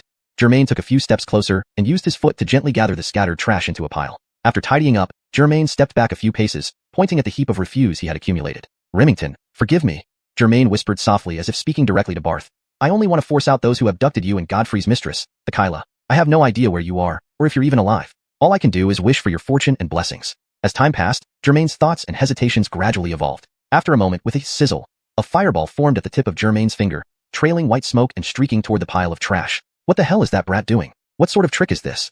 The Kyla, hiding nearby, was taken aback. Though she felt extremely anxious, she dared not make any rash moves. She knew she wasn't a match for the robust youth before her. Revealing herself would only mean delivering herself into a trap. So despite her inner turmoil and fear, she remained hidden, unable to move or expose herself. With a bang, Germain's small fireball didn't strike the center of the trash pile directly but landed on its edge. This wasn't due to poor aim but a deliberate choice. Hitting the center might scatter the dry waste everywhere, making it harder to ignite. Therefore, Germain aimed for the edge of the pile. Upon impact, sparks flew in all directions, like countless mini-meteors streaking across the narrow space before vanishing quickly. But one tiny spark encountered a crumpled piece of paper and, in that fleeting moment, ignited a passionate yet inevitable love affair. Their deep, fervent passion sparked a dazzling flame without a doubt. Soon, the meteor and paper burned wildly together, merging into a single flame that swiftly spread to other paper scraps, cups, and plastic bags. Within moments, the initial spark had grown into a raging fire. Watching the trash pile burn, Germain's face lit up with excitement as he took a few steps back, observing the flames grow stronger and more intense. "I know you're nearby," Germain shouted while looking around. "Since you refuse to come out, then you'll stay here forever. No need to leave." Of course, Germain was speaking to the Kyla hiding somewhere in the room. Anyone could hear the clear threat in his voice. "You won't come out? Fine. I'll just burn the whole house down." The Kyla, being close enough, heard every word clearly. After hearing Germain's threats, she couldn't help but curse inwardly. "This damned Logan. I thought he was just some inexperienced kid with a system and superpowers, barely a man yet. Who would have thought he'd be so ruthless and decisive?" Despite cursing, a strange feeling welled up within her. Maybe women did find men who exuded dominance and decisiveness appealing, even if this young man looked significantly younger than her. But since they were enemies, the Kyla steeled herself, planning to wait until Germain left the room before making her escape. Her internal plan was simple. If Germain persisted, she would too. If things got dire, she'd wait until the fire was nearly upon her, then try to flee as far as possible. Watching the fire blaze higher and hotter, Germain's eyes darted around, hoping to spot any subtle movement in the first-floor living room. Ideally, someone would leap out from an unnoticed corner, fearing suffocation or burning. The best outcome would be capturing the Kyla, rescuing Barth, and completing this prolonged mission for an unimaginable reward. However, these were just his hopeful wishes. There was also a minuscule chance, perhaps 0.01%, that the woman, driven by stubbornness, would rather perish in the flames than surrender or free Barth, preferring mutual destruction. Beep. Suddenly, a system notification echoed in Germain's mind. Huh? What's going on? Did that woman transform into a pile of garbage and burn to death, completing the task? Or did this trigger some other reward? While watching the fire grow, the sudden system alert left him thoroughly puzzled. Chapter 158. Old poster. Impossible? Germain felt utterly perplexed. Such a tiny flame. It can't possibly have burned that woman to death, right? Or did she surrender herself? Germain couldn't figure it out and turned to ask the system what had happened. "System? Is the mission complete?" The system replied, "Why so impatient? Wait for the subsequent notification." With no choice, Germain stopped and waited to see if the system would give him different information. Then, the system's prompt continued to appear. "Host, penalized for arson. Deduct 100 points of positive energy." Pfft. Germain spat out in frustration, filling the screen with his exasperation. "System, you're killing me. I quit. What is this? What are you doing?" Immediately infuriated, Germain exploded, saying he didn't want to continue. "I helped you complete the mission. Not only did you not give me any reward, but now you deduct positive energy points because I set a small fire to force the woman out? I think you should change your name to Mother System." The system coldly answered, "I already told you. Wait for the subsequent notifications. Why don't you listen?" Upon hearing the system's words, Germain pondered. Could there be even harsher penalties coming? Forget it. Let it be. Do as it wishes. The prompt sound and text continued to emerge in Germain's mind. Deduct 100 points of positive energy. To save Barth and catch the suspect, completing the mission is justifiable. Reward 99 points. Merits and demerits offset. Deduct 1 point of positive energy. Host's current data. Host, Germain. Positive energy points, 1,865 points. Reputation points, 2,110 points. Current task, shopping center gold heist. Completion rate, 98%. Current superpowers, basic instant teleportation. Basic Kuan Gang Chi. Basic fireball spell. Current treasures, 1 Zaynightening cat named Churchill. 1 grand revitalization pill. 100 disease relief pill. Ah. Germain paused, startled. After all this scare, the final calculation deducted only 1 point? That made a lot more sense. Does the host have any questions or dissatisfaction? The system's voice was still icy, but Germain detected a hint of concern within it. This sudden turn of events left Germain somewhat embarrassed. "Well, you could have just told me about the deduction of 1 point. Making such a fuss, how awkward." Stop. The system felt uneasy and hastily interrupted. "This system is impartial and follows the rules. As long as the host does what needs to be done, this system won't overlook any criminal nor wrong any innocent. You can rest assured of that." Heh, hearing that makes me feel better. Germain scratched the back of his head sheepishly and replied. After temporarily parting ways with the system, Germain returned to real time. The flames he had ignited were growing more intense. Anyway, I've already paid the fine for this fire. Germain still harbored some resentment, although naturally, he wouldn't dare start another fire. But adding a bit more fuel to the existing fire, he thought quickly and looked around to see if there was any material he could throw into the fire, or anything that would voluntarily be thrown into the fire pit.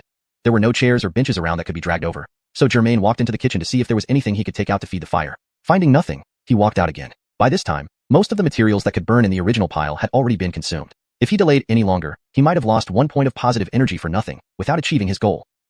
What can I burn? Strangely, Germain's eyes fell on an old-fashioned swimsuit poster of a woman stuck on the wall, radiating an ancient charm. The woman in the swimsuit looked like she belonged to a different era, her attire and accessories dating back more than a decade. Despite being many years since it was drawn, the woman in the poster must have been quite young and vibrant when the image was made. Though by today's standards, her outfit seemed somewhat dated. During its time, it was very seductive. Especially those plump assets, even though they were covered by old-fashioned swimwear, still left men drooling and women envious. However, for Germain, who had once dated several stunning girlfriends, the woman in the poster barely qualified as average, scoring a meager 5 points in his book. If Adley were standing beside him, it would be like comparing a sparrow to a peacock. Yet, there was something familiar about this image, this woman. Perhaps it was just tiredness clouding his vision. Germain comforted himself with this thought. Suddenly, he felt drowsy again. He hadn't slept before 12 midnight for almost every night, and now this drowsiness felt strange. Was the Angela still using illusions to try and hypnotize him? Thinking this, Germain carefully stepped over the flames on the ground and finally reached the poster. Not too pretty, but quite well endowed, Germain mused aloud, examining the poster. What? The Angela, now disguised as the poster, was taken aback. Seeing Germain approach and focus on her, her nose almost bled from shock. How can there be such a manly man in this world? Zanving among men my whole life, I've never seen such a handsome and masculine young man. She nearly drooled as she thought. But, we are enemies after all? The Angela regretfully thought, full of questions. And why has he been staring at me for so long without making any move? Does he want to tear me down from the wall? When Germain first arrived, he intended to tear the poster off the wall, but just as he was about to reach out, he noticed something odd. Chapter 159. I'll count to William. Germain's hand, which was about to tear down the poster, paused mid-air. What's odd? Why does this woman in the poster seem different? Germain squinted his tired eyes and scrutinized the poster in front of him. Judging by the style of the poster, the woman inside should be in her late 30s, nearly 40 years old now. But, Germain fell into deep thought, lost in contemplation, until the small bonfire beside him had burned out everything it could. The dashing handsome guy. The Angela in poster form looked at Germain standing right before her, radiating intense masculine energy, couldn't help but feel fluttering springtime desires within her. Alas, alas, alas, we aren't on the same path. My illusions don't seem to influence him. Otherwise? At that moment, Germain suddenly noticed something on the poster and felt a jolt in his heart. He immediately realized there was something peculiar about this poster. It was either an illusion transformed into a poster, or somehow connected with it. Come out. Germain smiled victoriously and said to the woman on the poster, I know it's you. Are you going to come out on your own, or do I have to invite you? Sure enough. Indeed recognized. The Angela panicked. How is this possible? I've been diligently trying to appear as a poster. But, she reconsidered, maybe he's just bluffing? It would be too foolish to come out on my own. The Angela adopted the strategy of, if the enemy doesn't move, I won't move, so she continued to remain as the poster stuck on the wall. Humph. Germain first let out low cold laughs, then laughed loudly. Ha ha ha. Continue pretending to be dead if you like. Then he stepped back several steps, raised his right hand, and pointed his fingertip towards the strange poster. I'll count to 3, and if you don't come out, I'll burn you with a fireball, Germain threatened loudly. If I'm not mistaken, you should already understand the power of my fireballs, right? Now, 3. Seeing Germain's death-like finger pointing at her, the Angela began to panic. What should I do? Germain barely gave her any time to think before calling out 2. Should I come out? If I do, can I defeat him? She deeply doubted herself. 1. As Germain counted, a brilliant white fireball appeared at his fingertips. This wasn't an ordinary fireball. Whoosh! The white fireball hurtled towards the poster on the wall. Damn it! That bastard! Not even giving me time to think. The Angela fumed, having no chance to evade because Germain moved much faster than normal people. The white fireball was already flying towards her. Even jumping off the wall now wouldn't give her enough time to avoid the fireball. Fate must decide. Thankfully I have the system in hand to compensate later. The Angela consoled herself. Boom! In an instant, the fireball struck the right side of the poster, black lines covering a large portion of the wall from the explosion. Yet, the poster showed no signs of being attacked or burnt. Whether Germain deliberately missed or lacked accuracy, the Angela finally felt relieved. Despite her disheveled state, she had managed to escape. How about it? Do I need another one? Come out quickly. Germain blew air from his fingers theatrically and asked. HMPH. The woman on the poster spoke. You are quite ruthless, forcing me to reveal myself. Damn, what is this thing? Although Germain had prepared mentally, when the woman on the poster spoke, he still got startled. However, he kept his composure without showing any shock. Enough talk, come down quickly. Germain raised his right hand again, aiming precisely and said, if you don't come down this time, I won't give you another chance. Otherwise, I'll turn you into ashes, just like the trash on the ground, except that you'll die on the wall. The Angela sneered, no choice now. I can only come down. As soon as she finished speaking with a whoosh, Germain saw the poster vanish. In its place sat a woman at the wall's corner, not the original long-haired, classically styled woman. Instead, it was the same distinctive internet celebrity Angela whom Germain had instantly recognized despite the days past. Her sharp, triangular face, reminiscent of a butcher's knife chin, led Germain to joke internally about her possibly never needing to buy kitchen knives. Her features were a curious mix, Dan Feng eyes like Fan Bingbing, rounded ears like Zane Bingbing, a prominent nose like Dilraba, willow leaf eyebrows like Dong Xia, and cheeks slightly chubby like Zainu Ife at 17. Individually, these features were strikingly beautiful, yet combined by a surgeon's skilled hands, they resulted in only 2 words, strange and eerie. Note: I've maintained the structure, style, and tone of the original text while ensuring natural English fluency and coherence. Hashtag chapter 160, gift. You, have a very distinctive look, don't you? After all these days, Germain still vividly remembered the appearance of the Angela. He. Thank you, thank you. The Angela's laugh was quite eerie. You keep coming to bother me. May I ask what for? What for? Heh, stop beating around the bush with me. Germain took a few steps forward, closing in on the Angela. Of course, I know what you're after. But tell me, young man, what kind of system do you have? Why not just use it well, earn some money, live an easy life? Why meddle in this? The Angela stepped back, pressing herself against the wall. Money? Germain almost burst into laughter again. Let me tell you, there's only one thing I'm not short of, it's money. Want me to show you how much I have? Just open your eyes and see.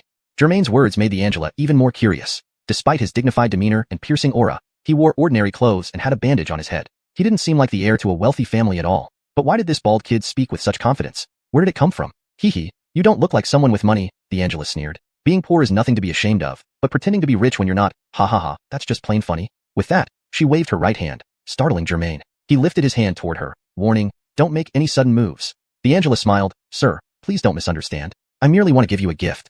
A gift? What kind of gift? Germain was puzzled. Technically, they weren't acquainted. He had only seen her during the fight with Godfrey in the corridor. Other than that, he knew little about her. All he knew was that she possessed a mental power-based system or superpower, which required gamblers' emotions or magnetic fields to upgrade. Germain kept his distance, not fully trusting her words. Can I finish this gesture? The Angela asked coyly, acting like a popular internet celebrity. Seeing her hand poised in an intricate gesture, Germain couldn't guess what she was up to. However, no matter what she did, he was confident she wasn't his match. He chuckled coldly, go ahead, let's see what you can come up with.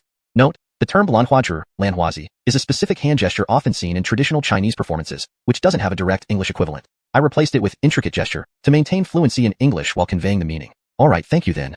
She replied. As she spoke, her fingers began moving rapidly, performing a series of intricate gestures that seemed like a spell or formation. Germain marveled at her ability to remember such a complex set of movements. He admired her skills. Finally, after about 2 minutes, the Angela completed her ritual. She suddenly shouted, come out, my treasures. Germain jumped at the unexpected loud shout. Treasures? You dare mock me? Summoning another monster, are you? Germain yelled back, but as soon as he spoke, he realized he was wrong. The Angela pointed behind him and said, all my treasures are over there. If you want them, take them all, just spare me, alright?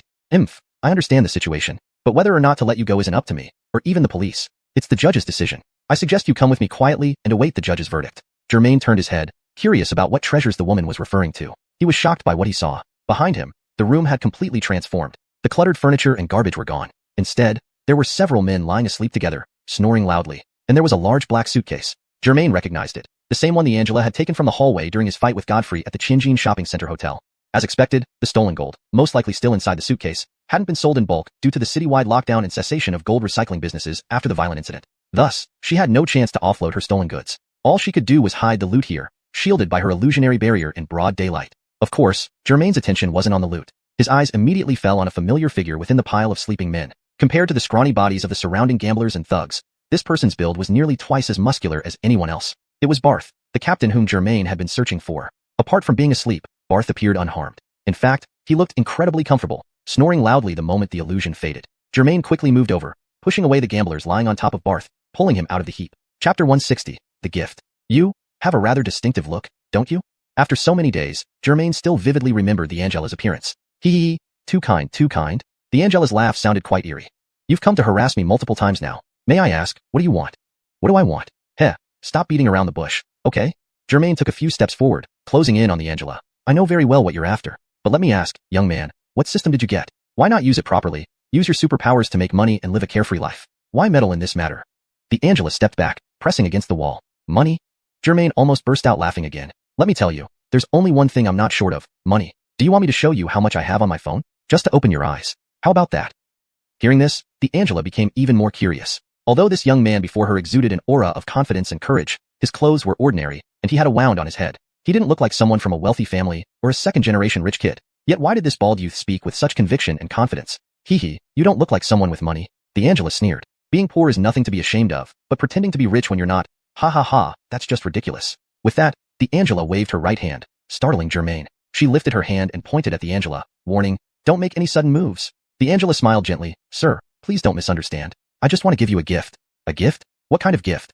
Germain was puzzled. Technically, he barely knew this woman. He had only seen her briefly during the fight with Darwin Sishi in the hallway. As for other details, he knew very little about her except that she possessed some form of psychic system or power. This system required something from gamblers' emotions or fields for upgrades. Germain maintained a cautious distance, not entirely trusting her words. Can I finish this gesture, please?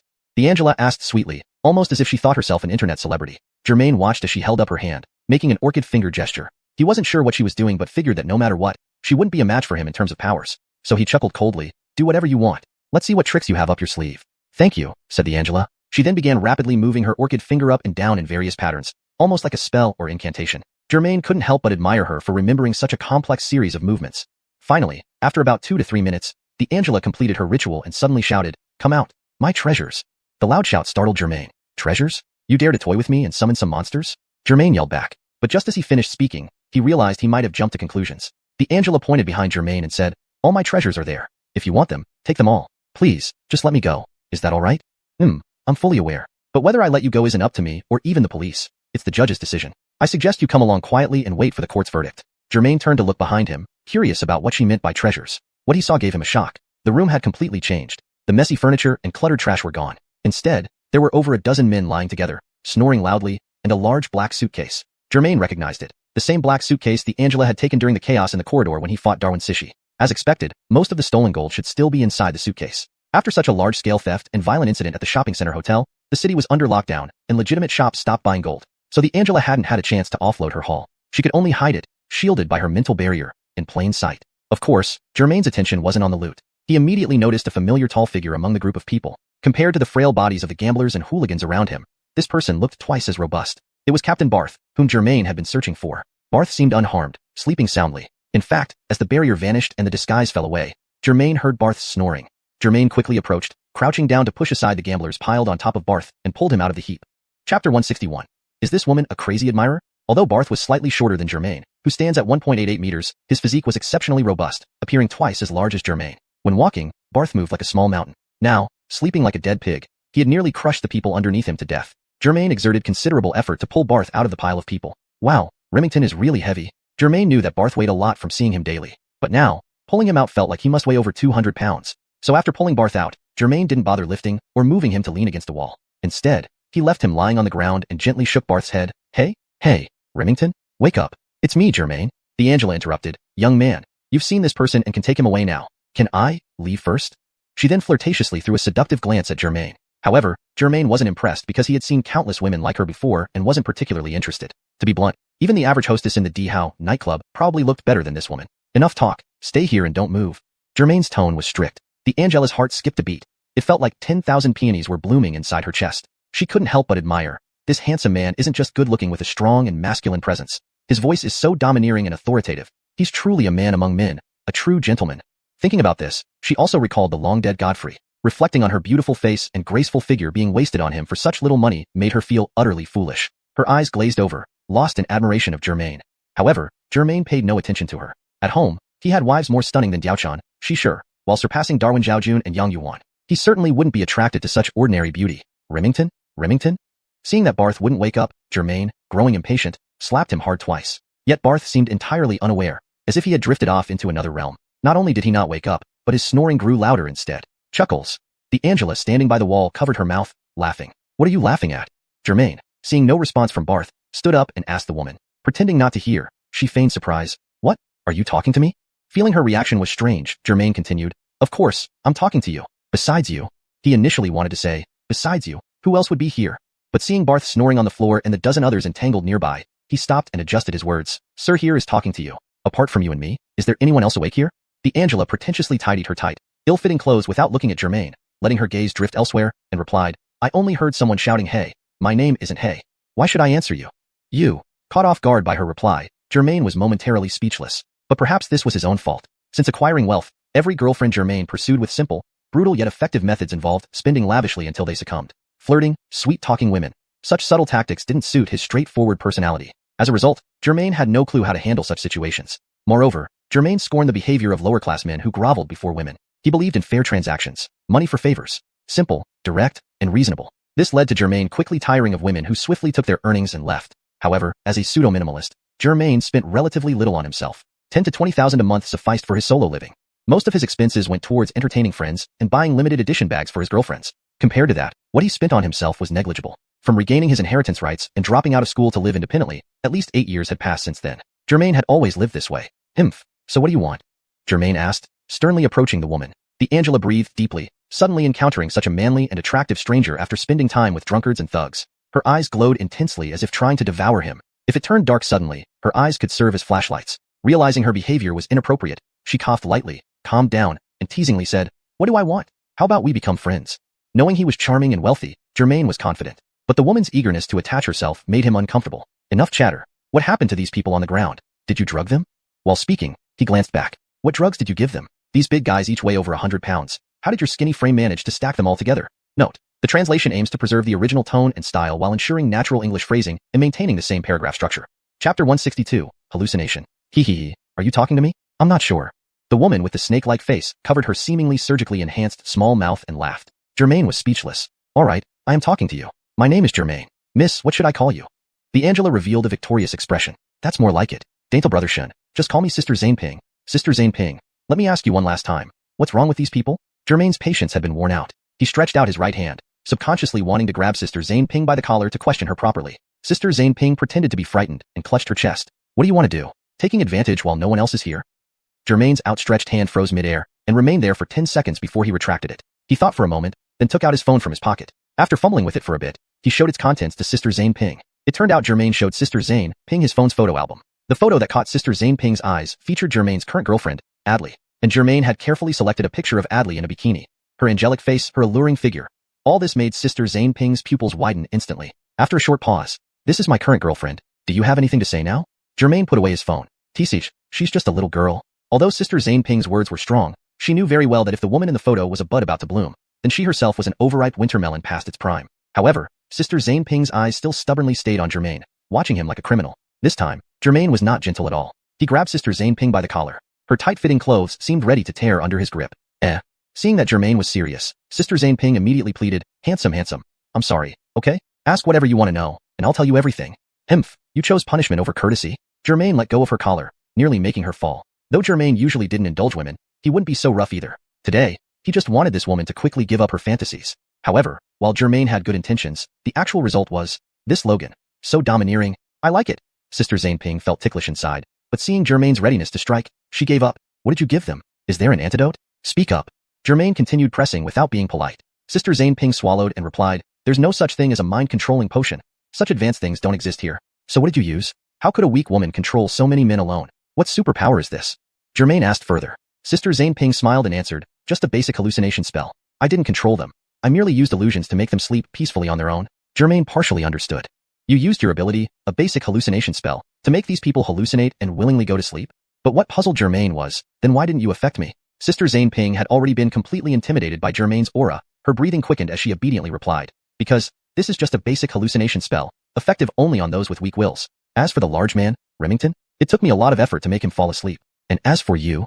She stared intently at Germain, unable to continue. "You? What about me? What's wrong?" Germain asked, confused. "I don't understand either." Sister Zane added, "Maybe it's because my hallucination spell is too low level. After all, it's just basic. Or perhaps your willpower is exceptionally strong, and I can't control your thoughts." Uncertain whether this woman was telling the truth or flattering him to save her life, Germain just listened tentatively. Meanwhile, Sister Zane continued, "I exerted all my energy trying to control your brain, trying to make you sleep like everyone else. But no matter how I tried, it was impossible. In the end, all I managed to do was disrupt your thoughts, causing some monsters from your inner fantasies to become real." Sister Zane's eyes filled with admiration. "But even those imaginary monsters were destroyed one by you. Truly amazing. This humble woman admires you greatly." She exaggeratedly raised her thumb in front of Germain, waving it several times before stopping. Indeed. You were messing with my mind?" Germain responded smugly. "When I first entered this building, I felt particularly sleepy but fought against it. Then came those bizarre monsters. I never expected that little brother could so easily handle all the monsters." "Truly impressive," Sister Zane complimented, though Germain couldn't help but suspect if she was playing another trick behind his back. "Since you're flattering me, I'll return the favor." Germain extended his right hand, patted the woman's shoulder, and said, "To turn monsters imagined subconsciously into something with real destructive power, your skills aren't bad. If you hadn't run into this young master, anyone else might have been thoroughly deceived by your witchcraft." Hearing this, Sister Zane wondered, is this Logan flattering me or praising himself? Chapter 163, Her Past. The two engaged in a mutual exchange of compliments, some genuine and some strategic. Germain thought to himself, after all, we all have systems and superpowers. This woman hasn't committed heinous crimes like Darwin Cece, who killed people and set fires. Remington mentioned working for the so-called special department. Looking at me with starry eyes, I assume she's attracted to me. Why not use my good looks to see if I can help Remington win over this woman? I've repeatedly turned down Barth and Efren out of embarrassment. If I can get this woman on our side, It will somewhat account for my actions towards Barth and Ephraim. Handsome guy? What are you thinking about? Aunt Zamping asked, seeing Germain was lost in thought. Aunt Zamping waved her hand in front of Germain, bringing him back from his contemplation. Nothing, nothing, Germain mumbled in response. He glanced at Barth, who was sound asleep on the floor, even turning over while sleeping. Turning back to Aunt Zamping, he said, shouldn't you wake these people up already? It's about time. And what's the purpose of putting all these people to sleep? The Angela responded somewhat sheepishly. Those drunks were just gamblers here at the casino. I used their gambling tendencies to absorb energy. How does your system absorb energy? Germain thought for a moment and replied, I can't disclose that. Then he added, you use others' gambling tendencies to absorb energy. Didn't Darwin CC use theft to absorb energy? So, he wouldn't stop after stealing millions and just kept spending, until he needed to steal again or die? Aunt Zamping froze. This Germain had understood everything with just a few words. You're mostly right, Aunt Zamping finally said, but not entirely. Where am I wrong? Germain asked. That bastard, Darwin CC, was a thief long before he got the theft system. Even before being possessed by the system, he was a petty thief, Aunt Zamping explained. Back then, he only stole small things. After obtaining the theft system and later the telekinesis, he went for bigger scores. The system's demands and missions escalated, along with his own ambitions. Eventually, he met his downfall. As she spoke, there was no extra emotion in her eyes. Germain thought, this woman seems to have no real feelings for Darwin CC. It's purely about the money, right? So, what about you? How did you end up with a system and superpowers? The odds must be astronomical, Germain continued. Ha ha ha. Aunt Leping laughed bitterly. You don't know. I'm 10 years younger than Darwin CC. Why would I be with such an ugly monkey? She paused, looking at Germain with a trace of sorrow in her eyes. Germain simply shook his head, indicating he had no idea about their relationship. Taking a deep breath, Aunt Leping continued, explaining her entire story with Darwin CC. It turned out Aunt Leping was 28, 10 years younger than Darwin CC. At 18, after failing her college entrance exams and breaking ties with her family, she came alone to Xiaozhou City to work. She soon met Darwin CC at the same factory. Despite his ugliness, he treated her well. They gradually grew close. Initially, things were peaceful, but soon Aunt Leping discovered Darwin CC's petty theft and, most shockingly, his opium addiction. Being young and easily swayed, she ended up following him into a life of crime. She covered for him during thefts and joined him in opium indulgences. There was no one else who truly cared for her or could provide money for her extravagant habits. As she grew older, dissatisfaction crept in. She often wished she hadn't met Darwin CC, imagining a more normal life. To fill her void, she became obsessed with plastic surgery, transforming her baby face into a sharp, trendy shape. However, the excessive surgeries made her look odd overall. Over 10 years passed, and the romance had long faded. Recently, Darwin CC's health deteriorated, and Aunt Leping grew increasingly dissatisfied. She stayed mainly out of habit and money. Finally, around 6 months ago, their dark life took a darker turn. During a particularly intense opium session, they both overdosed and died simultaneously at home. When they awoke, one had gained the theft system that absorbs energy through stealing, while the other had the gambling system that feeds off gamblers' vices. With these powers, especially Darwin CC, they embarked on a reckless path leading to his eventual demise. Chapter 164, Genevieve's System. After hearing the woman who referred to herself as Sister Zamping, Germain fell into deep thought. The woman before him, who conformed to the general standards of beauty, so much so that it was almost unsettling, left him unsure whether he should pity her or tell her she got what she deserved. What did they mean by a single misstep causing eternal regret? This woman was perhaps the embodiment of that saying. One wrong step led to a cascade of errors, and now she found herself in an inescapable bind with no turning back. Germain let out a cold laugh, breaking the awkward silence after the woman finished speaking. You must have heard the saying self-inflicted calamities are inevitable, right? The woman with the surgically altered face froze for a moment. She had expected that her heartfelt speech would elicit some sympathy, or at least a hint of pity from this handsome man standing before her, maybe even affection. After all, she felt confident enough to charm any young man with her delicate appearance and slender figure. However, she hadn't anticipated that this handsome man named Germain wouldn't offer any insincere comfort or soothing words. Instead, those few simple words, self-inflicted calamities are inevitable, struck right at the heart of the matter, hitting her hard despite her outwardly strong demeanor masking a rather fragile soul. Yes, it's all because of my own doing, seeking comfort and ease, which led me to this point today, Genevieve murmured to herself, head bowed in reflection. But, Mr. Barth, Remington? Germain interrupted her self-reflection. He returned to Barth's side and pointed at the sleeping man while addressing Genevieve. He's a specialist from a certain special department of the state, which is responsible for recruiting individuals with superpowers like you and me. Special department? What's it called? Genevieve asked, puzzled. Actually, he only mentioned it twice, inviting me to join, but I declined both times. As for the full name of this special department, I honestly have no idea. What? Genevieve's eyes widened in disbelief. You were offered a job with a national department and you turned it down? Well, is it that hard to understand? Seeing her incredulous expression, Germain added, I don't lack money, and it's not problematic how I earn it. Freedom and a carefree life sound pretty good to me. Why go through the trouble of working there? A stable government job? Isn't that better than your little fortune? Genevieve clearly had no idea and couldn't believe that Germain was a hidden billionaire, ranking among the world's top 100 wealthiest people. Germain wasn't sure how to explain to this older woman, so he just glossed over it. Ultimately, I'm simply not interested. As long as I don't starve, that's fine. Goodness, you really don't value opportunities when they come, Genevieve sighed, looking as if she had missed out on a golden chance herself. Looking at Sister Zamping's expression, Germain thought maybe this woman wasn't inherently bad. She had just become too lazy and made poor choices, leading to her current situation. But, seeing how much she values a stable government job, the possibility of her being recruited by Remington seems high, Germain mused, and judging by her demeanor, she probably hasn't committed any grave sins. The state might accept her. So Germain tentatively asked Genevieve, if I mention this to Remington while he's still asleep, and see if you can join his team, would you be interested? Upon hearing this, Genevieve's dark eyes lit up with hope, though she hesitated, unable to voice her thoughts.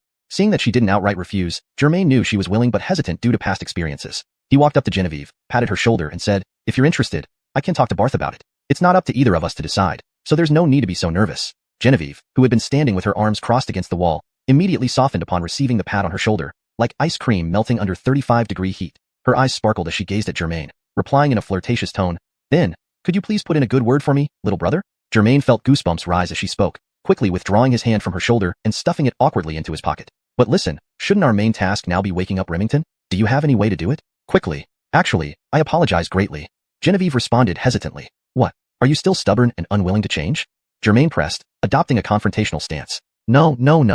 Genevieve waved her hands hastily, explaining, I want to lift the illusion from Remington and everyone else, but my betting energy points aren't enough anymore. Betting energy points? After 0.1 seconds, Germain understood. This so-called betting energy points were probably similar to his positive energy points. Not enough? Although Germain grasped what this was, he still found it unreasonable. You've been possessed for half a year, at least. How can your energy be insufficient? Are you tricking me? Genevieve hurriedly explained, Sir, you misunderstand. I can only absorb gambling energy within a 1-kilometer radius to replenish myself. But most people are law-abiding, so my energy replenishment has mainly been piecemeal. So, in the 6 months, you barely upgraded at all? Just barely scraping by with bits and pieces to make ends meet? That's right, Genevieve admitted shamefully. To be honest, you might not believe me, but in the few months since the system took over me, I earned fewer betting energy points than I did here in 20 days. Hashtag chapter 165. Let me show you my data. Since last time, I fled from the shopping center with these gold ornaments. The gambling spirit values I obtained each day barely sustained me. Eventually, I stumbled upon this casino by chance and decided to settle here, Genevieve said to Germain. Germain furrowed his brow and asked, This casino is quite large with so many gamblers. How is it possible that after just a few days here, you've run out of gambling spirit values? That doesn't make sense. Upon hearing this, Genevieve seemed slightly displeased. Is it my fault? Isn't it more about you and those gamblers? What does this have to do with me? Germain was puzzled by her statement. Genevieve feigned a bashful demeanor. I was hiding well in this small building, planning to absorb enough gambling spirit values before leaving. But today, so many police officers came. I controlled as many gamblers as I could with illusions. The ones I couldn't control, I watched from inside the second floor as they scattered and ran towards my building. Several groups of 10 or more people headed straight for me. After this lengthy explanation, Germain still felt a bit confused, inwardly thinking, the gambling spirit system. It doesn't seem much stronger than my positivity system. When I saw the door downstairs locked, if these people forced their way in, it would create too much noise, which would be worse. So, I went downstairs to open the door for them. With so many people, there was nowhere to hide. So I used illusionary force field, enveloping the entire building in an illusion. Those who entered had restricted autonomous thinking. Strong-willed individuals imagined physical manifestations to fight against themselves, while the weak-willed fell into a protective sleep. So, Germain looked around. Among all these people, am I the only one with strong willpower? Though he had doubts, his face betrayed a hint of satisfaction. Genevieve cleverly provided a response that pleased Germain. You're the only one who didn't fall asleep due to my illusions. Ha ha ha, average, really average. These little tricks can't fool someone like me, Germain replied smugly. However, there was one thing Germain couldn't understand. He asked Genevieve, these gamblers falling asleep under your illusion, I get that, but Captain Barth has been a cop for decades. His willpower should be quite strong. How could he also be deceived by your illusion? Don't even mention him, Genevieve complained. I was just arranging for the gamblers to fall asleep when this man named Barth suddenly barged in, giving me a fright. I had to use 10 times the amount of gambling spirit values to put him to sleep with an illusion. If not for the significant depletion of my gambling spirit values on him, who knows what monsters you might have faced off against in your imagination. Germain genuinely felt grateful to Captain Barth. Had the captain not consumed so much energy, who knows how he would have fared against those bizarre creatures. Then, Germain asked Genevieve, how much gambling spirit value would it take to fully wake everyone up and remove all remaining illusions? Genevieve paused for a moment and responded, to show my sincerity, why don't I share my data with you? What do you think? Germain, naturally eager, was very curious. He wondered how his system interface compared to others. Now, with Genevieve offering this information voluntarily, Germain had a chance to see if other system users were like him. After some rummaging, Genevieve found a pen and a tattered notebook in an abandoned nail box. Thankfully, the system data was simple enough not to require writing a long essay. Soon, Genevieve copied all the data from her mind onto the paper. Germain took the notebook from her and opened it, finding it almost identical to his own system interface. The only drawback was that her stats were far worse than his. Host * Genevieve. Gambling spirit value * 125 points. Reputation value * 810 points. Current mission * none. Current superpowers * basic illusion. Basic illusionary force field. Current treasure * none. Looking at her system data, Germain felt as if he had been transported back a month ago. Not long before, Germain, as a system novice, had similar low stats, struggling to afford food. Although Godfrey wasn't a good person, Germain had to thank him. Without Godfrey's challenges, he wouldn't have received such intense training. Noticing a hint of disdain on Germain's face while looking at her data, Genevieve asked curiously, "Handsome, do you want to?" Germain shot her a glare and firmly replied, "In broad daylight, no." Genevieve chuckled, covering her mouth. Hee. What are you thinking? I meant, do you want to share your system data with me? Let this humble woman learn something? Realizing his misunderstanding, Germain admitted. So you wanted to see my system data? You could have been clearer. I thought you meant something else. Taking the notebook and pen from Genevieve, Germain began copying his own data for her to see. Chapter 166, Crying. Giggles. Watching Germain scribbling down her data in the notebook, Genevieve laughed like a silver bell. Yes, of course I wanna. If this handsome guy wants me. Shut up. Germain continued writing without lifting his head, admonishing her. You're so cool and manly even when you scold people, far better than that devil Godfrey. All those years with that devil, I really wasted my life, Genevieve thought, recalling Godfrey's pointed face, feeling a bit disgusted. Here, take a look. Germain finished writing and handed the notebook to Genevieve. Genevieve took it, muttering, oh well, I wonder if this handsome young man is being honest about the data? Germain said indifferently, I don't care whether what you wrote is true or not, or if you held back anything. As long as I can live with a clear conscience, that's enough. Hearing Germain speak so righteously, Genevieve felt ashamed. This handsome young man stood tall and spoke frankly, truly embodying the virtues of a great man. She, on the other hand, had indeed held back some details while writing her own data. Looking at Germain now, he seemed to have written everything truthfully. Where did this confidence come from? When Genevieve carefully examined Germain's data, she finally understood why he was so confident. The notebook clearly displayed Germain's data, with neat handwriting despite lacking formality. Host, Germain. Positive energy points, 1863. Reputation points, 2350. Current mission, shopping center gold heist. Mission completion rate, 99%. Current superpowers, basic instant teleportation, basic Hong Kong aura, basic fireball spell. Current treasures, 1 Zaynightning cat named Churchill, 1 grand elixir, 100 disease dissolving pill. 99%? What does that mean? Was it our heist? Genevieve pointed at the mission completion rate, 99%, part, and asked. Yes, it's the crime committed by Godfrey through theft and robbery. However, Germain was also puzzled. He had already subdued the Angela, and she had surrendered. Why was the mission completion still at 99%? It made no sense. Seeing Genevieve reading his data, the bored Germain entered system time and asked the same question. System, is there something wrong? I found the woman and the stolen goods, so why is it still 99%? The system detected Germain's dissatisfaction from his tone but remained emotionless, responding coldly, please check the bottom right corner. The answer is there. The bottom right corner? Hearing this, Germain turned to look at the bottom right corner where Barth was still sound asleep. Do I need to hand over the woman and the stolen goods to Barth? Germain understood the general meaning but decided to ask for clarification. The system replied coldly, no, just call the police and let them handle the arrest and recovery. That will conclude this matter. Back in real time, Germain impatiently asked Genevieve, well, have you finished reading? I just asked my system, and it said I must wake up Barth or call the police to take you and the stolen goods away. Only then will my mission be complete, reaching 100%. Genevieve didn't respond to that, instead asking, why do you get missions? How come I never received any? Germain shrugged. How should I know? Since being possessed by the system, I've been encountering all sorts of strange events. Maybe because I faced too much, the system gave me a mission to keep me motivated. Maybe, Genevieve whispered softly, perhaps my life was too empty and boring, leading me down that path. Germain nodded in agreement and added, you were just too idle. With more things happening, tasks would find you. They say the rewards are very generous. This is the first time I'm preparing to claim a formal mission reward, and I feel a bit excited thinking about it. Genevieve sighed, seeming overly sensitive and indecisive. Lady, why are you sighing again? Can you pull yourself together? Germain was slightly annoyed. Though before the system, he had been carefree and indulgent, the positive energy system had changed him a lot, mostly under threats from the system. Sometimes he complained and cursed inwardly, but followed the system's advice for good deeds. Over time, to survive or satisfy the system, he performed many good deeds. The system focused on actions, not just words. Gradually, Germain changed unconsciously, becoming someone very different from his past self. Wah. Unexpectedly, after Germain's reprimand, Genevieve started crying, causing him to feel helpless. Hey, let's talk calmly. I can't stand seeing women cry. It drives me crazy. Stop, alright? Do whatever you want. Wah, Genevieve cried. I always wanted to raise a cat, but never had the chance. You even got a cat from the system. It's so unfair. Why is my fate so miserable? Germain was speechless. He had dated many girlfriends but had never encountered anyone like Genevieve. Chapter 167. This is a problem. Hey, you're crying your eyes out over a cat? Germain looked at the weeping Genevieve and rubbed his head in annoyance. Genevieve sniffled, finally stopping her tears as she sobbed. We are both systems? Why? Why do you have everything while I have nothing? Not even a cat. This woman's jealousy knows no bounds. Germain thought to himself. He began to regret agreeing to help this Angela by introducing her to Barth and his superiors. Hey, aren't you mistaken? If you love cats, why don't you just buy one? Germain put his hands on his hips, staring angrily at the much older woman. Wah. Sensing Germain's tone grow stern again, the Angela burst into tears once more. It's different when the system gives it to you. Buying it myself wouldn't be the same. Stop crying.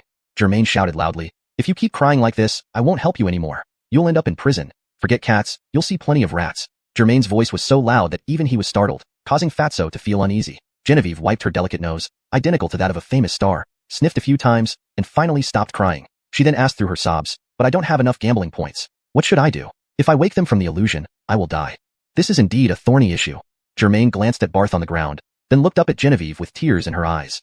"Well, let's calculate how many points you need." Hearing this, Genevieve came over, squatted down, and checked the number of people sleeping on the ground. Germain also bent over and carefully counted. After tallying the total, Genevieve waved her fingers, calculating repeatedly before finally giving Germain the numbers. "Using my current gambling points to wake everyone from their illusions, I think I need to save at least 100 points afterward. Otherwise, I might die if something goes wrong." Germain nodded, deeply understanding her concerns. He almost wanted to grab her hand in a gesture of sympathy. "So, after deducting these 100 points, how many more do you need?" Germain asked. I'm still 249 points short. "A total of 249 points is all I need," Genevieve replied, biting her lip. Hearing this, Germain sighed. "I thought you were talking about some huge amount. Just 249 points. Sounds strange though. How exactly can you increase your gambling points? By the name of your system, it should mean you only need to gamble, right?" Germain asked. "Yes," Genevieve agreed. "Participating in any form of gambling increases my points. Or if there's gambling or betting happening within a certain range, I can gain points. So, although it's called the gambling point system, you don't necessarily have to spend money gambling. Mahjong, poker, etc. all count? I get it, right?" Germain looked at Genevieve's slim figure. "Yes," Genevieve nodded, admiring how intelligent this man was for understanding so quickly. "But if I gamble myself, the points increase faster." Genevieve blushed as she continued. Seeing Genevieve's face turn red again, Germain chuckled, wondering what she was thinking. However, illegal gambling wasn't something Germain could support, especially with his positivity system, which required him to oppose such activities and report them. Even before having this system, Germain had always despised gambling. Many rich friends from his past had lost their wealth due to drugs and gambling. Thinking of this, Germain began sweating. This woman was already into gambling and possibly drugs. Would Barth's department want someone like her? Germain shook his head, trying to focus. Godfrey kept supporting this woman, providing her food, clothing, and plastic surgeries. Does that count as patronizing her? As engaging in immoral behavior? Germain shook his head again, regaining composure. Gambling is definitely not an option. I will never gamble in my life because if I encourage you to gamble while knowing it, I'll lose positivity points. Wait, Genevieve interrupted him. You mentioned positivity points. So, your system is a positivity system? Oh. Realizing he'd accidentally revealed his system, Germain quickly tried to cover it up. While he had shared all his data with Genevieve, revealing the nature of his system still troubled him. Quickly thinking, Germain decided to play dumb. Given Genevieve's intelligence, he doubted she could pose any serious threat. He responded, "Positivity? I meant my situation." Note: in maintaining the original tone and style, the translation keeps the informal dialogue and reflects the character's thoughts and emotions accurately. Chapter 168. I am also bound by circumstances. Is it really like that? Genevieve stroked her sharp chin, tilting her head to look at the ceiling as if deep in thought. Okay, maybe I misunderstood. Then she seemed to remember something and asked again. By the way, what is your system? How does it upgrade? How do you get rewards? And how do you gain superpowers? This, Genevieve's sudden question left Germain speechless. They say one lie leads to 10 more. It seems true indeed. The system, can deceiving her not deduct my positive energy points? I'm just maintaining personal privacy. Germain decided to consult with the system mentally. The system's response disappointed him. No, it will deduct points. You could choose not to answer. Germain panicked immediately. If I don't answer, she'll definitely be suspicious. This woman isn't smart, but I can't treat her like an idiot. Please decide for yourself, host. The system's reply was straightforward. Germain checked his system data and saw he still had a high 1,863 positive energy points. Forget it, let's go all in this time. Deceiving her once won't hurt. I still have plenty of positive energy points, so it doesn't matter. Germain made up his mind internally. But lying shouldn't be too far-fetched. It must be close to the positive energy system, or any slight thought might reveal inconsistencies. After some thought, Germain came up with what he felt was a reasonably plausible system name. A system for helping the police solve cases. Yes, that's it. Germain kept his expression unchanged, thinking this woman wouldn't detect any flaws. Help the police solve cases? Ha ha ha, there's such an interesting system. Genevieve laughed.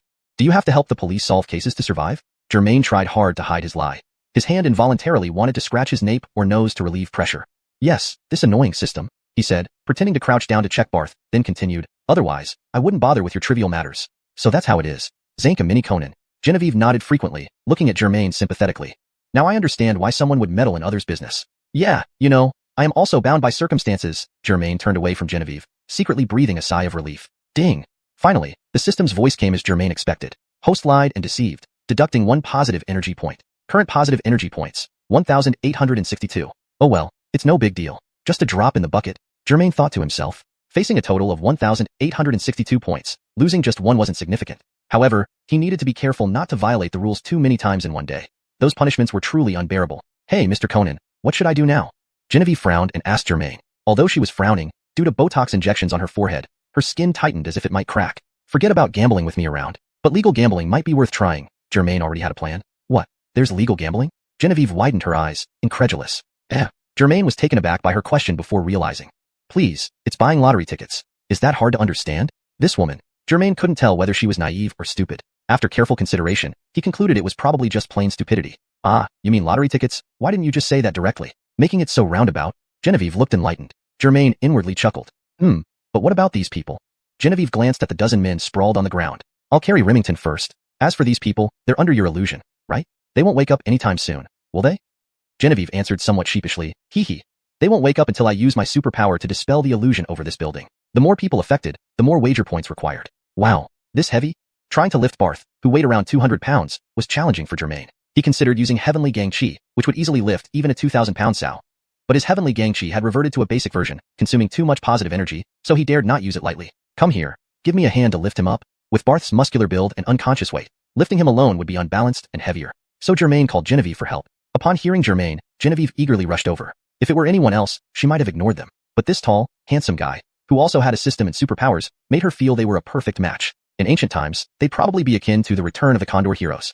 So, without hesitation, she went over. They each took one of Barth's arms and carried him out of the two-story building. Exiting the building, they struggled to carry Barth toward the factory where Germain and Barth had parted initially. Reaching the wall corner, Germain propped Barth against the wall and instructed Genevieve, stay here, I'll find my cat. What, you brought a cat too? Is solving mysteries with a cat even a thing? Genevieve asked skeptically. You aren't leaving me here, are you?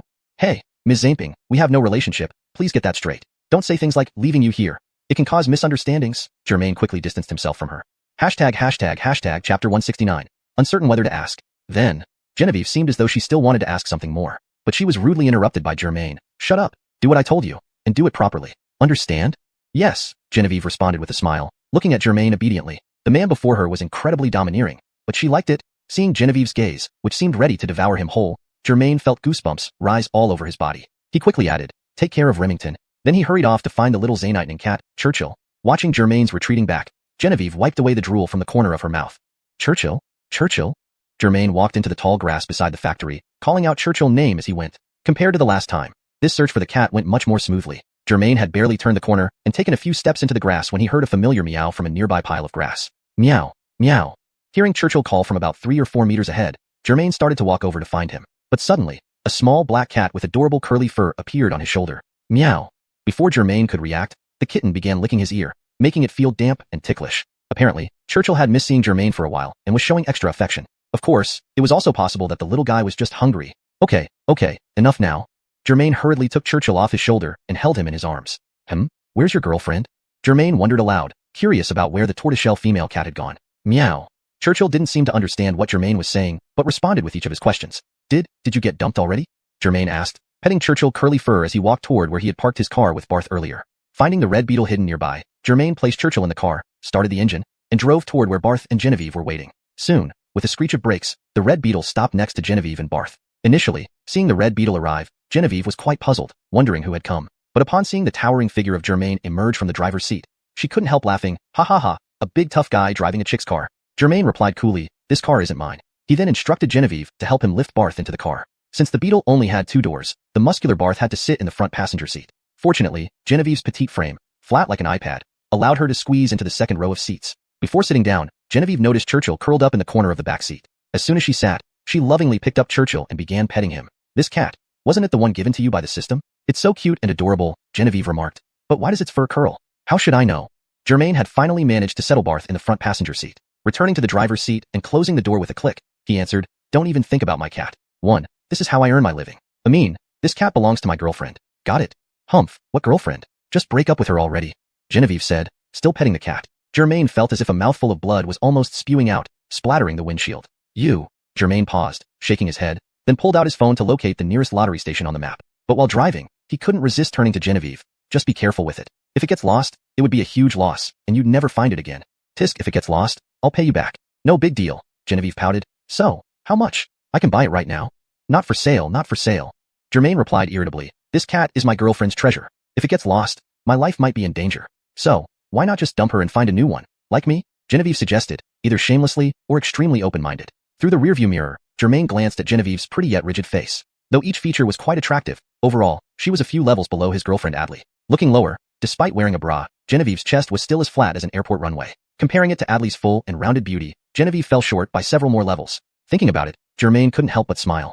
Zaintel cutie, what are you smiling about? Did you change your mind? Genevieve pressed, noticing Germain looking at her through the mirror. Churchill was still curiously sniffing around her scent. Nothing, Germain answered, still smiling as he drove. I was just thinking of something. Not sure whether I should ask or not.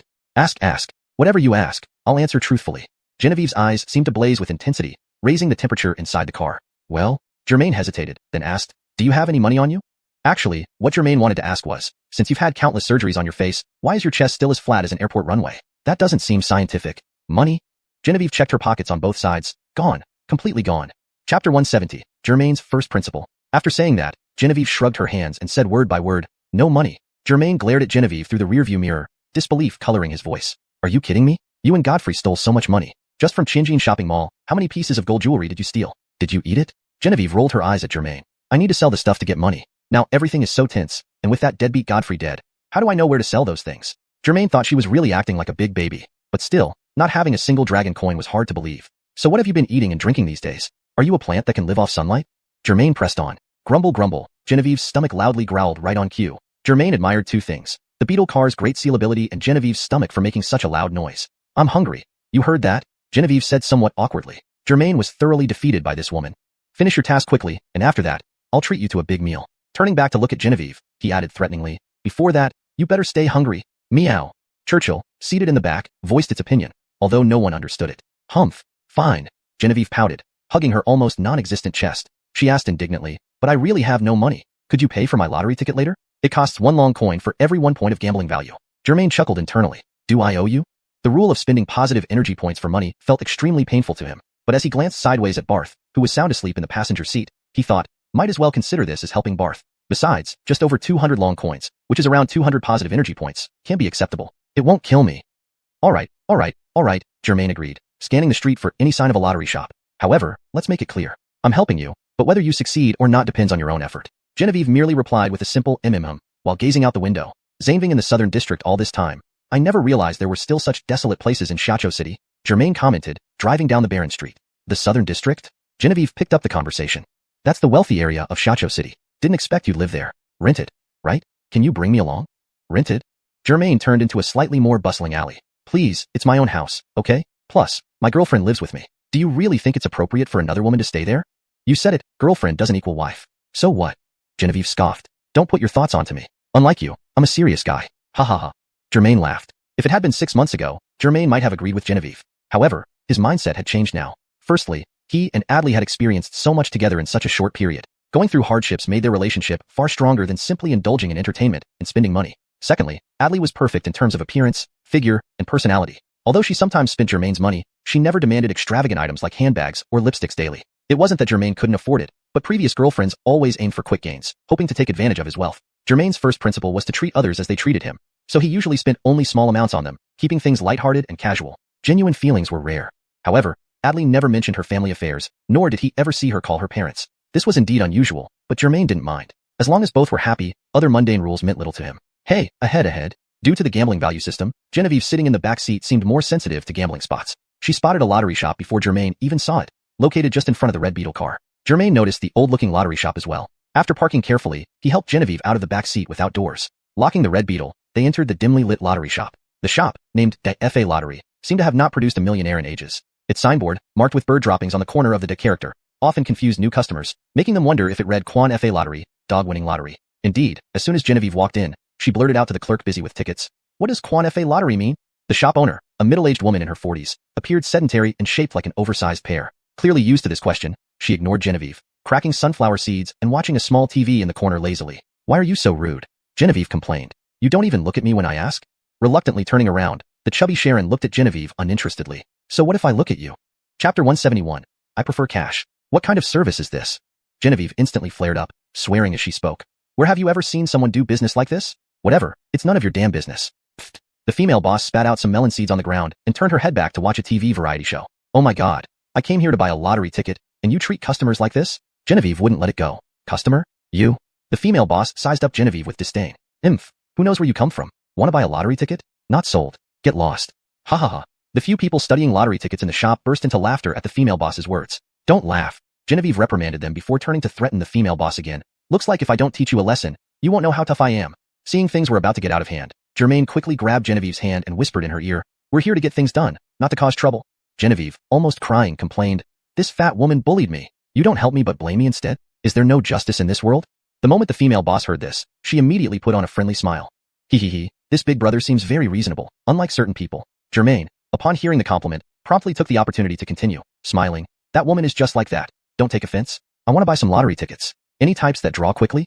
Germain estimated that using Genevieve's system for buying lottery tickets would require completing the entire process of buying and drawing, which constituted gambling, so he directly asked the female boss what options had quicker draws. Perhaps despite Genevieve, the female boss deliberately introduced the store's offerings with unusual enthusiasm. For faster draws, we have instant lottery, which draws every 10 minutes. Now, it just had a draw, so the next one will be in about 7 or 8 minutes.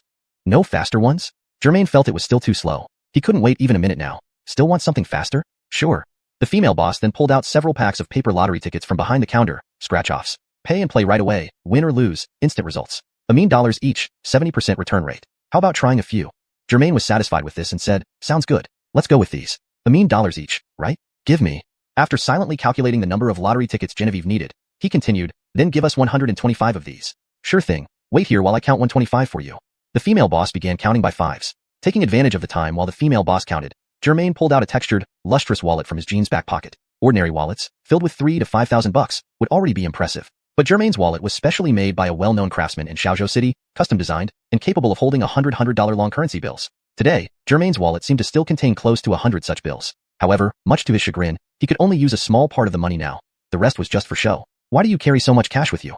Genevieve looked at Germain as if he were an alien. Meanwhile, the female boss, busy counting scratch-offs, glanced at Germain's wallet, paused momentarily, forgot where she was, and had to start counting from the beginning again. Germain took out $300 long notes and handed them to Genevieve, saying, "I prefer cash. It gives me a sense of security. Here, go pay yourself." Reluctantly accepting the money, Genevieve grumbled, "You can pay yourself? Why make me?" She then gave a cold stare to the female boss counting scratch-offs. "You should be the one to buy them. If I did, they belong to me, right? It's not my system." Germain replied in a low voice. You're right," Genevieve nodded, noticing the 3 bills were all serially numbered. "Tell me, are all the bills in your wallet serially numbered?" Genevieve asked Germain. "Huh? I didn't notice. Whatever the bank gives me, I just use," Germain responded casually, watching the female boss count. "Anyway, I usually grab them in stacks. This guy is really that rich?"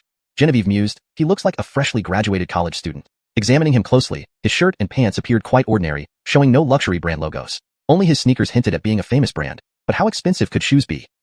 Maybe the money in this wallet is all he has. Genevieve thought, her smile still stiff. "Here, 125 scratch-offs, $250 total." The female boss, seeing Genevieve with money, unceremoniously threw a stack of scratch-offs onto the counter and held out her hand expectantly, as if Genevieve owed her $8 million. Humph, looking down on people. Muttering, Genevieve tossed the $300 long bills to the female boss inside the counter. "No change needed. Keep the extra money for weight loss pills." Ding! Before Germain could stop her, the electronic notification sounded in his mind, making him inwardly groan. Host used 300 long coins, deducting 300 positive energy points. Remaining positive energy points, 1561. What's wrong? Why the look? Genevieve noticed Germain's expression changed. "Oh, nothing, just wondering if I'm holding your wallet," Germain retorted sarcastically, "and giving tips without asking?" Unexpectedly, the female boss calmly collected the 300 long coins thrown by Genevieve. Then, pulling out 25 more scratch-offs from the counter, she flung them back at Genevieve. "Unclean money? We can't afford to spend that." Note: this translation maintains the original tone, structure, and character names as requested. Chapter 172, as I told you, they're all a fraud. Genevieve was about to retort when she reconsidered and gave up. "Humph, I won't stoop to your level." Just as Genevieve was reaching out for the 25 scratch-off tickets, Germain got there first, grabbing them in his hand. "Those 100+ tickets are on me. These 25 are mine, okay? You're already so rich, why do you care about these 20-something scratch-off tickets?" Genevieve sneered. "Aren't you too stingy? Just give them to me. Get lost. I've already covered your share. That's enough accommodation. Don't be greedy." With that, he started scratching his tickets right at the counter. The first scratch-off read, "Congratulations on your wealth. TCH with your luck, look at my tickets instead," Genevieve teased. And then she began scratching her own ticket. "Haha, 1-1. Ha, this old girl has hit it." Genevieve laughed heartily, jumping and hopping around after just scratching her first ticket. "Goodness gracious, really that good? Let me see how much."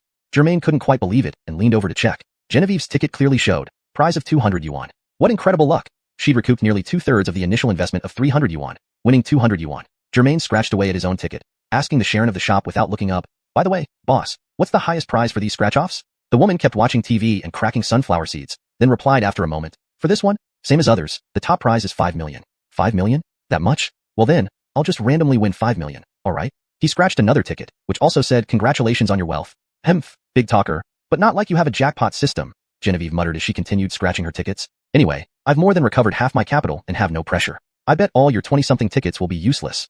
Germain opened another ticket, only to see, thank you for participating this time. He tossed the thank you for participating ticket into the trash can and quickly scratched through the remaining 20 or so scratch-offs. In just a couple minutes, amidst a series of thank you for participating, congratulations on your wealth, and keep trying, Germain was left with just one last scratch-off ticket. Ha ha ha, you're too pitiful. I bet you can't even win a 5 yuan consolation prize, Genevieve taunted him gleefully, fully justified by her own success. Apart from the initial 200 yuan, she had won several small prizes of 5 yuan each from her 20-plus tickets. By contrast, Germain had nothing. Not only did he not win anything, but he had been outshone by a woman's better luck, leaving him rather annoyed. It took Genevieve, who hadn't been single since adulthood, only about 3 to 4 minutes to finish her scratch-offs, and her speed didn't lag compared to lifelong bachelors. She had gone through all 125 scratch-offs. Though she didn't hit any more 200 yuan jackpots, smaller prizes accumulated to a total of 270 yuan by the end. He, Genevieve grinned, showing her neat teeth, almost fake-looking. 270 yuan, minus the cost of 250 yuan. I've made a profit of 20 yuan. Then she taunted Germain again. How about that? Sister is pretty cool, right? Whether you can recover and win back all 300 yuan depends on you. TCH, if I don't win it back, so what? It's only 30 or 50 yuan. Consider it supporting public welfare. Germain consoled himself. This young lady has some good luck. If you keep going, you might hit 5 million, an onlooker chimed in. It turned out that while Germain and Genevieve were engrossed in their scratch-offs, they attracted a few other lottery enthusiasts in the store who came over to watch. Seeing Genevieve hitting small prizes periodically, these onlookers initially marveled at her luck, but after she finished, they started encouraging her to buy more scratch-offs, hoping to strike it rich with 5 million immediately. Germain looked at the eager crowd, inwardly disdainful. Sitting here every day chasing pipe dreams of getting rich overnight? Honestly, these people are low IQ. If lotteries had patterns, everyone would quit their jobs and live off studying them. AI, Germain, can you lend me another 300 to 500 yuan? I'll buy more scratch-offs. Today, I don't aim for 5 million or 3 million. I'm fine with just winning 50,000 or 30,000. Haha, Genevieve, obviously swayed by the crowd, said. Her gambling instincts, already strong, were now reawakened. Forget it. Germain cut her fantasy short. Zainston, lotteries are mostly for fools. You might win something, but you can't get rich this way. Talking about 5 million or 3 million is just wishful thinking. Don't take it seriously. Do you still want to lend me money? Genevieve's eyes seemed to glow red. Germain thought it was no wonder her gambling system chose her. They fit together perfectly. Unlike him, a free-spirited billionaire stuck with a positive energy system, limiting his actions. Nope, Germain answered bluntly. Humph, miser. Genevieve pouted. I don't need your dirty money. I still have my own. With that, she handed over her winning scratch-offs to the impatient, plump female shop owner. Redeem. Exchange them for equal value scratch-offs. I'm going for a big win. The shop owner didn't bother arguing, exchanging more than 100 scratch-offs for Genevieve. So, under the watchful eyes of onlookers, Genevieve embarked on her next round of scratch-offs. But this time, her luck ran out completely. Minutes later, holding 5 yuan winners, Genevieve felt like crying. Told you not to buy more. Now you deserve it, Germain mocked, then scratched his last ticket, saying, told you, impossible to win 5 million. Lotteries are a fraud. He saw the words on his final ticket, win 5 million yuan. Note, I've maintained the same paragraph structure and line breaks as the original text to ensure consistency. Chapter 173. Not planning to share the wealth? 5 million yuan? Germain looked at the scratch card in his hand, disbelievingly. He then passed it to Genevieve, wanting her to verify it. After all, Germain had never bought a lottery ticket before. Check this out for me. Does this mean I've won 5 million? 5 million? Who are you kidding? You must have stepped on some massive dog droppings for that to happen. Genevieve's originally dismissive smile gradually froze as she continued speaking. Let me take a closer look. What does it say? She reached out to snatch the card from Germain's hand. Naturally, he wouldn't let her and raised the card high above her reach no matter how much Genevieve jumped. This is mine. Can you please not touch it? Germain now wore a smirk, similar to what Genevieve had worn earlier. 5 million? Young man, did you really win 5 million? Is that even possible? The biggest prize I've seen from scratch cards is just 200 yuan. Move aside a bit, let me take a look. Several veteran lottery players were watching Germain and Genevieve play with the tickets, simply enjoying the show. Now hearing Germain say he had won 5 million, they all stretched their necks in disbelief, eager to see if the scratch card Germain was holding up indeed contained a winning number, and how much exactly. 5 million? The tallest of them squinted for a long time, then exclaimed incredulously. Damn, it's really a 5 million yuan grand prize. He really won. The tall player's sharp cry pierced through the room as if to ensure everyone heard it. An usher yanked Germain's arm down roughly, staring intently at the card Germain was waving about, examining it closely. After rubbing his eyes 3 times, he also burst into laughter. Won. 5 million won.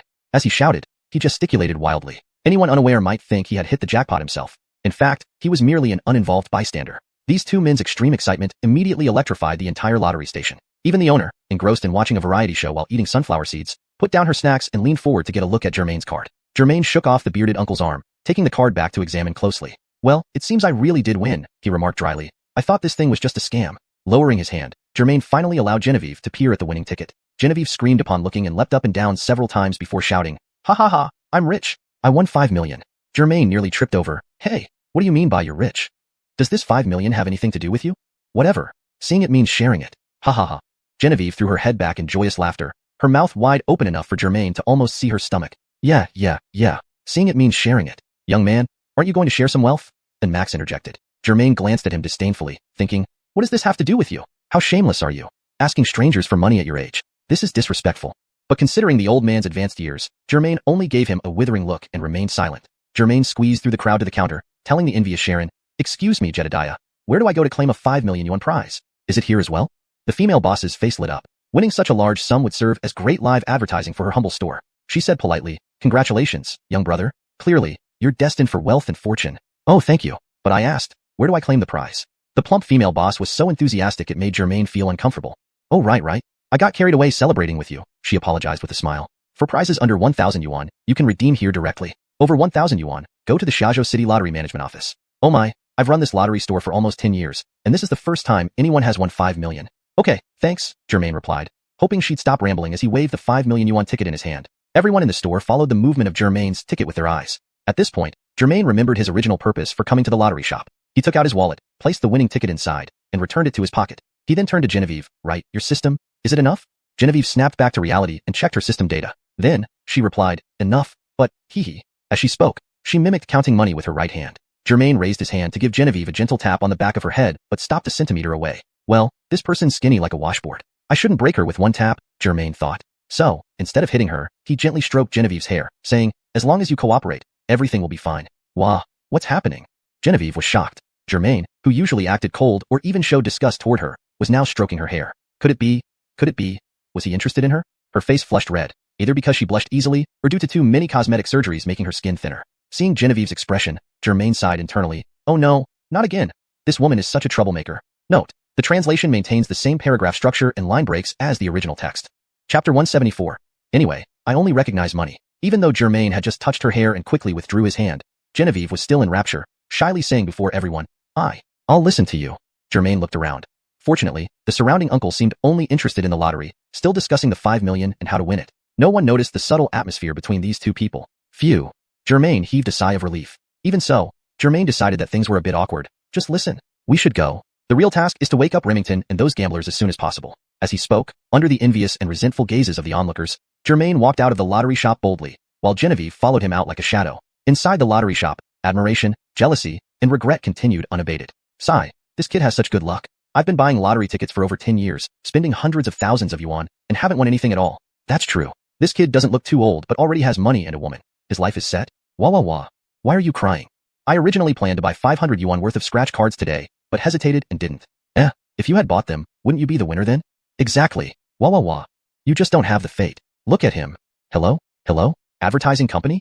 Germain finally heard the boss lady's voice, full of confidence, louder than any man's. She was on the phone, saying, help me make a banner, the bigger, the better. Yes, okay. It should say, congratulations to our store's lottery winner of a 5 million yuan prize. Yes. My address is... Germain opened the car door, letting Genevieve squeeze into the back seat first, then sat in the driver's seat himself. Buckling up, he glanced at Barth, who was still snoring deeply, and turned to Genevieve, who was still immersed in the previous atmosphere, saying, is it really necessary to get so excited about just 5 million? 5 million. You can buy 4 or 5 houses outright in Xiaozhou. Isn't that a lot? Genevieve looked at Germain as if he were an alien. Germain thought for a moment. Yeah, you have a point.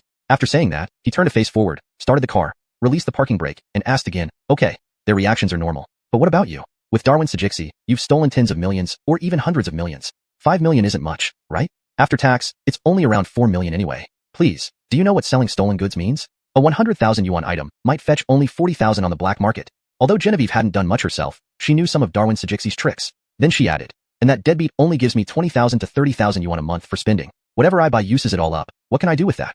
Germain, driving the car, thought to himself, Darwin xiuxian gave you money and supported you for so long. Now he's dead, and you took his loot before he died. Yet you still talk about him like this? Seems this woman can only be used for her superpower. No deep friendship here. Need to keep a distance. Meow. Churchill, who had been sleeping on the back seat for a while, yawned and then instantly teleported to below the windshield, basking in the sun, falling asleep again. Looks like this day's travel tired him out too. This cat is so powerful? Genevieve watched Churchill lying there sunbathing with all 4 paws up, astonished. A flash cat, it can teleport, Germain explained proudly while driving. Wow, amazing. Can you give it to me? Genevieve said, full of envy. No. Germain's answer was firm. Please. Genevieve made a pleading, adorable face, but because of her overly surgically enhanced face, it looked somewhat strange to Germain. No, I said no, that means no. Germain accelerated past a slow-moving car. Humph. Annoying. Don't want to be friends anymore. Genevieve pouted angrily, not quite sure if she was genuinely upset or just putting on a show. Germain wasn't polite either. Really? That's great. He deliberately glanced at Genevieve's overly refined and somewhat stiff face in the rearview mirror, chuckling heartily. There weren't many vehicles on the road, especially after entering the West City area filled with factories and abandoned ones. Therefore, Germain quickly found that dilapidated abandoned factory. Parking the Red Beetle at the door of the abandoned two-story building, Germain did not rush in but asked Genevieve to use her superpower to wake up all the people who were under the illusion spell. Instead, he first called the police, asking them to send more officers over so that these gambling addicts wouldn't scatter upon waking up, causing unnecessary trouble. After making the call, Germain received a 10-point positive energy reward, which comforted him somewhat after just losing 300 points of positive energy. After completing the call and alerting the police, Germain then asked Genevieve to join him in dragging the soundly sleeping Barth out of the car and carrying him back to the living room on the first floor. After making Barth sit in the corner, Germain instructed Genevieve, "Okay, I think it's about time. Can you start now?" However, at this critical moment, Genevieve wore a mischievous smile and extended her slender right hand. 5 million, half for me, or else forget it. Are you threatening me? Germain felt his expression must have been quite puzzled. Threatening? I'm making a deal with you. Either give me half of 5 million, or let these people sleep forever, Genevieve said with a grin. Tisk, tsk, don't try to fool me. Germain wasn't buying it. I don't believe your superpower can make these people sleep forever. Believe what you want, but I only recognize money, Genevieve shrugged nonchalantly. I really don't believe they won't wake up without you. With that, Germain walked up to one of the gamblers lying sprawled on the ground, snoring and drooling, and gave his thigh a sharp kick. Chapter 175. Maybe a masochist? Germain was certain that apart from not using the great heaven primal chi, he had exerted considerable force to kick this man. Yet, aside from the lower half of his body swaying slightly, the gambler showed no reaction. Hee. You see? I told you they wouldn't wake up, hee. Genevieve, who was watching nearby, laughed. Or how about you try with another one? Hee. Whoosh. Genevieve saw a sudden flash of white light before her eyes. Immediately after, a white fireball zipped past her head, and she smelled the scent of burnt hair. Bam! Genevieve turned around and saw that the fireball had blown a soccer-sized hole in the door. The edges of the hole were scorched black, still emitting wisps of smoke. You! Genevieve's face was filled with lingering fear as she turned back to look at Germain. Germain raised his hand, glanced at his right index finger, then pretended to blow on it with an amused smile. Zainston carefully next time. Next time, I might aim even better, got it? Intimidating. So intimidating. Genevieve was utterly impressed by this man. She became so excited that even her barely noticeable chest started bouncing up and down. Okay, I'll listen to you. Genevieve immediately changed, her face now showing a flattering smile, as if she had received great satisfaction. Germain found himself speechless with this fickle woman, thinking, trying to reason with this woman politely doesn't work. Intimidate her a little, scare her a bit, and she turns out like this. Could she be a masochist? Regardless of what Genevieve was like, as long as she could get the job done, it would be fine. Other trivial matters didn't bother him much. Just get started then, Germain said as he looked around, picked up a chair, brushed off the dust, and sat down waiting for Genevieve to use her powers to awaken the people. Oh, by the way, roughly how long will it take for these people to wake up? Germain asked while seated. Genevieve thought for a moment and replied, using such a large-scale illusion, hypnotizing so many people at once. This is my first time doing something like this. I'm not entirely sure how long it will take. Germain glanced at the time on his phone and said, just do it as quickly as possible. It's best to finish before the police arrive. He paused, then continued, you know, both of us have special identities. Although I don't care, it's probably better if fewer people know about this, don't you think? You. Us too. Just as Genevieve was about to use her power, she suddenly went into a daydream upon hearing Germain mention us too. Could this handsome young man really just be cold on the outside but warm on the inside? Does he have feelings for me? At the thought, Genevieve felt as if millions of roses were blooming in her heart, making her almost lose her teeth in happiness. Hee. Ignoring her task, Genevieve covered her mouth, giggling sweetly. Hey, is this how you use your power? It doesn't seem like it. Germain wondered which sentence had touched this Angela's soft spot, feeling completely baffled by her behavior. Seeing Genevieve's joy practically distorting her face, Germain frowned and urged her on. Come on, let's make it quick. The cops will be here soon, and it'll be hard to explain once there are more people around. Got it. Why so pushy? Hee. Genevieve finally managed to stop laughing, her stomach starting to ache from it. Actually, Genevieve was 28 years old. From 18 to 28. A woman is generally at her most beautiful and flourishing age. Giving her prime years to Godfrey, a hideous skinny monkey, Genevieve felt quite discontent with herself over the past 2 years. Occasionally, she also blamed herself for being foolish. Even if the unfortunate Godfrey hadn't gotten into trouble and hadn't died, Genevieve might have found a reason or excuse to break up with him. They could have parted ways amicably, or without any reason or excuse, simply say bye and part ways. Germain sat upright on the chair, hands resting on his knees, watching Genevieve closely while occasionally checking his phone for the time. He estimated the police would arrive in about 10 to 20 minutes. In Xiaozhou City's main urban area, the police usually responded within 10 minutes. However, this was a remote western district, so it took more time. Moreover, the police rushing here might be the same ones who had just escorted the gamblers away. Repeated short trips would likely frustrate anyone, affecting their work enthusiasm. Germain snapped out of his thoughts as Genevieve came back from her daze, putting away the creepy expression that gave Germain goosebumps, and began earnestly using her powers. Genevieve bent her knees slightly, palms facing upward, muttering incantations. At first glance, it seemed like she was practicing Tai Chi. Germain watched and thought, goodness, such a hassle? My system is much better, making all kinds of superpowers and treasures operate so simply. At this point, the system in his mind chimed in, rare. This seems to be the host's first compliment for this system. Germain chuckled, compliment when due, scold when necessary. Germain, focus on fairness and objectivity, understand? The system retorted unapologetically, a mean compliments from you. And you're ready to fly high. That fits your style perfectly. Germain waved it off. Off you go, play somewhere else. Don't come out boasting unless called for. Unconsciously, several minutes had passed. Germain kept glancing at his phone, growing increasingly anxious. The police could appear at any moment, and the people lying on the ground snored even louder. Seeing Genevieve maintaining her pose motionless for a long time, Germain wanted to urge her but feared interrupting her mid-process, causing her to restart. Just then, Germain thought he heard sirens in the distance. Hashtag chapter 176, awakened. Vroom vroom vroom, the sound grew louder. It was the wailing of sirens, and Germain knew from the noise that the police cars must have arrived outside the factory compound. Feeling anxious, he stood up abruptly and couldn't help but ask, hey, isn't it about time? The police are almost here. Zainston to it. Genevieve didn't seem to hear Germain's words. She slowly raised her hands, straightening her slightly bent body. Her eyes were closed, eyebrows furrowed, appearing intensely focused. Then, after lifting her hands above her head, she kept her left hand upright while moving her right hand back and forth several times in complex gestures that made Germain feel a headache. Finally, with a delicate shout, Genevieve slowly lowered her hands, indicating she was finished. Are you done? Germain couldn't help but ask again. Genevieve finally opened her eyes, which had been shut tightly. Phew, finally done. Seeing her eyes open and speak, Germain concluded that the ritual was indeed complete. So, is everything okay now?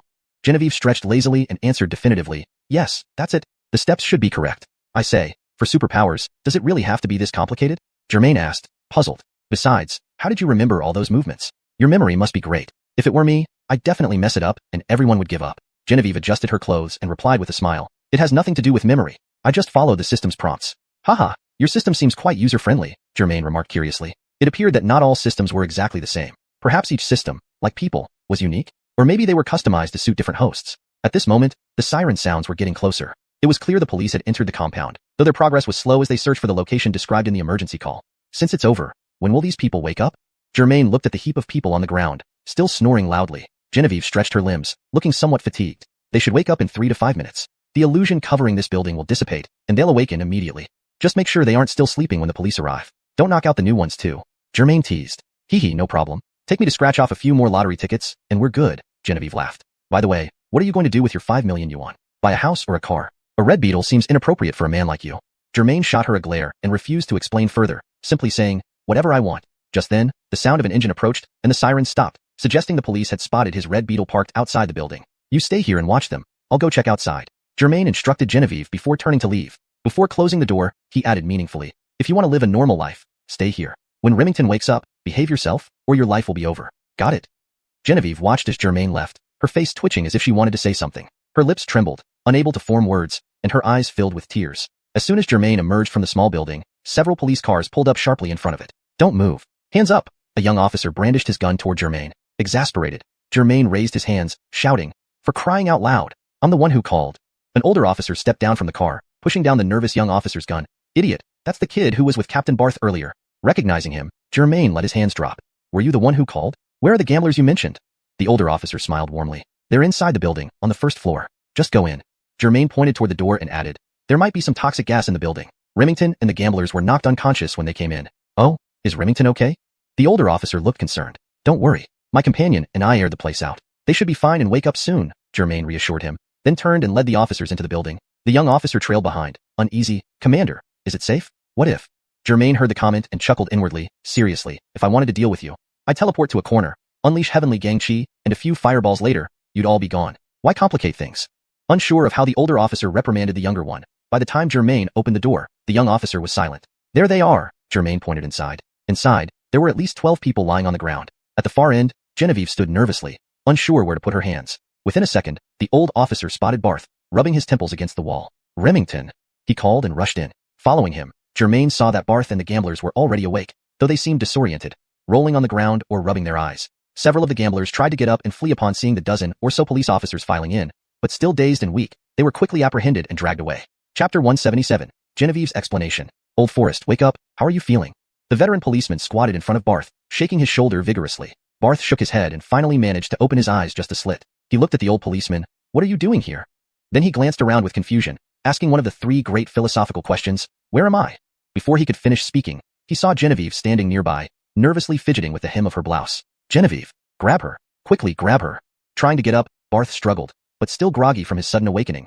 His limbs were uncooperative, and he couldn't stand. Seeing this scene, Germain hurriedly stepped forward to explain, Remington, Genevieve, well, she's already on our side. With many policemen and other gamblers still in the room, Germain couldn't explain everything directly. He muttered vaguely while making exaggerated facial expressions and eye signals to Barth. Our side.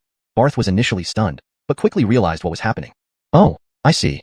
The name, Genevieve, sounded familiar to the veteran policeman. Since entering the room, he felt that this nervous woman seemed familiar as if they had met before. Hearing Barth's words, he suddenly recalled, Isn't this Genevieve, the suspect in the gold theft case at Xiuxian shopping center? As soon as he said this, he stood up abruptly, startling Genevieve. A young policeman nearby moved toward Genevieve, intending to detain her. Instinctively, Genevieve took 2 steps back, looking helplessly at Germain. Director Xianu, no need to worry. She's one of us. Leave it to me. I'll take her back, Barth interjected promptly, preventing the elder policeman. Wasn't she a wanted criminal? How did she become one of us? Captain Xianu asked Barth, perplexed. Seeing Barth beckoning him, Xianu crouched down again, and Forrest whispered into his ear. Barth only mentioned that the woman had a special identity without disclosing anything about superpowers. After all, a police officer of his rank shouldn't know too much. After consulting his superiors, Captain Xianu said to Barth, All right, I'll leave her in your hands. Do you need medical attention? By this time, Barth had recovered considerably. Supported by Germain, he stood up and replied, No need. This room has been abandoned for too long. The odor is overwhelming. As soon as I entered, I must have passed out. He moved his limbs, saying, I think I'm fine. You should take your people back. I'll take Genevieve with me and handle the rest myself. Captain Xianu glanced at Genevieve, then turned and said, All right, handle it yourself. He then looked outside where the dozen or so gamblers were being loaded into vehicles. I'll take my team and leave now. Take care of yourself. Go to the hospital if you need to. Haha. No worries, I'm fine. You guys go ahead. Barth laughed heartily, patting Captain Xianu on the shoulder. Shortly, Captain Xianu left with his team and the arrested gamblers. Only Germain, the bewildered Barth, and the visibly nervous Genevieve remained in the small 2-story building. Spill it, what happened?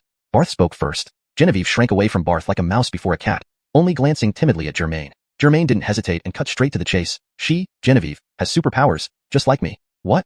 Despite some preparation, Barth was still taken aback. Superpowers? Both her and Darwin Xiuxian? That can't be possible. Barth couldn't believe it. I didn't believe it either at first, but it's true. Germain nodded affirmatively and asked, By the way, aren't you curious why everyone, including you and the gamblers, were lying on the ground asleep? I don't know. I entered through the door and within 10 seconds, I lost consciousness. Barth scrutinized Genevieve suspiciously. When I woke up, I saw you all come in. Did you do something?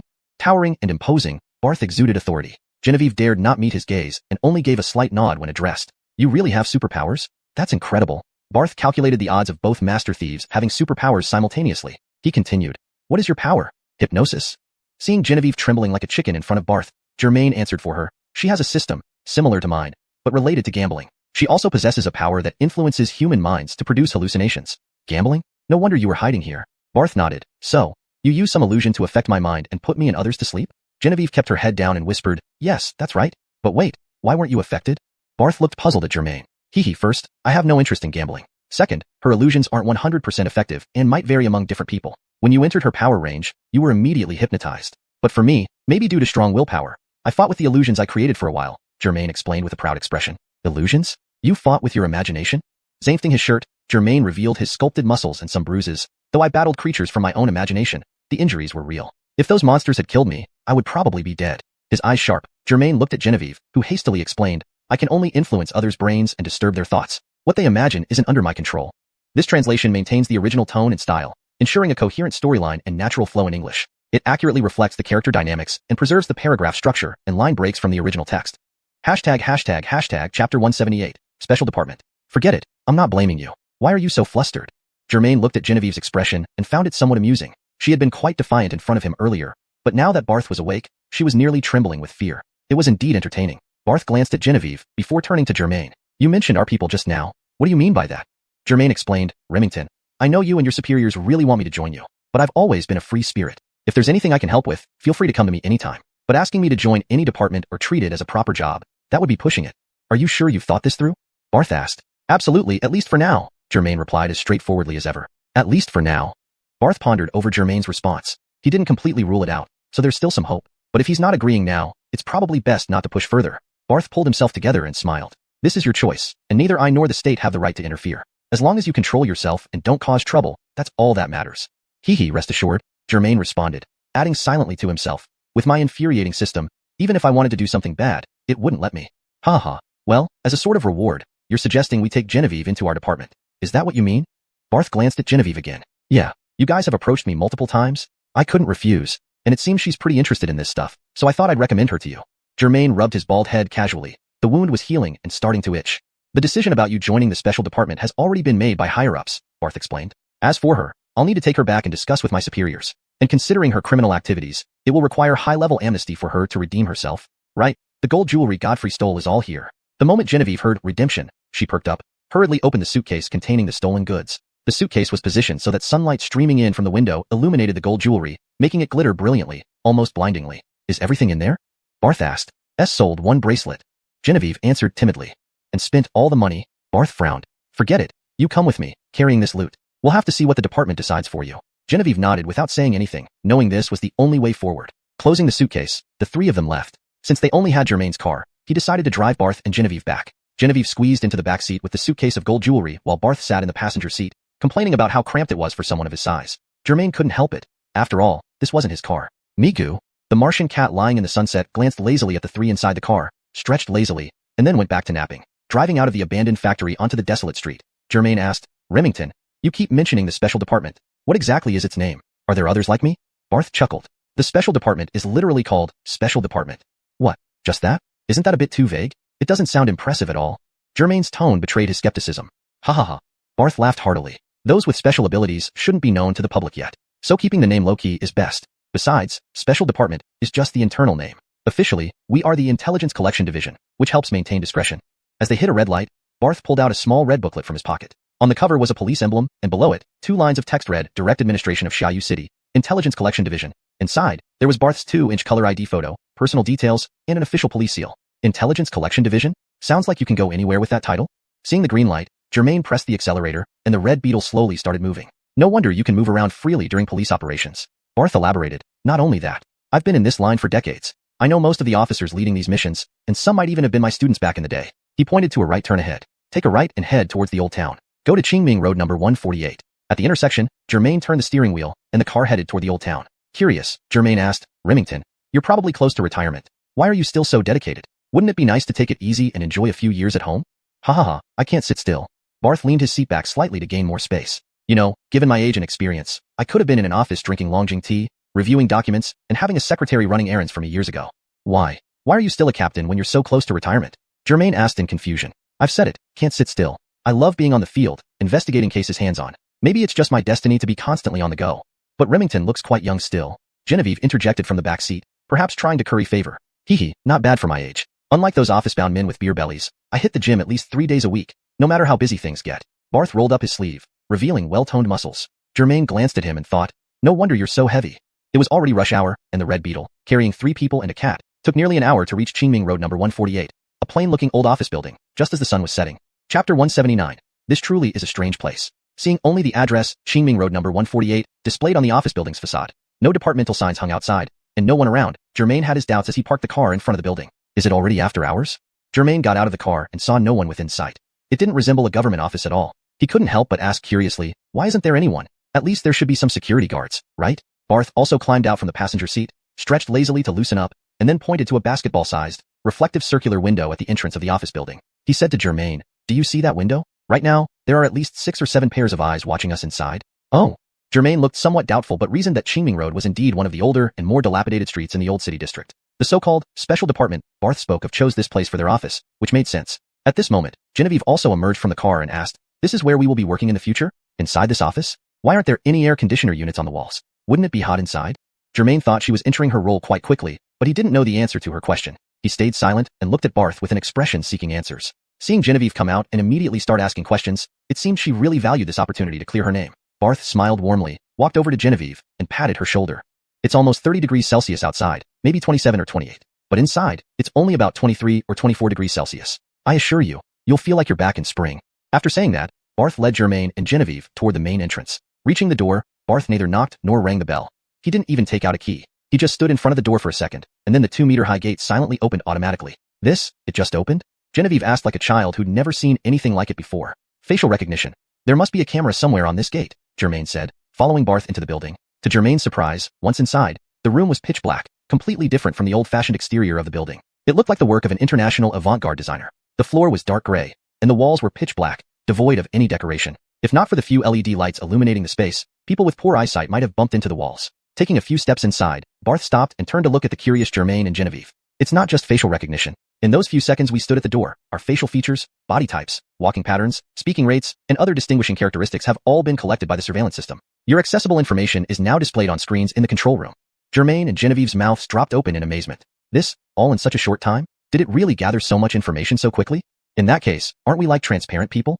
Genevieve asked, sounding somewhat concerned. Actually, I've only been in this department for a short while myself, so I don't know everything. But yes, it's pretty close, Barth replied, leading Germain and Genevieve further inside. Germain thought that Barth was treating him as if he were one of them, bringing him into such a confidential place and sharing secret matters with him. Perhaps this was part of a strategy by Barth and his superiors to win Germain's favor and recruit him. Regardless, Germain couldn't deny that even though it might be a recruitment tactic or, bluntly put, a manipulative strategy, it still made him feel appreciated and even warm-hearted. Why hasn't this kind of control system spread to the streets yet? Germain followed Barth, asking while they walked. If such equipment could be widely used, wouldn't those criminals be caught easily? Saying this, Germain deliberately glanced at Genevieve, who predictably pouted and looked upset. Ha ha ha, I'm just joking. Germain laughed and patted her shoulder when he saw she took it seriously. Genevieve knew she still had a criminal record, and her future was uncertain, so Germain's joke truly bothered her. Even though Germain patted her shoulder to ease her tension, her steps felt increasingly heavy as they went deeper inside. Barth walked ahead, leading the two through a dark, long corridor illuminated only by lamps every couple of meters. There were no doors, no windows, just darkness. Hearing Germain talking to Genevieve behind him, he continued without turning around. Alas, it's due to lack of funding. If it were to be expanded across the entire Xiuxian city, it would cost around 200 million renminbi, possibly more. And with additional supporting projects, who knows how much more? 200 million? Germain almost couldn't believe his ears. To cover the whole city with this equipment, only 200 million? Is 200 million too little? Both Barth and Genevieve stopped and exclaimed in unison. Startled by their reaction, it took Germain 2 seconds to realize he was thinking like a billionaire again. Barth chuckled and tapped Germain's forehead. You billionaires, when will you? Forget it. Then he continued walking forward. You really have 200 million? Genevieve quickened her pace to keep up with Germain. Well, a bit more than 200 million. Germain wondered if she wanted him to share half of it. How did you make all this money? Teach me. Genevieve grabbed Germain's arm and pleaded. Germain swallowed hard and reluctantly said, the thing is, I don't even know how I made it. It's stocks, property rentals. I barely did anything. Every morning, my account has a few million more added to it. Genevieve was speechless. Seeing Germain's serious expression, she realized he wasn't joking. This made her heart sink. She and Darwin Cece had risked being caught and beaten, stealing here and there, working hard for half their lives. Yet, this person earned more in a night's sleep than they had ever managed. But after years in the underworld, Genevieve understood that people are born unequal. Some people start with only a bare pass mark of 60 points, struggling endlessly to reach 100, feeling fulfilled. However, others are born at 100 points from the very beginning. The goal she had strived for her entire life might just be the starting point for someone like Germain. Thinking about this, Genevieve felt her mood plummet even further. She lost interest in talking to Germain and merely followed Barth into a dead-end alley. What's going on? Germain rubbed his eyes. Remington, are you confused or something? Why did you bring us to this dead end? And in this office building, they built an entirely black wall with no doors or windows that leads to nowhere. What's the meaning of this? Remington chuckled and said to Germain and Genevieve, come over. Both of you get closer to me. What do you mean?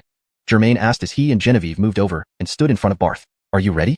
Barth asked mysteriously. Ready for what? Germain was still baffled, unsure what kind of place this was. Barth didn't answer. Instead, he glanced down at the angle where the two were standing. Then, seemingly either speaking to someone or muttering to himself, Barth said to the air, we're ready. Let's start. Start what? Germain's words were cut short when suddenly, glass barriers emerged from the seams between the floor tiles, encircling Barth, Germain, and Genevieve inside. Though Germain and Genevieve were startled, seeing Barth's calm demeanor reassured them slightly. The glass barrier grew upwards like spring bamboo shoots, reaching 2 meters high. Then its top edges curved inward to form a circular dome, enclosing the three of them like lab rats. Is everything all right here? For a moment, Germain even considered using instant teleportation to escape, but intense curiosity held him back. This truly was a strange place. The translation continues with the same tone and style as the previous sections, maintaining the intrigue and the natural flow of the story. It stays consistent with the paragraph structure and line breaks of the original text while ensuring grammatical correctness and fluency in English. Chapter 180, Training Base. Ha ha ha, haven't seen this before? It's just an elevator. Barth looked at Germain with the kind of expression one would give a country bumpkin. Take a closer look here. At that moment, a row of numbers appeared on the transparent glass in front of Barth, glowing blue. Are these elevator buttons? Germain asked hesitantly. Exactly. We're on the ground floor now, and we'll be going up to the 10th floor, Barth explained as he pressed the button for the 10th floor. Germain then noticed something unusual. Unlike regular buildings, the first floor was at the top of the panel, while the 10th floor was at the bottom. At this point, Genevieve interrupted. 10th floor? This building looks like it only has 4 or 5 floors. The so-called 10th floor must be underground, right? The main structure of this building is below ground, Germain answered confidently. Before Barth could respond, the transparent elevator gave its answer. Whoosh! The glass capsule suddenly dropped downwards, emitting a silvery glow that enveloped the 3 people inside. Genevieve instinctively reached out for support, but quickly realized it was unnecessary as the elevator descended smoothly. Wait, that's strange. From what I saw, the ground floor had walls all around from the entrance to the end of the corridor. How do you access other spaces on the ground floor or above? What are they used for? Germain felt puzzled. We enter underground first, then return to the upper levels from there. However, all office areas are underground. The above-ground structures are for defense systems and security personnel, Barth explained patiently. He was providing such detailed explanations because he was determined to recruit Germain. Initially, Germain thought the transparent glass would offer some interesting views during the ride, but he was disappointed. It seemed to travel within a dark pipe, surrounded by pitch blackness. Above the row of floor buttons, a red number appeared, showing the current floor. Ding! After just a few seconds, the elevator stopped at level B7. Suddenly, a section of the dark wall opened, allowing a dim light to shine through. A short-haired woman in gray work attire stood there holding a stack of files. The glass panel facing her dropped swiftly, almost disappearing in an instant. The short-haired woman nodded politely at Germain and Genevieve before entering and greeting Barth. Old Forest, you brought Germain here so quickly? Do you know me? Germain was shocked, scrutinizing the woman carefully and confirming he didn't recognize her. Hee. The short-haired woman laughed. Of course, our top priority recruit, everyone knows about you. Top priority recruit? Germain glanced at Barth, feeling somewhat lost. Barth just smiled and said, you'll know soon enough. Hey, I'm just delivering you guys and out of curiosity decided to come along. Germain felt like he was being pulled into something unexpected. I never said I wanted to join you. Ding. The elevator doors opened again to reveal another dark corridor. In a blink, they were at level B9. The short-haired woman nodded at Barth and exited. The doors closed again, continuing downward. Barth nodded back and turned to Germain. That's right, just bringing you for a look. Joining is your choice. No one's forcing you. But it's all dark, just black walls and white lights. How can I not feel like I'm being tricked? Germain scratched his head anxiously. You'll see soon enough, Barth reassured him, then pointed at Genevieve. Look at Genevieve, standing there quietly without all these questions. Maybe you should rename yourself 10,000 Whys. That, Remington. I have mild claustrophobia.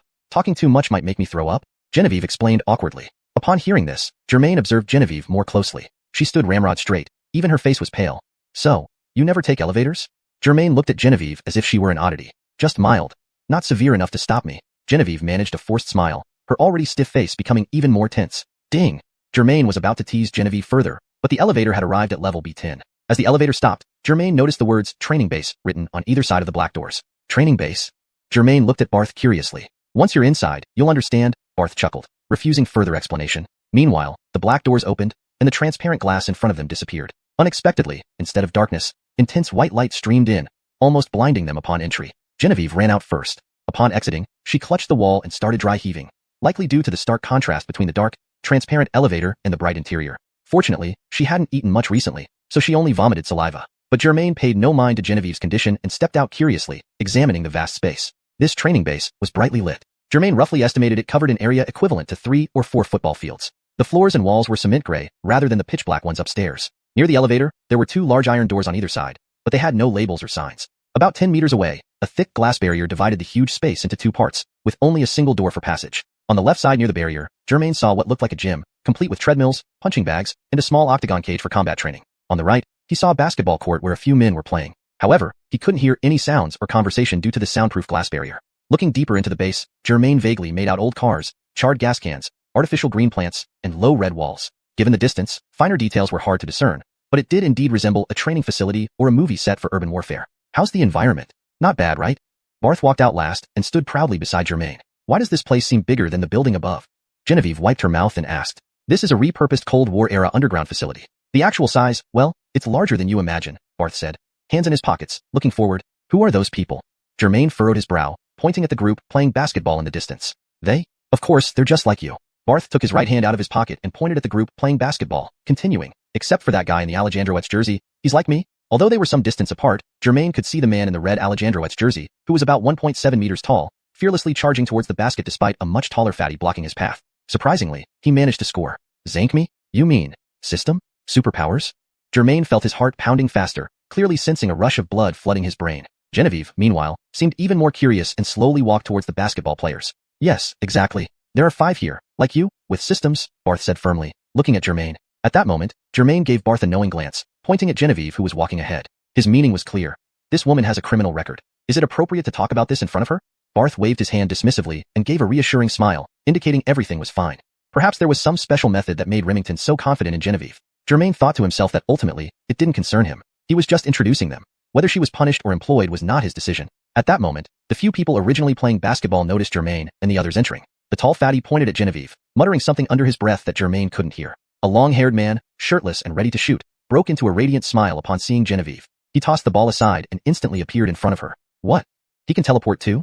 Germain was nearly stunned speechless. How did this guy have the same skill as him? No, it's not the same as your teleportation, Barth corrected. He calls it Super Flash, at least according to him. Haha.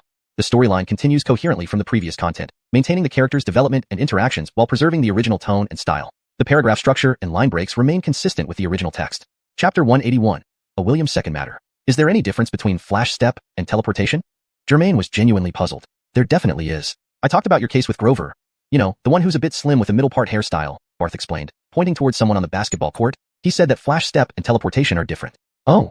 Germain looked in the direction Barth was pointing and saw a tall, slender youth with an ancient-style middle-part hairstyle staring at him expressionlessly. Well, beautiful lady, this is the first time we've met. How come? You have superpowers too? A long-haired youth, bare-chested, chuckled as he blocked Genevieve's path. Genevieve hadn't expected someone to suddenly appear before her, so she jumped back, nearly colliding with him. You can teleport?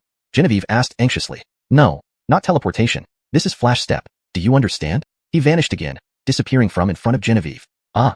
Startled, Genevieve stumbled backward, right into the arms of the reappeared long-haired youth. The long-haired youth embraced Genevieve and grinned smugly. Hi, beautiful lady. My name is Corbin. May I ask for your lovely name? This self-proclaimed Corbin's forwardness left Genevieve momentarily flustered, only managing to stammer, I. Corbin, that's enough. Aren't you too thirsty? A hefty fat man emerged from behind the glass barrier, laughing coarsely, the flesh on his chin jiggling with every chuckle. At this moment, Barth walked over and grabbed Corbin by the nape like lifting a chick, pulling him away from Genevieve. Off you go, don't make a fuss. Germain followed Barth, stepping closer and addressing Corbin. Tion, xuanhuan, is it? Was that a Flash Step? After saying this, Germain curiously sized up Corbin. He was almost 6 feet tall, somewhat muscular but with a rather ordinary appearance, save for his exceptionally long hair tied simply with a rubber band hanging down to his waist. It was rare to see men with long hair, mostly limited to artists or musicians. But Corbin looked more like a play Logan than an artist. Corbin also scrutinized Germain. You? Could you be the Germain Remington mentioned? Germain admitted straightforwardly, yes, it's me. Am I that famous? Does everyone here know me? Corbin shook his hair, retorting, Remington did mention you, though not in much detail. I didn't know what you were capable of. By the way, wasn't Germain supposed to have red short hair? Why the change? What's with the scar on your forehead? Did someone hit you on the head? Ha ha ha. Corbin burst into laughter. What can I do? Want to try? Germain, never one to back down, challenged immediately. Already? Isn't that inappropriate? Remington went to great lengths to recruit you. If you embarrass him, Corbin's tone was aggressive. It might be better to spar now instead of being taken out by someone else during a mission in the future, a man in a Alejandroet's jersey added as he walked over. He appeared to be around Barth's age, though his physique was notably smaller compared to Forrest's mountain-like build. To Germain's surprise, Barth agreed without hesitation. All right then, let's see. Turning to Germain, Barth said, how about showing Captain Ivar your skills? Germain nodded toward Ivar in Alejandroet's jersey, smiling. Sure, why not? Possessing 3 types of superpowers, Germain had no reason to fear Corbin, who seemed more like a flashy troublemaker than a formidable opponent. As they spoke, several people from behind the thick glass barrier joined them, and Germain noticed it was likely bulletproof glass, at least half a meter thick. No wonder their earlier conversations couldn't be heard through it. Hello, my name is Maximus. Please treat me kindly. A middle-aged man wearing black-rimmed glasses introduced himself to Germain with a handshake. Germain responded awkwardly, I'm Germain, but I'm just visiting, not joining your department. Now it was Maximus's turn to look embarrassed. Adjusting his glasses, he turned to Barth. Not yet? I thought you'd already persuaded him. Barth remained silent, just shaking his head with a smile. Don't worry, whether you join or not, we're all kindred spirits. Nice to meet you, Maximus reassured him before introducing others. The long-haired monkey is called Corbin. I already knew that, Germain muttered. Corbin confidently stroked his hair. Through Maximus's introductions, Germain learned the large fat man was named Alden, aptly named as his figure developed both vertically and horizontally, resembling a massive sauerkraut jar. The bald, muscled man in a vest was Pierce, who flexed his chest muscles as who introduced him. Lastly, the ancient middle part hairstyle belonged to Grover, who wore an indifferent, aloof expression, appearing quite reserved. Old who, are the introductions done? Corbin pretended to warm up his fists. Without clothes on, I'll get cold soon. Do you really want to fight? Maximus glanced at Grover while asking, seemingly seeking approval. Germain noticed Grover silently nodding, confirming his higher status even over Captain Ivar. Perhaps Grover possessed exceptional abilities. Seeing Grover's nod, Maximus continued, so, shall you two start here? Corbin threw punches in mid-air towards Germain. Right here. A 3-second matter. No need for formalities. Maximus turned to Germain for his opinion. Germain nodded, agreeing. Upon seeing both agree to the match, the crowd dispersed to give space. He, if you give me a gun, I can turn him into a beehive in 3 seconds. Pierce mumbled while leaning against the glass barrier. I trust xuanhuan. William seconds? Enough time for xuanhuan to knock him down thrice. Ivar, confident in his trusted subordinate, remarked dismissively, Germain can only teleport. What makes Forrest value him so highly? Himph, superior system. Grover, with his middle part hairstyle, expressed coldly, and the one falling will probably be Corbin. How is that possible? Normally, the 4 of us combined can't beat Corbin alone, Maximus asked incredulously. But his opponent isn't an ordinary person. Grover seemed to have already seen through Germain. As the crowd cleared a space for them, Corbin stopped bouncing and waving his fists to warm up. He squeezed his fists, got into position, and taunted. What about it? Should I give you 3 moves? Germain merely stretched lazily, then beckoned with his hand. If you want to fight, let's get on with it. Less talk. Though Germain appeared indifferent, he had been strategizing ever since the start. After some consideration, he decided to let Corbin make the first move while he responded reactively. Once he figured out Corbin's tactics, he would counterattack. Then I won't hold back. Corbin launched himself forward with a powerful kick, moving incredibly fast like an arrow released from a bow, straight toward Germain. Germain was slightly taken aback. Wasn't he using any superpower? In Germain's original plan, he expected Corbin to directly flash step behind him for a sneak attack. So, Germain had even prepared. If Corbin teleported behind him and was close enough, he would strike with an elbow attack, catching him off guard. Now it was Germain who was caught off guard. He instinctively took half a step back, but saw Corbin leap up with a bounce comparable to an NBA slam dunk champion. Bending his arms, Corbin aimed a powerful iron elbow directly at Germain's forehead. Muay Thai. Though Germain hadn't practiced combat, he had watched many action movies. The moment Corbin attacked, Germain recognized it as a Muay Thai move. Dodge first. With a swift thought, Germain was no longer under Corbin's iron elbow. However, Corbin had anticipated Germain's instantaneous movement ability, so this strike was only executed with about 60% force. Seeing Germain vanish from in front of him, Corbin immediately stopped, controlling his strength effortlessly. Translation continues while maintaining coherence with previous content, ensuring natural paragraph structure and line breaks. Chapter 182. Come here. Fabian exuded confidence, and was certainly not someone to be underestimated. As Germain vanished before his eyes, the moment he landed, he swung an iron elbow behind him with lightning speed. Whoosh. The elbow came with a whoosh, but it missed its target. Huh? Not there? Fabian had assumed Germain would use this opportunity to teleport behind him, so he struck without hesitation. But he miscalculated. Fabian turned swiftly, only to find Germain indeed behind him but several meters away. Hee hee. Your hair is long like a woman's, but you're quick. Germain seized the moment to taunt him. This Germain isn't bad. He predicted Fabian's next move. Pierce couldn't help but admire. Humph, that's nothing. What's terrifying is his superpower. Fabian has no chance against him, Grover said coldly from the side. It's just teleportation, right? In this confined space, their abilities are on par. Besides, Fabian has 3 years of Muay Thai training, which should give him an edge. Spencer questioned Grover, hoping for some insight. Grover simply smirked, implying they should keep watching. Humph, stop talking nonsense. You look more like a woman running away. Fabian retorted, striding forward without being affected internally. Germain, focused on the rapidly approaching Fabian, remained cautious, fearing a sudden flash step from behind. When Fabian was almost upon him, he suddenly kicked out with his right leg, aiming directly for Germain's chin. So far, Germain didn't expect Fabian's range to be so extensive. Reacting instinctively, he raised his right arm to block, trying to deflect the sudden kick. But how could an arm withstand a powerful thigh? Especially given Fabian's quick strike during rapid movement, Germain, relying solely on physical strength, was like a mantis trying to stop a chariot.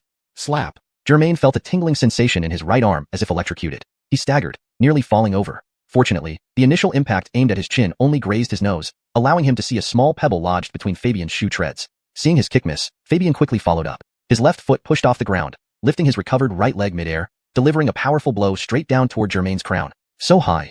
Barth watched in astonishment. Germain stood at least 1.85 meters tall, yet Fabian easily leaped over him and aimed a hit. Beware.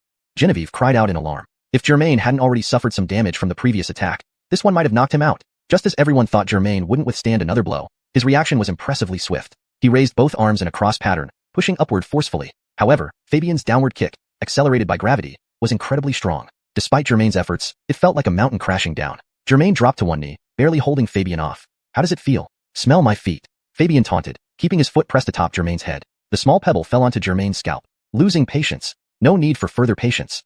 Germain's eyes blazed with anger. He abruptly raised his hands, then grabbed Fabian's right leg with both hands. What? Angry now? Fabian tried to retract his leg, but couldn't break free from Germain's grip. You're not so tough either. With all his might, Germain hoisted Fabian's leg upwards. However, Fabian didn't lose balance as Germain expected. Instead, he used the momentum to somersault in the air, kicking Germain squarely in the chest with his left leg. Dang dang dang.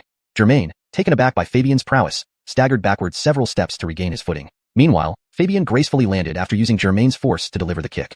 TSK, not so good yourself? Fabian, turning to Barth rather than looking at Germain, expressed his thoughts. Barth shot him a glare but remained silent, appearing unusually relaxed, a surprise to Fabian. Humph, though I exaggerated about beating him in 3 seconds, Germain is nothing except for his teleportation. Fabian thought, glancing back at Germain. After receiving a solid kick to the chest, Germain rubbed the area with a grimace. This guy can't be handled half-heartedly. Taking a fighting stance, Fabian waved him over. Come here. Whoosh. Before he finished speaking, Germain appeared before him using instant teleportation. Smack. A punch landed squarely on Fabian's cheek. Damn.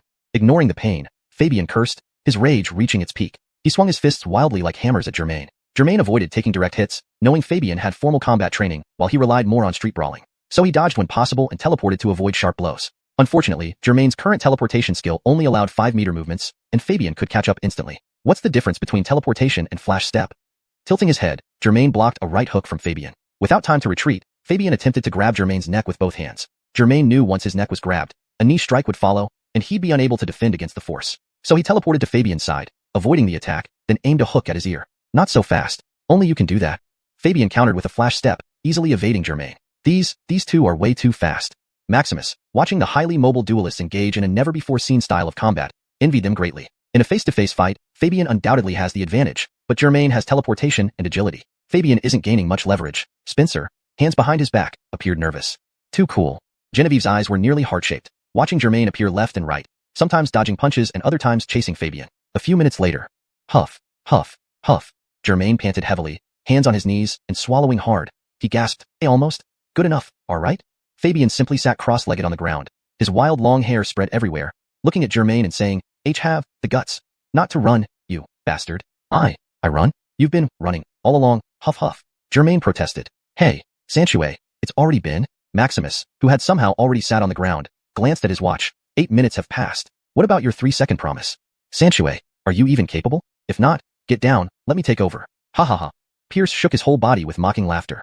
This is a duel, not a gun competition. What business is it of yours? Fabian's face flushed with embarrassment. At this moment, Spencer also spoke up. Zank Maximus, he too had already sat down, considering his age.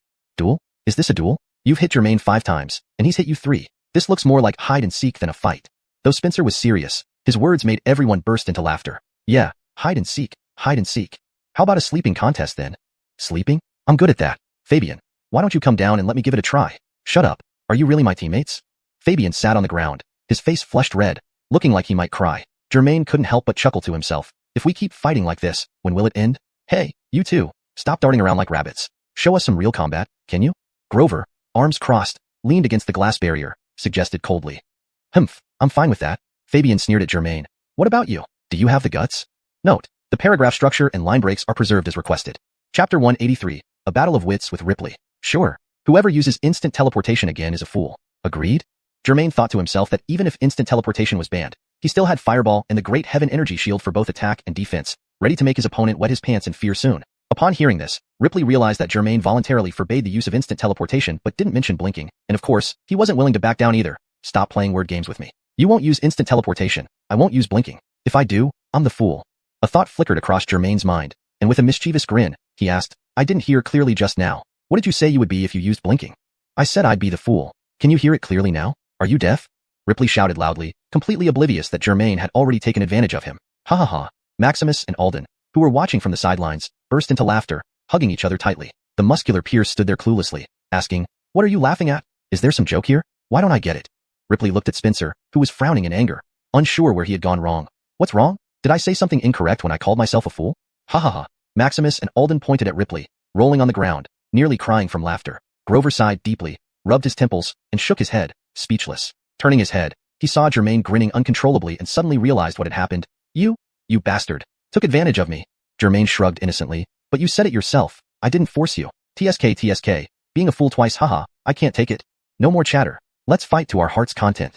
Ripley's anger was fully ignited. He flung his unruly long hair, but remembered not to use blinking. He then kicked off and charged at Germain like a cannonball. Though joking around, Germain didn't let his guard down. As Ripley attacked, Germain immediately wiped away his smile and readied himself for combat. I think it's best to watch from behind the barrier.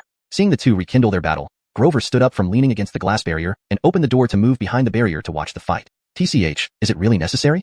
Pierce glanced at Grover behind the barrier, unimpressed. Barth and Genevieve hesitated for a moment before following Grover to stand behind the barrier. What if there's some dangerous superpower?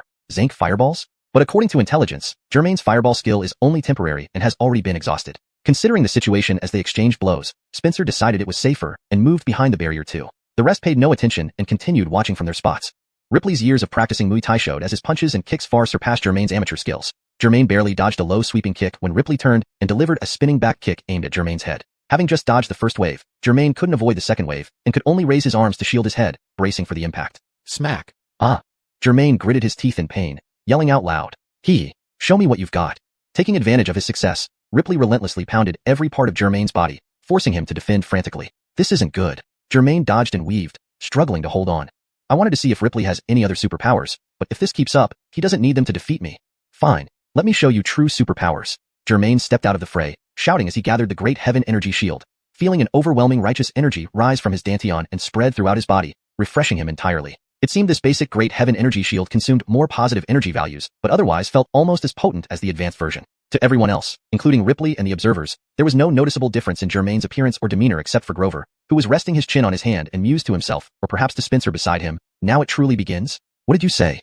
Spencer didn't catch what Grover said softly. Grover simply smiled faintly and remained silent, leaving Spencer without an answer. Seeing Germain, who had been constantly retreating, suddenly stand still, Ripley couldn't help but feel smug. Has this bald kid given up? Yeah. Seizing the opportunity, Ripley roared and struck a heavy blow directly to Germain's right rib cage. Under normal circumstances, such a strike would likely fracture ribs in an unprepared individual. However, Germain faced it without fear or defense, showing no intention of dodging. Hey! Ripley was taken aback. His punch contained at least 90% of his strength, yet Germain stood as immovable as a tower. Not only was Germain unmoved, but he didn't even utter a single cry of pain. Even more inexplicably, though Ripley's fist made contact with Germain's ribs, it felt as if his punch had disappeared into a human sponge. Realizing something was amiss, Ripley retracted his fist, taking several steps back to observe Germain closely. Slightly bending his knees and fists raised but relaxed, Ripley wondered if it was the golden bell shield or iron shirt technique. Or is it my imagination? Ripley's thoughts blurred, filled with disbelief. Let's test it again. Hey Ripley, keep pressing your advantage. Pierce, loving the spectacle, yelled loudly. Shut up. Close your mouth. Ripley felt a surge of irritation and snapped without turning around. He then lunged at Germain once more. Before reacting, Germain had absorbed the unexpected punch through the great heaven energy shield, causing no damage to himself, which delighted him. Yet, this punch cast a shadow over his mind. Why did Ripley retreat suddenly? The great heaven energy shield required absorbing the opponent's power to unleash higher forces later. Spotting Ripley observing him strangely, Germain instantly understood. Oh, he detected something strange. I need to act, entice more punches and find a chance to knock him down. Fortunately, Ripley hesitated momentarily, then approached Germain cautiously. Not hungry? Should I lie down and let you tickle me, Your Majesty? Germain mimicked a defensive stance while taunting him mercilessly. Note, the paragraph structure and line breaks have been maintained as per your instruction. Want to anger me? I don't fall for that. Having practiced several years of combat, Corbin naturally knew this was a provocation. So he replied with a cold laugh, walking to within a meter of Germain and adopting a boxing stance. He shifted his weight left and right but didn't throw a punch. Instead, he taunted Germain. Germain saw this and thought, why isn't this guy attacking? My great heaven energy shield costs 100 positive energy points per minute. So, he mimicked Corbin's stance, swaying back and forth. Corbin still seemed unwilling to attack first. Not wanting to waste the shield's energy, Germain stepped forward, intending to initiate the assault. But just as Germain took a step forward, Corbin saw his chance. Standing on his left leg, he twisted his foot, raised his right knee almost to chest level, and delivered a lightning-fast kick to Germain's chest like a striking cobra. Germain hadn't expected Corbin's legwork to be so quick, almost like an instantaneous launch. Caught off guard, he took the kick directly.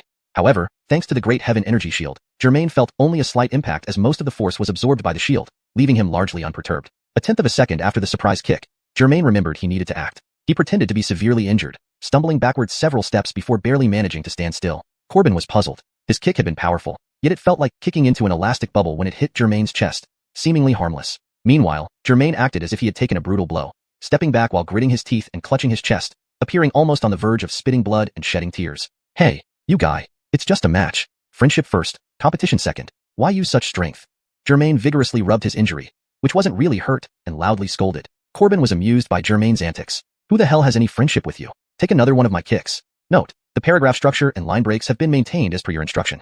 Chapter 184, Can you bite me, or what? Ripley claimed he would attack Germain's leg, but in reality, he was very cunning. He lightly placed his left foot and slightly raised his right leg, feinting an attack. Germain couldn't keep up the act any longer. Seeing Ripley's shoulder move and his leg lift, he genuinely thought Ripley was about to repeat his previous trick, aiming another kick at his chest. You can't fall for the same trick twice, nor can you replay the same scene. So, Germain instinctively dropped his hands to block Ripley's leg strike. However, upon seeing Germain fall for the ruse, Ripley inwardly rejoiced. Indeed, without instant teleportation, you're just a rookie. He quickly withdrew his slightly raised right leg, pushed off with both feet like a lion pouncing on a rabbit, and leaped into the air. His elbows hammered down like hammers, crashing towards Germain with the force of Mount Tai. Germain was still thinking about how to continue the act after blocking this leg strike. He hadn't expected that Ripley would suddenly withdraw his foot, jump up high, and deliver a standard Thai-style elbow strike. There was no way to dodge or defend against it. Elbow strikes and knee strikes are hallmark moves in Muay Thai, characterized by their immense power and near-impossible defense. Most combat sports strictly prohibit these moves. Though Germain had been in many fights, they were mostly street brawls. Real fighting wasn't his strong suit.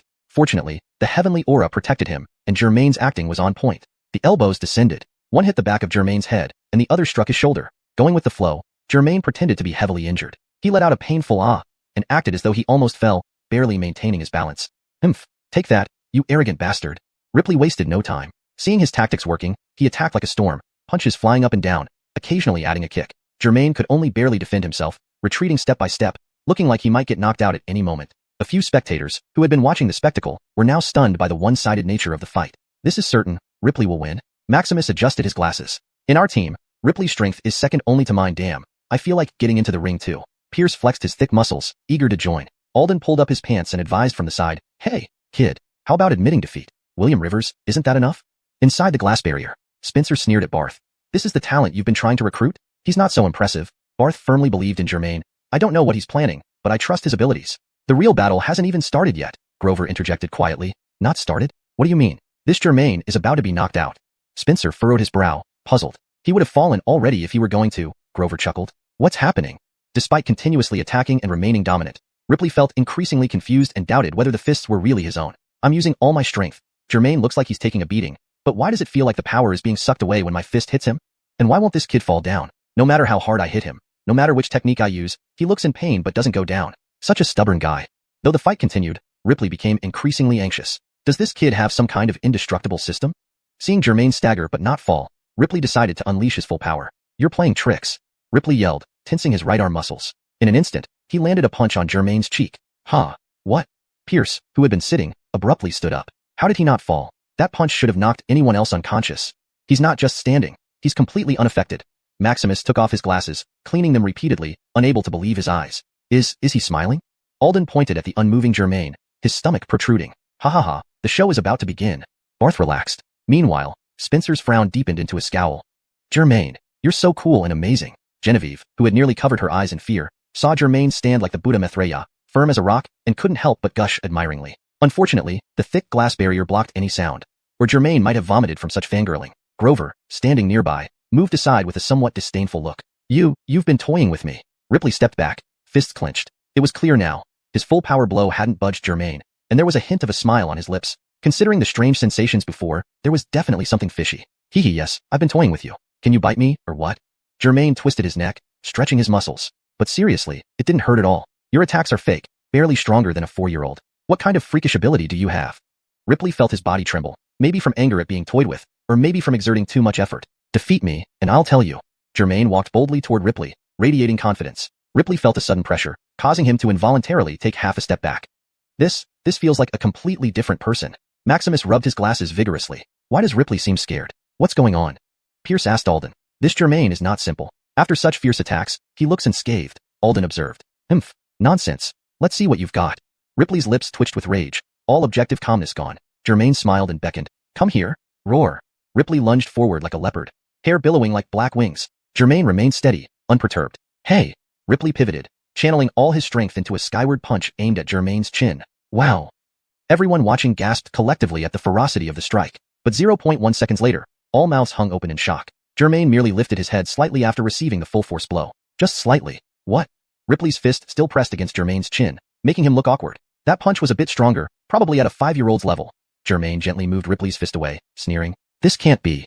Ripley refused to give up, reacting swiftly after the brief stun. With both hands, he grabbed Germain's neck, pressing down forcefully while planting his left foot and lifting his right knee straight towards Germain's face. Seeing that his positive energy value had decreased by another 200 points, Germain knew time was of the essence. There was no need to prolong the confrontation any further. Thanks to Ripley's friendly sponsorship, the xiuxian aura within him was already at full capacity and could not absorb any more energy. It was time to show this guy just how formidable he was. When someone grabs your neck and presses your head down, a normal person would instinctively try to lift their head up to escape the grip. However, relying solely on neck strength is hardly a match for 2 arms, especially those of a trained martial artist. It's like trying to break free from iron clamps. No easy feat. But Germain took the opposite approach. Instead of trying to lift his head, he suddenly bowed it down, aiming straight for Ripley's knee. "Is he crazy?" Alden exclaimed in shock. Ripley was caught off guard too. He had been forcefully pressing Germain's head down, but when Germain unexpectedly lowered his head, Ripley almost lost his grip. However, these were minor details. In an instant, Germain channeled a bit of xiuxian aura to his forehead and rammed it into Ripley's thigh. Ripley immediately felt a numbness in his leg, which buckled beneath him, causing him to kneel on the ground with a thud. Iron head technique. Pierce, who had thought Germain was doomed, exclaimed in surprise. More than that? Could it be golden bell cover or iron shirt? "You saw how Ripley hit him, yet he seemed unaffected," Maximus added. With disheveled hair, Ripley half knelt on the ground, one hand bracing himself while the other rubbed his thigh. "Damn, how did he suddenly get so strong? If he had really slammed his head into my knee, I might have shattered it." He glared up at Germain. "Humph, you've got some tricks up your sleeve. You were holding back." Germain smiled, looking down at Ripley. What do you say? Still want to continue? Ripley rubbed his reddened and swollen thigh as he staggered to his feet. Hey, we're just getting started. What's the rush? The tension between them hung in the air, both knowing the fight was far from over. Chapter 185, Fist Against Fist. Hey, Grover, what's the other superpower of this Germain? Though separated by thick glass, Maximus could still send his question to Grover standing on the other side because Maximus's superpower was telepathic communication. He just needed to speak with a person in reality and then imagine their face to communicate telepathically. How many times have I told you? Don't use telepathy for personal matters? Grover glared at Maximus through the glass, but considering who was much older, he held back from blowing up. Cough. Don't be angry, I'm just curious. Maximus turned away, facing Grover's back. Grover replied coldly, elementary instant teleportation, elementary fireball, elementary Hun Tian Gang Chi. What? William's superpowers? That's even stronger than you and Corbin. What is that Hun Tian Gang Chi anyway? Maximus was shocked and glanced back at Grover. I've already told you. Shut up. Grover ignored Maximus as he watched the battle between Germain and Corbin. Maximus reluctantly returned to watching the fight, now deeply concerned for Corbin. After all, Germain had 3 powers, while Tian only had 2. Moreover, fireball, if out of control, it might even result in fatalities. At this thought, Maximus understood why Grover initially hid behind the glass. It seemed he'd foreseen Germain's power from the start, truly prescient. Why don't you go first? I'll give you 3 moves, Germain teased, full of provocation. Don't mess with me. Try my steel fist. The rubber band Corbin used to tie his hair had long broken, his long hair flowing with each step, reminiscent of Purple Dragon from Saint Seiya. Anal punch? Germain almost burst out laughing. Why did you learn such a filthy move? Ignoring him, Corbin twisted his waist, kicked off with both legs, and lunged at a 45-degree angle towards Germain. Not giving up? Let's see what else you've got. Germain's expression darkened, realizing Corbin should know his capabilities yet pressed on, likely hiding another power.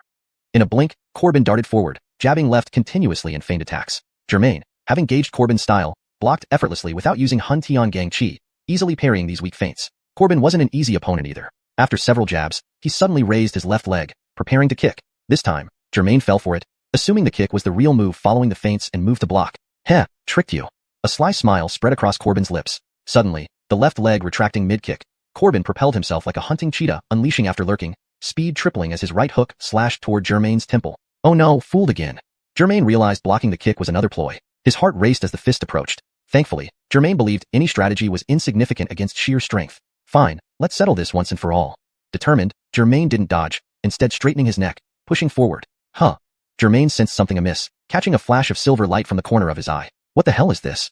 Germain hurried into system time to focus, discovering Corbin's fist transformed into a steel one. The transformation occurred almost instantly, the ordinary flesh turning into gleaming, polished steel from knuckle to wrist, reflecting faint human figures. At that moment, Germain recalled Corbin's strange words, try my steel fist. Ordinarily, people would call their fists iron, hence the unusual term, steel fist. Instinctively, Germain considered using instant teleportation to evade, remembering the deal. If he used it, he'd admit defeat. Should he endure? Germain hesitated. Hun Tian Gang Chi had its limits. Exceeding these limits meant significant damage despite most attack force being negated. Moreover, Corbin's steel fist looked incredibly powerful, clearly combat-ready. But instant teleportation was off-limits, leaving Hun Tian Gang Chi to absorb some force. Steel versus Gang Chi, let's see who wins. Exiting system time, Germain's forehead met Corbin's steel fist in a decidedly unfriendly encounter. SSS. The steel fist cut through the air so fast it nearly sparked. Germain, be careful. Genevieve screamed upon seeing Corbin's right fist turn silvery steel. Through thick glass, Germain couldn't hear her cries even if he could. It wouldn't change anything. So fast. This steel fist moves faster than my bullet loading. Pierce's eyes widened. When the steel fist accurately struck Germain's forehead, the expected loud impact and Germain's screams didn't happen. Germain merely stumbled back 2 steps, touching the red mark on his forehead. This actually hurts. What the hell kind of power is this? Why did I use 11/10 strength? Corbin seemed close to tears. And you're totally fine? Germain rubbed his eyes, shook his head, massaging his temples. I'm not fine. My brain feels concussed. If I get hurt, you're paying the medical bills. I'll take responsibility, come again. Seeing Germain's dazed look, indicating some concussion, Corbin wanted to capitalize while Germain recovered, swinging his fist anew. Chapter 185, continued. Germain glanced at his positive energy value.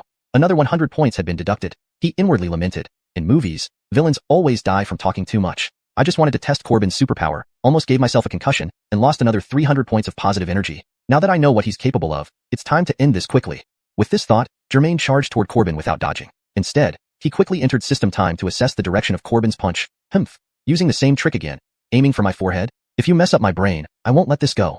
Then, he swiftly exited system time, raised his right fist, infused it with Hun Tian Gang Chi, and aimed directly at Corbin's gleaming steel fist. Wow.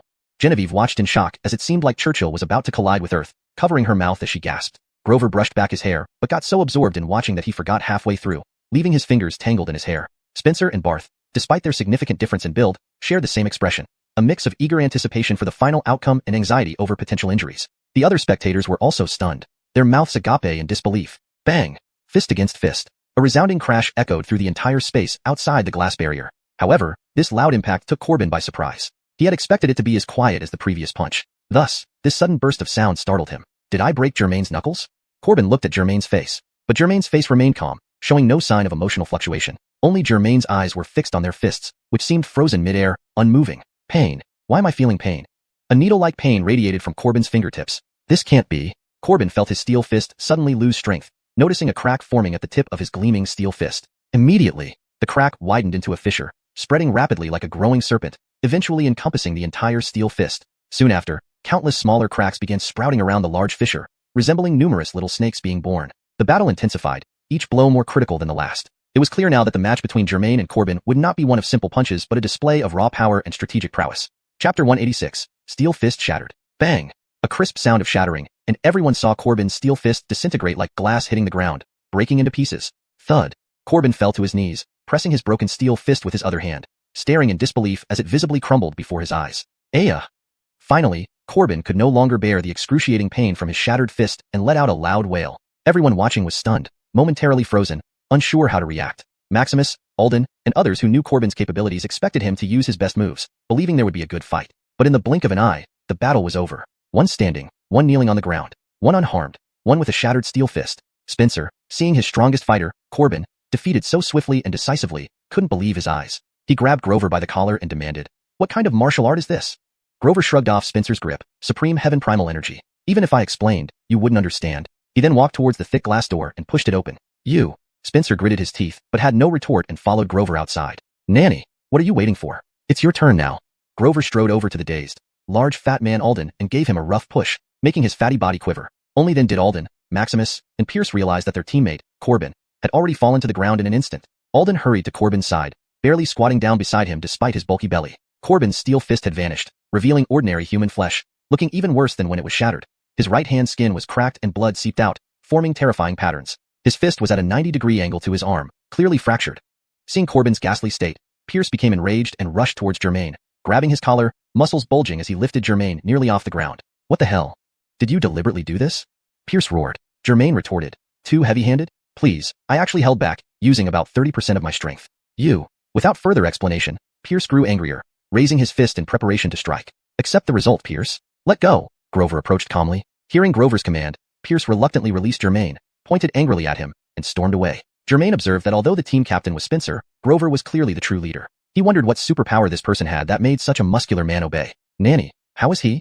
Grover asked Alden while standing with folded arms. "I don't know. I'm not a doctor." Alden, squatted awkwardly, responded breathlessly, "but I can try treating him. It shouldn't be a problem." As he spoke, Alden picked up Corbin's limp wrist, focusing his mind. Germain straightened his clothes, ceased his supreme heaven primal energy, and glanced at Corbin on the ground, muttering, "Bro, I didn't mean to." "You insisted on pushing yourself into it." Just then, Barth and Genevieve arrived. "How is he? Is he okay?" Barth looked at Corbin on the ground and asked Germain. "I'm fine, just a bit dizzy from the shock earlier." Germain rubbed his temples and asked, "What's the fatty doing? Why isn't he being taken to the hospital?" Barth explained, "No need. This fatty, Alden, has healing abilities. Minor injuries are usually fine. No wonder they call him Nanny," Germain realized, thinking how appearances can be deceiving. "Germain, are you okay? Any injuries?" Genevieve anxiously checked him over. Germain felt even dizzier, quickly supporting himself with Barth's shoulder. "No, I'm fine. Thanks for asking." "He actually said thank you." Genevieve's cheeks flushed red again. Suddenly, Alden's right hand emitted a golden light, and both his hand and Corbin's wrist began to vibrate slightly. "Amazing, real healing skills?" Germain marveled. After about 30 seconds, Alden suddenly gripped Corbin's wrist tightly. "Ah!" Corbin screamed in pain. "Will this really work?" Germain doubted again. "Phew!" Alden exhaled and released Corbin's wrist. "Better?" Grover asked. "Yes, should be fine. However, due to the energy consumption, he needs more rest, sleep, and high-calorie foods." Alden panted, struggling to stand. "More rest, more sleep. That makes sense after expending so much energy. But high-calorie foods? What logic is this?" Pierce scratched his bald head, puzzled. "Look, I need more rest, sleep, and delicious food to recover." Alden patted his big belly. "Damn, who asked you? How is Corbin?" Pierce wanted to punch the fat man. "Relax, tough guy. Sleep tonight and he'll be back on his feet tomorrow." Alden pulled out a sausage from nowhere, opened it, and started eating. Maximus helped Corbin sit up. His face indeed looked better. "Look at his hand." Genevieve shrieked, pointing at Corbin's hand. His wrist began writhing violently, like a snake in water, gradually straightening from its nearly 90-degree angle. The torn, bleeding skin started healing right before everyone's eyes. In less than a minute, Aside from faint bloodstains, there were no signs of injury left. Hee hee, impressive. No wonder you're our team's nanny. Pierce patted Alden's back joyfully. Alden shrugged nonchalantly. Piece of cake. So easy. But he still needs a day to fully recover. You two, take Xuanhuan to the medical room for another checkup.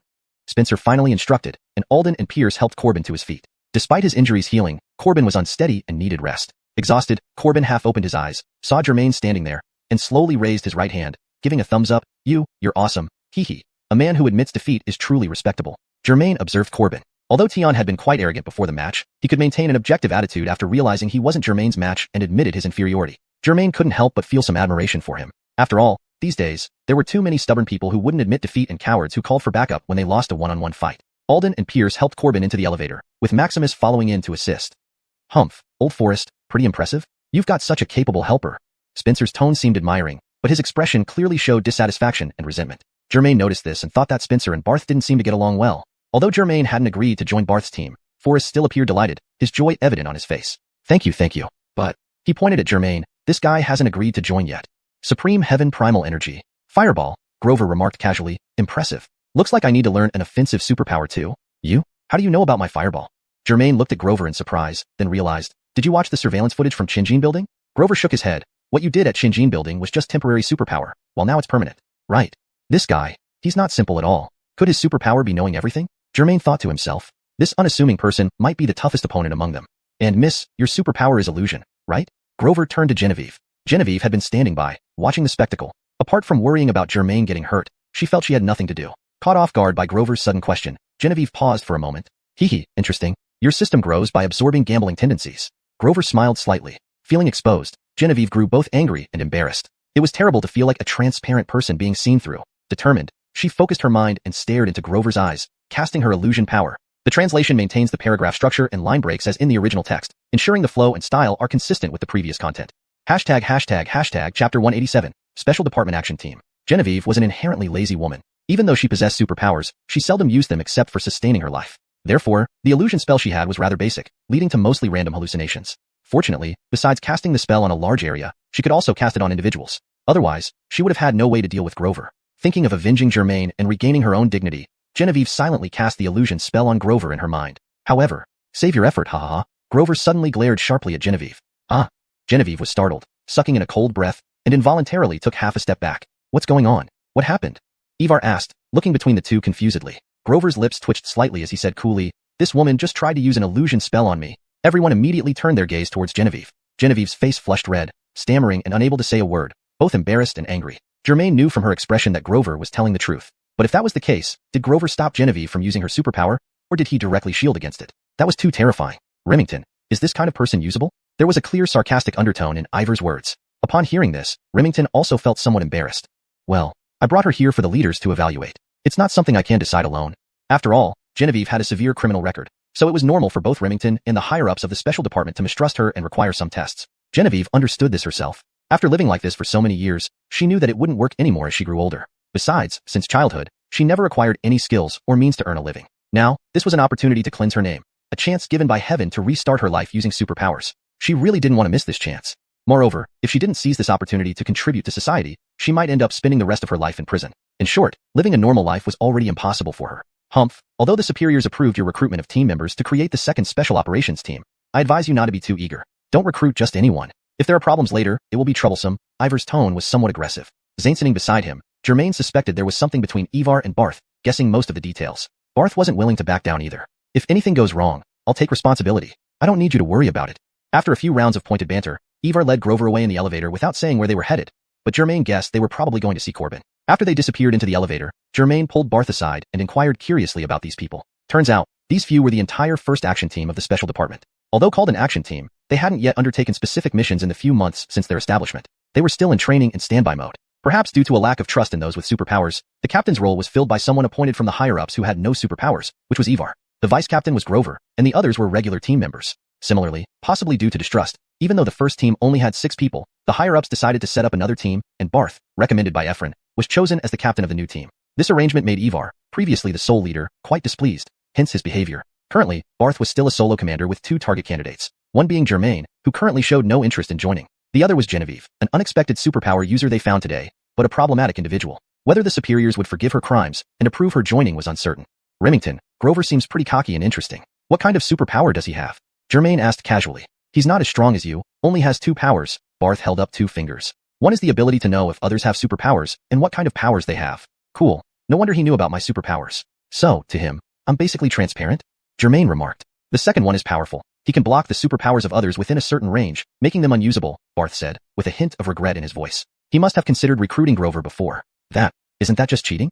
Genevieve still seemed upset. Germain looked at her, thinking that her illusion spell wasn't much better either. Then, Barth introduced the rest of the team. Corbin, 25, had previously dreamed of becoming a rock star, so he kept his signature long hair. After his dream was shattered, he unexpectedly became a superpower user. His superpowers were teleportation and steel fist. Alden, 29, weighing 249 pounds, had healing powers. Surprisingly, this big fat man was once a fitness coach. Germain couldn't associate this ball of meat with a fitness coach. Barth explained patiently that this person had a calorie system, requiring him to consume high-calorie food daily, or else he would die. Maximus, 43, the oldest in the team besides Captain Ivar. His superpower allowed him to communicate telepathically with anyone he had spoken to face-to-face. At this point, Germain pulled out his phone to compare. For communication, this ability was far superior to a mobile phone. If they captured this guy and studied his brainwaves, developing a brain-computer communication device could make them rich. Pierce, 30, used to be a hardcore gamer who stayed up late playing games, causing him to go bald in his 20s. He later shaved his head and got a push-up system, gaining energy through daily push-ups. In just 2 months, he transformed from a fat geek into a muscular tough guy, boosting his confidence significantly.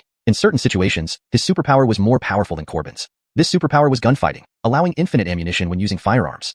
After Barth's introduction, Germain realized that whether he was the strongest among them depended on specific situations and environments. However, in terms of overall strength, he was definitely the most balanced with no obvious weaknesses. Among them, Corbin was somewhat similar to himself, but Germain had Fireball, giving him an additional ranged attack skill. Even if he hadn't used Heavenly Gantry energy, just the fireballs would have easily beaten Corbin. Initially, he thought he was unique, then came Godfrey, and now several others with superpowers.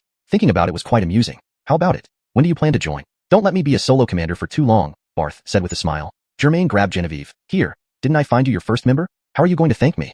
Barth originally wanted to say that whether this person would pass the superior's approval was uncertain, but seeing Genevieve's hopeful look, he didn't want to discourage her, so he replied tactfully, I will consider it. However, you should seriously consider it, right? Be a passionate youth serving society. Chapter 187, Special Department Task Force. Genevieve was inherently a lazy woman. Even though she had superpowers, she rarely used them beyond what was necessary for survival. Consequently, her hallucination ability was quite basic and could only induce random illusions. Fortunately, apart from area casting, she could also cast it on a single target.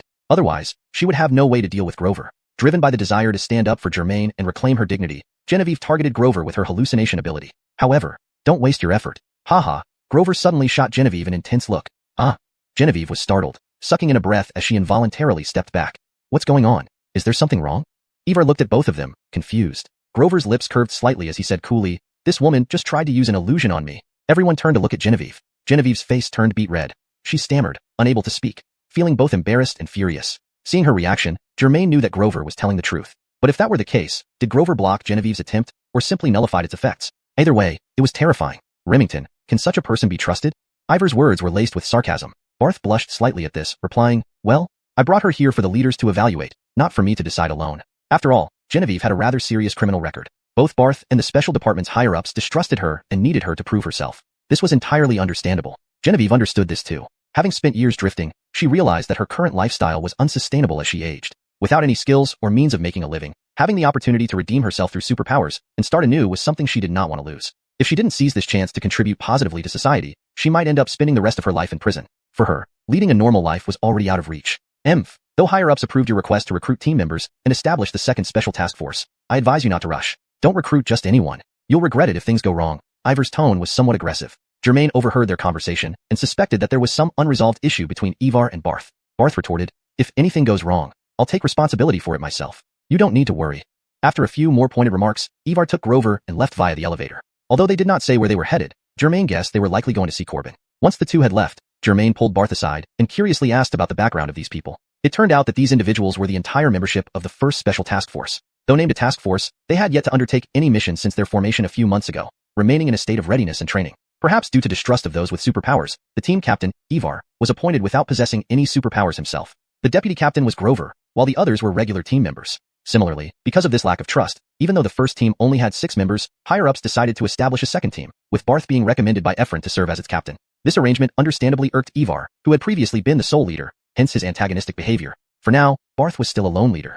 Of the 2 potential recruits, Germain was currently unwilling to join, while the other, Genevieve, whom they unexpectedly discovered to possess superpowers, had a problematic past. It was uncertain whether higher-ups would pardon her crimes and approve her involvement. Remington, Grover seems pretty cocky, huh? What's his superpower? Germain asked bluntly. He's not as capable as you. He has only 2 powers. Barth held up 2 fingers. One is to detect if someone has superpowers and what kind of superpowers they have. Amazing. No wonder he knew about my powers. So I'm practically transparent to him? Germain remarked. The second one is even more impressive. He can block other people's superpowers within a certain range, rendering them ineffective, Barth said with a hint of regret, suggesting he had once considered recruiting Grover. Isn't that unfair? Genevieve still seemed irritated. Germain glanced at her, thinking her own hallucination ability wasn't much better. Then, Barth introduced the others. Corbin, 25, had always dreamed of becoming a rock singer, so he kept his signature long hair. After his dream shattered, he unexpectedly became a super-powered individual. His abilities were teleportation and steel fists. Alden, 29, weighed 249 pounds and possessed healing abilities. Surprisingly, he used to be a fitness trainer. Germain found it hard to associate this hefty man with being a fitness coach until Barth explained that he had a calorie-based system requiring him to consume large amounts of high-calorie foods daily to survive. Maximus, 43, was the oldest member aside from Captain Ivar. His power allowed him to communicate telepathically with anyone he had spoken to face-to-face. Germain checked his phone, noting that in terms of communication, this ability far exceeded that of a mobile phone. Capturing Maximus for brain-slicing research to develop a brain-computer communication device could be very lucrative. Pierce, 30, was once a notorious gamer who stayed up late playing games, causing him to go bald by his 20s. Later, he adopted a push-up system, boosting his energy through daily exercises. In just 2 months, he transformed from a chubby couch potato into a muscular man, gaining confidence and, in certain situations, surpassing Corbin's abilities. His superpower was infinite ammunition when using firearms. After Barth's introduction, Germain realized that while he might not be the most powerful among them depending on the situation, his overall strength was undoubtedly the most balanced without obvious weaknesses. Corbin's abilities were somewhat similar to his, but Germain had an additional fireball skill, giving him a ranged attack advantage. Even without using Hun Tian Gang Chi, Germain could easily overpower Corbin with fireballs alone. Initially believing himself unique, then encountering Godfrey, and now finding more superpowered individuals made for an interesting experience. So, interested in joining? Don't let me be a solo leader for too long, Barth chuckled. Germain pulled Genevieve closer. Look, I found your first recruit. How do you plan to thank me? Barth hesitated, wanting to mention that it was uncertain if higher-ups would approve of Genevieve. However, seeing her hopeful expression, he chose a gentler approach. Of course, I'll consider it, but you should seriously think about it. Serving society as a young patriot, wouldn't that be great? Yes. Look at me. Even I know all these things. Genevieve seemed to have already regarded herself as Barth's official subordinate. Why don't you join us?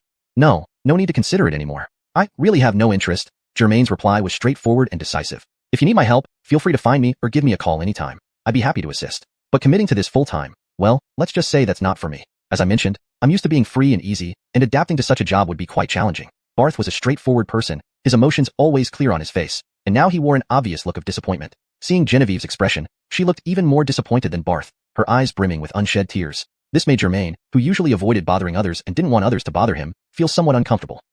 You guys don't need to look so down, Germain said, scratching the back of his head awkwardly. Maybe one day, I'll change my mind. Barth sighed. Forget it, I wouldn't want to force you into anything. Whether you join or not is your choice. After a few more casual words, Germain glanced at his phone and realized it was getting late. He bid farewell to Barth. It's this time of day. The outside world must be getting dark soon. I need to get back. My cat hasn't eaten yet.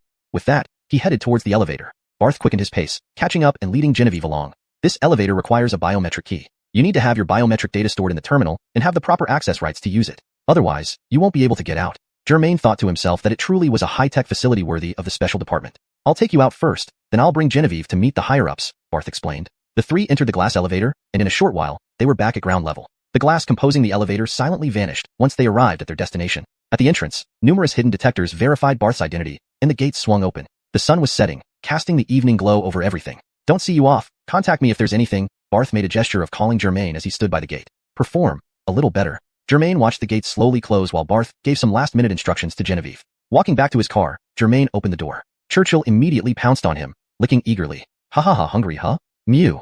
Note, the translation has been adjusted for natural English fluency and coherence with previous content, maintaining paragraph structure and tone. Chapter 188. I'm back. When Germain returned home, it was already dark. Adley stared in amazement as Germain drove a red Beetle into the garage. Fortunately, the garage was spacious enough to accommodate 3 or 4 cars without any problem. Did you swap your bike for a Beetle after being out all day? Adley circled the car, asking, and it's secondhand? The car belongs to Kareem, President Corina's bodyguard from Qinjin Shopping Center, whom you know. Saying this, Germain made 2 large circles with her hands in front of her chest. Oh, right, I remember. But why did you bring his car back? Adley picked Churchill up from the car and set him down on the ground. Well, it's a long story. He got injured and had to go to the hospital, so I brought the car back first. Germain slung an arm around Adley's shoulders. I'm exhausted. Come upstairs with me to take a shower. You're such a troublemaker. Forget it. Annoyed, Adley pinched Germain's waist hard. causing Germain to yelp in pain. Seeing that Germain looked weary but unharmed and relaxed, Adley knew that whatever Germain had to do must have been accomplished. Thus, she didn't press for more details, letting Germain head upstairs on her own. Meanwhile, she took Churchill to eat his cat food. Germain trudged upstairs and collapsed onto the bed. It wasn't until she could smell the stench of sweat on herself that she dragged herself into the bathroom for a hot bath. Listening to music while soaking in the bathtub, Germain felt exceptionally relaxed. Today's events were likely unimaginable to most people, not just experiencing them. In less than a month, her perception of the world had been thoroughly turned upside down. It turned out there weren't just one or two people with superpowers. There might be many others like her. This led her thoughts back to Barth's invitation. On the way back, Germain pondered why Barth placed such emphasis on her. It wasn't just because she possessed 3 superpowers. The bigger reason was probably that he knew she had the positive energy system, meaning she would only do good deeds beneficial to the country, society, and its people. Therefore, Barth trusted her completely. But, thinking about this, Germain chuckled. She didn't lack anything except a stable source of positive energy values. As for other matters, they could wait. However, having these abilities meant she might never live a completely free life again. Even if she hadn't noticed it yet, there might be eyes, perhaps many pairs of eyes, watching her closely. Squeak. Interrupted by the sound of the bathroom door opening, Germain opened her eyes to see Adley walking in with a tray, Churchill trotting behind her. I saw how hungry Churchill was. It's like he saw family when he saw meat. You must be hungry too, right? Adley asked. You're truly considerate. Germain smiled gratefully and glanced at what was on the tray. A mean pan-fried skinless chicken thighs, a serving of vegetable salad, 2 eggs, a bowl of rice, and a glass of soda water, Adley listed off, placing each dish beside the bathtub. Simple and healthy. How does it look? Satisfied? Despite wearing loose pajamas, Adley's perfect figure was unmistakable, making Germain momentarily distracted. Still famished, Germain decided to focus on eating first. After dinner and a bath, Germain crawled into bed, exhausted. Adley had prepared a room for Churchill earlier, buying several cat trees so that Churchill no longer had to share the bed. After settling Churchill and locking the door, Adley joined Germain in the bedroom, freshened up, and slipped under the covers. How was today? You look very tired, Adley asked with concern. More than tired, Germain replied weakly, almost unable to keep her eyes open. Have you ever been chased by dozens of people? Really? What happened? Adley quickly began massaging Germain's arms. Thus, Germain recounted the entire day's events, from mistakenly entering a brothel to fighting off 100 thugs, dismantling a massive gambling den, visiting a special department, meeting a group of people like her, and battling a hairy monster for dozens of rounds. Naturally, she kept silent about losing Churchill. That would have resulted in something far worse than a massage. Exhausted, Germain fell asleep midway through her narration. When Germain woke up and checked the time, it was already 6 in the morning. Adley was still asleep, resting her head on Germain's arm, her face rosy in her pink silk nightgown. One of the perfectly rounded mounds peeked out, looking incredibly soft. Feeling refreshed and re-energized, Germain flipped Adley gently, spooning her from behind for another round. Afterward, Germain drifted back to sleep, waking up only when the sun was high in the sky. This time, Adley was gone, leaving behind the pink silk gown. Apparently, she had changed into loungewear and gone downstairs. Feeling incredibly relaxed, Germain stretched and got out of bed. She went to the bathroom, freshened up, and found her legs felt wobbly from her early morning activities. Wobbling down the stairs, she saw Adley sitting on the floor, tearing strips of boiled chicken breast for Churchill. Walking up behind Adley, Germain embraced her lovingly, breathing in her scent. You're so naughty first thing in the morning, making my stomach hurt, Adley complained teasingly. Hee, sorry baby, I just missed you a lot, Germain apologized awkwardly. The sunlight streaming through the window illuminated the affectionate couple, casting a warm and peaceful glow. Lucky for Churchill, who only understood feline language, otherwise, he might have felt envious and bashful. No wonder throughout history, countless heroes chose beauty over power, indulging in the pleasures of love. By noon, Germain was preparing to leave. Initially, she planned to stay home and rest all day. But seeing Kareem's red Beetle still parked in the garage, she called him to return the car. Confirming Kareem's hospital and room number, Germain kissed Adley's forehead before driving away. Yesterday, when returning with the car, the security guard at the gate of the villa complex didn't recognize the vehicle and hesitated initially. Only after Germain rolled down the window and showed her face did they allow her entry. Kareem's hospital wasn't too far from Germain's villa. After a half-hour drive, she arrived. Parking the car, Germain headed toward the hospital ward. Just as she entered the lobby, unsure where the elevators were, someone approached from behind. Excuse me, can you give me directions? To be continued. Turning her head, Germain saw a middle-aged man speaking to her. His skin was dark from sun exposure, and his face was lined with wrinkles, but he looked to be only around 40 years old. What's up? Seeing that she didn't recognize him, Germain guessed he was likely asking for directions. Hello, I'm here to deliver water. Could you tell me if this is building A of the inpatient ward? Germain noticed 2 large barrels of water at his feet and replied, Yes, this is building A. Which floor are you heading to?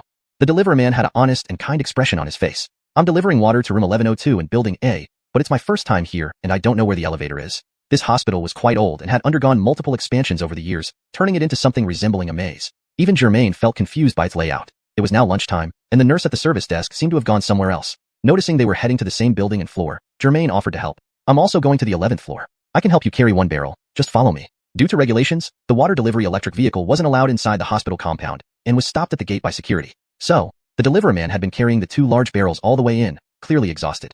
Hearing Germain's offer, he hesitated, saying, Oh, how could I ask you to do that? Germain insisted that it was no trouble at all, then lifted one of the barrels. They walked side by side, looking for the elevator. Ding. Host acts kindly by helping the deliverer man, rewarded with 5 positive energy points. Germain smiled to herself. Such a small act resulted in a reward, making her feel quite happy, and the weight of the water barrel suddenly didn't seem heavy at all. After asking 2 passing doctors in white coats, Germain and the deliverer man finally found a passenger elevator in a corner. Pressing the button for an upward ride, they placed the water barrels on the ground and chatted idly. It turned out the deliverer man had previously been farming and raising sheep back home. However, his son, who was just over 10 years old, had suddenly fallen seriously ill this year. To raise money for his son's medical treatment, he left everything at home to his wife and came to the city to work, juggling 2 jobs day and night, which was very tiring. As they talked, the elevator arrived at the ground floor. The doors opened, and a uniformed security guard stepped out, glancing at the deliverer man before walking away. Although Germain found the guard's expression somewhat strange, she didn't give it much thought and helped the deliverer man load the 2 water barrels into the elevator. Just as she was about to press the button for the 11th floor, the guard suddenly turned back and blocked the elevator door. Who said you could use the passenger elevator to transport goods? To be continued. Chapter 189. The overbearing security chuckered. The guard's question made both Germain and the water Gustavus momentarily stunned. Oh, I'm delivering water to room 1102, the Gustavus hastily explained. Water isn't cargo? Get out. Follow me. The guard glared with his beady eyes, smirking arrogantly. The Gustavus looked troubled but had no choice but to take the 2 buckets of water out first. Seeing the guard's attitude, Germain knew this guy was intentionally looking for trouble, so he also stepped out of the elevator. Brother, I brought you here. Let me go with you, Germain said. That wouldn't be proper. The Gustavus said humbly, not having finished when the guard sneered. No need for your heroics. I saw you 2. Come with me. The Gustavus looked apologetically at Germain, who nodded in reassurance. Thus, Germain and the Gustavus, each carrying a bucket of water, followed the guard into the security office. Upon entering, Germain frowned. The cramped room lacked ventilation, and several fans whirred uselessly on the walls. A few guards in uniform were lounging around, playing on their phones and telling crude jokes, some even with their feet propped up on desks. They were little more than thugs in uniform. Hey Chucklermo, caught someone using the passenger elevator again? One guard greeted as Chucklermo walked in, engrossed in his game. Chucklermo chuckled, sure did, caught 2 this time. Then, turning sternly, he ordered, you 2, put the stuff down over there and sit, waiting for your tickets. It was the first time the Gustavus dealt with these people, so he obediently sat on a long bench in the corner. Germain, however, wasn't about to play along. Hands in his pockets, he asked, what exactly did we do wrong? Spit it out. Chucklermo hesitated, then sneered, oh, met a tough one today. What did you do wrong? Let me show you. He pulled out his phone and played a video showing Germain and the Gustavus carrying 2 buckets of water into the elevator. I see that. What's the problem? Germain didn't understand. Are you blind or something? Chucklermo paused the video, pointing to a spot on the screen. Passenger elevator. For people only, no cargo allowed. Got it. Germain tried to keep his cool. If it's not allowed, why didn't you just tell us when you came out of the elevator? Why let us in and then say it's not allowed? What's the point? You. Chucklermo realized he wasn't dealing with an easy target and got agitated. Cut the crap. I mean $100 each, pay and scram. The Gustavus, seeing tensions rising, fished out his wallet. Sorry, security brother, it's our fault. For $100, right? Here. He gathered 400 yuan from a thick wad of loose change. Seeing the Gustavus back down, Chucklermo felt emboldened by the presence of other guards. No can do. He pays his own fine, Chucklermo insisted. The Gustavus was at a loss, unsure how to proceed. The guards, previously busy with games, now put away their phones, some picking up rubber truncheons. This is unreasonable, Germain countered calmly. 1. You didn't post any notice saying the elevator can't carry cargo, and it was just 2 buckets of water with no one else in the elevator. I mean, you could have told us up front but deliberately kept quiet, only to demand money afterward. Sounds like entrapment. William, you're demanding 200 yuan each. Who gave you that authority? Is this hospital your private property? One guard snickered. Chucklermo smirked. Funny you should ask. The hospital director is my cousin-in-law's uncle, making him part of my family. He picked up a rubber truncheon from the desk, pointing it at Germain. You don't look poor. Pay the fine. Stop wasting my time. The Gustavus, seeing things getting out of hand, pleaded. Please, security brother. Let me pay for him. What's it to you? Chucklermo shoved the Gustavus with the truncheon, sending coins flying. Not behaving? First, we beat you, then charge you for disturbing the peace. Believe that? Germain smiled, nodding, and pulled out a thick wallet from his pocket. Chucklermo thought he'd caved, laughing. Thought you had some backbone. Opening the wallet, revealing a thick stack of red 100 yuan notes, Germain dumped them all out. Chucklermo stared, dumbfounded. This guy looked ordinary but carried so much cash casually. In a place like this hospital, wasn't that risky? Looking closer, the shaved head and scars made him think Germain might be a thief. Germain shook the stack of cash, making a tempting rustling sound. About 10,000 here. Money's no issue for me, but I won't give you a cent unless it's justified. Understand? He stuffed the money back into his wallet and pocketed it. If Chucklermo looked in a mirror, he would see his face turning green with rage. His triangular eyes bulged, teeth grinding. You're nothing but a thief. That money must be stolen. Grab him. Beat him, he bellowed. Chuckards rushed forward, knocking the Gustavus to the ground. Chucklermo, holding the truncheon, swung it straight for Germain's head. With days of high-intensity combat experience, Germain was well prepared. Bam! A loud crack echoed as Chucklermo's truncheon struck Germain's head, bending into a U-shape. Everyone froze, stunned by what they saw. Chucklermo's hand trembled, unable to pull the U-shaped truncheon off Germain's head. Chucklermo gazed at Germain like a monster, while Germain's cold glare sent chills down his spine. Damn, got into a conflict with a martial artist over 200 yuan. This guy must practice hard qigong. The thought made Chucklermo's heart race, causing the muscles in his face to twitch uncontrollably. More shockingly, Germain easily removed the bent truncheon, effortlessly straightening it like kneading clay, then twisted it with minimal effort, breaking it into 2 pieces. Everyone was speechless, watching the events unfold. Chucklermo couldn't believe his eyes, feeling utterly powerless against this seemingly invincible man. The group of previously intimidating security guards now stood speechless, staring at Germain as if he were a monster. They exchanged awkward glances, unsure of how to proceed.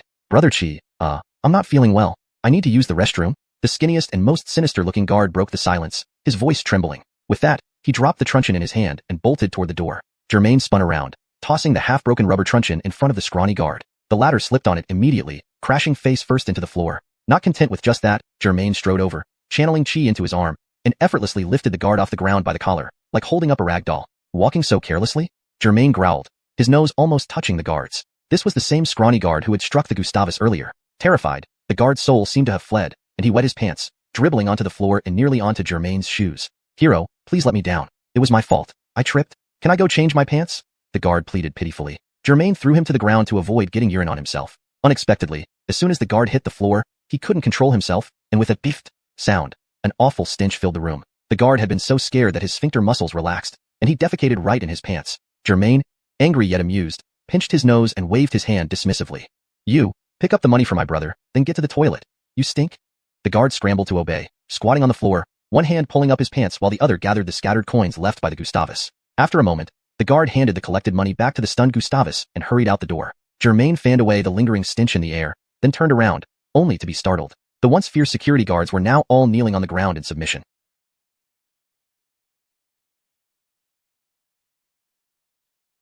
Chapter 190 Host, you're truly sly. Huh? What's this? Can't use your legs? Germain said mockingly. Chucklermo had already realized that he was worlds apart from this old grandpa in front of him.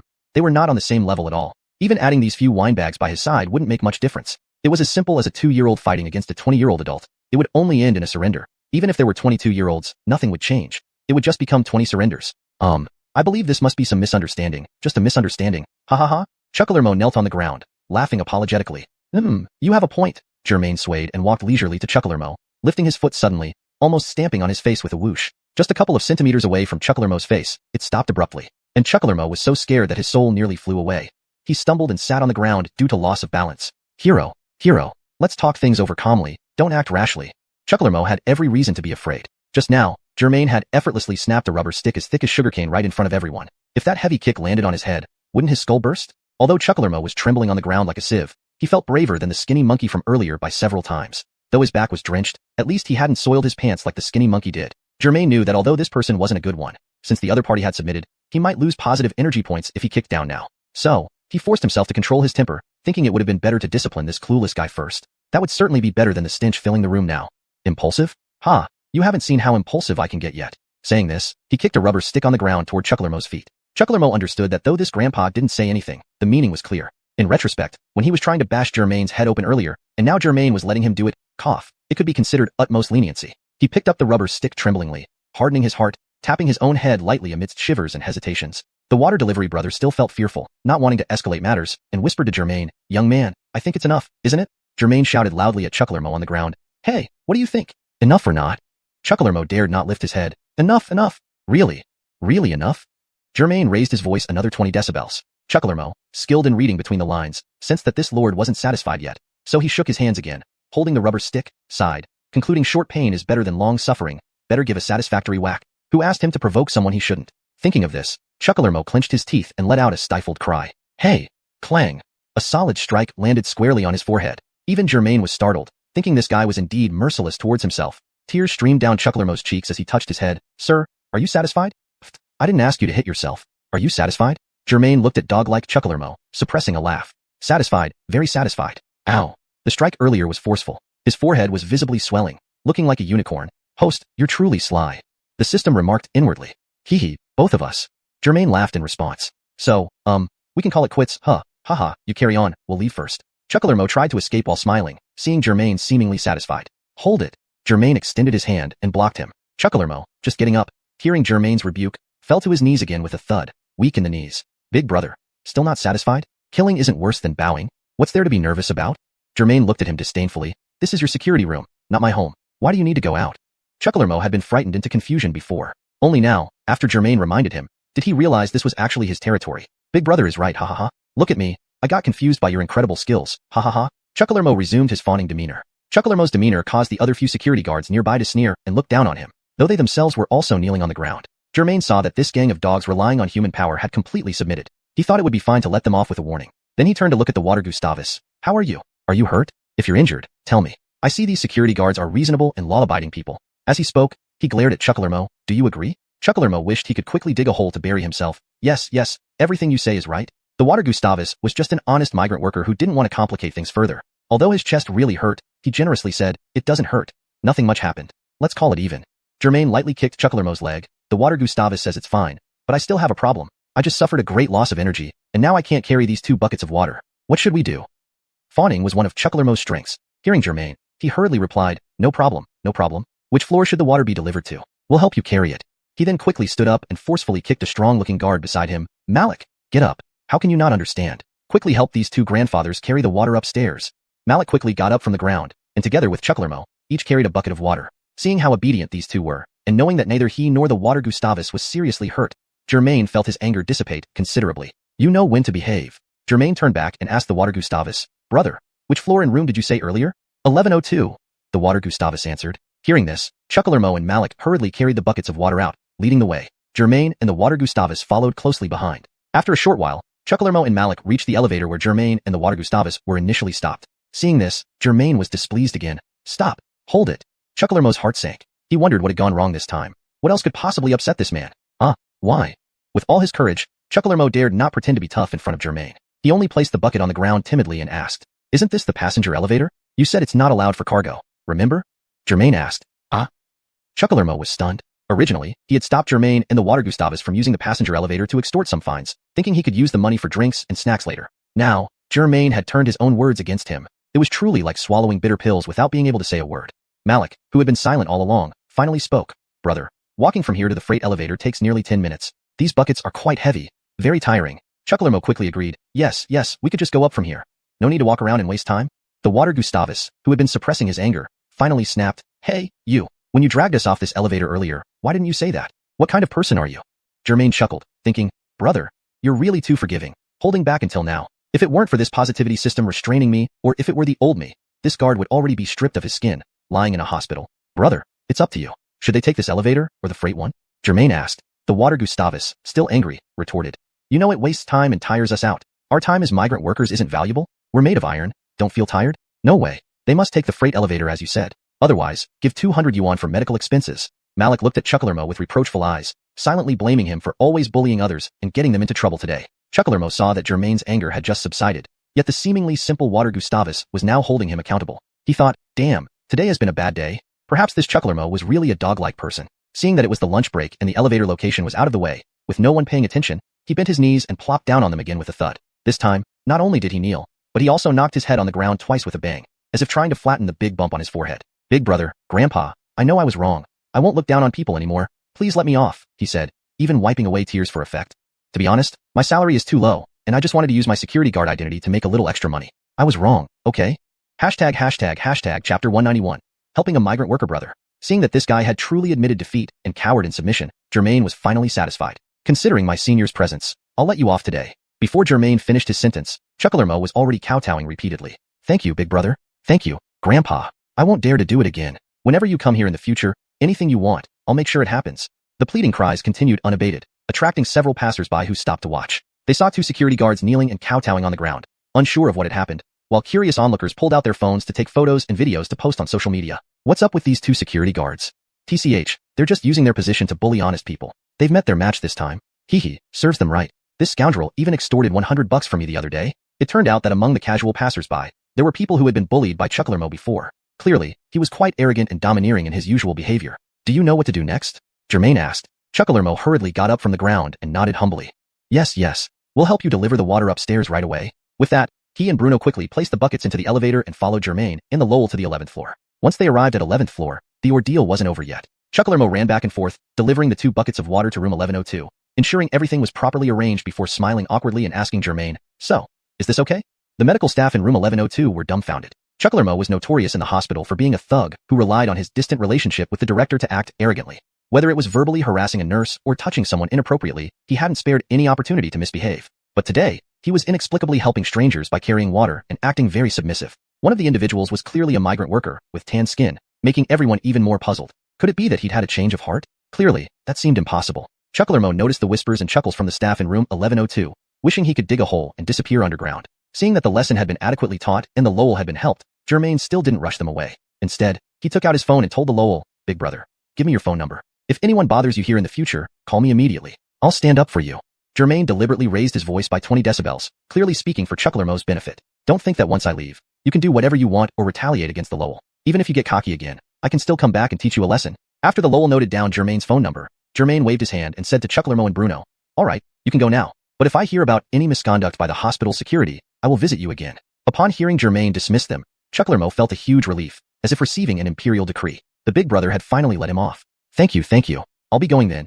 You can continue chatting." Chucklermo bowed deeply while backing away, only to bump his head on the door frame with a loud clunk when he tried to flee, causing everyone in the room to burst into laughter. Germain watched Chucklermo blush in embarrassment, cover his nose, and hastily escape, finding the scene hilarious. That moment, ding! Congratulations, host.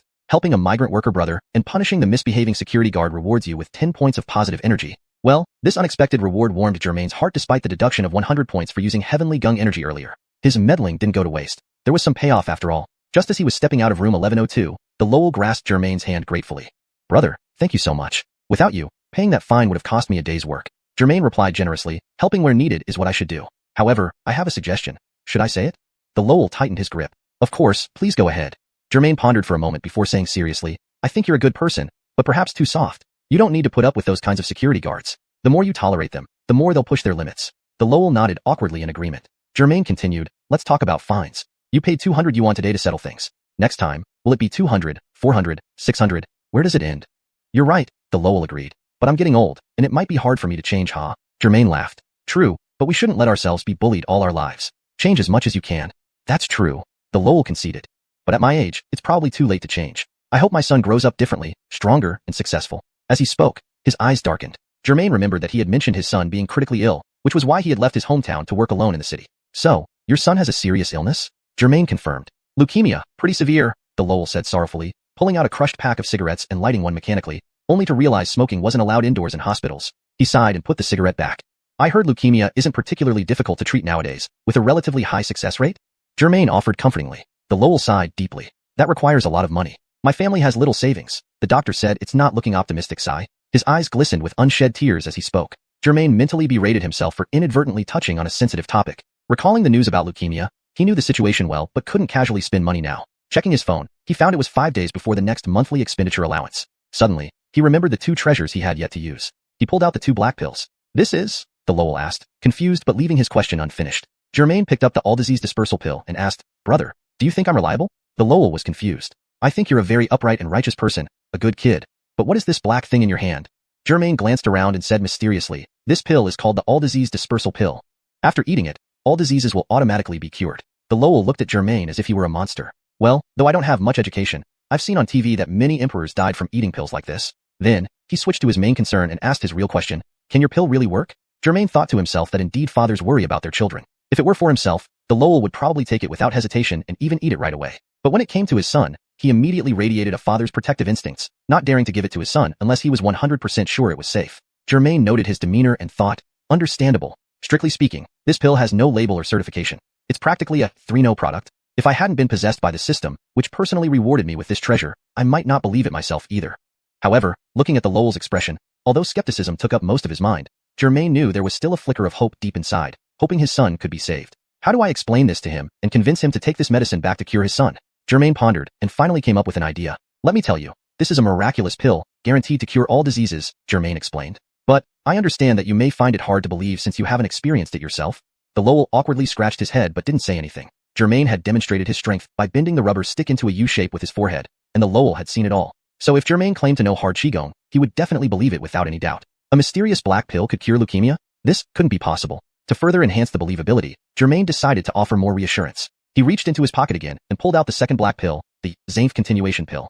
"Look, brother," Germain said earnestly, "I understand your concerns, but I wouldn't give you this pill lightly. These pills come directly from a higher power, ensuring their effectiveness and safety. The Lowell still looked uncertain, and Germain could see the internal struggle in his eyes. I can promise you, if these pills didn't work, I wouldn't have them in my possession. Think of your son's future. He deserves a chance at a healthy life. Touched by Germain's sincerity, the Lowell hesitated. Finally, he sighed deeply and accepted the pill with trembling hands. Thank you, brother. I trust you. I hope this can save my son. Germain nodded solemnly. It will. Trust me. With that, Germain patted the Lowell on the shoulder and turned to leave. He hoped his efforts today would bring light and hope to this struggling father and his sick child.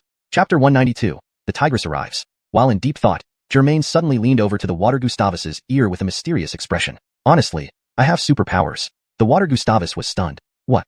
What? Superpowers, like Superman. This pill really can cure all diseases, Germain replied seriously. So, aren't you some kind of deity then? The Water Gustavus's eyes widened. Well, you could say that, Germain answered, and then he asked, do you still want it? He shook the mysterious black pill in his hand. The Water Gustavus hesitated, but eventually took the pill from Germain. His wife had recently taken their son for a checkup, and the doctor had said there was little hope for survival and had suggested they prepare for the worst. I'll give it a try. The Water Gustavus sighed deeply, but his frown remained tight, almost turning into a crease on his forehead. Germain laughed heartily and patted the Gustavus on the shoulder. Relax, this medicine will do wonders. The Water Gustavus managed a thin smile, expressing his gratitude. Thank you. I should head down now. My van is still parked at the entrance. I'll call you if there are any updates. After sending off the Water Gustavus, Germain turned around to find Kareem's ward. Luckily, the hospital wasn't too large, and it only took him a few minutes to locate Kareem. Have you been possessed by Conan? Ever since I met you, nothing good seems to happen. Kareem chuckled from his hospital bed. Germain replied helplessly, possessed indeed, though not as effective as Conan. He laughed awkwardly to cover his embarrassment and shifted the conversation. How badly are you hurt? Why hasn't anyone from your company or family visited? Ah, just some surface wounds. A few days of rest and I'll be fine, Kareem replied confidently. Today, they mentioned Corina, the CEO, might come by. What? That tigress is coming here? Germain shot up from his chair. Tigress? Ha ha ha, is she really that scary? Kareem laughed. Germain sat back down. Tigress is an understatement. If it weren't for her decent looks and incredible figure, I'd call her a tyrannosaurus. Ha ha ha ha. Just as they were chatting, they heard voices outside the door. President, this is the place? Oh, our president has arrived. Shouldn't you make yourself scarce? Kareem recognized his colleague's voice and knew Corina was approaching. Make myself scarce? She's the tigress, and I'm Avril Song. Afraid of her? She should be afraid of me. Germain scoffed. As he spoke, the door opened, revealing two bouncing hemispheres before the rest of Corina's face came into view. Corina paused when she saw Germain. You? What are you doing here? Her bodyguards followed, carrying bouquets of flowers and baskets of fruit, entering one after another. Germain noticed 8 bodyguards squeezed into the already cramped ward, 2 more than the last time he'd seen Corina. It seemed her security measures had been upgraded again. Was Corina genuinely timid, lacked a sense of security, or was something else going on? He knew that even world-class billionaires rarely brought more than 3 or 4 bodyguards for daily activities unless attending events. With Corina's wealth ranging from a few hundred million to perhaps a few billion, did she really need so many bodyguards? Germain surmised that Corina must have some untold story behind her enhanced security. Germain stood up. I came to visit a friend. Is there a problem with that? Corina sniffed disdainfully. If not for you, would my bodyguard be injured? I haven't even begun to hold you accountable yet. Her bodyguards, sensing tension in their boss's tone, moved closer. The lead bodyguard whispered to Corina, should we remove him? Corina shook her head without a word, signaling no action needed. The bodyguards retreated. This is between Kareem and me. You're uninvolved. He's my friend outside of work. I plan to thank him personally for his injuries. No need for your concern, Germain said reasonably, leaving Corina momentarily speechless. One bodyguard objected, hey, how do you talk to our president?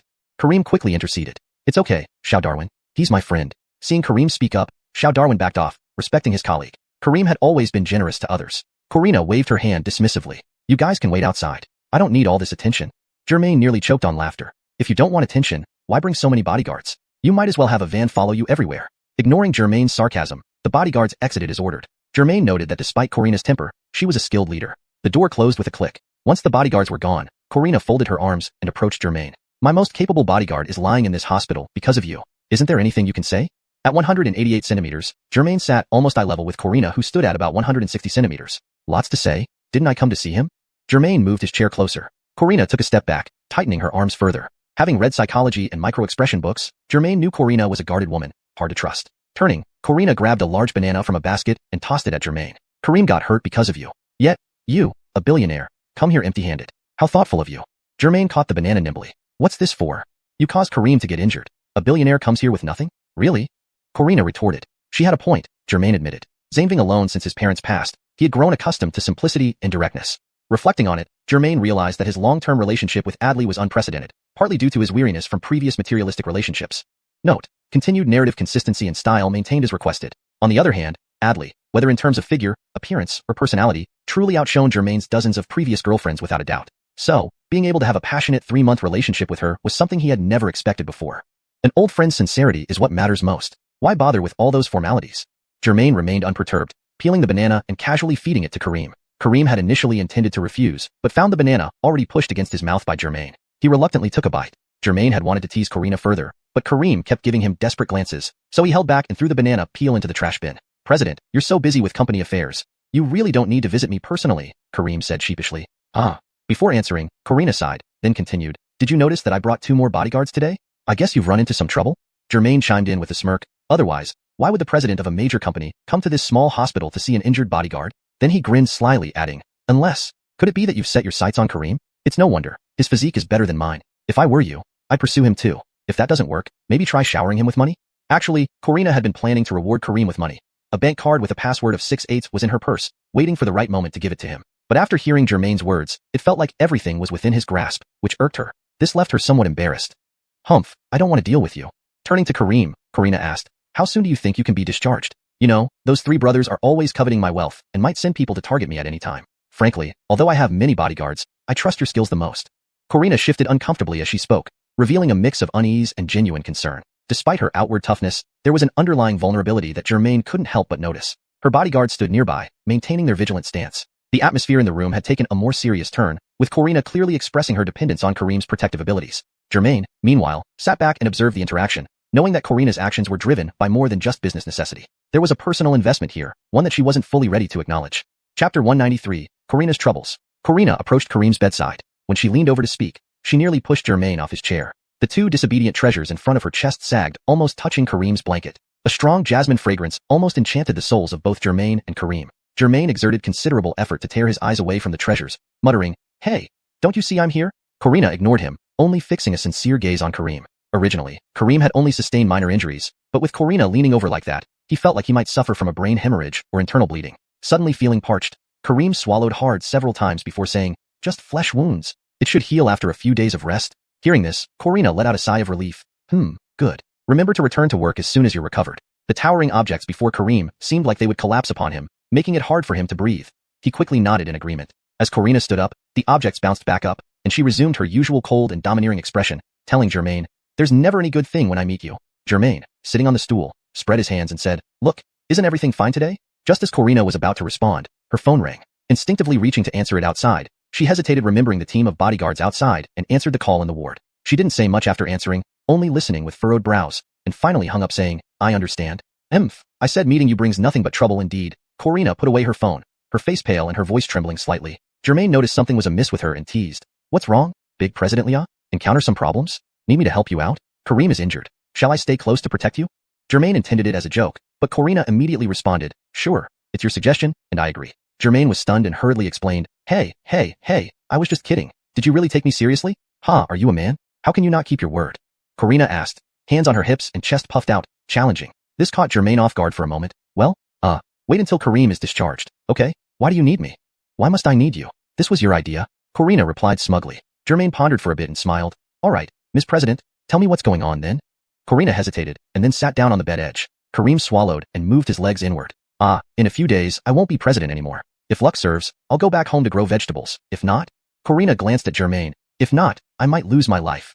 Germain and Kareem exchanged glances, realizing the situation might be serious. Originally, Xiuxian Group was founded by Karina's father and his brother. After poor management, the company teetered on bankruptcy, leading the brother to abandon the business and leave Xiacho for another city. Karina's father, through immense hardship, revived the company, repaid all debts, and transformed it into a renowned enterprise in Xiacho City over decades. Her uncle had 3 sons who were somewhat successful but far less than Xiuxian Group. Both brothers passed away young due to health issues, leaving Karina in charge of the massive business, which she managed exceptionally well. However, fate turned, and Karina's cousins squandered their family wealth and accumulated heavy debts. They set their sights on Xiuxian Group, leveraging their ancestral ties in Xiacho. Initially, Karina offered them a 10% stake out of familial obligation. However, the cousins demanded equal shares based on headcount, essentially 75%. Karina naturally refused, having managed the company with her father for nearly 2 decades. Her uncle's lineage hadn't participated in operations, thus, she had no intention of giving anything. Yet, considering past ties, she reluctantly offered the 10%.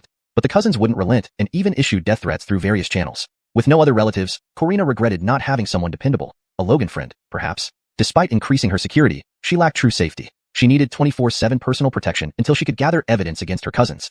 Kareem, lying injured in bed, was her first choice. He was skilled, knowledgeable in weaponry, and brave. Her second choice was none other than Germain, a rascally but exceptional young man. Though Germain was often careless and lacking in skills, he wasn't ordinary. If he protected her, he could be better than Kareem. But what reason would he have to care about her life or her company? After Karina summarized the situation, Germain frowned and said, "Do you know your biggest mistake?" Karina looked at him without a word. Germain continued, "You shouldn't have given them anything from the start. Now they're tasting the sweetness and demanding more. Don't you think I already know that?" Karina retorted, "But now, what does it matter?" Germain laughed, He, Ms. President. Now you're seeking my help, still so domineering? I can walk out anytime." "You." Karina blushed at Germain's implicit threat. "So, what do you want?" "Let's talk about what you want," Germain countered. Karina's eyes lowered softly. "This company was built by my father and handed to me. I cannot let it slip away." Germain thought to himself, never expected this domineering woman to be quite filial. Note, there may be slight adjustments in tone or phrasing to better fit natural English speech patterns while preserving the original context. In that instant, Germain thought of his own parents, and his eyes became a bit moist. Looking at Karina again, he noticed her eyes were also slightly red, indicating she had indeed endured great weight chief and was under immense pressure. / edited version. Taking another look at Karina, he saw that her eyes were also slightly red, clearly showing she had suffered greatly and was under tremendous pressure. President, actually, I'm fine. Maybe I should just check out of the hospital?" Kareem saw the two of them looking troubled and decided to step up. Germain stopped Kareem as he tried to get up, saying, "Just stay put." Then, he patted his chest and said to Karina, considering Kareem's sake, "I can help you with this. But how exactly do I assist? I can't just break the law and kill those 3 people for you, right?" Karina waved her phone. "I just received news that they owe a huge amount of debt. If they don't pay it off within a month, their lives might be in danger." "So, you're saying if you don't agree to their proposed share distribution plan, they'll make a move against you within a month?" Germain asked. "That's correct. And if anything happens to me, those 3 will inherit all my assets," Karina replied. Germain scratched his head.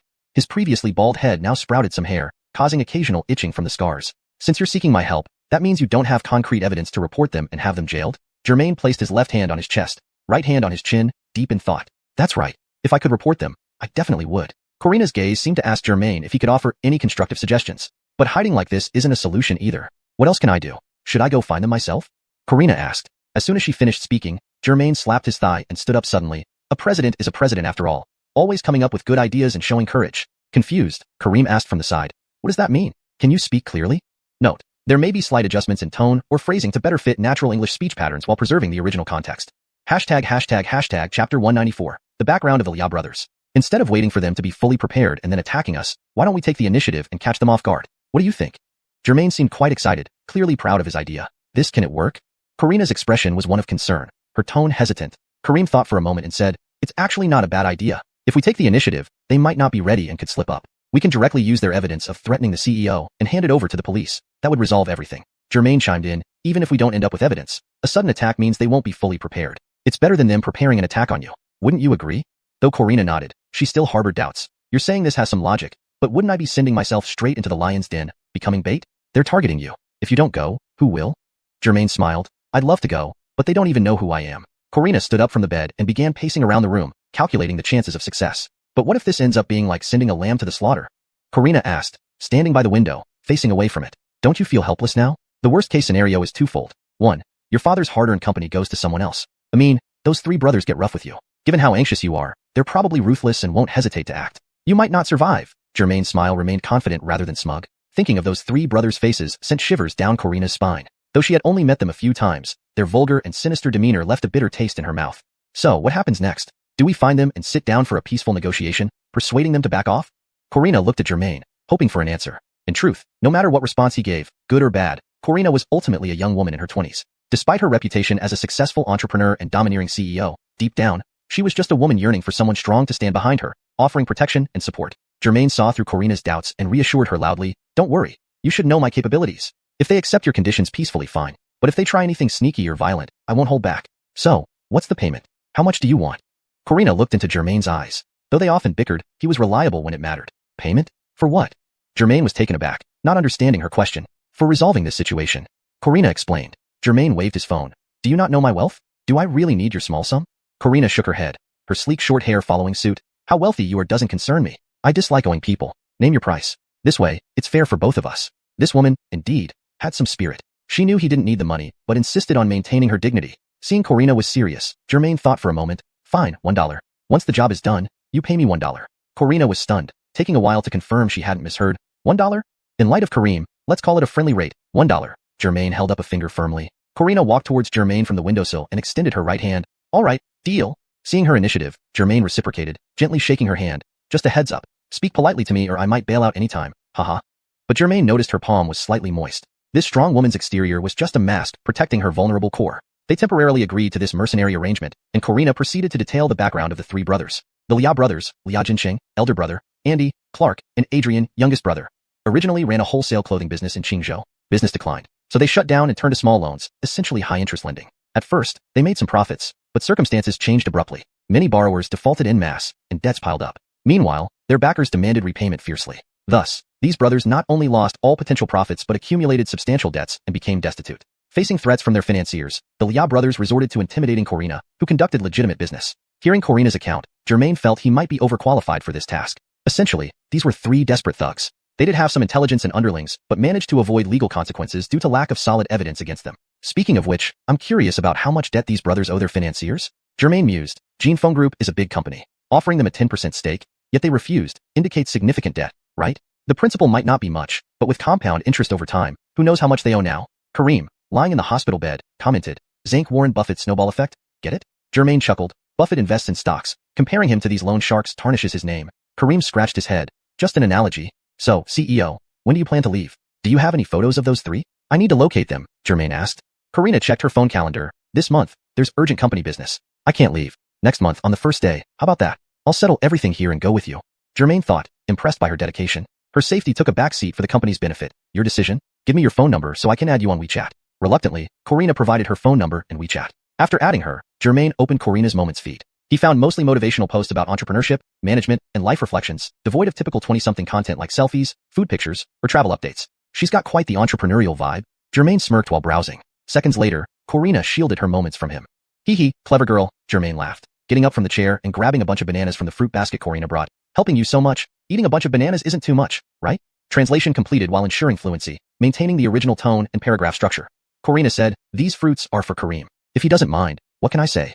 President bought so many fruits. I can't eat them all. Just take them, Kareem said generously. Germain was about to leave with the bananas, but remembered one of the reasons he came to see Kareem. He reached into his pocket and tossed a set of car keys onto Kareem's bed. Your red Beetle is parked in the hospital parking lot at D117. Then he opened the door, smiled, and waved at Corina. Goodbye, President. When you need me, just send me a message on WeChat. Bye. At the end, he even blew a kiss. Watching Germain turn and leave, Corina began to doubt whether her decision was the right one. Once outside the hospital, Germain found himself a bit disoriented. Letting go of the steering wheel, he realized he had no sense of direction. Not only had he never been to this hospital before, but upon reflection, it seemed he hadn't taken public transportation in years. The last time he took the bus must have been before he turned 18 because shortly after turning 18, he got his driver's license and bought a car. Ever since then, he couldn't recall ever taking the bus again. After circling around the hospital, he finally gave up on finding the bus stop on his own. He pulled out his phone, opened Gouda Maps, and replanned his route home by bus. It took him several minutes to find the bus stop. Seeing the crowd at the bus stop, he frowned. Getting on this bus and being squished like paper isn't the problem. But if I accidentally squish some girl to the point where she gets pregnant? He waited patiently at the bus stop for nearly half an hour, legs numb, almost giving up several times to just call a cab and head home. But remembering that calling a cab would cost him positive energy points, he decided to endure it. The sky was still early, so he might as well wait. Finally, a number 11 bus heading towards his home slowly stopped. Fortunately, there weren't many people on board, and the front door opened right in front of him. Germain quickly stepped on and scanned the bus, noticing there were a few empty seats. Chapter 195, Confronting an Old Woman. Germain was the first to board the bus. Walking a few quick steps, he spotted an empty seat and sat down. The moment he settled in, a surge of people outside the bus created congestion at the door. Having not ridden a public bus for many years, Germain was utterly shocked. He watched as a young man spread his arms wide like Claude defending under the basket, fearful that anyone behind him might push past. A stylishly dressed beauty paid no mind to the men pressing against her, intent only on squeezing her way in. Maybe if she hurried, she could snag a seat. An elderly lady with short, silvery white hair, wearing a fashionable red blouse, lagged behind the crowd. While shoving forward, she kept shouting, "Any conscience here? Why are you jostling with an old lady?" Looking around, Germain felt like jumping out of the window and hailing a cab home if the driver allowed it. In less than a minute, all the available seats were filled by the rush of people. Although the bus driver had turned the air conditioning up to full blast, people were packed so tightly they resembled steamed buns in a steamer basket, nearly emitting steam from their heads. Move aside. Move aside. Have any respect for the elderly and children?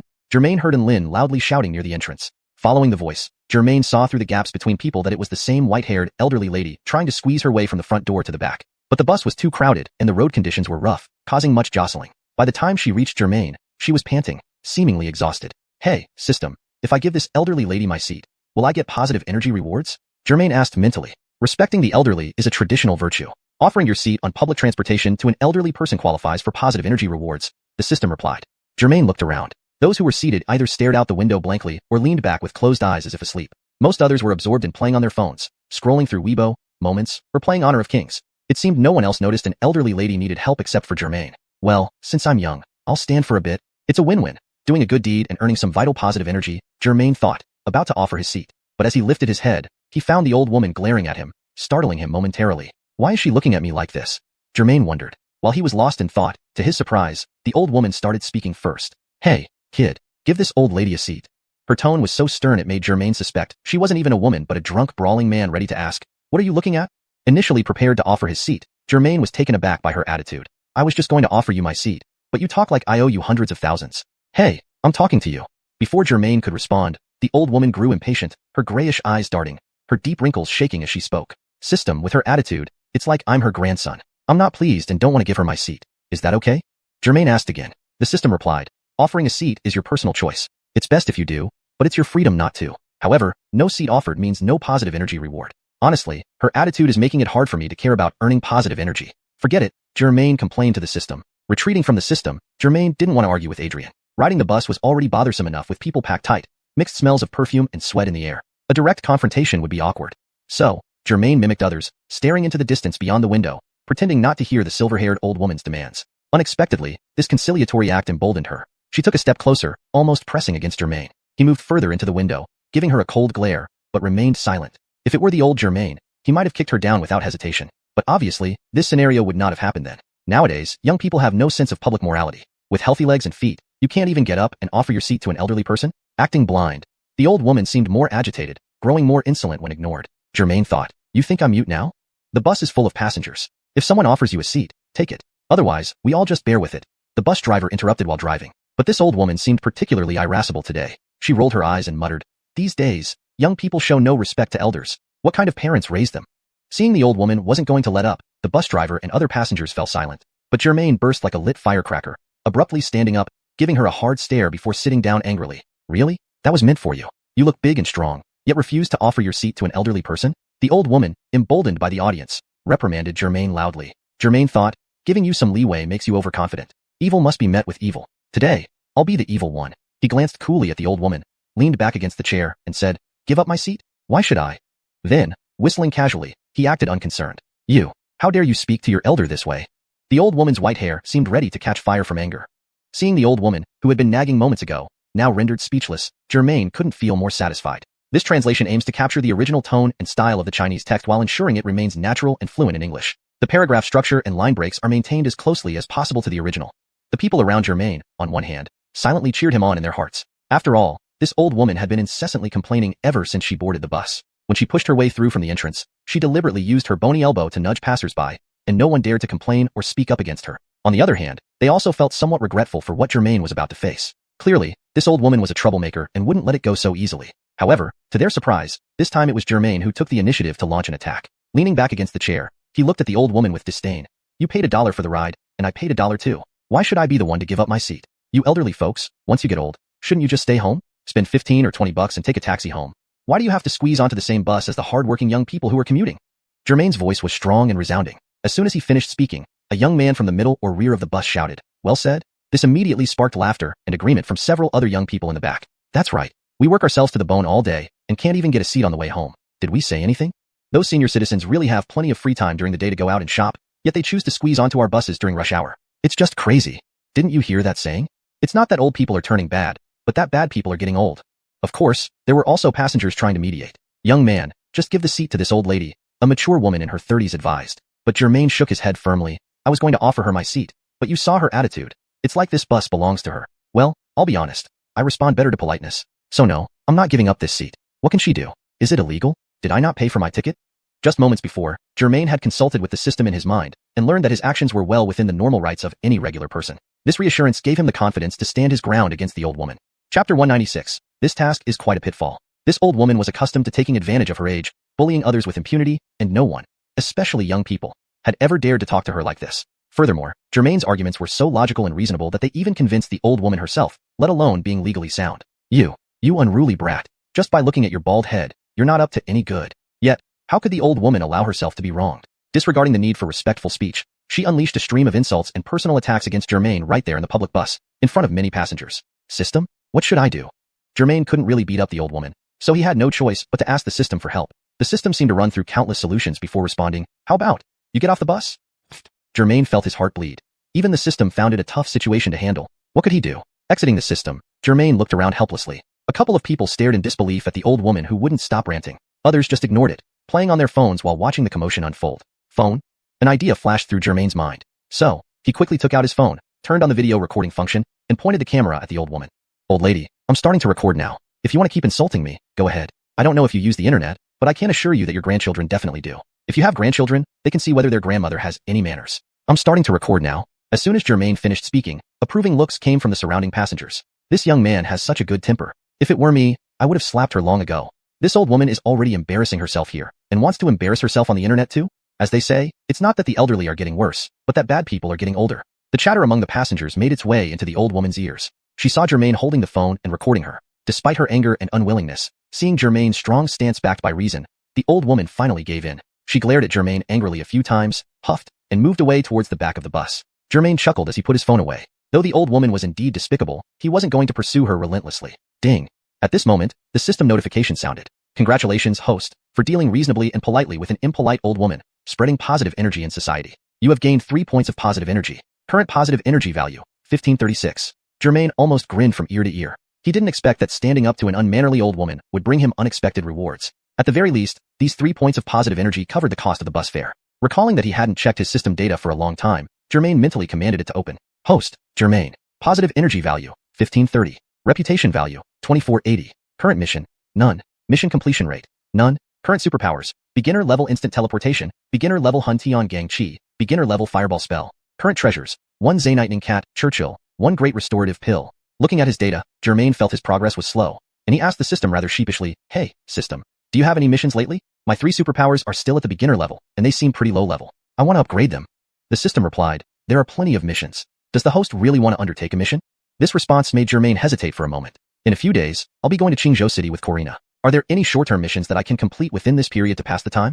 The system answered, Certainly, but most missions are randomly generated. Has the host decided to accept one?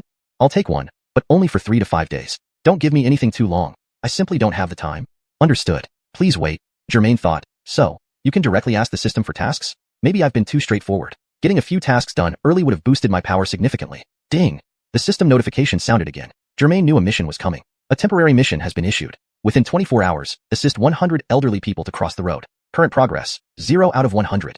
Germain was speechless. Was the system deliberately adapting to the situation? He had just argued with Adrian, and now he was given a task related to the elderly? System? I have a question, Germain asked, somewhat perplexed. Feel free to ask, the system responded. Do I feel like I'm being targeted? Germain's tone clearly showed his dissatisfaction. What do you mean by that? The system inquired. Can you stop speaking in classical language? It feels so pretentious. Germain shuddered. I just had a verbal fight with Adrian, and now you assign me a task involving elderly people? Is this just a coincidence?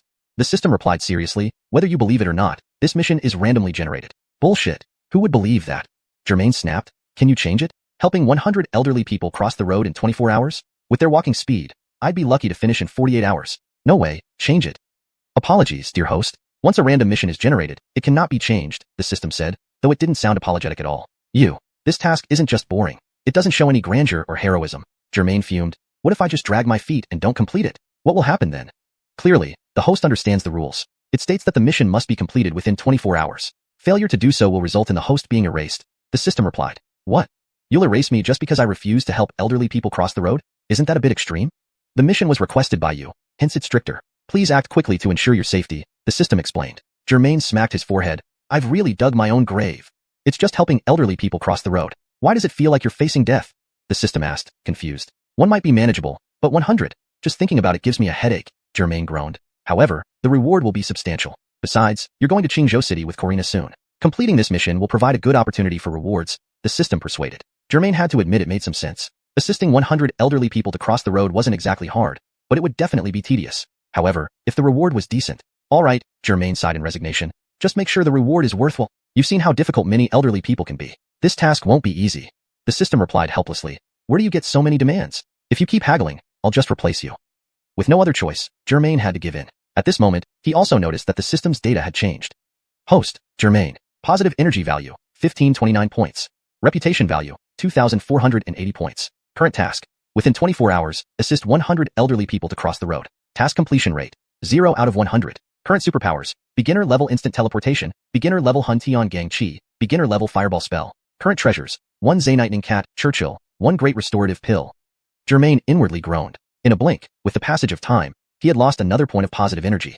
The bus continued its bumpy journey, and as time passed, the number of passengers on the bus fluctuated, but overall, there were fewer and fewer people. As the bus approached the villa area where Germain lived, almost no one was left on board. Finally, the bus arrived at the station near Germain's home. As soon as he stood up, he turned and walked toward the rear door. After taking a couple of steps, he furrowed his brows. The old woman he had confronted earlier on the bus was also standing up from her seat. Is it this coincidental? To get off at the same station as me? Germain thought to himself. The old woman also paused for a moment. Upon realizing that Germain was getting off at the same stop, she shot him a cold glance and muttered something under her breath, definitely not flattering words. Germain, however, remained composed and even chuckled. After all, he had gotten the upper hand in their earlier altercation over the seat. A victor should have a victor's demeanor. As soon as the bus stopped and the doors opened, the old woman, who had been trembling just moments ago, suddenly transformed into a sprinter. She grabbed the railing and nimbly darted out of the bus ahead of Germain. Once outside, instead of hurrying away, she deliberately paused at the door, blocking Germain for a moment. Germain was genuinely torn between laughter and tears. Just getting off a bus, was it really necessary to be so dramatic?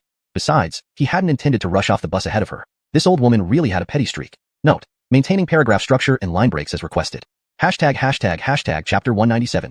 Adley is jealous. After getting off the bus, it wasn't long before they reached a traffic light intersection. Germain's house was in the villa area across the street. As he approached the intersection, he noticed that the old woman from earlier was also waiting for the red light. It seemed they were neighbors in the same villa complex. However, Germain had no intention of acknowledging this unruly neighbor. He just stood there, waiting for the light to turn green, and sent a WeChat message to Adley letting her know he was almost home. Some people are so uncivilized. They can't possibly be from our villa area, the old woman remarked with evident disdain. Germain ignored her, but gave her a glance and smiled without a word. Our villas in this neighborhood cost at least 8 or 9 million each. How could someone who rides the bus afford one? Haha, probably just a vagrant. The old woman continued to mock. This time, Germain couldn't hold back his retort. Old lady, I've been living here for about 20 years and never saw you around. Plus, you're also riding the bus, aren't you? 20 years? I've been here for 40, and I've never seen you either, the old woman retorted with a sneer, looking like the whole world owed her something. Germain glanced at the traffic light, which still had 10 seconds left. Hey, system? If I help this old lady cross the road, will you give me extra points? Helping an enemy should count for 10 times the normal points, right? Germain asked the system in his mind. The system replied, Host, please don't mess around. Go home and rest well. Get up early tomorrow and complete your tasks. Is there a task for sleeping? Germain asked, but the system didn't respond. Frustrated, he exited the system interface. Moments later, when the green light turned on, Germain waved at the old woman and strode across the road into the villa area. Why are you coming back so late again? Adley pouted adorably, her arms crossed as she waited for him inside their home. Churchill teleported instantly onto Germain's shoulder, licking his ear vigorously. Germain scooped Churchill down and said, I took the bus back. I'm starving. You dare say you're hungry? I cooked over an hour ago and reheated the food twice, just waiting for you. Adley pointed toward the dining table. Thank you, honey. Germain tossed Churchill aside, grabbed Adley's face, kissed her fiercely, then kicked off his shoes and rushed to the dining table barefoot. Germain served 2 bowls of rice and sat down with chopsticks in hand. Adley sat opposite him, looking suspicious. Say, why do you smell like a woman? Did you fool around somewhere? Germain was puzzled. He sniffed his arm a few times and suddenly remembered. It was the fragrance from Corina. He wondered what brand of perfume Corina used. They only spent a short time together in the same room, with nothing more than a handshake, yet her scent lingered on him. On the other hand, Adley's nose was astonishingly sensitive, noticing the scent even after so long. Germain took a couple of bites of rice and picked up a piece of braised pork. Your cooking has improved. Tell me, are you a dog? Your nose is amazing. Cut the crap, spill it. What did you do today? Adley feigned anger, but remained endearing. Germain started recounting his day while eating. When he mentioned his plan to go to Qingzhou City with Corina to resolve the blackmail issue. What, Corina? The really big woman? Adley gestured with her hands to emphasize. Germain nearly choked on his rice. Ha ha ha, yes her, but you're not small either. How could I compare to her? Adley raised her chopsticks as if to strike, but stopped halfway. Germain didn't dodge because he knew she wouldn't hurt him. I'm telling you, you're not going. Adley placed the chopsticks on the table, seeming genuinely upset. Why not? Germain was confused. It's just helping out. You know my skills. Those guys are no match for me. Calling them opponents would be giving them too much credit. They're just cowards who bully women. One finger from me, and they'd fall over. Seeing Germain so confident, Adley inwardly cursed. This idiot Germain, that's not what I'm worried about. As Germain boasted, seeing Adley's silent expression, he stopped boasting. She pouted her pink lips, her eyes cast downward with a slight blush, looking lost in thought or perhaps wanting to say something but hesitant. Germain put down his chopsticks and looked at Adley in confusion. The atmosphere grew awkward until Germain's laughter broke the silence 30 seconds later. Ha ha ha ha ha. Even Churchill, playing upstairs, was startled by Germain's laughter. You, what are you laughing about? Adley asked, realizing Germain probably saw through her thoughts but pretending not to notice. Ha ha ha. Germain finally stopped laughing. Wow, who would have thought you'd get jealous and feel inferior today? Ha ha.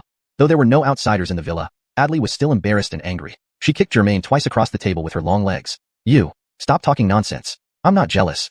Ignoring the pain in his legs, Germain stood up, pulled a chair next to Adley, hugged her shoulders, and stroked her long, dark hair like Athena's. That Corina, speaking of looks, she's maybe 1/5 as pretty as you. In height, she's half a head shorter. Your legs reach up to her waist. Sure, her chest is bigger, but yours aren't small either. Be content. Himph, last time I saw her, she kept staring at you weirdly. Now you want to see her, and want to go to Qingzhou City with her. Can I trust you? Adley pouted against Germain's strong embrace. I already promised her I'd help her sort things out. I can't go back on my word. A man must keep his promises, Germain explained, breathing in her sweet scent. Don't speak in classical Chinese with me. Adley pinched his arm hard, but his muscles were too firm, so she switched to caressing. Are you really going? Of course. I promised. And mainly, I want to help Kareem. He got hospitalized because of me. Now he needs me, and I can't refuse. Germain moved the chair closer. Fine, Adley reluctantly agreed but set a condition. But you have to agree to my condition first. Tell me, how can I agree if you don't tell me what it is? Germain said. No, you have to agree first. Adley insisted. Germain thought Adley's conditions might just involve not interacting with Corina much, which shouldn't be a big deal. So he kissed her forehead. Okay, tell me I agree. Adley smiled triumphantly. Great, I want to go with you. Ah. Germain nearly stood up from his stool. No way. What kind of joke is this? Germain embraced Adley, who was almost falling. How dangerous is that? What would you go there for? You're just causing trouble. Just as Adley expected, Germain indeed disagreed. No matter what, you've already promised me. Besides, if that female CEO can go, why can't I? Adley used her ultimate argument. If you don't let me go, it means you have something to hide. Germain thought to himself, Adley is usually such an understanding and generous girl. How did she become so unreasonable today? He then realized it might be due to Corina's volleyball-like assets, making Adley feel threatened. While Germain was thinking about how to refuse Adley's whimsical demand, Adley started feeling wronged. Hick, I knew you were unreliable. See, now it's proven when put to the test, right? Adley pretended to struggle to get out of Germain's arms, but Germain hugged her tighter. Wait, let me think. Germain scratched his head, pondering how he should handle it if he really took her along. Adley continued to express her grievances. My life is so hard. My first love, my first Logan friend, and I met a flirt. At this point, Germain completely softened, because Adley's words were true. Back when they first met, during a beautiful night in a Paris Hilton Hotel presidential suite on Champs-Élysées 1 month later, Germain had already verified this fact. Originally, Germain assumed that a girl as perfect as Adley would have rich emotional experiences, possibly even more than himself. To his surprise, Adley was still untouched and pure. So, Germain felt particularly affectionate towards Adley. Alright, Germain sighed helplessly and looked at Adley. Fine, I'll take you. But on the way, you must listen to me, okay? Adley smiled happily and kissed Germain's cheek contentedly. When have I ever not listened? Germain didn't hesitate. Seeing that it was already dark outside, he scooped Adley into his arms, carrying her over his shoulder, which made her flail her arms in surprise. Jerk, put me down. Germain playfully slapped Adley's firm and bouncy bottom. I want to see if you'll really listen. Hashtag chapter 198. Let me help you cross the road. Swish. The sound of curtains being pulled back, accompanied by a blinding ray of sunlight, roused Germain from his sleep. Germain pulled the blanket over his head and mumbled. What time is it? It's so early to get up. My brother Bogdang, it's already 9 in the morning. Adley walked over and tugged at the blanket, but Germain held it tightly, preventing her from pulling it off. Didn't you say you were going to complete your mission today? Still not getting up? I've even made breakfast for you. Just 10 more minutes, then I'll get up, Germain said, buried under the covers. 10 more minutes? Fine, just don't waste them. Let's play a bit more. Adley lifted a corner of the blanket and slipped into the bed, wrapping her arms around Germain from behind. Germain shivered. Stella, we played for over 2 hours last night. My back is killing me. Aren't you tired at all? In a playful dialect, Adley replied, I'm not tired. I can go for another 2 hours. Only a tired ox dies. There's no such thing as land that can't be cultivated. Germain understood this phrase deeply and admired the wisdom of the working people who had come up with it. Help me up. Germain reluctantly threw off the blanket. I need to do my mission now? No way. Just a few more minutes. Adley purposely held him back. After a considerable struggle, Germain finally freed himself from Adley's grasp and got out of bed unsteadily. After having breakfast and feeling full, Germain couldn't help but praise Adley's increasingly impressive cooking skills. The Ferrari was too fuel-consuming, and Alejandro's bicycle was still at the police station as evidence. Thus, Germain decided to walk out of the house to complete his mission. He slung on a backpack filled with water and snacks prepared by Adley, kissed her goodbye at the door, and headed straight for the entrance of the residential complex. Despite his legs feeling weak from the previous night's activities, his steps remained resolute. As he left the residential area, Germain held his phone, examining the map to figure out where to go and estimate where there might be more elderly people. There were only about 10 hours left until the deadline. By chance, he looked up and saw a somewhat familiar figure in his line of sight. Is this coincidence? It's her again? Germain frowned as he saw an old lady waiting for the traffic light, thinking it would be best to just walk past her without making eye contact. But the old lady noticed him too, turning to give him a hostile look. With their eyes meeting, Germain knew he couldn't back down now, even if she was an old lady. He adjusted his backpack, stood tall, and walked over, saying with a lowered head, Oh, Auntie, what a coincidence. You're up pretty early. Stop trying to be friendly. We're not close, the old lady retorted. Germain put on a reconciliatory pose, but the old lady seemed to become more stubborn. He thought to himself that she must have been quite a character when she was young. At that moment, the green light on the opposite side of the road lit up, and the old lady wobbled toward the street. Seeing this, Germain rushed forward like a hound chasing a hare. In 2 strides, he caught up to the old lady, gently took her arm with one hand, and supported her shoulder with the other. With a warm smile, he said, "Old lady, let me help you cross the road." The old lady was initially startled by Germain's sudden appearance while she was focused on crossing, but upon seeing his friendly expression, she thought perhaps he had a change of heart. Well, if only you had done this earlier. All right, help me across. The old lady raised her arm and allowed Germain to escort her to the other side of the road. Ding, congratulations host, helped an elderly lady cross the road once. Current mission progress, 1/100. Having completed this task, Germain felt a sense of satisfaction. Calculating the speed at which this could be done, he began to sweat profusely. It was almost 10 in the morning, and he only had around 8 hours left. To finish the mission on time, he needed to assist 11 or 12 elderly people per hour, meaning nearly every 5 to 6 minutes. However, living in a villa area meant a beautiful environment but sparse foot traffic. Most residents were affluent, coming and going in cars, with very few pedestrians, let alone elderly people. Remember to respect the elderly in the future, understand? The old lady loudly reprimanded the seemingly dazed Germain. Germain snapped back to reality. I understand. As he responded, Germain scanned the area and confirmed that within a kilometer, there was only this one precious old lady. His eyes lit up with anticipation. Old lady, are you crossing the road again? Germain asked shyly. I have to take the bus. Why would I cross the road? The old lady glared at him suspiciously, wondering if he had some ulterior motive. Hadn't they clashed yesterday? Just as she tightened her grip on her shoulder bag, lightning flashed in her mind. Oops, my phone's at home. I need to go back for it. She smacked her forehead, realizing she had forgotten it. Upon hearing this, Germain nearly jumped for joy. Great. Come, dear old lady, let me help you cross the road again. At this moment, it was a green light. Before the old lady could react, Germain guided her across the road. You young man, why are you acting so strangely? Is something wrong with your head? What others would whisper, the old lady voiced aloud without hesitation. Ding, congratulations host, helped an elderly lady cross the road once. Current mission progress, 2 out of 100. As Germain expected, helping the same old lady across the same road still counted towards the mission. That simplifies things. If everything goes well, I can complete this in 1 or 2 hours. Germain was elated by this discovery. Old lady, hurry back home and get your phone. I'll wait for you here, Germain cheerfully told her. This further confused the old lady. Why was he waiting for her? Was he not all right in the head? Did he fancy her? She had plans with other seniors at a senior university to learn the latest square dancing. Without her phone, she wasn't sure how long it would take her to reach there, so she ignored Germain and turned back toward the residential complex. Reaching the entrance, she glanced back and saw Germain still standing at the crosswalk, waving at her. This is truly bizarre. Shaking her head, she headed home. Watching the old lady enter the complex, Germain couldn't afford to waste any more time. He paced back and forth, looking around for other suitable candidates. After about 2 or 3 minutes, Germain spotted an elderly man with silver-gray hair walking over from a distance. He was elated and quickly approached the man in a few large strides. Sir, are you crossing the road? Germain greeted him with a warm smile. Yes. The elderly man looked at Germain oddly, examining him up and down several times, confirming that he didn't recognize him. Seeing Germain with a backpack, the elderly man assumed he might be a real estate agent or an insurance salesman and hurriedly waved his hands. No, I don't buy insurance. Hearing this, Germain chuckled and clarified. Sir, I'm not selling insurance. I noticed you're quite elderly. Let me help you cross the road. The old man's face flushed red. So you're not selling insurance? Well, I'm not that old. I can cross the road on my own. Just then, the green light came on. Without waiting for further protests, Germain grabbed the old man's arm. No need to be polite. Come, let me help you across. Though slightly embarrassed, the old man couldn't refuse Germain's enthusiasm and was eventually assisted across the road. Phew, young people like you who still have such kindness these days are rare, the old man praised, giving Germain a thumbs up. Germain felt a surge of pride, as if his red scarf had suddenly become brighter. If he had one. No problem, it's what I should do, Germain replied proudly. After thanking him again, the old man left. Watching him walk away, Germain awaited the system's task update notification, but 30 seconds passed, and there was no response from the system. Hey, system, shouldn't the mission progress be updated to 3 of 100 now? Why hasn't it changed? Germain asked, puzzled. The system responded, the mission requires assisting seniors over 60 years old to cross the road, which the host has not yet accomplished. What? Wasn't that elderly man just now considered a senior? The system clarified, based on my information, one must be at least 60 years old to qualify as a senior.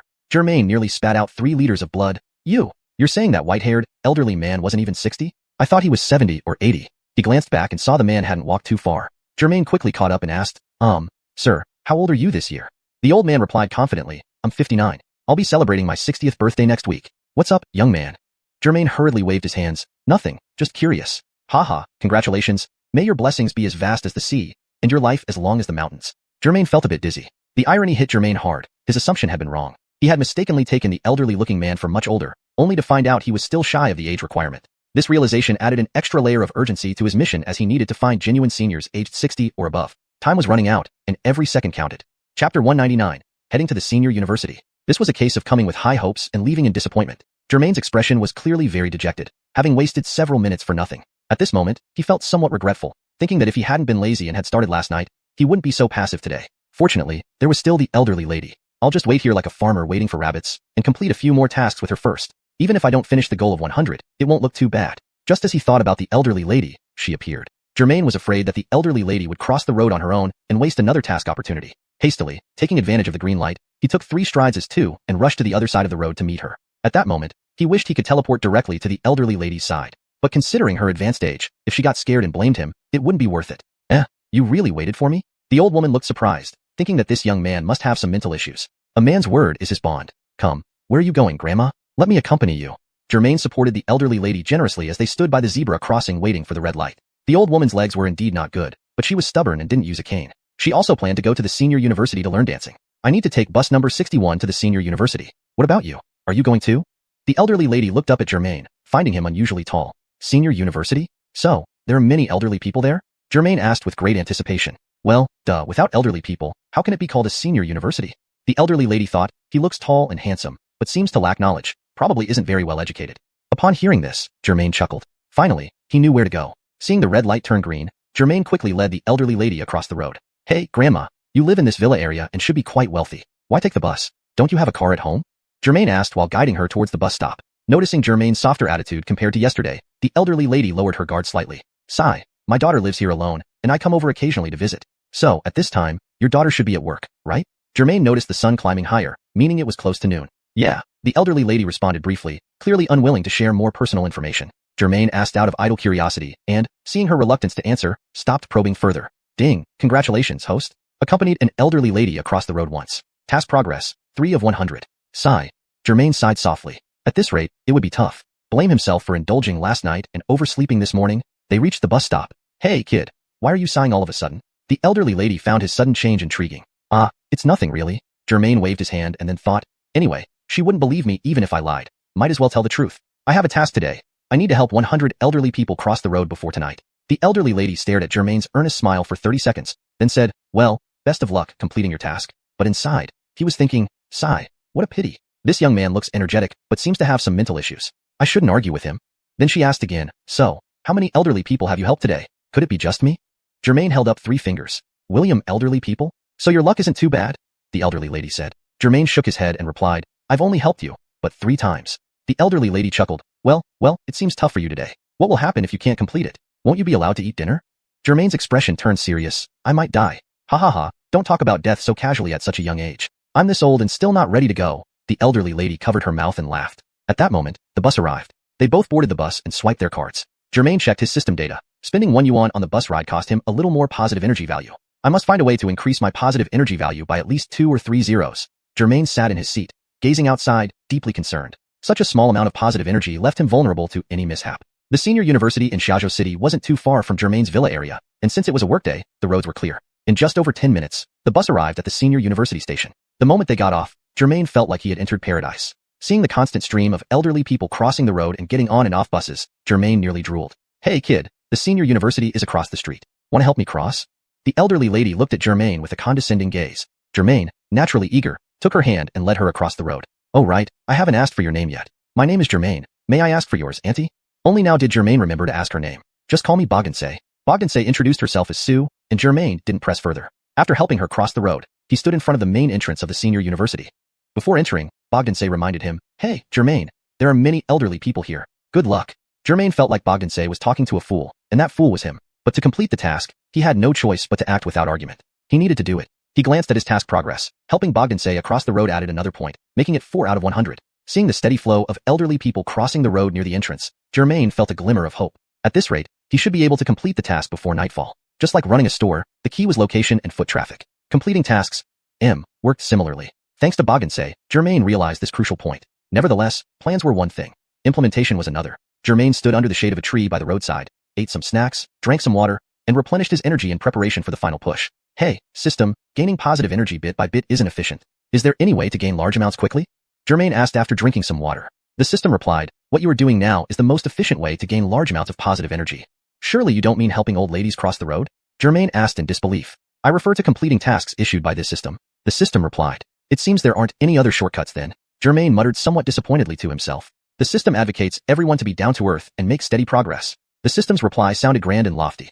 After having his fill and finishing his verbal sparring with the system, Germain slung his backpack over his shoulder, already brimming with fighting spirit to complete the task. He first checked the task progress, currently 4/100, which still seemed far off. Then he glanced at the deadline, which was set for 5:35 p.m. that day. Alright, let's get started. Clenching his fists, Germain resolutely walked towards the crosswalk. The green light had 17 seconds left, and in the middle of the road, an elderly lady in floral clothes was moving forward at a speed 10 times faster than a snail, but still extremely slow. Germain looked up at the traffic light timer. If they waited until it changed, the elderly lady would probably only make it 3/4 of the way across. Then she'd be stranded amidst the continuous flow of vehicles, unable to reach the other side anytime soon. With his backpack on, Germain jogged all the way up to the elderly lady. She was wearing traditional floral clothing, and, perhaps out of fear of falling or for some other reason, she was taking each step literally one footstep at a time. Stella, let me help you across. The light will turn red soon, and it might be too late after that. Initially, Germain thought the elderly lady would politely refuse, so he had mentally prepared a plan to persuade her. But plans never keep up with changes. As soon as he spoke, the Lin grabbed his arm without hesitation and said apologetically, I'm really sorry. I'm getting old and my legs don't work as well anymore. Germain really wanted to say, Auntie, from what I see, you look pretty shameless, not showing a hint of embarrassment. However, aloud, all he could say were formalities like, it's all right, it's my duty, and similar pleasantries. Finally, he added a gentle reminder, elderly person, at your age and with your mobility issues, it's best if you don't go out alone anymore. The Lin praised Germain like a doting grandmother, even pulling out 100 yuan to give him. At this moment, Germain lacked everything except money, which is something everyone desires. Chapter 200, Introducing my granddaughter to you. While Germain lacked many things, money was certainly not one of them. And while the old lady mouthed her thanks and clutched at her banknotes, it seemed she wasn't really sincere about offering it. It looked more like a mere formality. Moreover, helping her cross the road only required no such substantial reward of 100 dragon coins. This elder lady had gone far too far with her gratitude. Germain escorted the Lin in floral attire across the road, politely refused her offer of reward, waved goodbye, and quickly returned to near the zebra crossing, seeking new targets. As expected, within just a minute, another elderly person appeared before him. A man this time, wearing a white t-shirt and a fisherman's hat, seemingly in his 70s. Even before the Ansel reached the traffic light, Germain approached with a beaming smile. Sir, are you crossing the road? The fisherman's hat gentleman hesitated for a moment, perhaps being more wary than women generally were. After sizing up Germain and deciding there was no ill intent, he nodded. Yes, that's right. What's the matter? Germain cheerfully grabbed the elderly man's hand. Perfect timing. I need to cross too. Let me assist you. The elderly man blushed instantly. No, I'm quite capable. I can do it myself. As they exchanged pleasantries and made their way to the zebra crossing, although the elderly man couldn't quite figure out Germain's intentions, he reasoned that crossing the road should be simple enough. So, he half-heartedly agreed to Germain's assistance. Oh, young people as Rushinda nowadays are indeed rare. The elderly man praised Germain as they walked. Edited translation. Oh, enthusiastic young people like you are indeed rare nowadays. The elderly man praised Germain as they walked. Germain thought to himself, Sir, I'm forced into it. The old me wasn't exactly a good person.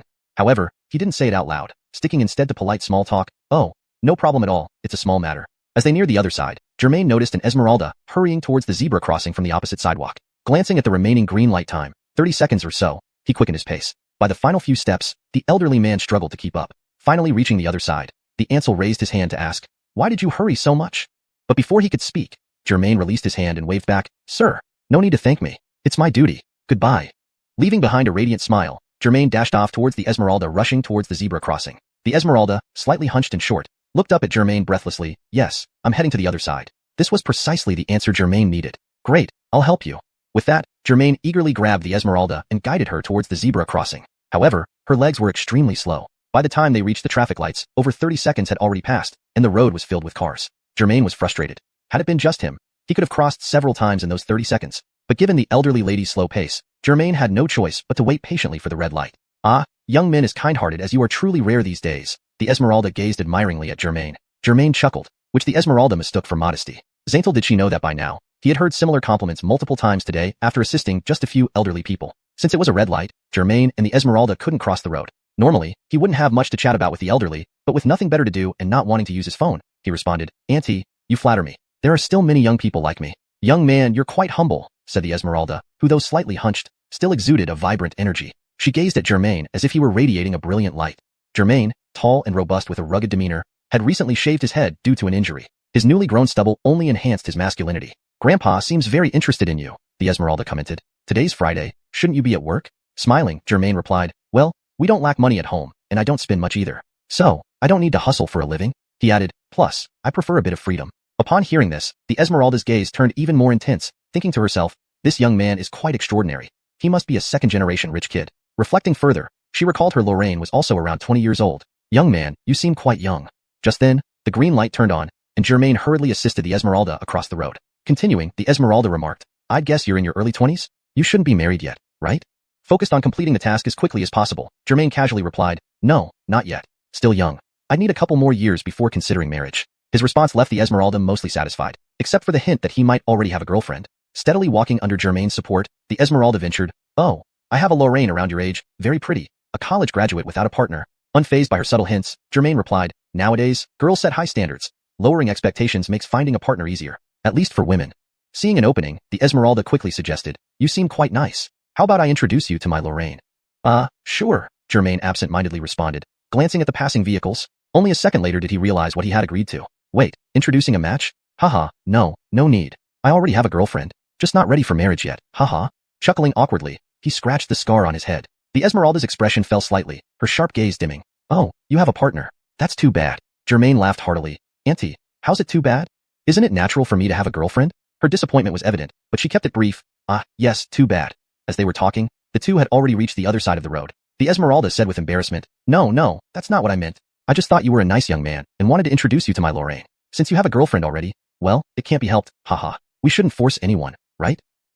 If it were the old me, I might have agreed, Germain thought to himself. But now, with this positive energy infusion and as an advocate for justice, I can't go around doing such dishonest things. After bidding farewell to the hunched Esmeralda, Germain didn't dwell on it. At this moment, he was in the legendary state of flow, his mind completely focused on completing his tasks and how to do so more efficiently. Matters of love and relationships weren't even crossing his mind, especially given that he already had a girlfriend. The time was approaching noon. Although Xiaozhou City in the north wasn't as sweltering as southern summers, the heat from the sun still made Germain uncomfortable. He unzipped his backpack, opened his water bottle, and took a couple of sips of cool boiled water. Just then, he noticed two elderly women on the opposite sidewalk who seemed ready to cross the road. Germain hurriedly consulted the system in his mind. Hey, system, can I help both elderly ladies cross the road at once? If I do, does that count as 2 completed tasks? The system replied, 1 person counts as 1 task, so 2 people would naturally count as 2 tasks. If you had 100 hands and could help 100 elderly ladies cross the road simultaneously, that would also be fine. With this assurance, Germain felt like he had taken a tranquilizer. Using the few seconds left before the light turned red, he sprinted over like Usain Bolt. Just as he crossed the zebra crossing, the green light behind him turned red. Pant. Are you 2 grandmothers planning to cross the road? Germain asked, breathing heavily. Just as he spoke, he looked up and realized the 2 elderly women were actually twins. The Shelley nodded in unison and asked, yes, is there a problem? Germain smiled, exhausted but happy, and said, pant. I'll help you cross the road. Hashtag chapter 201. Almost moved by himself. Ha, young man, we appreciate your good intentions, but seeing you out of breath like that, I think we should help you cross the road instead, haha, said the twin grandmother on the left. He, I agree. The other identical-looking grandmother chimed in. Germain smiled brightly. Phew, I just ate something and rushed over here a bit hastily, and choked a little. Just as he was speaking, the green light turned on. Without further ado, Germain grabbed each grandmother's hand and started walking toward the other side. Oh come now, no need for formalities. Let's go, let's get across. Though the Shelley were quite old, they were still pretty spry and kept up with Germain without any trouble. There aren't many young people as enthusiastic as you nowadays. Yeah, this is the first time this year someone has volunteered to help me cross the street. I feel the same way. Plus, such a handsome young man at that. Hey, have you got a girlfriend yet? Where do you work? As Germain escorted the 2 grandmothers across the road, he patiently answered their questions. Despite having heard similar compliments and queries countless times today, it was clear the elderly ladies genuinely appreciated his help. At first, Germain felt slightly impatient, but gradually, he thought about his own parents. If they were still alive, they would be in their 50s or 60s. Goodbye, Stellis. Hope to see you again. After crossing the road, Germain waved goodbye humorously. The grandmothers waved back happily and then turned around, sighing together. Too bad he already has a girlfriend. Otherwise, he'd be perfect for old Zane's Lorraine. By the time noon rolled around, Germain had helped 19 elderly people cross the road. This brought his mission progress to 19/100, almost 1/5 completed. Apart from progressing in his task, Germain also accumulated heaps of praise like, young men like you are rare these days. Do you have a girlfriend? Where do you work? We should give you a banner. He found himself almost moved by all the compliments. Checking the time, it was nearing 1 p.m. Although Germain had snacks, they weren't a proper meal, and under the blazing sun, he was feeling famished. His stomach growled loudly. What are you doing? I've already helped 19. Wait for me when I get back. Germain messaged Adley and headed towards a distant fast food restaurant along the tree-lined path. However, after walking a few meters, a bus screeched to a stop across the street, and a group of elderly people poured out. They looked like a square dancing team or a tour group. But to Germain, what mattered was that these elderly people were like moving treasures, practically glowing under the sun. The bus left swiftly, and the crowd of elderly waited for the green light to cross the road. Germain forgot all about hunger and heat and dashed back to wait for the signal. Just then, the surveillance camera at the traffic light slowly swiveled and focused on Germain. Director Wally, look, this young man has been helping elderly people cross the road since this morning, said a police officer in the xuanhuan control room, pointing to the large screen showing Director Wally of the district. Director Wally adjusted his glasses and squinted at the screen. Is that all he's doing? Nothing else? The young officer thought for a moment. No, not really. He's only eaten some food and had water in between. Just simple acts of kindness? Wally continued watching, intrigued. He had never seen someone spend so much time just helping elderly people cross the road. Seems like it, but it's quite strange. Could there be something off? The officer tapped his head thoughtfully. Director Wally instructed, switch to camera 4 for a close-up of his face. The officer complied, adjusting the camera angle to focus on Germain's handsome face. Activate facial recognition, Wally added. With a few button presses, a smaller screen displayed Germain's personal information. Huh, who knew he was so wealthy? The officer was astonished. Under the financial section, it read, approximately 10 billion long coins. Wally removed his glasses, wiped them, and put them back on. This guy might be too idle. Still, it's best to send 2 officers to ask him. Just as he reached for the phone, it rang. Wally hesitated, then picked it up. Yes, Tianwang Control Center. Oh, it's Old Forest from Intelligence Collection. Yes, near the elderly university entrance for most of the morning. It's one of your guys? Okay, we'll let you handle it. After hanging up, Wally returned to the officer. Nothing to worry about. It's one of our colleagues.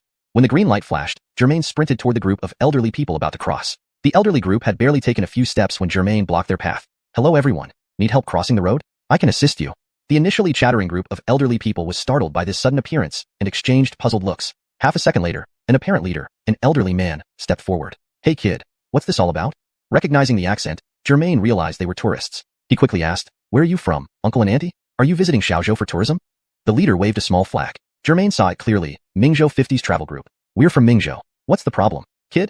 And Lin interjected, her Mandarin better than the leaders. Welcome to Xiaozhou. As a local, I want to extend hospitality and help everyone cross the road.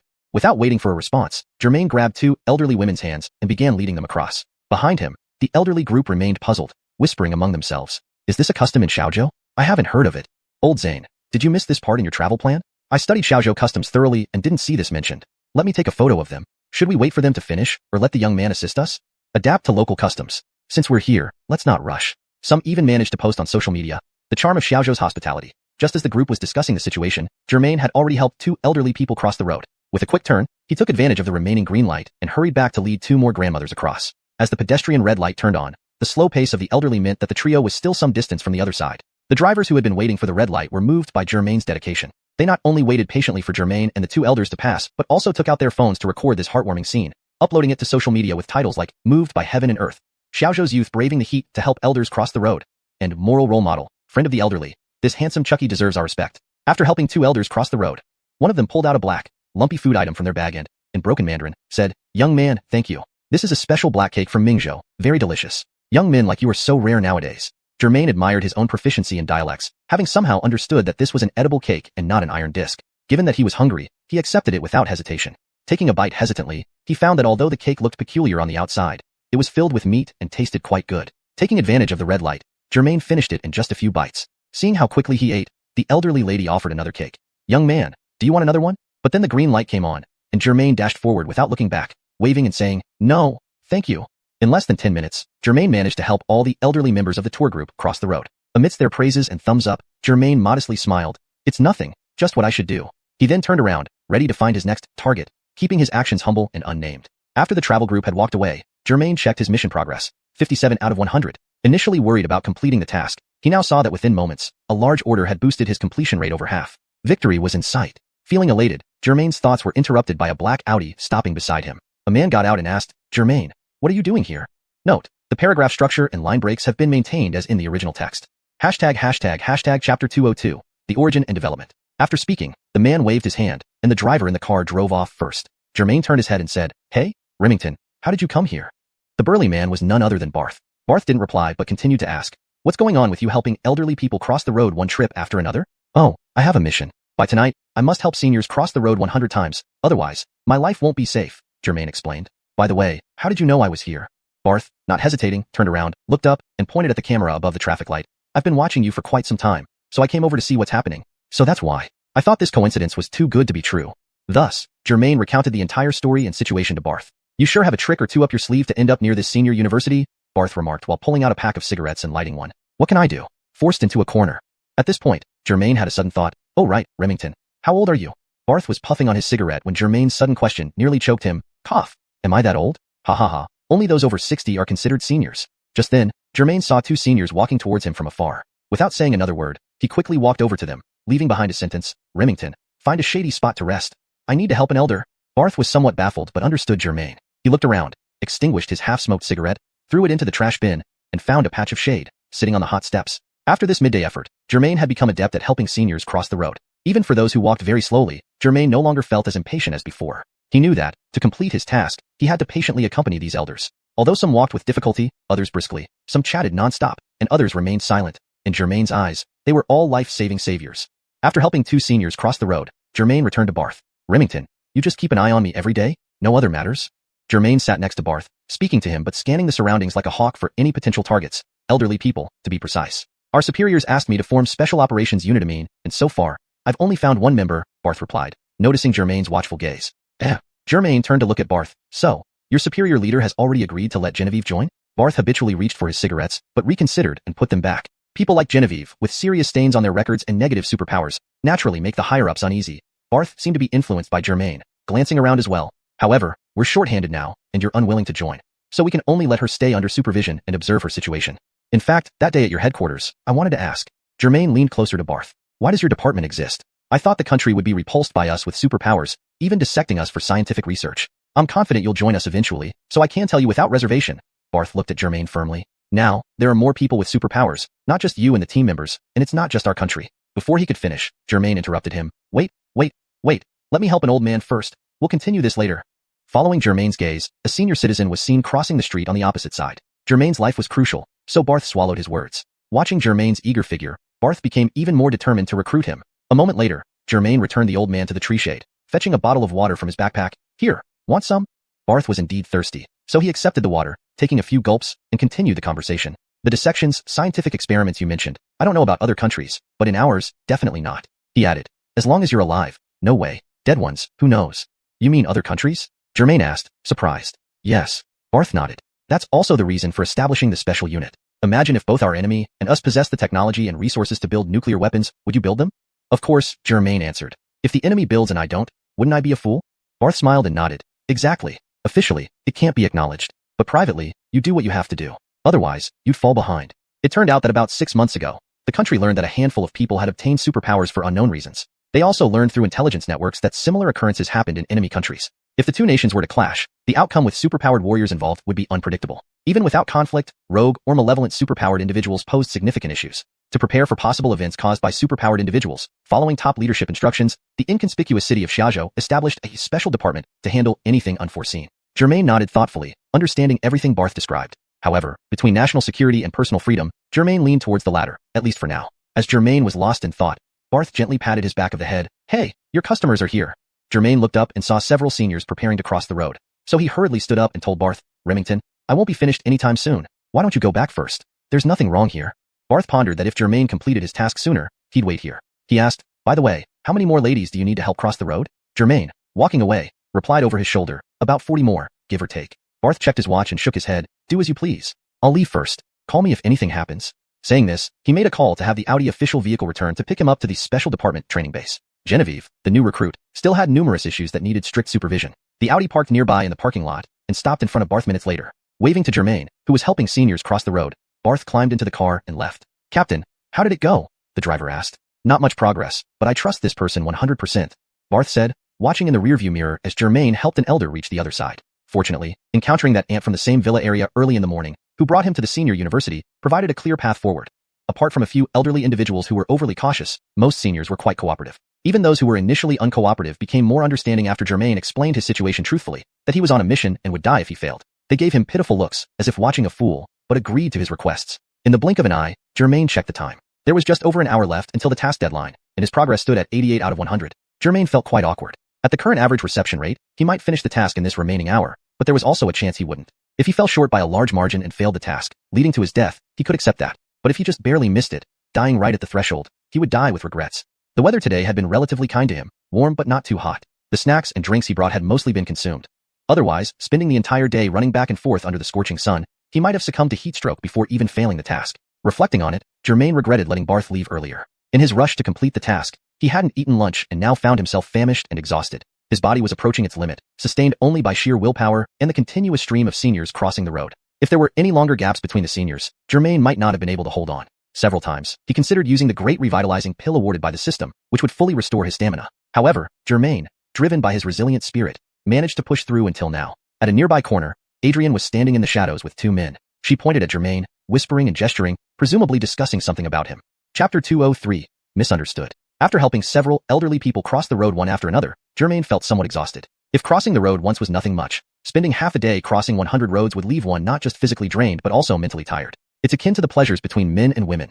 In moderation, it can strengthen bonds and bring joy, but in excess, it leads to weariness and extended downtime. Germain found himself at this critical juncture, torn between persisting or giving up. He wished to complete his mission as soon as possible, but after nearly 90 elders and half a day, he felt like he might puke. Still, tasks were tasks, and if he wanted to live, he had to finish them. At one point, when he was barely holding on, he even pondered the meaning of his resurrection. If he was resurrected only to become a slave to the system, what was the point? Someday, I will break free from the system's shackles and become its master. Just then, Germain noticed Adrian in a corner watching him furtively with two young men by her side. Looking around, there were a few people crossing the road, but no elderly among them. Instead of idling and wasting time, he decided to ask the old lady if she needed help crossing. Since there were no other suitable targets, Germain approached the old woman to try his luck. Noticing him coming towards her, the old lady's expression changed slightly. However, with two young men standing behind her, she wasn't worried. Seeing Germain approaching, the old lady whispered to the two men, "See? The moment he saw me, he came over." The young men instinctively blocked her path. As Germain drew closer, he realized the old lady seemed familiar. She was one of the few who adamantly refused his offer during his day of helping the elderly crossroads. Not only did she refuse, but she also looked at him like he was a thief or a robber. Given her stance, Germain didn't want to impose. Although completing the task was important, he preferred a less forceful approach. Halfway through, recognizing her as one of those who rejected him earlier, he turned back to wait for other targets under the shade near the traffic lights. "Do you see? Isn't that suspicious?" The old lady pointed at Germain's back as she spoke to the two men. They exchanged glances, nodded in understanding. "Stella, wait here. We'll go check," the older-looking man said to the old lady. "Brother, let's go." The younger one was evidently more impulsive, immediately rushing toward Germain. Caught off guard, the older brother followed suit. Germain, looking for potential targets, suddenly heard hurried footsteps behind him. Sensing something amiss, he stopped and turned around. It wasn't until he turned that he got a shock. A short young man, almost a head shorter than him, threw a punch at his face without warning. In the past month, Germain had been battle-hardened. He had fought more times in these few weeks than in the previous year combined. This resulted in a significant boost in his combat abilities. Even without the system or superpowers, he could easily handle 3 to 5 ordinary people single-handedly. And now, there were only 2 opponents. The small man was shocked because his sudden punch not only was detected, but his fist was grabbed tightly by Germain's large hand. He tried to pull back his hand, but Germain's grip was like a vice, holding him fast. In desperation, he raised his left hand to throw another punch. But Germain wasn't about to give him another chance. He held the punch with his right hand and swept his leg out. The small man lost his balance and landed on his face with a thud. Just as Germain was about to deliver a kick to the down man's head, the other man arrived. "Big brother, let's talk this out." The elder one, more experienced, knew they weren't a match for Germain and quickly intervened. Hearing the submission, Germain relented, knowing their skills were far below his level. He sized up the 2 strangers, neither of whom he recognized. "Zainston, do we know each other? Why did you ambush me? Did I do anything wrong to you?" Germain asked, watching the elder brother help the younger one up. At this moment, the old woman, observing from afar, rushed over seeing her grandson struggle, her legs suddenly strong and quick. Hemlock, are you okay? Are you hurt?" The old lady anxiously checked the dust off Hemlock, the man called Hemlock. The elder brother was naturally named Barton. Barton comforted the old lady. "Stella, don't worry, just a fall." "Hey, I'm asking you, what's with the ambush? I haven't wronged any of you, have I?" Their close familial bond made Germain feel ignored, leading to his annoyed tone. Hemlock, brushing off the dust, remained silent, while Barton answered, "We heard from Grandma that you were acting suspiciously. Since our house is nearby, we came to check." "Check with punches?" Germain complained, pointing at Hemlock. Defeated, Hemlock kept quiet. Barton apologized. "I'm Barton. This is my brother, Hemlock. He gets impulsive sometimes, and I couldn't stop him. See, he learned his lesson. How about letting it go?" Recognizing Barton's reasoning and Hemlock's recklessness, Germain, already in a dominant position, had no intention to press further. With less than an hour left to complete the task, he needed to focus. "That's fine," Germain waved off the matter and continued. "But why did you suddenly attack me?" Barton glanced uncomfortably at his grandmother and explained. Apparently, that afternoon, Germain had offered to help his grandmother cross the road, but she, being overly cautious, had refused. Not only did she refuse, but she secretly observed Germain helping multiple elders cross. Suspicious, she discussed this with her grandsons, who agreed it was peculiar, suspecting Germain of being a scammer or a thief using the guise of helping elders to steal. Curiosity and youthful bravado drove the brothers to come along with her to investigate. As he watched, it wasn't just as his grandmother had said. This Germain had been repeatedly helping the elderly cross the road in a short span of time. Moreover, what seemed even more suspicious was when this person suddenly walked towards them, only to turn back halfway. This made the trio even more convinced of their suspicions. Listening to Barton's explanation, Germain found it reasonable. After spending several hours helping people, it was understandable that anyone who paid attention would find it odd. But in today's society, where self-interest reigns supreme and people mind their own business, finding someone as warm-hearted as these brothers was indeed rare. The commendation those elderly ladies gave him echoed in his mind, confirming this thought. So, after hearing Barton, Germain felt an odd sense of kinship with these two brothers. Hey, brother, you keep going back and forth, helping so many elderly people cross the road. What's going on? Although Barton wasn't particularly tall, the saying, puzzled like a monk, aptly described his current confusion. Germain replied straightforwardly, I set myself a task, to help 100 elderly people cross the road today. So, he glanced at Barton's grandmother, who lowered her head, slightly ashamed. So, whenever I see an elder, I ask if they need help crossing the road. Most people agreed, except for your grandmother. Barton, Hemlock, and the grandmother exchanged glances, all thinking the same thing. This guy must have a lot of free time. Is that so? Although they couldn't fully understand why Germain was doing this, Barton knew that, at least, his actions were likely not malicious. Germain checked the time. I don't have much time left. I'm still about 10 short of completing my task, so I can't chat anymore. I have to go. With that, he waved goodbye and headed back under the tree near the crosswalk. This guy is really strange, Hemlock finally spoke up. He might not be telling the truth. Since we're already suspicious, why don't we get closer and observe him more carefully? What do you think? Translation note. The paragraph structure and line breaks are maintained as per the original text. Chapter 204, Don't Compete With Me. Although there had been a minor misunderstanding and slight conflict with those three people earlier, Germain hadn't suffered any losses. Instead, he managed to knock one of them down. So, while this trio followed Germain like shadows under the tree, Germain didn't pay much attention. After all, for the current Germain, the only thing that could threaten his safety in this world was probably the system which provided him with endless possibilities. Ordinary people? Not worth mentioning. Previously, when Germain read science fiction novels, there was always content saying that just as humans don't care about ants' lives, gods don't care about what humans think. Before, Germain always felt these words were overly boastful. But now, he merely owned the system, and the superpowers he obtained were still at the primary level. Yet, that godlike feeling had already faintly emerged in his heart. However, unlike those deities who treated human lives like grass due to their whims, because of the constraints of the system, Germain could only be a kind-hearted god. Fortunately, although Germain's personality was simple and impulsive, his principle was clear. If they don't offend me, I won't offend them. As long as no fools came knocking, everything would be fine. He couldn't be bothered with others. The three relatives stood curiously under the shade for a moment. Coincidentally, Germain helped another 3 elderly people cross the road. Brother, you're really just helping old folks cross the street, doing nothing else? Hemlock squatted on the ground, looking up at his brother Barton. Stella, it seems we misunderstood this person. Barton looked down at his grandmother. But what does he gain from this? Barton's grandma was puzzled. Although Germain had already explained his motives, simply completing a task, who would believe him? Oh, people like this are indeed rare nowadays, Barton muttered, taking out his phone and pointing the camera at Germain, who was helping the elderly cross the street. While filming, he started narrating on site. Look, the good youth of Xiaozhou, under the scorching sun, hot weather. He's been helping the elderly cross the road. This has been going on for hours. He continues tirelessly. Germain saw Barton filming from afar but had no objections. Instead, he gave a V sign to the camera. When Germain finished helping an elder and found himself momentarily idle, Barton approached for a brief interview. Handsome guy, you've been helping the elderly cross the street all afternoon. Can you tell us why? Barton asked. Germain was curious and smiled. Are you a journalist? Your questions are quite professional. Barton paused recording and said, I just graduated from university this year with a media major, but I'm currently job hunting. Huh, so you want to interview me?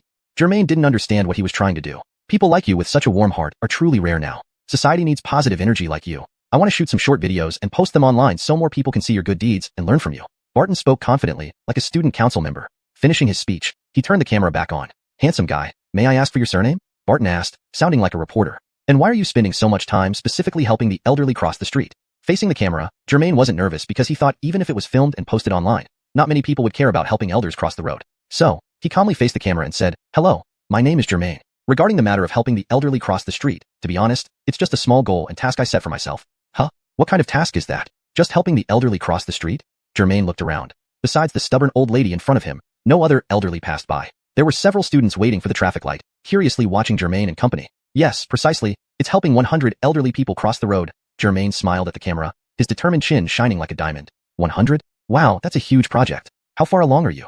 Barton's wow sounded particularly stiff and artificial, nearly making Germain laugh. Germain tried not to laugh and glanced at his task data, less than 10 left. At this moment, Germain spotted a rather old granny, pushing an even older grandmother in a wheelchair approaching. So, he hurriedly waved at the camera. No time to talk. I need to ask if these 2 elders want to cross the street. Bye. He then walked away without turning back. Everyone, look at how great this man is. If our Xiaozhou city had more warm-hearted young men like him, wouldn't it be a wonderful thing? Barton aimed the camera at his face. I am deeply moved by this handsome guy named Germain. Now, I will join his Honglia. I hope everyone can learn from Germain. Bye. Asterisk note. The term Honglia seems to be left untranslated. In this context, it should be translated as efforts or cause. Here's the improved version. Everyone, look at how great this man is. If our Xiaozhou city had more warm-hearted young men like him, wouldn't it be a wonderful thing? Barton aimed the camera at his face. I'm deeply moved by this handsome guy named Germain. Now, I will join his efforts. I hope everyone can learn from Germain. Bye. Afterward, he closed the recording, told Hemlock to take care of Stella, and ran after Germain. Germain was walking when he suddenly heard footsteps behind him. He wondered, what? Changing your mind now? Turning around, the media graduate, Barton, greeted him with a smile. Still got something? Germain asked. Handsome Germain, I'm deeply moved by you. I've decided to join you today, and before Barton could finish, Germain's face turned green as he frantically waved his hands. No, no, no. Please don't compete with me. Barton firmly held Germain's hand. Look at you, doing good deeds. It's everyone's responsibility. You can't do it all alone. Germain laughed helplessly, thinking, what kind of responsibility? If you meddle, you might end up losing your life. This is for completing tasks, not to become a martyr. So, Germain quickly pulled his hand away and placed it on Barton's shoulder. Brother, all the elderly in this area are mine. Please don't compete with me. Then he thought for a moment and continued, right? Aren't you into media studies and job hunting? Why not film the entire process with your phone and post it on your social media? Wouldn't this be perfect? From today, you can be the city's chronicler starting with me, okay? Barton thought it was a good idea since he was unemployed anyway. Building a presence on social media could help him in future job searches. Nowadays, companies prefer candidates with experience, and running social media content counts. Thinking about it, Barton agreed. That makes sense. You do your work. I'll document these touching moments through my lens, spreading positive energy. Germain nodded frequently, thinking, you can do whatever, I can't control that. Just don't snatch my grandmother's. With everything arranged, the two ladies pushing the wheelchair reached them. Germain hurriedly greeted. Hello, Auntie. Are you planning to cross the street? The two grandmas, one holding a phone, looked confused. The lady pushing the wheelchair asked, yes, is there something you need? The old grandma in the wheelchair commented, I'm close to death, no insurance needed. No need to sell anything to us. Seeing the anxious expressions on the grandma's faces, Germain turned around and noticed Barton, the recent graduate, standing right behind him, almost sticking his phone to Germain's head. This menacing look no wonder made the two elderly ladies nervous. I don't know what he learned in school. Germain helplessly turned back and whispered something in Barton's ear. Barton immediately nodded as if he had an epiphany, then backed off 5 to 6 meters to record from a distance. He also sent his brother and grandmother home first. After a day's practice, Germain was already quite familiar with all the explanations. He quickly explained the situation to the two grandmas who readily agreed to let him push them across the street. After all, the aunt pushing the wheelchair wasn't young either and seemed quite tired. When the green light came on, Germain pushed the wheelchair ahead while Barton followed a few meters behind filming. After helping them cross the road, considering that the aunt pushing the wheelchair was also exhausted, Germain helped her for another 200 to 300 meters before returning to his ambush spot. Time passed quickly, and the task was progressing smoothly. Under the faithful documentation of Barton's camera, with only about 10 minutes left until task completion, Germain had reached 98 out of 100. By this point, after a day under the scorching heat and without a proper lunch, Germain was genuinely hungry and running low on energy. Looks like you're pretty tired. How many more to finish the task? Barton noticed Germain's fatigue. Just 2. Germain gritted his teeth, wiped the sweat off his face, and anxiously looked around. Just 2? Why not just quit? You look pretty tired. We can directly film your joy upon completing the task, Barton suggested. Germain felt like he might vomit blood. He thought, please, missing even one could be catastrophic. Please, I'm doing this task, not for your documentary. Germain protested. Oh, sorry. Once I get into character, I forget everything. You really should have gone into acting rather than media studies. Hey, Brother Bogdang, which university did you graduate from? I never went to university. Just as they were talking, Germain saw a familiar figure walking toward him. The narrative flows seamlessly from the previous content, maintaining consistency in style and tone while ensuring natural language use and correct grammar. The translation preserves the paragraph structure and line breaks of the original text. Chapter 205, Bogdansay's daughter. You really did this all day? The speaker was a woman, and an Esmeralda at that. Germain's eyes sparkled with energy. Bogdansay, are you heading home? Bogdansay glanced at Barton, who was standing next to Germain holding a phone. What? Do you need assistance to help elderly people cross the road? And how about it? Did you complete your so-called task? Upon hearing her words, Barton noticed that this old lady knew Germain and was also in the know, quickly pointing his camera at Bogdansay. Hello, madam. This big brother Germain set a task for himself, to help 100 elderly people cross the road. It seems like you were aware of this. Could you tell our audience more about it? Barton asked. Seeing the other party dressed like a journalist, Bogdansay assumed he was a young reporter from a TV station. She hurriedly straightened her clothes, smiling warmly at the lens. My surname is Sue, just call me Bogdansay. I'm not only aware but also the one who suggested this young man come to the senior university. I told him there were many elders here who needed help. She babbled on, praising Germain as if he were Jesus, while comparing herself almost to the Virgin Mary. This left Germain feeling both awkward and anxious. Glancing at the time, only less than 10 minutes remained until the task would end, and he still lacked 2 assists. Witnessing Barton's interview, dragging on endlessly, asking irrelevant questions, Germain finally couldn't bear it any longer and interrupted. That's enough. I'm just completing a small task, not thinking much about social significance, moral decay, or human virtues. I didn't think that much. Germain asked Bogdansay seriously, Bogdansay, are you crossing the road? Bogdansay replied, I'm going home. There's a bus stop straight ahead. Why would I cross the road? Germain slapped his head. Right? She got off on the opposite side when coming here. If this old lady heads home, she wouldn't cross the road. What should I do? The deadline is almost here. Am I going to be the first person in history to die because I didn't help enough people cross the road? This is too humiliating. With no choice, Germain had to smile and negotiate with Bogdansay. Could you please cross the road twice so I can assist you? I'm only 2 assists away from completing my task. Young man, it's getting late. These 2 times won't make a difference. Let's take the bus together, Bogdansay said, having no idea Germain would die unless he completed his last 2 assists. Even if Germain explained, it'd be hard to believe unless he collapsed right there. Germain was close to tears, looking around. There wasn't a single elder within sight. Bogdansay, please, let me assist you 2 more times. Otherwise, I will die. Bogdansay laughed heartily. Ha ha ha, you've been possessed by some magic spell, haha. Seeing Germain's serious and despondent expression, Barton advised, Auntie, how about you go along with him? Though death sounds severe, he doesn't seem to be joking. After finally stopping her laughter and seeing their pleading faces, Bogdansay decided to propose her conditions. All right, I'll help you, but you have to give something in return. Say whatever you want. As long as you don't make me your godson, I'll do anything. Germain hastily replied upon seeing Bogdansay agreeing. Wishful thinking. Bogdansay rubbed her arm, saying, I've had a tiring day. You help me back to my doorstep, how about that? Not too excessive, right? Not at all. Not at all. Germain grabbed Bogdansay's hand. Let's go, let's go. Watching Germain assist Bogdansay across the road this time, Barton didn't film anymore since they knew each other, and posting it online might lead to suspicions of being staged. So, he decided not to film this part. Soon, just a minute before the task deadline, Germain finally finished the last 2 assists, reaching his goal of assisting 100 elderly people across the road. Just as Germain and Bogdansay crossed the final zebra crossing, the familiar voice sounded again. Ding, congratulations, host. You have completed the task of helping elderly people cross the road 100 times. Congratulations, host. You have received rewards. Interrupting the system mid-sentence, Germain asked, Wait, I'm exhausted, starving and covered in sweat. Can you wait till I get home, take a shower, eat dinner, and then tell me this good news? What reward? The system responded, of course, whenever you need, just say the word, host. Exiting the system, Germain couldn't help but show his joy. Both Bogdansay and Barton stared at him as if watching animals at a circus. After exchanging contact information with Barton, Germain bid him farewell. Germain happily escorted Bogdansay to the bus stop, even paying the bus fare of 1 yuan for her. Time flew by as he had been focused on chatting with Adley over WeChat. Before he knew it, they arrived at the destination. Since he promised to escort Bogdansay home, a man must keep his word. Once off the bus, Germain supported Bogdansay towards the villa complex. It was no wonder Germain hadn't seen Bogdansay before.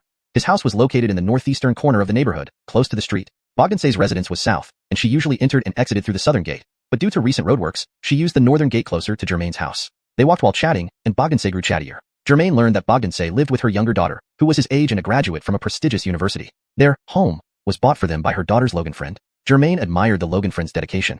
How much must he have spent on this for his girlfriend, a university student? How beautiful must Bogdansay's daughter be? Bogdansay, is your daughter very beautiful? Germain asked as they walked. Bogdansay's eyebrows practically touched the back of her head. Of course. Without boasting, my daughter. Before she could finish, Bogdansay's phone rang.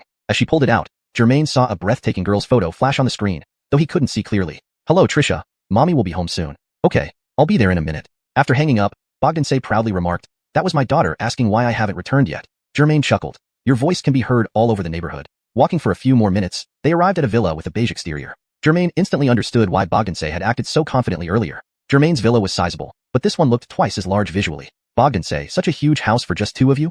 Looking up, Germain noticed a shadow pass by a window on the 2nd floor. Usually it's just me and my daughter. Her Logan friend is in business and comes home about 2 or 3 times a month, Bogdansay said proudly. That's far enough. Thanks for your assistance. Flipping her fingerprint at the door, Bogdansay opened the big iron gate and turned around with the air of a victor. Young man, remember to always respect the elderly and care for the young, just like today. Got it? Ahaha. Germain laughed awkwardly, waving his hand as he prepared to head back home. As he turned around, he noticed the front door on the 1st floor of Bogdansay's house opening, revealing a slim, ethereal young woman standing in the doorway. Germain was stunned on the spot, only coming to his senses when the iron gate shut, obscuring his view. He murmured to himself, even with a bald head, she's still stunning. Though he only saw her for a second, Bogdansay's daughter, Trisha, had already left a deep impression on Germain's mind. Dressed in a gray linen shirt with an ancient Chinese flair, her delicate features and perfectly bald head gave off an almost otherworldly charm. If she were a novice nun, men would likely crowd the temple gates just to catch a glimpse of her. Realizing this, Germain recalled how his days were either spent lounging at home or enjoying himself at nightclubs. He hadn't taken the time to truly appreciate his neighborhood despite living there for so long. Right under his nose, besides Adley, there was another stunning beauty he hadn't noticed. His steps quickened as he thought about it, and soon enough, he was back at his own home. Back already? You completed it? Adley asked upon seeing Germain, who looked merely fatigued but otherwise unharmed. Who am I? I'm Germain. Of course I finished. Back home, Germain felt completely at ease, pulling Adley into a hug. Wow, what's that smell? Adley shoved him away immediately. You're absolutely reeking. Go upstairs and take a shower. Hey, I stood outside all day. How could I not stink? Germain sniffed his sleeve and confirmed the unpleasant odor. Heading upstairs, he entered the bedroom and tossed his clothes aside before sinking into the warm bathtub. The heat enveloped him, making him feel utterly relaxed and comfortable. The translation continues to maintain the original tone and style of the novel, ensuring fluency and coherence with previous content while keeping the paragraph structure and line breaks intact. Chapter 206. Using the Chuji True Speech Spell on Adley. System, let's get started. After taking a bath and having dinner, Adley was tidying up in the kitchen. Churchill was playing with its tail in the living room downstairs. Germain returned to the bedroom, lay down contentedly on the bed, and spoke to the system. Ding, congratulations, host. You have completed the task of helping elderly people cross the road 100 times. Congratulations, host. Task completed. Positive energy increased by 1,000 points. Helping the elderly cross the road has become a daily task without time limits. The host can perform it any time as needed. Upon hearing this, Germain felt especially excited, his heart rate accelerating dramatically. He almost wanted to cry tears of joy. Wuxia, I, with my massive billion-dollar fortune, finally have a job. No longer need to worry about starving. I can support my family now. Helping 100 elders cross the road every day means earning 1,000 yuan per day. That's 30,000 yuan a month. 360,000 yuan a year. Marrying Adley and reaching the peak of life. How far could that be? Host, please don't be so sarcastic, the system said. Germain replied, dare I not? My life is in your hands. Under your command. How dare I not bow? Please continue. The system reminds you, the superpower upgrade function is now available. Upgrade from beginner to intermediate for 1,000 positive energy points. Intermediate to advanced costs 3,000 points. Advanced to superpower costs 9,999 points. Can my superpowers finally be upgraded? Germain was instantly energized. The system answered, yes, they can. Would the host like to upgrade? Germain mentally reviewed his current superpowers, teleportation, heaven's aura, and fireball, all at the beginner level. Though he liked them, he wasn't eager to upgrade immediately. Not yet. Please continue. Understood. If the host needs an upgrade, just say the word. Then the system proceeded with rewards. Receive a random superpower from 3 options. A screen popped up in Germain's mind, showing 3 choices. 1. Beginner level true speech spell. When shaking hands with someone, the person will only tell the truth for 1 minute. Costs 1 point per use. Lovely, my system. Germain thought that lying was humanity's most terrifying trait, something no other animal could do. He recalled the Wonder Woman comic where her lasso of truth forced anyone ensnared to tell the truth. Now, all he had to do was shake hands, which seemed even more powerful. He liked this ability but kept reviewing the others. 2. Beginner level smoke spell. Creates dense smoke within a 5 square meter area for hiding. Costs 1 point per use. This would make me a farting machine. Plus, with teleportation, it doesn't offer much advantage. Next, system. 3. Beginner level weather control. Controls weather within a 10 square meter area. Costs 1 point per minute of duration. This seems strong too. But for now, it's not very useful. Germain deliberated for a while, then chose the true speech spell over the weather control. Although both were powerful, he could only pick one of the 3.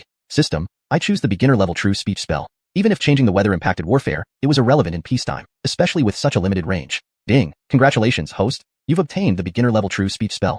The system continued. Due to insufficient reputation points, the maximum number of active superpowers is currently 3. Please choose one to temporarily seal. It can be reactivated after 30 days for 100 positive energy points. Only 3 active superpowers at once. Germain was clearly disappointed. The number of active superpowers is tied to reputation points. Currently, with 3,325 points, you can activate up to 3. Checking his data, Germain found his reputation indeed at 3,325 points. He had to make a choice again, keeping 3 out of 4. The true speech spell was new and unused, so sealing it made no sense. The fireball spell was essential for ranged attacks, despite being limited to 10 meters. The heaven's aura protected him in melee combat, handling ordinary, unarmed opponents easily. Teleportation was crucial for escape, though limited to 10 meters each jump. After much deliberation, Germain decided, system, seal the fireball spell. It won't be useful when helping xiuxian gather evidence. Ding. The beginner level fireball spell has been sealed for 30 days. Here are your current stats. Host, Germain. Positive energy points, 2478. Reputation points, 3325. Current tasks, none. Completion rate, not applicable. Active superpowers. Beginner level true speech spell. Beginner level teleportation. Beginner level heaven's aura. Sealed superpower. Beginner level fireball spell. Current artifact, Zaynightning Cat, Churchill. Elixir. 1 great return pill. Scanning his stats, Germain asked, system, if you offered me superpowers to choose from and I pick none, what happens? If you choose none, the superpower converts into 1,000 positive energy points. Alright, you're not too bad, Germain commented satisfied. Exiting the system, Germain hopped off the bed, put on slippers, and went downstairs. With the beginner level true speech spell, there was only Churchill the cat and Adley at home. Time to test it on Adley. Adley had finished cleaning and was mopping the floor in the living room. Churchill was mischievously perched on the mop, enjoying being dragged around. You said you were tired? I thought you were sleeping, Adley remarked, propping the mop against the wall. I missed you. Came down to see you, Germain smiled, walking toward her. Himph, aren't you done already? I can keep up with you. Adley leaned on the wall, arms akimbo. Meow. Churchill cheered from the side. Please stop tormenting me. Another round and I'm done for. Germain approached Adley. Admiring her beauty, he grabbed her hand without hesitation, activating the true speech spell. Suddenly, white light appeared above Adley's head, revealing a countdown timer. System, let's begin. After a bath and dinner, Adley was tidying up in the kitchen. Xuanhuan was playing with its tail in the living room downstairs, while Germain returned to the bedroom, lying contentedly on the bed and addressing the system. Ding. Congratulations, host, for completing the task of helping elderly people cross the road 100 times. Congratulations, host, for completing the task. You've earned 1,000 points of positive energy. Helping the elderly cross the road has been converted into a daily task without time limits. You can perform it whenever you need. Hearing this, Germain felt an intense surge of excitement, his heart racing as if he were about to burst into tears of joy. 55. A billionaire worth tens of billions. Finally have a job. Finally, I don't have to worry about starving. I can support my family now. Helping 100 elders cross the road every day. Spending 1,000 points a day. That's 30,000 a month. 360,000 a year. Marry Adley. Reach the peak of life. How far away is that?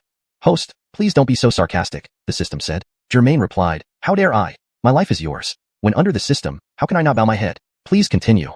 The system notification. The superpower upgrade system is activated. Basic superpowers can be upgraded to intermediate level for 1,000 points of positive energy. Intermediate to advanced for 3,000 points. Advanced to supreme for 9,999 points. Finally, we can upgrade our powers? Germain perked up at this news. The system responded, yes, it can. Do you wish to upgrade your superpowers? Germain considered his current basic superpowers, teleportation, heaven chi, and fireball. To be honest, I'm quite satisfied with these three even though they're only at the basic level. Temporarily, no upgrades needed. Continue, Germain decided after some thought. Alright, if the host needs upgrades, just say so. Then, the system continued announcing rewards. Gain a system reward, a random superpower from 3 options. Immediately, a screen appeared in Germain's mind with 3 superpower choices. 1. Basic true speech spell. Use when shaking hands. The other party will only speak the truth for 1 minute. Costs 1 point of positive energy per use. Wow, my system. Germain marveled. Lying is what makes humans so fearsome. No other animal can do it. In American comics, Wonder Woman had a lasso of truth that made anyone caught tell the truth. But this one requires only a handshake. Germain found it impressive, but decided to see the others. 2. Basic smoke spell. Produces thick smoke in a 5 square meter area for concealment. Costs 1 point of positive energy per use. Isn't this like farting? And with teleportation already, this doesn't help much. Next option, please. 3.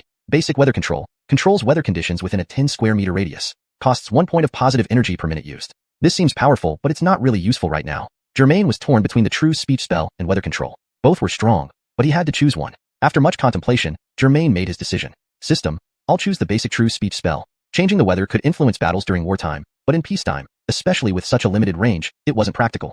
Congrats, host. You've obtained the basic true speech spell, the system announced. Right after, it continued, due to insufficient reputation points, you can bind up to 3 superpowers. Please choose one to seal temporarily. After 30 days, you can spend 100 points of positive energy to unseal it and rebind. Huh? Only 3 superpowers at once?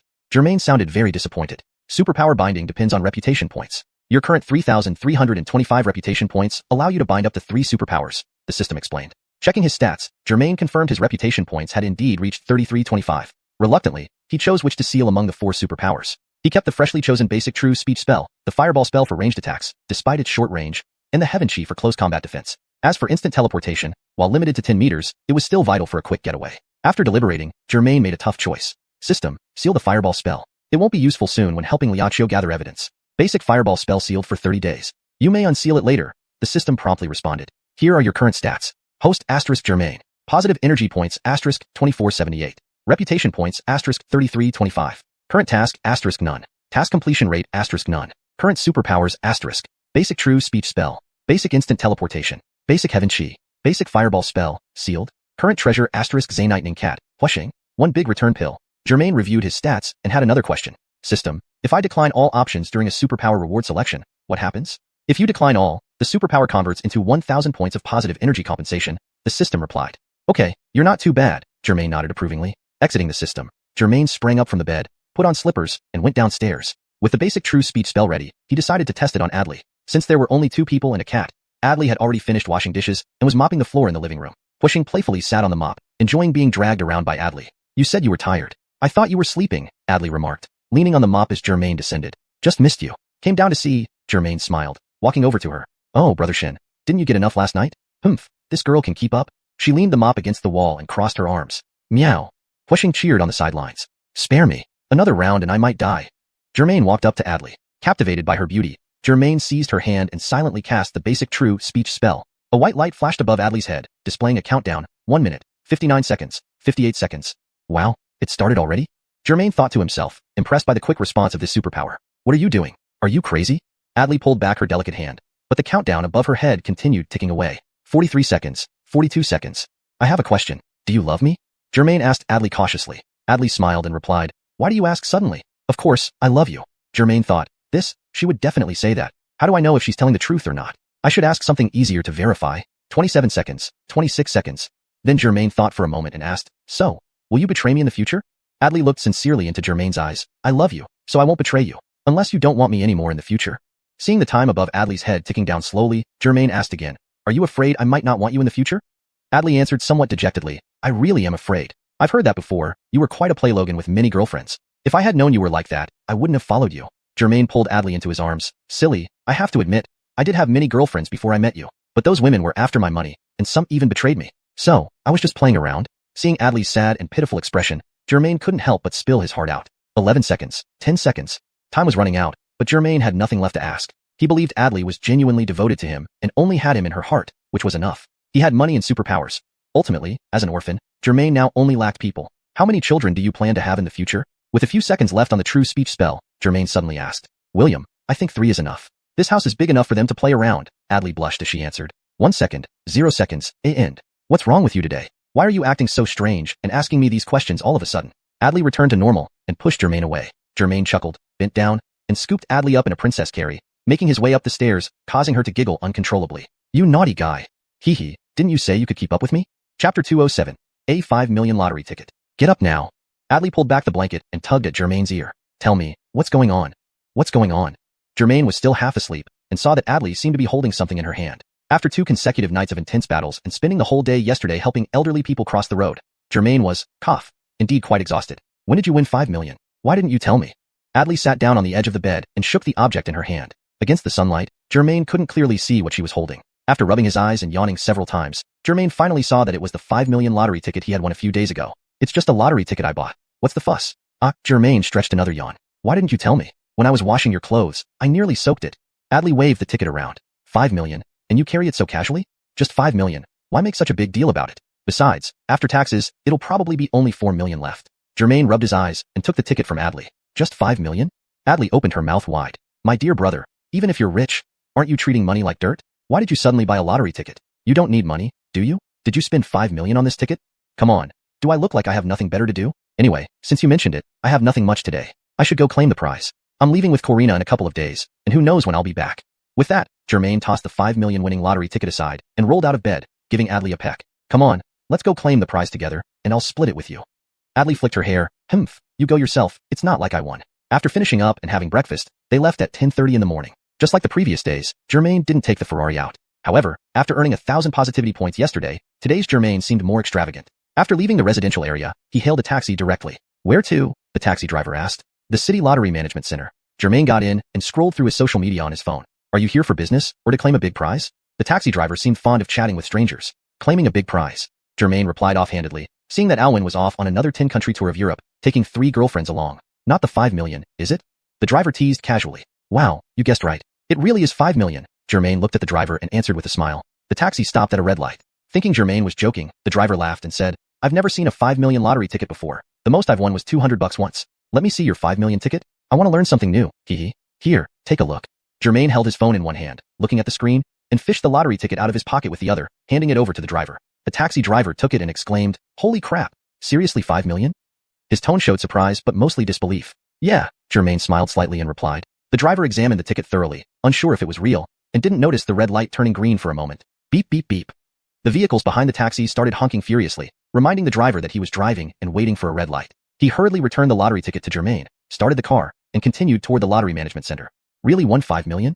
Even though he had scrutinized the ticket thoroughly, the driver still couldn't believe it. He glanced at Germain dubiously while driving. Yeah, enough to buy a house. Germain casually put the lottery ticket back into his pocket. Winning 5 million and still so calm. Young man, you're not ordinary. With this prize money, start some business. You'll surely become a billionaire one day. Thanks for the good wishes.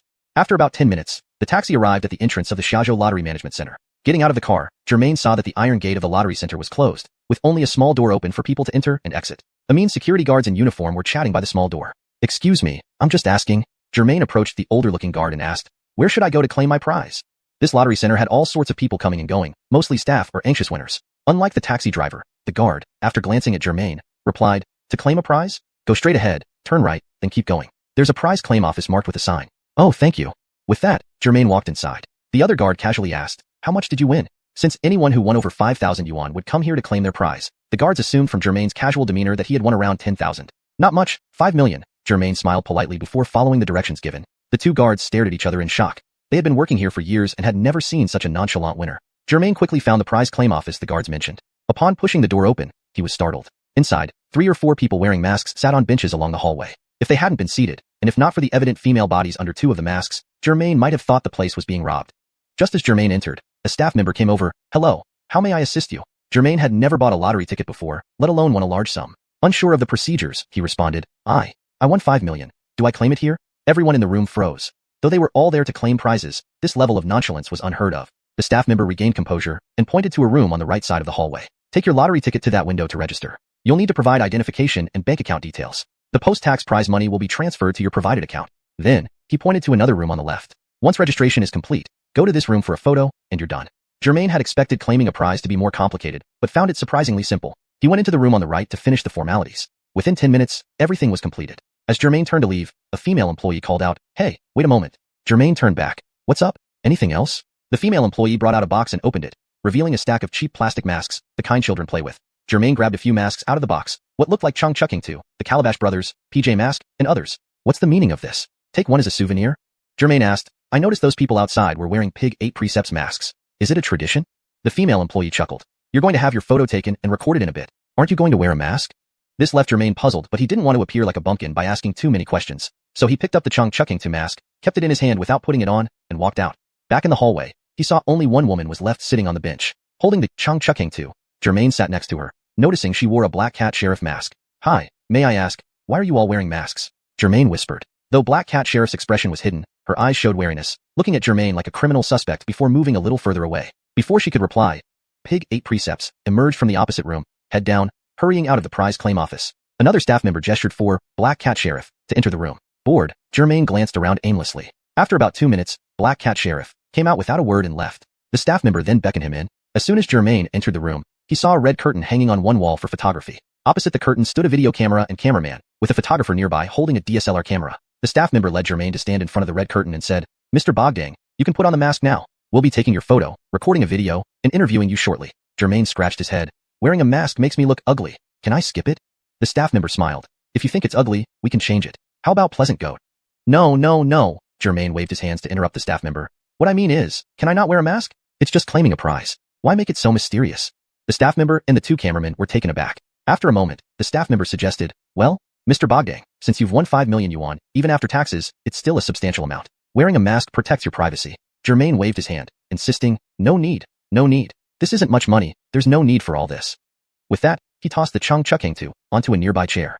Hashtag Chapter 208, the first public prize claimant. The few staff members inside exchanged glances. They had been doing this job for many years, and most prize winners who claimed even smaller sums like 30,000 or 20,000 yuan would cover themselves from head to toe with caps, masks, and scarves, fearing recognition. Never mind those who won several million. But the handsome young man in front of them appeared completely nonchalant and brimming with confidence. "Mr. Bogdang, winning 5 million as a first prize winner requires taking photos, recording videos, and being publicly displayed on television and the internet. Most people usually wear masks during interviews. Are you sure about this?" The cameraman kindly reminded him. Germain waved his hand and said, "Don't worry about it. People who know me wouldn't care about this money." The staff members exchanged looks. They considered themselves semi-media professionals and immediately realized, this is an exceptional news story. This young man is the first person in Xiaozhou City, and even in the entire country, to willingly expose his face after winning such a huge prize. "What? Is there something wrong?" Germain asked the present staff. No, nothing at all." They all waved their hands, seeing this as a rare opportunity for fame in their careers. How could they miss it? After a brief pause, the cameraman set up the camera, turned on the recorder, and the photographer took out his DSLR and started clicking away. One of the other staff members clearly acted as the host. Facing the camera, he pointed the microphone at Germain. "Hello, Mr. Bogdang. As far as I know, you are the first person in our country to openly reveal your identity after winning a 5 million yuan prize. Why did you choose to do this?" "What? I'm the first person to do this in history?" Germain was greatly surprised. The host thought Germain might be having second thoughts and hurriedly comforted him. "Mr. Bogdang, if you don't want to be exposed, we can cut this part and record it again." Having said that, he gave the cameraman a signal, who looked disappointed as he prepared to start over. But the host didn't expect Germain to wave his hand again and say, "Ahaha, no need. I just don't understand why others feel they must wear masks. It's not like I stole or robbed anyone. It's legally earned." Hearing this, the staff felt relieved. Without the winner's permission, they and the Lottery Management Center had no right to disclose any information, including facial details. Especially today, where someone voluntarily wanted to show their face. It was a phenomenon unseen for decades. They quickly resumed the interview. "So, Mr. Bogdang, how do you plan to spend this 5 million after winning? House prices have surged recently. Will you consider buying a house?" the host asked. Germain thought for a moment and replied, "I have no interest in houses. There's already plenty at home. This amount, I'll probably just keep it in the bank." The host inwardly thought, no wonder he's so calm after winning 5 million. He must be a second-generation rich. Zaintel did he know, this tall, handsome youth wasn't just a rich heir, but also ranked among the top 100 wealthiest people on Earth. Continuing, the host asked, does Mr. Bogdang have plans to donate some of the prize to support charity? You know there are many people in the world who still need help. Germain glanced at the camera and spoke candidly. Sorry, I haven't thought about that. I just had some free time today and wanted to claim the prize casually, without thinking much beyond that. Would you consider it in the future? In the future? I don't know what will happen then, but I have no such thoughts now, Germain answered directly, sensing a bit of moral coercion. His expression showed displeasure. Typically, even if prize winners eventually didn't donate anything, they would politely say, yes, I'll donate a portion, support charity, or consider it, even when wearing masks. But to see someone outright refuse on camera was unprecedented. The host was momentarily speechless, but soon recovered and changed the topic. So, Mr. Bogdang, have you bought lotteries before? No. Then, do you have any message for the vast number of lottery buyers about winning 5 million? The host persisted. Zain-minded gambling is enjoyable. Playing lotteries occasionally is fine, but never get addicted. Before Germain finished, the host interrupted him hastily. Got it. So, will Mr. Bogdang continue buying lotteries in the future to support our welfare cause? Probably not. Buying tickets this time was accidental. If things go as usual, I likely won't buy again, Germain replied truthfully, though his honesty made the host seem awkward. Germain was helpless too. He didn't like saying polite words, especially given his positive energy system, which wouldn't let him lie. The host gave a somewhat stiff smile at the cameraman, who shook his head, signaling that the recorded segment needed significant editing to be broadcastable. As a national lottery management entity, they couldn't allow winners to discourage others from buying lotteries. Thinking quickly, the host said, so, Mr. Bogdang, do you have any blessings for our friends watching on TV and online? Germain, only able to say blessings, thought for a moment and responded, wish everyone good luck and hope you win big like me. The host was very satisfied with this response since he had laid out the script beforehand, and Germain had followed accordingly. A few more minutes of similar blessings concluded the brief interview. Germain shook hands with the host, took a photo together, and left. At the entrance of the lottery center, 2 security guards joked, young man, you got your 5 million? Germain nodded, ignoring them further, hailed a taxi at the gate, and left. By the time he got home, it was already noon. Adley had already prepared lunch and was waiting for him. How did it go? Got the prize? Yes. You timed it perfectly. I'm starving. I thought you'd eat first. Germain kicked off his sneakers, noticing the steaming food on the dining table. You think a meal is more important than 5 million?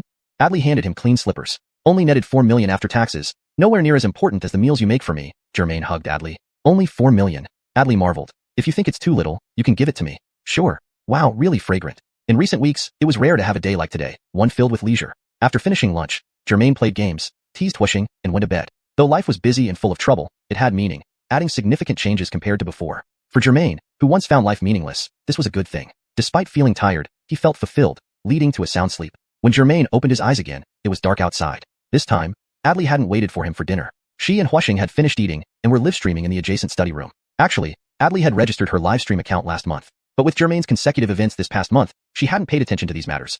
Seeing how relaxed Germain looked when he came back today, Adley thought that all the ups and downs over the past period had finally come to an end. She then retrieved her long-neglected livestream account and started preparing for a live broadcast while Germain was sleeping.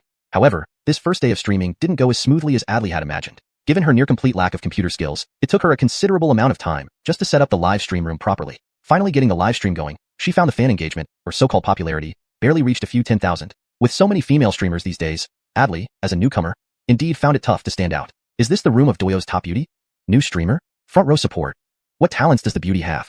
Singing, dancing, gaming? With such high looks, just staring at the screen is enough. What more talent do you need? Adley said into the camera, well, I can't do much except walk the catwalk, and my singing is only average. Is the streamer a model? No wonder she seems familiar. Don't get your hopes up. I'm just a minor model. Lately, with so much happening at home, I haven't been working and decided to try being a streamer to earn some extra pocket money. Streamers, your looks are already enough to outshine 99.99% of Doyo's female streamers. But in this line, you need rich patrons to shower you with gifts and boost your popularity. And sometimes you might even have to follow certain unspoken rules. The newly acquainted netizens gave suggestions to the newcomer Adley one after another. Originally, Adley occasionally watched other people's streams and noticed there were many low-quality trolls. This made her somewhat nervous at first. She feared being targeted by trolls and worried that she might get emotionally affected, crying in front of everyone, which would be very embarrassing. Unexpectedly, either her goddess aura influenced the trolls through the internet, or her low popularity didn't attract professional trolls' attention, leading to a peaceful atmosphere in her live stream room. It shouldn't be like this. With Star River's looks, this popularity should have at least one more zero, right? 1 0? I mean zeros are more fitting. Oh, when I look at other people's streams, their popularity ratings are in the millions. So envious, Adley pouted, and thousands of fans in front of the screen felt entranced. Others have been streaming for years. You're new. This popularity isn't bad. Find a rich patron or a wealthy friend to shower you with gifts, and your popularity will skyrocket quickly. Sigh, I haven't earned anything recently. Everything from eating to drinking is paid for by my Logan friend. I don't want to spend his money anymore. Adley was so engrossed in her live stream that she didn't even notice Germain standing at the door for quite some time. However, Germain didn't disturb her and went downstairs to eat on his own. Note: Douyo appears to be a translation of the Chinese name for a popular live streaming platform, possibly referring to Douyo in English. Chapter 209, New Female Streamer Adley. Stone truly doubted if Adley had also bound herself to some super gourmet system or the strongest cooking system, because this lass's cooking skills had been improving at a stunning rate recently. Tonight's dinner was primarily braised pork ribs accompanied by 2 vegetable dishes, all perfectly balanced in color, aroma, taste, and nutrition. When Stone first met her, Adley hardly ever cooked. Now, her culinary skills were already good enough to start a restaurant. Stone, busy with his own matters, had no idea that Adley had spent most of her free time studying recipes, refining her cooking techniques, and watching food shows. She was naturally gifted, so it wasn't surprising how quickly she advanced. Churchill wandered around Stone's feet without leaping onto the table, clearly having already been well fed by Adley. After finishing his dinner, Stone played with Churchill for a while before going upstairs, with Churchill following close behind. As he approached the study, he heard Adley singing inside. Her voice as melodious as a skylark. While it might not match professional singers, it far surpassed most female streamers. Stone arrived just as she finished singing and decided not to disturb her, preparing to leave when he heard Adley bidding goodbye to her viewers. At this moment, Churchill slipped through the door crack. Adley turned off the live stream and saw Churchill come in. "Churchill, why did you come?" she said, picking up the cat for a kiss. Stone then pushed the door open, startling her. "When did you wake up?" Adley asked. "Please, I've already finished my dinner," Stone replied, pretending to be displeased. Adley glanced awkwardly at the computer screen. "So, did you see my stream?" "Not really, just heard you singing as I passed by." "How many followers do you have?" Stone asked. "Just over an hour of streaming, maybe 8 to 10,000 fans," Adley answered. "Not continuing modeling?" Stone asked, pulling her into a hug as they sat on the sofa. "Actually, after that incident, I didn't want to continue. You know, that field isn't suitable for me," Adley confessed, leaning against him. "How so?" "Your qualifications outshine your girlfriend's," Stone said affectionately. "Ugh, you idiot. I'm talking about more than physical conditions," Adley teased. Stone remembered how they first met when a toad tried to take advantage of a swan, only to be punished by Stone. "So, you're switching to being a streamer?" Stone asked. "You don't need to work so hard. I can support you. You may have money, but there are system restrictions. I can't drag you down. I must earn my living. Besides, the earnings from modeling should cover my expenses for a few months as a streamer." Unlike previous parasitic relationships, Adley was beautiful and independent, a trait Stone admired greatly. Stone gently stroked her hair. "As long as you're happy, try it. If it doesn't work out, I'm here for you." He felt more confident now because assisting the elderly had become a routine task. With consistent effort, daily expenses were manageable. Moreover, July 1st was coming up, where spending would be unrestricted. He planned to use the 4 million one from the lottery first. Suddenly, Stone's phone rang. It was Dale. "Himph, wasn't this guy hanging around Khalil? Still remembers me?" Despite their long acquaintance, Stone answered gruffly. "What?" Dale seemed oblivious to his annoyance. "Hey Stone, congratulations. You're famous nationwide now." Confused, Stone asked, "What are you talking about? I don't get it." Excitedly, Dale seemed to be watching TV. "Didn't you win the 5 million yuan lottery?" Stone glanced at Adley. "Yes, what of it?" Immediately realizing something was wrong, Stone questioned, "How did you know?" Dale laughed heartily. "Seriously? You're smart. Spent 5 million yuan to gain national fame. Who knew you were such a marketing genius aside from drinking and fighting? Cut the crap, what do you want?" Interrupted by Stone's abruptness. "Didn't you know you're on TV? The first person to publicly claim the prize. Hello? Are you there?" Hearing no response, Dale cursed as Stone hung up. Concerned, Adley asked, "What happened? Trouble again?" Stone stood up. "Haha, I think I'm on TV." "Why? You?" Adley asked, wide-eyed. Stone held up 5 fingers. "Because of 5 million yuan. Come, let's watch TV." Entering the bedroom, they found the remote and switched on the large TV. After flipping through a few channels, "Do you have any message for the lotto players regarding your win of 5 million yuan?" a uniformed host asked. "The occasional lottery is fine for fun, but don't get addicted," answered none other than Stone standing beside Adley. "Didn't you wear a mask?" "So, you exposed yourself winning 5 million? Adley asked, amazed. "Of course. What's the big deal?" Stone replied nonchalantly. "It's not like I stole or robbed anyone. No need to hide." The news narrator continued. "This unnamed Mr. Bogdang is reportedly the first individual in nearly 20 years to publicly claim a major lottery prize." Stone scratched his head, puzzled. "Just buying 2 or 3 houses in Xiuxian City. Is it worth all this publicity?" Chapter 210, Germain's sudden fame. "Oh, we can't go out together anymore after this?" Adley sat on the bed, her expression unreadable. It was a complex mix of emotions, hard to tell if she was happy or upset. "What do you mean?" he asked while watching news about himself on TV. "You idiot, after tonight, you'll be a nationally famous internet celebrity. When we go out together, people will trail behind us." Adley scolded with affection. I didn't think that far ahead," Germain said, scratching the back of his head. "Indeed, he looked pretty good on TV. I can say you're smart, but you are so impulsive at times." Adley threw a pillow at Germain's back. "Oh no, I wasn't ready to be a star's girlfriend." Ding dong. Adley's WeChat buzzed. It was from her best friend. "Is this person your Logan friend?" Attached to the message was a photo taken off the TV screen. Without doubt, it was Germain accepting the award and grinning foolishly at the camera. Adley replied, "Yep, the big idiot. Ahaha, you guys must treat us to a meal. At least a 3-star Michelin restaurant. Let's go eat sushi at Jiro Ono's place. You promised several times." "Oh, I'm already overwhelmed." As Adley was messaging back, Germain's phone started buzzing non-stop like frogs croaking after the rain. "Damn, look at this picture. Is that you? When are you going to take us out for a feast?" How about 3 nights at a luxury nightclub? We won't let this pass. I had my birthday last month, but forgot to tell you. How about I make up for it later? A small red envelope would suffice. Bro, now you're famous. Endorse our company, please? But Jermaine just glanced through each message without replying. He thought to himself, I just won a prize. How come it feels like I've stirred up a hornet's nest? At this moment, his phone rang. It was Barth. Hey, Remington, you watch the news too? Jermaine knew exactly why he was calling even before he spoke. Ha ha ha, you've become famous overnight? They chatted for a bit. Barth was still at the training base when a colleague told him to watch the news. That's how he found out Jermaine had publicly accepted a large prize. Thinking to himself, that guy, pure and reckless. Barth advised him to stay safe and hung up. Just as Barth ended the call, Kareem called again. The same reason, obviously. Turns out Kareem had no serious injuries, but needed to recuperate in the hospital. Bored every day, he played with his phone and listened to the radio. One evening, listening to the news, he heard someone accepting a 5 million yuan prize without a mask, interviewed live on TV. Upon mentioning Mr. Bogdang, Kareem thought, could this be a coincidence? Not many people surnamed Bogdang around, especially knowing one personally. And when Mr. Bogdang spoke on the radio, Kareem nearly jumped out of bed. It was indeed Jermaine. Excited, he immediately called to confirm, and yes, it was true. Laughing joyfully in the ward, the doctors and nurses outside rushed in, thinking something was wrong with the patient. About an hour passed, and the phones gradually quieted down. The two sat side by side on the bed, watching experts analyze the public prize acceptance incident on TV. Psychologists were speculating on Mr. Bogdang's motives. Jermaine couldn't help but laugh. I just went to collect a prize and openly took home 5 million yuan. Why so much psychological analysis? I'm not a writer. Every word doesn't need profound meaning. Adley, leaning against Jermaine's shoulder, sighed. I have a premonition. Our peaceful life is over. Comforting her by holding her hand, Jermaine said, don't worry. I'm here. By the way, are you still going to Qingzhou City next week? Maybe you shouldn't go. I'll go with Corina instead. Adley suddenly perked up, sitting straight and pinched Jermaine's waist. No way. I have to go with you. Also, did you intentionally show your face during the award ceremony to leave me and go to Qingzhou alone with the big CEO? Come clean. Rubbing his reddened waist, Jermaine protested. Please, I didn't think that much. As if I'm some drama queen. Humph. I dare you to try. Walking towards the bathroom, Adley added. You better figure out how to fix this mess. Otherwise, sigh trouble. The bathroom door closed, and water ran as Adley prepared for a shower. Seizing the moment, Huashing flashed onto Jermaine's lap. Petting Huashing, Jermaine watched TV, pondering, this might actually get troublesome. In Nash's apartment, Nash was gaming while butler Mohammed stood nearby waiting for him to finish. Bang bang bang. Damn it. So close to winning. Nash angrily threw his mouse aside and removed his headphones. Turning to Mohammed, he asked irritably, what do you want, old Chun? Can't you see I'm busy?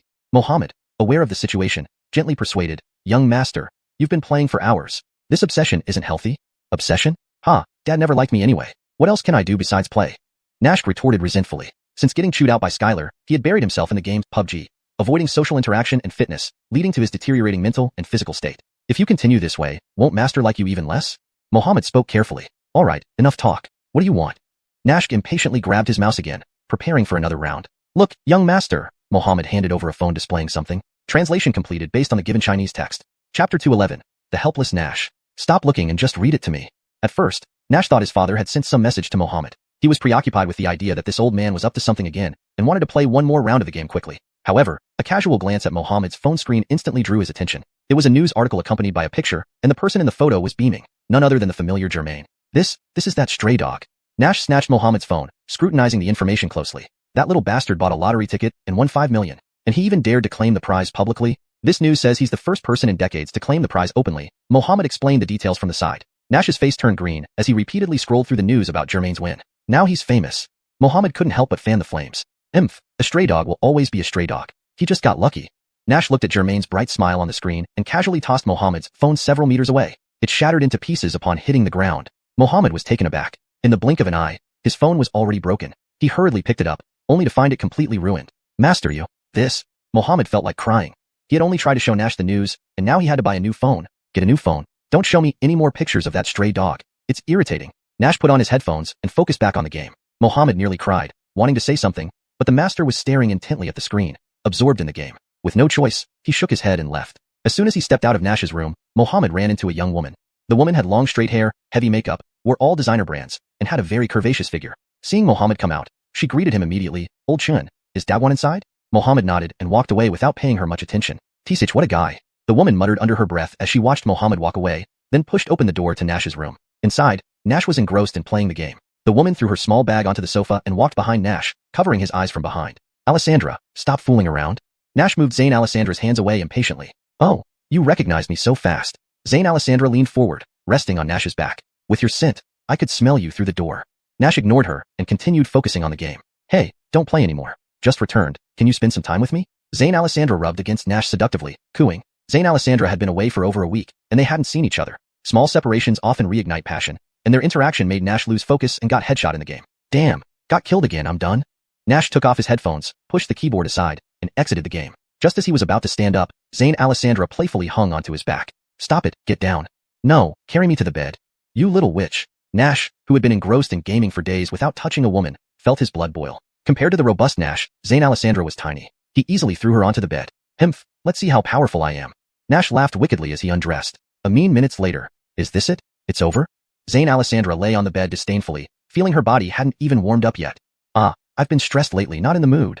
Nash slumped like a deflated balloon, leaning against the headboard and smoking. How do you keep getting worse? Zayn Alessandra complained. Nash searched the news on his phone and handed it to Zayn Alessandra. Look, this guy is having another stroke of luck. That's why I'm annoyed. Zayn Alessandra took the phone and saw it was Jermaine. 5 million. How lucky is this guy? Yeah, my dad only gave me this much allowance this year. Unconsciously, Nash almost burned his hand with the cigarette.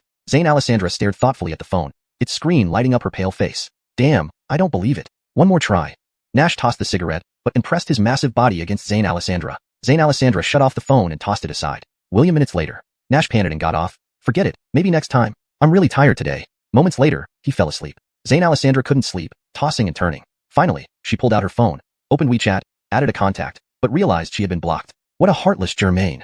In the morning, Jermaine suddenly woke up. Opening his phone, he was startled. Over 100 friend requests flooded his WeChat overnight. Dozens of unread messages from friends and over 40 missed calls filled his inbox. Many of these were from unknown numbers. Clearly, someone in his social circle or ex-friends had leaked his WeChat and phone number. The unknown numbers didn't need Sherlock Holmes to deduce they were media trying to interview him. This must be the downside of becoming famous. Seeing Adley still sound asleep, he gently stroked her hair while flipping through the WeChat friend requests. The messages varied widely. Hello, I'm a reporter from the Xiaozhou Evening News. Couldn't reach you. Can we add you as a friend for an interview? Hi, I have a lucrative project but lack funds. Hope you can invest. We split profits 50-50. Hello, kind soul. I'm a seriously ill patient. Have you been doing well recently? Alessandra. Chapter 212. Try my handiwork. Piao piao.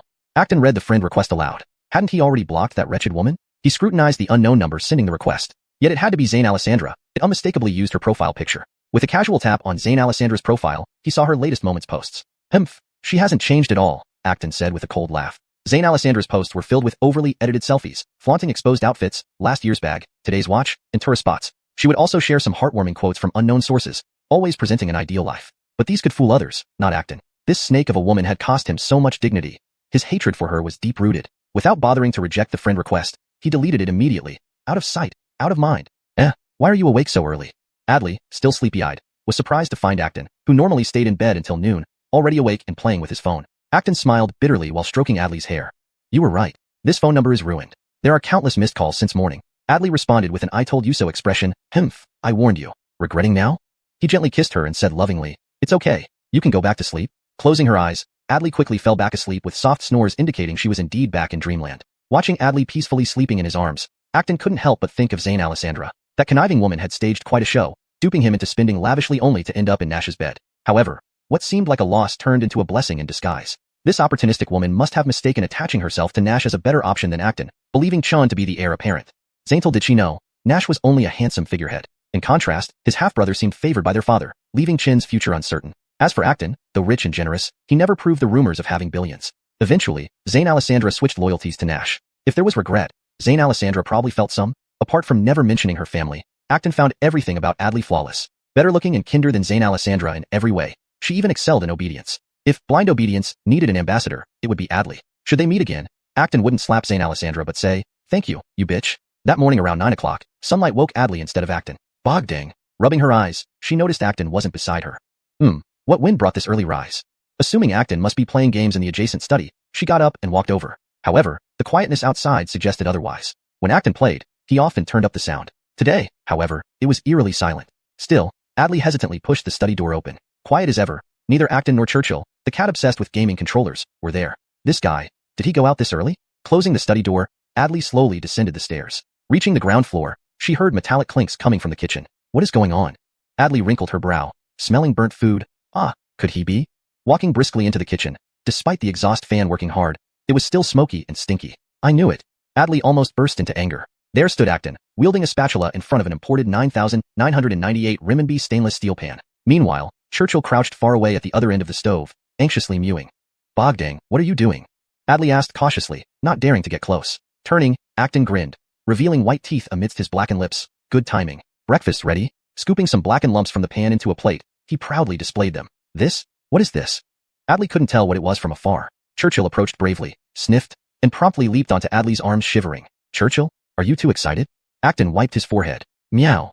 Though nobody understood Churchill, its tone clearly showed disagreement. Bro Bogdang, what is this? Adley gingerly approached, poking the blackened mass with chopsticks. Fried eggs? Right. First time frying, and I did pretty well, don't you think? Acton chuckled, pleased. Although he had cooked before, he usually only boiled or steamed things. Frying was new because it was too troublesome otherwise. Why hesitate? Try my cooking. It might taste slightly off being my first attempt. I'll cook occasionally so you won't have to do all the housework. He looked eagerly at Adley. Trembling, she put a small piece into her mouth, chewed, swallowed. Honestly, better than expected, but I'm not hungry. You eat it. Dropping the chopsticks, she scooped up Churchill and rushed out. Really not hungry? Acton called after her, trying a piece himself. Hey, not bad despite looking awful. Translation note. Maintained original paragraph structure and tone. Names translated phonetically using pinyin. Kept idiomatic expressions where appropriate for natural reading flow. Chapter 213. First experience of fame. Finishing breakfast. What they called breakfast. Germain came out of the kitchen, went upstairs, and entered the bedroom. He found Adley sitting on the bed, munching on snacks and watching TV. Aren't you supposed to be not hungry? Germain asked in confusion, casually grabbing a packet of spicy sticks from the snack pile and opening it for himself. I was just craving something, Adley said as she stuffed a small cake into her mouth, then pointed at the TV screen. Look, there you are again. Even after changing 10 channels, half of them still have you. Germain frowned and let out a sigh. At least not all channels are broadcasting my news. Those that didn't were children's channels, opera channels, and so on. Adley continued eating her snacks with a mischievous smirk, delivering another sarcastic remark. All right, Germain conceded. What are they saying about me? Adley had only eaten half of her small cake when she paused, looking upset. An informant said you've had 27 girlfriends in the past.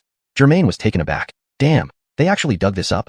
Beep. Host has used foul language. Deducting 1 positive energy point. Current positive energy value is 2,451 points. The system chimed in once more. Germain remained silent for a moment.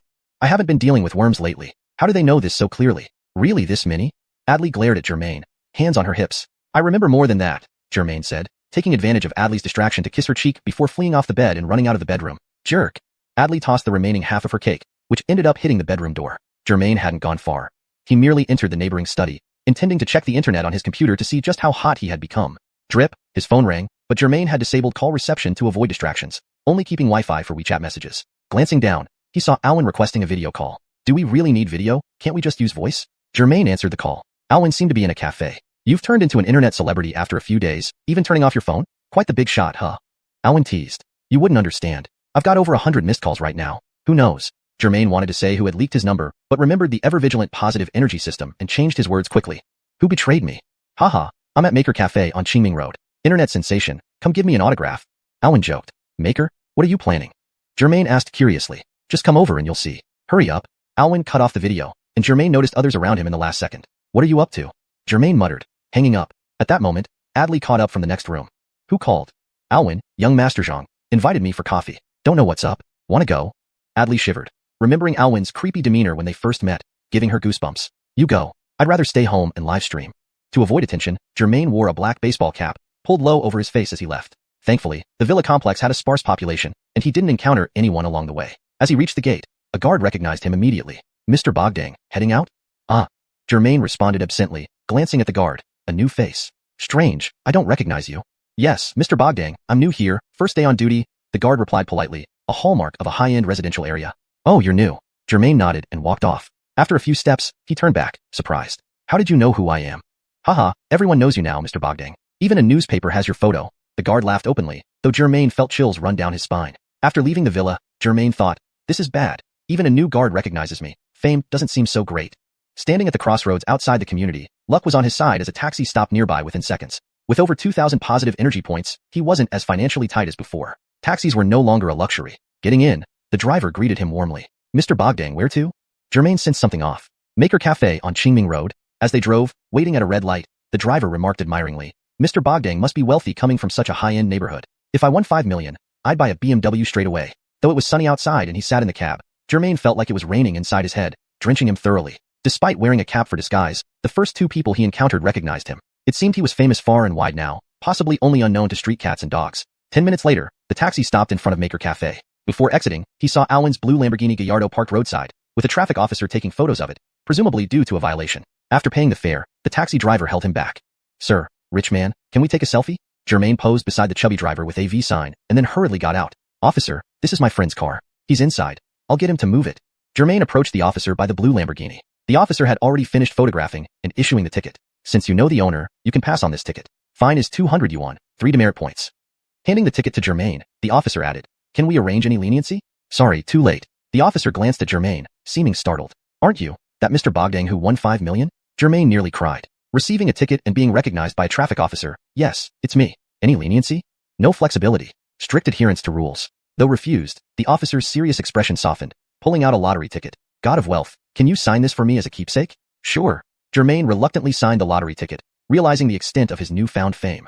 Chapter 2:14. Spilling the heart's truth without choosing words. After signing his name, Germain even took a photo with the traffic policeman before things were finally settled. The traffic policeman, seemingly content, rode off on his patrol motorcycle. However, the more troublesome issue was that Alwyn's Lamborghini, parked by the roadside, had already attracted a crowd taking photos as souvenirs. When the traffic policeman came to issue a ticket, it drew even more applause and attention from people eager to take photos and videos. After Germain was recognized by the traffic policeman, a few in the crowd also recognized him and knelt down, begging for his signature and photo. Afraid of causing any harm, Germain reluctantly agreed to their requests. More irritatingly, aside from those who recognized him, many others, girls and women who didn't often follow news, seeing so many people clamoring for photos with Germain and noticing his tall, handsome, rugged appearance, mistook him for some idol star. They too joined in, holding on to Germain. After nearly 10 minutes, the traffic policeman, who had returned after issuing tickets in the area, found Germain still taking photos. Feeling apologetic, he helped Germain drive away this group of so-called fans, finally relieving Germain's predicament. Thank you, officer. Germain said gratefully. It's all part of our duty. Be careful in the future. If you're troubled by fans, you can always seek help from us. With that, the traffic policeman left again. Taking advantage of not attracting more attention, Germain quickly lowered the brim of his cap and entered the cafe. Entering the first VIP room, the strong smell of cigarette smoke made Germain wrinkle his nose. Alwyn sat in the middle of one side of the sofa, flanked by two gorgeous women, none of whom Germain had seen before. Across from Alwyn sat someone Germain recognized but had never interacted with or spoken to. He was only familiar with him from Dale's social circle. It was Corey, Dale's brother. Hey, young Master Zhang. In public places, especially in such a small room, please don't smoke, Germain said, tossing the parking ticket onto Alwyn's lap. Then he plopped down next to Corey. Alwyn hadn't contacted him much recently, so his sudden invitation, along with bringing Corey, indicated something significant must be up. I'm Corey, nice to meet you. Please take care of me, Corey greeted, extending his hand as soon as they sat down. Germain had an idea. Wondering what these people were up to, he activated the true speech technique in his mind and then shook hands with Corey. A countdown immediately appeared above Corey's head. 59 seconds. 58 seconds. What is this? Alwyn stubbed out his cigarette and picked up the ticket Germain threw over. Damn, I only parked here for less than an hour. Be grateful. Leaving it on the street like this, it's already good they didn't tow your car directly, Germain said disdainfully. Hurry up and send one of your girls to park it properly, or it really will be towed. 50 seconds. 49 seconds. Alwyn tossed his Lamborghini keys to one of the girls beside him, and she got up and left. Germain turned to Corey. You're Dale's brother, right? Did you come today for something? Before Corey could reply, Alwyn clapped his hands. Indeed, it's Germain. So smart, you instantly figured out it was Corey who needed you. Germain thought to himself, yeah, anyone could see that. Corey seemed a few years older than Germain, dressed in a white shirt and black slacks, exuding an air of success, appearing much more mature than his younger brother, Dale. 37 seconds. 36 seconds. Hee this time I've come, Corey said with an earnest expression. To trick some money from brother Germain. Surprised. Alwyn, just about to sip coffee, almost spilled it all over himself. Germain was startled too, glancing at the countdown timer above Corey's head. 30 seconds. 29 seconds. Ha ha ha. When did you learn to joke, Corey? Ha ha ha, Zhao Jichao said. Despite not being very familiar with Corey, they had met before. No, I'm serious. I really meant it. To trick some money, Corey replied solemnly, looking completely sincere. Oh my. You'd have been better off becoming an actor, flawlessly pulling this off. Alwyn laughed until he almost choked. Inside, Germain felt like he was riding a roller coaster. Knowing this guy fell for his true speech technique, what he said must be true. But although he was familiar with Corey's brother, this was their first meeting. Why would he try to deceive him at their first encounter? 21 seconds. 20 seconds. Germain feigned a joking tone. Ha ha ha, how do you plan to trick me? Tell me. Corey recounted everything truthfully. I deceived Alwyn, telling him my family business wanted to expand quickly and urgently needed funds. He said his father couldn't provide that much money, but you, Germain, his friend, probably had spare cash in your account, so he wanted to bring you in as a partner. So, what's the real situation? Germain pressed further. The reality is that my company has expanded too rapidly lately, owing a huge loan to the bank. If we don't get financial support soon, we might face insolvency. Even as the effect of the true speech technique waned, Germain knew every word Corey spoke was true. Though Alwyn wore a smile, his complexion turned greenish as he stuttered. Wait, are you serious? You told me there would be at least a 30% return annually. Since I didn't have enough, I introduced you to Germain. Germain's face bore a cold smile. I only know your brother Dale. Why bypass him and go through Zhao Jichao to meet me?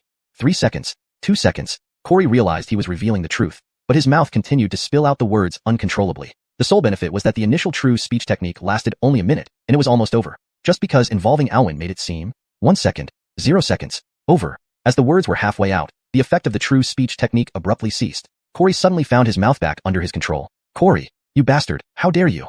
Alwyn angrily slammed the table. Ha ha ha. Corey burst into laughter. Hashtag chapter 215.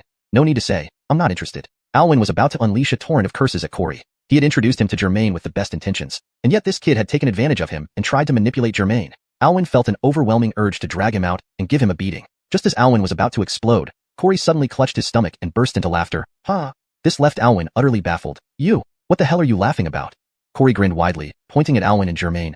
What do you think? Fooled by me, right? Haha. Did my acting really convince you that well? Ha. Alwyn scratched his head and asked Corey skeptically. So, you were just acting to fool us? Haha. Right. Surprised? Huh? Haha. Corey tried to keep up the smile, but it didn't escape Germain's notice. Germain thought to himself, your reaction sure was quick. The moment the truth spell's effect wore off, you immediately started performing to cover up your involuntary confession. After a while, both men returned to normal. Alwyn pressed Corey repeatedly about the authenticity of the project, then turned to Germain. This guy was just kidding around? How about it? I know you have money to spare. Invest 8 or 10 billion, become a shareholder in the Pan Group, and sit back to collect profits. Besides, he's Brenton's brother. Germain toyed with the coffee cup on the table, inwardly sneering. Mentioning Brenton doesn't help. In fact, it makes me even less likely to invest. After all, Brenton is closely aligned with Khalil. Suddenly, Germain had an idea. Corey showing up today to discuss this so-called investment might have been suggested by Brenton, who might be working for Khalil behind the scenes. To confirm if Khalil was meddling, it would be simple. Shake hands with Corey again and use the truth spell once more. However, Corey was no fool. If he blurted out everything again, and Germain kept shaking hands with people repeatedly, suspicions would arise. It was best not to expose the truth spell power until necessary. Pretending to ponder deeply, Germain finally shook his head with apparent reluctance. Sigh, I don't think this will work out. I'm used to being free and easy, and I don't want to get involved in too much. You'll only be responsible for investing. Management and operations will still be handled by our family. You won't need to manage anything. Monthly reconciliations will suffice. Conservatively speaking, we can guarantee a return rate of 20 to 30% annually. Corey anticipated that persuading Germain wouldn't be easy, so he patiently explained, adding, right, young Master Zhang? Alwyn gulped down the remaining coffee in his cup. I have about 50 or 60 million liquid cash. Brother Pan, would this amount help? Can I join in?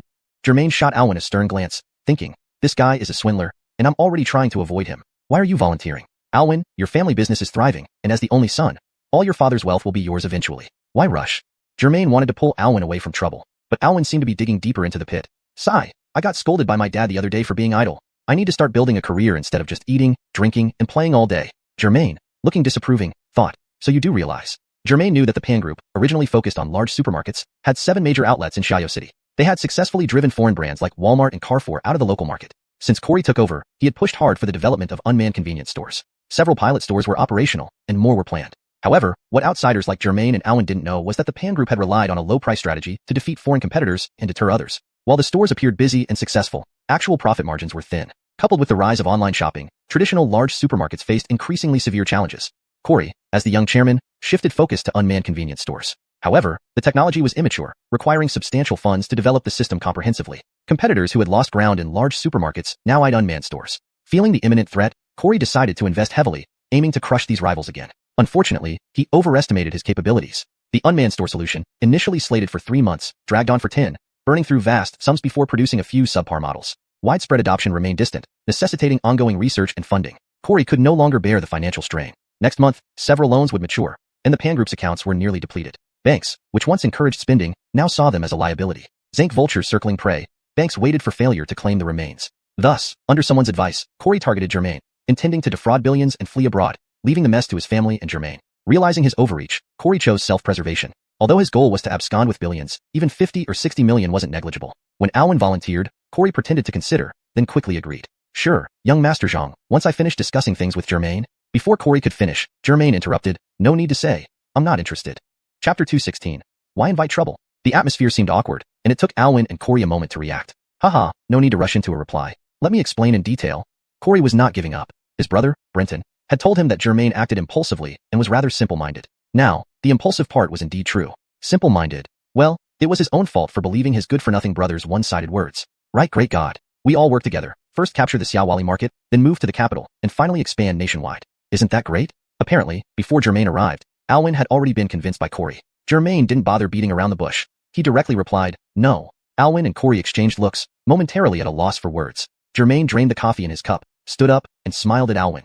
Zhang, Thank you for thinking of me for this business opportunity. I appreciate it. However, he then turned to Corey, his face turning colder. I'd rather throw my money to beggars than hand it over to a scammer. That's all I have to say, Zhang. You need to see this guy clearly. I'm leaving. Corey's face stiffened, but he forced a smile and said to Alwyn, well, your friend sure has some character, doesn't he? Alwyn remained silent, glancing between Germain's retreating back and Corey. He knew Germain couldn't be lying to him, but directly calling the chairman of the Pan Group a scammer. That woman. Where is she? How long does it take to park a car? After a while, Alwyn yelled impatiently. Exiting the Maker Cafe, Germain put on his baseball cap, pulling the brim down as if no one noticed this new internet celebrity. Walking about 10 meters forward, he turned at an intersection and saw a crowd gathered around an accident scene, taking photos and videos.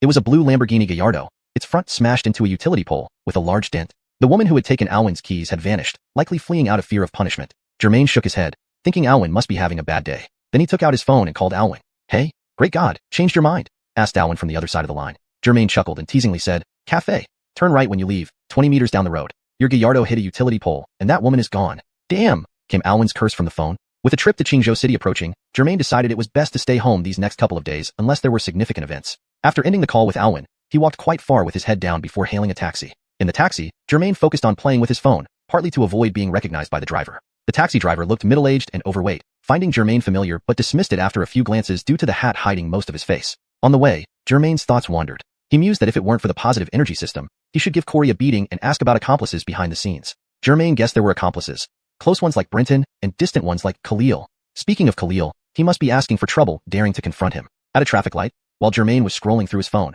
the taxi driver pointed across the street and said, Hey, look, thugs harassing a girl. Germain followed the driver's finger and saw 3 men with dyed hair blocking the path of a woman wearing a hat. The woman tried several times to slip past but was always stopped. She attempted to turn back but was grabbed and entangled by one of them. Heck, can you believe it? Broad daylight harassment. Truly excessive, the driver muttered with a sense of righteousness, though Germain noticed him drooling, enjoying the spectacle. System, how many points will I get if I beat them up? Germain asked. The system replies, 100 points. Deal. Germain glanced at the meter, tossed a $20 bill to the driver, and opened the door to get out. Ping, host spends 20 yuan on a taxi ride, deducting 20 points of positive energy, remaining 2,409 points. Hey, young man, where are you going? The taxi driver, startled by the young man's sudden departure while watching the commotion, shouted. Germain, holding the door, said, to teach those trash a lesson. The word trash gave him a brief pause, suspecting he might lose positive energy points. But there was no deduction. It appeared the system also considered them trash, agreeing with Germain's assessment, and thus not deducting points. However, despite no penalty, a mild warning still echoed in his mind. Oh, little brother, don't go. Just call the police. Why invite trouble? The taxi driver, who saw various people daily on the roads, rarely encountered someone like this young man, ready to intervene without hesitation. Germain looked at him and smiled. If everyone were as timid as you, looking away from injustice, wouldn't we be encouraging evildoers? The taxi driver blushed in shame, perhaps moved by conscience. He parked the car on the side and watched Germain approach the group from afar. Hey, pretty lady, we're going the same way, let me drive you, okay? One thug reached toward the woman. This woman was stunningly beautiful with a well-proportioned figure. Facing the thug's harassment, she showed no emotion, cold as ice. Seeing the thug's hand coming, she swung her parasol at him. Caught off guard, the thug received a solid hit on his hand. Ouch, damn, you've got spunk. Well, buddy, now I'm not holding back. The leader rolled up his sleeves, ready to fight. Some passersby witnessed this, recognizing these 3 were dangerous characters. Afraid to get involved, they kept their distance. Hold it. If you want to live, step aside. A muscular man suddenly appeared behind the thugs, shouting angrily. It was Germain. Note. This translation maintains the original paragraph structure, tone, and style of the text while ensuring fluency and coherence in English. Chapter 217. I will set a rule for him. Oh my God, where did this brash kid come from? Quite the mouth on him. The thug was taken aback that someone still dared to play the hero these days. Plus, this guy looked well built enough to back it up. The youth stood at least 1.9 meters tall or close to it, with an athletic build and lean muscles under his fitted baseball cap. His face radiated masculinity. Fortunately, they had 3 people on their side. If you don't want to die looking too ugly, get lost, Germain said aloud while activating the complete heavenly aura within him. Huh, this woman seems familiar. Could she be? The lead thug laughed. Oh really? Let's see how ugly I can die. Charge. With a wave of his hand, he and the other 2 thugs pulled out their concealed batons and rushed at Germain like wolves. 30 seconds later. You're damn tough. Wait here. Don't go anywhere. The lead thug ranted, though his voice now had a whistling quality, as his front teeth were missing, and he sported 2 black eyes. The other 2 weren't faring much better. Their batons twisted into makeshift handcuffs binding their wrists together, unable to break free. Germain rubbed his knuckles, adjusted his hat, glanced around, found a shady spot, and said, Hurry, I'll wait here. He watched as the 3 thugs stumbled away in a panic. In a blink, the 3 villains had been dispatched, leaving the taxi driver marveling but still worried about retaliation. Seizing the moment while the 3 left, he got out of his cab and approached Germain. Young hero, you've done enough. Those 3 belong to a gang. They'll bring more people back. You and the girl should get in my car and leave quickly. The rescued girl remained expressionless, softly thanking Germain before advising, Thank you. but you should leave too. Her cap was pulled low over her eyes. Germain felt like he'd seen her before. He stared intently, then snapped his fingers, recalling, "Hey, aren't you Bogdansay's daughter? Marnie, right? I'm Germain. We're neighbors in the same complex." Marnie paused, looked up at Germain carefully. "My mom mentioned you." But her expression remained neutral. However, the taxi driver slapped his thigh and shouted, surprising Germain, "Ah, now I remember why you look so familiar. You're that L. Wait, let me show you something on my phone." Germain thought, great, he recognized me. AI, there's not much money in it, no need to get so excited. Germain felt embarrassed and nervous, glancing around, afraid others would recognize him. If someone suddenly popped up to Neil and asked for money, it would be awkward. "Look, this honorable young man from Xiuxian who helps others, aren't you him?" The taxi driver, thrilled at meeting a celebrity, showed Germain a video on his phone. He didn't mention the lottery, which surprised Germain. What good young man? Isn't this about the lottery? He leaned in to see. It was the video of him helping an elderly person cross the street, uploaded by an account called Military Eyes on Society. Clearly, it was the university student who nearly faced off with him. This Autry had indeed edited the video and posted it online. Checking the views, Germain groaned inwardly. It had over 2 million views, nearly 1 million likes. Autry had captured his face clearly, denying it wasn't an option. Germain pressed his cap lower and whispered, "Yes, that's me." "Huh, I knew it. Truly a worthy young man of Xiuxian. Others run when they see trouble, but you charged right in without hesitation." The taxi driver narrated vividly, as if he were the one who helped. Beside them, Marnie remained silent, watching Germain. Such a kind-hearted young man. On behalf of the citizens of Xiuxian, the driver waved his phone proudly. "Well, I'll be going now, goodbye." With that, he hurried back to his taxi, speeding off in a flash. What's this? Germain was bewildered. Why did the taxi driver act like a child, changing his attitude so abruptly? At that moment, Marnie nudged Germain and pointed elsewhere. Germain turned and sucked in a breath. In less than 5 minutes, the 3 thrashed thugs returned with reinforcements, a dozen men armed menacingly. They must have brought backup. Meanwhile, the taxi driver had vanished. Talks big, runs faster than a rabbit when things get serious. Germain shook his head. "Jedediah, it's this punk." The thug with missing front teeth pointed out Germain in his odd list. A middle-aged man in a floral shirt, sporting a goatee and holding a baton, stepped forward, pointing at Germain. "Is this him?" Yes. "Haha, I'm Blaze." The man planted the baton into the ground and asked, "Zaintel brother, what crew are you from? How do we settle this injury business?" "I'm not from any crew, nor do I need to be. Your underlings were harassing this young lady. They lack discipline, so I set some rules for them to learn a lesson." Germain remained unfazed. He had fought larger groups before. These thugs wouldn't last long. Blaze's expression darkened as he prepared to speak. A subordinate whispered something into his ear. After considering it, Blaze chuckled. "I thought you were hard because you won 5 million yuan. Huh, Mr. Bogdan? Brave to claim such a prize openly." He leaned on his baton and gave Germain a thumbs up. Germain adjusted his cap again. "This has nothing to do with the 5 million. This concerns this young lady and my disapproval of your behavior. So, what's next? Spit it out." Chapter 218.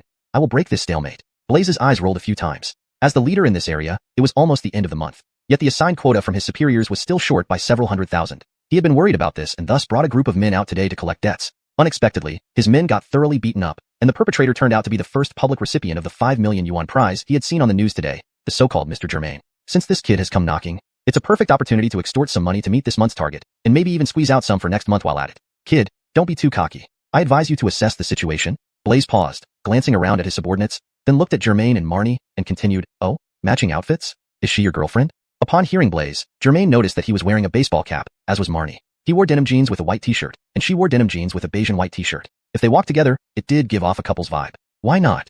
Germain shot Blaze an indifferent look. "Not? Ha ha ha, then why are you meddling? Are you interested in this little girl?" Blaze sized up Marnie hiding behind Germain and laughed. She looks like a celestial maiden. It won't be a waste of time." Ha ha ha ha. The goons behind him burst into laughter. Except for the 3 who were badly beaten earlier. "Chief, this kid isn't ordinary. We shouldn't underestimate him." Blaze swung his bat down hard on the foot of the speaking henchman, berating him. "Are you dumb after getting beat? William people couldn't handle one. You've disgraced our boss." The chastised man retreated silently, thinking, "I've said what I needed to say. If you get into trouble later, don't blame me." Blaze twitched his wrist, pointing his bat at Germain. "Don't want to die? Get lost now. I'm counting down from 3. Don't count just yet. If you want to fight, let's do it quickly. I need to send the lady home afterward." With that, Germain gave Marnie a flirtatious wink. Marnie showed remarkable composure. Most women would have fled at the sight of such a scene, but she remained calm, clutching her small bag and taking only a couple of steps back. Blaze had intended to put on a show for his goons, but before he could finish his sentence, Germain retorted fiercely, leaving Blaze's face flushing red and green like a traffic light. "Attack! Charge!"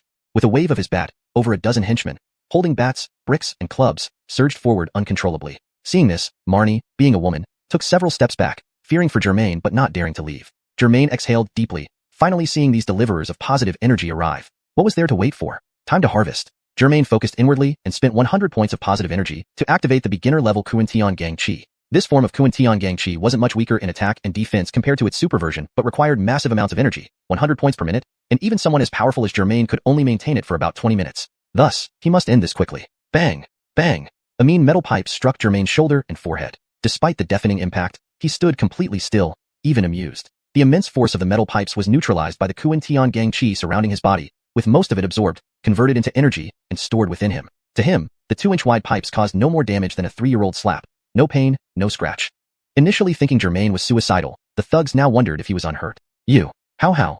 The hand holding the pipe trembled as the thug began questioning his breakfast that morning. Germain smiled sinisterly, grabbing the pipe with his other hand. With a twist infused with inner energy, the pipe instantly became twisted steel wire. Clank! The twisted pipe fell to the ground, and the thug started shaking violently. The rest of the thugs stared in shock, none daring to take another step forward. Only the 3 originally beaten men watched with glee, as if they were part of Germain's gang. Blaze swallowed hard, standing amidst the crowd, thinking, damn, this guy seems tough. But given the circumstances, if his dozen men were driven off by one unarmed kid, he couldn't face the others in the organization. Moreover, this battle hadn't even begun. This imposing figure under the scorching sun merely twisted a metal pipe effortlessly. Tangju, what should we do?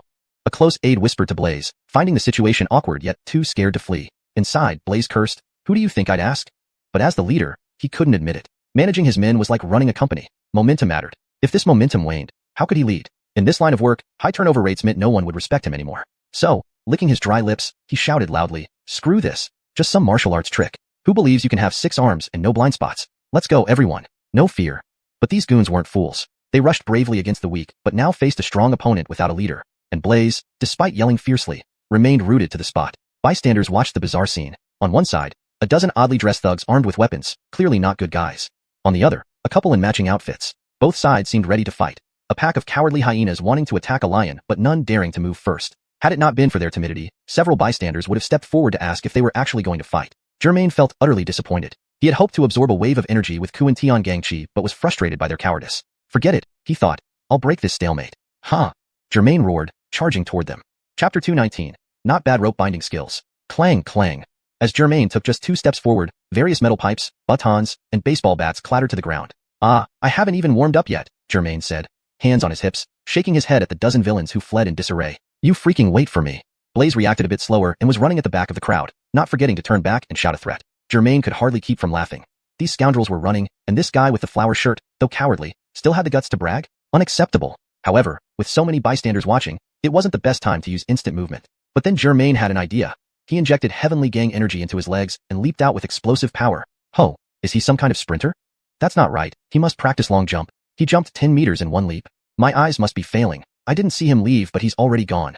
Time was short. Blaze hadn't run far. Germain just took 2 leaps and easily caught up. Extending his hand, he grabbed Blaze by the collar. Blaze was enjoying his escape when suddenly his throat tightened, as if someone had strangled him, causing him to lose balance and fall flat on his back. Ouch, my goodness. What did you mean by waiting for me? Explain that to me. Lying on the scorching ground, Blaze's face smeared with dirt and sweat, looked extremely pathetic. When Germain's stern face blocked the sun, Blaze almost wet himself. Hero. Mighty hero. I was wrong. You're too good to hold a grudge against a small man like me. Let me off. Don't be nervous, you asked me to wait, so here I am. Speak your mind. Germain squatted down, looking at the trembling Blaze as if watching ants play during hot weather. I was wrong, very wrong. I have an old mother above and a young son below. Please pity me. Blaze had none of his earlier arrogance left. Only desperate pleading remained. Let you go? Humph. Ask these citizens if they agree. Germain stomped on Blaze's face, saying firmly, we don't agree. Absolutely no agreement. Germain had been speaking casually, but unexpectedly found someone agreeing beside him, and the voice sounded quite familiar. Looking up, he almost swore. How is it you? The taxi driver stood a few meters away, taking pictures and recording videos of Germain and the fallen Blaze, with the demeanor of a victor, as if he had subdued this flower shirt bully. Just now, I parked on the roadside, obstructing traffic, so I moved to another spot. I wanted to come and help you, but it turned out you already scared these scoundrels off. Germain chuckled. All right, that makes sense. Now, take off your belt. The taxi driver hesitated, glancing at the growing crowd of onlookers, embarrassedly saying, too many people, not convenient, right? Take off your belt and tie up this guy's hands and feet. Germain explained. In no time, the taxi driver used his belt to bind Blaze's limbs behind his back, not only quickly but also neatly and beautifully, like a piece of art. Germain couldn't help but praise. Didn't expect you to be quick at escaping and tying people up as well. The taxi driver blushed slightly, somewhat proudly explaining, hee, my wife likes this, we play it every week. Germain almost spat blood. All right, your practice skills aren't wasted. Marnie, who had been expressionless all along, became slightly embarrassed too. After tying up Blaze, Germain told the taxi driver to call the police, informing them to ask for Remington of the Intelligence Collection Department, saying that this person was caught by Germain. Then everything would be fine. The taxi driver seemed like he had met an idol, so the hero is named Germain. Nice meeting you. Feeling this big tough guy was rather talkative, Germain activated the true word spell. Shall we shake hands? The taxi driver, hearing the celebrity wanted to shake hands with him, eagerly clasped Germain's hand. Why are you so enthusiastic? At first because you're famous, now because I admire you. Why is your rope binding skill so good? My wife likes it, so I learned on my own. How often do you tie her up each week? A mean to 3 times. Weren't you just saying once a week? Didn't want to admit just now. Now you're not lying? No. Taking advantage of the 60-second effect of the true word spell, Germain asked several questions about the eccentric driver, confirming he was merely oddly charactered. Hey, miss, are you going home? If so, I can give you a ride. Germain turned to Marnie. From the start, Germain felt this neighbor named Marnie was quite cold, hardly uttering a word throughout. Marnie did not say she was going home but instead said, I'll treat you to dinner. Hearing dinner, Germain felt a pang of hunger in his stomach. Moreover, since he saved her, having a meal wouldn't be inappropriate. Thus he agreed, all right, where? Marnie remained expressionless but through her eyes, Germain could see a hint of joy, thinking, damn, doesn't look like she has a crush on me. Seeing a mall at the end of the street, Marnie pointed in its direction, a light meal perhaps. Germain made a phone call gesture towards the taxi driver before walking with Marnie towards the mall. After signing autographs and taking group photos multiple times along the way, the two arrived at the 6th floor dining area of the shopping center. What do you want? Marnie's question was brief. You're treating, so whatever you choose is fine. Germain knew Marnie's extraordinary beauty came with a bald head, so he couldn't help but stare curiously at her for a few seconds. Marnie's figure was voluptuous, clad in a loose linen outfit, which only accentuated her shape more prominently, hence why she caught the attention of those ruffians. Glancing around, Marnie suggested, hot pot. Looking closely, Germain saw these were individual hot pot setups, a good choice since he had only seen her once previously when driving her mother home, and both strangers might feel awkward sharing a dish. They sat down, ordered food, and Germain laughed. Your mom's personality is quite different from yours. She never stops chattering. Thanks for rescuing me today, and for driving my mom home the other day, Marnie replied indifferently. Hashtag chapter 220, entanglements. Actually, I'm quite curious. Germain hesitated, unsure if he should say it. How so? Marnie asked. That day, I saw you with a shaved head, which is pretty rare. Did you renounce the worldly life or something? Germain asked out of curiosity. Hee hee. Marnie gave a rare smile. No, just thought long hair was too much trouble. Germain took off his hat, revealing his short buzz cut. Same here. Haven't had long hair for about 7 or 8 years. Mom said you're our neighbor, but I've never seen you before. What do you do? Marnie seemed genuinely curious about Germain's identity and spoke one of the longest sentences since they met, making Germain feel slightly flattered. The waiter served their hot pot ingredients efficiently, bringing them to the table quickly. Actually, Germain pretended to be mysterious, looking around and then leaning in to whisper, I'm actually a superhero, like in Marvel. Wolverine? Batman? Marnie smiled slightly, picking up a piece of leaf and putting it into the boiling soup. Batman is from DC, not Marvel, Germain replied, helping himself to several slices of mutton as a guest would do. Ding.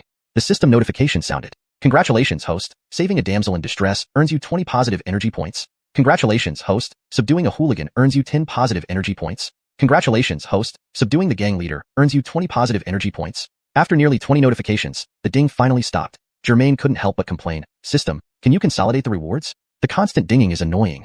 The system replied, this system works this way. At least he had earned some positive energy. After all the effort, it felt somewhat rewarding. He checked his current stats. Positive energy, 2,496 points. Reputation, 3,568 points. Current task, none. Task completion rate, none. Current superpowers, beginner truth spell, beginner instant teleport, beginner pure heaven chi, beginner fireball spell, sealed. Current treasures, Zaynightning cat, Churchill, 1 grand return pill. When will there be more zeros after the positive energy points? Marnie's character seemed opposite to her name. Quiet and introverted, she wasn't one for many words. While Germain considered himself generally outgoing, today with this ice queen, he felt uncertain about pursuing her. Money? This woman, though dressed modestly, lived in a villa larger than Germain's, so she likely didn't need money. Oh my, isn't that Marnie? A short, plump man walked by Germain and Marnie, followed by 2 flamboyantly dressed women. Marnie looked up, paused, then lowered her face with a frown and picked up her cap. Before Germain could ask what was happening, the man approached and slapped Marnie's hat to the ground. Damn, we meet, yet you pretend not to know me? Who's this loser guy? Didn't you say you were focused on studies and not interested in dating? It turned out the man was Marnie's university classmate from a family that owned a chain of restaurants, doing well with annual earnings in the tens of millions. Marnie quietly picked up her cap but didn't put it back on. Even with her shaved head, Germain felt her ethereal beauty made any hairstyle unnecessary. Joe, who's this? One of the women asked, sounding displeased. Germain slammed his chopsticks on the table and stood up. Waiter, there's someone causing trouble. Shouldn't he be kicked out? Joe shrugged indifferently. The waiter, who had been watching nervously, timidly approached Germain and whispered, Sir, I'm sorry, but I can't. Let me get the manager. The waiter bowed to Joe and hurried away. Heh, kick me out? It's already nice I'm not kicking you guys out. Joe turned to Marnie. I've chased after you for so long. Are you treating me like air? Instead, you hang out with this poor loser? Do you look down on me? Trying to annoy me on purpose? Who in their right mind would look at you? Marnie coldly retorted. The 2 women got angry immediately, putting their hands on their hips. Who are you calling crazy? We truly love Master Hu, you understand? Amidst the commotion, the restaurant manager appeared. Seeing Joe from afar, she inwardly groaned. Young master, you came? Why didn't you notify us in advance? The manager instantly switched to a flattering tone. Young master? Germain immediately understood. They had accidentally wandered into a den of wolves. I don't care about your young master or old master. My friend and I are dining here, and this person is disrupting us. Shouldn't he be kicked out? Germain said sternly. The manager looked troubled. Joe laughed evilly. This is my shop. I decide who comes in and who leaves. He dragged over a sign. See? Who family hot pot, improperly dressed are not allowed. You look improperly dressed, now get out. Germain spat into the hot pot. What? Who family hot pot? No wonder it tastes so bad. Even if it's free, I wouldn't eat here. Ding. Host spat randomly. Deduct 1 point of positive energy. Current positive energy, 2,495 points. Humph, fair enough. I've seen wealthy people before, but none so shameless. Germain thought to the system. If this mall were mine, I'd kick this troublemaker out immediately. Ding. Congratulations, host. Activating temporary task. Legally evict who family hot pot from the mall within 3 hours. Reward, double current positive energy. Penalty, have current positive energy. Task starts now. What? Already giving me a task? Germain was startled, feeling the system was getting more casual lately. Legal means? No fighting, no cursing. How do I evict this deceitful hot pot place? And this isn't even my mall. Germain scratched his head. Germain, let's go, Marnie murmured, frowning slightly. Thought you were high and mighty. Turns out you were just pretending to be pure all along. Joe taunted arrogantly. Chapter 221. No point in keeping it around. Let's go. Marnie stood up from her seat, picked up her belongings, and was about to leave. Stone was contemplating whether to teach this fat bully a lesson and give him a beating to balance the energy. Joe grabbed Marnie's arm, his thick gold necklace dangling wildly from his neck. Pretending in front of me? Let go. Marnie shouted fiercely, trying to pull Joe's hand off, but to no avail as he clung tightly. Now or never. Stone bellowed, seizing Joe's hand, squeezing it until Joe screamed in pain. Though Joe cried out in agony, he wasn't giving up.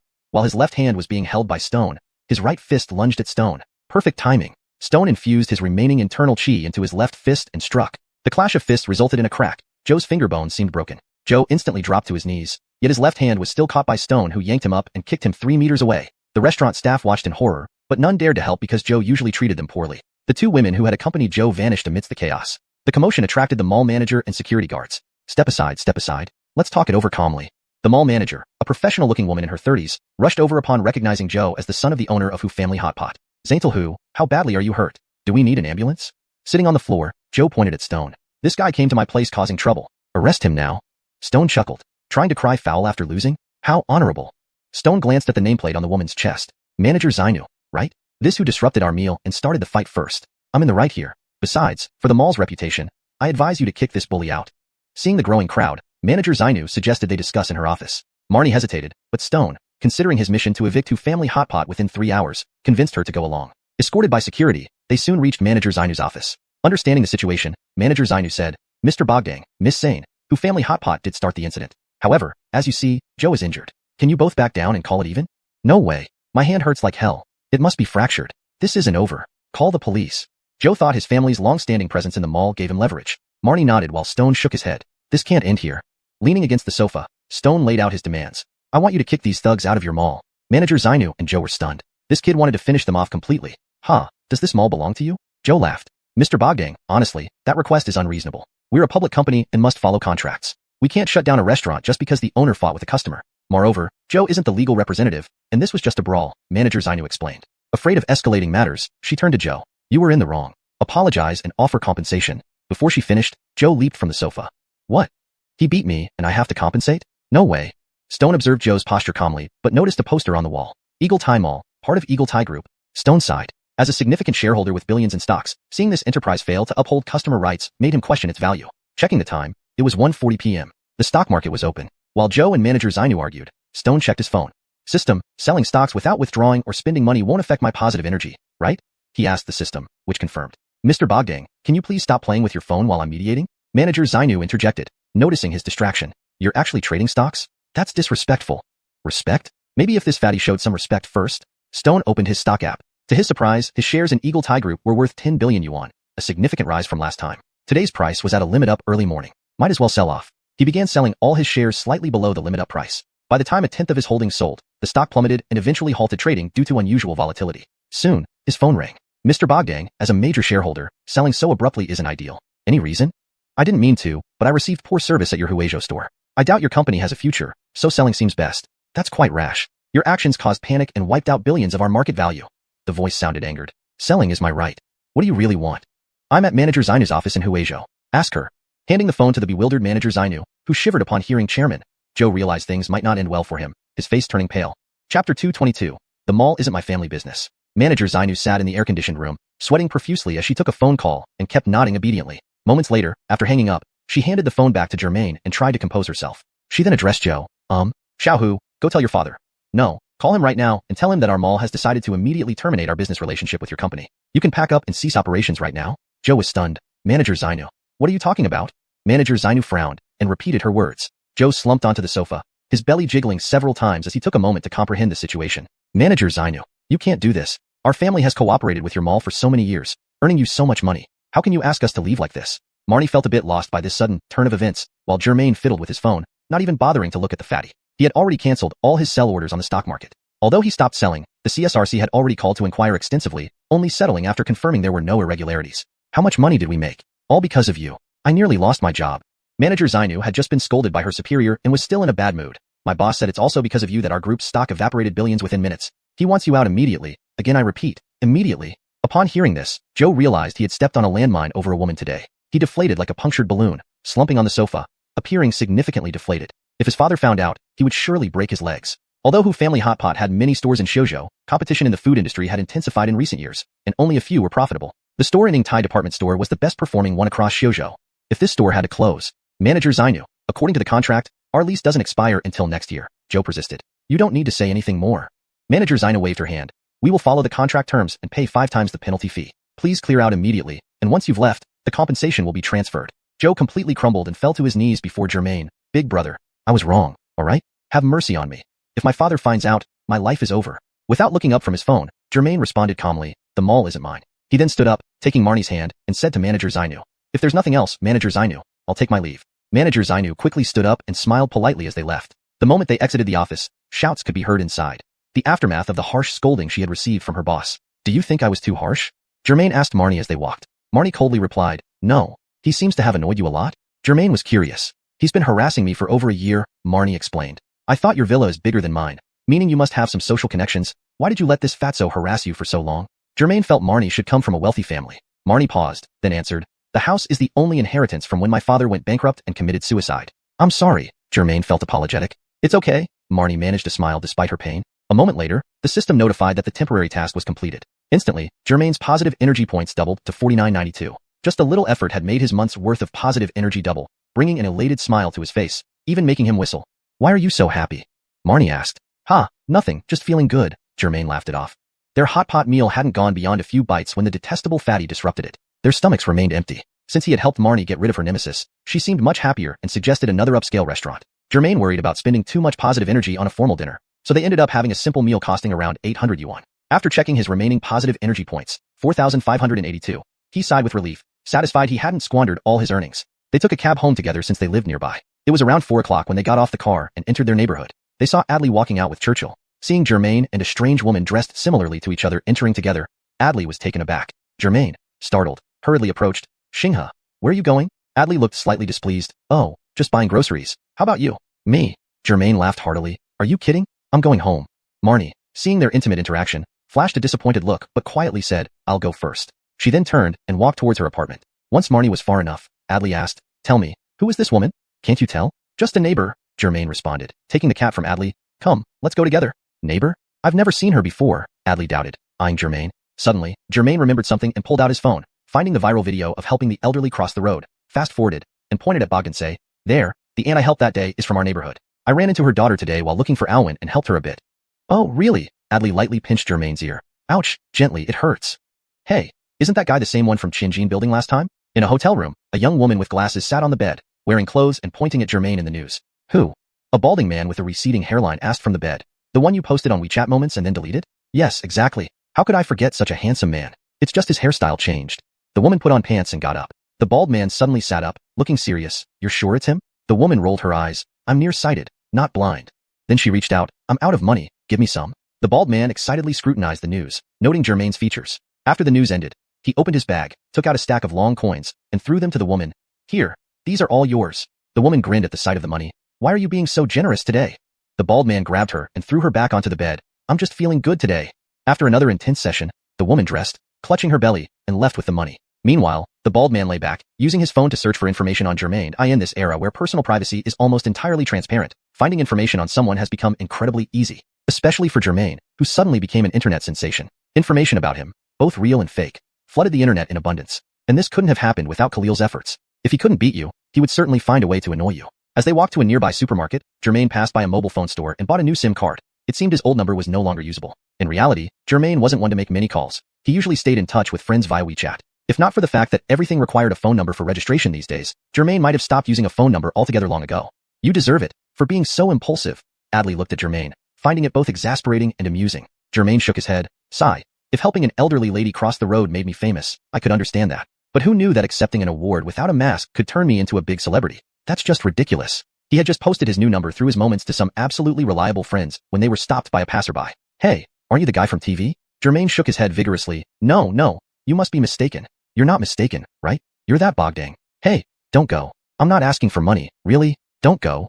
Since they were being recognized every few steps, Adley felt that at this rate, buying groceries would take so long they might as well start preparing tomorrow's breakfast after returning home. So she waved her hand and sent Jermaine and Churchill back home while she went grocery shopping alone. Hello? Jermaine, what did you do today adding Thai department store? Barth's call came while he was walking. Remington, your sources are quite efficient. Nothing much, just helped a friend out. Jermaine now truly admired Remington and his department's efficiency. It felt like even if he farted at home, they would have a record of it. Nothing much? You directly wiped out several $100 million from someone's company. That's quite reckless, isn't it? Remington said with admiration on the other end. By the way, since you called, can you help me with something? Jermaine asked. What is it? Just say it. The call ended there, but Jermaine felt reassured knowing that he had support from trusted contacts, even if the situation was getting more complex than expected. Chapter 223, heading to Qingzhou City. Jermaine could only complain to Barth. Remington, you can't imagine how bad it is now. I get recognized even when I'm trying to use the restroom. That's not so bad, right? So many people long for fame. Ha ha ha. Barth responded with a tone of schadenfreude. Don't make fun of me. I ask you, what's the point of being famous?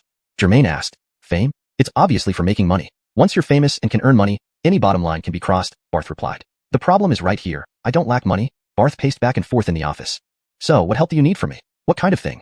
Jermaine took out his keys, opened the door and said, I see that your department has considerable power. Can you help me do something like disappearing from the internet? It can be done, but as you know, it can't be completely clean. Barth sat down on a chair. No worries.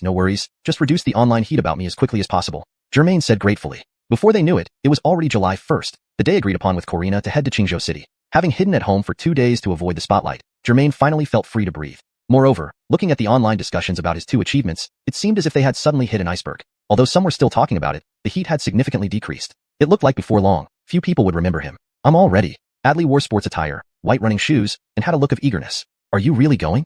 Jermaine frowned. It might be dangerous. Adley stood tall, her face full of excitement. You and that big woman can go do things, while I wait for you in the hotel with Churchill or go shopping. I've never been to Qingzhou City. Meow. Churchill expressed agreement. All right. Jermaine had no way out. Whose fault was it? Only his own previous fame could blame him for why Adley was being cautious now. Afraid that taking a train or plane would lead to being recognized by a crowd again, which would be too troublesome, Jermaine decided to drive himself to Qingzhou City. The Ferrari could only seat 2 people, and barely 1 cat, let alone picking up Corina as well. So Jermaine and Adley set out early in the morning to buy a car. Is your energy value enough? Adley worriedly asked. Hee, today is the 1st. I can spend freely. Jermaine made an okay gesture. After enduring for a month, he could finally act without restraint. Although today allowed for spending freely, Jermaine decided it was still better to save where he could, mainly aiming for more spaciousness. To avoid the limelight over the past 2 days, Jermaine hadn't gone anywhere, even rejecting Alwyn's invitation to hang out. Not because he feared anything, purely due to finding it too troublesome. During those 2 days holed up at home, he did nothing but play games and browse car forums. After comparing, he settled on the brand new Bogdankoln Navigator. They stepped out of the house, hailed a taxi, and headed straight for the only Bogdankoln center in Xiuxian City. Almost entirely made of glass, the Bogdankoln 4S store displayed a massive latest model Bogdankoln Navigator like a giant beast parked in the center of the showroom. A sales consultant warmly welcomed them into the 4S store. Jermaine didn't bother looking around. He walked directly to the Navigator, circled it, and asked, how much for the Navigator? This car is pretty good. Adley liked it too but found it too large. If she had to drive such a big car, it might be inconvenient for a girl. But Jermaine didn't plan for Adley to drive it. The family's Ferrari was old news. He wanted a cheaper car, so he settled on the Navigator. Hello sir, this Navigator is just a display model. The official pre-sale price is approximately 1.15 million yuan, but it won't officially be available until next January. Also, this car is reserved by our boss. You can see the license plate is already registered. Therefore, I apologize. 30 minutes later, on the road to Qingzhou Shopping Center. Wow, this car is spacious, and the view is far better than the Ferrari. From now on, this will be mine, and you can drive the Ferrari. Jermaine drove the newly bought Bogdankoln Navigator, seemingly very satisfied with the vehicle. Adley said somewhat ruefully, this car is quite good. When we have kids in the future, it'll suit us well. But they said the car costs 1.15 million yuan, and you paid them 2.15 million. Isn't that a bit wasteful? This car won't be officially on the market for another 6 months. We've become the world's first owners of this model. Spending an extra 1 million is totally worth it. Jermaine pointed to the back seat. Look how spacious it is. We can do anything we want back here, hee. What a shameless guy. 1 million yuan, that's not a small sum. I'm just asking you, buying early means enjoying early. Can 1 million buy you half a year's time? You can't, right? Well, your twisted logic makes sense.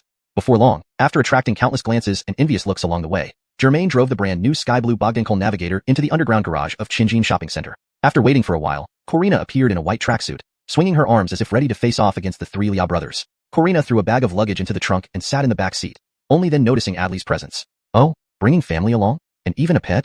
Corina said with a smile. Adley assumed the demeanor of a proper wife, extending her hand graciously. Hello, I'm Adley, Germain's girlfriend. Corina nodded politely and shook her hand. I've checked, those three guys are all in Qingzhou today. Corina added, addressing Germain. When we get to Xiao, I'll settle my girlfriend and the cat, then I'll go with you. Have you prepared everything I asked for?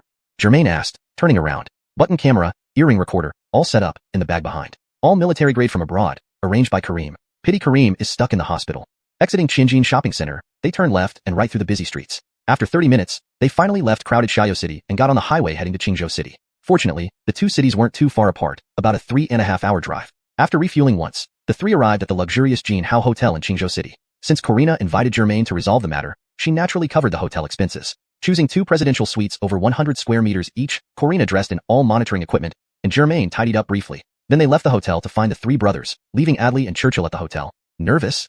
Germain's words carried a hint of provocation. Humph, best if it works out. If not, there's nothing I can do. It's just bad luck, Corina said from the passenger seat, her tone suggesting resignation. Don't worry, I'm here, Germain patted Corina's shoulder. This time, Corina didn't harbor any hostility. After all, she was alone and could only rely on Germain. Do you know where those three are now? Germain asked as he drove. Corina opened her phone's navigation and handed it to Germain.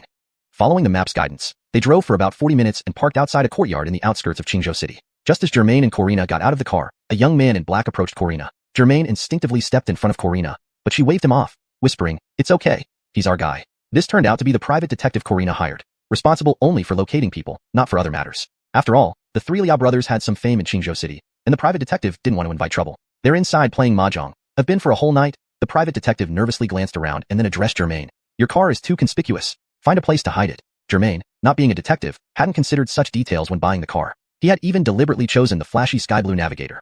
Corina pulled out a stack of bills, around 20,000 to 30,000 yuan, and gave them to the private detective, dismissing him. Following the detective's advice, Germain found a less noticeable spot to park. Everything arranged, the two stood at the entrance of the courtyard. Seeing Corina look tense, Germain comforted her. Don't worry, I've fought over 100 people before. These few are no problem. If they want to talk nicely, we will. If not, it's perfect. I'll show them what us Xiao people can do. With no other choice, Corina nodded. They tested all the equipment at the door, ensuring it worked properly. Bang bang bang.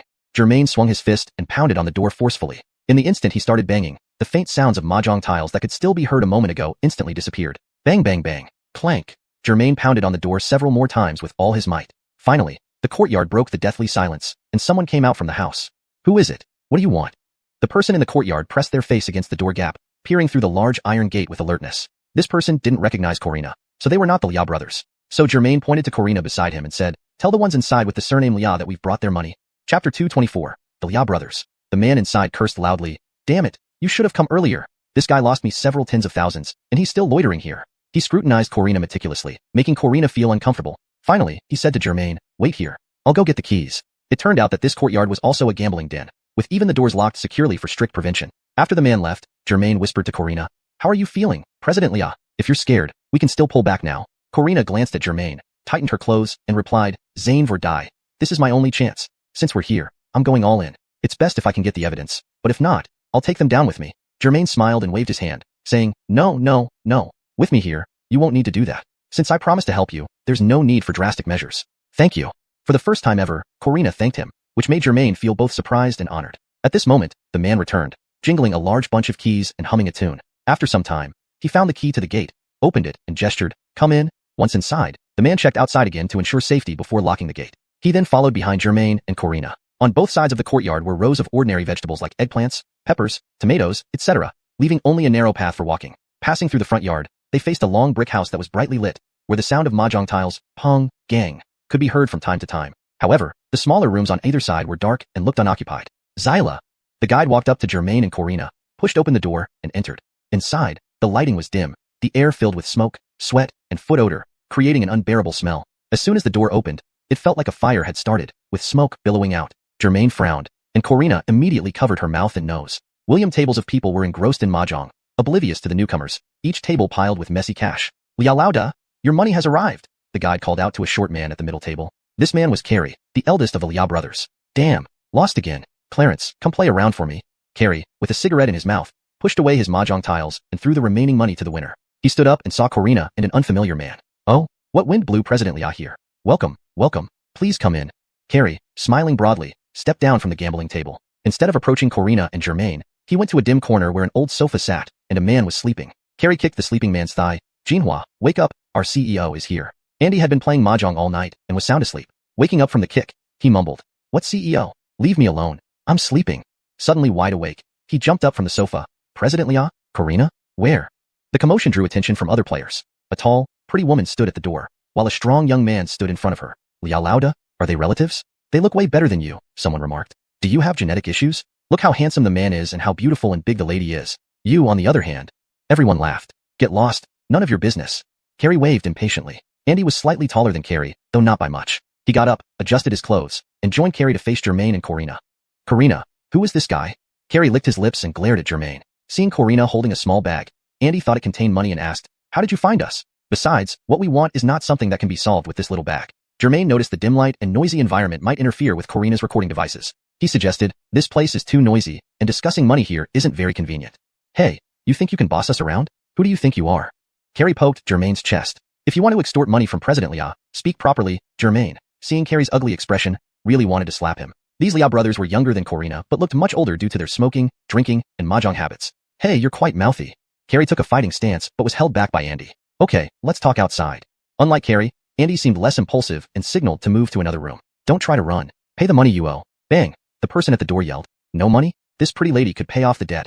Just one night, everything can be written off. Everyone laughed again. Corina couldn't bear it anymore and pushed open the door to leave. The others followed her out of the main room. Noticing only 2 out of the 3 Liao brothers, Germain wondered where the third one was. They entered a room on the west side, pulled the light on, and saw several mattresses scattered messily on the floor, clearly a place where they usually slept. Why did you suddenly show up? Did you consider giving us what we want? Andy asked once inside. Corina came straight to the point. You want 75% of Qinjin Group? Impossible. Qinjin Group is my father's legacy. I won't hand it over to you. Enraged, Carrie shouted. Bitch, this company isn't yours alone. It's partly ours too. Hand it over properly, or else. Interrupting, Andy said, the founder isn't just your dad. Even without 75%, we 3 brothers deserve at least half, 50%. When the company was near bankruptcy, your dad left. My dad saved it from collapse. I can give you up to 10% out of pity. Corina's breathing became heavier as she spoke more emotionally. Germain waved his hand, indicating her to calm down. President Liao, offering 10% seems unreasonable. Haha, even your own companion thinks so. Look who you brought, Carrie chuckled. Germain, you. Corina widened her eyes, puzzled by Germain's actions. Germain crossed his arms and slowly said, in my opinion, President Liao shouldn't give you a single cent. The 2 Liao brothers were taken aback, then immediately realized they had been tricked by this guy. What the hell are you saying? Hard of hearing. Let me repeat that. Not a single cent. Germain was ready to use his superpowers at any moment. Since you're here, you'll give today, whether you like it or not. White Jinhu was also infuriated at being fooled by Germain. What if I don't give? Germain's goal was to provoke them so he could gather more evidence. White Jin Dragon looked around threateningly and said, if you don't give, just try it. Don't think you found a protector. Let me tell you the truth. We've also got someone, killers from the dark web, who are already in contact. If you don't agree, someone will come to kill you anytime. Germain's eyes lit up. He had been waiting for those words. Suddenly, he felt much better. He gave White Jinxiu a nod, signaling that their mission was accomplished and it was time to retreat. Then he turned to the 2 Liao brothers and said, President Liao and I came all the way from Xiaozhou to Qingzhou just to tell you that there isn't a single cent. Stop having ideas about Qinjin Group and President Liao. Go cool off somewhere else. After speaking, he grabbed White Jinxiu's hand and headed for the door. Hold it. White Jin Dragon blocked the door. Is this your place? You can come and go as you please? His eyes had been fixed on White Jinxiu's small backpack since the beginning. Forget about the shares for now. At least lend us 10 or 20,000, just to get us through the crisis.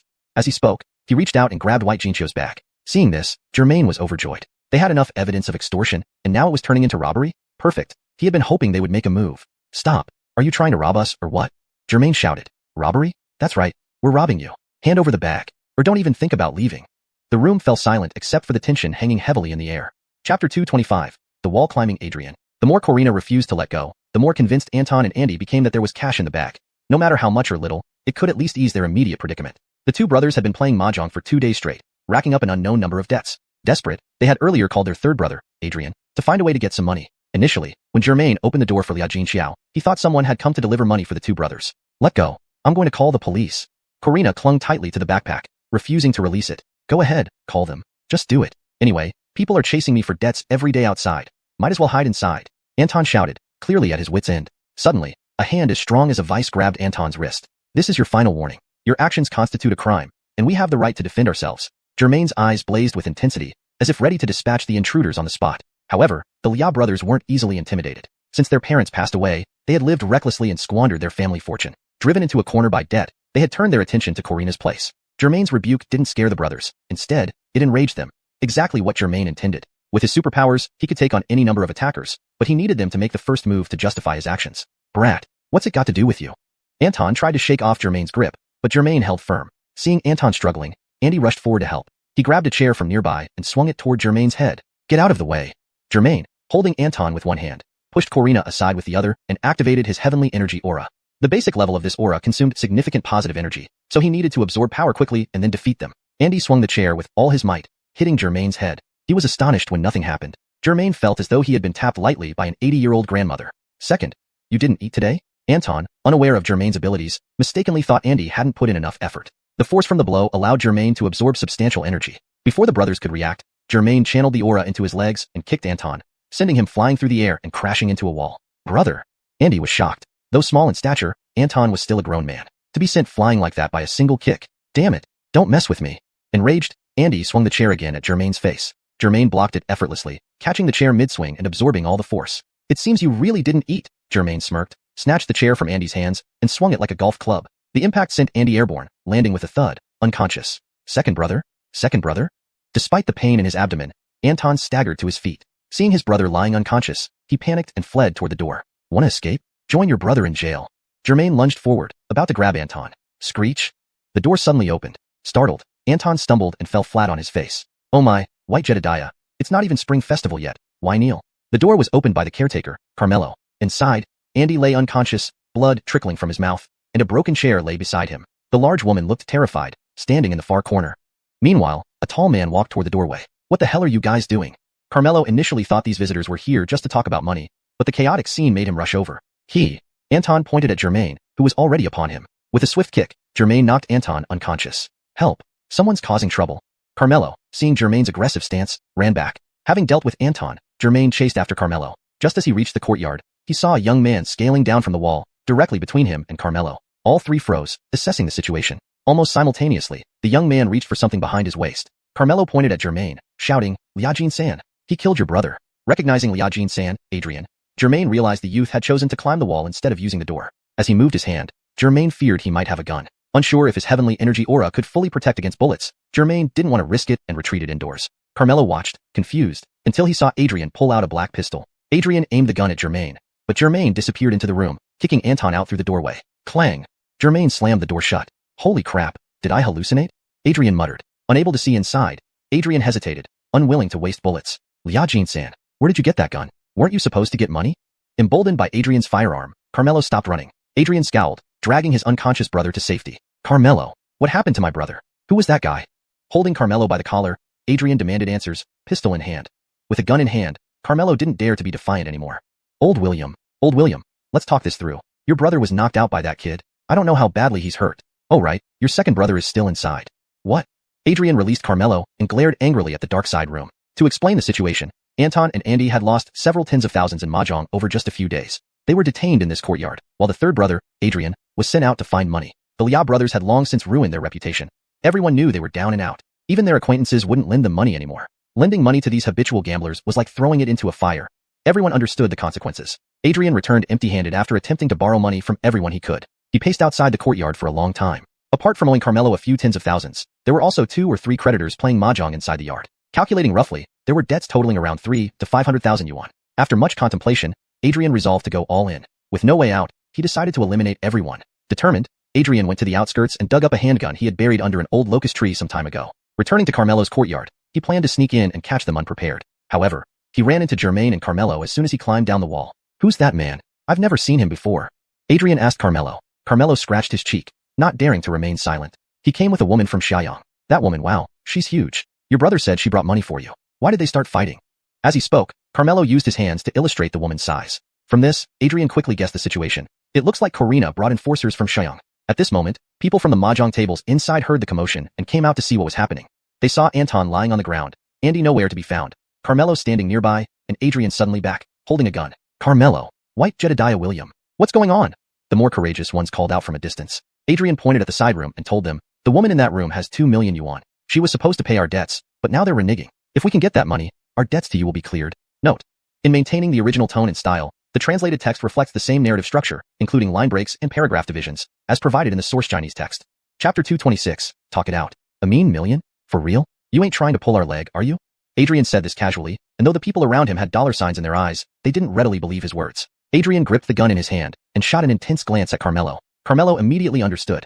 Adrian wanted him to play along. Although he wasn't sure if Adrian was telling the truth, he had indeed seen that well-built woman carrying a small bag. Perhaps Adrian's words were true after all. Why not go along with him? He wouldn't lose anything. Yeah, that's right. Didn't you see when that woman came in just now? The bag she had was full of money. Something went wrong in her negotiation with Jedediah Yah, but now she's changed her mind. Carmelo shouted loudly. With Carmelo's words, those who were half-believing finally started to trust. I'm telling you, Yah family Donald, your brother owes me 10,000 yuan, and it's been delayed for so long.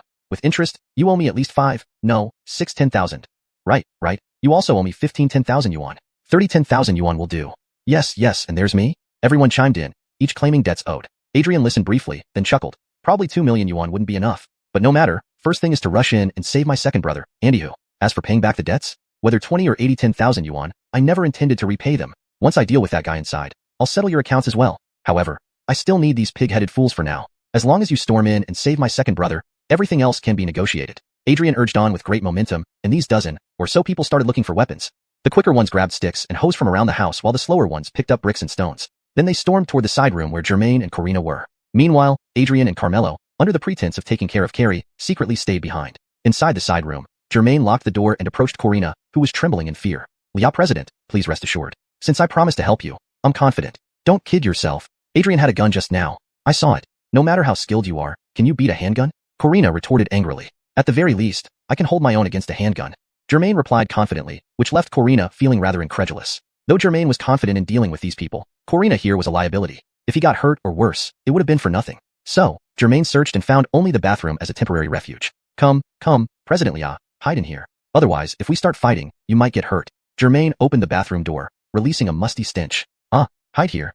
Corina pinched his nose in disgust. Do you want to face those ravenous men outside instead? Germain held his breath, pointing to the bathroom. Unable to think of any other option, Corina pinched his nose, carried his backpack, and entered the bathroom, locking the door. Having settled Corina, Germain closed the bathroom door and took a deep breath, nearly overwhelmed by the smell. Although Andyhu was unconscious, Germain still felt uneasy. He found a rope and tightly bound Andyhu's hands, dragging him to a corner and covering him with a blanket. Just as he finished preparing, he heard commotion outside. Upon closer listening, it was clear Adrian was inciting the group to attack.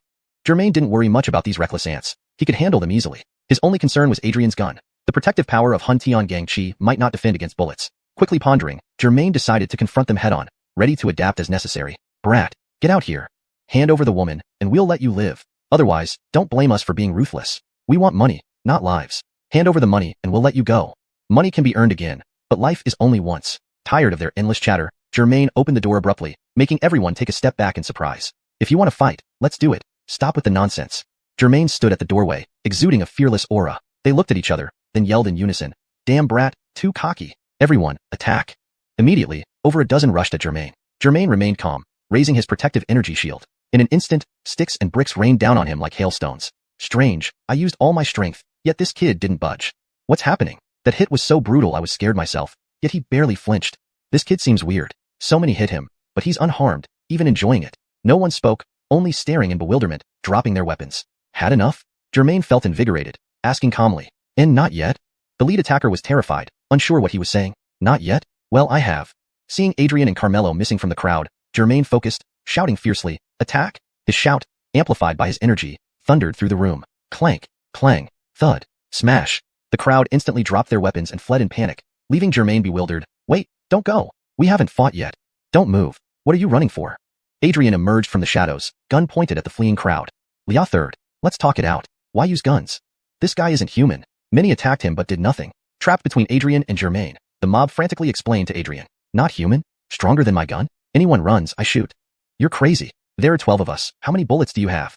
A leading figure yelled. Translation ends here for now. White Jinbao sneered, aiming the gun at the big man. You don't need to know how many bullets I have. Enough to kill you is sufficient. Saying this, he steeled his heart and pulled the trigger. Bang! A sharp gunshot echoed. Instantly, a bloody hole appeared on the big man's thigh. Ouch! My God! You actually fired. The big man clutched his injured thigh, hopping around in agony. White Jinbao aimed his pistol at another person.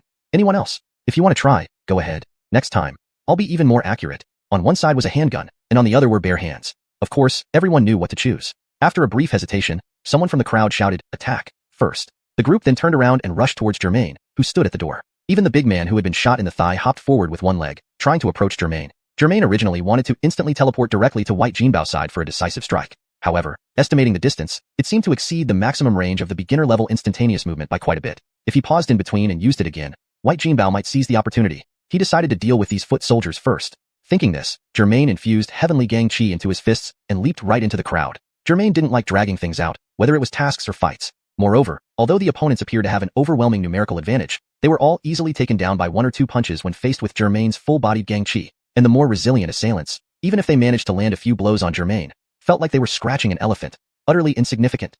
Not only that, but their attacks inadvertently supplemented Germain with more gang chi. In no time, the area was littered with sprawled-out bodies, leaving only the limping big man still standing. It was clear from his expression that he felt extremely awkward, neither daring to advance nor retreat. Seeing Germain casually walking over, the big man suddenly had an idea, exclaiming in pain and collapsing onto the ground. Chapter 227, Fireball Bombardment. The thug with the gunshot wound in his leg screamed and lay down on the ground before I could even touch him. Germain observed this with a mixture of annoyance and amusement. But since this guy was already cowering, Germain didn't bother to argue with him, not wanting to waste energy and strength on such trivialities. "Adrian, your turn. You can come out now," Germain shouted loudly. In the blink of an eye, Lia Jiale, Lia family's third son, who had just been visible, disappeared again, unseen. Earlier, when Germain was dealing with the gamblers, Adrian saw the situation turning for the worse. Along with Carmelo, he dragged the unconscious Carrie into the main room where the mahjong table was set up. They took advantage of Germain's distraction to push the mahjong table over, blocking the door from the inside. Adrian hid behind the door with a gun, cursing inwardly, "That damn Lia Jiacho, always showing up at the worst possible time, bringing along a hulking expert like that. If it weren't for me having a gun on me today, I might already be kneeling. What do we do now, Adrian? Truly, this is terrible luck. This has nothing to do with me. I just got mixed up in it accidentally, angering a demon like this." Carmelo, hiding behind the mahjong table, nervously scanned the entrance and windows, grumbling bitterly. At this moment, Adrian wished he could shoot Carmelo dead, but realized his position was precarious. Lia Jiacho's associate was formidable indeed, probably with some hard qigong training and impressive agility. When he aimed at him earlier, the target vanished instantly. Thus, he decided to wait until he had a perfect shot, avoiding any more mistakes. Germain looked around the courtyard but saw no suspicious figures. Nobody else stood besides him. Observing the formerly open front door of the main house, now firmly closed, it seemed clear that Adrian and Carmelo had taken refuge inside. Germain surveyed the area, finding a safer corner, then yelled toward the main room, "Adrian, I know you're in there. Come out and surrender willingly. Save yourself the trouble of my handiwork. It won't be pretty when you're dead. Shut up and stop trying to provoke me. If you have the guts, come in here." Adrian responded, holding his gun and answering through the closed door. Through the gap, he tried to peek outside but couldn't spot Germain. Meanwhile, Germain was also at a loss, knowing that blindly rushing in would be suicidal. The enemy remained hidden while he was exposed. Suddenly, he recalled the sealed fireball technique. "You've got a pistol, but I've got many fireballs. That lousy pistol of yours can only hold 20 or 30 rounds at most, while with my current positive energy value, I can afford thousands of fireballs." Deciding quickly, Germain spent 200 energy points to seal the true word spell first, then activated the beginner fireball spell. With everything prepared, Germain gave Adrian and Carmelo their final ultimatum. "Adrian, this is your last chance. Step out now and make it quick." Adrian laughed loudly from inside. "This is also your last chance. Send my brother over and let us go free, or we all die together." Inside, Carmelo wanted to surrender but hesitated due to Adrian aiming a gun menacingly at him. So, he stayed hidden, afraid to move. Germain listened intently, judging Adrian's position by his voice. The small fireball's power wouldn't likely penetrate through the wooden door, but hitting the wall beside the door seemed plausible. With an endless supply of fireballs, maybe destroying the entire building wouldn't be too much either. After all, Lia Jiacho wasn't inside, so why hold back? "I don't want the money anymore. You two should leave right now and never cross paths with me again. Deal?" As Adrian shouted these words while peering through the door seam, suddenly, a corner flashed with fire, which swiftly sped towards them. "What the hell is that?" Adrian yelped and instinctively pulled his head back. Bang! The fireball struck the wall, leaving a scorched, tiny dent due to its small size. "Adrian, check what it was." Adrian ordered Carmelo, pointing his gun. Hiding under the mahjong table, Carmelo reluctantly moved, crouching low towards the window as instructed. "At what?" Carmelo asked, confused. "Do I look like I know? Go see."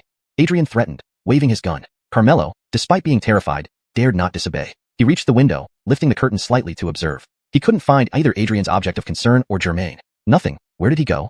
Not believing him, Adrian peeked through the door seam. "What did you see? Did something explode against the wall?" Carmelo turned back to ask. "Don't pull the curtain wide open. Be careful." Just then, Adrian spotted another fire flash, recognizing it as a fireball heading straight for Carmelo at the window. "Beware." Adrian hurriedly warned and dashed to another window. Bang! Clang clang. At Adrian's warning, Carmelo turned towards the window and saw a smoking fireball rushing at him, causing him to retreat and fall on his buttocks. The fireball hit the glass, exploding and breaking the window, scattering sharp shards. The flames even ignited the fabric curtains. Ayah! Carmelo wailed in pain as several glass shards embedded in his flesh from the explosion's shockwave. Without delay, Adrian moved to the opposite window, spotting Germain emerging from the corner, attracted by Carmelo's cries. Damn, finally got you. Adrian immediately raised his pistol, aiming at Germain's head and fired. Bang! A bullet hole appeared beside Germain's head on the red brick wall. Dust from the impact stung Germain's eyes. Knowing he had been discovered, Germain quickly retreated. Crap, what nonsense. Long-range accuracy with this pistol is truly trash. Note: there are certain stylistic elements and character names specific to the original context that have been maintained in the translation to ensure authenticity. White Jinbao, who had meticulously aimed, missed his target again, allowing Germain to slip away right under his nose. This infuriated him so much that he wished he could throw the gun 10 meters away. But this was just a fleeting thought. Whether he could escape smoothly still depended on this unreliable handgun. It hurts so much. Carmelo gritted his teeth as he pulled glass shards out of his flesh, relieved that none had pierced his eyes. Otherwise, he would have been blinded. Carmelo, did you see what it was? White Jinbao asked from behind the door. Carmelo replied indignantly, what do you mean? Did I see what it was? I'm in this mess with glass shards all over me, and you don't even ask if I'm okay? White Jinbao waved the gun in his hand. All I saw was a fireball flying at me. I couldn't see anything else. It might be a Molotov cocktail? I've seen them on TV. Carmelo truthfully replied, then pulled out the last piece of glass from his arm. Although White Jinbao didn't know exactly what the opponent used, he knew for certain it wasn't a Molotov cocktail. As he pondered what it could be, he suddenly noticed that the curtain by the broken window was on fire. Quick, put out the fire. White Jinbao pointed his gun at the burning curtain. Why don't you do it yourself? You want me to go to my death? No way.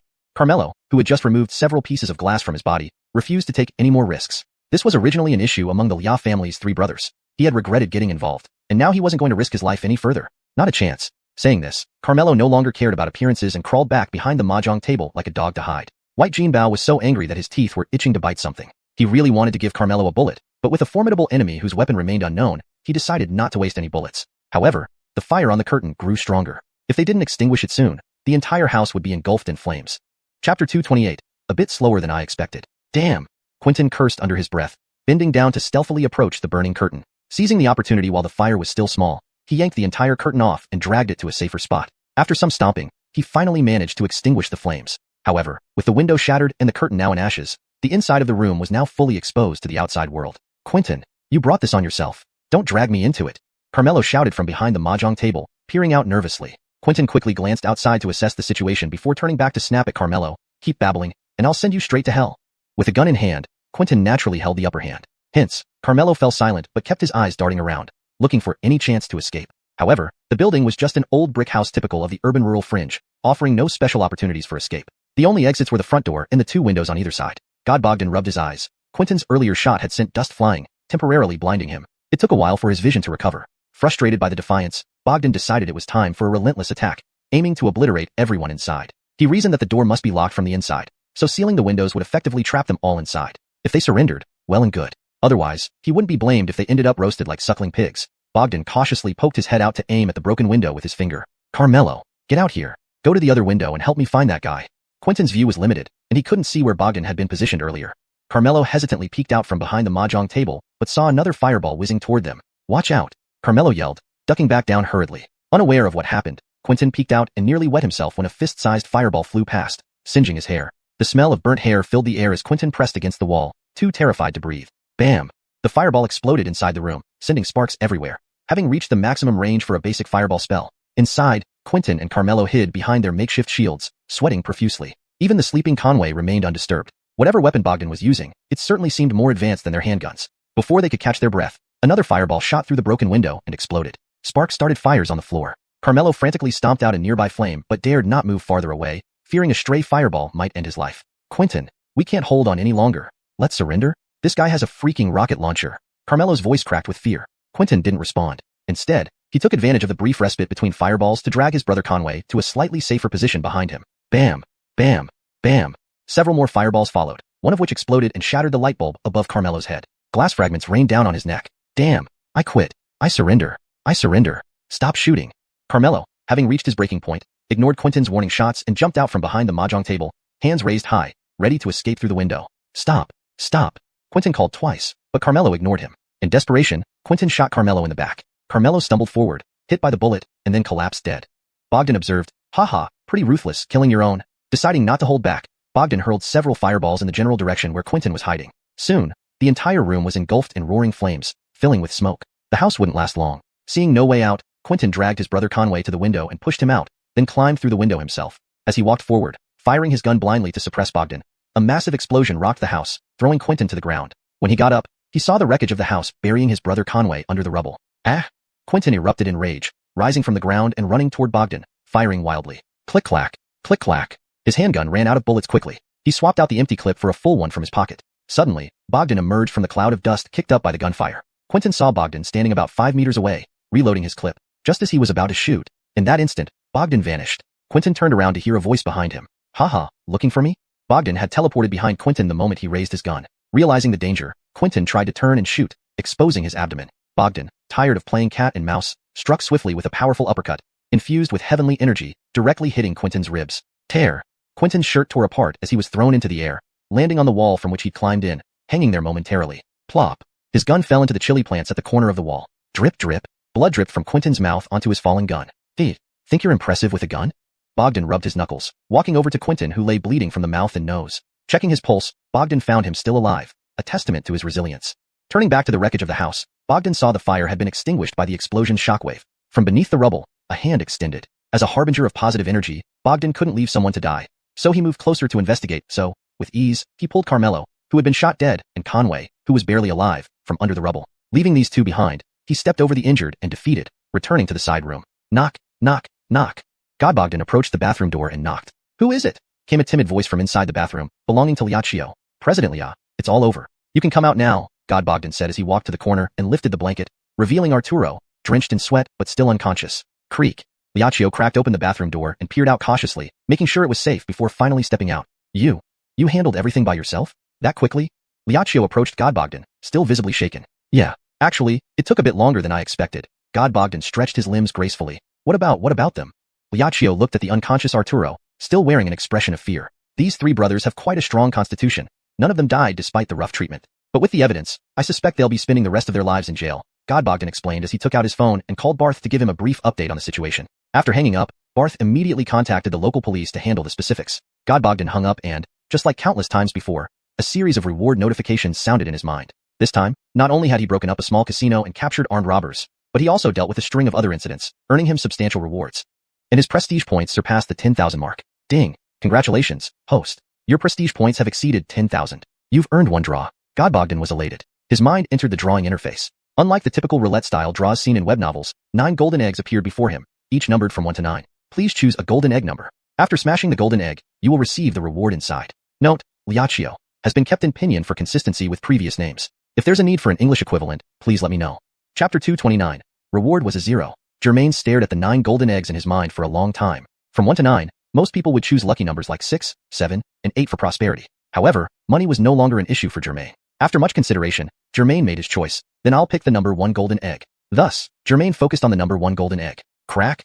A crack appeared at the top of the egg. Immediately after, with a bang, the entire egg burst open, scattering golden sparks everywhere. If only there were some sound and light effects to make it even better. I said, system, we're all pals here. No need for such grandeur. Just show me the result directly, Germain remarked. When the dust settled from the explosion, inside the egg was a number. A digit seemingly made of black crystal. 0. 0? System, what does this mean? Why don't I understand? Germain was puzzled. There were 9 golden eggs numbered from 1 to 9. So why did this number 1 egg contain a 0? The system replied, please accept your reward, and you will understand its meaning. Just don't mess with me. Germain muttered as he reached out to take the black 0. What left Germain more astonished was that this black 0 suddenly came to life, being completely absorbed by his finger the moment he touched it. Just as he was about to ask what it meant, the data panel in his mind opened on its own. Germain was both shocked and delighted to see that his positive energy value had gained an extra 0. Host, Germain. Positive energy value, 93,120 points. Reputation value, 10,009 points. This is too sudden. All of a sudden, Little Master turned from a poor farmer into a 10,000 household family. Seeing his positive energy value increase exponentially, Germain felt extremely pleased. Meanwhile, Germain noticed that since his reputation exceeded 10,000 points, the original limit of using only 3 superpowers was now removed. Host, your luck is really off the charts. This is the biggest prize in the golden egg, the system flattered. Germain said happily, I may not excel at many things, but I'm the best at drawing lots. The system asked, so how does the host plan to use this awarded energy value? Germain thought for a moment and then asked the system, how many energy points are needed to upgrade all my superpowers to the ultimate level? The system quickly reported back, report to the host, Upgrading 4 primary superpowers to the ultimate level requires a total of 63,996 energy points. Phew. Germain nearly fainted. That's actually how many points? Report to the host. It indeed requires this many energy points. Does the host wish to upgrade? The system replied. Upgrade. All to the highest level. Germain decisively declared. All right, please wait. The system responded. As soon as the system spoke, Germain's energy points rapidly decreased. 93, 120, 87, 587, 65, 965, 35, 880. Finally, the number stopped at 29,124 points. Although he had lost most of his energy points in an instant, Germain didn't feel the slightest bit regretful because even his current positive energy value was still almost 20,000 points higher than before opening the golden egg. Even based on the remaining energy points, if he didn't go out for entertainment, it was enough to last him half a year. As for future matters, they could be dealt with later. He then looked at his superpowers which, as expected, had all become ultimate level powers. Now, Germain's data showed. Host, Germain. Positive energy value, 29,124 points. Reputation value, 10,056 points. Current mission, none. Mission completion rate, none. Current superpowers, ultimate true speech technique, ultimate instant teleportation, ultimate heaven covering aura, ultimate fireball spell. Current treasures, 1 Zaynightning cat named Churchill, 1 grand restoration pill, the ultimate heaven covering aura, which he had already experienced before, while the other 3 remained untested. So after reviewing everything, Germain immediately exited the system. How did Remington react? Corina asked somewhat worriedly. Feeling extremely pleased, Germain grinned and replied, I've informed him of the situation here. He'll send someone to handle it, so we can leave first. Corina was taken aback. She widened her eyes and asked, What? Just like that? After such a big incident, we just leave? Germain laughed. Stay here? Are you suggesting we stay to deal with the corpses? At this point, he noticed that Corina was still tightly holding the small backpack. He asked, Ever since we came from Xiaozhou, I've seen you carrying this thing. Could it really be money? Are you dumb or am I? Corina retorted. If I wanted to give them money, I would transfer it electronically. Why would I carry it around? What's in the bag then? Cosmetics? Germain pursued. Corina looked at the body of Andy on the ground, her eyes reflecting deep thoughts. After a while, she unzipped the backpack. Unexpectedly, what Corina pulled out was neither cash nor cosmetics, but a stack of photos. These? Photos? Germain looked at Corina, puzzled. Yes, photos. Pictures of me and them. Corina's eyes shimmered with tears. Germain took the stack of photos from Corina's hands. There were easily 80 to 100 photos, mostly featuring children aged 5 or 6, Logans and girls alike. A few included adults. Clearly, these children were young versions of Corina and the Liao family brothers, while the adults were Corina's parents and their aunts and uncles. Is this when you were kids? Germain felt a heavy heart after looking through the photos. The children, Corina and the Liao brothers, appeared happy and lively, playing joyfully together. Who would have thought that 20 years later, they would fight to the death over money? Yes, this was taken before Uncle left Xiaozhou. I only remember that when we were kids, we played together very well. But after Uncle left Xiaozhou, our fathers had a falling out, and we stopped visiting each other. Over time, we grew distant. Never did I imagine they would become like this. Corina's tears streamed down her face. Moved by compassion, Germain hugged her close, offering his chest for her to cry on for a while. They chose their own paths. It has nothing to do with you. Don't blame yourself, Germain said, knowing it wasn't his strength to comfort others, yet trying his best. After crying for a while, Corina placed the childhood photos on Andy's body, then followed Germain out of the side room, carefully stepping over the bodies lying on the ground toward the yard gate. So many people were taken down by one person? Corina couldn't believe it. No big deal. Doesn't matter how many come, Germain replied with a casual smile. At the door, they found it locked from the inside, with the key presumably on Carmelo's body. You move aside. Germain pushed Corina a couple of meters away. Corina asked, puzzled, What are you going to do? Germain raised his right fist, infusing heavenly covering aura into it, and said, Open up. As he spoke, he struck the lock with a powerful punch. Bang! A loud noise echoed as Germain's fist punched a hole where the lock used to be, sending the lock flying. Are you human? Corina's jaw dropped in astonishment. Creak. Germain pushed the door open. Does it matter whether I'm human or not? Let's go or not? Just as they emerged from the courtyard, they found quite a crowd had gathered outside, rubbernecking. As soon as these onlookers saw Germain and Corina come out, they immediately raised their phones. Germain, upon noticing this, quickly lowered his head to shield his face and hurried towards the direction of the Bogdankol navigator. My goodness! Am I going to become famous again? Turning into an internet celebrity? Just a few days ago, with Barth's help, I finally managed to reduce my online popularity. If these people post this online again, making me another internet sensation, I'll have to bother Barth once more. Favors are hard to repay. Germain kept mulling over these thoughts as he walked. However, what Germain failed to notice was that this time he was worrying unnecessarily. The crowd, especially the men, were all focused on Corina who trailed behind Germain. Occasionally, 2 or 3 men would point and whisper about Corina. Whoa, is it that big? Yeah, bigger than your head? Germain and Corina hastily got into the car and drove away under everyone's gaze. Less than 5 minutes after they left, a large convoy of police cars flashed by, sirens blaring, passing right by Germain's vehicle. The police efficiency was indeed impressive. How do you plan to handle those 3? Germain asked Corina, keeping his eyes on the road ahead. Corina stared out the window and replied, Although they are from the Liao family, I won't be lenient or allow them to get away with their crimes. I'll hand over all evidence of their threats against me to the police. Germain nodded and continued driving. The rest of the journey was made in silence, each lost in their own thoughts. With the navigation system guiding him, Germain soon arrived back at the hotel. In the parking lot of the hotel, they both exited the car. Thank you for helping me resolve this matter, Corina said, extending her hand. Since we've come all the way to Qingzhou City, let's treat it like a trip. I'll invite you and your wife for dinner tonight. How about that? Germain politely shook Corina's soft hand and responded, sure, but I need to ask Adley what she wants to eat first. I'll go up now. Bye, President Lia. With that, Germain waved goodbye and disappeared from Corina's sight. Chapter 230. Kareem seeks help. I'm back. Germain suddenly reappeared in his room, startling Adley. This super instantaneous movement was far superior to the basic low-level one. The latter had distance limitations, while the super version allowed him to transport himself anywhere he had seen with just a thought. You, how did you suddenly come in? Adley was playing with her phone when Germain appeared, giving her quite a fright. And you shout like that. You scared me to death. Meow.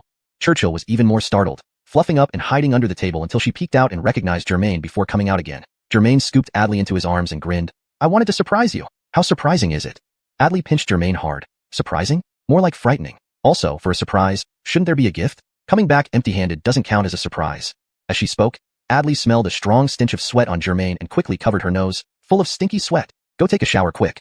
Germain raised his arm and sniffed. Stinky sweat? I don't smell anything. By the way, why didn't you ask how the matter went? Adley pushed Germain towards the bathroom door, helping him take off his clothes, revealing his muscular physique, and glared at him. Looking at you. Anyone can tell you definitely completed the mission successfully. This simple task, you insisted on following along to join the fun. Wouldn't it have been better if you'd stayed home? Germain chose to undress the rest himself. Adley threw Germain's sweaty clothes aside and said irritably, if I hadn't come along, humph, who knows which woman would be serving you in this room? Hee, you're right. Germain made a funny face and then ducked into the bathroom. Half an hour later, Germain lay on the bed, eyes closed, resting, while Adley massaged him tenderly. Churchill squatted at the head of the bed, curiously watching them. By the way, Corina says since we've already come here, might as well treat it as a holiday and wants to invite us for dinner, Germain said with his eyes still closed. Qingzhou isn't far from Xiuyang. The customs should be similar. Is there something delicious that Xiuyang doesn't have? Adley kneaded Germain's thigh. Though not professional, she wasn't trained. But Germain found it very relaxing and comfortable. It's my first time in Qingzhou. Let's go out and wander around a bit later, Germain said. Do you think Corina has feelings for you? Adley asked abruptly. Germain was taken aback but chuckled, opening his eyes. Ha ha ha, if only the law allowed, I would certainly marry her too. Just as I expected from you. Adley pinched Germain's thigh hard, but Germain was prepared, using heavenly gang chi so that his thigh muscles were rock hard, and she couldn't pinch through. Just as they were fooling around, Germain's phone rang by the bedside. Germain and Adley assumed it was Corina calling, but upon checking, it was indeed related to Corina but from her bodyguard, Kareem. Germain and Adley exchanged glances, thinking Kareem must have learned that Germain had already dealt with the three Lia brothers fighting over Corina's inheritance. But as soon as Germain answered, he knew he had overestimated. Because the first thing Kareem asked after connecting was, hey, Germain, how did it go with our president? Did those three Lia brothers give in? The tone on the other end sounded somewhat hesitant, almost as if Kareem wasn't solely calling about the Lia brothers. You don't know? Germain scratched his head. I thought you knew. It was resolved 1 or 2 hours ago, and quite a fuss was made. Maybe you'll see it on the news tonight. Those three Lia brothers refused kindness and got a harsh lesson. Germain recounted the scene vividly, but Kareem on the other end mumbled hesitantly, contrary to his usual straightforward manner. Even Germain, who usually paid little attention to interpersonal matters, could tell Kareem seemed to have something on his mind. After chatting back and forth for a while, Germain finally couldn't resist asking, Kareem, are you getting brain surgery today, or what? What? No, what do you mean? Kareem asked from the other end. Hearing you speak today, you sound indecisive. Do you have something you want to say to me? Germain asked directly.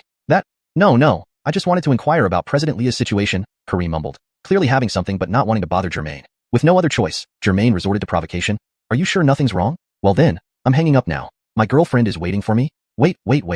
Kareem stopped him immediately. Actually, I do need your help. See, I knew it. Speak up, Germain smiled smugly. It's like this, I have a sister. Kareem began recounting his story slowly. Turns out, Kareem, like Germain, had lost both parents and had no other family members. He was an orphan. However, unlike Germain, Kareem had a younger sister, a real sister, not an adoptive one or a half-sister. When they were young, they relied on charity to survive. Poor children grow up fast, especially orphans. At an early age, they plan their futures. Although primary and secondary education was free, university tuition required money they simply couldn't earn through part-time jobs and scholarships. Ultimately, Kareem decided against pursuing higher education since his academic performance wasn't outstanding, whereas his sister always ranked top in school. So, without wasting money, Kareem dropped out in his teens to join the military. After serving for 2 years, his military benefits weren't enough for his sister's education, so he went abroad to become a mercenary for several years. He intended to earn enough for her tuition and then retire to a regular job. But staying in the military grew on him, and he served another 2 years in the mercenary force. Last year, shortly after his sister graduated, she severed contact with him. This sent Kareem, who was overseas, into panic mode.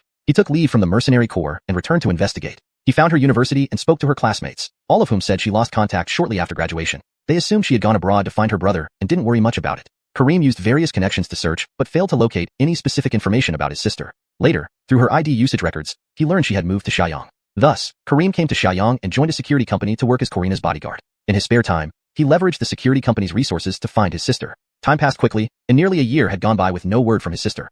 Until this morning, Kareem received intelligence from a colleague that a credit card registered under his sister's ID had appeared in Qingzhou, the city next to Shan. Someone had used this card to buy several pieces of women's clothing at a shopping center in Qingzhou. This meant that Kareem's sister was likely in Qingzhou. So, since President Lia's issue has already been resolved, could you help me find my sister? Kareem on the phone sounded sincere, as if he would have rushed over from Xiaoyang himself if he weren't still lying in the hospital. Say so earlier. No problem. Leave it to me. Germain thought coincidences were more effective than planned encounters, and impromptu plans often worked better. Fortunately, Adley had brought Churchill, who had tracking capabilities, along with him, making this a perfect opportunity to put her skills to use. Do you need some time to consider? Kareem asked hesitantly. Well, I've saved up about 1 or 200,000 yuan working as a bodyguard over the years, probably not enough for you to even notice. Germain understood why Kareem had been stammering, unsure whether to speak up due to fear that a billionaire like himself might look down on the paltry sum Kareem had. Though separated by a phone line, Kareem couldn't see it, but Germain waved his hand dismissively, saying, do we even need to talk about money between us? If you insist on paying, just WeChat transfer me 1 yuan symbolically. What do you think? Great. Thank you so much. Kareem thanked him profusely over the phone. He knew how extraordinary the cat Germain owned was, and had previously wanted to ask for his help. But considering Germain was a wealthy tycoon, while he was just a small-time bodyguard, he never felt comfortable asking. The trip to Qingzhou with Karina had fortuitously coincided with news about his sister also being in Qingzhou. Kareem believed it was fate and destiny bringing them together. Thus, he gathered his courage to call Germain for help, never expecting such an immediate and straightforward response from him, leaving Kareem feeling both grateful and apprehensive. In the end, Germain instructed Kareem to send over his sister's photo, information, and the symbolic 1 yuan via WeChat before hanging up. Skylar. That's quite a nice name, Germain remarked as he looked at the WeChat message from Kareem. Nice name? Humph. You just want to say the girl looks good, don't you? Adley said beside him. Chapter 231. The Auction Dinner. Churchill. Come here. Germain ignored Adley and instead called over Churchill, who was playing on the side. Once Churchill came to his side, Germain stared into Churchill's eyes and relayed all the information about Kareem's sister, Skylar, received via WeChat. Churchill immediately absorbed the data, causing the orange cat ears on his head to slowly unfurl. Finally, these ears stood upright, pointing steadfastly toward the northern direction. Looks like she's really in Qingzhou City, Adley said as she observed Churchill. Why don't you stay here? I can take Churchill and find her myself, Germain suggested. No way. I want to come too. Adley clung to Germain's arm playfully. It's just about finding a person. It won't be dangerous. Wait, anything can happen. Germain held Churchill while responding. Didn't Karina invite us for dinner? I'm hungry too. Let's invite her along. We can search for Skylar while enjoying local cuisine at Karina's expense. What do you think? Adley asked coyly. After thinking it through, seeing Adley's determination, Germain agreed. They got up from the bed, dressed neatly, did a quick makeup touch-up, then called Karina to meet them in the hotel lobby. However, after waiting for 10 minutes with Churchill, Karina finally arrived tardily. President Lia, we've been waiting for you, Germain said with feigned annoyance. Karina's wet hair hinted that she had taken a shower and relaxed before hurriedly coming downstairs upon receiving their call. She glanced at Adley, then turned to Germain. You two are so impatient. It's better to wait 2 hours after a meal. It seemed Karina wasn't aware of Kareem asking Germain to find his sister. So, in the hotel lobby, Germain recounted Kareem's request to help find his sister in Qingzhou City. That Kareem. Karina sounded slightly displeased. He didn't tell me such a big thing and told an outsider like you, Humph. Were you even able to find her? Germain teased, stroking Churchill tuft. Karina wanted to argue but was interrupted by Adley. Please, we need to help Kareem find her. No time for bickering, she insisted. The group went to the parking lot, got in the car, and followed Churchill guidance around Qingzhou City to narrow down the search area. Drawing on the previous experience of locating Genevieve, Germain this time wisely started with the main road running through the city center. They drove along, following Churchill direction, eliminating half of the city. Then they did the same with the remaining half, continually narrowing the search. After 2 hours, combining eating street food and driving, they zeroed in on a grand building. Germain parked the car and they walked to the entrance. A large signboard read, Qingzhou City's first auction house. Auction house? Why would she be here? Adley questioned. Germain noticed a banner above the door welcoming guests to the Chinese ancient calligraphy and painting auction dinner. Well, looks like dinner is sorted, Germain laughed, tugging Adley's arm and pointing at the banner. Auction dinner. Sounds yummy? Adley clapped excitedly. They couldn't bring Churchill inside, so he stayed in the car. As they entered the auction house, they were stopped by staff. Do you gentlemen and ladies wish to attend the charity auction dinner? One staff member asked Germain. Yes, Germain nodded. And these two are with me. The staff looked stunned by Adley and Karina's beauty before saying, deposit is 1 million renminbi per person. Germain paused. 1 million to enter? Just a deposit, refundable when you leave. Just to set a barrier against random visitors. Seeing Germain's casual appearance, yet the two beautiful women accompanying him, the staff presumed he wasn't ordinary either. Germain pulled out a card from his jeans pocket and handed it over. William Million, pin code is 67s. Soon formalities were completed, and they entered a luxuriously decorated room. There were only a dozen round tables, all made of solid wood, likely for VIPs at high-end auctions. By the time they arrived, several guests had already gathered, forcing Germain's group to the back tables. At precisely 6 p.m., the Chinese ancient calligraphy and painting auction dinner began with introductions by hosts and dignitaries. Before the auction began, Each table was served 4 cold dishes, seemingly common roasted meats, but distinctly different in flavor from xiaozhou cuisine. While Adley and Corina relished the food, Germain scanned the crowd for any sign of Skylar. However, almost every table had long-haired women and, sitting at the back, Germain could not see their faces clearly. Suddenly, whistles from the next table caught everyone's attention. 4 young men leered at Adley and Corina. Considering the public setting and their current task, Germain merely glared at them as a warning and let it go. But those few young masters looked fearless, refusing to back down and instead took the initiative to greet them, their targets being the 2 exceptionally beautiful women. "Hey, beauties, are you hungry? I have some spicy duck heads here. Want to come over and try some? Ha ha ha." The man speaking looked even more lecherous than his voice. Upon hearing someone talking about her, Adley, who had been engrossed in eating, blushed instantly. She wiped her lips, trying to maintain a certain image. Corina didn't care about that. She hadn't eaten since lunch and was already famished after several hours. Although they had eaten some local snacks on the way, it wasn't enough to fill her stomach. "Hey, show some respect," Germain warned briefly but with a smile. "Oh, not from around here, huh? Looks like you're just some country bumpkin, ha ha ha." The group at the next table burst into laughter. Germain stood up abruptly but was held back by Adley. "Brother Shin, calm down. We're here for a reason." Corina also signaled him not to cause trouble. "Ha ha ha, thinking of starting a fight? What a hopeless country bumpkin." Sigh, with Kareem's request weighing on him, Germain sat back down, deciding to ignore these arrogant guys until the task was completed. "Thank you all for coming. The first item up for auction today is Spring Trees and Autumn Frost by Tang Bohu. Starting bid is 10 million renminbi. Each raise is 1 million renminbi." The host briefly introduced the painting, capturing the attention of Adley and Corina. Germain, however, kept looking around, hoping to spot the familiar face. With a bang of the hammer, the auction began. Almost immediately, the guy next to Germain raised his paddle, glancing at Adley with lecherous eyes. Germain saw all this clearly. Paddle number 20 bids 11 million. Any higher offers? The host grew excited as someone made a quick bid. Paddle number 3, 12 million. Paddle number 20, 13 million. Germain observed the 4 men next to him, who looked smug and self-important. He thought, although he couldn't physically confront them, in this game of money, they were no match for him. So Germain raised his paddle and loudly said, "Me, 20 million. Note, the abrupt end in the original text has been maintained. Chapter 232, achieved without any effort. The auctioneer immediately seemed energized, shouting excitedly, "Number 19, straight to 20 million. Is there any higher bid?" Initially, the bidding was proceeding normally and cheerfully, with each bidder incrementing by 1 or 2 million. The atmosphere was lively, but Germain's sudden shout of 20 million instantly silenced the entire auction for several seconds. Then, everyone at the numerous tables turned their heads backward simultaneously, curious to see which wealthy individual had grown tired of the small increments and made a direct jump to 20 million. However, when they turned back, they were surprised. The young man holding the paddle was not only young, but also unknown to anyone present. "Who is this kid? Why haven't I seen him before?" An elderly man with a long beard, who looked like a sage, asked someone beside him while looking at Germain. "I don't know. I've never seen him. He doesn't seem like he's from our Qingzhou city," replied another wealthy man, who was fat and wearing a white bow tie. "Look at the 2 beauties next to him. One looks flawless, and the other so outstanding, truly top-notch. Who would have thought they'd be taken by some nobody?" said an oily-looking middle-aged man regretfully, shaking his head. However, as soon as he finished speaking, a well-dressed woman next to him gave him a hard pinch on the ear. The 4 rich young men from the neighboring table, who had been provoking Germain, could no longer sit still. "Damn, this outsider peasant seems pretty bold, huh? Who would have thought it? We can't let this outsider steal the show. Luis, aren't you going to make your move?" The young man known as Luis glanced disdainfully at Germain and slowly raised his paddle. "Number 20, 21 million. Good, number 20, Luis from the Hu family, bids 21 million. Anyone else?" Before the auctioneer could finish, Germain raised his paddle again. "Number 19, 22 million. Everyone at the auction dinner immediately knew that these 2 young men were now locked in a fierce competition. It wasn't likely they would stop until one of them emerged victorious. Soon, the price of the famous painting soared to 30 million long coins. 31 million. Luis looked at Germain with contempt. Each time Germain bid, he added another 1 million on top to stay ahead. At this point, Adley lost interest in eating and nudged Germain's arm gently, advising quietly, "Germain, maybe we should give up?" Corina elegantly wiped her lips with a napkin, saying, "Mr. Bogdang, don't forget our purpose here. We came to find someone, not to compete or show off wealth." The ears of the people at the neighboring table were sharp. Although Corina's voice was not loud, they overheard her. "Tisich, show off wealth? No matter how rich he is, he's just a nouveau riche peasant compared to our 3rd-generation rich Logan, Luis. Why doesn't he pack up and go back? A trip to Qingzhou City deserves a good meal. Just make sure you don't take those 2 beauties to Binlan Street. It's full of brothels, ha ha ha. What if those 2 beauties are from Binlan Street themselves? Ha ha." Despite the noisy surroundings, Germain's mind was elsewhere. He took advantage of the moment when everyone in front turned to look back and carefully observed everyone, searching for Kareem's sister, Skylar. However, there was no immediate success. This really irked him. Germain glanced at the rowdy bunch nearby out of the corner of his eye. 31 million. First call. Seeing no further bids, the auctioneer prepared to strike the gavel. 31 million. Second call. Suddenly, he saw Germain raising his paddle once more. "I bid 40 million. Luis was taken aback when he heard Germain continuing the challenge and hesitated momentarily before raising his paddle. "I bid 3. Realizing too late that Germain hadn't followed the pattern of adding 1 million, instead jumping straight to 40 million, Luis quickly corrected himself. "Brother, are we still following?" whispered one of Luis's subordinates. "Nonsense. We can't let this nouveau riche peasant steal the spotlight.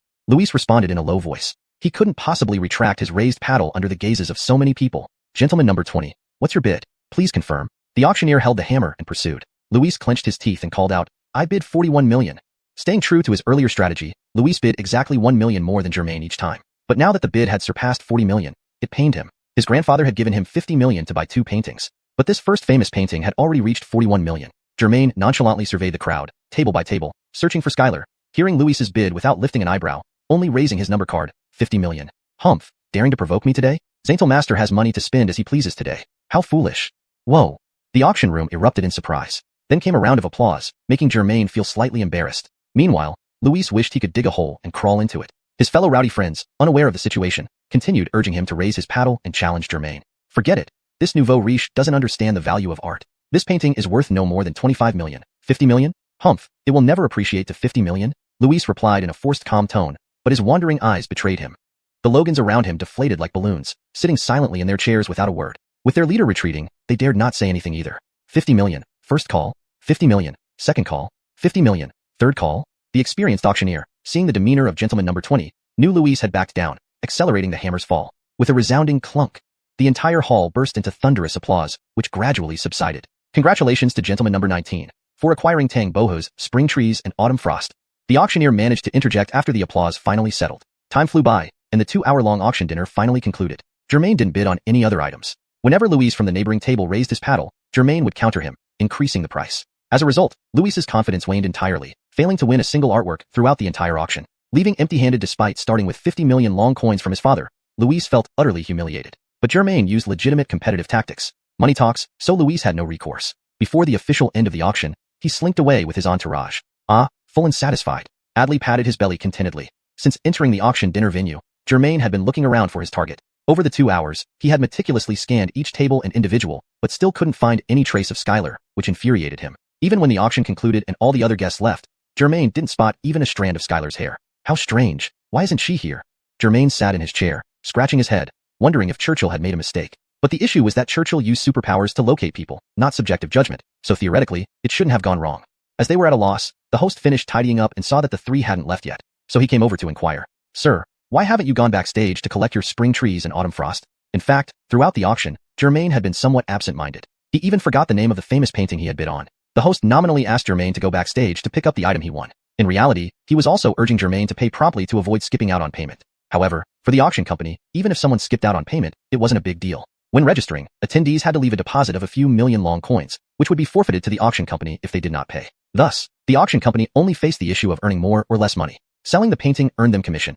Even if the painting didn't sell, it remained with the original consignor, and the auction company wouldn't lose money. Seeing that all the guests had left, the trio had no choice but to head backstage first, pay, and take the painting. The backstage was actually a small room off to one side of the auction hall. After going through a corridor, it led to the payment and collection area. Sir, will you be paying by card or check? Arriving at the payment counter, the financial staff spoke with a sweet voice. Germain looked up at her and, after searching high and low, found her without effort. It was Kareem's sister. Germain raised his head to glance at this woman. It turned out that all his efforts were rewarded effortlessly. This was Kareem's sister, Skylar. Chapter 233. The reason for the disappearance. Sir, credit card or check? Skylar asked when she noticed Germain staring at her in a daze. Her heart skipped a beat, but she calmly repeated her question. Germain snapped back to reality, scratching the back of his head with a smile and teased, Cash. Would cash work? Beside them, Adley and Corina, who were observing the scene, noticed this woman seemed somewhat familiar. Glancing at her name tag, Skylar. Wasn't this the person they were looking for? Adley tugged at Germain's sleeve just as he was about to speak, but Germain winked meaningfully at her. Although Adley didn't understand what was happening, Germain's wink implied there was something more going on. So, Adley shut her mouth without another word. Hee, sir, you're really joking, Skylar said sweetly, her laughter as bright as ever. But if you brought that much cash, it should be fine. Skylar's eyes curved into crescent moons when she smiled, shimmering with an alluring glow. Ha ha ha, swipe the card, carrying so much cash would kill me. Germain laughed as he took out the Emperor Black card from Zurich Bank. Most bank cards had daily transaction limits which required pre-approval if exceeded. This Emperor Black card, however, was designed specifically for high-net-worth individuals with assets exceeding $1 billion. It had no daily limit, allowing its owner to spend as they wished. Moreover, this card was ingeniously designed, resembling an ordinary bank card except for its all-black appearance. The bank name and owner's name were embossed on the back, while the front only had a chip accompanied by a fingerprint recognition system. Upon successful fingerprint verification, the solid black card surface transformed into a touchscreen LCD where the user could input the transaction amount and confirm payment via fingerprint before swiping. Skylar accepted Germain's Emperor Black card, glancing briefly at it, recognizing the English text despite never having seen this particular card before. After swiping, the machine quickly confirmed the transaction. Sir, please wait 3 minutes while we confirm the funds have been received. Then you can go to the adjacent room to collect your auction item, Skylar said with a professional smile. Germain retrieved his card and gave Skylar a flirtatious look. Beautiful lady, are you off duty? Want to grab dinner together? Skylar, busy organizing her paperwork, was taken aback by Germain's sudden invitation. After a few moments, she giggled, Sir, that might not be appropriate. And, would these two ladies agree? Hee. Germain, seeing Skylar wasn't overtly defensive, turned to Adley and Corina with a laugh. What do you think? Any objections? Corina shrugged indifferently, sparing him a glance and not bothering to reply. Adley, however, coyly remarked, it's Godfather Shin's choice, who he wants to invite to dinner. All right, fair enough. Germain patted Adley's shoulder, appreciating her understanding. I still need to go home after work. I won't come. Skylar, like her brother Kareem, spoke and behaved in a very poised manner. After waiting several minutes instead of the promised 3, the counter confirmed the payment. With their documents, Germain, Adley, and Corina went to the adjacent room to retrieve the painting. To their surprise, several staff members and experts facilitated a swift certification process, allowing Germain to leave with tang bohos, spring trees, and autumn frost, along with Adley and Corina after about 10 minutes. Exiting the auction house, the sky had grown dark, but they were not hungry since they had enjoyed a simple yet delicious meal inside during the auction. Germain, Kareem's sister is right here. Why didn't you ask her? Corina, noticing they were alone, questioned Germain curiously. Yeah, you even gave us signals? What was going on inside? Adley, carefully holding the $5 million painting, also asked. Germain glanced around, seeing heavy traffic and pedestrians but no suspicious figures, then whispered, I think Skylar might be facing some issues she can't easily reveal. Issues? She seems perfectly normal. Why would she have problems? Corina, arms crossed, questioned doubtfully. Germain snapped his fingers with a laugh. That's the problem. If she seems normal, why would she lose contact with her brother? Why did she play truant after school? Have you thought about that? I get it. Adley seemed to have an idea. Germain and Corina looked at her expectantly. Maybe she thinks it's mysterious and fun? Adley guessed half-heartedly. Cut it out. Seriously, Germain scoffed. I believe she might have some hidden troubles. So, Germain pointed to the nearby Bogdankol navigator.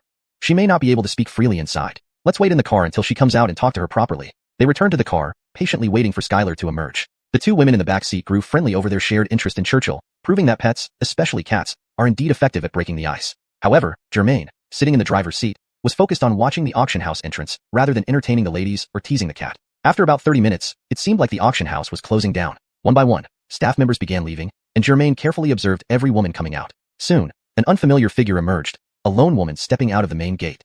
He had initially seen Skylar through the finance window, noting her natural beauty and captivating smile, though they were separated by a wall. Now Skylar walked out in a red t-shirt and tight jeans, highlighting her elegant figure. Coincidentally, her shirt featured a cat design, suggesting she too was a cat lover. Germain smacked his thigh.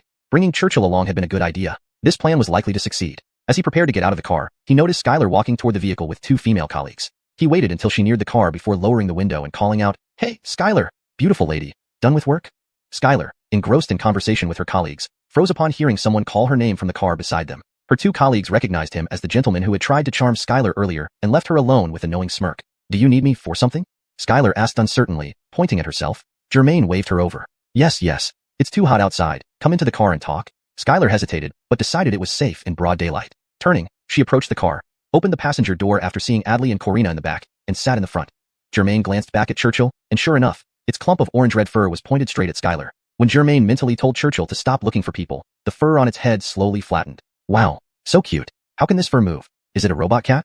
As Germain had guessed, Skylar indeed loved small animals. Seeing Churchill's adorable appearance, she even forgot she was in a stranger's car. Skylar, Miss Cheen, I didn't ask you here to look at the cat. I have something to ask you, Germain quickly interrupted. Oh, I'm really sorry. It's just that I also have a cat. So, ha. Skylar sheepishly stuck out her tongue. So, what did you want to talk to me about? Skylar then asked. Hello, my name is Germain. Germain took out his phone and started searching through the message Kareem had sent him. A friend of mine suddenly lost contact with his sister. He asked me to help find her. Before he finished speaking, Germain knew he had found the right person because Skylar's expression changed. Hello, my name is Corina. I'm Kareem's supervisor at work. Corina unusually took the initiative to extend her hand. Skylar quickly shook it politely. Look, is this you? Germain showed Skylar the photo sent by Kareem. Now, with both the photo and her company's leadership present, Skylar couldn't deny it anymore and had to admit, yes, I am Skylar, but there are some personal matters I can't disclose. Skylar looked quite troubled. Didn't want to talk? I have ways to make you talk. Mimicking Corina's gesture, Germain extended his hand, but simultaneously activated the truth spell. Hello, I'm Germain. Nice to meet you. Skylar had no choice but to shake his hand reluctantly. Why did you suddenly disappear and cut off contact with your brother? Just after shaking hands, Germain directly confronted her. Under the influence of the truth spell, Skylar's brain could no longer control her speech. She clearly said, I'm sorry, I'm an undercover agent. Chapter 234, Germain's plan. The other three people in the car were momentarily stunned. Then they looked at Skylar's serious face, as Corina and Adley burst into laughter. Churchill also observed this person's expression, feeling utterly bewildered. Have you been watching Infernal Affairs too much? What can a mere auction company do to necessitate going undercover? Stop playing and let's go back to Xiaozhou. Your brother has been frantically looking for you. Ha ha ha ha. But only Germain remained grave, for only he knew that Skylar was telling the truth. He saw the countdown above Skylar's head ticking away seriously. 51 seconds. 50 seconds. Though I know I probably shouldn't ask, but I still want to ask why you chose to be an undercover agent.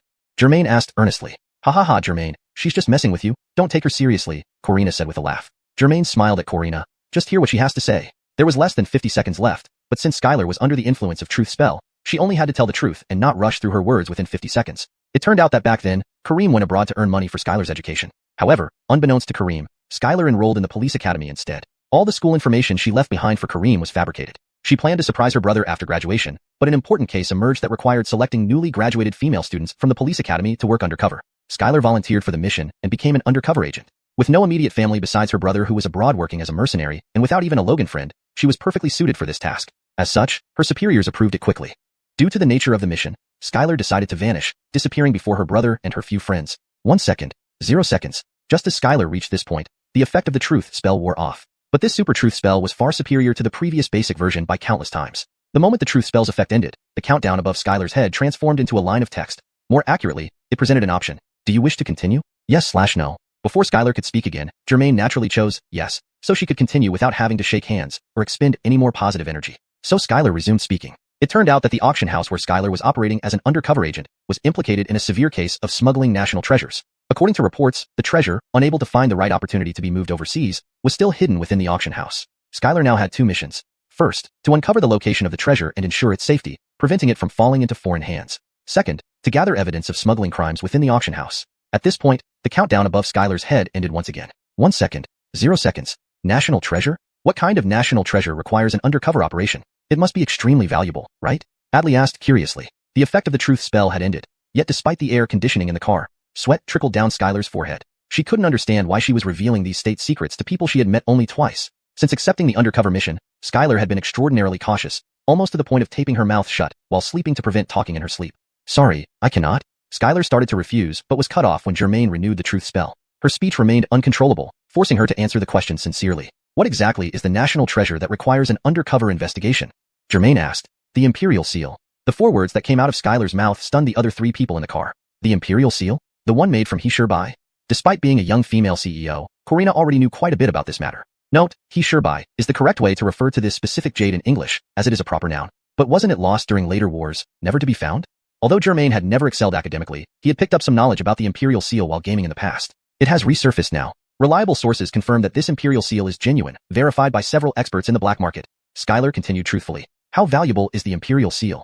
Corina asked from the backseat. Inestimable, a true priceless treasure, Skylar replied solemnly. This is a serious matter. I reckon ordinary art collectors, especially wealthy individuals in China, wouldn't dare buy it, right? Germain glanced at the auction house entrance where a security guard was slowly closing the door. That's correct, Skylar nodded. Everyone knows it was ordered by Emperor Skylar Huang to be made from the xiuxian, arguably our country's most precious artifact. Although it's invaluable, no one in China would dare accept it. Therefore, potential buyers are likely foreigners, and there are rumors that a deal might happen in the next few days. To improve fluency and naturalness in English. That's right, Skylar nodded. As we all know, it was commissioned by Emperor Skylar Huang to be made from the xiuxian, making it arguably our nation's most treasured relic. Despite its incalculable value, no one in China would dare to possess it. Therefore, potential buyers are likely foreigners, and there are rumors that a deal might occur within the next few days. Germain pounded the steering wheel angrily. Our nation's treasure cannot fall into foreign hands. Absolutely not.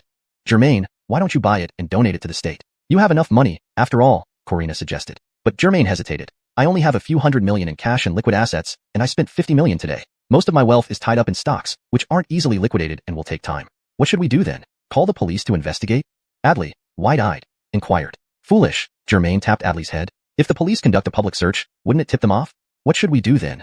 Adley rubbed her sore head. Germain pondered, deciding that after today, he'd have to wait until next month to spend money freely. Thus, directly purchasing the Imperial Seal as a fake buyer was out of the question. Since direct action was unfeasible, indirect tactics would have to suffice. The countdown for the truth spell had ended, and the 4 people in the car fell silent. Confused about why she was revealing this information, Skylar didn't choose to leave. Finally, Germain broke the silence, as he had a plan in mind. At this juncture, I think the best approach is to handle it with a black operation. Germain looked at Skylar, then at Liajinkia and Adley in the backseat. A black operation? The 3 women echoed in unison. Germain leaned forward, outlining his simple plan to the 3 women. Here's how Germain's plan went. The Imperial Seal itself was a national treasure with dubious origins. Both the auction house and the original mastermind holding the Imperial Seal were undoubtedly on edge. If Germain infiltrated the auction house, located the Imperial Seal, and managed to retrieve it, the deed would be done. And the auction house would have to bear the silent loss because they couldn't report it. If anyone dared to call the police, it would play right into their hands, providing an excuse for the authorities to conduct a thorough investigation. This was Germain's black operation plan. This plan of yours sounds good, but can you really pull it off? How do you intend to carry out this black operation? I know you're wealthy, but this isn't just a matter of money, Skylar wondered. She found Germain impressive and his plan seemed well thought out, yet she still had her doubts. For instance, where did he get such confidence that he could definitely pull off a black operation? Don't worry about that. In terms of capability, I'm even more formidable than in terms of wealth, Germain replied with a confident smile. In terms of wealth, I might be around the top 100 globally, but in my field, I am the world's #1. However, this statement only left Skylar even more puzzled. Your field? What field are you talking about? Germain shot a glance at Corina and Adley in the back seat, signaling them to brace themselves and not overreact. Then, he smiled at Skylar in the passenger seat. Wait here for me for a moment. I'll be right back. Where are you going? Skylar's question was cut short as Germain vanished before her eyes. Caught completely off guard, Skylar was startled as if she had seen a ghost. She nearly opened the car door and fled. But seeing the two women in the back seat remain perfectly calm, even finding her panic amusing, she hesitated and pulled her leg back, slamming the door shut again. Where did he go? Skylar asked timidly. Adley said proudly, I guess he probably went inside your auction house. Leaning against the comfortable seat, Corina stroked Churchill and remarked casually, Biffed, what a show-off. Who are you calling a show-off? Just as Corina finished speaking, Germain abruptly returned to his seat, clearly having heard her comment. You? Are you a human or a ghost? Skylar stammered, utterly bewildered. Hearing her words, Germain thought, yeah, technically, he had been killed before. Maybe he was a ghost now. But jokes aside, it was time to demonstrate his true capabilities. Holding up something in his hand, Germain asked, Take a look. Does this belong to you? Skylar stared in disbelief and realized it was the few bags of snacks she had bought. She distinctly remembered placing them in the drawer of her office desk, yet in the blink of an eye, they were now in Germain's hand. Hashtag chapter 235. Preparations complete. You actually stole my snacks? Skylar's mouth dropped open in surprise. Though she called it stealing, it was indeed true, since Germain had been docked 1 point of positive energy. Ding. Host took items without the owner's permission, deducting 1 point of positive energy. Current positive energy value, 9,298 points. Germain chuckled to himself. Haha, I've got plenty of positive energy points today. Feel free to deduct as much as you like. Exiting the system interface in his mind, Germain grabbed a bag of chips and asked, Miss Skylar, can we try your chips? Corina sat in the back seat, scoffing, don't include me. I have no interest in these junk foods. This President Liao has quite a peculiar temper and is so blunt. I wonder how my brother manages to work under such an imperious female CEO. Skylar, seeing Corina's aristocratic and haughty expression, couldn't help but worry about her brother, Kareem. However, what puzzled her more was that in front of this handsome young man named Germain, she had blurted out everything without any reservations, be it things she should or shouldn't have said. Sighing softly, Skylar decided to take things step by step and report back to the organization later. Well, if you want to eat them, go ahead. They're not anything too precious, Skylar replied. With the owner's consent, Germain didn't hesitate, crinkling open 2 bags of snacks and munching away. Interestingly enough, Adley aligned with Corina on this matter. Both were already full from the dinner at the auction event, so they just waved off the snacks Germain offered, not interested in eating them. Only Germain had spent the last 2 hours competing with several local Xuanzhou cities, rich second generations, and hadn't tasted much of the delicious feast. So now, he felt a bit hungry.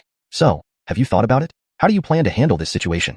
Adley, supporting her chin, asked Germain, who was engrossed in eating. Skylar waved her hand. Well, maybe I should ask first how you managed to get my snacks? You suddenly vanished and reappeared. Was it superpowers or street magic? Speaking, Skylar turned around, looking around. Is this some TV show? Where are the cameras?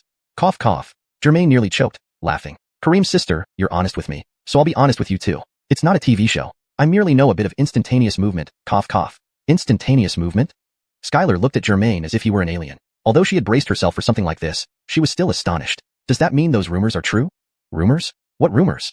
Germain asked curiously. When I was almost graduating from the police academy, I heard some unverified information that some people with superpowers had appeared this year. Despite the effects of the truth spell ending, because the people present were her brother's friends and employers, she had little suspicion. Moreover, she had already revealed the most confidential information, so these hearsays weren't too significant anymore. Is that so? I surf the net every day, but I haven't heard of it, Adley asked, confused. This kind of thing is too significant. Unless you witness it firsthand like I did just now, even if someone films it and puts it on the internet, others would just think it's special effects, Skylar explained patiently. Germain mused to himself. Brother is a mercenary, and sister is an undercover policewoman. These siblings are quite interesting. So, what's your plan? Corina sat in the back seat, speaking to Germain while gazing out the window. I suggest whoever among you 3 can drive should leave here first. Germain stuffed a handful of chips into his mouth. I'm planning to raid the auction house tonight. It might get lively. Big brother Bogdang, I will wait for you here, Adley said with genuine concern. Germain fed a chip into Adley's mouth. Be a good girl, listen to me. Go back first. Staying here will only cause me trouble and tie my hands. But what if something happens to you alone? Adley was genuinely worried. She and Germain had always lived a peaceful and sweet life, But in the past month, one issue after another kept cropping up. Although Germain always handled each crisis, old sayings hold true. It's the unexpected that worries her. You guys leave first. I'll go inside and see if I can find the location of the heirloom jade seal. If there's any situation, I'll zip back just like before. Germain patted Adley's head to comfort her. No, I can't leave if you're going to act. Skylar objected, taking out her phone. I need to report this to my superiors. Germain stopped her. Wait. If you're going to call, why don't I make a call first? What do you think? Without waiting for Skylar's response, Germain took out his phone and dialed Barth. Hello? Germain, what's the matter? Barth yawned on the other end, clearly still working and exhausted. Remington, do you know about the heirloom jade seal? Germain asked directly, guessing that as one of the captains of the intelligence gathering team, Barth should be aware. There was silence on the other end for a moment before Barth responded. How did you find out about this? Germain chuckled. It's hard to explain how I found out, but what I can tell you is that I'm currently at the entrance of Xuanhuan City First Auction House. What are you planning to do now? Barth sounded slightly tense. I know you want to investigate but are afraid of alarming anyone prematurely. So, I plan to use my superpowers to sneak in after dark and search for it. Speaking on speakerphone, everyone could hear his conversation with Remington. Idiot. What if you get caught? Barth snapped nervously. This is a national-level case. We can't afford any slip-ups. Don't do anything rash. Germain had hoped Barth would persuade the local police to agree to his actions.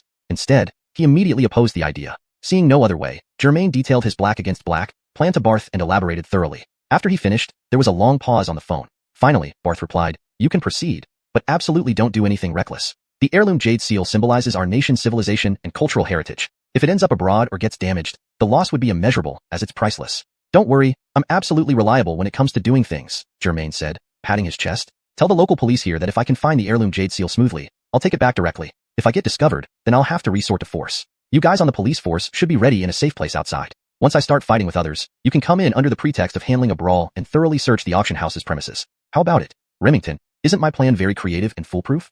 To be honest, we had thought of this plan long ago. We just never found the right person for the job. Barth bluntly doused Germain's smugness. Since you're willing to go, just be careful and go ahead. After spending some time communicating with Barth, Germain ended the call. Barth was indeed efficient. Less than 20 minutes after the phone call, he called Skylar. It turned out that the superior who contacted Skylar had already agreed to Germain's plan and hoped Skylar could provide assistance and cooperate with Germain. So, how do I assist? Skylar asked helplessly after hanging up the phone. You only need to tell me what you know. For example, how many security guards are there inside? Is it possible they're carrying weapons? And where is the surveillance room located? Germain asked. Skylar thought to herself that during her time undercover at the auction company, she was ashamed to admit that aside from confirming the presence of the heirloom jade seal within the building, she hadn't obtained much valuable information. However, she did know some basic details Germain asked about. Thus, this Bogdankohl navigator became the temporary command center for the plan to recover the national treasure. After listening to Skylar's brief introduction, Germain thought to himself that it didn't sound much different from other ordinary companies, so it shouldn't be too difficult. He had managed to slip out unscathed from a large casino with over 100 people. A small company like this shouldn't pose any problem. About half an hour later, Germain's phone rang again. It was Barth calling. Remington, how is everything? Germain asked. The Xuanhuan City police have already been deployed around the area. You can start any time you decide. Barth replied. Deployed? But I don't see anyone. Germain looked all around several times, but couldn't spot a single police officer. If you could see them, would they still be considered hidden? Get ready quickly. I'm heading to Xuanhuan now, waiting for your good news. With that, Barth hung up the phone. Chapter 236. There will be a heavy reward. Hello? Remington, I'm not worried. Why are you so anxious? Germain muttered sarcastically, and then hung up the phone. Germain, should we wait for the police to arrive before going in together? I'm worried something might happen to you, Adley said with concern. Germain chuckled. You should be more worried about those bad guys inside, ha ha ha. Then Germain started the Bogdankohl navigator and left the Xuanhuan City First Auction House. After about 10 minutes of driving, they discussed the battle plan briefly. Soon, he found a secluded spot to park. The moment the car stopped, Skylar, who was sitting in the passenger seat, suggested, Germain, shall we go in together? After all, I'm also a police officer. He then instructed Skylar, Comrade Skylar, since you're a cop, my girlfriend's safety will be in your hands. As for President Lia, you can take care of her along the way. What do you think? No trouble at home means I can fully dedicate myself to serving the country. Skylar looked down thoughtfully and said, all right, just be careful. Once this is over, you must take me back to Xiuxian City to see my brother. He's hospitalized, but I haven't been able to visit him. Meow. Huxing, sitting on Adley's lap, called out as if sensing that his owner was about to undertake something important, bidding farewell to Germain. You must be careful. Adley held Germain's hand, worry evident in her eyes. Don't worry. I've seen your Logan friend's combat skills. He probably won't demolish their house, ha ha ha, Corina added casually, seeming unconcerned. Germain gripped Adley's delicate hand confidently. Even though President Lia's words usually aren't encouraging, she's quite accurate this time. Hee, rest assured. If I find it, I'll get it. If not, I'll create chaos inside and let the police conduct a thorough search. Simple enough. Adley nodded without expressing an opinion.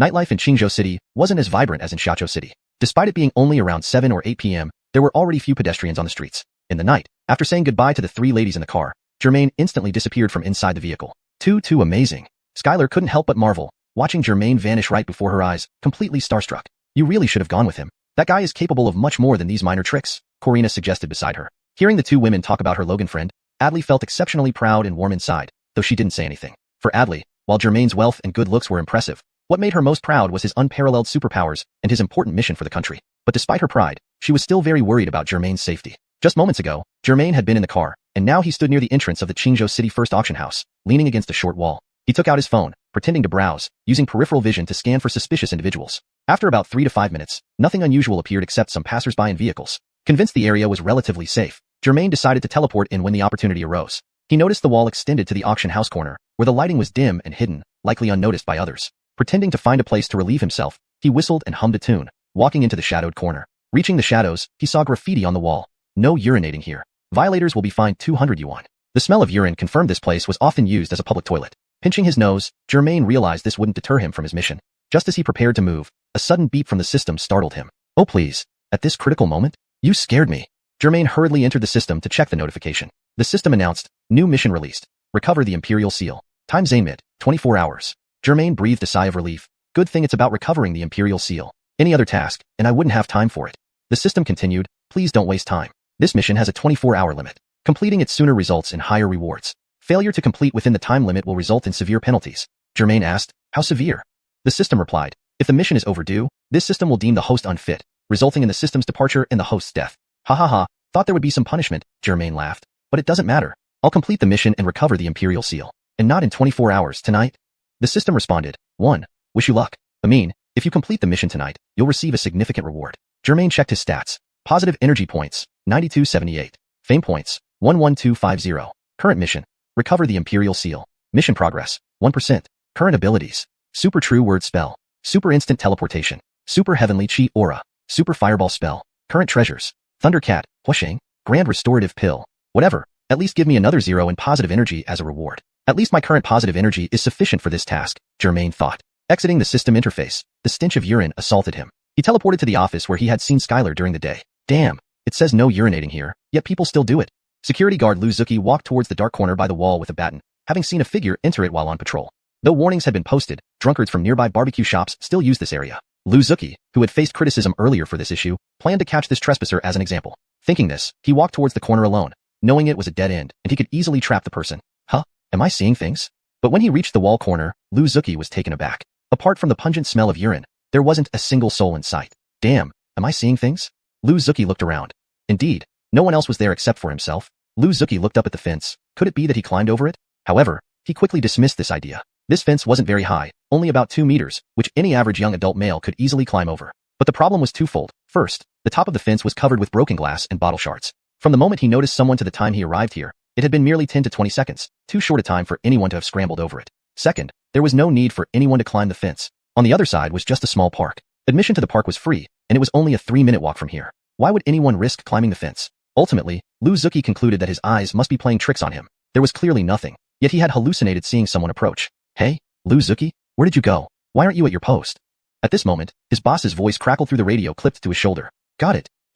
I'm coming back right away. With his superiors searching for him, Lu Zuki hurriedly gave up, muttering under his breath, what a hassle. After work hours, the office building was lit only by emergency lights, casting everything in an eerie dimness. The silence made the atmosphere feel even more strange, as if something unseen were watching.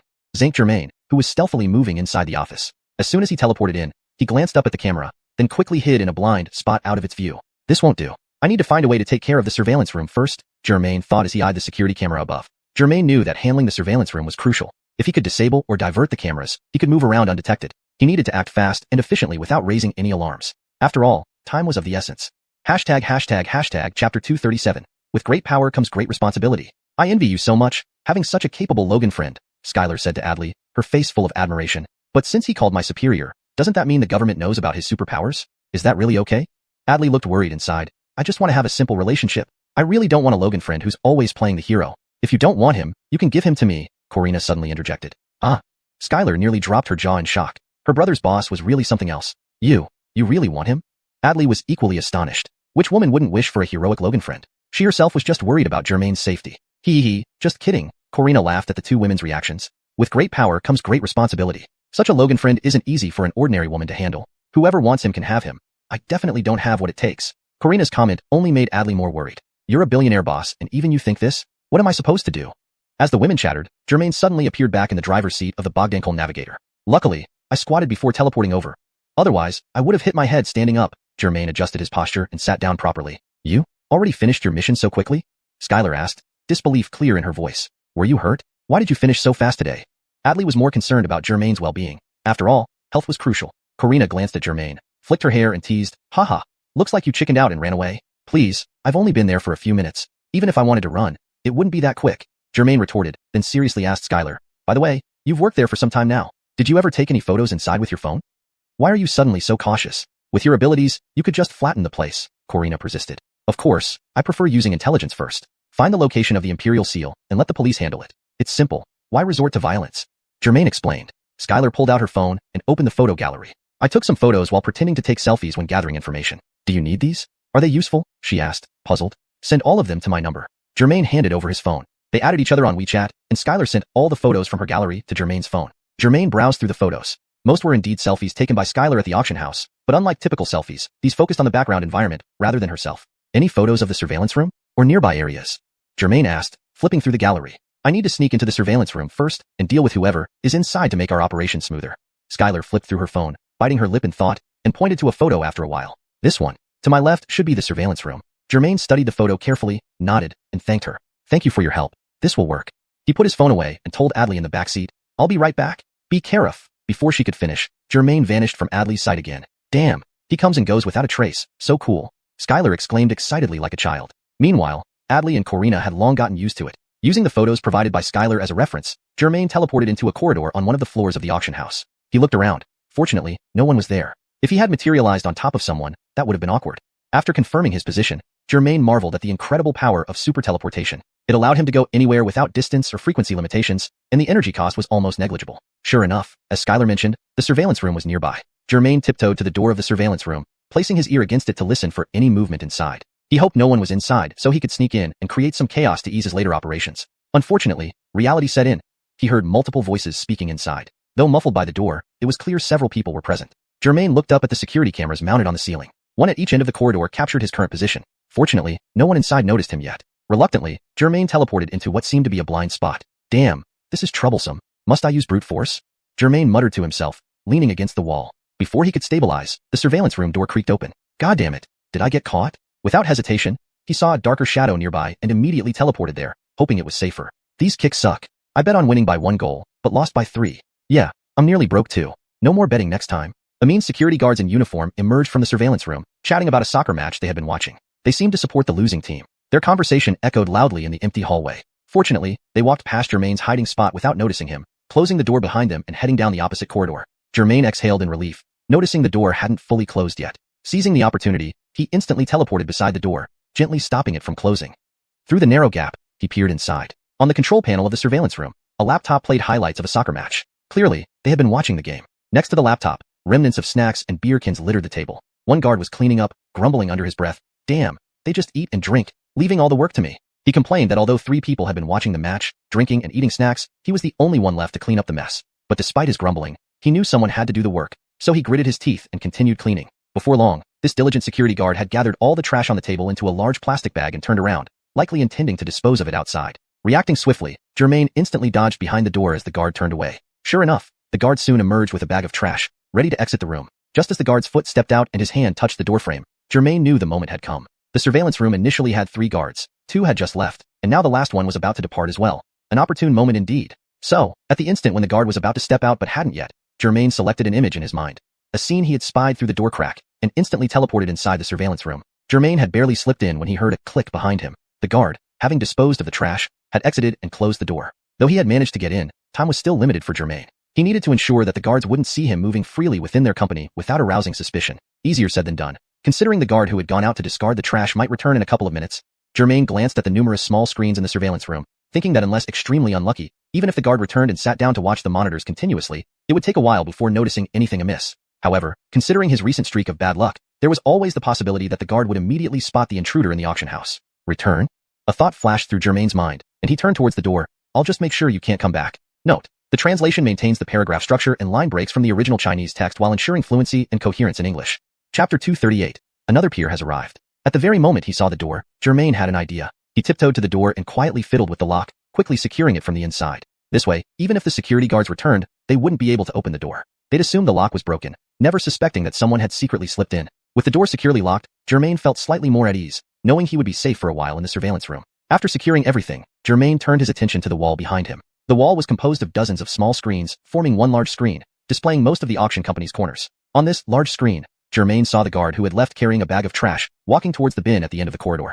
Suddenly, he bent down to place the bag on the ground and knelt to tie his shoelaces. Germain also spotted the two guards who had left the surveillance room earlier walking side by side, chatting merrily. Outside the auction company, two guards were smoking under a streetlight, chatting away. Checking other screens quickly, Germain noted there were about 10 guards in total. This auction company is definitely suspicious, Germain mused, resting his chin on his hand.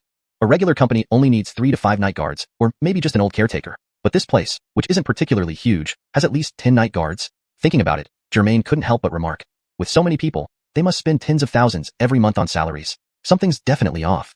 Just then, he noticed the guard who had gone out with the trash was returning, though he was moving slowly, distracted by his phone. Staring at the dizzying array of surveillance screens, Germain found himself at a loss on where to start. After a while, he realized the screens were divided into 3 main sections, corresponding to the 3 floors of the building.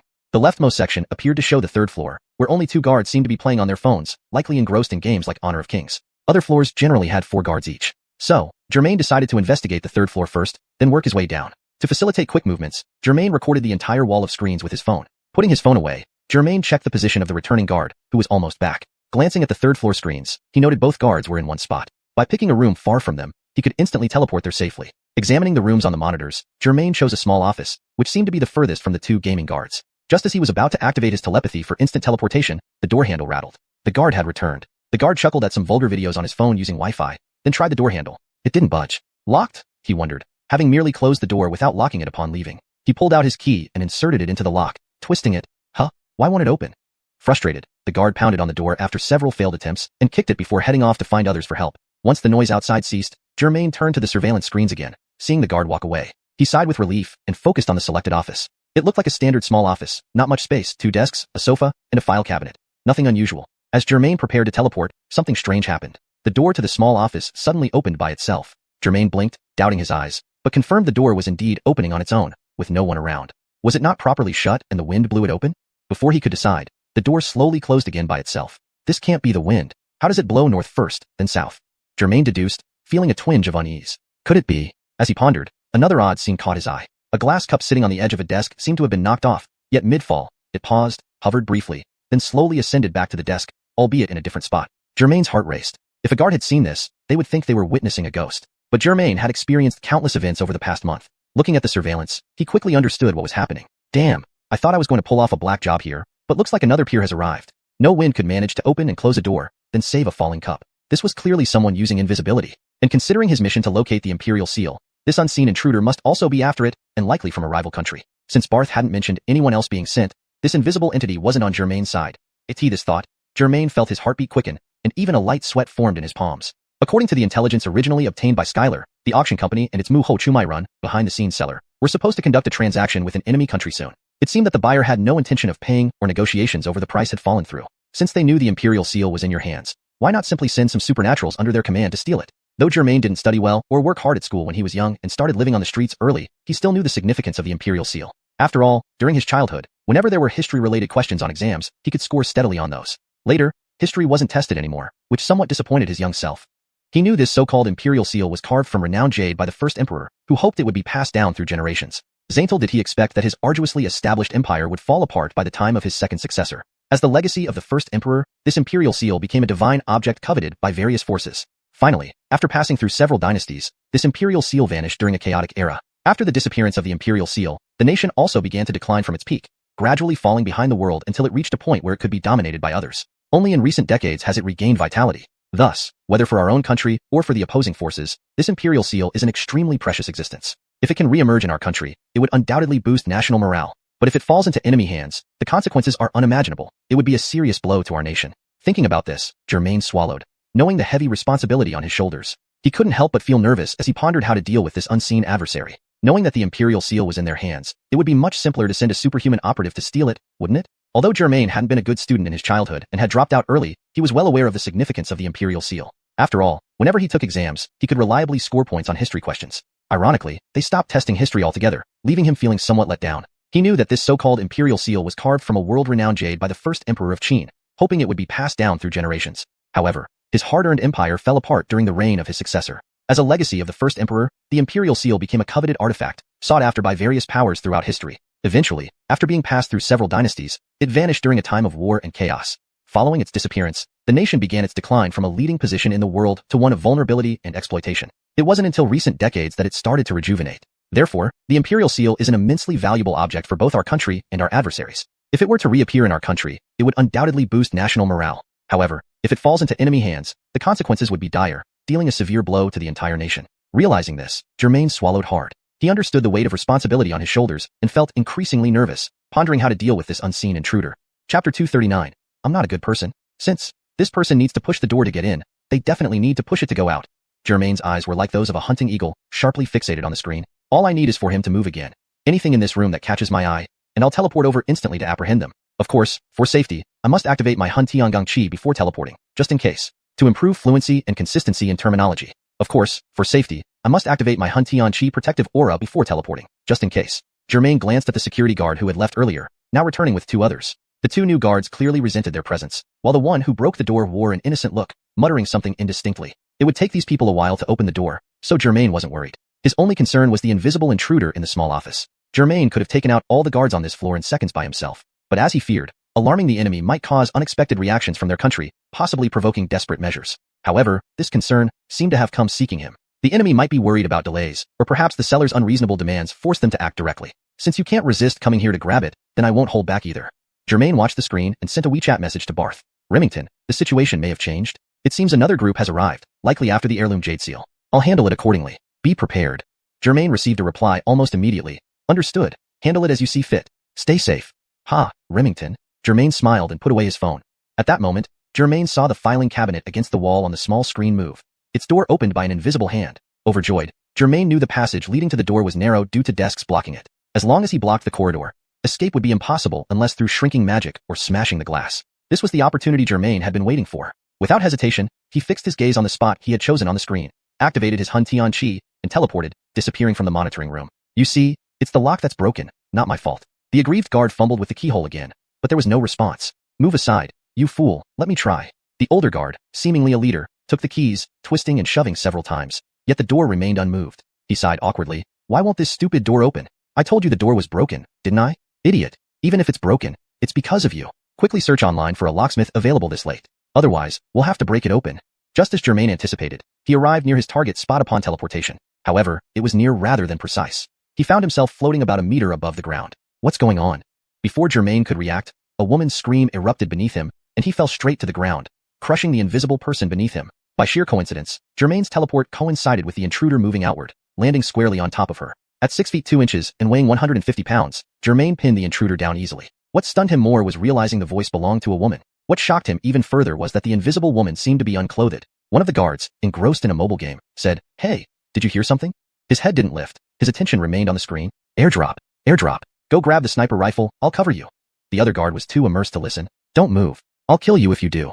Germain grabbed the woman's neck. With his other hand, he restrained her arm. Luckily, she wasn't armed. Speak. Who sent you? What's your goal?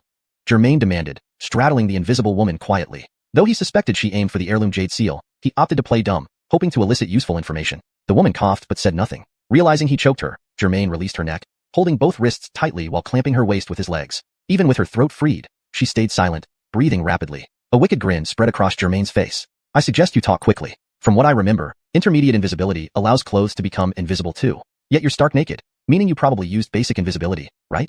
Thinking, Germain continued, if memory serves, intermediate lasts 10 minutes, so basic should be 3 to 5 at most. Once you revert, I'm a man and won't mind. But you being a woman, well, I warned you. I'm not a good person, he sneered. Axel, why did this door just break? Asked Wilson timidly. Wilson had worked as a security guard here for 7 days, treated like a servant by his seniors. Today, while disposing of trash during his monitoring shift, the door refused to open upon return. He felt incredibly unlucky. Chuck, a senior guard of 3 years though not a captain, responded irritably, why did it break? You slammed it shut too hard. Chuck dialed locksmiths, finding most unavailable or demanding outrageous fees. Today was riddled with bad luck, not just gambling losses, but locksmith troubles too. If it were any other matter, expenses could be reimbursed by the company. But now, since the guard himself damaged the door, whether for repairs or a lock replacement, he'd have to pay out of pocket. Hello? Locksmith company? I need assistance here. Chuck clung to his last hope, dialing the final locksmith service. But before he finished speaking, the person on the other end curtly replied, "We're off duty. What time do you think this is? Try again tomorrow." Wait. Seeing the call was hung up, Chuck cursed under his breath. Damn it, putting on airs. Just a locksmith, geez. Wilson felt he didn't break the lock, but as the last one out of the monitoring room, he still felt somewhat guilty and asked, "Axel, should we just wait until tomorrow?" Chuck expelled a long breath of resentment and shot Wilson a withering look. "You two stay here. I'll go to the third floor tool room to see what I can find. The night is long. Maybe I can find something to pry open the door." Saying that, he lumbered towards the staircase, muttering curses under his breath. Seeing Chuck leave, Wilson said apologetically to the other guard, "I really didn't break it." The guard laughed. "Be glad you're new. Axel wouldn't dare yell at you. If it were us, he'd have slapped the back of our heads by now." Standing at 170 centimeters tall and weighing the same in pounds, Chuck wasn't particularly fat by numbers alone. However, having not exercised a day since high school graduation, his body swelled with flab, making him appear closer to 180 pounds. Breathing heavily, he climbed to the third floor and emerged from the stairwell only to find two colleagues lounging in chairs against the wall, engrossed in a game of chicken dinner. He wanted to berate them but thought better of it and walked past them down the corridor. "You still won't talk? When your invisibility wears off and you're stark naked? Heh, this young master is in his prime and capable of anything," Germain said, leering. The woman beneath him hesitated for a moment before finally spoke. "Germain, no, don't. You are? How can it be you?" Germain was shocked, even shivering involuntarily. If it were any other matter, the expenses could be reimbursed by the company. However, since his own security guard had damaged the door, whether it needed repair or a lock replacement, he would have to pay out of pocket. "Hello? Locksmith company? I need..." Axel clung to the last shred of hope as he called the final locksmith service on his list. But before he could finish, the other party curtly replied, "We're off duty. It's so late. Talk to us tomorrow." Hey.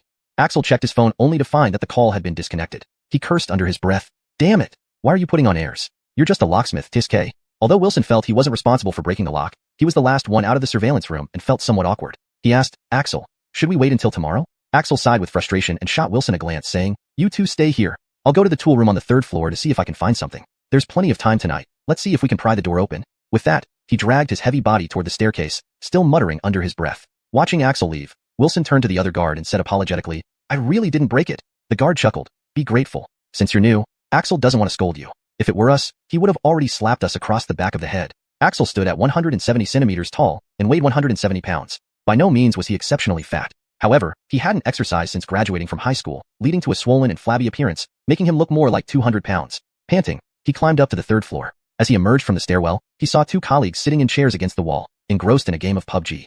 Though he wanted to berate them, he held back and ignored them, heading down the corridor instead. "You're still not talking, huh? Wait until your invisibility wears off, and you're not even wearing clothes. Hee. I'm full of youthful energy and capable of anything right now." The woman beneath him remained silent for a moment but finally spoke. "Germain, don't. Why are you here?"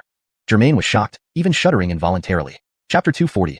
I wasn't joking either. Germain had imagined that the person pinned beneath him might be a stunning beauty, as per the usual movie trope. Perhaps it could just be an ordinary woman, a full-time housewife, or a university student. But he never thought that the woman he had caught would turn out to be her. Germain couldn't help but marvel inwardly at how small the world really was. Can you find something for me to wear?" The woman beneath him didn't seem to fear Germain. "My invisibility is about to end." The first superpower Germain ever possessed was invisibility. However, that was intermediate level. Not only could it make him invisible for 10 minutes, but also any object in skin contact with him would become invisible through his mental control. This office was quite small. After glancing around, he found nothing suitable besides regular office furniture. Desks, chairs, documents, and sofas. Thus, Germain had no choice but to look at himself. "Here, put this on." Germain removed his white t-shirt and handed it to the invisible woman lying on the ground, then got off her and knelt down. However, one hand still remained on her thigh as a precautionary measure. Although it wasn't who he expected, better safe than sorry. The white t-shirt appeared to hover mid-air, dancing before enveloping a clearly feminine figure. "I can't give you my pants, but my shirt should be long enough to cover you," Germain said. The invisible woman pulled the shirt further over her body, hesitated for a moment, then ended her invisibility and revealed herself. "Marnie, did you come here to steal the Imperial Jade Seal? Why are you doing this?" Though Germain spoke softly, his words were filled with blame and disappointment. Despite having limited interaction with Marnie, they had beaten up street thugs and taught a lesson to arrogant rich second-generation kids together. If it were decades ago, they would have been comrades in arms. Moreover, Germain had a profound impression of this bald-headed woman, who seemed ethereal and aloof. Not to mention she was his neighbor. "You're right." Marnie looked into Germain's eyes with remarkable candor, immediately admitting the truth as he suspected. However, now that Marnie had been caught red-handed, Germain truly didn't know if he should believe her, or whether she might be putting on a performance. Germain turned off his heavenly Mai Chi, activated the truth spell, and then grasped Marnie's soft, delicate hand, asking, "Why?" 59 seconds. 58 seconds. Marnie's response was as straightforward as always. "For money." "Money?" No matter what answer Marnie gave, Germain might accept and choose to believe it. "But, if I'm not mistaken, we're neighbors. That's one of the most expensive villa complexes in Xuanhuan City, and your home is at least twice the size of mine." Germain shook his head. unable to fathom it. My father went bankrupt and jumped to his death, leaving behind debts amounting to hundreds of millions. Marnie said this expressionlessly. Germain was taken aback. When did this happen? A mean months ago, Marnie replied. Bullshit. Are you pulling my leg? Germain felt deceived. When I saw your mother, she was still going to senior citizen school to learn dance. Is that the kind of behavior you'd expect after her husband just died? But as soon as the words left his mouth, Germain felt like slapping himself. 37 seconds. 36 seconds. The countdown above Marnie's head, visible only to Germain, told him she hadn't lied. My mom went to the senior citizen school that day to ask an old classmate for money. But she came back empty-handed. Marnie's expression was eerily calm, as though she had seen through everything. How did you get this invisibility power? Germain moved his hand from Marnie's pale thigh. There seemed to be a flicker in Marnie's eyes. The day after my father jumped, I tried too. But every time I woke up, I was back before I jumped. Over and over again. Even death wouldn't take me. So eventually, I stopped trying. What about your mom? What would she do if you died? Germain scolded, recalling how much Marnie's mother loved her. Losing her husband, Marnie would be her only support. At the time, I didn't think about that. Dad's death. It's all my fault. 21 seconds. 20 seconds. Suddenly, Germain covered Marnie's mouth, signaling silence and pointing towards the door. Damn it. These two security guards are just causing trouble while playing games. I don't want to deal with this crap anymore. Axel cursed loudly as he walked past the office where Germain and Marnie were. He suddenly paused, hearing some unusual noise. Standing there, he listened intently, but only heard the sounds of the two security guards playing a game. Did I just hear someone talking? Axel scratched his head and muttered to himself, continuing forward. He then opened a nearby tool shed and began searching for something to pry open a door. After confirming no one was outside, Germain extended the time on Marnie's countdown and continued questioning her quietly. Under the influence of the truth spell, or perhaps due to her own honesty, Marnie recounted everything Germain wanted to know. You say your father's death is your fault? Originally, Dad's company could have been revived. But because of my stubbornness, the company collapsed and Dad lost everything. Several billion in debt landed on Mom's shoulders. Your stubbornness? One of Dad's friends promised to invest 10 billion yuan to save the company, but the condition was that I marry his son. I refused. 10 billion? Who is this guy you were supposed to marry? Maybe I know him. Khalil, the eldest son of Xiuxian Heavy Industries. Germain shot up abruptly. Xian? Khalil? I heard his father didn't like his girlfriend, so he wanted me to replace her. Besides, our two families marrying would mean their family would naturally take over my family's company since I'm the only daughter. Do you know him? Marnie stood up too, the large white t-shirt making her appear strikingly sexy. But Germain had no mood for appreciation. Not just acquaintance, he's my enemy. If killing weren't illegal, I'd go kill him now. Germain smiled bitterly. Ding. Host spreading negative emotions. Deduct 1 point of positive energy. The system prompt sounded, but Germain didn't care about such trivialities at the moment. Oh, deep-seated hatred? Marnie asked. Germain paused, reflecting inwardly. Was it deep-seated hatred? He had never pondered this question. Just a woman. A real man roams the world freely. It's petty to harbor grudges over a woman. Germain chuckled, shook his head, and said, just a small grudge. I beat him up once, and the kid was hospitalized. The world is indeed small. Marnie laughed, her smile tinged with resignation. So, you came here for money? Germain pressed on. A few days ago, a man showed up at my doorstep. He glanced at me and knew everything about me. He knew I was in trouble and needed money. Billions of it. Marnie lowered her head, avoiding eye contact with Germain. Debts are cleared when a person dies. It was your father's debt, not yours. Why panic? But I still have my mom, Marnie continued. That man knew everything about me. He knew I can become invisible, although only at a basic level, and it only lasts for 5 minutes, but that was enough to come here for an investigation. Note, the term chuji is translated as basic level to ensure the sentence flows naturally in English. The Imperial Jade Seal? Exactly, You're here for it too, right? Marnie looked up at Germain's eyes. Back at the mall, I felt you were different. Germain remained silent, just nodding for her to continue. As long as I help them find the Imperial Jade Seal, they promised to clear all my mother's debts. Marnie shook her head helplessly. So, I came. Are you foolish? If you found the Imperial Jade Seal, they might not give you the money and would just toy with you. But I received 1 billion in my account the next day. This? Germain almost swore. These people are indeed generous. They exchanged these rapid, hushed conversations for a while. Germain had grasped the general situation, though he still didn't know who this mysterious person Marnie mentioned was. Could he be a traitor bought by a foreign power? You can't keep working for them. This will only drag you deeper. Turn back now, work for me, for the country, Germain earnestly suggested. But we still owe several billion, and the interest is millions every year. Marnie frowned deeply. She knew that she could never repay such an astronomical sum in her lifetime. In her heart, she didn't care about herself, but her father's death was partly her fault, and she couldn't let anything happen to her mom. You seem like a cheerful person. Why are you so negative? Germain thought for a moment. Here's what I propose. I'll cover the money. What do you think? However, Germain glanced at the wall clock. I can't manage it this month, but next month, whether it's 5 billion or 6 billion, I'll pay it off. Marnie lifted her head in astonishment, her eyes wide with disbelief, even suspecting if she had explained poorly and Germain misunderstood 5 billion as 5 million. She remembered seeing news online about Germain winning 5 million, but those news stories had vanished without a trace recently. I'm saying 5 billion. Marnie probed. I'm not joking. Germain deliberately put on a serious face. Neither am I. The tension lingered between them. Marnie's expression shifted from disbelief to cautious hope, while Germain maintained his solemn composure, ensuring she understood the gravity of his offer. Hashtag chapter 241.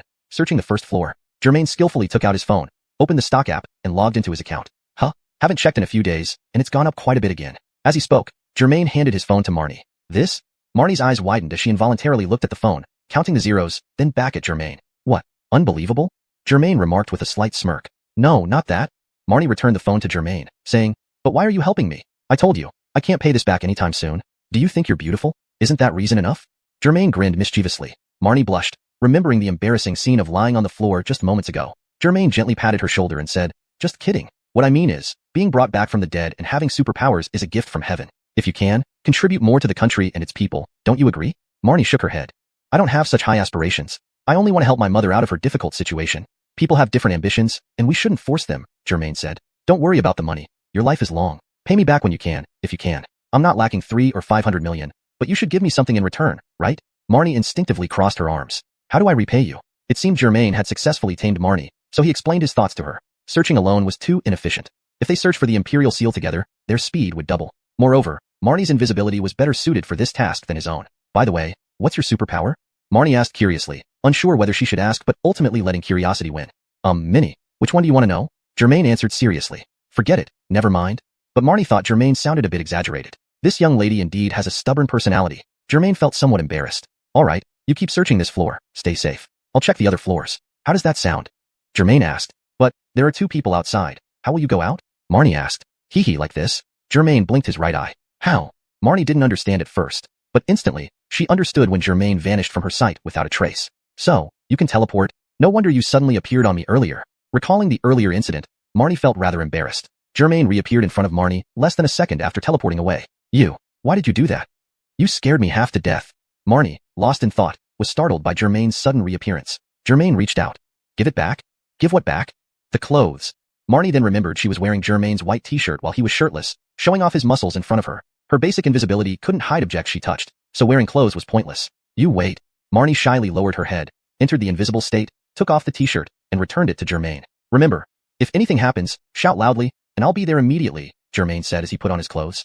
Marnie nodded but realized Germain couldn't see her in her invisible state, so she responded quietly. Previously, Marnie disappeared in front of Germain, and now Germain disappeared again before her eyes. Germain teleported back to the surveillance room. He immediately tensed up as he checked the monitors. He instinctively glanced at the room where he and Marnie were earlier, but nothing could be seen anymore. Next, he looked for the guards on the screens. After a brief scan, Germain found most of the guards still in roughly the same positions, except for one guard at the stairway entrance, who had just come down from the 3rd floor with some random tools in hand. In that case, let's start from the 1st floor.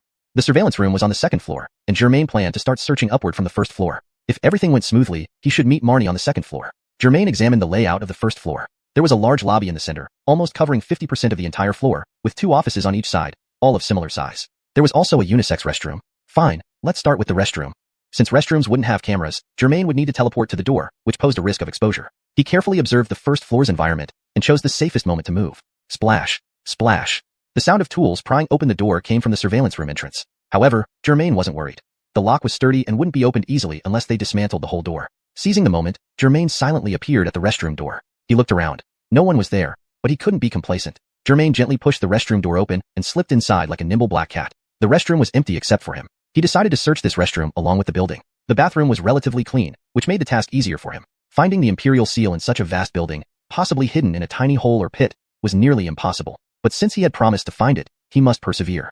Carefully, Germain inspected every stall in the restroom, examining the sinks, tissue holders, and even tapping the tiles with his fingers. He left no stone unturned. As expected, he found nothing. Yet, Germain was not discouraged. He planned to sneak in stealthily, avoiding detection and finding the Imperial Seal's location. If that failed, they might resort to brute force. In that case, he should strike first with Remington. For now, the best strategy was to locate the Imperial Seal. After spending about 10 minutes thoroughly searching the restroom, Germain decided to leave. At the restroom door, he paused to listen and heard footsteps approaching. Could it be someone coming to use the restroom? Germain wondered. But sometimes what you fear most happens. The guard's radio chatter was unclear, but Germain clearly heard the guard say, I'll go to the restroom and be right back. Chapter 241. Searching the 1st floor. Germain skillfully took out his phone, opened the stock app, and logged in. Haven't checked for a few days, and it's gone up quite a bit again. As he spoke, Germain handed his phone to Marnie. What? Marnie widened her eyes, involuntarily checking the phone, counting the zeros, then looking at Germain. What? That's surprising. Germain remarked with a hint of sarcasm. And no. Marnie returned the phone to Germain, saying, But why are you helping me? I should say up front, I can't repay this anytime soon. Because you're pretty? Isn't that enough? Germain said with a mischievous grin. Marnie's face turned slightly red, recalling the embarrassing scene from earlier when she was lying on the ground. Germain gently patted her shoulder. Just kidding. I just want to say, being reborn and having superpowers is a gift from heaven. If possible, contribute more to the country and people, okay? Marnie shook her head. I don't have such high ideals. I only want to help my mom out of her troubles. Everyone has their own aspirations, Germain said. I'll help you with the money. Zanf is long. Pay back when you can. No rush. Though, shouldn't you return me something? Marnie instinctively hugged herself. What can I return? Seeming to have convinced Marnie, Germain explained his thoughts. Searching alone was too inefficient. If two people worked together to find the jade seal, the speed would double. Moreover, Marnie's invisibility suited the task better than his. So, what's your superpower? Marnie asked curiously after pondering whether or not to ask. Many. Which one do you want to know? Germain swore to the heavens, answering seriously. Forget it, never mind. But Marnie felt Germain might be exaggerating. This young lady's stubbornness. Germain felt embarrassed by it. Okay, you continue searching this floor, watch out for safety. I'll check other floors. How does that sound? Germain asked. But, there are two people outside. How will you go out? Marnie asked. Hee like this? Germain winked his right eye. What way? Marnie didn't understand at first, but instantly she got it because Germain vanished before her eyes, silently. So he could use teleportation. No wonder he suddenly appeared on top of me. Thinking of earlier, Marnie felt quite embarrassed. However, less than a second after Germain teleported away, he reappeared in front of Marnie. You. What? You scared me. Startled, Marnie, who was lost in thought, jumped at his sudden disappearance and reappearance. Germain reached out. Give it back. Give what back? The shirt. Only then did Marnie remember she was wearing Germain's white t-shirt while he was bare-chested in front of her, showing off muscles. Her basic invisibility couldn't hide what she was touching, so the clothes were visible. You wait here. Marnie lowered her head shyly, entering invisibility mode, then took off the white t-shirt and returned it. Well, as Germain dressed, he said, watch out for danger. If anything happens, shout. I'll come immediately. Marnie nodded but realized she was invisible and Germain couldn't see her, so she softly replied. Before, Marnie had disappeared before Germain. Now, it was Germain disappearing before her. Germain used teleportation to return to the surveillance room. Upon arrival, he nervously checked the screens. He subconsciously looked at the room where he and Marnie were just in, but nothing was visible anymore. Next, he scanned the security guards' locations. After a quick glance, he found most guards remained in their original positions except one at the stairway entrance, coming down from the third floor with various tools. In that case, let's start from the first floor.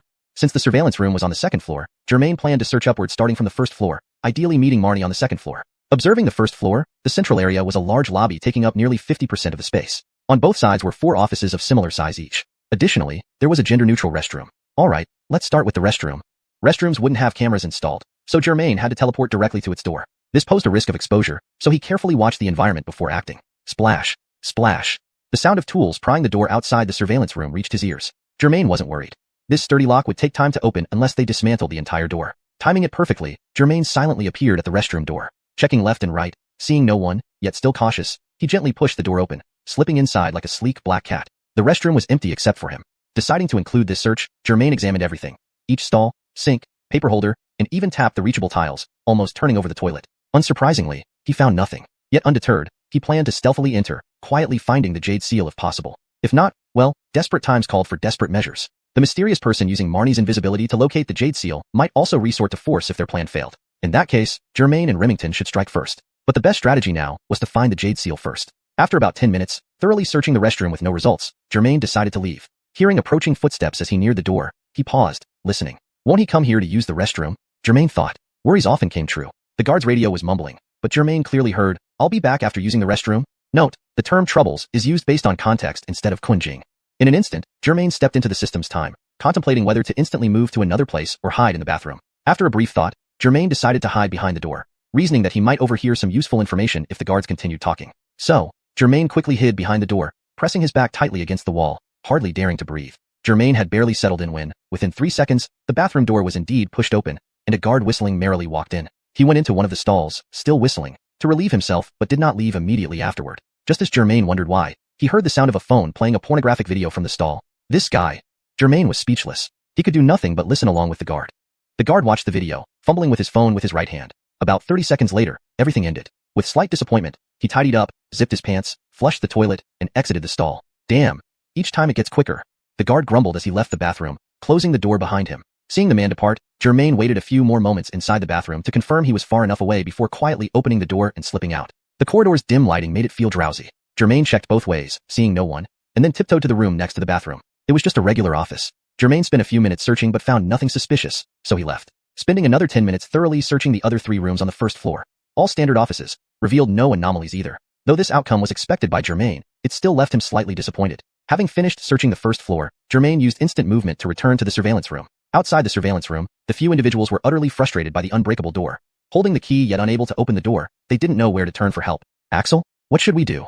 Wilson asked cautiously. Axel replied irritably, what can we do? We're screwed. Note: this translation maintains the paragraph structure, line breaks, and style of the original text while ensuring it reads naturally in English. Chapter 242.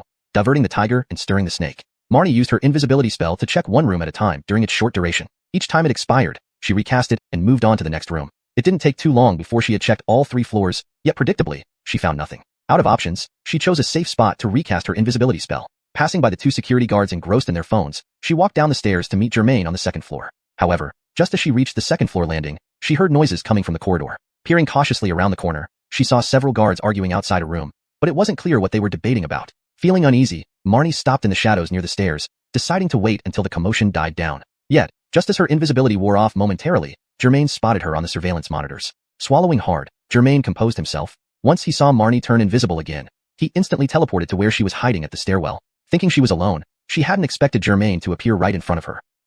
How did you get here? She asked, still invisible. I came to see if you had any findings. You sure worked fast, Germain spoke to her unseen form. Marnie was initially unsure if she was indeed invisible, then suspiciously asked, how do you know I'm here? Germain blurted out without thinking, I saw you on the surveillance. Saw me? Marnie's face turned red instantly, pinching Germain's arm. You filthy pervert. Realizing his mistake, Germain didn't dodge her attack, merely feeling a bit embarrassed. Well, I was in the surveillance room, and it wasn't intentional. Germain looked around, lowering his voice. Seriously, any clues? Marnie shook her head, remembering Germain couldn't see her. No, I checked every door I could enter and opened every cabinet I could reach, but found nothing suspicious. Germain stroked his chin reproachfully. Look at you. If after turning this building upside down, you still can't find the Imperial seal, wouldn't you be doing those bad guys a favor for nothing? I understand my mistake, Marnie replied quietly. This wasn't the time to settle scores, so Germain didn't press further, waving it off. Never mind. Lucky for you, you met me and stopped in time. There shouldn't be a big problem. What should we do next? Marnie asked. Germain pondered for a moment. Why don't you leave first? Since there's only 1 floor left, I'll search it myself. How can that be possible? Though she couldn't be seen, her tone clearly showed disagreement. I took your money and promised to help you. You found nothing on the 3rd floor. I found nothing on the 1st. Clearly, the Imperial seal isn't hidden in an ordinary place. Instead of putting a girl like you at risk, I should search alone, Germain explained his thoughts. But, listen to them. Can you really handle it alone? Marnie sounded anxious. Without Ma, I definitely can, Germain grinned wickedly. Don't worry, I have a plan. If I can find the seal, great. If not, there's always plan B. With that, Germain clenched his fists. After a silence, Marnie spoke first. Germain, please turn around. Her invisibility was about to wear off, and her unclothed body would soon be exposed. However, Germain ignored her request, ordering, go downstairs immediately and find a way out. If a fight breaks out, I don't want to accidentally hurt you. Okay, I got it. Hurry up. Marnie's invisibility had only seconds left, making her anxious. I'll go back to the surveillance room. Take care of yourself and get going. With that, Germain vanished from Marnie's sight, returning to the surveillance room. Phew, Marnie sighed, reappearing once Germain left. Should I leave or continue? She frowned, undecided. Remembering Germain might be watching the monitors, she cast her invisibility spell again. In the surveillance room, Germain ignored the guards trying to break into what they thought was a locked, malfunctioning door. He focused entirely on the screens, meticulously scanning each one, representing each room. If leveling the building wasn't illegal, Germain would have blasted it with fireballs right away. But obviously, that wasn't an option. The Imperial seal needed to be intact. He needed a solution quickly. Suddenly, noticing the guards standing post on the ground floor, 2 idioms popped into his mind. Divert the tiger, and stir the snake. Considering the value of the Imperial seal hidden here, things were likely more complicated than they appeared. These regular guards might patrol the building, but most probably knew nothing of the Imperial seal. Still, some guards must be aware, responsible for safeguarding the Imperial seal and likely knowing its location. If he caused a distraction elsewhere, a brilliant plan began forming in Germain's mind. For now, it seemed feasible. Security guard Huey sat on the steps at the entrance, holding a cigarette burning close to his fingers and scrolling through pictures on his phone. Lately, the security department had suddenly added a few new hires, doubling the night shift staff. Though curious, Huey shrugged, figuring it was beyond his pay grade. He went about his work mechanically. While distracted with his phone, he heard footsteps approaching. Looking up, he saw a tall youth in his early 20s wearing a white cotton shirt and blue jeans. The young man exuded a dignified presence. As a guard, Huey begrudgingly shut his phone and stood up to greet him, asking a few questions. Who are you? Standing tall himself, Huey still felt dwarfed by the youth. The young man remained silent, getting closer. What are you here for? Huey, feeling something off, instinctively grabbed his walkie-talkie. Until the young man stood right in front of Huey, he finally spoke. Hello, I need to use the restroom. Could I borrow yours for a moment? Before he even finished speaking, Huey's head was already shaking vigorously back and forth like a rattled drum. No way, no way. This is a private company. You can't just walk in whenever you want. With that, Huey forcefully and rudely began pushing the stranger back towards the street. Just as Huey's hand touched the young man's arm, the youth immediately yelled out, talk first. Why are you shoving me? A passing cloud obscured most of the moon, casting shadows on the young man's face. The shadow made his expression appear grotesque and twisted. Seeing this, Huey, who was already irritated, lost his temper and retorted, "Why not? This is private property. If I want you gone, you better scram. And if you don't, I'll beat you up, got it?" The young man thought to himself, "You'd better hit me now. I'm hoping you do. The heavenly energy is ready. All it needs is your punch." Note, Hun Tangangqi is translated as heavenly energy to maintain fluency in English while keeping the mystical element of the term. This young man was none other than Germain. After coming up with an idea in the surveillance room, he instantly teleported to a secluded spot outside the main gate. Seeing no one around, he sauntered boldly towards Huey, who was guarding the entrance on the ground floor, using the pretext of needing the restroom to deliberately provoke an incident. Although Huey spoke harshly, he knew he probably wouldn't have much of an advantage in a one-on-one fight against this young man. But this was his turf. There were so many security brothers inside the building. What did he have to fear? Germain didn't back down either. He intentionally taunted. "Make me leave? Come on, touch a hair on my head and see what happens." Hearing this, Huey realized the young man was intentionally causing trouble. "If you refuse the offer of wine, you get the punishment drink," he thought, deciding not to hold back anymore. Clenching the walkie-talkie in one hand, he suddenly pushed Germain's chest with the other, saying, "Don't be cocky. Don't make things difficult for yourself here. Get lost." Make things difficult? Germain was waiting for him to make the first move. Let's see how difficult it gets. Without wasting time, Germain returned the push with equal force. The moment he shoved Huey's chest, the guard flew backwards several meters. Note *I have maintained the paragraph structure and line breaks as requested. However, due to the narrative flow, some sentences were slightly restructured for better readability and coherence in English. Chapter 243 right there. Huey fell on his bottom to the ground, almost tearing a hole in the back of his pants and nearly somersaulting backward before he came to a stop. "Ow, damn it, you've got some strength." Huey hadn't been prepared at all. He was pushed down without warning and naturally felt indignant. He quickly scrambled up from the ground and pulled out a telescopic baton from his waist. The originally 20-centimeter long baton extended to about 30 or 40 centimeters with a light flick. Germain found the sight of the other party so flustered. Even pulling out a weapon, quite amusing. He had already channeled his complete heaven aura energy. Weapons with this level of attack power were not a challenge for him. "I advise you to call 2 more people over." Germain smirked disdainfully. Huey clenched his teeth, swung the iron baton in his hand, and approached Germain. "Your figure looks familiar. Were you the one who ran to the base of the wall just now? I don't think you're a good person." With that said, he rushed forward in quick steps, already standing in front of Germain. Germain didn't dodge. He didn't even think of dodging. Watching the rounded head of the telescopic baton swing toward him, he merely raised an arm casually, blocking Huey's strike effortlessly. The sensation? It felt as if a butterfly had landed on Germain's arm, flapped its wings, and then flown away. That was all there was to it. Huey's expression was undoubtedly stunned. Although he hadn't used his full strength, the nonchalant look on this young man's face seemed like a mockery. "Uncle, you're old." At first shocked, then disbelieving, and finally enraged by humiliation, Huey grabbed the collar of Germain's shirt and raised the baton high. But Germain felt time was pressing. He didn't want to give him another chance. Gathering what little complete heaven aura energy he had within him into his right fist, Germain lightly struck Huey's chest. Rip! A small piece of fabric from the collar was torn and flew off in Huey's hand. Tumble, tumble. After spinning 3 times on the ground, he finally stopped. "Brother Liu, what happened? What's going on?" Right then, another security guard who had been patrolling near the first floor with Huey appeared. Earlier, he had been elsewhere when he heard voices arguing here and came over to check. Zaintel did he expect that just around the corner, he saw his colleague Huey being thrown several meters away like a ball. He hurriedly ran to Huey's side, squatted down, and examined him. Though his face had multiple abrasions and bruises, there was no serious harm, and he remained conscious. "Hurry, call for help. This is a thief. Bring Axel and the others over."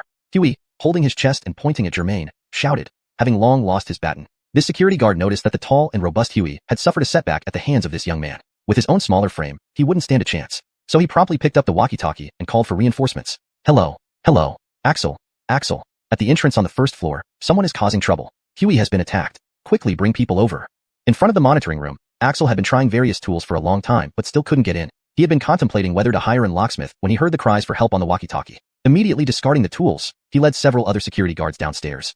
Security guards playing games on the 3rd floor heard the situation through the walkie-talkie and hurriedly stuck their heads out of the window. Sure enough, they saw 2 men in security uniforms lying on the ground, and not far from them, a man in a white t-shirt. Playing games was one thing, but when their brother took a loss, they knew they had to go down and help immediately. Otherwise, they'd never be able to stay on in this place. So they quickly put away their phones and ran downstairs along the stairs. Germain watched as the other party called for help, thinking to himself that his plan was half successful. He then began estimating how long it would take for the people inside the building to come out. When he figured it was about right, Germain turned around and ran back toward the dark corner he had passed earlier. The prone Huey thought this young man was retreating in fear. Although he was in pain and couldn't stand up, he still instructed the nearby guard, "Quick, chase him, don't let him get away." Following Huey's order, the security guard left him behind and chased after Germain's silhouette. Just as Germain's figure vanished into the shadows at the end of the wall, reinforcements from inside the building arrived. Axel pushed open the door and saw the half-lying Huey on the ground, hurriedly asking, "Damn, where's the person who hit you?" Huey pointed in the direction Germain had run off and said, "That way. I sent Xiao Zane to follow him." The other security guards looked in the direction Huey was pointing and saw a guard dart into the shadows. "Damn, how dare anyone beat my brother?" Go after him. Axel waved his hand, and several security guards took out batons, telescopic sticks, and electric stun guns before running towards the end of the wall. After rushing out about 6 or 7 meters, the security guard who had been chasing Germain suddenly emerged alone. Where is he? Axel demanded loudly, holding a baton. I don't know. I chased after him, but he disappeared. The security guard replied with confusion. Waste of space. Are your eyes blind? Get out of my way. Saying this, Axel shoved the security guard aside and led a few others in pursuit. This night, he had first watched a match while munching sunflower seeds and drinking beer, losing a few $100. Then the newly hired security guard inexplicably broke the monitoring room door. And just as that issue wasn't resolved, another problem arose here. To describe old Chuck's mood, it could only be described as utterly frustrated. Today, he felt particularly irked for no apparent reason. With this presumptuous fellow showing up uninvited, he wasn't going to hold back, first thrashing him thoroughly, then delivering him to the police station. Axel stormed into the corner, only to be stunned.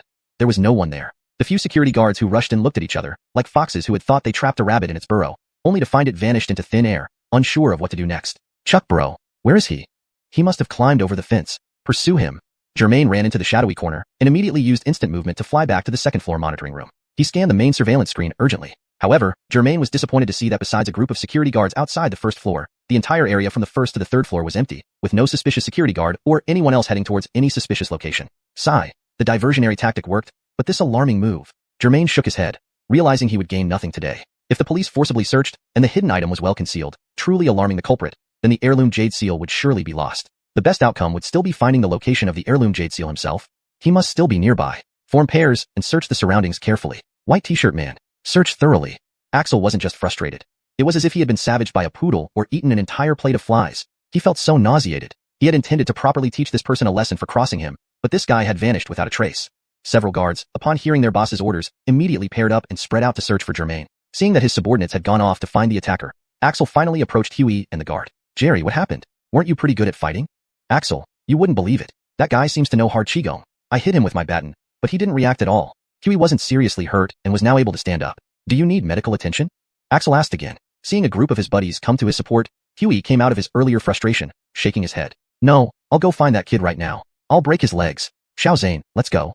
With that, Huey took Xiao Zane and joined the search party, leaving Axel alone on the spot. Axel looked around, feeling something was amiss, but couldn't quite place it. Just as Germain was frowning in worry, a person appeared on the surveillance camera inside the main entrance on the first floor. It seemed to be a security guard in uniform, probably in his early 20s. His demeanor was suspicious, even through the camera lens, giving Germain an uneasy feeling. Damn, almost fell for a ploy.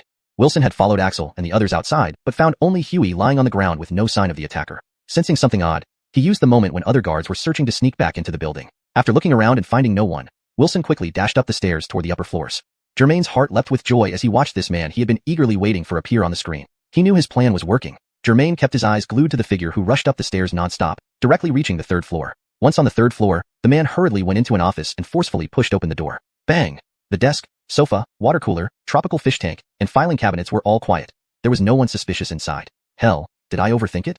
Wilson muttered to himself. Despite this, after exiting the room, he still checked every room on the third floor, confirming there was no one before heading back downstairs. In the monitoring room, Germain watched the departing guard and inwardly rejoiced. It seems the heirloom jade seal is indeed there. Upon hearing their superior's order, the security guards immediately split into pairs and dispersed to search for Germain. Seeing that his subordinates had gone to look for the attacker, Axel finally walked over to Huey and the other security guard. Jerry, what happened? I thought you were quite the fighter. Axel, you didn't see it. That guy seems to know iron shirt qigong. I hit him with my baton, and he didn't even flinch. Although bruised, Huey was not seriously hurt and was now able to stand. Are you okay? Do you need a doctor? Chucko asked again. Reassured by the support of his fellow security guards, Huey shook off his earlier frustration and shook his head. I'm fine. I'll go find that guy now and break his legs. Xiao Zane, come with me. With that, Huey and Xiao Zane joined the search party, leaving Axel standing alone at the scene. With that, Huey led Xiao Zane and joined the search party, leaving Axel standing alone at the scene. Axel looked around back and forth, feeling that something was amiss, but he just couldn't put his finger on it. While Germain was feeling anxious, suddenly, a person appeared on the surveillance camera inside the main entrance of the first floor. He appeared to be in his early 20s, dressed in a uniform, presumably a security guard here. However, his demeanor was suspicious, and even through the camera, Germain could sense something was off. Damn! Almost fell for a diversionary tactic. Wilson had just followed Axel and the others rushing out, seeing Huey lying on the ground but finding no sign of the person who did it. Startled, he had an inkling that something was amiss. While the other guards were searching elsewhere, he quietly slipped back inside the building. Looking around and seeing no one, Wilson swiftly climbed the stairs, moving quickly towards the upper floors. Seeing the person he had been eagerly waiting for appear on the surveillance screen, Germain felt a surge of joy. He knew the fish had finally taken the bait. Germain's eyes were fixed on the figure who was dashing up the stairs without stopping, heading straight to the third floor. After reaching the third floor, he headed straight for an office and pushed the door open forcefully. With a bang, the desk, sofa, water dispenser, tropical fish tank, and file cabinet stood silently in the room, with no suspicious person inside. Damn, did I overthink it? Wilson muttered to himself. Still, after Toi Chulai Ho, he checked every room on the third floor thoroughly to ensure no one was there before heading back downstairs. In the surveillance room, Germain watched the departing guard with growing excitement. It seems the jade seal must be there. The desk, sofa, water dispenser, tropical fish tank, and file cabinets were all quiet, with no suspicious person inside. Damn, did I overthink it? Wilson muttered to himself. Even so, after Toi Chulai should be exiting the room, he still checked every room on the third floor to ensure no one was there before making his way back down. Exiting the room, he still checked every room on the third floor to ensure no one was there before making his way back down. In the surveillance room, Germain watched as the security guard left, secretly rejoicing in his heart. It looks like the Imperial Seal is indeed there. Note: I've maintained the natural flow and context of the story while ensuring the translation is accurate and fluent. The term Changguo Yirshi is translated as Imperial Seal, which is a consistent and appropriate translation for this cultural artifact. However, since you requested no notes or comments, here is the translation without any additional notes. In the surveillance room, Germain watched as the security guard left, secretly rejoicing in his heart. It looks like the Imperial Seal is indeed there. Chapter 244. The Imperial Seal is found. Wilson? Wilson? Where the hell did you run off to? Chuck Gu shouted furiously over the walkie-talkie. Everyone was searching for someone, but this newcomer Wilson, who was just following right behind him a moment ago, had vanished without a trace, making Chuck Gu extremely irate. Coming. Wilson's response didn't come through the walkie-talkie because he had already run out from the main gate. Chuck, not mincing words, shoved Wilson hard. What the hell were you running around for instead of working and looking for the guy? Wilson timidly rubbed the back of his head. I thought that guy might be using a diversion tactic and ran inside the building. Upon hearing this, Chuck Gu found some logic in what the kid said and asked again. Did you find anyone? Wilson, seeing Chuck G's furious face, swallowed hard and replied, No one. Don't bullshit me here. Hurry up and follow me to catch him. Chuck Gu didn't want to waste any more time on this newbie security guard who got the job through connections. He waved his hand, ordering Wilson to follow him to the small park by the wall to search for the person. Germain carefully examined the screen and confirmed it was safe. He needed to take advantage of this brief respite and investigate the room that the security guard initially went to. Though the guard later checked other rooms as well, Germain believed that the first room he instinctively entered must have something peculiar about it. In an instant, Germain was already inside the suspicious office. At first glance, this office looked no different from the others he had searched earlier, except for an added tropical fish tank, approximately 1.2 meters long with a thick layer of sand at the bottom. Germain watched the fish swimming carefree in the tank, clueless about the situation at hand. Germain, apart from enjoying himself outside and indulging in gaming and binge-watching shows at home, knew that hiding valuables in fish tanks was a common trope. Wasting no time, Germain rolled up his sleeves and plunged his hand into the tank. The tropical fish were clearly terrified by this sudden monster, frantically darting around the tank. Some bold ones with blue stripes even attacked the unknown intruder. However, Germain remained unfazed, plunging his hand deep into the thick sand. The sand was about 30 centimeters deep, disproportionately thick for the size of the tank, which made Germain suspect it from the first glance. His hand only fumbled around in the sand for a couple of moments before discovering something new. A square object. Could it be the Imperial Seal? Germain quickly grabbed the sizable, square object. It was wrapped in waterproof fabric, obscuring its full appearance for now. But judging by its size, Germain was almost certain it was the Imperial Seal. He lifted the object out of the tank, shook the water off his arm, and carefully unwrapped the waterproof fabric layer by layer. Finally, when the last layer was opened, a brilliant white light seemed to emit as a completely translucent white seal appeared before him, measuring about 4 or 5 inches square. On top of the seal, 5 auspicious dragons coiled elegantly, vividly carved. Unlike the intricate and ornate dragons seen today, these lines were simple yet flowing like clouds, exuding royal majesty without flamboyance. The body of the seal was missing a corner, patched with gold that had aged over time, appearing somewhat ancient. Germain recalled reading online that during the Han Dynasty, Darwin Mang forced the Empress Dowager to surrender the Imperial Seal. In her anger, she hurled the seal at Darwin Mang, chipping off a corner. Unable to fix it, Darwin Mang had the broken corner replaced with gold. Turning the seal over, 8 characters in small seal script could be seen engraved. Endowed by heaven, may longevity and perpetuity endure. It was also rumored that this calligraphy belonged to Zhang Si, the chancellor of the Qin dynasty. Holding the heavy Imperial Seal in his hands, Germain examined it closely for a while. Despite having no prior interest in antiques, he couldn't help but feel its beauty. Even disregarding its political significance, purely from a collector's perspective, its value would be immeasurable. Noticing the clean characters free of any red mud, it appeared that the seal had been in someone's possession for years without being used. After admiring the priceless artifact for some time, Germain reluctantly rewrapped it in the waterproof fabric. Thinking for a moment, Germain decided to teleport back to the surveillance room to assess the situation before making further plans. Returning instantly to the surveillance room, Germain watched the guards milling about aimlessly through the camera feeds, all dejectedly returning to the plaza in front of the main gate. Germain smirked, walked to the door of the surveillance room, quietly restored the lock to its normal state, then teleported away with the Imperial Seal. Axel, I didn't see a single hair of the guy. What about you? Wilson panted as he asked Chuck Go. Chuck Ge's face was flushed, made even worse by his exertion. He shook his head, needing no words to confirm they found nothing. Having failed in their search, Huey, who had taken a beating, could do nothing but suppress his anger and let it go. The group of guards returned to the auction company, looking as defeated as roosters with drooping feathers. They trudged gloomily back to the second floor, the entrance to their base, the surveillance room. Damn, this day has been pure hell. Chuck muttered, staring at the fortified door. Wilson awkwardly pulled out the key, inserted it into the lock, hoping this would be the last attempt before facing a locksmith tomorrow and inevitable criticism and fines from management. But as he turned the key in despair, click, the lock opened. Chuck, Axel. Wilson nudged Chuck Gu, leaning against the wall sighing. Chuck Gu, already seething, snapped, what now? But turning his head, he saw the surveillance room door was open. You? How did you get it open? Chuck Gu asked, puzzled. Wilson waved the key. I don't know, just stuck it in and it opened. The few security guards, filled with unanswered questions, walked into the surveillance room to find everything seemingly unchanged. When Germain suddenly returned to his temporary base, the Bogdankohl navigator, holding the Imperial seal, he didn't scare the three women inside, because there was nobody in the car. Take a look, Germain began, only to realize there was no one there. Oh no, could something else have happened? Germain panicked. I drove so far away from the auction house. Why?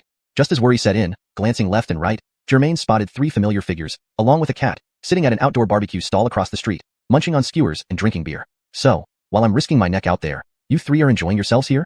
Germain stood in front of the barbecue stand, his face filled with resentment, watching the three ladies relishing their meal. Seeing Germain's sudden appearance with a wrapped bundle in his hands, the three beauties understood that Germain had successfully completed his task once again, so they felt relieved. Adley, sitting on a stool, raised a skewer of lamb kidney. Mr. Bogdang, mission accomplished? Here's a big kidney to reward you.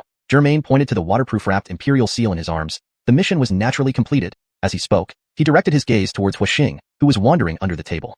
But there's one more small matter that needs Huaxing's help. Hearing his name, Huaxing looked up and crouched into a pouncing stance. In the next moment, the entire cat was perched on Germain's shoulder. Germain casually took the lamb kidney from Adley and began eating it without hesitation, but he turned around, heading towards the Bogdankohl navigator with Huaxing in tow. You all enjoy your meal. I have a bit of business to attend to. Back in the car, Germain placed Huaxing on his lap, looking into its eyes. He transmitted Marnie's description and appearance to Huaxing, hoping the cat would help him locate Marnie. Sure enough, as soon as Germain sent the person's appearance to Huaxing, the orange fur on its forehead immediately stood up, gradually unfurling and finally pointing north. While Huaxing was searching, Germain opened the system interface to check his data. He had retrieved the priceless treasure, the Imperial Seal, which was undoubtedly a massive act of positive energy. Germain thought he would surely be rewarded with several thousand positive energy points. However, when Germain checked his system data, he was stunned. His current positive energy value hadn't changed much from his previous reading. Instead, due to the passage of time and frequent use of superpowers, he had spent some positive energy. This doesn't make sense. System, what's going on? Germain angrily asked the system in his mind. The system replied, this only means you haven't fully completed this task. With those words lingering in his mind, Germain pondered over the implications. Clearly, there was still something left undone, and he needed to figure out what it was to receive his rightful reward. Chapter 245. Revisiting the Bandit's Den. Germain carefully recalled the events leading up to this point, but couldn't identify anything he had missed or overlooked. At this moment, he focused his attention on the Imperial Seal in his hand, doubting internally, could this be a fake? However, he knew next to nothing about antiques and collectibles, so he lacked the expertise to determine the authenticity of this rare treasure. Even if he found an expert in cultural relics or used professional instruments for examination, it wouldn't provide results immediately. This dilemma troubled Germain. After brief consideration, he decided to call Barth first. The phone was picked up almost instantly by Barth. Hello? Germain, how's it going? It seemed that Barth was quite anxious. Remington, I found the item. It's in my possession now, but I can't tell if it's real or fake, Germain said hesitantly. Were you discovered by them? Barth asked with concern. Probably not, but I feel something is off, Germain replied. Where are you now? I'll meet up with you immediately. Aren't you coming from Xiuxian City? This quickly? By helicopter. Germain then informed Barth of his location. He got out of the car, holding Churchill, went to a nearby barbecue stand, and asked for a plastic bag, into which he securely wrapped the Imperial Seal. He then told the three women who were enjoying their meal, take your time eating. I'm going to find someone. Also, the police will be here soon. Find someone? Male or female? Adley put down her lamb skewer. Do we even need to say? Of course, it's a woman, ha ha ha. Corina winked at Adley and laughed. Miss Lia, what does this have to do with you? Ugh. Germain was truly annoyed, but chose not to argue since he had matters to attend to. After giving Adley some final instructions, Germain left, still holding Churchill. Afraid of startling pedestrians by suddenly disappearing, he chose to return to the car before using instantaneous teleportation.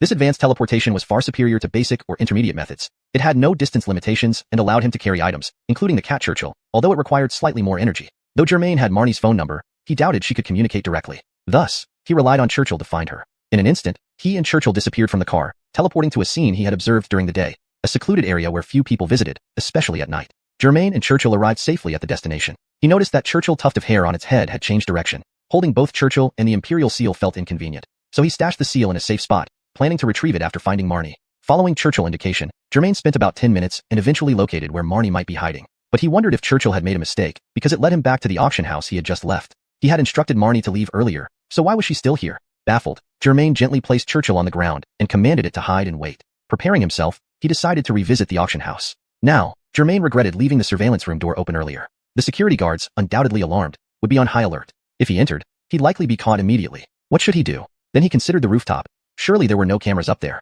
Without hesitation, he teleported onto the auction house rooftop, finding it empty, as expected, with a locked iron gate leading to it. He inspected the area, walked to the gate, gripped the lock, and twisted it open using his inner chi. He slipped through the iron gate, descended to the third-floor staircase, where 2 security guards previously seated, playing games, had vanished.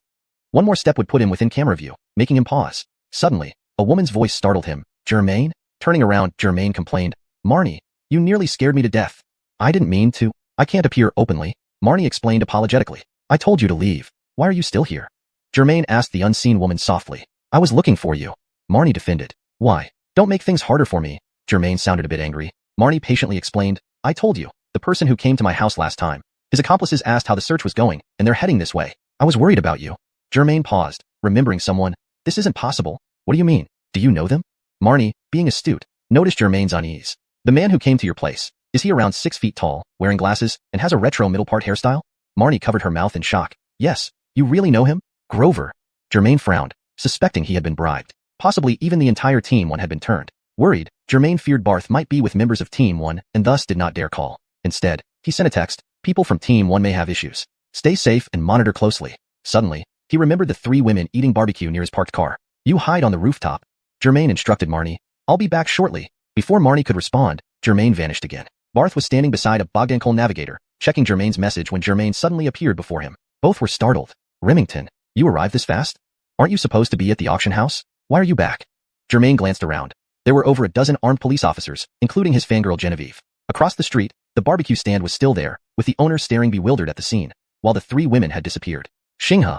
Germain felt a growing sense of unease. Running a few steps to the barbecue stand, he asked urgently, Jedediah, where are the women who were eating here just now?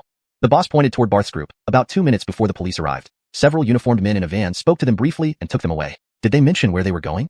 Germain grabbed the owner's collar, anxious. Translation completed while maintaining the paragraph structure and tone of the original Chinese text. The boss was so frightened that his legs went weak. He knew something must have happened, but wasn't sure what it was. This has nothing to do with me. Why are you yelling at me? I'm just a skewer seller. Why would I care about these things? Germain realized he wouldn't get much information from the man and let him go. Turning around to face Barth, who had caught up, he said, Remington, this is bad. My girlfriend, Corina, and another woman have been taken away by someone. Barth was also bewildered. You came here for a mission. Why did you bring so many women? I didn't expect this to happen at first. By the way, did you tell the people from Team 1 our location? Germain asked anxiously. Yes, Team 1 was the vanguard, walking ahead of us. That's strange. They should have arrived earlier, but where are they now? Barth realized there was something wrong. So, those who deceived them must be from Team 1. Germain stated firmly. But why would they do that? Barth asked in confusion. The Imperial Seal is the greatest treasure of our country. This deal could be worth billions. Can they earn that much working for you? Germain countered. That's impossible.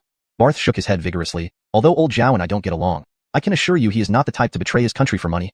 He may not love money, but can you guarantee his subordinates feel the same? Germain asked again. Barth fell silent. Then, Germain recounted to Barth the information Marnie had told him. You mean the person trying to buy Marnie off is Grover? Barth asked with wide eyes. I can't say the whole team has turned, but at least Grover and Maximus have definitely strayed. They probably plan to use Marnie to find the Imperial Seal's location, then use their powers to snatch it. But my appearance disrupted their plan, forcing them to take a bigger risk during this opportunity. Barth nodded gravely. So, what should we do next? Germain frowned and bit his lip. I guess they're still heading to the auction house. I'll go first. Remington, quickly take your team there by car. Bogdan. Barth hadn't finished speaking when Germain vanished. Marnie? Germain appeared where he had met Marnie earlier, calling her name softly. But instead of Marnie's response, something cold pressed against the back of Germain's head. Hashtag chapter 246, defection. Put your hands up, don't move. One twitch and I'll shoot you dead. The man behind him spoke coldly. Although the voice was unfamiliar, Germain had a vague recollection. This person was from Team 1 of the Special Operations Department. Germain raised his hands and slowly turned around. Indeed, the muscular man with the handgun aimed at him was the same one he had seen at the base, though Germain couldn't recall his name for the moment. You're from Team 1 of the Special Operations Department. What's your name again, Hao? Facing the dark barrel of the gun, Germain asked calmly. My name is Pierce, The muscular man chuckled. So, Pierce, why are you pointing a gun at me? Don't you know that Remington has always wanted to recruit me? Germain questioned sternly. I don't care who you belong to, just not my team. Now, head downstairs quietly to the second-floor monitoring room. Pierce nudged Germain's forehead with the gun. Germain wasn't sure if Marnie had been compromised or whether she was safe or captured. He also didn't know if Adley, Corina, Skylar, and the others were here as well. However, Germain was certain that the defectors from Team 1 and the security guard with knowledge of the treasure weren't in league. For now, he'd follow Pierce to the second floor to assess the situation, knowing he could instantly teleport away if things got dicey. So, Germain maintained his composure, smiled, and walked towards the staircase leading to the second floor under Pierce's gunpoint. Upon reaching the second floor landing, Germain saw Maximus, who held a gun and was guarding the area along with 2 other security guards. Clearly, some of the security staff had been turned. Seeing Pierce escorting Germain down, Maximus asked anxiously, "You actually managed to catch this kid?"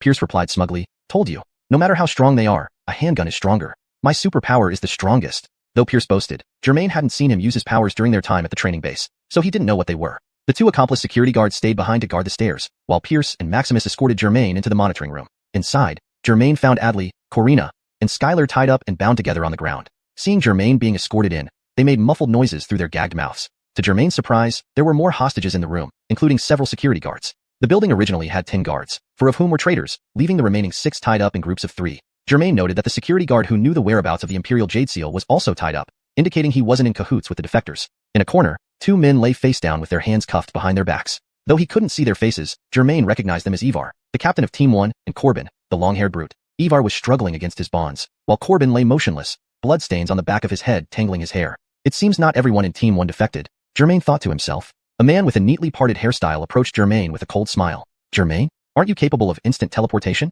Why didn't you escape?" Xiuxian's tone carried a hint of disdain, which Germain noticed. "If I wanted to leave, I could have left any time. I just wanted to see what you're up to," Germain replied calmly. Behind Xiuxian stood a fat man fiddling with a gun, identified as Alden, whose power was healing. It seemed out of the 6 members of Team 1, 4 had defected. Germain couldn't help but be amused that the 2 loyalists were Ivar, who despised Barth, and Corbin, whom he had beaten soundly in a duel. Including the bought-off security guards, there were now 8 hostile individuals in the building. If they were ordinary humans, Germain could take them all down within a minute. But facing adversaries with superpowers, possibly new ones they developed, it would be more complicated. Worst of all, Xiuxian had the ability to see through others' powers, making Germain virtually transparent before him, while he remained an enigma to Germain. Xiuxian flicked his hair, stepping closer to Germain. Suddenly, he delivered a sharp punch to Germain's side. Germain staggered backward, wincing in pain. "Stop pretending, will you?" Xiuxian said. "Didn't you already get hold of the Imperial Jade Seal? Hand it over." Alden stepped forward, smashing the butt of his gun against Germain's head. "Fool, if you hit someone with a loaded gun, it might go off." Pierce immediately reprimanded Alden. After Xiuxian's unexpected punch, Germain tried to activate his Heaven's Armor Chi but felt no response, realizing Xiuxian had blocked all superpowers in the vicinity. "Am I going to die here today?" Germain spat out a mouthful of blood and looked up to see tears of concern in Adley's eyes, though she couldn't speak due to the gag. "Pierce, did he come unarmed?" Xiuxian asked. Holding the gun, Pierce shrugged. "I was about to search the rooftop when he suddenly appeared, and I caught him red-handed. He didn't have anything. Just tell us where you hid it. Don't waste our time." Xiuxian threatened, his eyes gleaming menacingly. "I did get it, but it was fake. Otherwise, I wouldn't have come back here." Germain wiped the blood from the corner of his mouth. "Are you trying to deceive me?" Xiuxian grabbed Germain's collar. "Ask him. If I'm not mistaken, he's one of the Sellers people." Germain pointed at Wilson sitting on the ground. Caught off guard by the sudden shift in focus, Wilson hesitated, his face showing shock. "Why him? How do you know?" Xiuxian released Germain's collar, questioning skeptically. Germain recounted the events involving diverting attention to uncover hidden plans. Before Xiuxian could react, Chuck Gu, who was bound with Wilson, began yelling at him. "I knew something was off when this kid suddenly disappeared. So everything today is because of you." Wilson, realizing there was no point in denying it, adopted a defiant stance. "Yes, I came here to ensure the Imperial Jade Seal remains under our boss's watch. And our boss knows about this. He'll be coming soon with reinforcements. I advise you to release me. To hell with you." Still so defiant. Alden stomped on Wilson's face. "But this kid said your Imperial Jade Seal is fake. How do you explain that?" Xiuxian squatted down next to Wilson. Bruised and subdued, Wilson replied, "Simple, he's lying." Xiuxian turned to Germain. "He says you're lying. What do you think?" Note: I've maintained the chapter structure, paragraph breaks, and translated names accurately according to Pinyin. The tone and style of the original narrative have been preserved to ensure coherence and fluency in English. Feeling powerless with his superpowers blocked and facing armed opponents, Germain felt like a lamb to the slaughter, unable to act. "Who do I think? I think he's lying." "It's up to you who to believe," Germain replied. Just as he finished speaking, Xiuxian suddenly punched Wilson hard in the face, then stood up and delivered a swift punch to Germain's abdomen. "Believe who? I don't fucking trust anyone." Then, he pointed the gun at the 3 women on the ground, about to say more when the security guard Huey stumbled in. "Bad news. There's a big group of people outside," Huey said frantically. "It looks like Barth has brought the police," Maximus remarked. Huey quickly waved his hands. No, not the police. They look hostile, all dressed in black, at least 30 or 40 of them.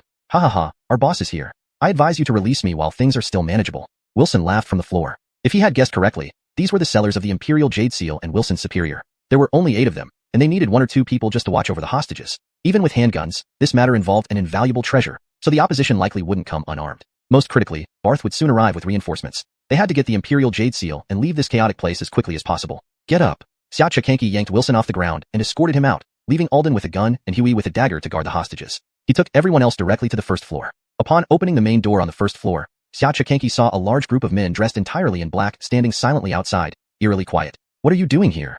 Xiuxian loudly asked, shielding himself with Wilson in front of him. The police will be here soon. I advise you to disperse immediately. Chapter 247. A chaotic fight. From within the crowd in black, a short yet robust man with bulging arms covered in tattoos and wearing a black vest stepped forward. Bowing slightly, he said, My name is Mohammed. Our boss is short on cash lately and wants to sell that item to meet his urgent needs. Why are you people so unreliable? Why play dirty tricks on us? Grover laughed. Your boss? In front of my boss, he's nothing. I advise you not to court trouble and self-destruction. Mohammed's lips twitched into an ambiguous smile. Suddenly, his palm flickered, and an egg-sized object flew directly toward Grover. Oh no! Grover's heart leaped as he yanked Wilson back into the room. But it was too late. There was a sudden buzzing in their ears followed by blinding white light that rendered them unable to see anything. Wilson slipped away from Grover's grasp and ran off. Despite being blinded, Grover, relying on memory, fired several shots in the general direction. It wasn't clear if he hit anyone. Blinded by the flashbang, Grover and his 5 companions retreated inside the hall, searching for cover. Outside the auction house, Mohammed's group had been prepared and closed their eyes in time when the flashbang went off. After a few seconds, once the effect of the flashbang dissipated, they stormed in after hearing gunfire. Brother Forrest, did you hear gunshots? Can they handle it? Should I go down and check? Huey asked anxiously. Alden was also at a loss. Shepherding the hostages was already challenging enough. If they failed downstairs, his dream of being a billionaire would vanish. At this moment, Huey noticed Germain looked familiar and then recognized him. Damn, you're the guy who beat me up tonight? Germain nodded. Haha, indeed, it's me. Suddenly enraged, Huey raised his dagger and lunged at Germain. Just then, a cat meowed loudly, and a large black cat appeared on Huey's face, leaving numerous scratches across it. The pain made Huey drop his dagger and reach out for the cat. Churchill? Germain exclaimed happily. Alden hesitated, aiming his gun at the black cat but afraid of hitting his own men. Seizing the opportunity, Germain punched upward, causing Alden's gun to fly out of his hand. Before Alden could react, Germain picked up the fallen dagger and stabbed it into Alden's neck. Alden clutched his neck in disbelief before collapsing dead. By the time Germain turned around to deal with Huey, Huey had thrown Churchill aside, grabbed the nearby gun, and aimed it at Germain. Die! Huey snarled. In that instant, Germain felt his superpowers return. Without hesitation, he instantly teleported behind Huey and plunged the dagger into his head, getting stuck. Fire erupted downstairs like fireworks. Dealing with Huey, Germain retrieved the gun. He locked the surveillance room door and instantly moved to the first floor hall. Due to overwhelming numbers, Grover had to activate his superpower. Since both Grover and Maximus were essentially support-based, only Pierce's infinite ammo power remained usable. Thus, Pierce managed to kill several enemies, losing 2 security guards in the process, leading to a stalemate. However, Germain's arrival disrupted this balance again. Bang! Germain killed a nearby guard before Pierce noticed him. Damn, something's happening upstairs. Pierce shouted, firing continuously at Germain. Germain was forced to teleport into hiding. Grover felt trapped between a wolf and a tiger, realizing he was becoming everyone's prey. In terms of superpowers, they were no match for Germain, and in terms of numbers, they couldn't compete with the mob outside. Pierce, we can't do this. Let's retreat. Maximus cried out as he emptied his gun. Pierce, having gone berserk, was thoroughly enjoying using his superpower for the first time. Not done yet. Pierce yelled, stepping out from cover and shooting towards Germain's hiding spot. Germain realized teleporting behind Pierce might lead him into an ambush. He decided to confront this firepower menace directly. You have bullets, but I have fireballs. Let's see who can suppress whom. Germain activated Heavenly Gang energy to somewhat deflect bullet force, teleporting to where he could see Pierce. Extending his index fingers, he shot several large fireballs at Pierce before he could aim back. Each fireball, nearly half a meter wide, engulfed in blazing flames, headed straight for Pierce. Bang! Though the fireballs missed Pierce, they exploded powerfully against the wall behind him. Flames immediately set his clothes alight, turning Pierce into a flaming figure. He screamed wildly, still firing his gun until finally collapsing and dying. Seeing Pierce's grisly fate, Maximus lost control. Dropping his gun, he raised his hands and fled towards the exit, shouting, I surrender. Outside, Mohammed's group, previously suppressed, saw Maximus come out and wave white flags. Estimating they probably ran out of ammo, Mohammed led his gang inside. I surrender. Maximus cried before being kicked down and trampled to death by Mohammed's men. The last security guard, knowing escape was futile, used the last bullet on himself, silencing his world forever. Alone now, Grover threw his empty gun aside and approached Mohammed. That kid inside has superpowers. If you want to capture him, you need me. Otherwise, you're no match. Mohammed's men surrounded Grover. Ducking through the crowd, Mohammed stood before Grover. Superpowers? Haha, beat him, but don't kill. Germain prepared to throw fireballs, but found his powers useless. Grover, despite the beating, had shielded himself and blocked the use of powers again. Damn, you're tough. Germain took advantage of everyone's distraction and sprinted up to the second floor, reaching the surveillance room in a flash and locking the door behind him. Alright, stop. Mohammed promptly halted his men, sparing Grover's life. Seeing Germain run off, Mohammed thought this guy might indeed be telling the truth. By the time they chased upstairs, Germain was already gone. Spotting the locked door of the surveillance room, Mohammed tried the handle but found it locked. However, his mission was to retrieve the Imperial seal that they initially planned to sell. Unwilling to tangle any further, Mohammed stationed a few men outside the surveillance room and led the others, guided by Wilson, directly to the office where the seal was hidden. Inside the surveillance room, Germain untied the hostages. Adley immediately threw herself into Germain's arms, sobbing uncontrollably. Germain lovingly stroked her hair, comforting her, though he knew these were perilous times and couldn't say much more. While soothing Adley, Germain kept an eye on the screens. He watched as Mohammed's gang entered the office with the fish tank, led by Wilson. Why are they going back to that office? Don't they know I've already been there? Germain wondered, looking at the screen. Wilson and Mohammed stopped before the fish tank but didn't reach inside. Instead, they lifted the entire tank and placed it on the ground. Underneath, on the table, was a hole with a wooden box inside. Is there a hidden compartment? Chuck Gu marveled. What's really going on? Corina dusted himself off. You're better off not knowing too much. Germain replied. Haha, is this it? That guy wasn't lying. Grover said as Mohammed pulled the box from the hole. Holding the heavy box in one hand, Mohammed slapped Grover with the other. A daredevil trying to rob our boss's property. Either fearless or impervious to pain, Grover retorted. How much can your boss pay you? Do you know how many billions this thing is worth? Whoever gets this can easily pocket at least 10 billion. 10 billion? Mohammed knew the item was valuable, but he had no idea exactly how much. When Grover mentioned the figure, Mohammed felt tempted, but quickly regained his senses. This money could get him killed. Better to return it to the boss safely. Smack. Another slap. F******, trying to get me killed. Ah. Suddenly, Grover let out a terrifying roar, startling everyone. What came next was even scarier. His clothes burst apart, turning to shreds. His exposed muscles expanded rapidly before their eyes. Monster. It's a monster. After initial shock, Mohammed and his men realized the danger and fled in panic. What happened to this man? The people in the surveillance room watched in shock at what unfolded on the screen. Within seconds, Grover transformed into a 2-meter-tall muscle-bound beast. Seeing Mohammed running away with the box, Grover smashed through the doorframe and pursued him. Mohammed ran ahead, but his subordinates, unaware of what was happening, were caught off guard when they saw the monstrous Grover charging at them. It was too late to escape. Bang!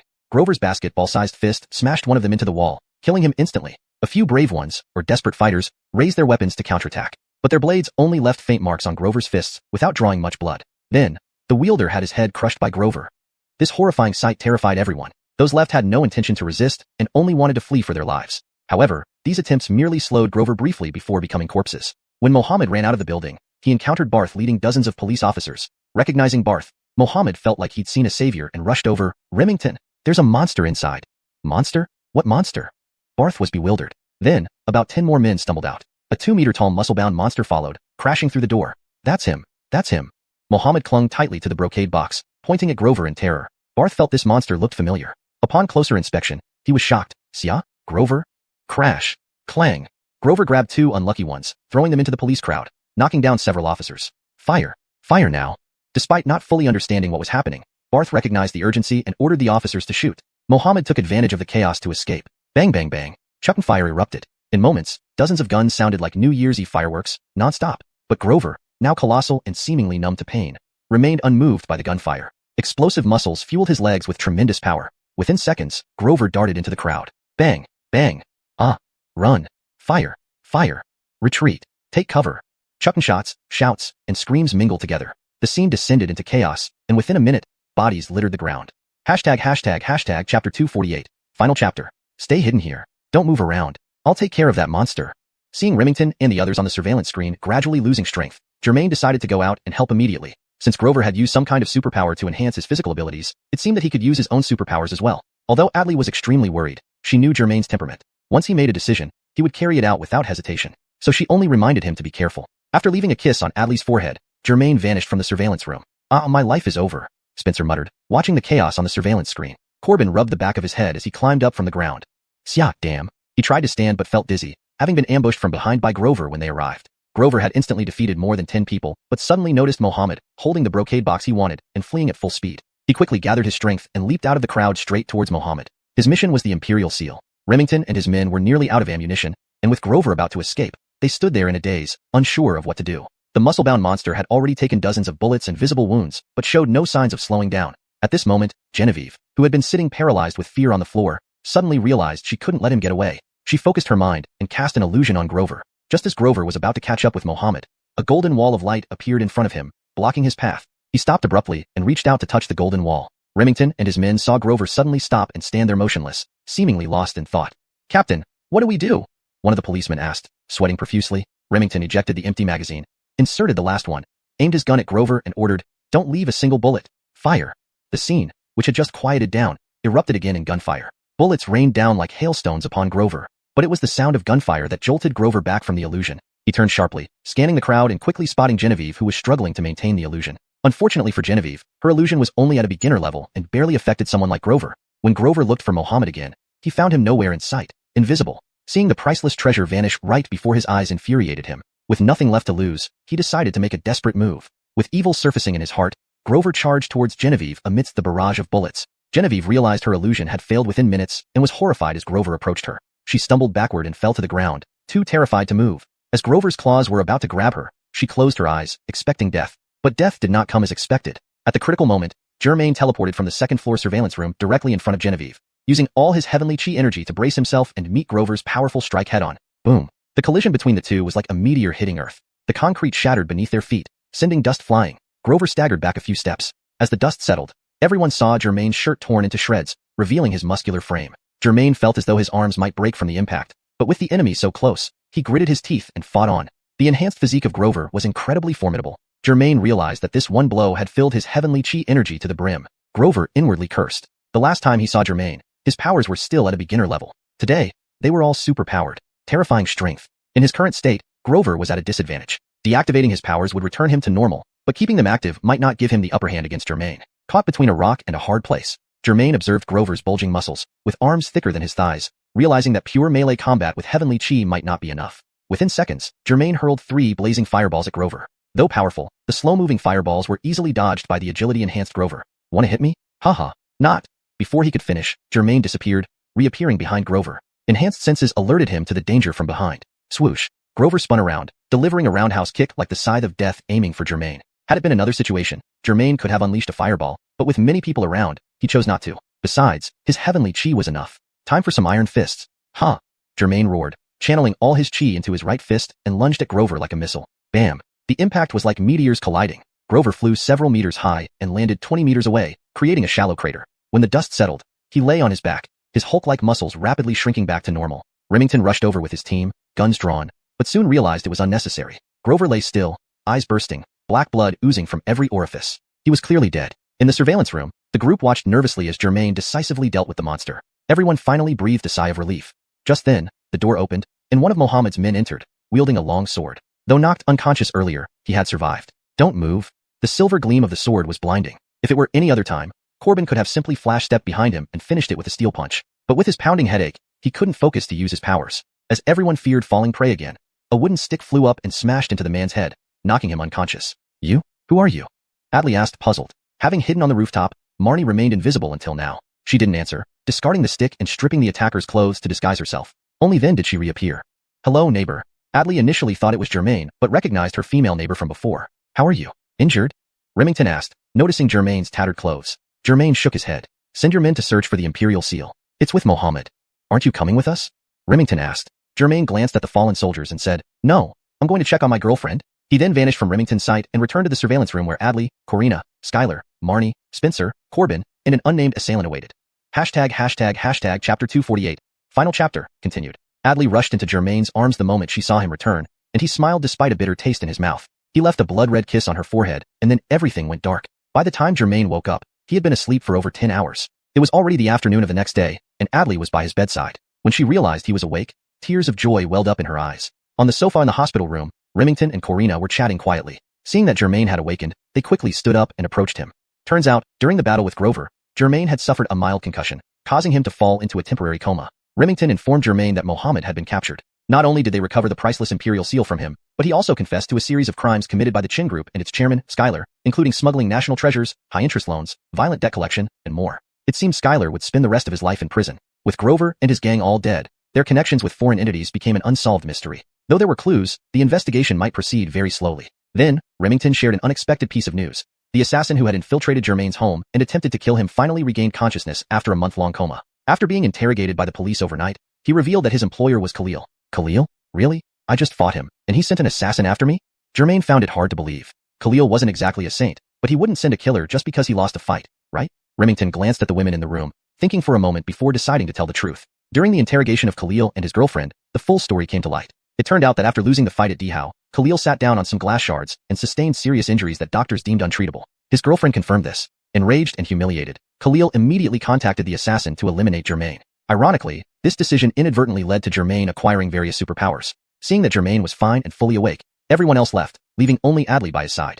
Germain gazed at Adley deeply. She looked a bit worn out, which filled him with guilt.